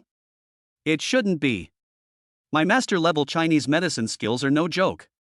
With that set of massage, not only can a person with liver qi stagnation be cured, even a vegetative person can be made to feel refreshed. The effect of the first massage is absolutely immediate. The only explanation is? Mother-in-law, you have other intentions than drinking. Chen Zhengyu instantly remembered Pei Shuqin's charming eyes yesterday, and her shy look when she tentatively asked him if he could give her a massage every day. TSK, this is a man who will not give up until he achieves his goal. He smiled in his heart. It seemed that this mother-in-law, who still had charm, was determined to spend more time with him. Okay. Anyway, I need to improve her favorability and unlock that willful ATM function as soon as possible. As for the Shura field, it's not shameful to do it for the sake of making money. Okay, then I'll go there tomorrow at noon. It's a good opportunity to see how Aunt is doing. Chen Zhengyu agreed without hesitation, his tone gentle and steady. Very good. A smile brighter than the sun instantly bloomed on Su Muqing's cold face. My mother will definitely be very happy when she finds out. She can finally sleep peacefully. Thank you, Youngwoo. The girl's voice was full of dependence and admiration. Oh, I almost forgot. Su Muqing seemed to have remembered something important and said quickly, Zhengyu, I have something for you. Ha? Chen Zhengyu was a little surprised. Su Muqing carefully took out a luxurious-looking dark brown box from her backpack. The surface of the box had a high-end matte texture. She gently opened the box in front of Chen Zhengyu. An exquisite watch lies quietly in the velvet lining. Chen Zhengyu's gaze fell on him. In his previous life, in order to show off in front of Wang Ruyan, he had some knowledge of these luxury goods. He recognized the origin of this watch at a glance. One of Rolex's most popular models in 2014, the Cellini Series 50525, has a rose gold case and a classic white dial, which is simple yet stylish. The market price is around 500,000. This is? I bought this with all the pocket money and New Year's money I saved over the years. Su Muqing's voice was filled with a hint of nervousness and anticipation. I saw them online and they said boys like this one. Take a look, do you like it? After she finished speaking, she raised her head, and her beautiful eyes looked at Chen Zhengyu brightly, like a kitten waiting for its owner's praise. Looking at the girl's sincere yet slightly uneasy eyes, Chen Zhengyu felt a warm feeling in his heart. This silly girl. I really love myself so much. At this moment, the system prompt sounded in his mind as expected. It was detected that the beautiful Su Muqing, with an overall score of 86, was the host's consumer. Since Su Muqing's favorability towards the host has reached 100, the reverse consumption cashback function is triggered. Congratulations to the host for triggering a consumption critical hit. The critical hit multiplier is 100 times. Cashback amount, 50 million yuan. The current balance of the cashback card is 160,385,991 yuan. Boom! 50 million. Chen Zhengyu was originally in a good mood because of Su Muqing's gift, but suddenly he felt like he was on a rocket and soared into the sky. Be good. Is this the legendary feeling of being a gigolo? This feeling is even more exciting than spending your own money. Oh, it smells so good. The smile on Chen Zhengyu's face became more gentle. He reached out and gently picked up the watch from the box. I love so much. There was a smile in his voice. This is not entirely perfunctory. This Cellini design really appeals to his aesthetic taste. It is low-key and luxurious, which fits his current temperament very well. He. As long as you like it. After receiving a positive answer, Su Muqing's smile became even brighter, and her eyes and eyebrows were filled with happiness. She had always been worried that Chen Zhengyu would not like the gift she bought with such a small amount of money. After all, 500,000 may be an astronomical figure for an ordinary family. But compared with the Riverview Building King that Chen Zhengyu casually gave away for 20 million, it was just a drop in the bucket and not worth mentioning. Chen Zhengyu was playing with his watch when he suddenly remembered something. Because he had been using that old Nokia and high school students generally used QQ, he seemed to have never added Su Muqing on WeChat. If there was anything recently, I would call directly. Now that I have a new phone, it's time to keep up with the times. After all, I was used to using WeChat in my previous life, so I always feel a little uncomfortable using QQ again. By the way, I threw away my old antique and got a new phone. I'll add you back on WeChat first. Chen Zhengyu shook the iPhone 5S in his hand. Of course, Su Muqing knew about his Nokia phone that could crack walnuts. Although she never understood why Chen Zhengyu, who was so rich, would use that kind of phone, she was smart enough not to ask too many questions and just unconditionally respected everything about Chen Zhengyu. Okay. Su Muqing happily took out her mobile phone and they scanned each other's codes. With a ding sound, the friend was added successfully. Su Muqing's WeChat profile picture is a side profile photo of herself. Under the setting sun, the girl's outline is breathtakingly beautiful. As soon as she added him, she sent Chen Jiangyu a cute emoticon package she took herself. In the photo, she was making a yes sign to the camera and her eyes were curved into crescents with a smile. Chen Jiangyu looked at it, and the corners of his mouth unconsciously rose. Then I'll go back first. See you tomorrow. Su Muqing looked at the sky and said goodbye. Okay, be careful on the road. Chen Jiangyu responded with a smile. Su Muqing nodded, and then, as usual, she quickly stood on tiptoe, leaving a warm touch on his cheek, and then ran away quickly with a red face like a frightened deer. Chen Jiangyu watched her figure disappear at the entrance of the community, then he looked down at the brand new Rolex on his wrist. The rose gold case reflects a charming luster in the sunset. It costs $500,000 and feels heavy and substantial when worn on the wrist. He smiled with satisfaction and turned to go home. I had just taken 2 steps when the new phone in my pocket vibrated twice. He took it out and saw that it was a new WeChat message. The sender is not Su Muqing. It's a new contact friend request. The avatar is a blooming snow lotus, looking noble and cool. My WeChat name only has one character, Qin. Chen Jiangyu raised his eyebrows slightly, clicked on the message, and agreed to the friend request. Soon he received a message from this new friend. The message was very simple, just one sentence. Jiangyu, I'll wait for you tomorrow at noon. No one's home. Chapter 93, my mother-in-law asked me out, but no one's home? I'll give my gambling dad a big gift first. Looking at the words, no one at home. On the phone screen, Chen Jiangyu couldn't help but twitch his eyes. Qin. Pei Shuaqin. Wow, this future mother-in-law really understands hints.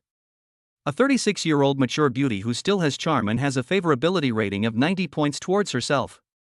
A WeChat name, an avatar, and this sentence that contains an explosive amount of information. Who can withstand this? Chen Jiangyu's mind instantly flashed with Pei Shuaqin's mature and charming face, and her devilish figure that was even more hot than Su Muqing's. Especially the feeling of their unexpected kiss yesterday when they were alone in the room, and her awkward yet slightly indulgent response. Hiss. Chen Jiangyu felt a surge of evil fire rushing from the soles of his feet to the top of his head. No one at home? Doesn't Su Muqing go home for lunch every day? Could it be that something happened tomorrow at noon and he won't be going back? Doesn't that mean that tomorrow at noon, it will be just me and my mother-in-law in that empty big villa? Oh my god. Just thinking about this scene makes people feel hot all over. Stop. Stop. Chen Jiangyu shook his head violently, forcibly getting rid of the images of something is wrong with you in his mind. Lust is like a sword hanging over your head.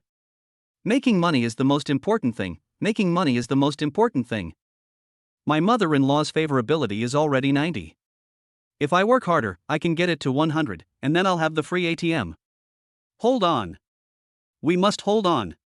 He took a few deep breaths, suppressed the restlessness in his heart, and quickened his pace to go home. However, Chen Jiangyu did not go back directly to the shabby barber shop. The most urgent task is to get rid of that old man Chen Canwei. He first went to a nearby ATM, withdrew 10,000 yuan in cash from his card and stuffed it into his backpack, then bought a stack of brand new red envelopes and a pack of Zhonghua cigarettes at a corner store. After doing all this, he turned into another alley as if he was familiar with the route. This is the mahjong parlor where his gambling addict father Chen Canwei used to hang out. As expected, Chen Canwei has been short of money recently and has no money to come to such a high consumption place, so he was nowhere to be seen. But Chen Jiangyu found the owner of the mahjong parlor. He walked forward, skillfully opened the cigarette box, and handed over a Zhonghua cigarette. Boss, have a cigarette. The owner of the mahjong parlor was a thin middle-aged man who was sitting with his legs crossed while counting his bills. When he saw the cigarette handed to him by Chen Jiangyu, his eyes lit up instantly. He took the cigarette, put it under his nose and sniffed it, with an expression of enjoyment on his face. Then he lit it and took a long, delicious puff. Yeah. As expected of China, awesome. He usually wouldn't be willing to smoke such good cigarettes. After blowing out a puff of smoke, the boss looked up at Chen Jiangyu and said, "Young man, I don't recognize you. Who are you looking for?" "Boss, I'm asking about someone." "Chen Canwei, has he been here lately?" When he heard the three words Chen Canwei, the boss's brows immediately frowned, and a trace of disgust flashed in his eyes. Chen Canwei? That gambler. I haven't seen him in a while, and that bastard still owes me 500 yuan.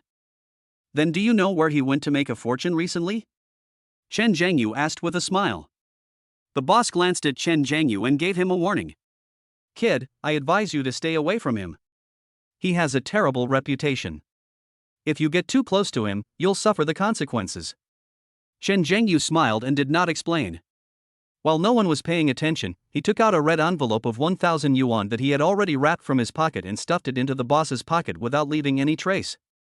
Boss, don't worry about this. Just do me a favor and show me where he is.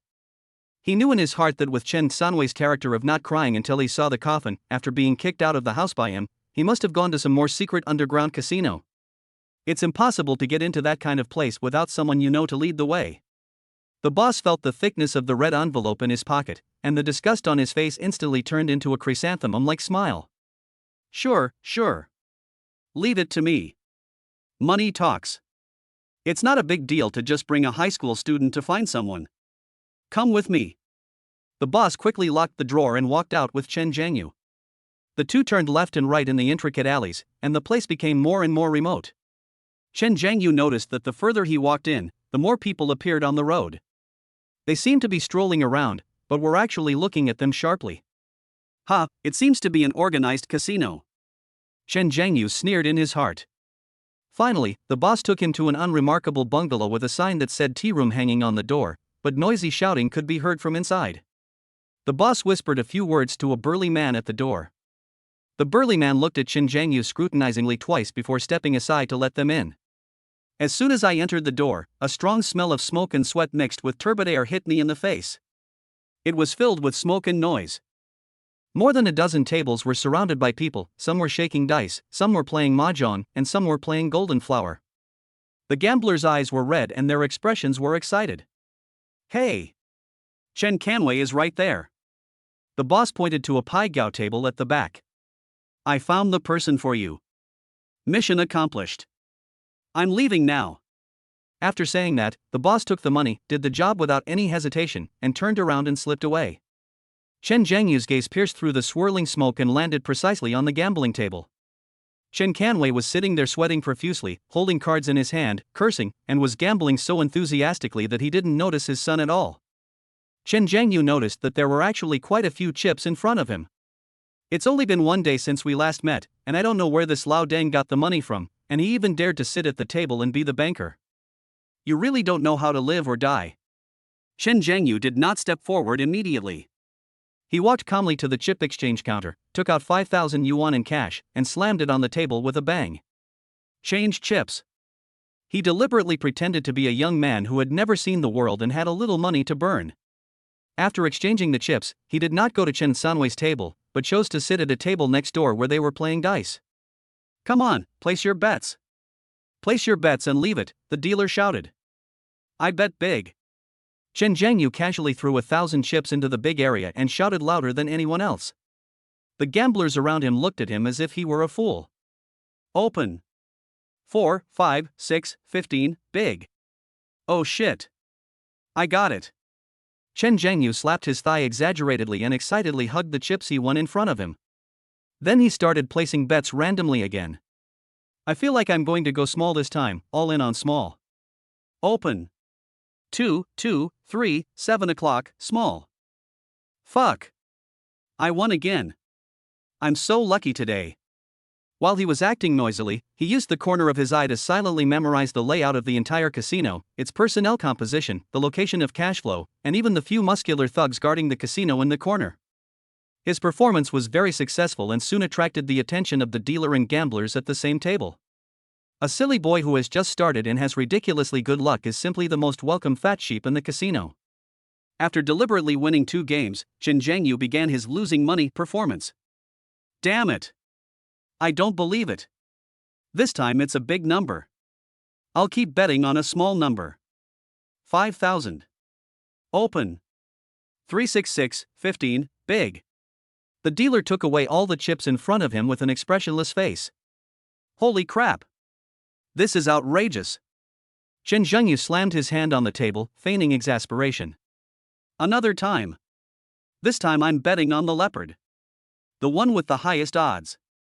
The way people around him looked at him changed from looking at a fool to looking at a terminally ill patient. The result is predictable. In less than 10 minutes, all 5,000 chips were lost. Damn. I'm so unlucky. What a lousy place. Chen Zhengyu cursed indignantly, pushed his chair away, and walked out of the casino without looking back under the gloating gazes of everyone. No one noticed that the moment he turned and left, the annoyed expression on his face disappeared instantly, replaced by a bone-chilling smile. The basic situation of the casino has been figured out. Chen Canwei, the ignorant old man, was also found. Chen Zhengyu walked out of the alley, stood in the sun, and squinted his eyes. Very good. Chen Canwei, and this filthy casino. Now is the time to give you a gift you will never forget. Chapter 94, Reporting the Gambling Dad. Beautiful lawyer, is that a fake watch you're wearing? Walking out of the alley and basking in the sunshine, Chen Zhengyu squinted his eyes, and the turbid smell he had previously contracted in the casino seemed to have been dispelled. He found an empty corner, took out his brand new iPhone 5S, tapped the screen with his fingertips, and dialed 110.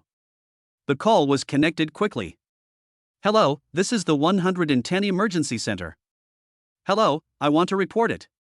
Chen Zhengyu's voice was calm and clear, without any emotion. At the intersection of Wenchang Street and Jiefang Road in the Old City, about 300 meters in, there's a bungalow with a sign that says Tea House.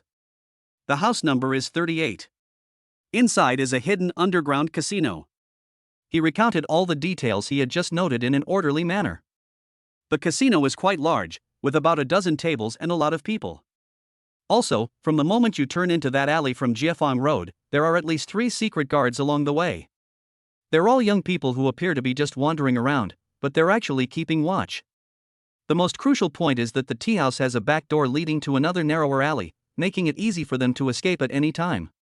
The operator on the other end of the phone obviously did not expect the informant to provide such detailed information, and his tone immediately became serious. Okay, sir, thank you for the valuable clue. We have recorded this and will verify the situation immediately. If it is true, we will immediately organize police forces to arrest them. Beep. After hanging up the phone, Chen Zhengyu's mouth curled up into a cold arc. Chen Canwei, you old man, just wait to go in and operate the sewing machine. Sending you in is just the first step. Next, the real fun begins. He walked to the side of the road and hailed a taxi. Master, go to the most famous Tianhong law firm in Gaohai City. Okay. The driver stepped on the accelerator and the taxi merged into the traffic flow. In less than 10 minutes, a grand modern office building appeared before our eyes. The large gold-plated characters Tianhong Law Firm sparkle in the sun, demonstrating its extraordinary strength and status. Chen Zhengyu paid the fare and pushed the door open. The interior of the law firm is decorated in a simple and elegant style, full of professionalism. However, this profession does not seem to include the front desk. The 2 receptionists had thick foundation on their faces, making them look unnaturally pale. When they saw Chen Zhengyu, a student in school uniform, walk in, they just glanced at him lazily, lowered their heads, and started chatting among themselves. Where did this poor student come from? What are you doing here at the law firm? Looking for a restroom? Never mind him. Looking at his condition, it's a waste of time to bother with him. I guess he can't even afford the consultation fee. They spoke in low voices, thinking that no one could notice them. Unfortunately, Chen Zhengyu's hearing is now far superior to that of ordinary people, and every word of their whispers fell into his ears. He sneered in his heart. Sure enough, the drama of looking down on others is common everywhere. He was too lazy to bother with such a small character, so he walked straight past the front desk and headed towards the office area. Then he stopped, took a deep breath, and his voice suddenly rose, echoing throughout the quiet office area. Is this law firm going to go bankrupt? There's not even anyone to greet clients? Shocking. This shout made all the staff in the law firm stop their work instantly and turn their eyes to him, the uninvited guest. After a brief silence, discussions broke out. Several young female trainee lawyers looked at Chen Zhengyu's infuriatingly handsome face, and stars instantly appeared in their eyes. Wow! This little brother is so handsome. His looks instantly dwarf all the handsome young men out there. What are you talking about? She's the best among all the male stars. This figure and this aura are absolutely amazing. Right. If I were a talent scout, I'd rush over right now, hand him my business card, and have him debut right there in the center position. Of course, there are also discordant voices. Where did this unruly brat come from? How dare he yell in our law firm? Just wait and see. The White Witch will be out soon. She'll have a hard time. Exactly. Don't you see where this is? Do you really think it's a vegetable market? Before the interns could finish their words, a cold and majestic female voice rang out. Stop being so crazy, have you finished your work? Everyone looked in the direction of the voice and saw a tall woman walking out of a separate office. She looked to be around 30 years old, with long black hair neatly tied back, revealing a smooth forehead and delicate features. She was wearing a well-cut black business suit that perfectly outlined her curvy figure, and she exuded a queen-like aura that kept strangers away. Her sharp eyes swept across the room. You too.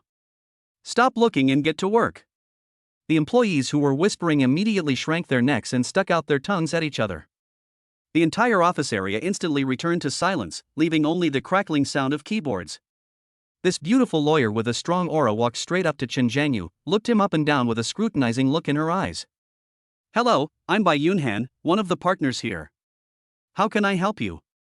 The moment she opened her mouth, the system prompt sounded in Chen Jiangyu's mind. Detected the beautiful Bai Yunhan with an overall score of 87. Age, 30. The host's first use of the consumer cashback card for consumption will trigger multiple cashbacks. Please keep up the good work. Chen Jiangyu's heart moved slightly. Wow. I can even find a new ATM here? She is still an 87-point top-notch queen. However, this aura seems to be much colder and more serious than that of Su Muqing, the jealous little girl. I'm afraid she will be difficult to deal with. He collected his thoughts, met Bai Yunhan's gaze, and spoke in a neither humble nor arrogant manner. I want to find the lawyer with the highest winning rate in your law firm to help me with a lawsuit. His voice was not loud, but it revealed an unquestionable certainty. Then, he changed the subject and glanced at the two receptionists who had stood up and were looking over here not far away. However, no one has paid any attention to me since I walked in. I had no choice but to shout and ask if there was anyone alive here. When the two receptionists heard the conversation between Chen Jiangyu and Bai Yunhan, their faces changed and they hurriedly ran over in their high heels. Bai Lu. One of the women with heavy eyeliner spoke first, pointing at Chen Jiangyu with a look of contempt on her face. This student is obviously here to cause trouble. What kind of lawsuit could he possibly have? It's obvious he can't afford a lawyer and wants to mess with us.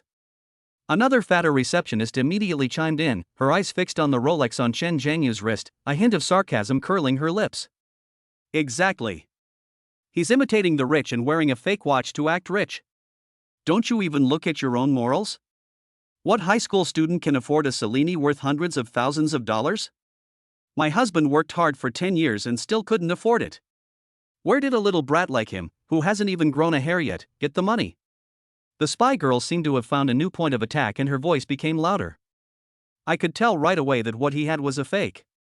I have a classmate who loves buying these fakes to show off, but he was exposed at a class reunion and he couldn't face us anymore. Bai Lu, this guy is just here to attract attention. Don't let him fool you. Have the security kick him out right away. The two of them were arguing with each other, spitting everywhere, belittling Chen Jiangyu as if he was worthless, as if they had seen through him. The eyes of the entire office were once again focused on Chen Jiangyu, filled with various emotions. There is sympathy, there is schadenfreude, and there is also pure spectatorship. Bai Yunhan didn't speak immediately.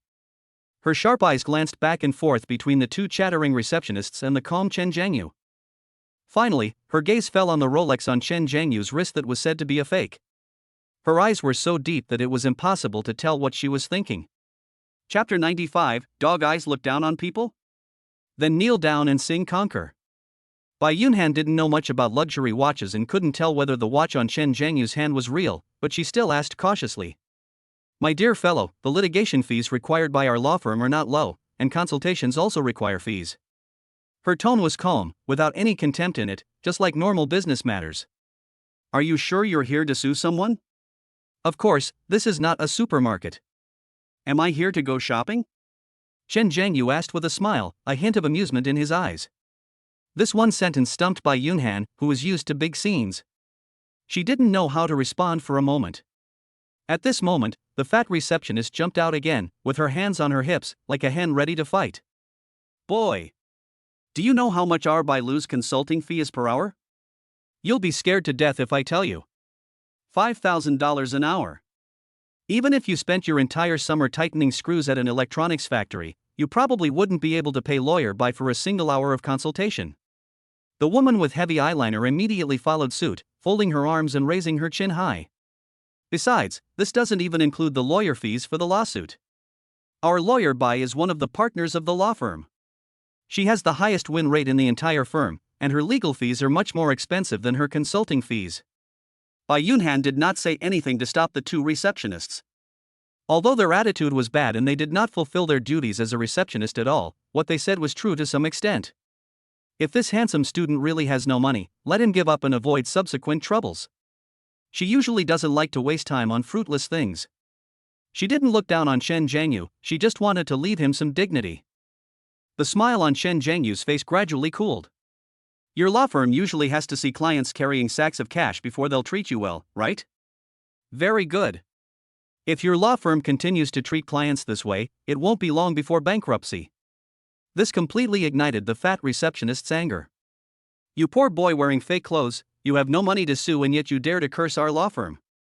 I really don't want to teach you a lesson. You don't know how many eyes the Horse King has, right?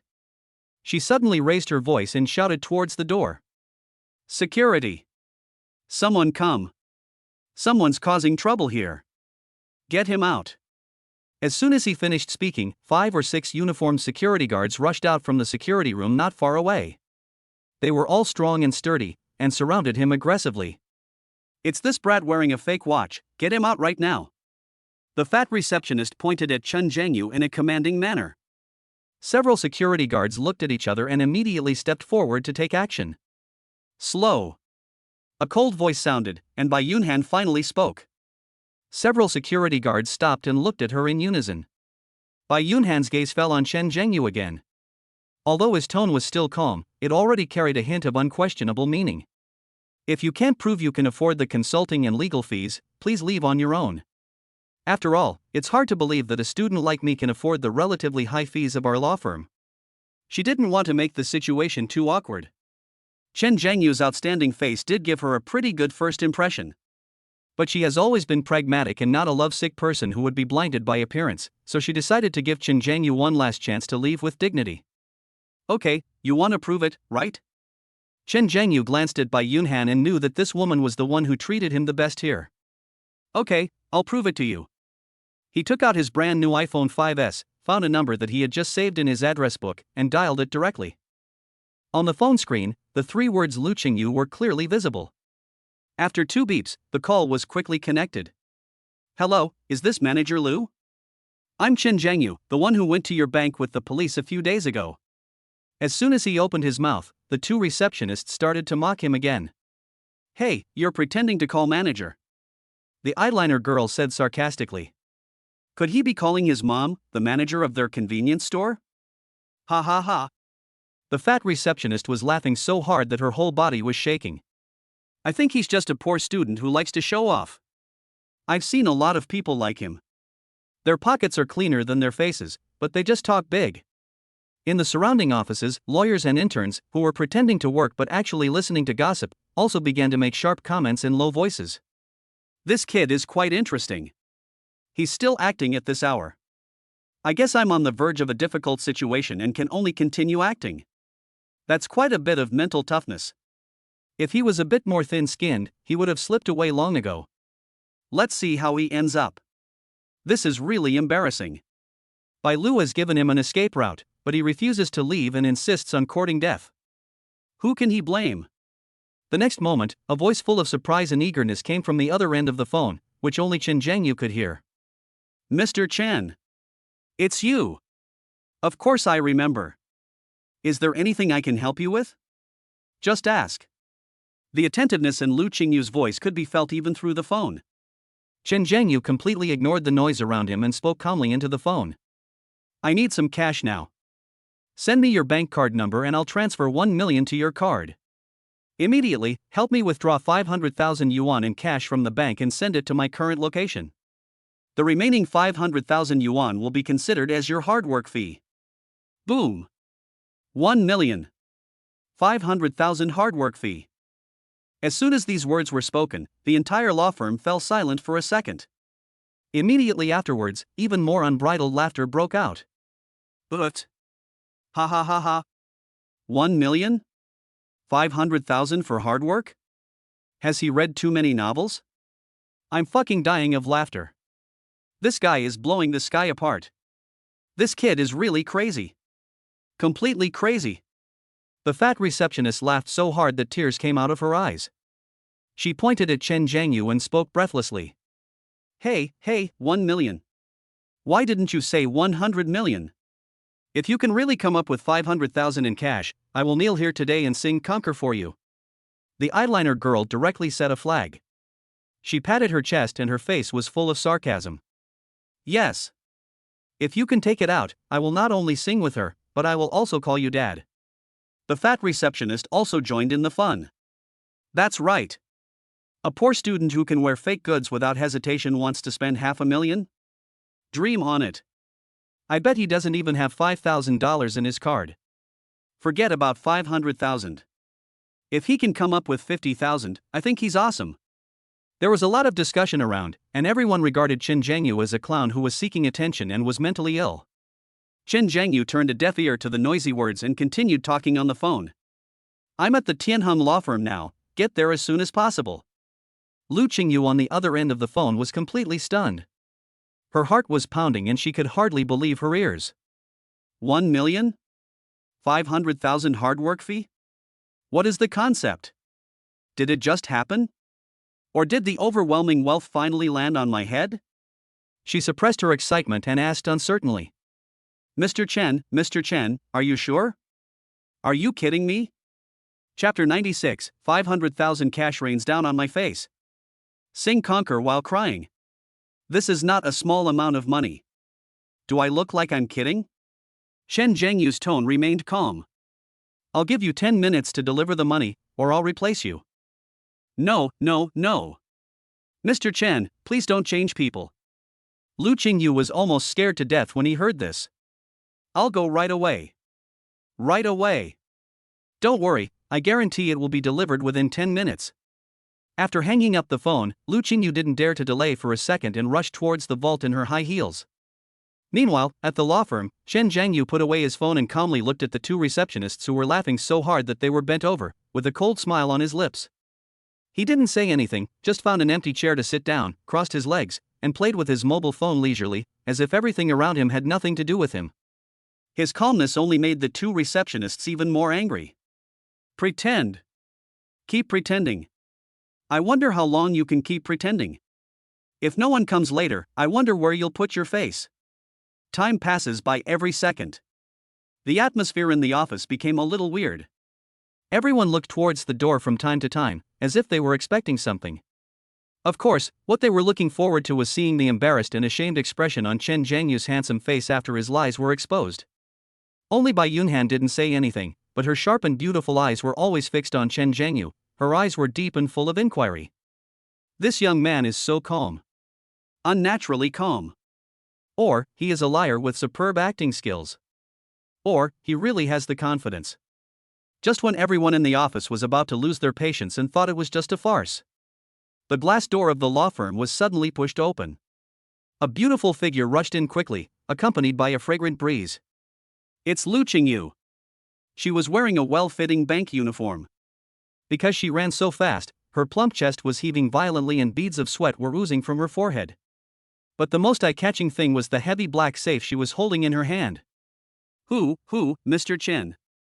Lu Qingyu saw Chen Jiangyu sitting there leisurely at a glance, and hurriedly walked over with the box, with an extremely respectful and enthusiastic smile on his face. I have accomplished my mission. I have brought you the money you requested. The word Mr. Chen stopped the laughter in the entire office abruptly. Everyone's eyes were fixed on the black password box in Lu Qingyu's hand. The smiles on the two receptionists' faces froze instantly. Impossible. How could someone really come? The eyeliner girl muttered to herself. Maybe there are newspapers in the box. The fat receptionist was still making her last struggle. Chen Zhengyu stood up and took the password box from Lu Qingyu. He ignored Lu Qingyu and walked straight to the front desk. Under everyone's shocked gaze, he placed the box on the table with a bang. Then, in front of everyone, he turned the combination lock. Click. A crisp unlocking sound was heard. He opened the lid of the box. The next second, the box full of red, like the brightest sun, instantly burned the eyes of everyone present. Stacks of brand new 100 yuan bills, still smelling of ink, are neatly stacked in the box, creating an unparalleled visual impact. The entire Tianhong law firm fell into deathly silence. Everyone stared with their eyes wide open and their mouths agape, staring blankly at the box full of money, their minds blank. Especially the two receptionists, their faces turned paler than the wall the moment they saw the box full of red banknotes. The blood color faded. Chen Zhengyu sneered. It was a kind of mockery without any warmth that came from the heart after seeing through all the funny performances of the jumping clown. Manager Lu, please help me unbundle these money into bundles for me. His voice sounded calmly, but it caused the temperature in the entire space to drop sharply. Lu Qingyu was stunned for a moment, totally not understanding what Chen Zhengyu was going to do. But she is a smart woman, especially when faced with a super big customer who gave her a reward of 500,000 yuan with just a wave of his hand. Her execution ability surpassed all her confusion. Okay, Mr. Chen. She responded immediately without any hesitation. Under the focus of dozens of eyes in the entire law firm, Lu Qingyu stretched out her well-maintained slender hands and began to carry out this strange order.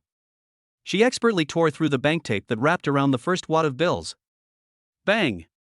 There was a soft sound, as clear as thunder in the silent office area. The neatly bundled red banknotes instantly spread out, carrying with them a unique fragrance of ink. The faces of the two receptionists twitched violently with the slight sound. The fat receptionist's breathing suddenly became heavy. She stared at Lu Qingyu's movements, her eyes almost popping out of their sockets. The eyeliner girl's body began to tremble slightly uncontrollably, and the blood color on her lips was fading at a speed visible to the naked eye. Bang! Second tone. Bang! The third tone. Lu Qingyu moved very quickly. Stack after stack of banknotes were opened and quickly piled up into a loose red hill in front of her. Every crisp sound of the paper tape was like an invisible slap in the face of the two receptionists.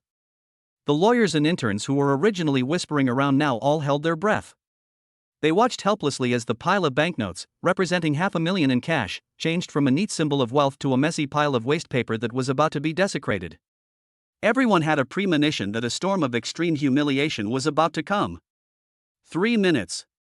Lu Qingyu stopped her hand, and fine beads of sweat had already seeped out of her forehead. The rapid running all the way and the high concentration at the moment made her breathing a little unstable. Mr. Chen, it's done. She was breathing slightly, and the breathtaking curve of her chest rose and fell, attracting the attention of all the men in the office, but at the moment, no one had the mind to appreciate this scenery. All attention was focused on Chen Zhengyu. Thank you for your hard work, Manager Lu. Please make way for me for a moment. Chen Zhengyu spoke, his voice still in that calm and relaxed tone. Lu Qingyu immediately took a step back obediently and stood beside Chen Zhengyu. The whole place was dead silent.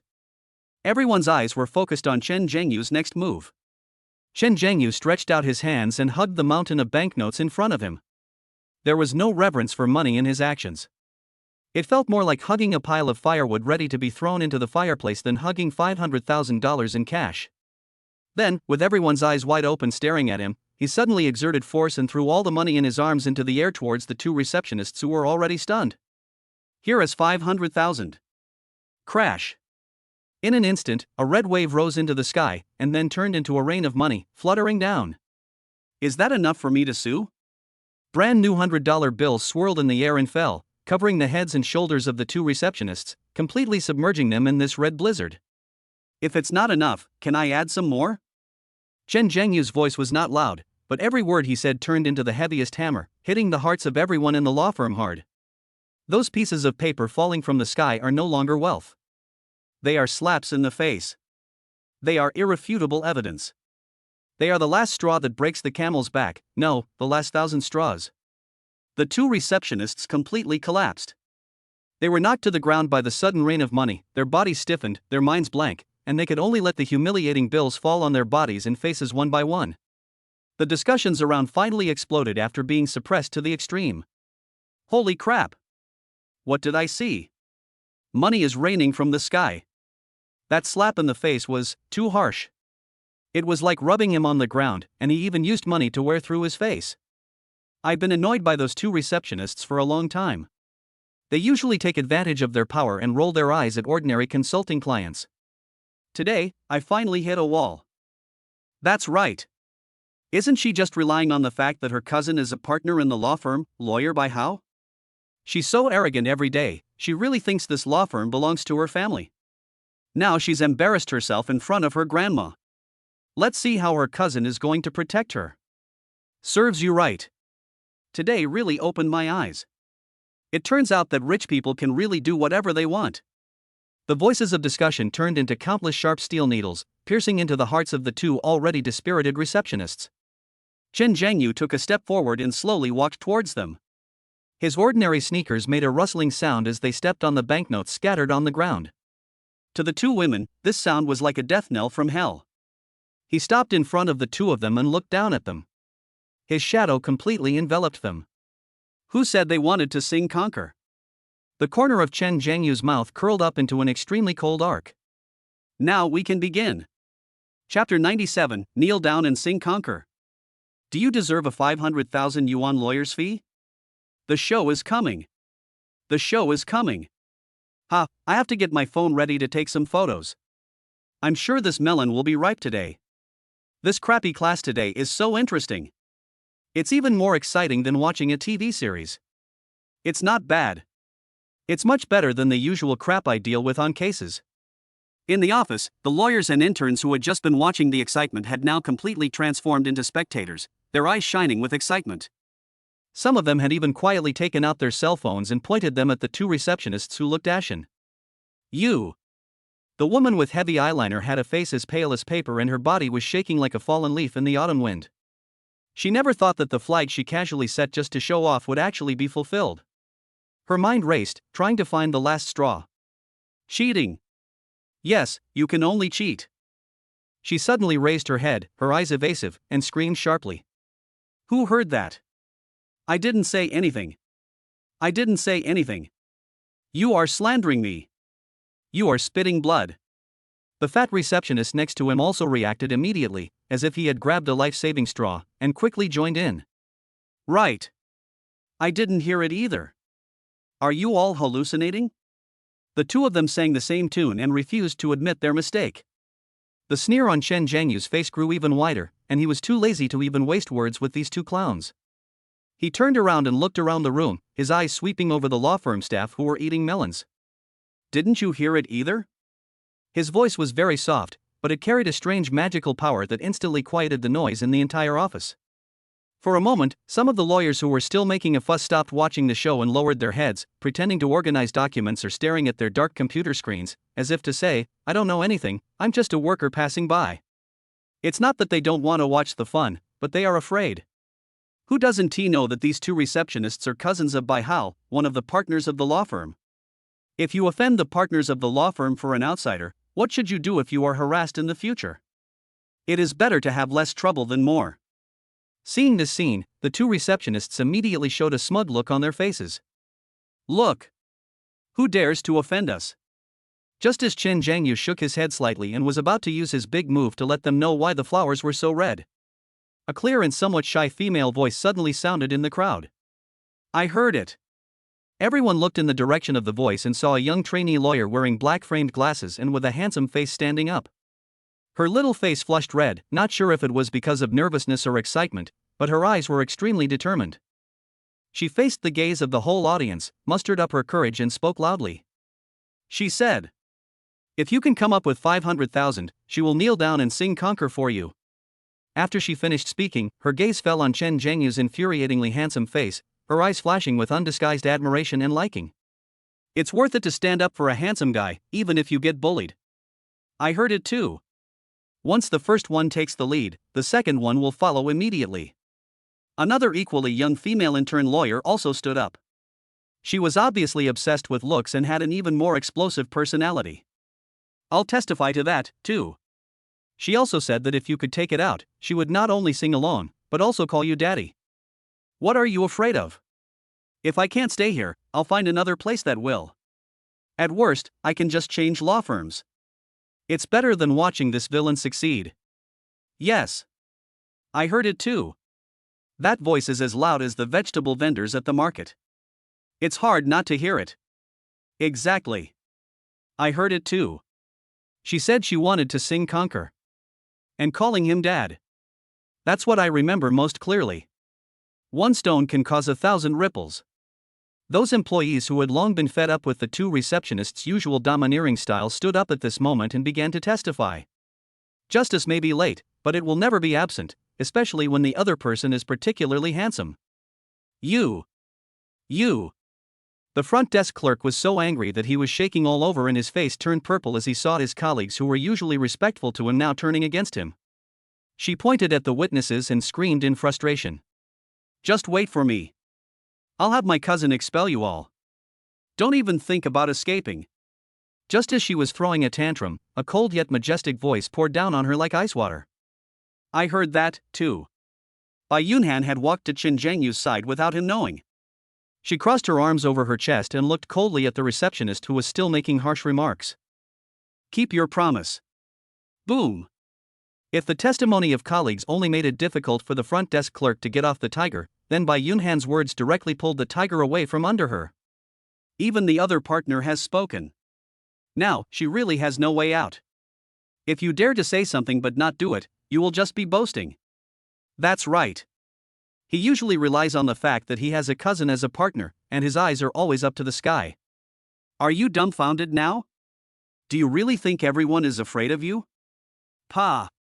The sharp comments from all around came one after another, and each sentence was like a slap in the face, hitting the two receptionists hard. Sing quickly. Waiting to hear it. The employees who had been bullied by them in the past finally felt proud and started to urge them on loudly. You. The spy girl looked at the faces around her that were full of ridicule and urging, and then looked at the red banknotes scattered on the ground, and her psychological defenses completely collapsed. With a wow sound, she actually burst into tears. Tears mixed with cheap eyeliner left 2 black tear marks on her pale face, making her look miserable. Just then, Chen Zhengyu spoke. His voice was still calm and composed, but the words he said shocked everyone present, including Bai Yunhan. If you keep your promise, the 500,000 yuan will be used entirely as the cost of my lawsuit. He paused, glanced at the two receptionists, and added. Regardless of whether I win or lose the lawsuit, I will pay the $500,000 in legal fees. But. His tone suddenly changed and his eyes suddenly turned cold. If you don't keep your promise, I will take the money now. He pointed outside the window at the equally imposing office building across the street. I heard that the Sihai law firm across from you has always been in competition with you, right? I think they would be happy to take this 500,000 yuan order. What do you think? As soon as these words were spoken, the two receptionists wanted to die. It's 2014 now. $500,000 in legal fees. This is definitely a huge order that will drive any law firm crazy. If, because of the two of them, this big order went to their sworn enemy, Sihai law firm, then the consequences. Not to mention their cousin, even if the founder of the law firm came, he couldn't save them. This is no longer simply offending the customer, it is treason. It is aiding the enemy. Bai Yunhan's eyes also changed slightly, and she looked at Chen Zhengyu deeply. This young man is not only rich, but also smart. This move was played beautifully. He directly elevated his personal grudges to the level of interests of the entire law firm. In this way, it is not him who forces the receptionist to kneel down and sing, but the entire Tianhan law firm. In order to keep the big order of 500,000, they must fulfill their promise. You two, hurry up. Bai Yunhan made a decision immediately and issued a final ultimatum to the two frightened receptionists. Don't dawdle here and delay the normal work of the entire law firm. The fat receptionist shuddered all over. She pulled the corner of the clothes of the eyeliner girl who was still crying, and spoke in a sobbing tone and lowered her voice. Sister, hurry up. If you don't do as I say, my cousin really can't protect us. We'll be banned from the entire industry. The eyeliner girl's crying stopped abruptly. She raised her tear-stained face, her eyes filled with resentment, humiliation, and despair. She knew she was finished. Under the gaze of dozens of eyes in the law firm and the focus of countless mobile phone cameras, she gritted her teeth and her legs went limp. With a plop, he knelt straight down on the floor covered with banknotes. The crisp sound of the knees hitting the ground made everyone present's heart skip a beat. She closed her eyes and 2 lines of black tears slid down again.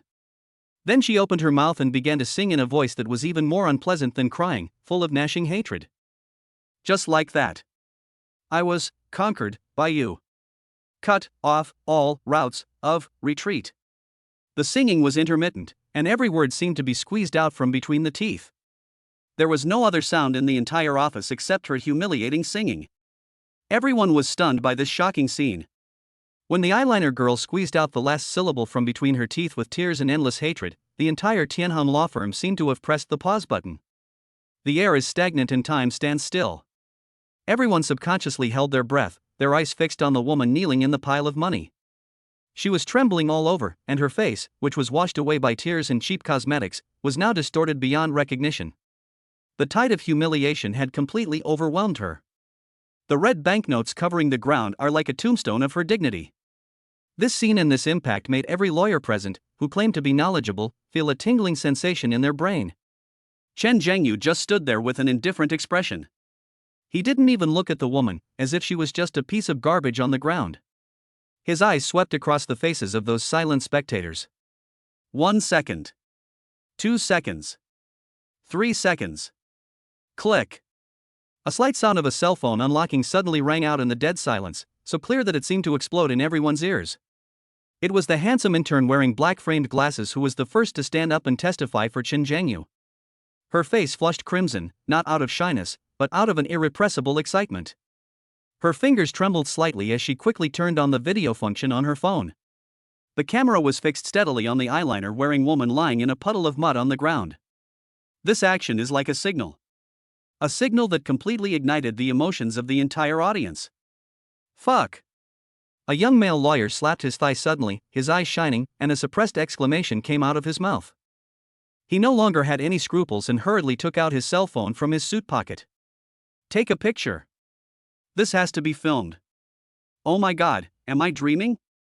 This is 100 times more explosive than that celebrity divorce case our law firm handled last year. Hurry up. Stop standing there. HD. It must be recorded in HD. As if infected by a virus, the entire office area, all the lawyers, assistants, and interns who had just been pretending to work, completely tore off their disguises at this moment. They reacted. After the initial shock, there was overwhelming excitement and gloating. For a moment, the sounds of mobile phones unlocking, camera shutters clicking, and the low voices but still unable to conceal the excited discussions completely set the entire space off. The screens of dozens of mobile phones lit up under the office lights, forming a sea of twinkling stars. Each star represents a pair of eyes sparkling with the fire of gossip. Every shot greedily recorded the extremely embarrassed look of the eyeliner woman. Damn, this is so satisfying. It's so satisfying. A legal assistant in a plaid shirt growled bitterly while recording a video. Last month, my mom came to bring me food, and because she was dressed a little plainly, this woman mocked her in front of everyone, calling her a country girl. I've been holding this in for over a month. The colleague next to him nodded vigorously, with the same satisfaction on his face. Who says she isn't? She relies on being lawyer by house cousin and always looks down on us. Who among us hasn't been bullied by her? Today, she finally got her comeuppance. I'm telling you, this is nothing. Another well-informed female lawyer lowered her voice and broke the news to those around her. I heard last week there was a man from the countryside who wanted to get legal help for a land dispute, but she pointed at him, called him a poor bastard, and kicked him out. I remember the look in his eyes clearly. Holy crap! Is there such a thing? This woman is such a piece of shit. So, what do we call today's incident? It's called karma. No one can escape it. Let's see how arrogant she will be in the future. The grievances that were usually suppressed now found an outlet and turned into sharp criticisms that were mercilessly directed at the two front desk staff. Amazing. Brothers, I declare that from today on, this handsome guy is my half-brother. This pretense is simply textbook level.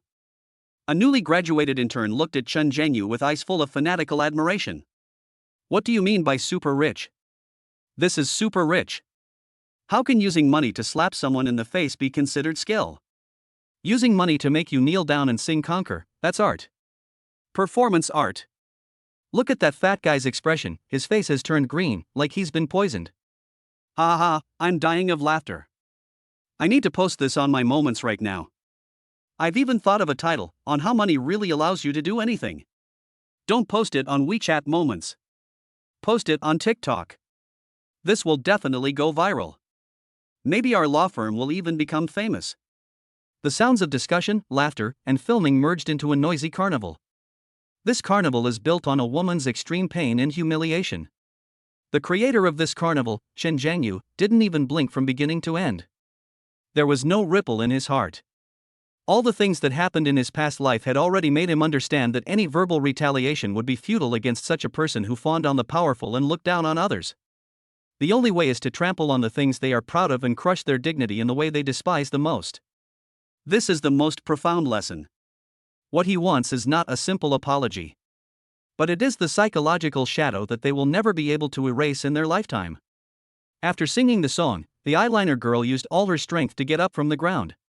She glared at Chen Zhangyu with an extremely resentful look, and then glanced at the colleagues around her who were taking pictures with their mobile phones.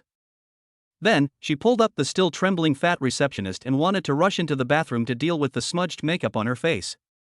However, just as they took a step forward, Chen Zhangyu's devilish voice rang out again. Wait a moment. Did I let you go? The two men's bodies suddenly stiffened. Chen Zhangyu walked slowly up to them and looked down at their faces that were full of humiliation and resentment. Singing is just fulfilling the bet. But you've been humiliating me in every way since I walked in. You're just looking down on me. Shouldn't there be an explanation for this matter? A playful smile appeared at the corner of his mouth. If you don't give me a satisfactory apology, I'll still go to the other side and offer my support with the 500,000. Chapter 98, My cousin has arrived? Even the emperor would have to kneel down. Chen Zhangyu's voice was like a precise scalpel, cutting through the last bit of self-esteem of the two receptionists and exposing their despair to the air. What? Still want to apologize? Singing and kneeling, isn't that enough? The eyeliner girl's tear-stained face suddenly raised up, and she stared at Chen Zhangyu with resentful eyes, as if she wanted to eat him alive. The fat receptionist also trembled all over. She held onto the desk and barely stood firm.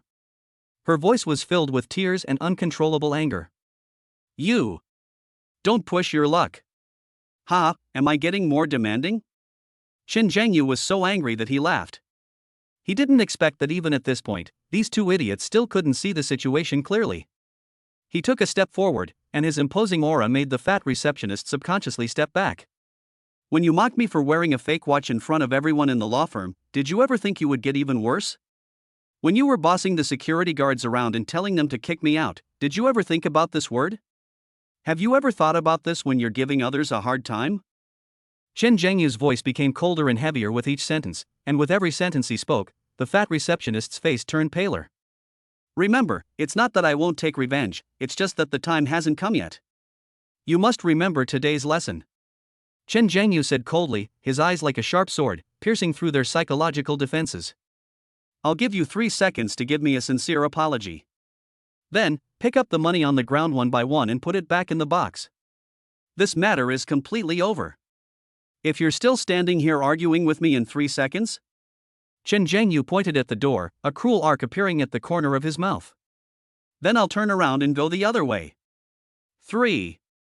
The cold numbers spewed out of his mouth, like the countdown of death, knocking on the hearts of the two receptionists and Bai Yunhan. Lu Qingyu, who was standing by, witnessed the whole thing. Her heart was already filled with shock and an inexplicable emotion. From the phone call Chen Zhangyu made, to her rushing over with a cash box, to the extreme humiliation of the rain of money, and finally to the imminent reckoning. The whole process was smooth and domineering. She was first extremely angry about the rude treatment Chen Zhangyu encountered.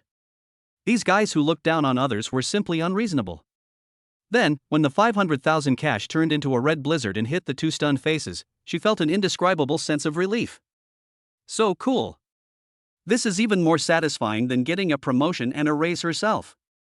She looked at Chen Zhangyu's profile, which looked even more handsome and cold against the backdrop of Qianyu, and her heart beat faster involuntarily. He's so rich, so handsome, and so generous to me, giving me 500,000 yuan as a reward. Is he interested in me? As soon as this thought came to mind, Lu Qingyu's cheeks felt hot. Oh. Lu Qingyu. What are you thinking? How could he possibly be interested in you, a divorced woman with a child, who is almost 10 years older than him? She quickly shook her head, trying to get rid of this unrealistic fantasy. However, the more she suppressed herself, the brighter the figure shone in her eyes. He is so charming. It feels like he is glowing. When Lu Qingyu looked at Chen Zhengyu, a strange light had unconsciously blossomed in her eyes. It was a complex emotion that was a mixture of admiration, appreciation, and a hint of love. At this moment, a system prompt sound that only Chen Zhengyu could hear rang in his mind. Bite. The host was detected as Lu Qingyu with an overall score of 86 points. He spent 500,000 yuan and received a cashback. Congratulations to the host for triggering a critical hit and receiving a 100-fold cashback, totaling 50 million yuan. Current cashback card balance, 209,385,991 yuan. It is detected that Lu Qingyu's favorability towards the host has increased. The current favorability is 60 points. Congratulations to the host for receiving the system's extra reward, a stock company equity card. Stock company equity card, the host can use and bind any equity structure company or group in Gaohai City, and will directly obtain 67% of the group's shares, becoming the company's absolute controlling shareholder. Boom! Chen Zhengyu was originally a little unhappy because of these two receptionists, but now he felt like he was riding a rocket and soaring into the sky. Cool. It feels so fucking good. Excluding the 1 million spent, the net profit was 49 million. The small goal of 200 million was achieved so easily. More importantly, this stock company equity card is simply a trump card. 67% of the shares of any company in Gaohai City. Absolute controlling stake. This means that as long as he wants, he can become the chairman of any listed company in Gaohai City at any time. This isn't a matter of money anymore, it's about power. It's all-powerful authority. Chen Zhengyu was ecstatic in his heart, but his face remained calm and cold. And his countdown continues. 2. When the second number was uttered, the two receptionists' bodies began to tremble violently. They could feel that the eyes of all their colleagues were focused on them. There was no sympathy in those eyes anymore, only urging and warnings. They felt even more the cold, knife-like gaze of Bai Yunhan beside them. 1. When Chen Zhengyu finished the last number, he saw that the two men were still standing there, but their faces were ashen and they showed no signs of apologizing. He sneered, said no more nonsense, lifted his foot, turned around and walked towards the door. The moment he took the first step. Apologize immediately. Pick up the money. Bai Yunhan finally spoke, her voice full of unquestionable majesty and warning. If the law firm loses this order because of you, you will bear the consequences yourself. This sentence became the last straw that broke the camel's back. The two receptionists could no longer hold on, and the fat one collapsed first. She rushed to Chen Zhengyu, bent down, and used all her strength to force out a smile that was uglier than crying. I'm sorry, sir. Please forgive me. The eyeliner girl also rushed over, and the two stood side by side, bowing deeply. Chen Zhengyu stopped, turned around, picked his ears, and looked confused. What? The wind is so strong I can't hear you. Louder. Humiliation. This is a naked humiliation. The faces of the two receptionists turned purple in an instant, tears of humiliation welling up in their eyes, but they dared not disobey. They looked at each other and saw the same despair in each other's eyes. The next second, the two men yelled at Chen Zhengyu with all their might. I'm sorry, sir. Please forgive us. The sound was so loud that it echoed throughout the entire office area. It was filled with broken and crying tones and was filled with endless humiliation. Bai Yun's face was cold as he gave the order again. Hurry up and pick up the money. The two men squatted down immediately as if they had been pardoned and began to pick up the scattered banknotes on the ground one by one. Their hands were shaking and their hearts were bleeding. Every banknote is like their torn face, and they now have to pick up these pieces of face one by one with their own hands and piece them back together. The colleagues around, watching this magical realist scene, finally couldn't help but burst into the most heated discussion of the day. Fuck. Killing someone and destroying their heart. This is the real way to kill someone and destroy their heart. I finally learned something today. They had to yell out their apologies and pick up the money themselves. This is much more painful than just beating them up. This handsome guy is a ruthless person. It's so satisfying. It's so damn satisfying. These two women are always domineering, but today they finally met a tough opponent. I have to record this and watch it when I'm in a bad mood. Tell me, after this incident, will their cousin, Lawyer Bai Hao, still protect them? They've lost face. Protect them. Because of them, the law firm almost lost a huge contract worth $500,000. Bai Hao was thinking of their brotherly relationship by not firing them personally. They deserve it. Listening to the unconcealed discussions around her, Bai Yunhan's face didn't look very good, but she still walked in front of Chen Zhengyu and tried to make her tone sound calm. Sir, they have done what you asked. Are you satisfied? Chen Zhengyu glanced at the two women who were frantically picking up money, and didn't want to waste any more time, so he nodded lightly. Yeah, it's okay. Just then. Bang! The glass door of the law firm was violently pushed open from the outside, and a man wearing a high-end custom-made suit and gold-rimmed glasses, who looked like a gentleman, rushed in angrily. He was about 35 years old, with shiny hair and a haughty look in his eyes. As soon as he entered the door, he saw his two cousins kneeling on the ground picking up money, and the chaotic scene around them. His face instantly turned gloomy, and a surge of anger rushed straight to the top of his head. Who is bullying my two sisters? The man shouted, his voice filled with arrogance and anger. Tired of living, huh? Chapter 99, Law Firm Partner Protects His Subordinates? Sorry, you are fired. The person who came was Bai Yunhan's partner and cousin of the two receptionists, Bai Hao. His roar instantly turned the atmosphere, which had just become a little funny because of picking up the money, back to freezing point. The employees who were still filming with their phones and whispering to each other all stopped what they were doing, and then quickly stuffed their phones back into their pockets as if they were burned, lowered their heads and pretended to be a pot of green plants in the office. Joke. It's okay to laugh at the front desk staff, but Lawyer Bai Hao is one of the partners of the law firm, in charge of personnel and administration, and has the power of life and death over them. I don't dare eat this melon. It's too hot. Brother, you're finally here. The two receptionists who were squatting on the ground, picking up money in humiliation, saw Bai Hao appear as if they had seen a savior. The spy girl threw away the money in her hand, crawled over, hugged Bai Hao's thighs, and burst into tears. Brother, you have to stand up for us. We've been bullied to death. That's him. She pointed a trembling finger at Chen Zhengyu, who was not far away, and cried, this poor student who came from nowhere insisted on suing us, but he can't even afford the consulting fees. We tried to persuade him with good intentions, but he got mad and pissed us off. He got a bunch of counterfeit money from somewhere and threw it at our faces. He even forced us to kneel down and sing. Brother, he's slapping you in the face. The fat receptionist also came over crying, exaggerating the complaint. Yeah, brother. He even made us apologize and forced us to pick up the money. Everyone in the company was watching. We're so embarrassed. The two sang the same tune, confusing right and wrong, and portrayed themselves as innocent victims, never mentioning the bet or their previous arrogant and domineering attitude. Bai Hao listened to the tearful accusations of his two cousins, then looked at their tear-stained faces and the mess of banknotes on the ground, and his face instantly turned so dark that ink seemed to drip out. He was chatting and laughing with a client in the office when he received a call saying that his two cousins were bullied at the front desk and forced to kneel down. He exploded on the spot. In Tianheng Law Firm, who dares to touch Bai Hao's people? He rushed over angrily and saw this scene. His anger suddenly rose to the top of his head. He was too lazy to distinguish the truth of the matter and directly directed his anger at Chen Zhengyu. Boy, did you do this? Bai Hao helped up his two cousins and looked Chen Zhengyu up and down. When he saw Chen Zhengyu's seemingly ordinary casual clothes and young student appearance, the arrogance and disdain on his face became even stronger. Where did you come from, you wild brat? You're running wild in our Tianheng law firm? I think you're tired of living. I don't care who you are or what your background is. Now, immediately, right now. Kneel down and apologize to my two sisters. Compensate them for their emotional damage. Otherwise, I won't let you leave this door today. His voice was full of threats and he had a condescending attitude, as if he was the emperor here and could judge anyone at will. Lu Qingyu, who was standing aside, felt his heart in his throat.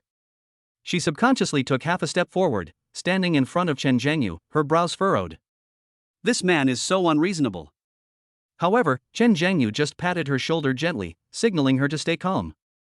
He didn't even bother to look at the shouting Bai Hao, but instead turned his gaze to Bai Yunhan, who had an equally ugly expression. Lawyer Bai, are all the partners in your law firm this kind of people? Chen Zhengyu's tone was calm, but it was like a loud slap in Bai Hao's face, and it also made Bai Yunhan's situation extremely embarrassing. Bai Hao. Shut up. Bai Yunhan finally couldn't help it. She quickly walked between the two of them and whispered to Bai Hao. Can you please clarify the situation before you come? The cause of the incident is not what they said. What do I need to know? Bai Hao was angry and would not listen to any advice. He pushed Bai Yunhan away and pointed at her arrogantly. Bai Yunhan. Don't forget, I'm the partner in charge of HR.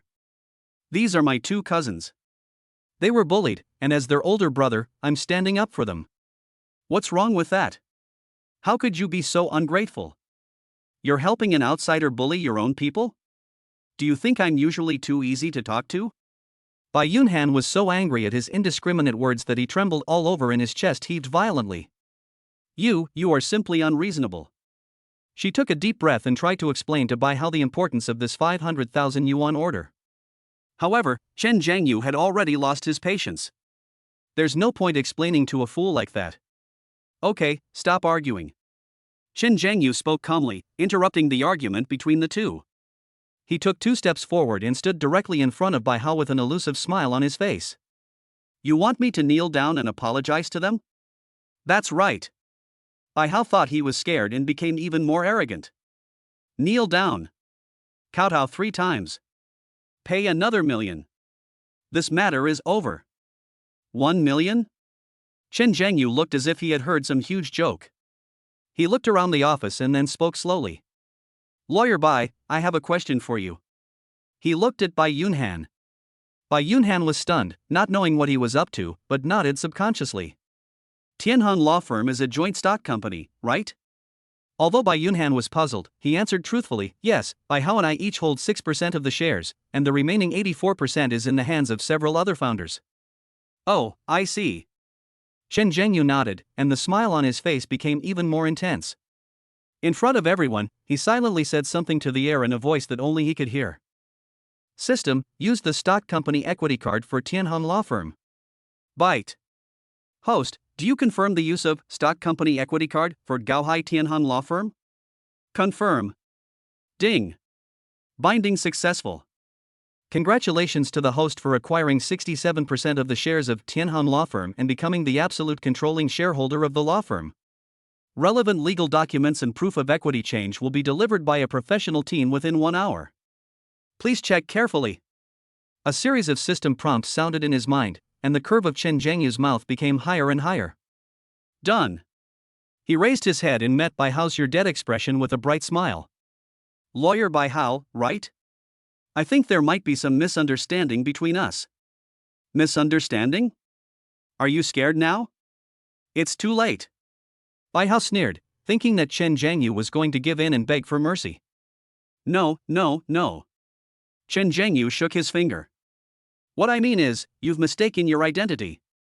He cleared his throat. The sound was not loud, but it was clearly heard in every corner of the office. Let me reintroduce myself to you all. My name is Chen Zhengyu. He paused, and his gaze slowly moved from Bai Hao's stunned face to Bai Yunhan's pretty face full of surprise, and finally fixed on all the employees in the venue. From now on, I am the absolute controlling shareholder of this law firm, holding 67% of the shares. In other words, I'm your new boss. Boom. The entire Tianheng law firm fell into deathly silence in an instant. Everyone seemed to be under a spell, with their eyes wide open, mouths agape, and faces filled with absurd expressions of who am I? Where am I? What did I hear? New boss? Absolute controlling shareholder? This student, who looks to be no more than 20 years old, said he was the new boss of Tianheng Law Firm. This melon today is no longer ripe, it has exploded. Ha ha ha ha ha ha ha ha ha. After a brief moment of silence, Bai Hao seemed to have heard the funniest joke of the century. He covered his stomach and laughed exaggeratedly, almost crying. Kid, have you been reading too many online novels? Have you lost your brain? New boss? Absolute controlling shareholder? Why don't you just say you're the Jade Emperor descended to Earth? I think you're really crazy. Security. Where is the security? Throw this lunatic out. He laughed and shouted, but none of his colleagues around him laughed. Everyone's eyes subconsciously focused on Bai Yunhan. Because they found that Bai Yunhan didn't smile. The powerful woman in the law firm was staring at Chen Zhengyu with an unprecedented complex expression, a mixture of shock, absurdity, and disbelief. Her intuition told her that this boy was not joking. But her reason told her that this was simply impossible. Acquiring a mature law firm, especially one as prestigious as Tianheng in Gaohai City, involved complex financial and legal procedures. How could it be accomplished in just a few words? Just when everyone thought it was just a farce. Chen Zhengyu's cell phone rang. He didn't even look at Bai Hao and answered the phone slowly. "Hello, is this Mr. Chen?" A respectful and capable male voice came from the other end of the phone. "I'm the director of the legal department at Junsheng Capital. I've been ordered to handle the equity transfer procedures for Tianhong Law Firm for you. Our team is already downstairs and will arrive at your floor in 3 minutes. Is it convenient for you now?" Chen Zhengyu pressed the hands-free button. The clear, professional, emotionless male voice echoed clearly through the mobile phone receiver in the office where you could hear a pin drop. Junsheng Capital. All the lawyers present, when they heard this name, their brains buzzed. That's the top investment firm in the country. It's the kind of financial backer that legal professionals like them dream of serving. Junsheng Capital's legal director personally led the team to handle the equity transfer? And you still call this young man Mr. Chen? Bai Hao's laughter stopped abruptly. He still had that exaggerated smile on his face, but his eyes were filled with fear and disbelief. An idea so absurd that it made his scalp tingle emerged uncontrollably from the bottom of his heart. Could it be that what he said was true? Impossible. Absolutely impossible. This must be an act. Yes. This guy hired an actor. However, his self-comfort was crushed by reality 3 minutes later. The glass door of the law firm was pushed open again. This time, a team of 7 or 8 elite men and women in suits and with a strong aura walked in. The leader was the legal director who had just called. He immediately spotted Chen Zhengyu standing in the center of the crowd, and quickly stepped forward, bowed slightly, and respectfully handed over a document that had been prepared long ago. "Hello, Mr. Chen. This is the 67% equity transfer agreement for Tianhong Law Firm, along with relevant asset certification documents. They have all been notarized and are legally binding. Please review them. From now on, you are the chairman of Tianhong Law Firm. Oh, according to the law firm, you should be the director." The man's voice was sonorous and powerful, and every word was like a heavy hammer, hitting the hearts of everyone in Tianhong Law Firm. Bai Hao's body shook violently, and his face turned as pale as paper. He looked at the document and the glaring words 67% on it, and his mind went blank. Real. It's actually true. This poor student in his eyes, this young man whom he wanted to make kneel down and kowtow in just a few minutes, really became his boss? Well, thank you for your hard work. Chen Zhengyu casually flipped through the document and handed it to Bai Yunhan, who was completely petrified beside him. "Lawyer Bai, you are a professional. Please help me see if there are any problems." Bai Yunhan took the document mechanically, his fingers trembling slightly. She looked down at the legal document that was enough to overturn her cognition. Every word seemed to burn her eyes. The agreement is real. Notarization is true. Source of funds, Junsheng Capital, everything is true. She suddenly raised her head and looked at Chen Zhengyu. The young man was still standing there with a calm smile on his face, as if he had just done something insignificant. At this moment, Bai Yunhan's heart began to beat wildly like never before. All right. Chen Zhengyu clapped his hands, attracting everyone's attention. His gaze finally fell on Bai Hao, who was already pale and on the verge of collapse. Lawyer Bai Hao, right? A cold arc appeared at the corner of Chen Zhengyu's mouth. As the new director of Tianhong Law Firm, I would like to announce my first personnel appointment. He stretched out a finger and pointed at Bai Hao from a distance. You, and your 2 cousins. Fired. Now, immediately, pack up your things and get out of my company. Chapter 100, I'm a shareholder, how dare you fire me? I'll throw the evidence in your face, get out. Chen Zhengyu's light-hearted words fired were like a bolt from the blue, exploding over Bai Hao's head. He froze completely, the color draining from his face at a visible speed, leaving only a grotesque paleness. Fire me? Bai Hao seemed to have heard some absurd mumbling. He was stunned for half a second, then burst into laughter. Ha ha ha ha. You're expelling me? Boy, are you really crazy? Look carefully at where this place is. He pointed to the polished marble floor beneath his feet and then to the majestic offices around him. This is Tianheng, Gaohai City's top law firm. I, Bai Hao, am a partner here. I own 6% of the firm's shares. He stretched out 6 fingers, almost poking Chen Jianyu's face, and his voice became shrill with excitement. I'm a shareholder. Do you even know what a shareholder is? What gives you the right to fire me? These words caused a stir in the office which had just fallen into silence. Yes, lawyer Bai Hao is a partner and a shareholder, not an ordinary employee. From a legal perspective, the director cannot arbitrarily expel a shareholder. At most, he can be removed from office through a shareholders' meeting. Could it be that there is a reversal? Those employees who had just put away their phones quietly poked their heads out again, their instinct to eat melons once again overcoming their fear of their leaders. However, there was not even a trace of emotion on Chen Jianyu's face. He even found it a little funny. At this point, are you still bringing up the 6% stake? It's absolutely stupid. Lawyer Bai, Chen Jianyu said calmly, you're right. Procedurally speaking, I really can't just fire a shareholder. Hearing this, Bai Hao immediately breathed a sigh of relief, and a smug look reappeared on his face. You still know a thing or two. Boy, I'm telling you, this isn't over yet. You've embarrassed me so much, Before he could finish his words, a middle-aged man in a suit, who looked to be around 40 years old, suddenly walked out of the crowd. The man was a senior lawyer in the law firm named Wang Jian. He usually worked under Bai Hao and had to endure a lot of bullying from him. At this moment, with a look of determination on his face, he walked quickly to Chen Jianyu. Mr. Chen. Wang Jian bowed slightly, his attitude extremely respectful. Here, I have some evidence that attorney Bai Hao is damaging the interests of the law firm. I think you might need it. As soon as these words came out, the whole audience was in an uproar. Bai Hao's face, which had been smug just now, froze in an instant. He suddenly turned his head and stared at Wang Jian, his eyes full of disbelief and malice. Wang Jian. What the hell do you want to do? Wang Jian didn't even bother to look at him. He just carefully took out a brown paper bag from his briefcase and handed it to Chen Jianyu with both hands. Mr. Chen, there are 3 things in here. His voice was clear and steady, echoing in the quiet office.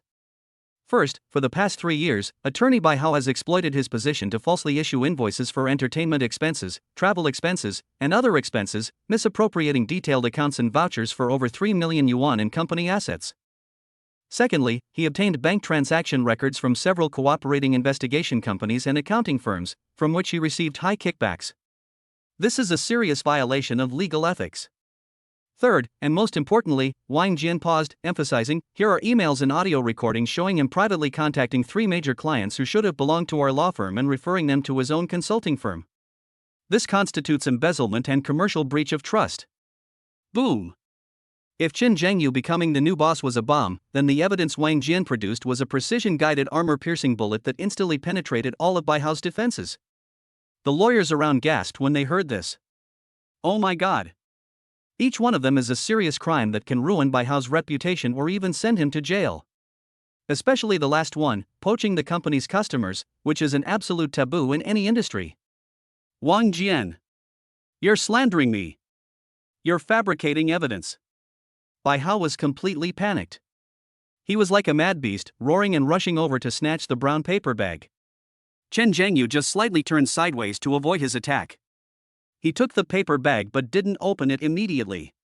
Instead, he looked at Wang Jian with interest. You did a great job. He patted Wang Jian on the shoulder. Go to the Human Resources Department later and complete the promotion procedures. From today on, you will be a salaried partner of the law firm, and your salary will be doubled. Upon hearing this, Wang Jian trembled with excitement, and a look of ecstasy appeared on his face. Thank you, Mr. Chen. Thank you, Mr. Chen. You don't have a backup of these evidences, right? Chen Jianyu asked again. Wang Jian quickly shook his head, no. Absolutely not. The originals are all here. Very good. Chen Jianyu nodded with satisfaction, then pointed to a copy machine not far away. Now, go and make copies of all the documents in here in front of me. Give me the originals, and take the copies to our lawyer Bai Hao so he can appreciate them himself. This move stunned everyone present, including Bai Yunhan. Hi. It's really high. First, he promised benefits to make Wang Jian completely take sides. Then make sure that the other party has no cards, and then ask him to make a copy in public, keeping the original firmly in your hands. In this way, the initiative is completely under his control. How could this person look like a 20-year-old student? This scheming and tactics were even more sophisticated than those of a veteran law firm veteran who had been around for decades. Soon, Wang Jian came up to Bai Hao, who was already collapsed on the ground, with a thick copy of the document, and slammed the document on his face. Bai Hao shuddered all over and picked up the papers scattered on the ground with trembling hands. He looked at the familiar account entries, the shocking bank statements, and the emails he had thought were invisible to the world. His face turned paler than paper in an instant. It's over. It's all over. If these things were really handed over to the police, he would have to spend the rest of his life in jail. He raised his head and glared at Wang Jian with an extremely resentful look, as if he wanted to eat him alive. Then, he used all his strength to shift his gaze towards the young man who had been calm and composed from beginning to end. Chen Zhengyu shook the brown paper bag in his hand and smiled like a devil. Lawyer Bai, now let's talk about your 6% stake. I have a share transfer agreement here. Sign it, and I'll pretend I didn't see these things. I 1T sign. Chen Zhengyu didn't say anything else, but the threat he contained was self-evident. Bai Hao's body was shaking violently, and cold sweat soaked his shirt. Dignity, status, wealth, all become worthless in the face of imprisonment. He struggled and crawled to a desk, grabbed a pen, and tremblingly signed his name on the equity transfer agreement that the Juncheng Capital team had prepared long ago. When the last stroke was made, he seemed to have lost all his energy and spirit, and collapsed completely in his chair. Bite. Congratulations to the host for successfully acquiring 6% of the shares of Tianhan Law Firm, and the current total shareholding ratio is 73%. It is detected that Lu Qingyu's favorability towards the host has increased. The current favorability is 70 points. It is detected that Bai Yunhan's favorability towards the host has increased. The current favorability is 50 points. The prompt sounds that rang in his mind one after another made Chen Zhengyu feel more relaxed. He glanced to the side and found that Lu Qingyu was looking at him infatuatedly. Her gentle eyes were sparkling with water, almost overflowing with admiration and love. On the other side, Bai Yunhan's expression was much more complicated. She looked at Chen Zhengyu with shock, admiration, fear, all kinds of emotions intertwined together, making this legal beauty feel for the first time what it meant to be unfathomable.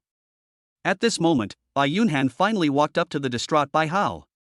She squatted down, her voice filled with a hint of fatigue and disappointment. Bai Hao, do you know now how stupid you are?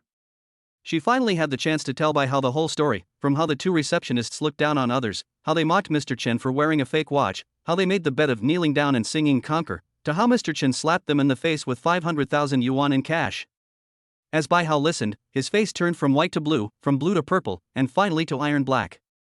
He suddenly raised his head, and his bloodshot eyes stared at his two cousins who were still shivering in the corner. It turns out that everything was caused by these two idiots who are more likely to cause trouble than to help. If it weren't for them, how could I have offended this great God? If it weren't for them, how could I have ended up in this disgraced and penniless state today? Ah! A surge of anger and regret instantly devoured all of Bai Hao's rationality. He jumped up from the ground like an enraged bull and rushed towards the two receptionists like crazy. I'll kill you two bitches. Snap. Snap. Two crisp and loud slaps knocked the two receptionists to the ground. Bai Hao was still not satisfied, so he punched and kicked them, cursing them. It's all your fault. You're the ones who ruined me. I'm going to beat you to death today. In the office, for a moment, the only sounds were the woman's screams and the man's roars. The colleagues around were stunned, but no one stepped forward to stop the fight. Serves you right. You deserve it. In the end, several security guards rushed in and pulled Bai Hao, who had gone completely crazy, away. Bai Hao was being carried by someone, his clothes were disheveled and his hair was messy. He took a last look at his two cousins with resentment, and then at Chen Zhengyu with fear. Finally, he was dragged away, like a stray dog, from the place where he once acted tyrannically. The entire Tianhan law firm finally became completely quiet. Chen Zhengyu looked around, saw the mess on the ground and the people trembling with fear, and nodded with satisfaction. He walked up to Bai Yunhan and handed her the signed equity transfer agreement. Okay, Lawyer Bai, now the garbage is cleared. He paused, a playful smile appearing on his lips again. Then, you will be my new partner and the lawyer with the highest win rate at Tianhan Law Firm. Should we talk about my $500,000 lawsuit? Chapter 101, A New Official's First 3 Moves. Lawyer Bai, come sit next to me. Bai Yunhan's eyes, which were always sharp and calm, now shone with an unprecedented brilliance. She took a deep look at this young man who appeared out of nowhere and overturned the entire structure of the law firm in just 1 hour. Finally, she suppressed all the surging emotions and resumed her professional voice. Director, please come to my office. The word director sounded a little awkward, but was extremely clear. It was like a switch, instantly changing the perception of everyone in the office. Director Chen. This way, please. Wang Jian, who was in ecstasy just now, reacted immediately. He rushed to the front with a smile on his face, bent down happily and made a pleased gesture. His flattering posture was completely different from the resoluteness when he testified against Bai Hao just now. Chen Zhengyu ignored him and turned to look at Lu Qingyu, who had been quietly accompanying him from beginning to end, with tears in her beautiful eyes. He said gently, Manager Lu, please wait for a few minutes, I will go with you later. Lu Qingyu's heart skipped a beat. He wants to go with me? After he dealt with such a big thing, the first person he thought of was me? Does he really have feelings for me? This thought popped up uncontrollably, causing Lu Qingyu's cheeks to instantly flush with an intoxicating blush. She subconsciously lowered her head, not daring to look into Chen Zhengyu's eyes. Her voice was as thin as a mosquito, yet extremely well behaved. Okay, I'll wait for you here. She looked so shy and docile, completely lacking the competence and authority of a bank branch manager. If her colleagues at the bank saw this, their jaws would drop. This scene naturally caught Bai Yunhan's eyes. She looked at Lu Qingyu's little girl attitude, then looked at Chen Zhengyu's young but unfathomable face, and a complex emotion inexplicably flashed through her heart. She walked forward and nodded politely to Lu Qingyu, but her tone was filled with an unquestionable sense of professionalism. Hello, Manager Lu. It's a bit chaotic outside. Please go to the tea room and wait for our director. After she finished speaking, she instructed the assistant who was still in a daze next to her, take Manager Lu to the VIP tea room and serve the best da hong pao. After arranging Lu Qingyu, Bai Yunhan turned his cold gaze towards the 2 receptionists who were slumped in the corner with ashen faces. You two, get out. There was no warmth in her voice. I went to the finance department to collect this month's salary, and then disappeared. Don't think about anything else, and don't think about revenge. Bai Yunhan paused, a hint of warning and pity in his eyes. Otherwise, with the abilities and methods of our new director Chen, neither you nor your cousin will have an easy time. The 2 receptionists were already frightened, and when they heard this, their bodies trembled violently. They dared not say a word, supporting each other and climbing up tremblingly. They did not dare to stay for a moment, and rushed to the finance department as if escaping. After receiving their wages, they left this place that brought them extreme humiliation in a panic. Then, Bai Yunhan's gaze fell on the young female trainee lawyer who was the first to stand up and testify for Chen Zhengyu. You, call 2 colleagues to help collect the money on the ground. After counting, send it to the finance department for temporary storage.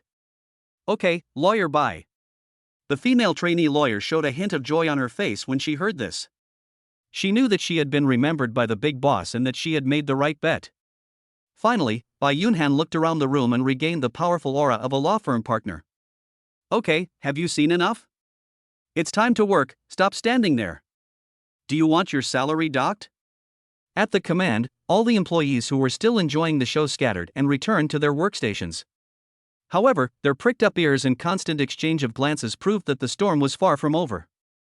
After doing all this, Bai Yunhan turned around, put on high heels, and walked into her office with Chen Zhengyu and Wang Jian. With a bang, the office door closed. The oppressive atmosphere outside was instantly ignited, and the entire office area was in an uproar. Oh my god! Our new director is so awesome! This is like a Dragon Outyin fantasy come true. He bought it without blinking an eye, and even fired his partner on the spot. Such courage! TSK, I've wasted 30 years of training. What do you think of his background? I checked, and there's no one named Chen among the 5 major families in Gaohai City. Could it be that the prince from the capital has come here to gain experience? Who cares about his background? Anyway, that idiot Bai Hao is gone. Wang Jian has really made it to the top. There's more meat to eat with the new boss. Didn't you see? Lawyer Bai looks at his new boss differently. And that beautiful bank manager who brought the money? Oh my god, what kind of Xinhuan drama is this going to be? A student, a domineering lawyer, and a gentle bank president. Hell! I can't even imagine it, I can't even imagine it. The sound insulation inside the office is excellent, completely isolating the heated discussions outside. This is a spacious and bright independent office with a simple and modern decoration style. Outside the huge floor-to-ceiling windows is the bustling CBD scene of Gaohai City. The air was filled with a faint scent that mixed the air of books and high-end perfume. It was the scent of Bai Yunhan. Wang Jian, I'll just talk to Bai Lu here, you can go about your business. Chen Zhengyu casually looked around the office, then sat down on a leather sofa that looked very valuable, as relaxed as if this was his own home. Wang Jian was about to express his loyalty when he heard Chen Zhengyu's next words. Also, I don't like subordinates who do too many small things in private. This light sentence made Wang Jian's body tremble violently, and a layer of cold sweat instantly broke out on his back. He knew that Chen Zhengyu was warning him. Reprimand him for collecting negative information about Bai Hao. The new boss was telling him that if he could use this method against Bai Hao, he could use the same method against others, even himself. Director Chen. I promise. This kind of thing will never happen again. Wang Jian broke out in a cold sweat, and he finally realized that the terrifying thing about the young man in front of him was not just his wealth. That keen insight into people's hearts and the imperial checks and balances made him feel fear from the bottom of his heart. He had no doubt that if he had any second thoughts, this new boss with unfathomable background and strength would kill him more easily than crushing an ant. Looking at Wang Jian's frightened look, Chen Zhengyu nodded with a little satisfaction. He was very satisfied with what Wang Jian had just done, which really helped him a lot. But for this kind of fence-sitter, we must use both kindness and force, and we must use them while also guarding against them. He picked up the water that Bai Yunhan had just poured on the table, took a sip, and then continued speaking slowly. Oh, right. From today on, you can move into Bai Hao's office. A slap in the face, followed by a sweet date. Chen Zhengyu has mastered the art of imperial strategy. Upon hearing this, Wang Jian instantly ascended from hell to heaven, and the fear on his face was immediately replaced by great ecstasy. Bai Hao's office. That was the best and largest office in the entire law firm, aside from the offices of the founders and Bai Yunhan. It represented supreme status. Normally, it would never be his turn as a senior lawyer to sit down, but now, Chen Zhengyu has spoken so clearly, so it is perfectly legitimate for him to sit down. Thank you, Director. Thank you for your training. Wang Jian was so excited that he was incoherent and almost knelt down to Chen Zhengyu. He secretly swore in his heart that from now on, he would be completely devoted to this young director and would never dare to have any evil thoughts again. Go ahead. Chen Zhengyu waved his hand. Wang Jian felt as if he had been pardoned. He bowed respectfully, then walked out of the office backwards and closed the door carefully. Finally, only Chen Zhengyu and Bai Yunhan were left in the office. The atmosphere became a little subtle at this moment. Bai Yunhan stood behind his desk, looking at the young boss who was sitting on his sofa with a big horse and looking at him with a playful look, feeling mixed emotions. She, the notoriously cold and icy queen of Tianhan law firm, felt helpless for the first time. Chen Zhengyu didn't say anything, just crossed his legs and looked at her with interest. Looking at her form-fitting suit that outlines her breathtaking curves, looking at her delicate yet slightly flustered face, looking at her long legs that don't know where to put them. After a long time, he broke the silence, with a meaningful smile on his face. Lawyer Bai. Come sit next to me. Chapter 102, The Iceberg Queen has closed her eyes. You're overthinking it, let's get down to business. Ah? Bai Yunhan was completely stunned. Sit next to him? What's the meaning? Shouldn't the normal process be for her to sit in her boss chair, and for him, as the client and the new director, to sit on the sofa opposite her, with the two of them sitting across an office desk and starting to discuss the case? What is this operation? A thought popped up uncontrollably from the bottom of Bai Yunhan's heart. Could it be that he wants to take advantage of me? As soon as this thought came to mind, Bai Yunhan's cheeks couldn't help but feel hot.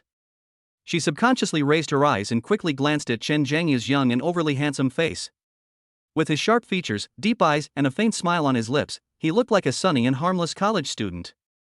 However, the powerful move he just made was full of heart-pounding arrogance and strength. It seems, if he's this handsome, it's not impossible for him to take advantage of me. Bah! Bai Yunhan. What are you thinking about? You are the icy queen of Tianhong law firm. How could you have such shameless thoughts?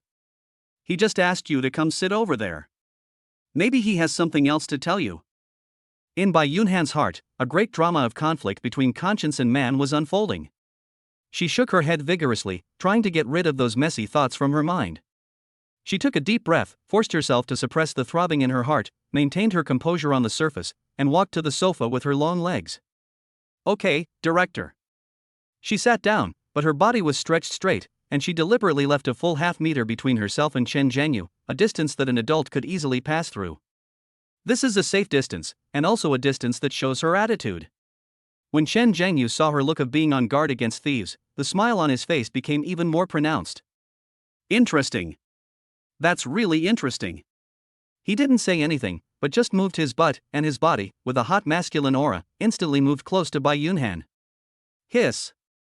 Bai Yunhan's body suddenly stiffened, and she felt a heat coming from her side, making her feel uncomfortable. She could even clearly smell the refreshing and pleasant masculine scent coming from Chen Zhengyu, mixed with the faint scent of books, which domineeringly invaded her sense of smell. Lawyer Bai. Chen Zhengyu's lazy voice sounded in her ears. Why are you sitting so far away? I won't eat you. His tone was teasing, which made Bai Yunhan's cheeks even hotter. This icy queen is really different from the cold school beauty Sumuching. Sumuching is cold but pure, while the one in front of him has a mature charm hidden under her coldness, and she has a unique charm when teasing her. Bai Yunhan felt an inexplicable urge in his body, wanting to get closer to the source of heat. But her remaining rationality made her tense up, and her body subconsciously tilted slightly towards the side away from Chen Zhengyu. A gesture of resistance, but not daring to resist forcefully. That's not what I meant, Director Chen. She spoke with forced composure, but her voice trembled slightly, a tremor she didn't even notice. It's over. The little man inside me has started screaming like crazy. He really wants to attack me. So close to me.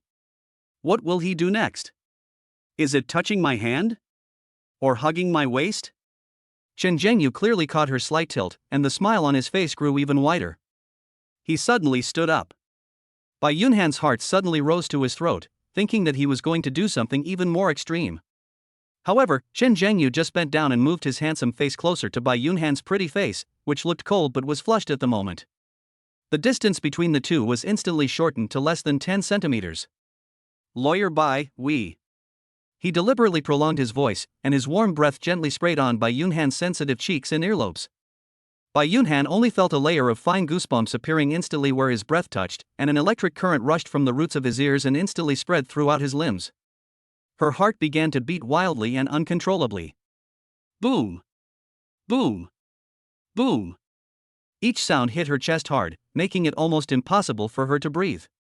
Here it comes. Is he going to force a kiss on me? Bai Yunhan's mind had completely shut down and was blank. Rebellion? It seems. I have no strength. Moreover, he is so handsome, and he is his new boss, with an unfathomable background.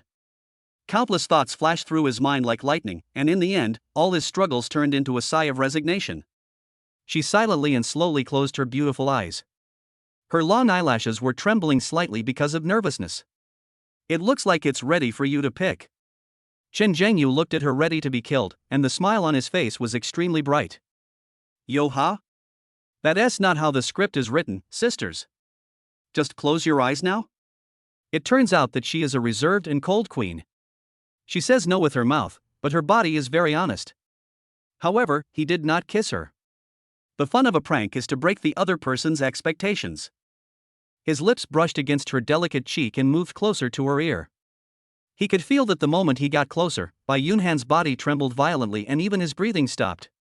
Chen Zhengyu gently exhaled a breath of hot air towards her small and delicate earlobe. Then, he said in a clear yet playful voice. Tell me about the lawsuit I asked you to fight. After saying that, he straightened up, turned around leisurely, and walked behind the large desk. He plopped down on the leather boss chair that originally belonged to Bai Yunhan and still had the scent of her high-end perfume on it. He stretched out comfortably, looking relaxed and happy. But Bai Yunhan, who was lying on the sofa, was completely petrified. She closed her eyes and waited for a long time. The warm and soft touch that I imagined did not come. All she got was a burning sensation in her ears and a sentence that made her brain short-circuit. Talk about the lawsuit? She opened her eyes slowly and doubtfully. What came into view was that Chen Jiangyu was already sitting in her exclusive seat, with his legs crossed, his hands crossed behind his head, looking at her with a half smile on his face. That look was full of amusement, ridicule, and a kind of mischievous "I've seen through you a long time ago." Ah! Boom! Bai Yunhan's face instantly turned from pink to blood red. The heat spread from her cheeks all the way to the base of her neck, and she felt like steam was about to come out of her head. It turns out he wasn't trying to take advantage of me. Those actions he just made, those ambiguous approaches, those seductive breaths, were they all just teasing me? And I actually closed my eyes. It's over. It's all over. He must have seen it. He must have thought I was the kind of woman who was very casual and wanted to be taken advantage of by him. The society is dead. This time it's really a social failure. At this moment, Bai Yunhan wished he could activate his supernatural powers immediately, dig a crack in the ground of his 3-bedroom apartment, crawl into it, and never come out again. All the pride, calmness, and composure she had built up over the past 20 years were shattered at this moment by the boy's frivolous prank. She sat on the sofa, clutching the hem of her skirt tightly with both hands, lowering her head, not even daring to look at Chen Jiangyu again. Looking at this lawyer who was full of aura and gave orders just now like a primary school student who had done something wrong, feeling ashamed and embarrassed, Chen Jiangyu felt extremely good. Sure enough, conquering such a proud woman is much more interesting than getting her body directly. He cleared his throat, breaking the awkward yet charming atmosphere in the office. Lawyer Bai? He leaned back in his boss chair and tapped the table lightly with his fingers, making a clattering sound. Chapter 103, Tragedy of a Wealthy Family? The icy queen is heartbroken. The knocking sound on the table was neither light nor heavy, but it was like drumbeats, hitting Bai Yunhan's heart again and again. Her brain, which was about to burn with shame, finally regained a bit of clarity. Here he comes. Director. She suddenly jumped up from the sofa, her movements were a little awkward, and walked quickly to the desk, pulled out the chair prepared for clients and sat down. During the whole process, she kept her head down and didn't dare to look into Chen Jiangyu's eyes. She is worthy of being a top elite lawyer. Even though her heart was already in turmoil, the professional qualities ingrained in her bones allowed her to adjust quickly. She skillfully picked up a brand new notebook and a Mont Blanc pen from the table, opened them, and straightened them. However, her slightly red ears and her hands, which were tightly clenched around the pen with her knuckles turning white, still revealed her embarrassment and panic at the moment. Chen Jiangyu leaned leisurely in the large boss chair, his hands behind his head, and watched the scene in front of him with interest. Looking at this icy queen who was full of aura just now, but now looked like a young wife who had made a mistake, the curve of his mouth never relaxed. I have to say, Bai Yunhan is really charming when he is serious. The focused profile, the tightly pursed red lips, and the shyness that was inadvertently revealed under the forced calmness. A stunner with both beauty and strength. She is much better than Wang Ruoyan, who only has good looks but a head full of materialistic thoughts. This is how the lawsuit goes.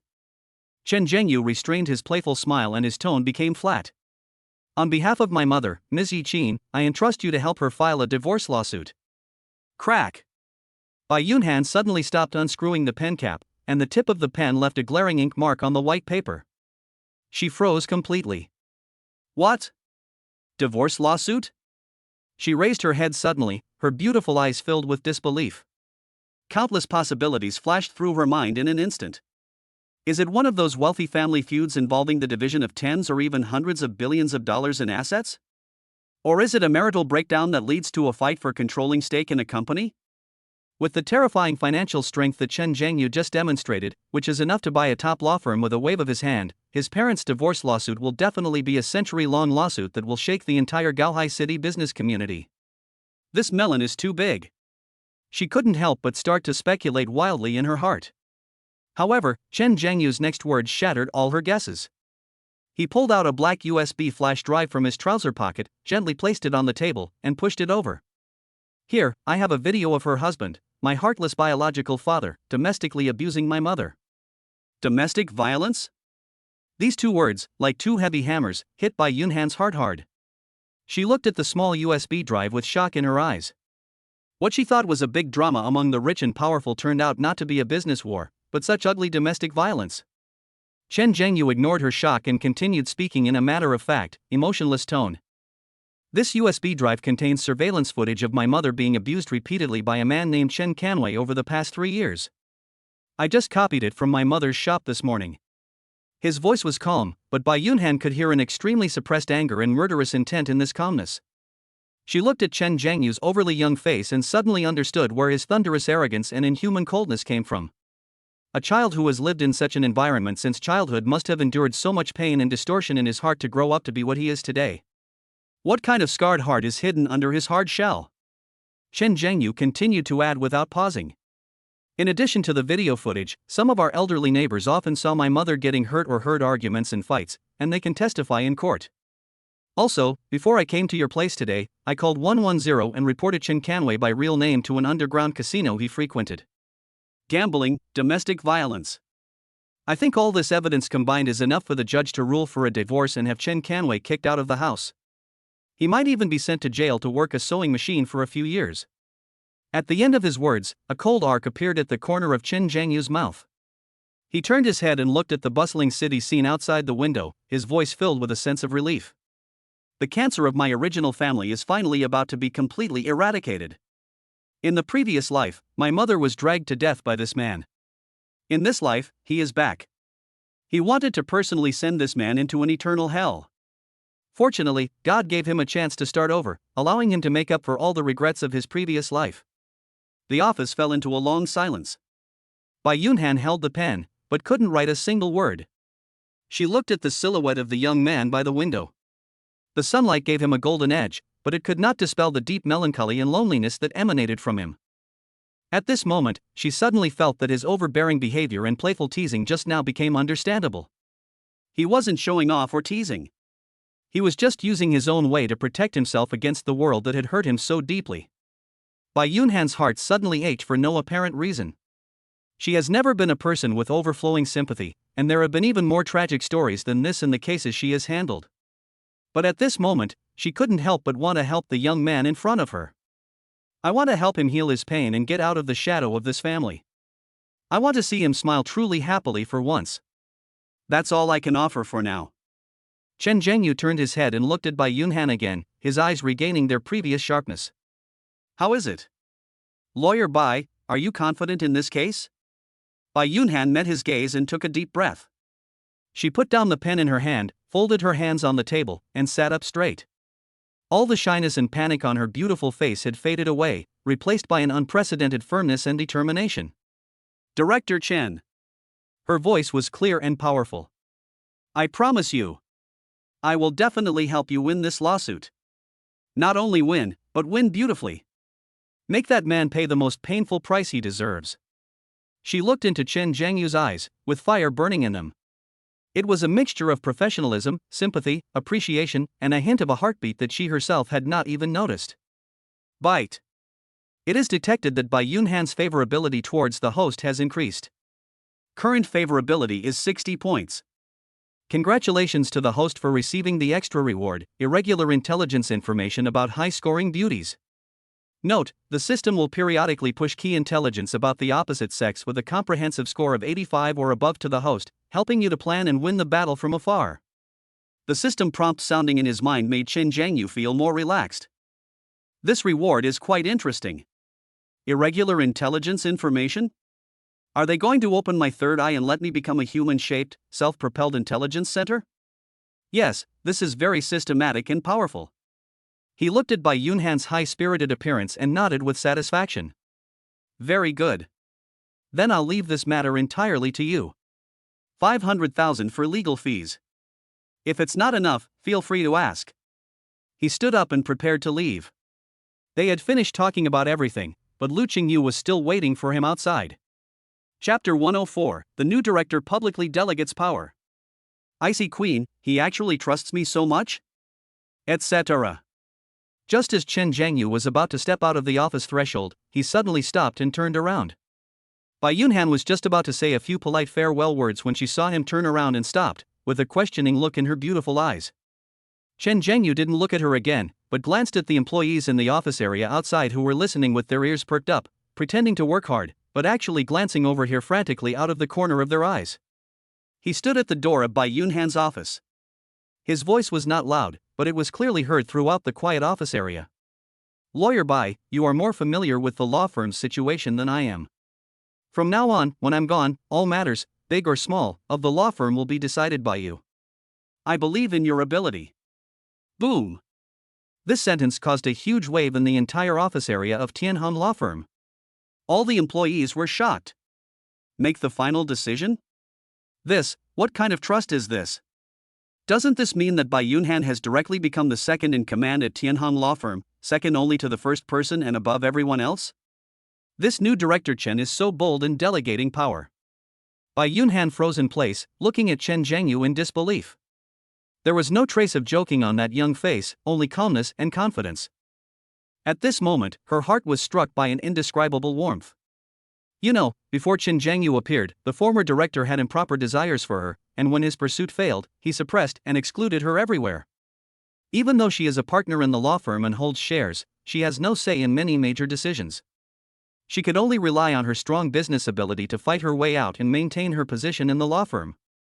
But now, this young man, whom she had only known for less than 2 hours, this man who had just seized the entire law firm with thunderous means, actually handed over the management rights of the entire law firm to her in such a nonchalant manner. Isn't he afraid that I will undermine him? Isn't he afraid of setting up his own faction? This unguarded, almost blind trust. Bai Yunhan's heart, which had been frozen for a long time, suddenly cracked. She looked at Chen Zhengyu, looked at his deep eyes, and suddenly felt that this man was different from all the men she had ever met. Those so-called successful people, chairmen, rich second generations, all of them are full of calculations, and the look in their eyes when they look at her is full of naked possessiveness. And he is handsome, he is domineering, he is rich, he has a formidable background, and he has the wisdom to see through people's hearts. But the way he looked at her was clear, open, and full of appreciation, without a trace of lust. His trust in himself is pure and without expecting any reward. Bai Yunhan's eyes couldn't help but feel hot. Just at this moment, a familiar system prompt sounded in Chen Zhengyu's mind. Bite. It is detected that the host's favorability towards the beautiful Bai Yunhan, who has an overall score of 87, has increased. Current favorability is 70 points. Host, please keep up the good work. When Bai Yunhan's favorability reaches 100, the multiple consumption rebate permission will be unlocked, and the reverse consumption cashback permission will be triggered. Yo-ha? Chen Zhengyu was overjoyed. This is just the beginning, it's already 70 o'clock? My buddy's imperial mentality and the extreme pull of the way to control his subordinates are extremely effective. It seems that this icy queen relies on the absolute trust of the overbearing president. TSK, wait until the favorability reaches 100, and then I can ask her to spend money on me and get cash back. That scene is exciting just thinking about it. When the time comes, let her buy a yacht and a private jet, and the cash back will be enough for her to buy several more law firms. Director Chen, Bai Yunhan's chest was heaving with excitement. He had 1,000 words stuck in his throat, but he didn't know where to start. The look in her eyes when she looked at Chen Zhengyu, the frost that originally covered her surface had now completely melted, replaced by a sparkling color that was a mixture of emotion, admiration, and appreciation. All right, forget me, it's settled.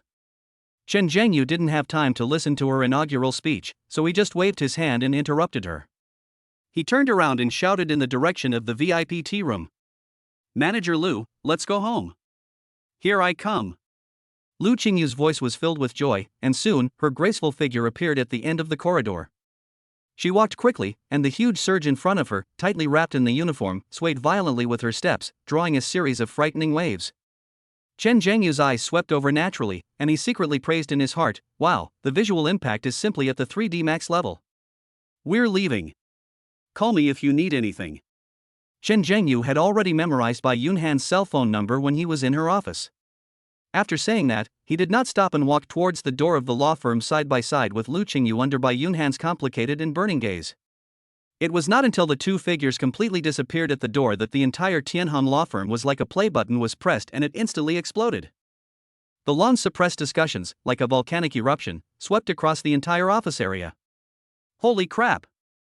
Did I hear that right? Lawyer Bai is now the second in command? I'm so excited about this melon today. A new official has 3 big moves to make, and Director Chen's first move was to completely ignite Lawyer Bai. This is a fantastic move. What do you think? Is Director Chen interested in Lawyer Bai? He's offering both money and power. It's like a rich man chasing his wife. An icy queen with a younger, less handsome guy. It's a perfect match. Come on. Didn't you see the bank manager following? That figure, that beauty, that gentle temperament. In my opinion, this is the queen. Lawyer Bai is at most a favorite concubine in the harem. The moment he appears, it's like sure a field, so exciting. That's narrow-minded, isn't it? What's with all the romance? Didn't you see the look Director Chen gave Lawyer Bai? It was pure admiration and trust. It's called don't employ those you doubt, and trust those you employ. Our new boss is playing the game of the emperor. Lawyer Bai is like a brilliant horse meeting a skilled horse trainer. He's about to take off. The employees' discussions continued one after another, and Bai Yunhan stood at the door of his office, listening to the discussions without any expression on his face. She just looked quietly at the direction Chen Zhengyu left for a long time before turning around and walking back to the office. When she returned to the office, the discussion stopped abruptly and everyone immediately put their heads down and pretended to be like, I love my work and work makes me happy. Bai Yunhan ignored them. Her mind was full of Chen Zhengyu's last words and that decisive back figure. She sat back in her, now it should be said that she sat in Chen Zhengyu's boss chair, feeling the lingering breath of that young man, and her heart was filled with mixed emotions. The other side. Chen Zhengyu and Lu Qingyu walked out of the office building side by side. The afternoon sun shines on my body, making me feel warm. Chen Zhengyu turned his head and looked at the beautiful manager next to him. She had a gentle temperament but a very hot body, and spoke sincerely. Manager Lu, thank you so much for today. If you hadn't arrived in time, things wouldn't have gone so smoothly for me today. These words absolutely come from the heart. Not only did Lu Qingyu help him act perfect and give the receptionist a slap in the face, he also triggered a critical cashback, earning him 50 million and taking a top law firm into his pocket. It can be said that Lu Qingyu is his lucky star. No. It's nothing, Mr. Chen, you're too polite. This is what I should do. Lu Qingyu felt a little embarrassed when he looked at her. Her cheeks flushed slightly and she subconsciously tucked a strand of hair behind her ear. Don't call me Mr. Chen, it's too distant. Chen Zhengyu smiled and slowed down his pace. I see you're a little older than me, so don't call me Mr. Chen from now on. Just call me Zhengyu. He paused, looked into Lu Qingyu's watery eyes, and continued in a somewhat intimate tone. Then I'll shamelessly call you Sister Qingyu, how about that? You wouldn't mind, would you? Chapter 105, You dare to touch my women and children? Even Jesus can't hold you back, I say. Sister Qingyu? Zhengyu? This intimate name, like an electric current, instantly struck the softest part of Lu Qingyu's heart. She felt her cheeks, as if they had been sunburned by the afternoon sun and were very hot. No. I don't mind. Of course I don't mind. Lu Qingyu waved her hands quickly, and her eyes, which always wore a gentle smile, were now filled with unconcealable gratitude and a hint of panic. She lowered her head and her voice became much softer. It's me. I really want to thank you very much, Zhengyu. Thank you for thinking highly of me and giving me this opportunity. Lu Qingyu spoke from her heart. Being a branch manager sounds glamorous, but her actual salary is only a little over 10,000 yuan. The 500,000 yuan labor fee that Chen Zhengyu casually gave her was an astronomical figure for her, equivalent to her working for 3 or 4 years without eating or drinking. What's more, she is under tremendous financial pressure now. Her daughter attends the best private kindergarten, and she is the only one who supports her with food, clothing, and other expenses. And that unreliable ex-husband not only didn't pay a penny of child support, but also came to harass them and their daughter like a vampire every now and then, and asked her for money. Just as Lu Qingyu's heart was surging, a blue light curtain that only Chen Zhengyu could see quietly appeared in front of him. High-scoring beauties are being pushed irregularly. Information for the day about the beautiful Lu Qingyu, who received an overall rating of 86. After separating from the host at noon, she went to pick up her 5-year-old daughter from kindergarten and was harassed by her ex-husband for money. After failing to get money from her ex-husband, he turned to snatch their daughter away and threatened Lu Qingyu that she would not be able to continue raising her if she didn't give him the money. Looking at this information, Chen Zhengyu's eyes narrowed slightly. My goodness, are there really such scumbags in this world these days? He had a sunny smile on his face, but his words were filled with unquestionable concern. Ha, Sister Qingyu, you're being too polite. If you hadn't been sensible that day at the bank, I would have been speechless. Chen Zhengyu changed the subject, his handsome face showing a sense of self-righteous arrogance. To thank you for your help, Sister Qingyu, I will take you home today. Lu Qingyu was stunned by his sudden decision, then came to his senses and waved his hands quickly. Zhengyu, no need, it's taking up too much of your time. She paused, then mustered up the courage to speak frankly. I have to pick up my daughter later. She made no secret of the fact that she had a daughter. Even though she had developed some unrealistic fantasies about Chen Zhengyu deep in her heart, the kindness and pride in her bones did not allow her to hide it like those gold diggers in order to catch rich men. It's okay. There's traffic everywhere right now, and I'm not in a hurry. Chen Zhengyu's smile became more gentle. He looked into Lu Qingyu's eyes, as if he could see through all her strength and fragility. Sister Qingyu is so young, and she already has a daughter? I really didn't realize it. I thought Sister Qingyu was a college student who had just graduated 2 years ago. She must be in her early 20s, right? It was old-fashioned sweet talk, but with the blessing of Chen Zhengyu's handsome face and sincere eyes, the lethality was maximized. It's not as exaggerated as you say. Lu Qingyu's cheeks were completely red. She gave Chen Zhengyu a reproachful look, but the corners of her mouth couldn't help but rise. No woman can refuse such compliments, let alone from a man she likes. Don't wait any longer. Let's go, Sister Qingyu, and pick up your daughter. Chen Zhengyu stepped forward without giving her any chance to refuse. Otherwise the little princess will be waiting anxiously. Well, thank you so much, Youngwoo. Lu Qingyu finally agreed. She had already been willing in her heart. She even felt that everything in front of her was a little unreal. This young, wealthy, handsome and domineering boy not only gave her a huge sum of money for his simple help, but now he is also willing to take the initiative to send her home. If she hadn't known that he already had a girlfriend who was as cold as the moon, the way that powerful and icy lawyer looked at him at the law firm just now would have been obviously wrong. She almost thought that Chen Zhengyu was pursuing her. The two hailed a taxi and sat side by side in the back seat. The space was not big, and Chen Zhengyu could even smell the faint body fragrance emanating from Lu Qingyu, a mixture of high-end perfume and ripe peaches. Master, go to Changwon Kindergarten. Lu Qingyu gave the address. While in the car, Chen Zhengyu called his mother Yi Qin. Mom, I have something urgent to deal with at noon, so I won't be back for dinner. You can eat first. I promise to be back on time this afternoon and show you the store.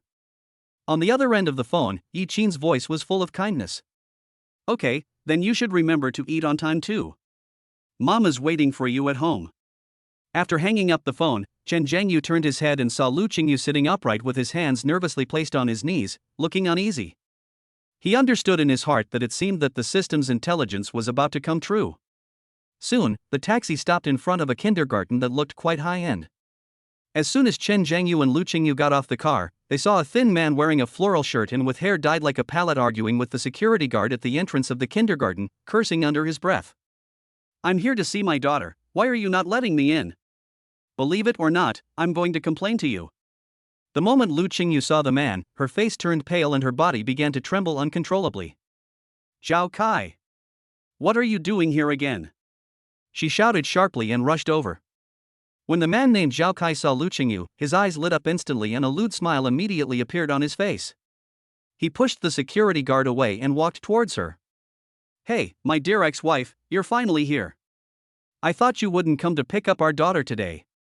He rubbed his hands, and his triangular eyes scanned back and forth over Lu Qingyu's proud curves without any concealment. How's it going? Have you thought about what we talked about last week? Give me $50,000, and I promise I won't bother you again. Just then, the kindergarten was over.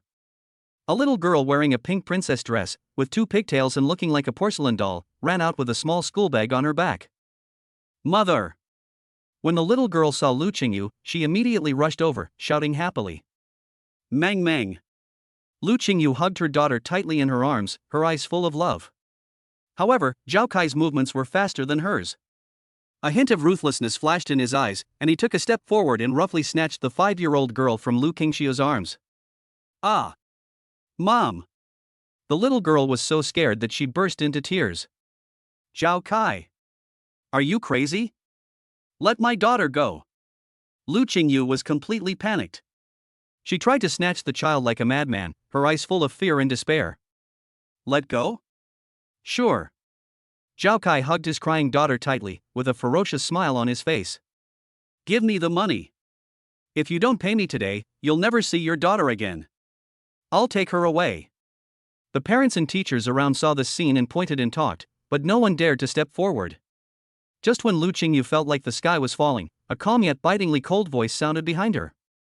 Let go of that girl, or I'll make you regret it today. Zhao Kai was stunned, and then he noticed that there was a handsome boy in school uniform standing behind Lu Qingyu. He looked Chen Zhengyu up and down, with a disdainful sneer on his face. Where did this pretty boy come from? Has his hair grown out yet? Get out of here. This is my family business. Chen Zhengyu smiled. He walked slowly forward, with a bright smile on his handsome face, but his eyes were as cold as the Siberian cold wave. Family matters? Look at you, you don't deserve to have a home. You bully women and children. You know what a beast is. You're looking for death. Zhao Kai's sore spot was touched and he instantly became furious. He held the child and used his free hand to push Chen Zhengyu's chest.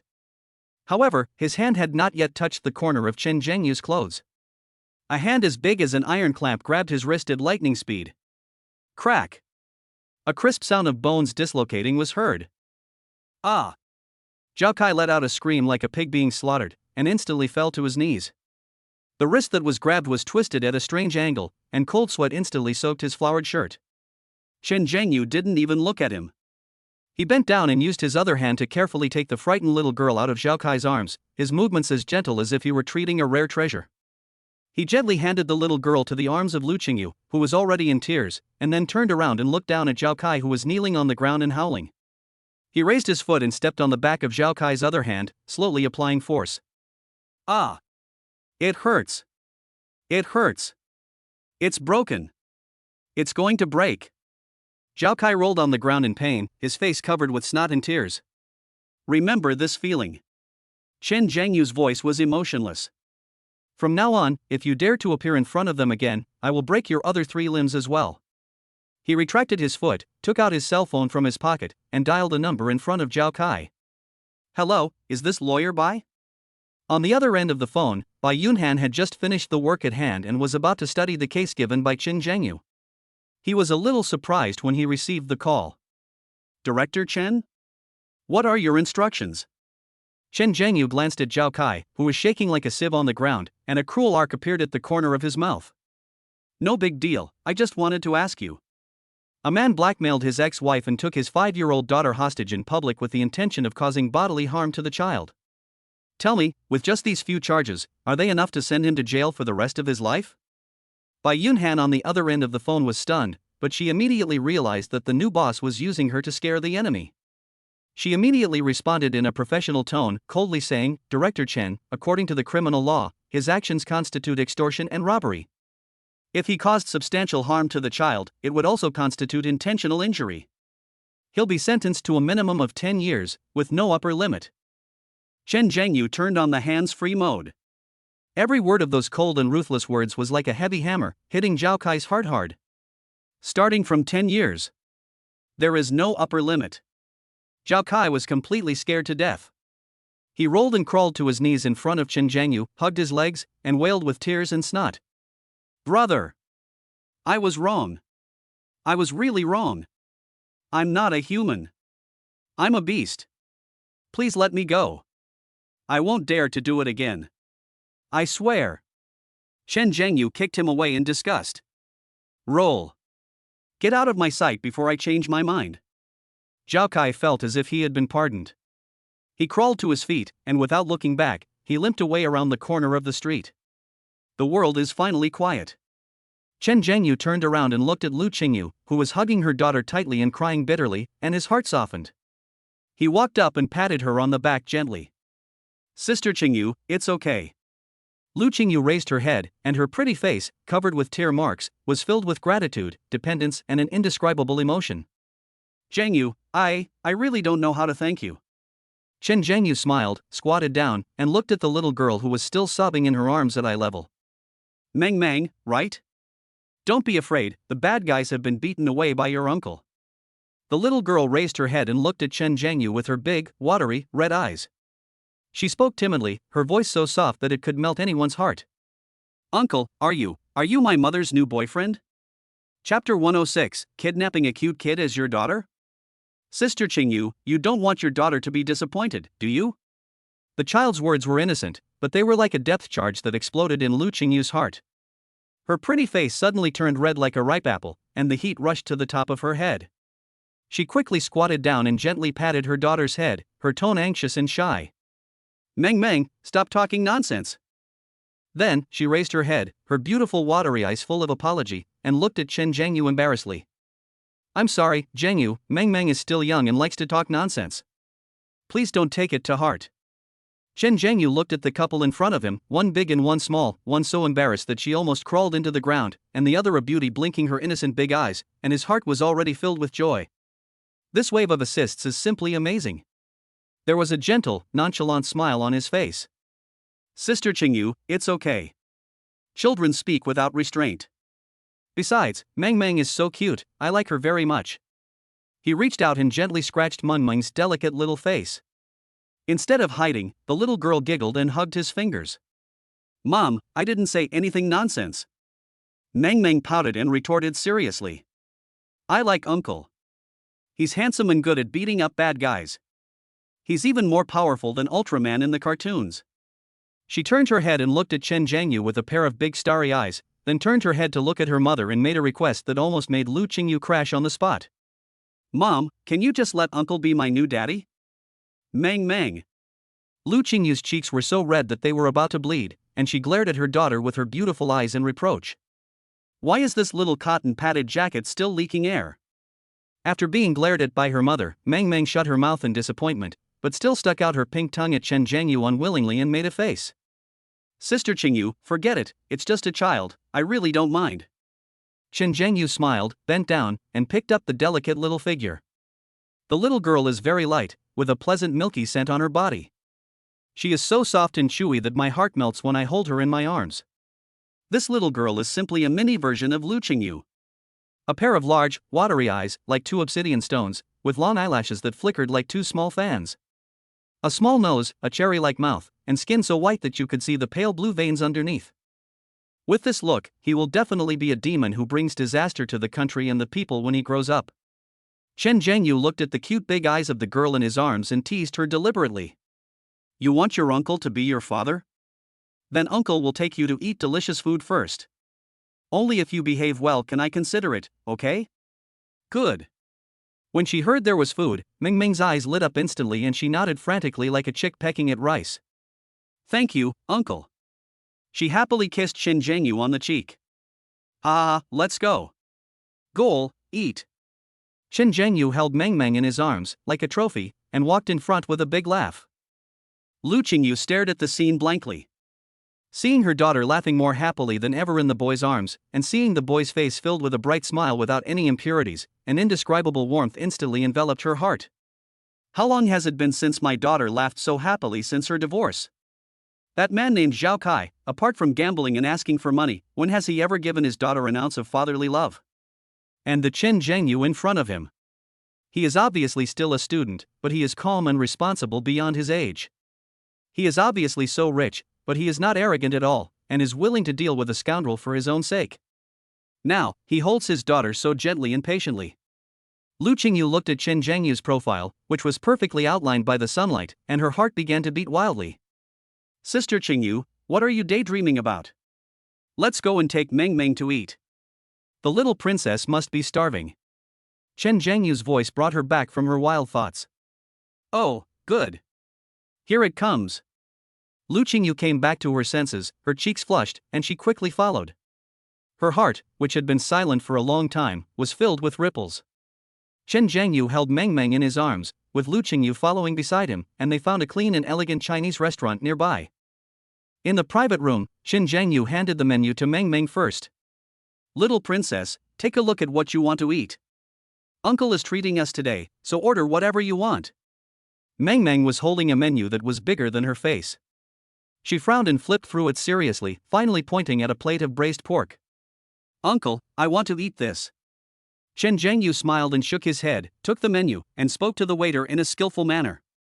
I'd like 1 serving of steamed egg with lotus root, 1 serving of corn with pine nuts, 1 steamed sea bass with few bones, 1 serving of yam and pork rib soup, and 1 serving of stir-fried broccoli. The dishes he ordered were all light, nutritious, and suitable for children. Lu Qingyu watched quietly from the side, the soft light in her eyes almost overflowing. How could this man be so attentive? Soon, all the dishes were served. Come on, Meng Meng, open your mouth, ah. Chen Zhangyu scooped a spoonful of smooth steamed egg with a spoon, blew on it, and handed it to Meng Meng's mouth, imitating the tone in the cartoon. Ah. Meng Meng also cooperated very well. She opened her mouth wide, ate it in 1 bite, and squinted her eyes happily. Uncle feeds me so delicious. Of course, Uncle has magic. Chen Zhangyu looked mysterious. Wow. What kind of magic is that? Meng Meng widened her eyes curiously. It's a magic trick that can make you grow taller quickly and become prettier than your mother. As Chen Zhangyu spoke, he picked up another piece of fish meat with the bones removed, carefully dipped it in some soup, and fed it to Meng Meng. The entire dining table was filled with the happy laughter and conversation of 2 people, 1 big and 1 small. Chen Zhangyu sometimes makes a face, making Meng Meng giggle. Sometimes he tells a joke, making the little girl tilt her head with a face full of question marks. Her silly look is so adorable. Lu Qingyu was sitting next to them, looking at them with a smile. She held the bowl but forgot to pick up any food and just stared blankly. Watching Chen Zhangyu patiently pick fish bones from Meng Meng, watching him gently wipe the soup from the corner of Meng Meng's mouth with a napkin, watching his daughter leaning on him in his arms. The scene before my eyes was incredibly warm. Isn't this what a complete family looks like that she has fantasized about countless times? With a gentle and considerate husband and an innocent and lovely daughter, the 3 of them sat together and had an ordinary dinner. Such simple happiness was once an unattainable luxury for her. Unconsciously, her eyes became moist. She also joined in, picking up food for Chen Zhangyu and serving soup to Meng Meng. The 3 of them really looked like a happy family of 3, and the harmonious atmosphere was intoxicating. After the meal, Chen Zhangyu wiped Meng Meng's mouth, whose belly was already round from eating, and held her in his arms again. Sister Qingyu, where do you live? I'll take you and Meng Meng back. I'm so sorry to bother you today and take up so much of your time. Lu Qingyu came back to her senses and said a little embarrassedly, I heard you talking on the phone in the car. Don't you have to go to the store? Go and do your own thing. We can go back by ourselves. Although she was reluctant in her heart, her reason told her that she could no longer take up Chen Zhangyu's time. It's okay. It's still some time before afternoon. There's more than enough time to take you back. Chen Zhangyu's smile was irresistible. He looked at Lu Qingyu's worried eyes and gave her a reason that she couldn't refuse. Besides, I'm also worried. What if that Zhao guy is still determined to get away and blocks you guys nearby? I don't want anything to happen to my savior. Oh well. Lu Qingyu's heart was completely broken by the words my savior. Thank you, Youngwoo. She raised her head, and her beautiful eyes sparkled with a gleam of light, filled with emotion, dependence, and a complex emotion called love that she herself did not dare to delve into. Sister Qingyu, you're still being polite to me? Chen Zhangyu grinned, brother, no problem. He held Meng Meng, who was full and dozing off in his arms, and hailed a taxi. The car was driving smoothly. Meng Meng was already sound asleep, with her little head resting on Chen Zhangyu's shoulder and breathing evenly. Chen Zhangyu carefully adjusted her position to make her sleep more comfortably. Lu Qingyu sat beside her, looking at her daughter's peaceful sleeping face and Chen Zhangyu's gentle profile, feeling peaceful in her heart. This afternoon's experience was more dreamy than in the past few years. Soon, the car stopped at the gate of an elegant residential area. Lu Qingyu lives in an upper-middle-class residential area in Gaohai City, with good security and landscaping. She took Chen Zhangyu back to her home. The house is a 120 square meter 3-bedroom apartment, decorated in warm colors. It is spotlessly clean and has a faint fragrance in the air. I'll carry Meng Meng back to the room. Chen Zhangyu spoke softly, holding Meng Meng in his arms, and walked into the bedroom that was obviously where the little girl lived. The whole room is in pink tones, with cute rabbit wallpaper on the wall, a rabbit doll on the bed, and a little rabbit desk lamp on the desk. He carefully placed Meng Meng on the soft princess bed, took off her little shoes, and pulled the thin blanket over her belly. After doing all this, he stood up and tiptoed out of the room. In the living room, Lu Qingyu had already poured him a glass of warm water and was standing there uncomfortably, nervously twisting the corners of his clothes with his hands. The moment Chen Zhangyu came out of the room and gently closed the door. The whole world became quiet. There were only the two of them left, and the air was gradually becoming warmer and filled with an ambiguous atmosphere. Chapter 107, Help Me Wipe My Pants? Sister Qingyu, why are your hands shaking? Lu Qingyu stood there awkwardly, nervously twisting the corners of her clothes with her hands. Her gentle and charming face had been dyed with a touching blush without her knowing when. She didn't dare to look at Chen Zhengyu. Her eyes wandered across the smooth floor, and her heart beat so fast that it seemed like it was about to jump out of her throat. Done. Chen Zhengyu was thick-skinned and didn't feel uncomfortable at all. He strolled to the leather sofa in the living room and sat down, his whole body relaxing into the soft sofa, his posture as comfortable as if he was back home. This leisurely and contented look actually eased Lu Qingyu's tension a little. She calmed herself down and, in order to break the overly quiet atmosphere, turned and walked towards the kitchen. Zhengyu, you must be tired after holding Meng Meng for so long. Drink some water first. There was a barely perceptible tremor in her voice. Chen Zhengyu crossed his legs, leaned back on the sofa, and said with a smile, Meng Meng is so small and cute, I won't feel tired even if I hold her for a long time. I'm not bragging. With his physical fitness now enhanced to 16 times that of an ordinary person by the system, it would not be a problem for him to hold not only one Meng Meng, but even if he had another one, he could carry her while shopping for a whole day. Soon, Lu Qingyu came over with a cup of warm water. She walked to the sofa, leaned over slightly, and handed the cup of water to Chen Zhengyu. Come on, Youngwoo, water. Perhaps it was because she was too close that she could clearly smell the refreshing sunshine scent on the boy, or perhaps it was because the atmosphere in front of her was too ambiguous, making her feel flustered. Just as the cup of water was about to be handed to Chen Zhengyu, her wrist inexplicably softened. The cup tilted suddenly. Crash. Most of the warm water was splashed right onto Chen Zhengyu's pants. The water cup also slipped from her exhausted fingertips. Ah! Lu Qingyu screamed, her pretty face turned pale instantly, and she subconsciously reached out to catch the fallen cup. But Chen Zhengyu's reaction was much faster than hers. A shadow flashed by. He even maintained the posture of leaning on the sofa, but his arm stretched out as fast as lightning and firmly grasped the bottom of the glass at the moment before it hit the ground. The cup was caught. But the only quarter of water left inside was spilled out with this action. The target is still the area that has already been wet. Chen Zhengyu's school uniform pants were originally light gray, but after being soaked in warm water, the color became extremely dark, and the outline of the wet mark was particularly glaring. Lu Qingyu saw Chen Zhengyu catch the cup of water, and just as she breathed a sigh of relief, her eyes immediately fell on the mess. She was completely stunned, her mind was blank. I'm sorry, Youngwoo, I didn't mean it. Lu Qingyu was so anxious that she was about to cry. She apologized incoherently, her brain completely lost the ability to think, and only had the most instinctive reaction left. She rushed to the coffee table and pulled out a large stack of tissues. She stretched out her soft, boneless hands, holding a tissue, trying to remove the moisture from there. In her haste, she completely forgot what this place meant to a man. Because she was wiping, she had to bend over. This action caused the collar of her well-tailored bank uniform shirt to open wide. From Chen Zhengyu's commanding perspective, the white snow appeared in his sight without reservation. An enchanting fragrance came to her face. Chen Zhengyu's eyes deepened slightly. And Lu Qingyu's soft jade hands wanted to wipe away the water. Of course, there is some contact. At this moment, Chen Zhengyu's blood seemed to have received the order to assemble. Lu Qingyu didn't notice it at first and was only thinking about removing the moisture from his pants. But gradually, she felt something was special. She paused in her movements and her body trembled uncontrollably. Then, she finally couldn't help it, raised her misty almond eyes and looked at that. Next second, Lu Qingyu was extremely surprised. Her voice was not loud, but it was like a torpedo dropped in this quiet living room, splashing water everywhere. Those beautiful almond-shaped eyes widened widely, and the pupils were filled with shock. How is this possible?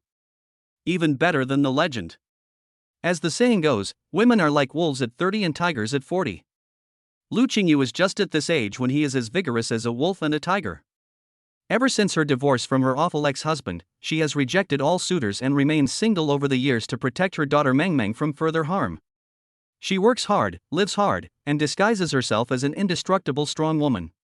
But no matter how hard she tried to cover it up and avoid it, the unavoidable fact was that her body and mind were in extreme dryness and emptiness. She longed for a man, a truly strong man who could conquer her completely. Among the men who pursued her over the years, there were a few who she didn't find dislikable, but they were far from enough to make her heart flutter. First, the failed marriage left her with a huge psychological shadow. The second is to protect my daughter. Third, her vision is indeed very high. The appearance of Chen Jiangyu was like a bolt of lightning that cut through the darkness, instantly piercing her long silent heart. He is young, handsome, rich, and generous. He is domineering and strong, yet gentle and considerate. For his own sake, he would not hesitate to cripple one of the hands of that rogue ex-husband. He could also hold his daughter tenderly and patiently, feed her and make her happy. Meng Meng even liked him so much that she even called him in a baby voice to be her new daddy. In Lu Qingyu's heart, Chen Jiangyu was the unparalleled hero who descended from the sky, stepping on the 7-colored auspicious clouds, and saved her and her daughter from the quagmire. Now, these complex emotions and the powerful shock caused Lu Qingyu's sanity to completely collapse. Her cheeks were so red that they looked like they were about to bleed. All the blood in her body rushed to her head, and even her ears were frighteningly hot. Her breathing became rapid and disordered, and she held the tissue in her hand, not daring to do anything else. My mind is blank, only that. Time is infinitely stretched at this moment. Chen Jiangyu leaned leisurely on the sofa, admiring the beautiful scenery in front of him with great interest. He looked at Lu Qingyu's pretty face, which was filled with shame and anger, yet also a little confused, and her eyes that were wide open and full of "this is unscientific" written all over them, and he almost laughed out loud in his heart.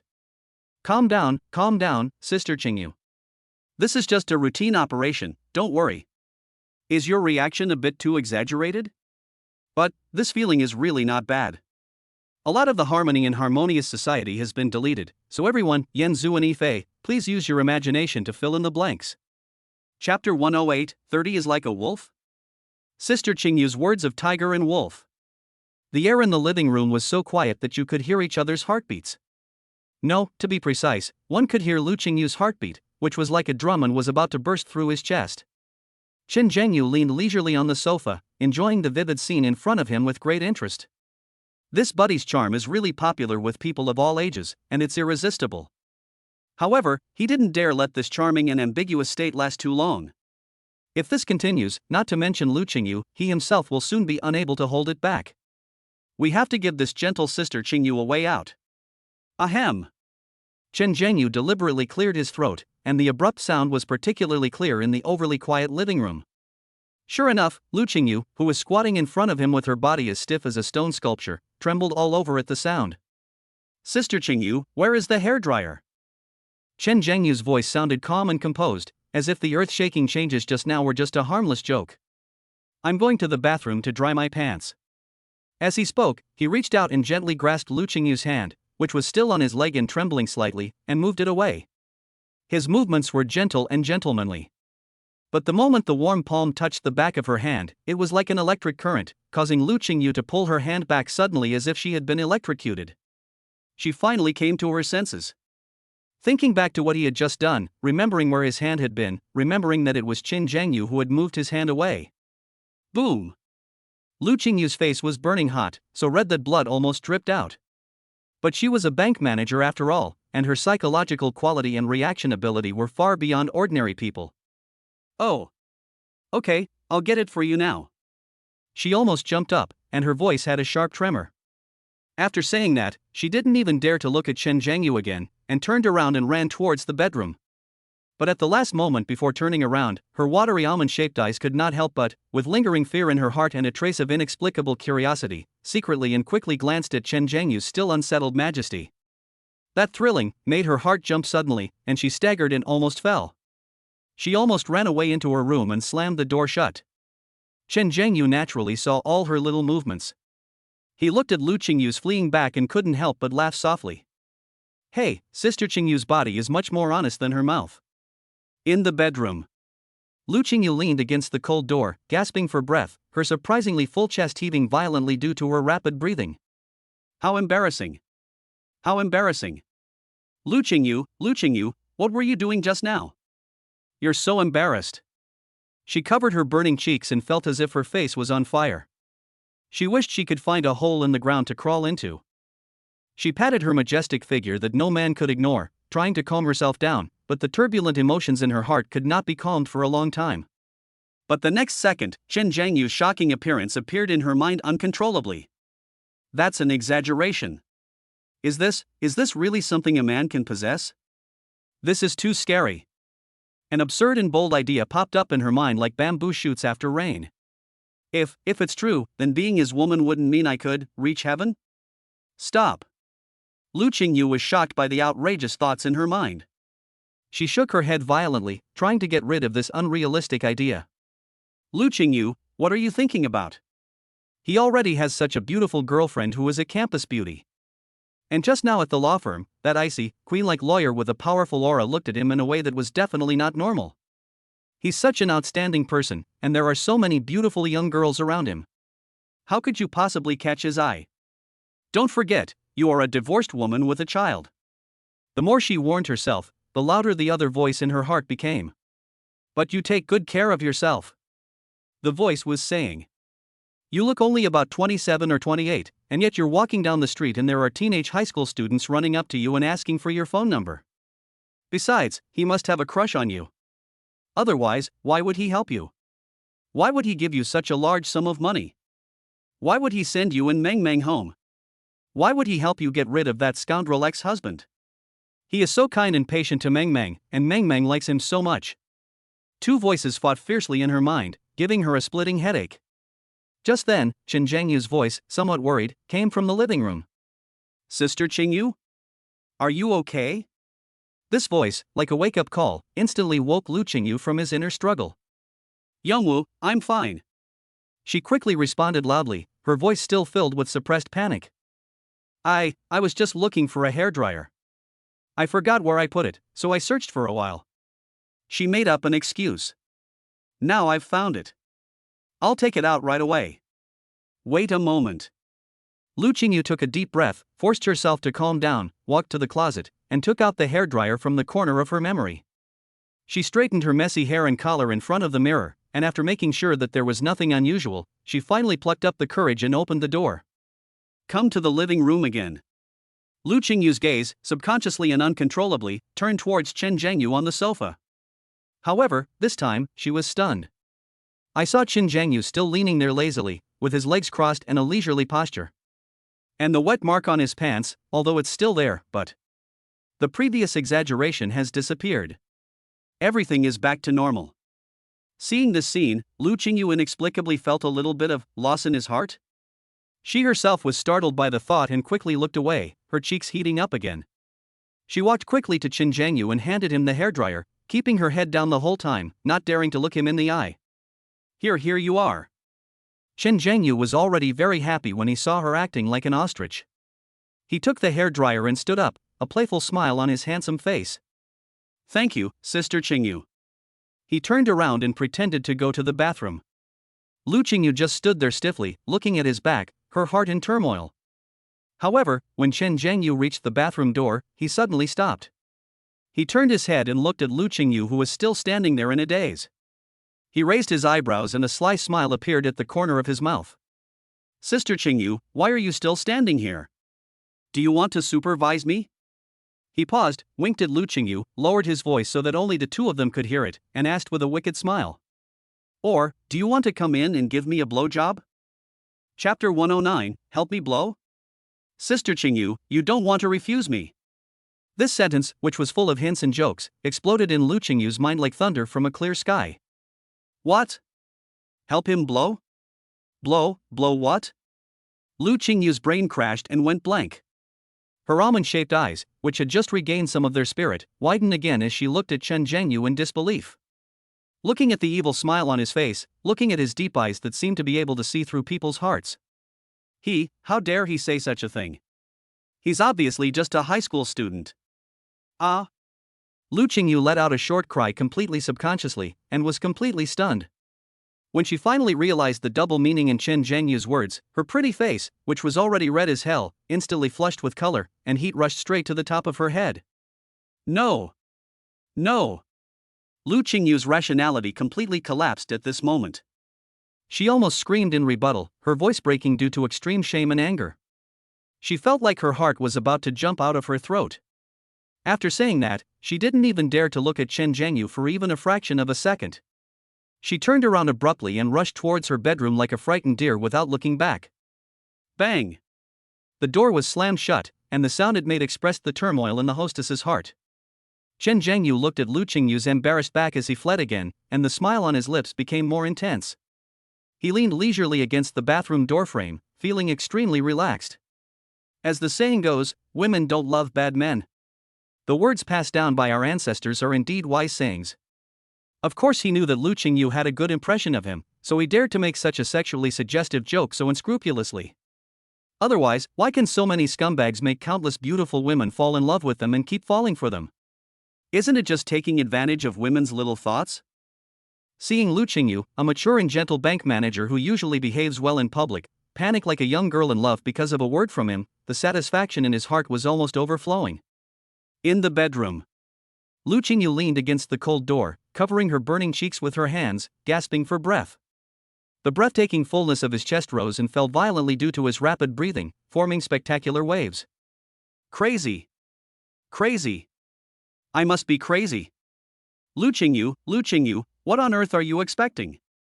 She murmured softly, feeling as if her whole body was about to be burned. When Chen Zhengyu said that just now, her first reaction, in addition to shock and shame, was that deep in her heart, there was actually a trace of expectation that even made her feel scared. The thought made her tremble all over, as if she had been electrocuted. How could he do this? How could he talk to me like this? Although she was scolding him, Chen Zhengyu's smirk kept replaying in her mind. He is young, handsome, and has the freshness that is unique to teenagers, but he is also domineering and aggressive beyond his peers. This contradictory combination is simply the most deadly poison for a woman like her who has been silent in a failed marriage for too long. But, he's only 18. I'm almost a generation older than him. It's said that he must have no shortage of beautiful women around him. How can I, a divorced woman with children, be worthy of him? She desperately tried to find excuses for herself, trying to calm herself down and cut off those unrealistic fantasies. But the more this happened, the more clearly Chen Zhengyu's astonishing words and his fierce words, "You want to come in and blow me," played in his mind. The two completely different images intertwined together, making her body weak and her legs almost unable to stand. She slowly slid down to sit on the carpet and buried her face in her knees. She felt that she had never been so embarrassed in her life. Chen Zhengyu walked into the bathroom in a very good mood, and then heard a buzzing sound from inside. After about 10 minutes, he walked out refreshed. The school uniform pants had become dry again, but they still had the residual warmth from the hairdryer. He walked into the living room and found Lu Qingyu already sitting on the sofa pretending to be calm. She changed into a homely off-white knitted long dress, which outlined her exquisite curves. She let down her bun, and her long black hair casually draped over her shoulders. She looked less professional and more gentle and beautiful at home. However, there was still a blush on her pretty face that had not completely faded, and her eyes moved around with a hint of avoidance as if she didn't dare to look him in the eye. "Sister Qingyu, I'm fine." Chen Zhengyu walked over to her side with great strides and sat down. The sofa sank slightly because of his weight, and the distance between them was instantly shortened. A unique fragrance of mature women, a mixture of shower gel and light body fragrance, instantly penetrated his nostrils, making him feel more comfortable. His eyes fell on the coffee table. There was a glass of water there, which had obviously just been poured and was still steaming. But this time, Lu Qingyu just put the cup there and no longer dared to hand it to him personally. Lu Qingyu squeezed out a single syllable from his throat, which sounded normal. She tried to maintain her composure on the surface, but her fingertips were quietly tightening, gripping the hem of her skirt. "This water was just poured for you." Chen Zhengyu was delighted when he saw her expression of fear and desire to get closer to him. "Okay, thank you, Sister Qingyu." He picked up the water cup and gulped down half of it in one breath. After talking so much just now, he was really a little thirsty. The warm water slid down his throat, relaxing him completely. After drinking the water, Chen Zhengyu looked at the time and remembered that he still had to go back and take his mother Yi Qin to deal with the matter of changing the store. And seeing that Lu Qingyu was so shy that she was about to combust, if the two of them continued to stay alone like this, they might really end up having sex. Everything is excessive, and today's wave of teasing is just right. Sister Qingyu, it's getting late. I'm going back first. Chen Zhengyu stood up. As soon as he stood up, his commanding view allowed him to see the amazing scenery of Lu Qingyu sitting on the sofa clearly. The neckline of the well-tailored dress was not too low, but because she lowered her head slightly, the snow-white skin was still exposed to him without reservation. Wow, this is really fierce. Chen Zhengyu couldn't help but marvel in his heart. Su Muqing's figure is already top-notch among her peers, but compared with sister Qingyu, it is still a little lacking. This is at least moving up from D, maybe even reaching E. TSK. No wonder Meng Meng is so pretty, it turns out she's been eating such good food since she was little. Yeah, okay. When Lu Qingyu heard that he was leaving, she felt a strong reluctance in her heart, and even had the urge to ask him to stay. But reason told her that the atmosphere between them was too ambiguous and awkward. It might be a better choice to let him leave and give them some time to cool down. But when she saw that Chen Zhengyu was really about to turn around and leave, she couldn't help herself. Yongwu. She mustered up the courage to call him and found a perfect excuse. When will you come to see Meng Meng next time? She raised her head, and in her sparkling almond-shaped eyes there was a hint of expectation and dependence that she herself had not even noticed. Meng Meng likes you very much. She will definitely be very happy if you come to see her. Although she was still shy about what had just happened, she couldn't help but want to secure a chance for their next meeting. Chen Zhengyu looked at the light in her eyes and raised his eyebrows slightly. This sister Qingyu has so many tricks up her sleeve. Of course he knew that Meng Meng was probably not the only one who missed him. The corners of his mouth curled up in an understanding arc. He walked to the entrance to change his shoes, then turned around and gave her an answer that put her at ease. Then I'll come back to see Meng Meng tomorrow afternoon after school.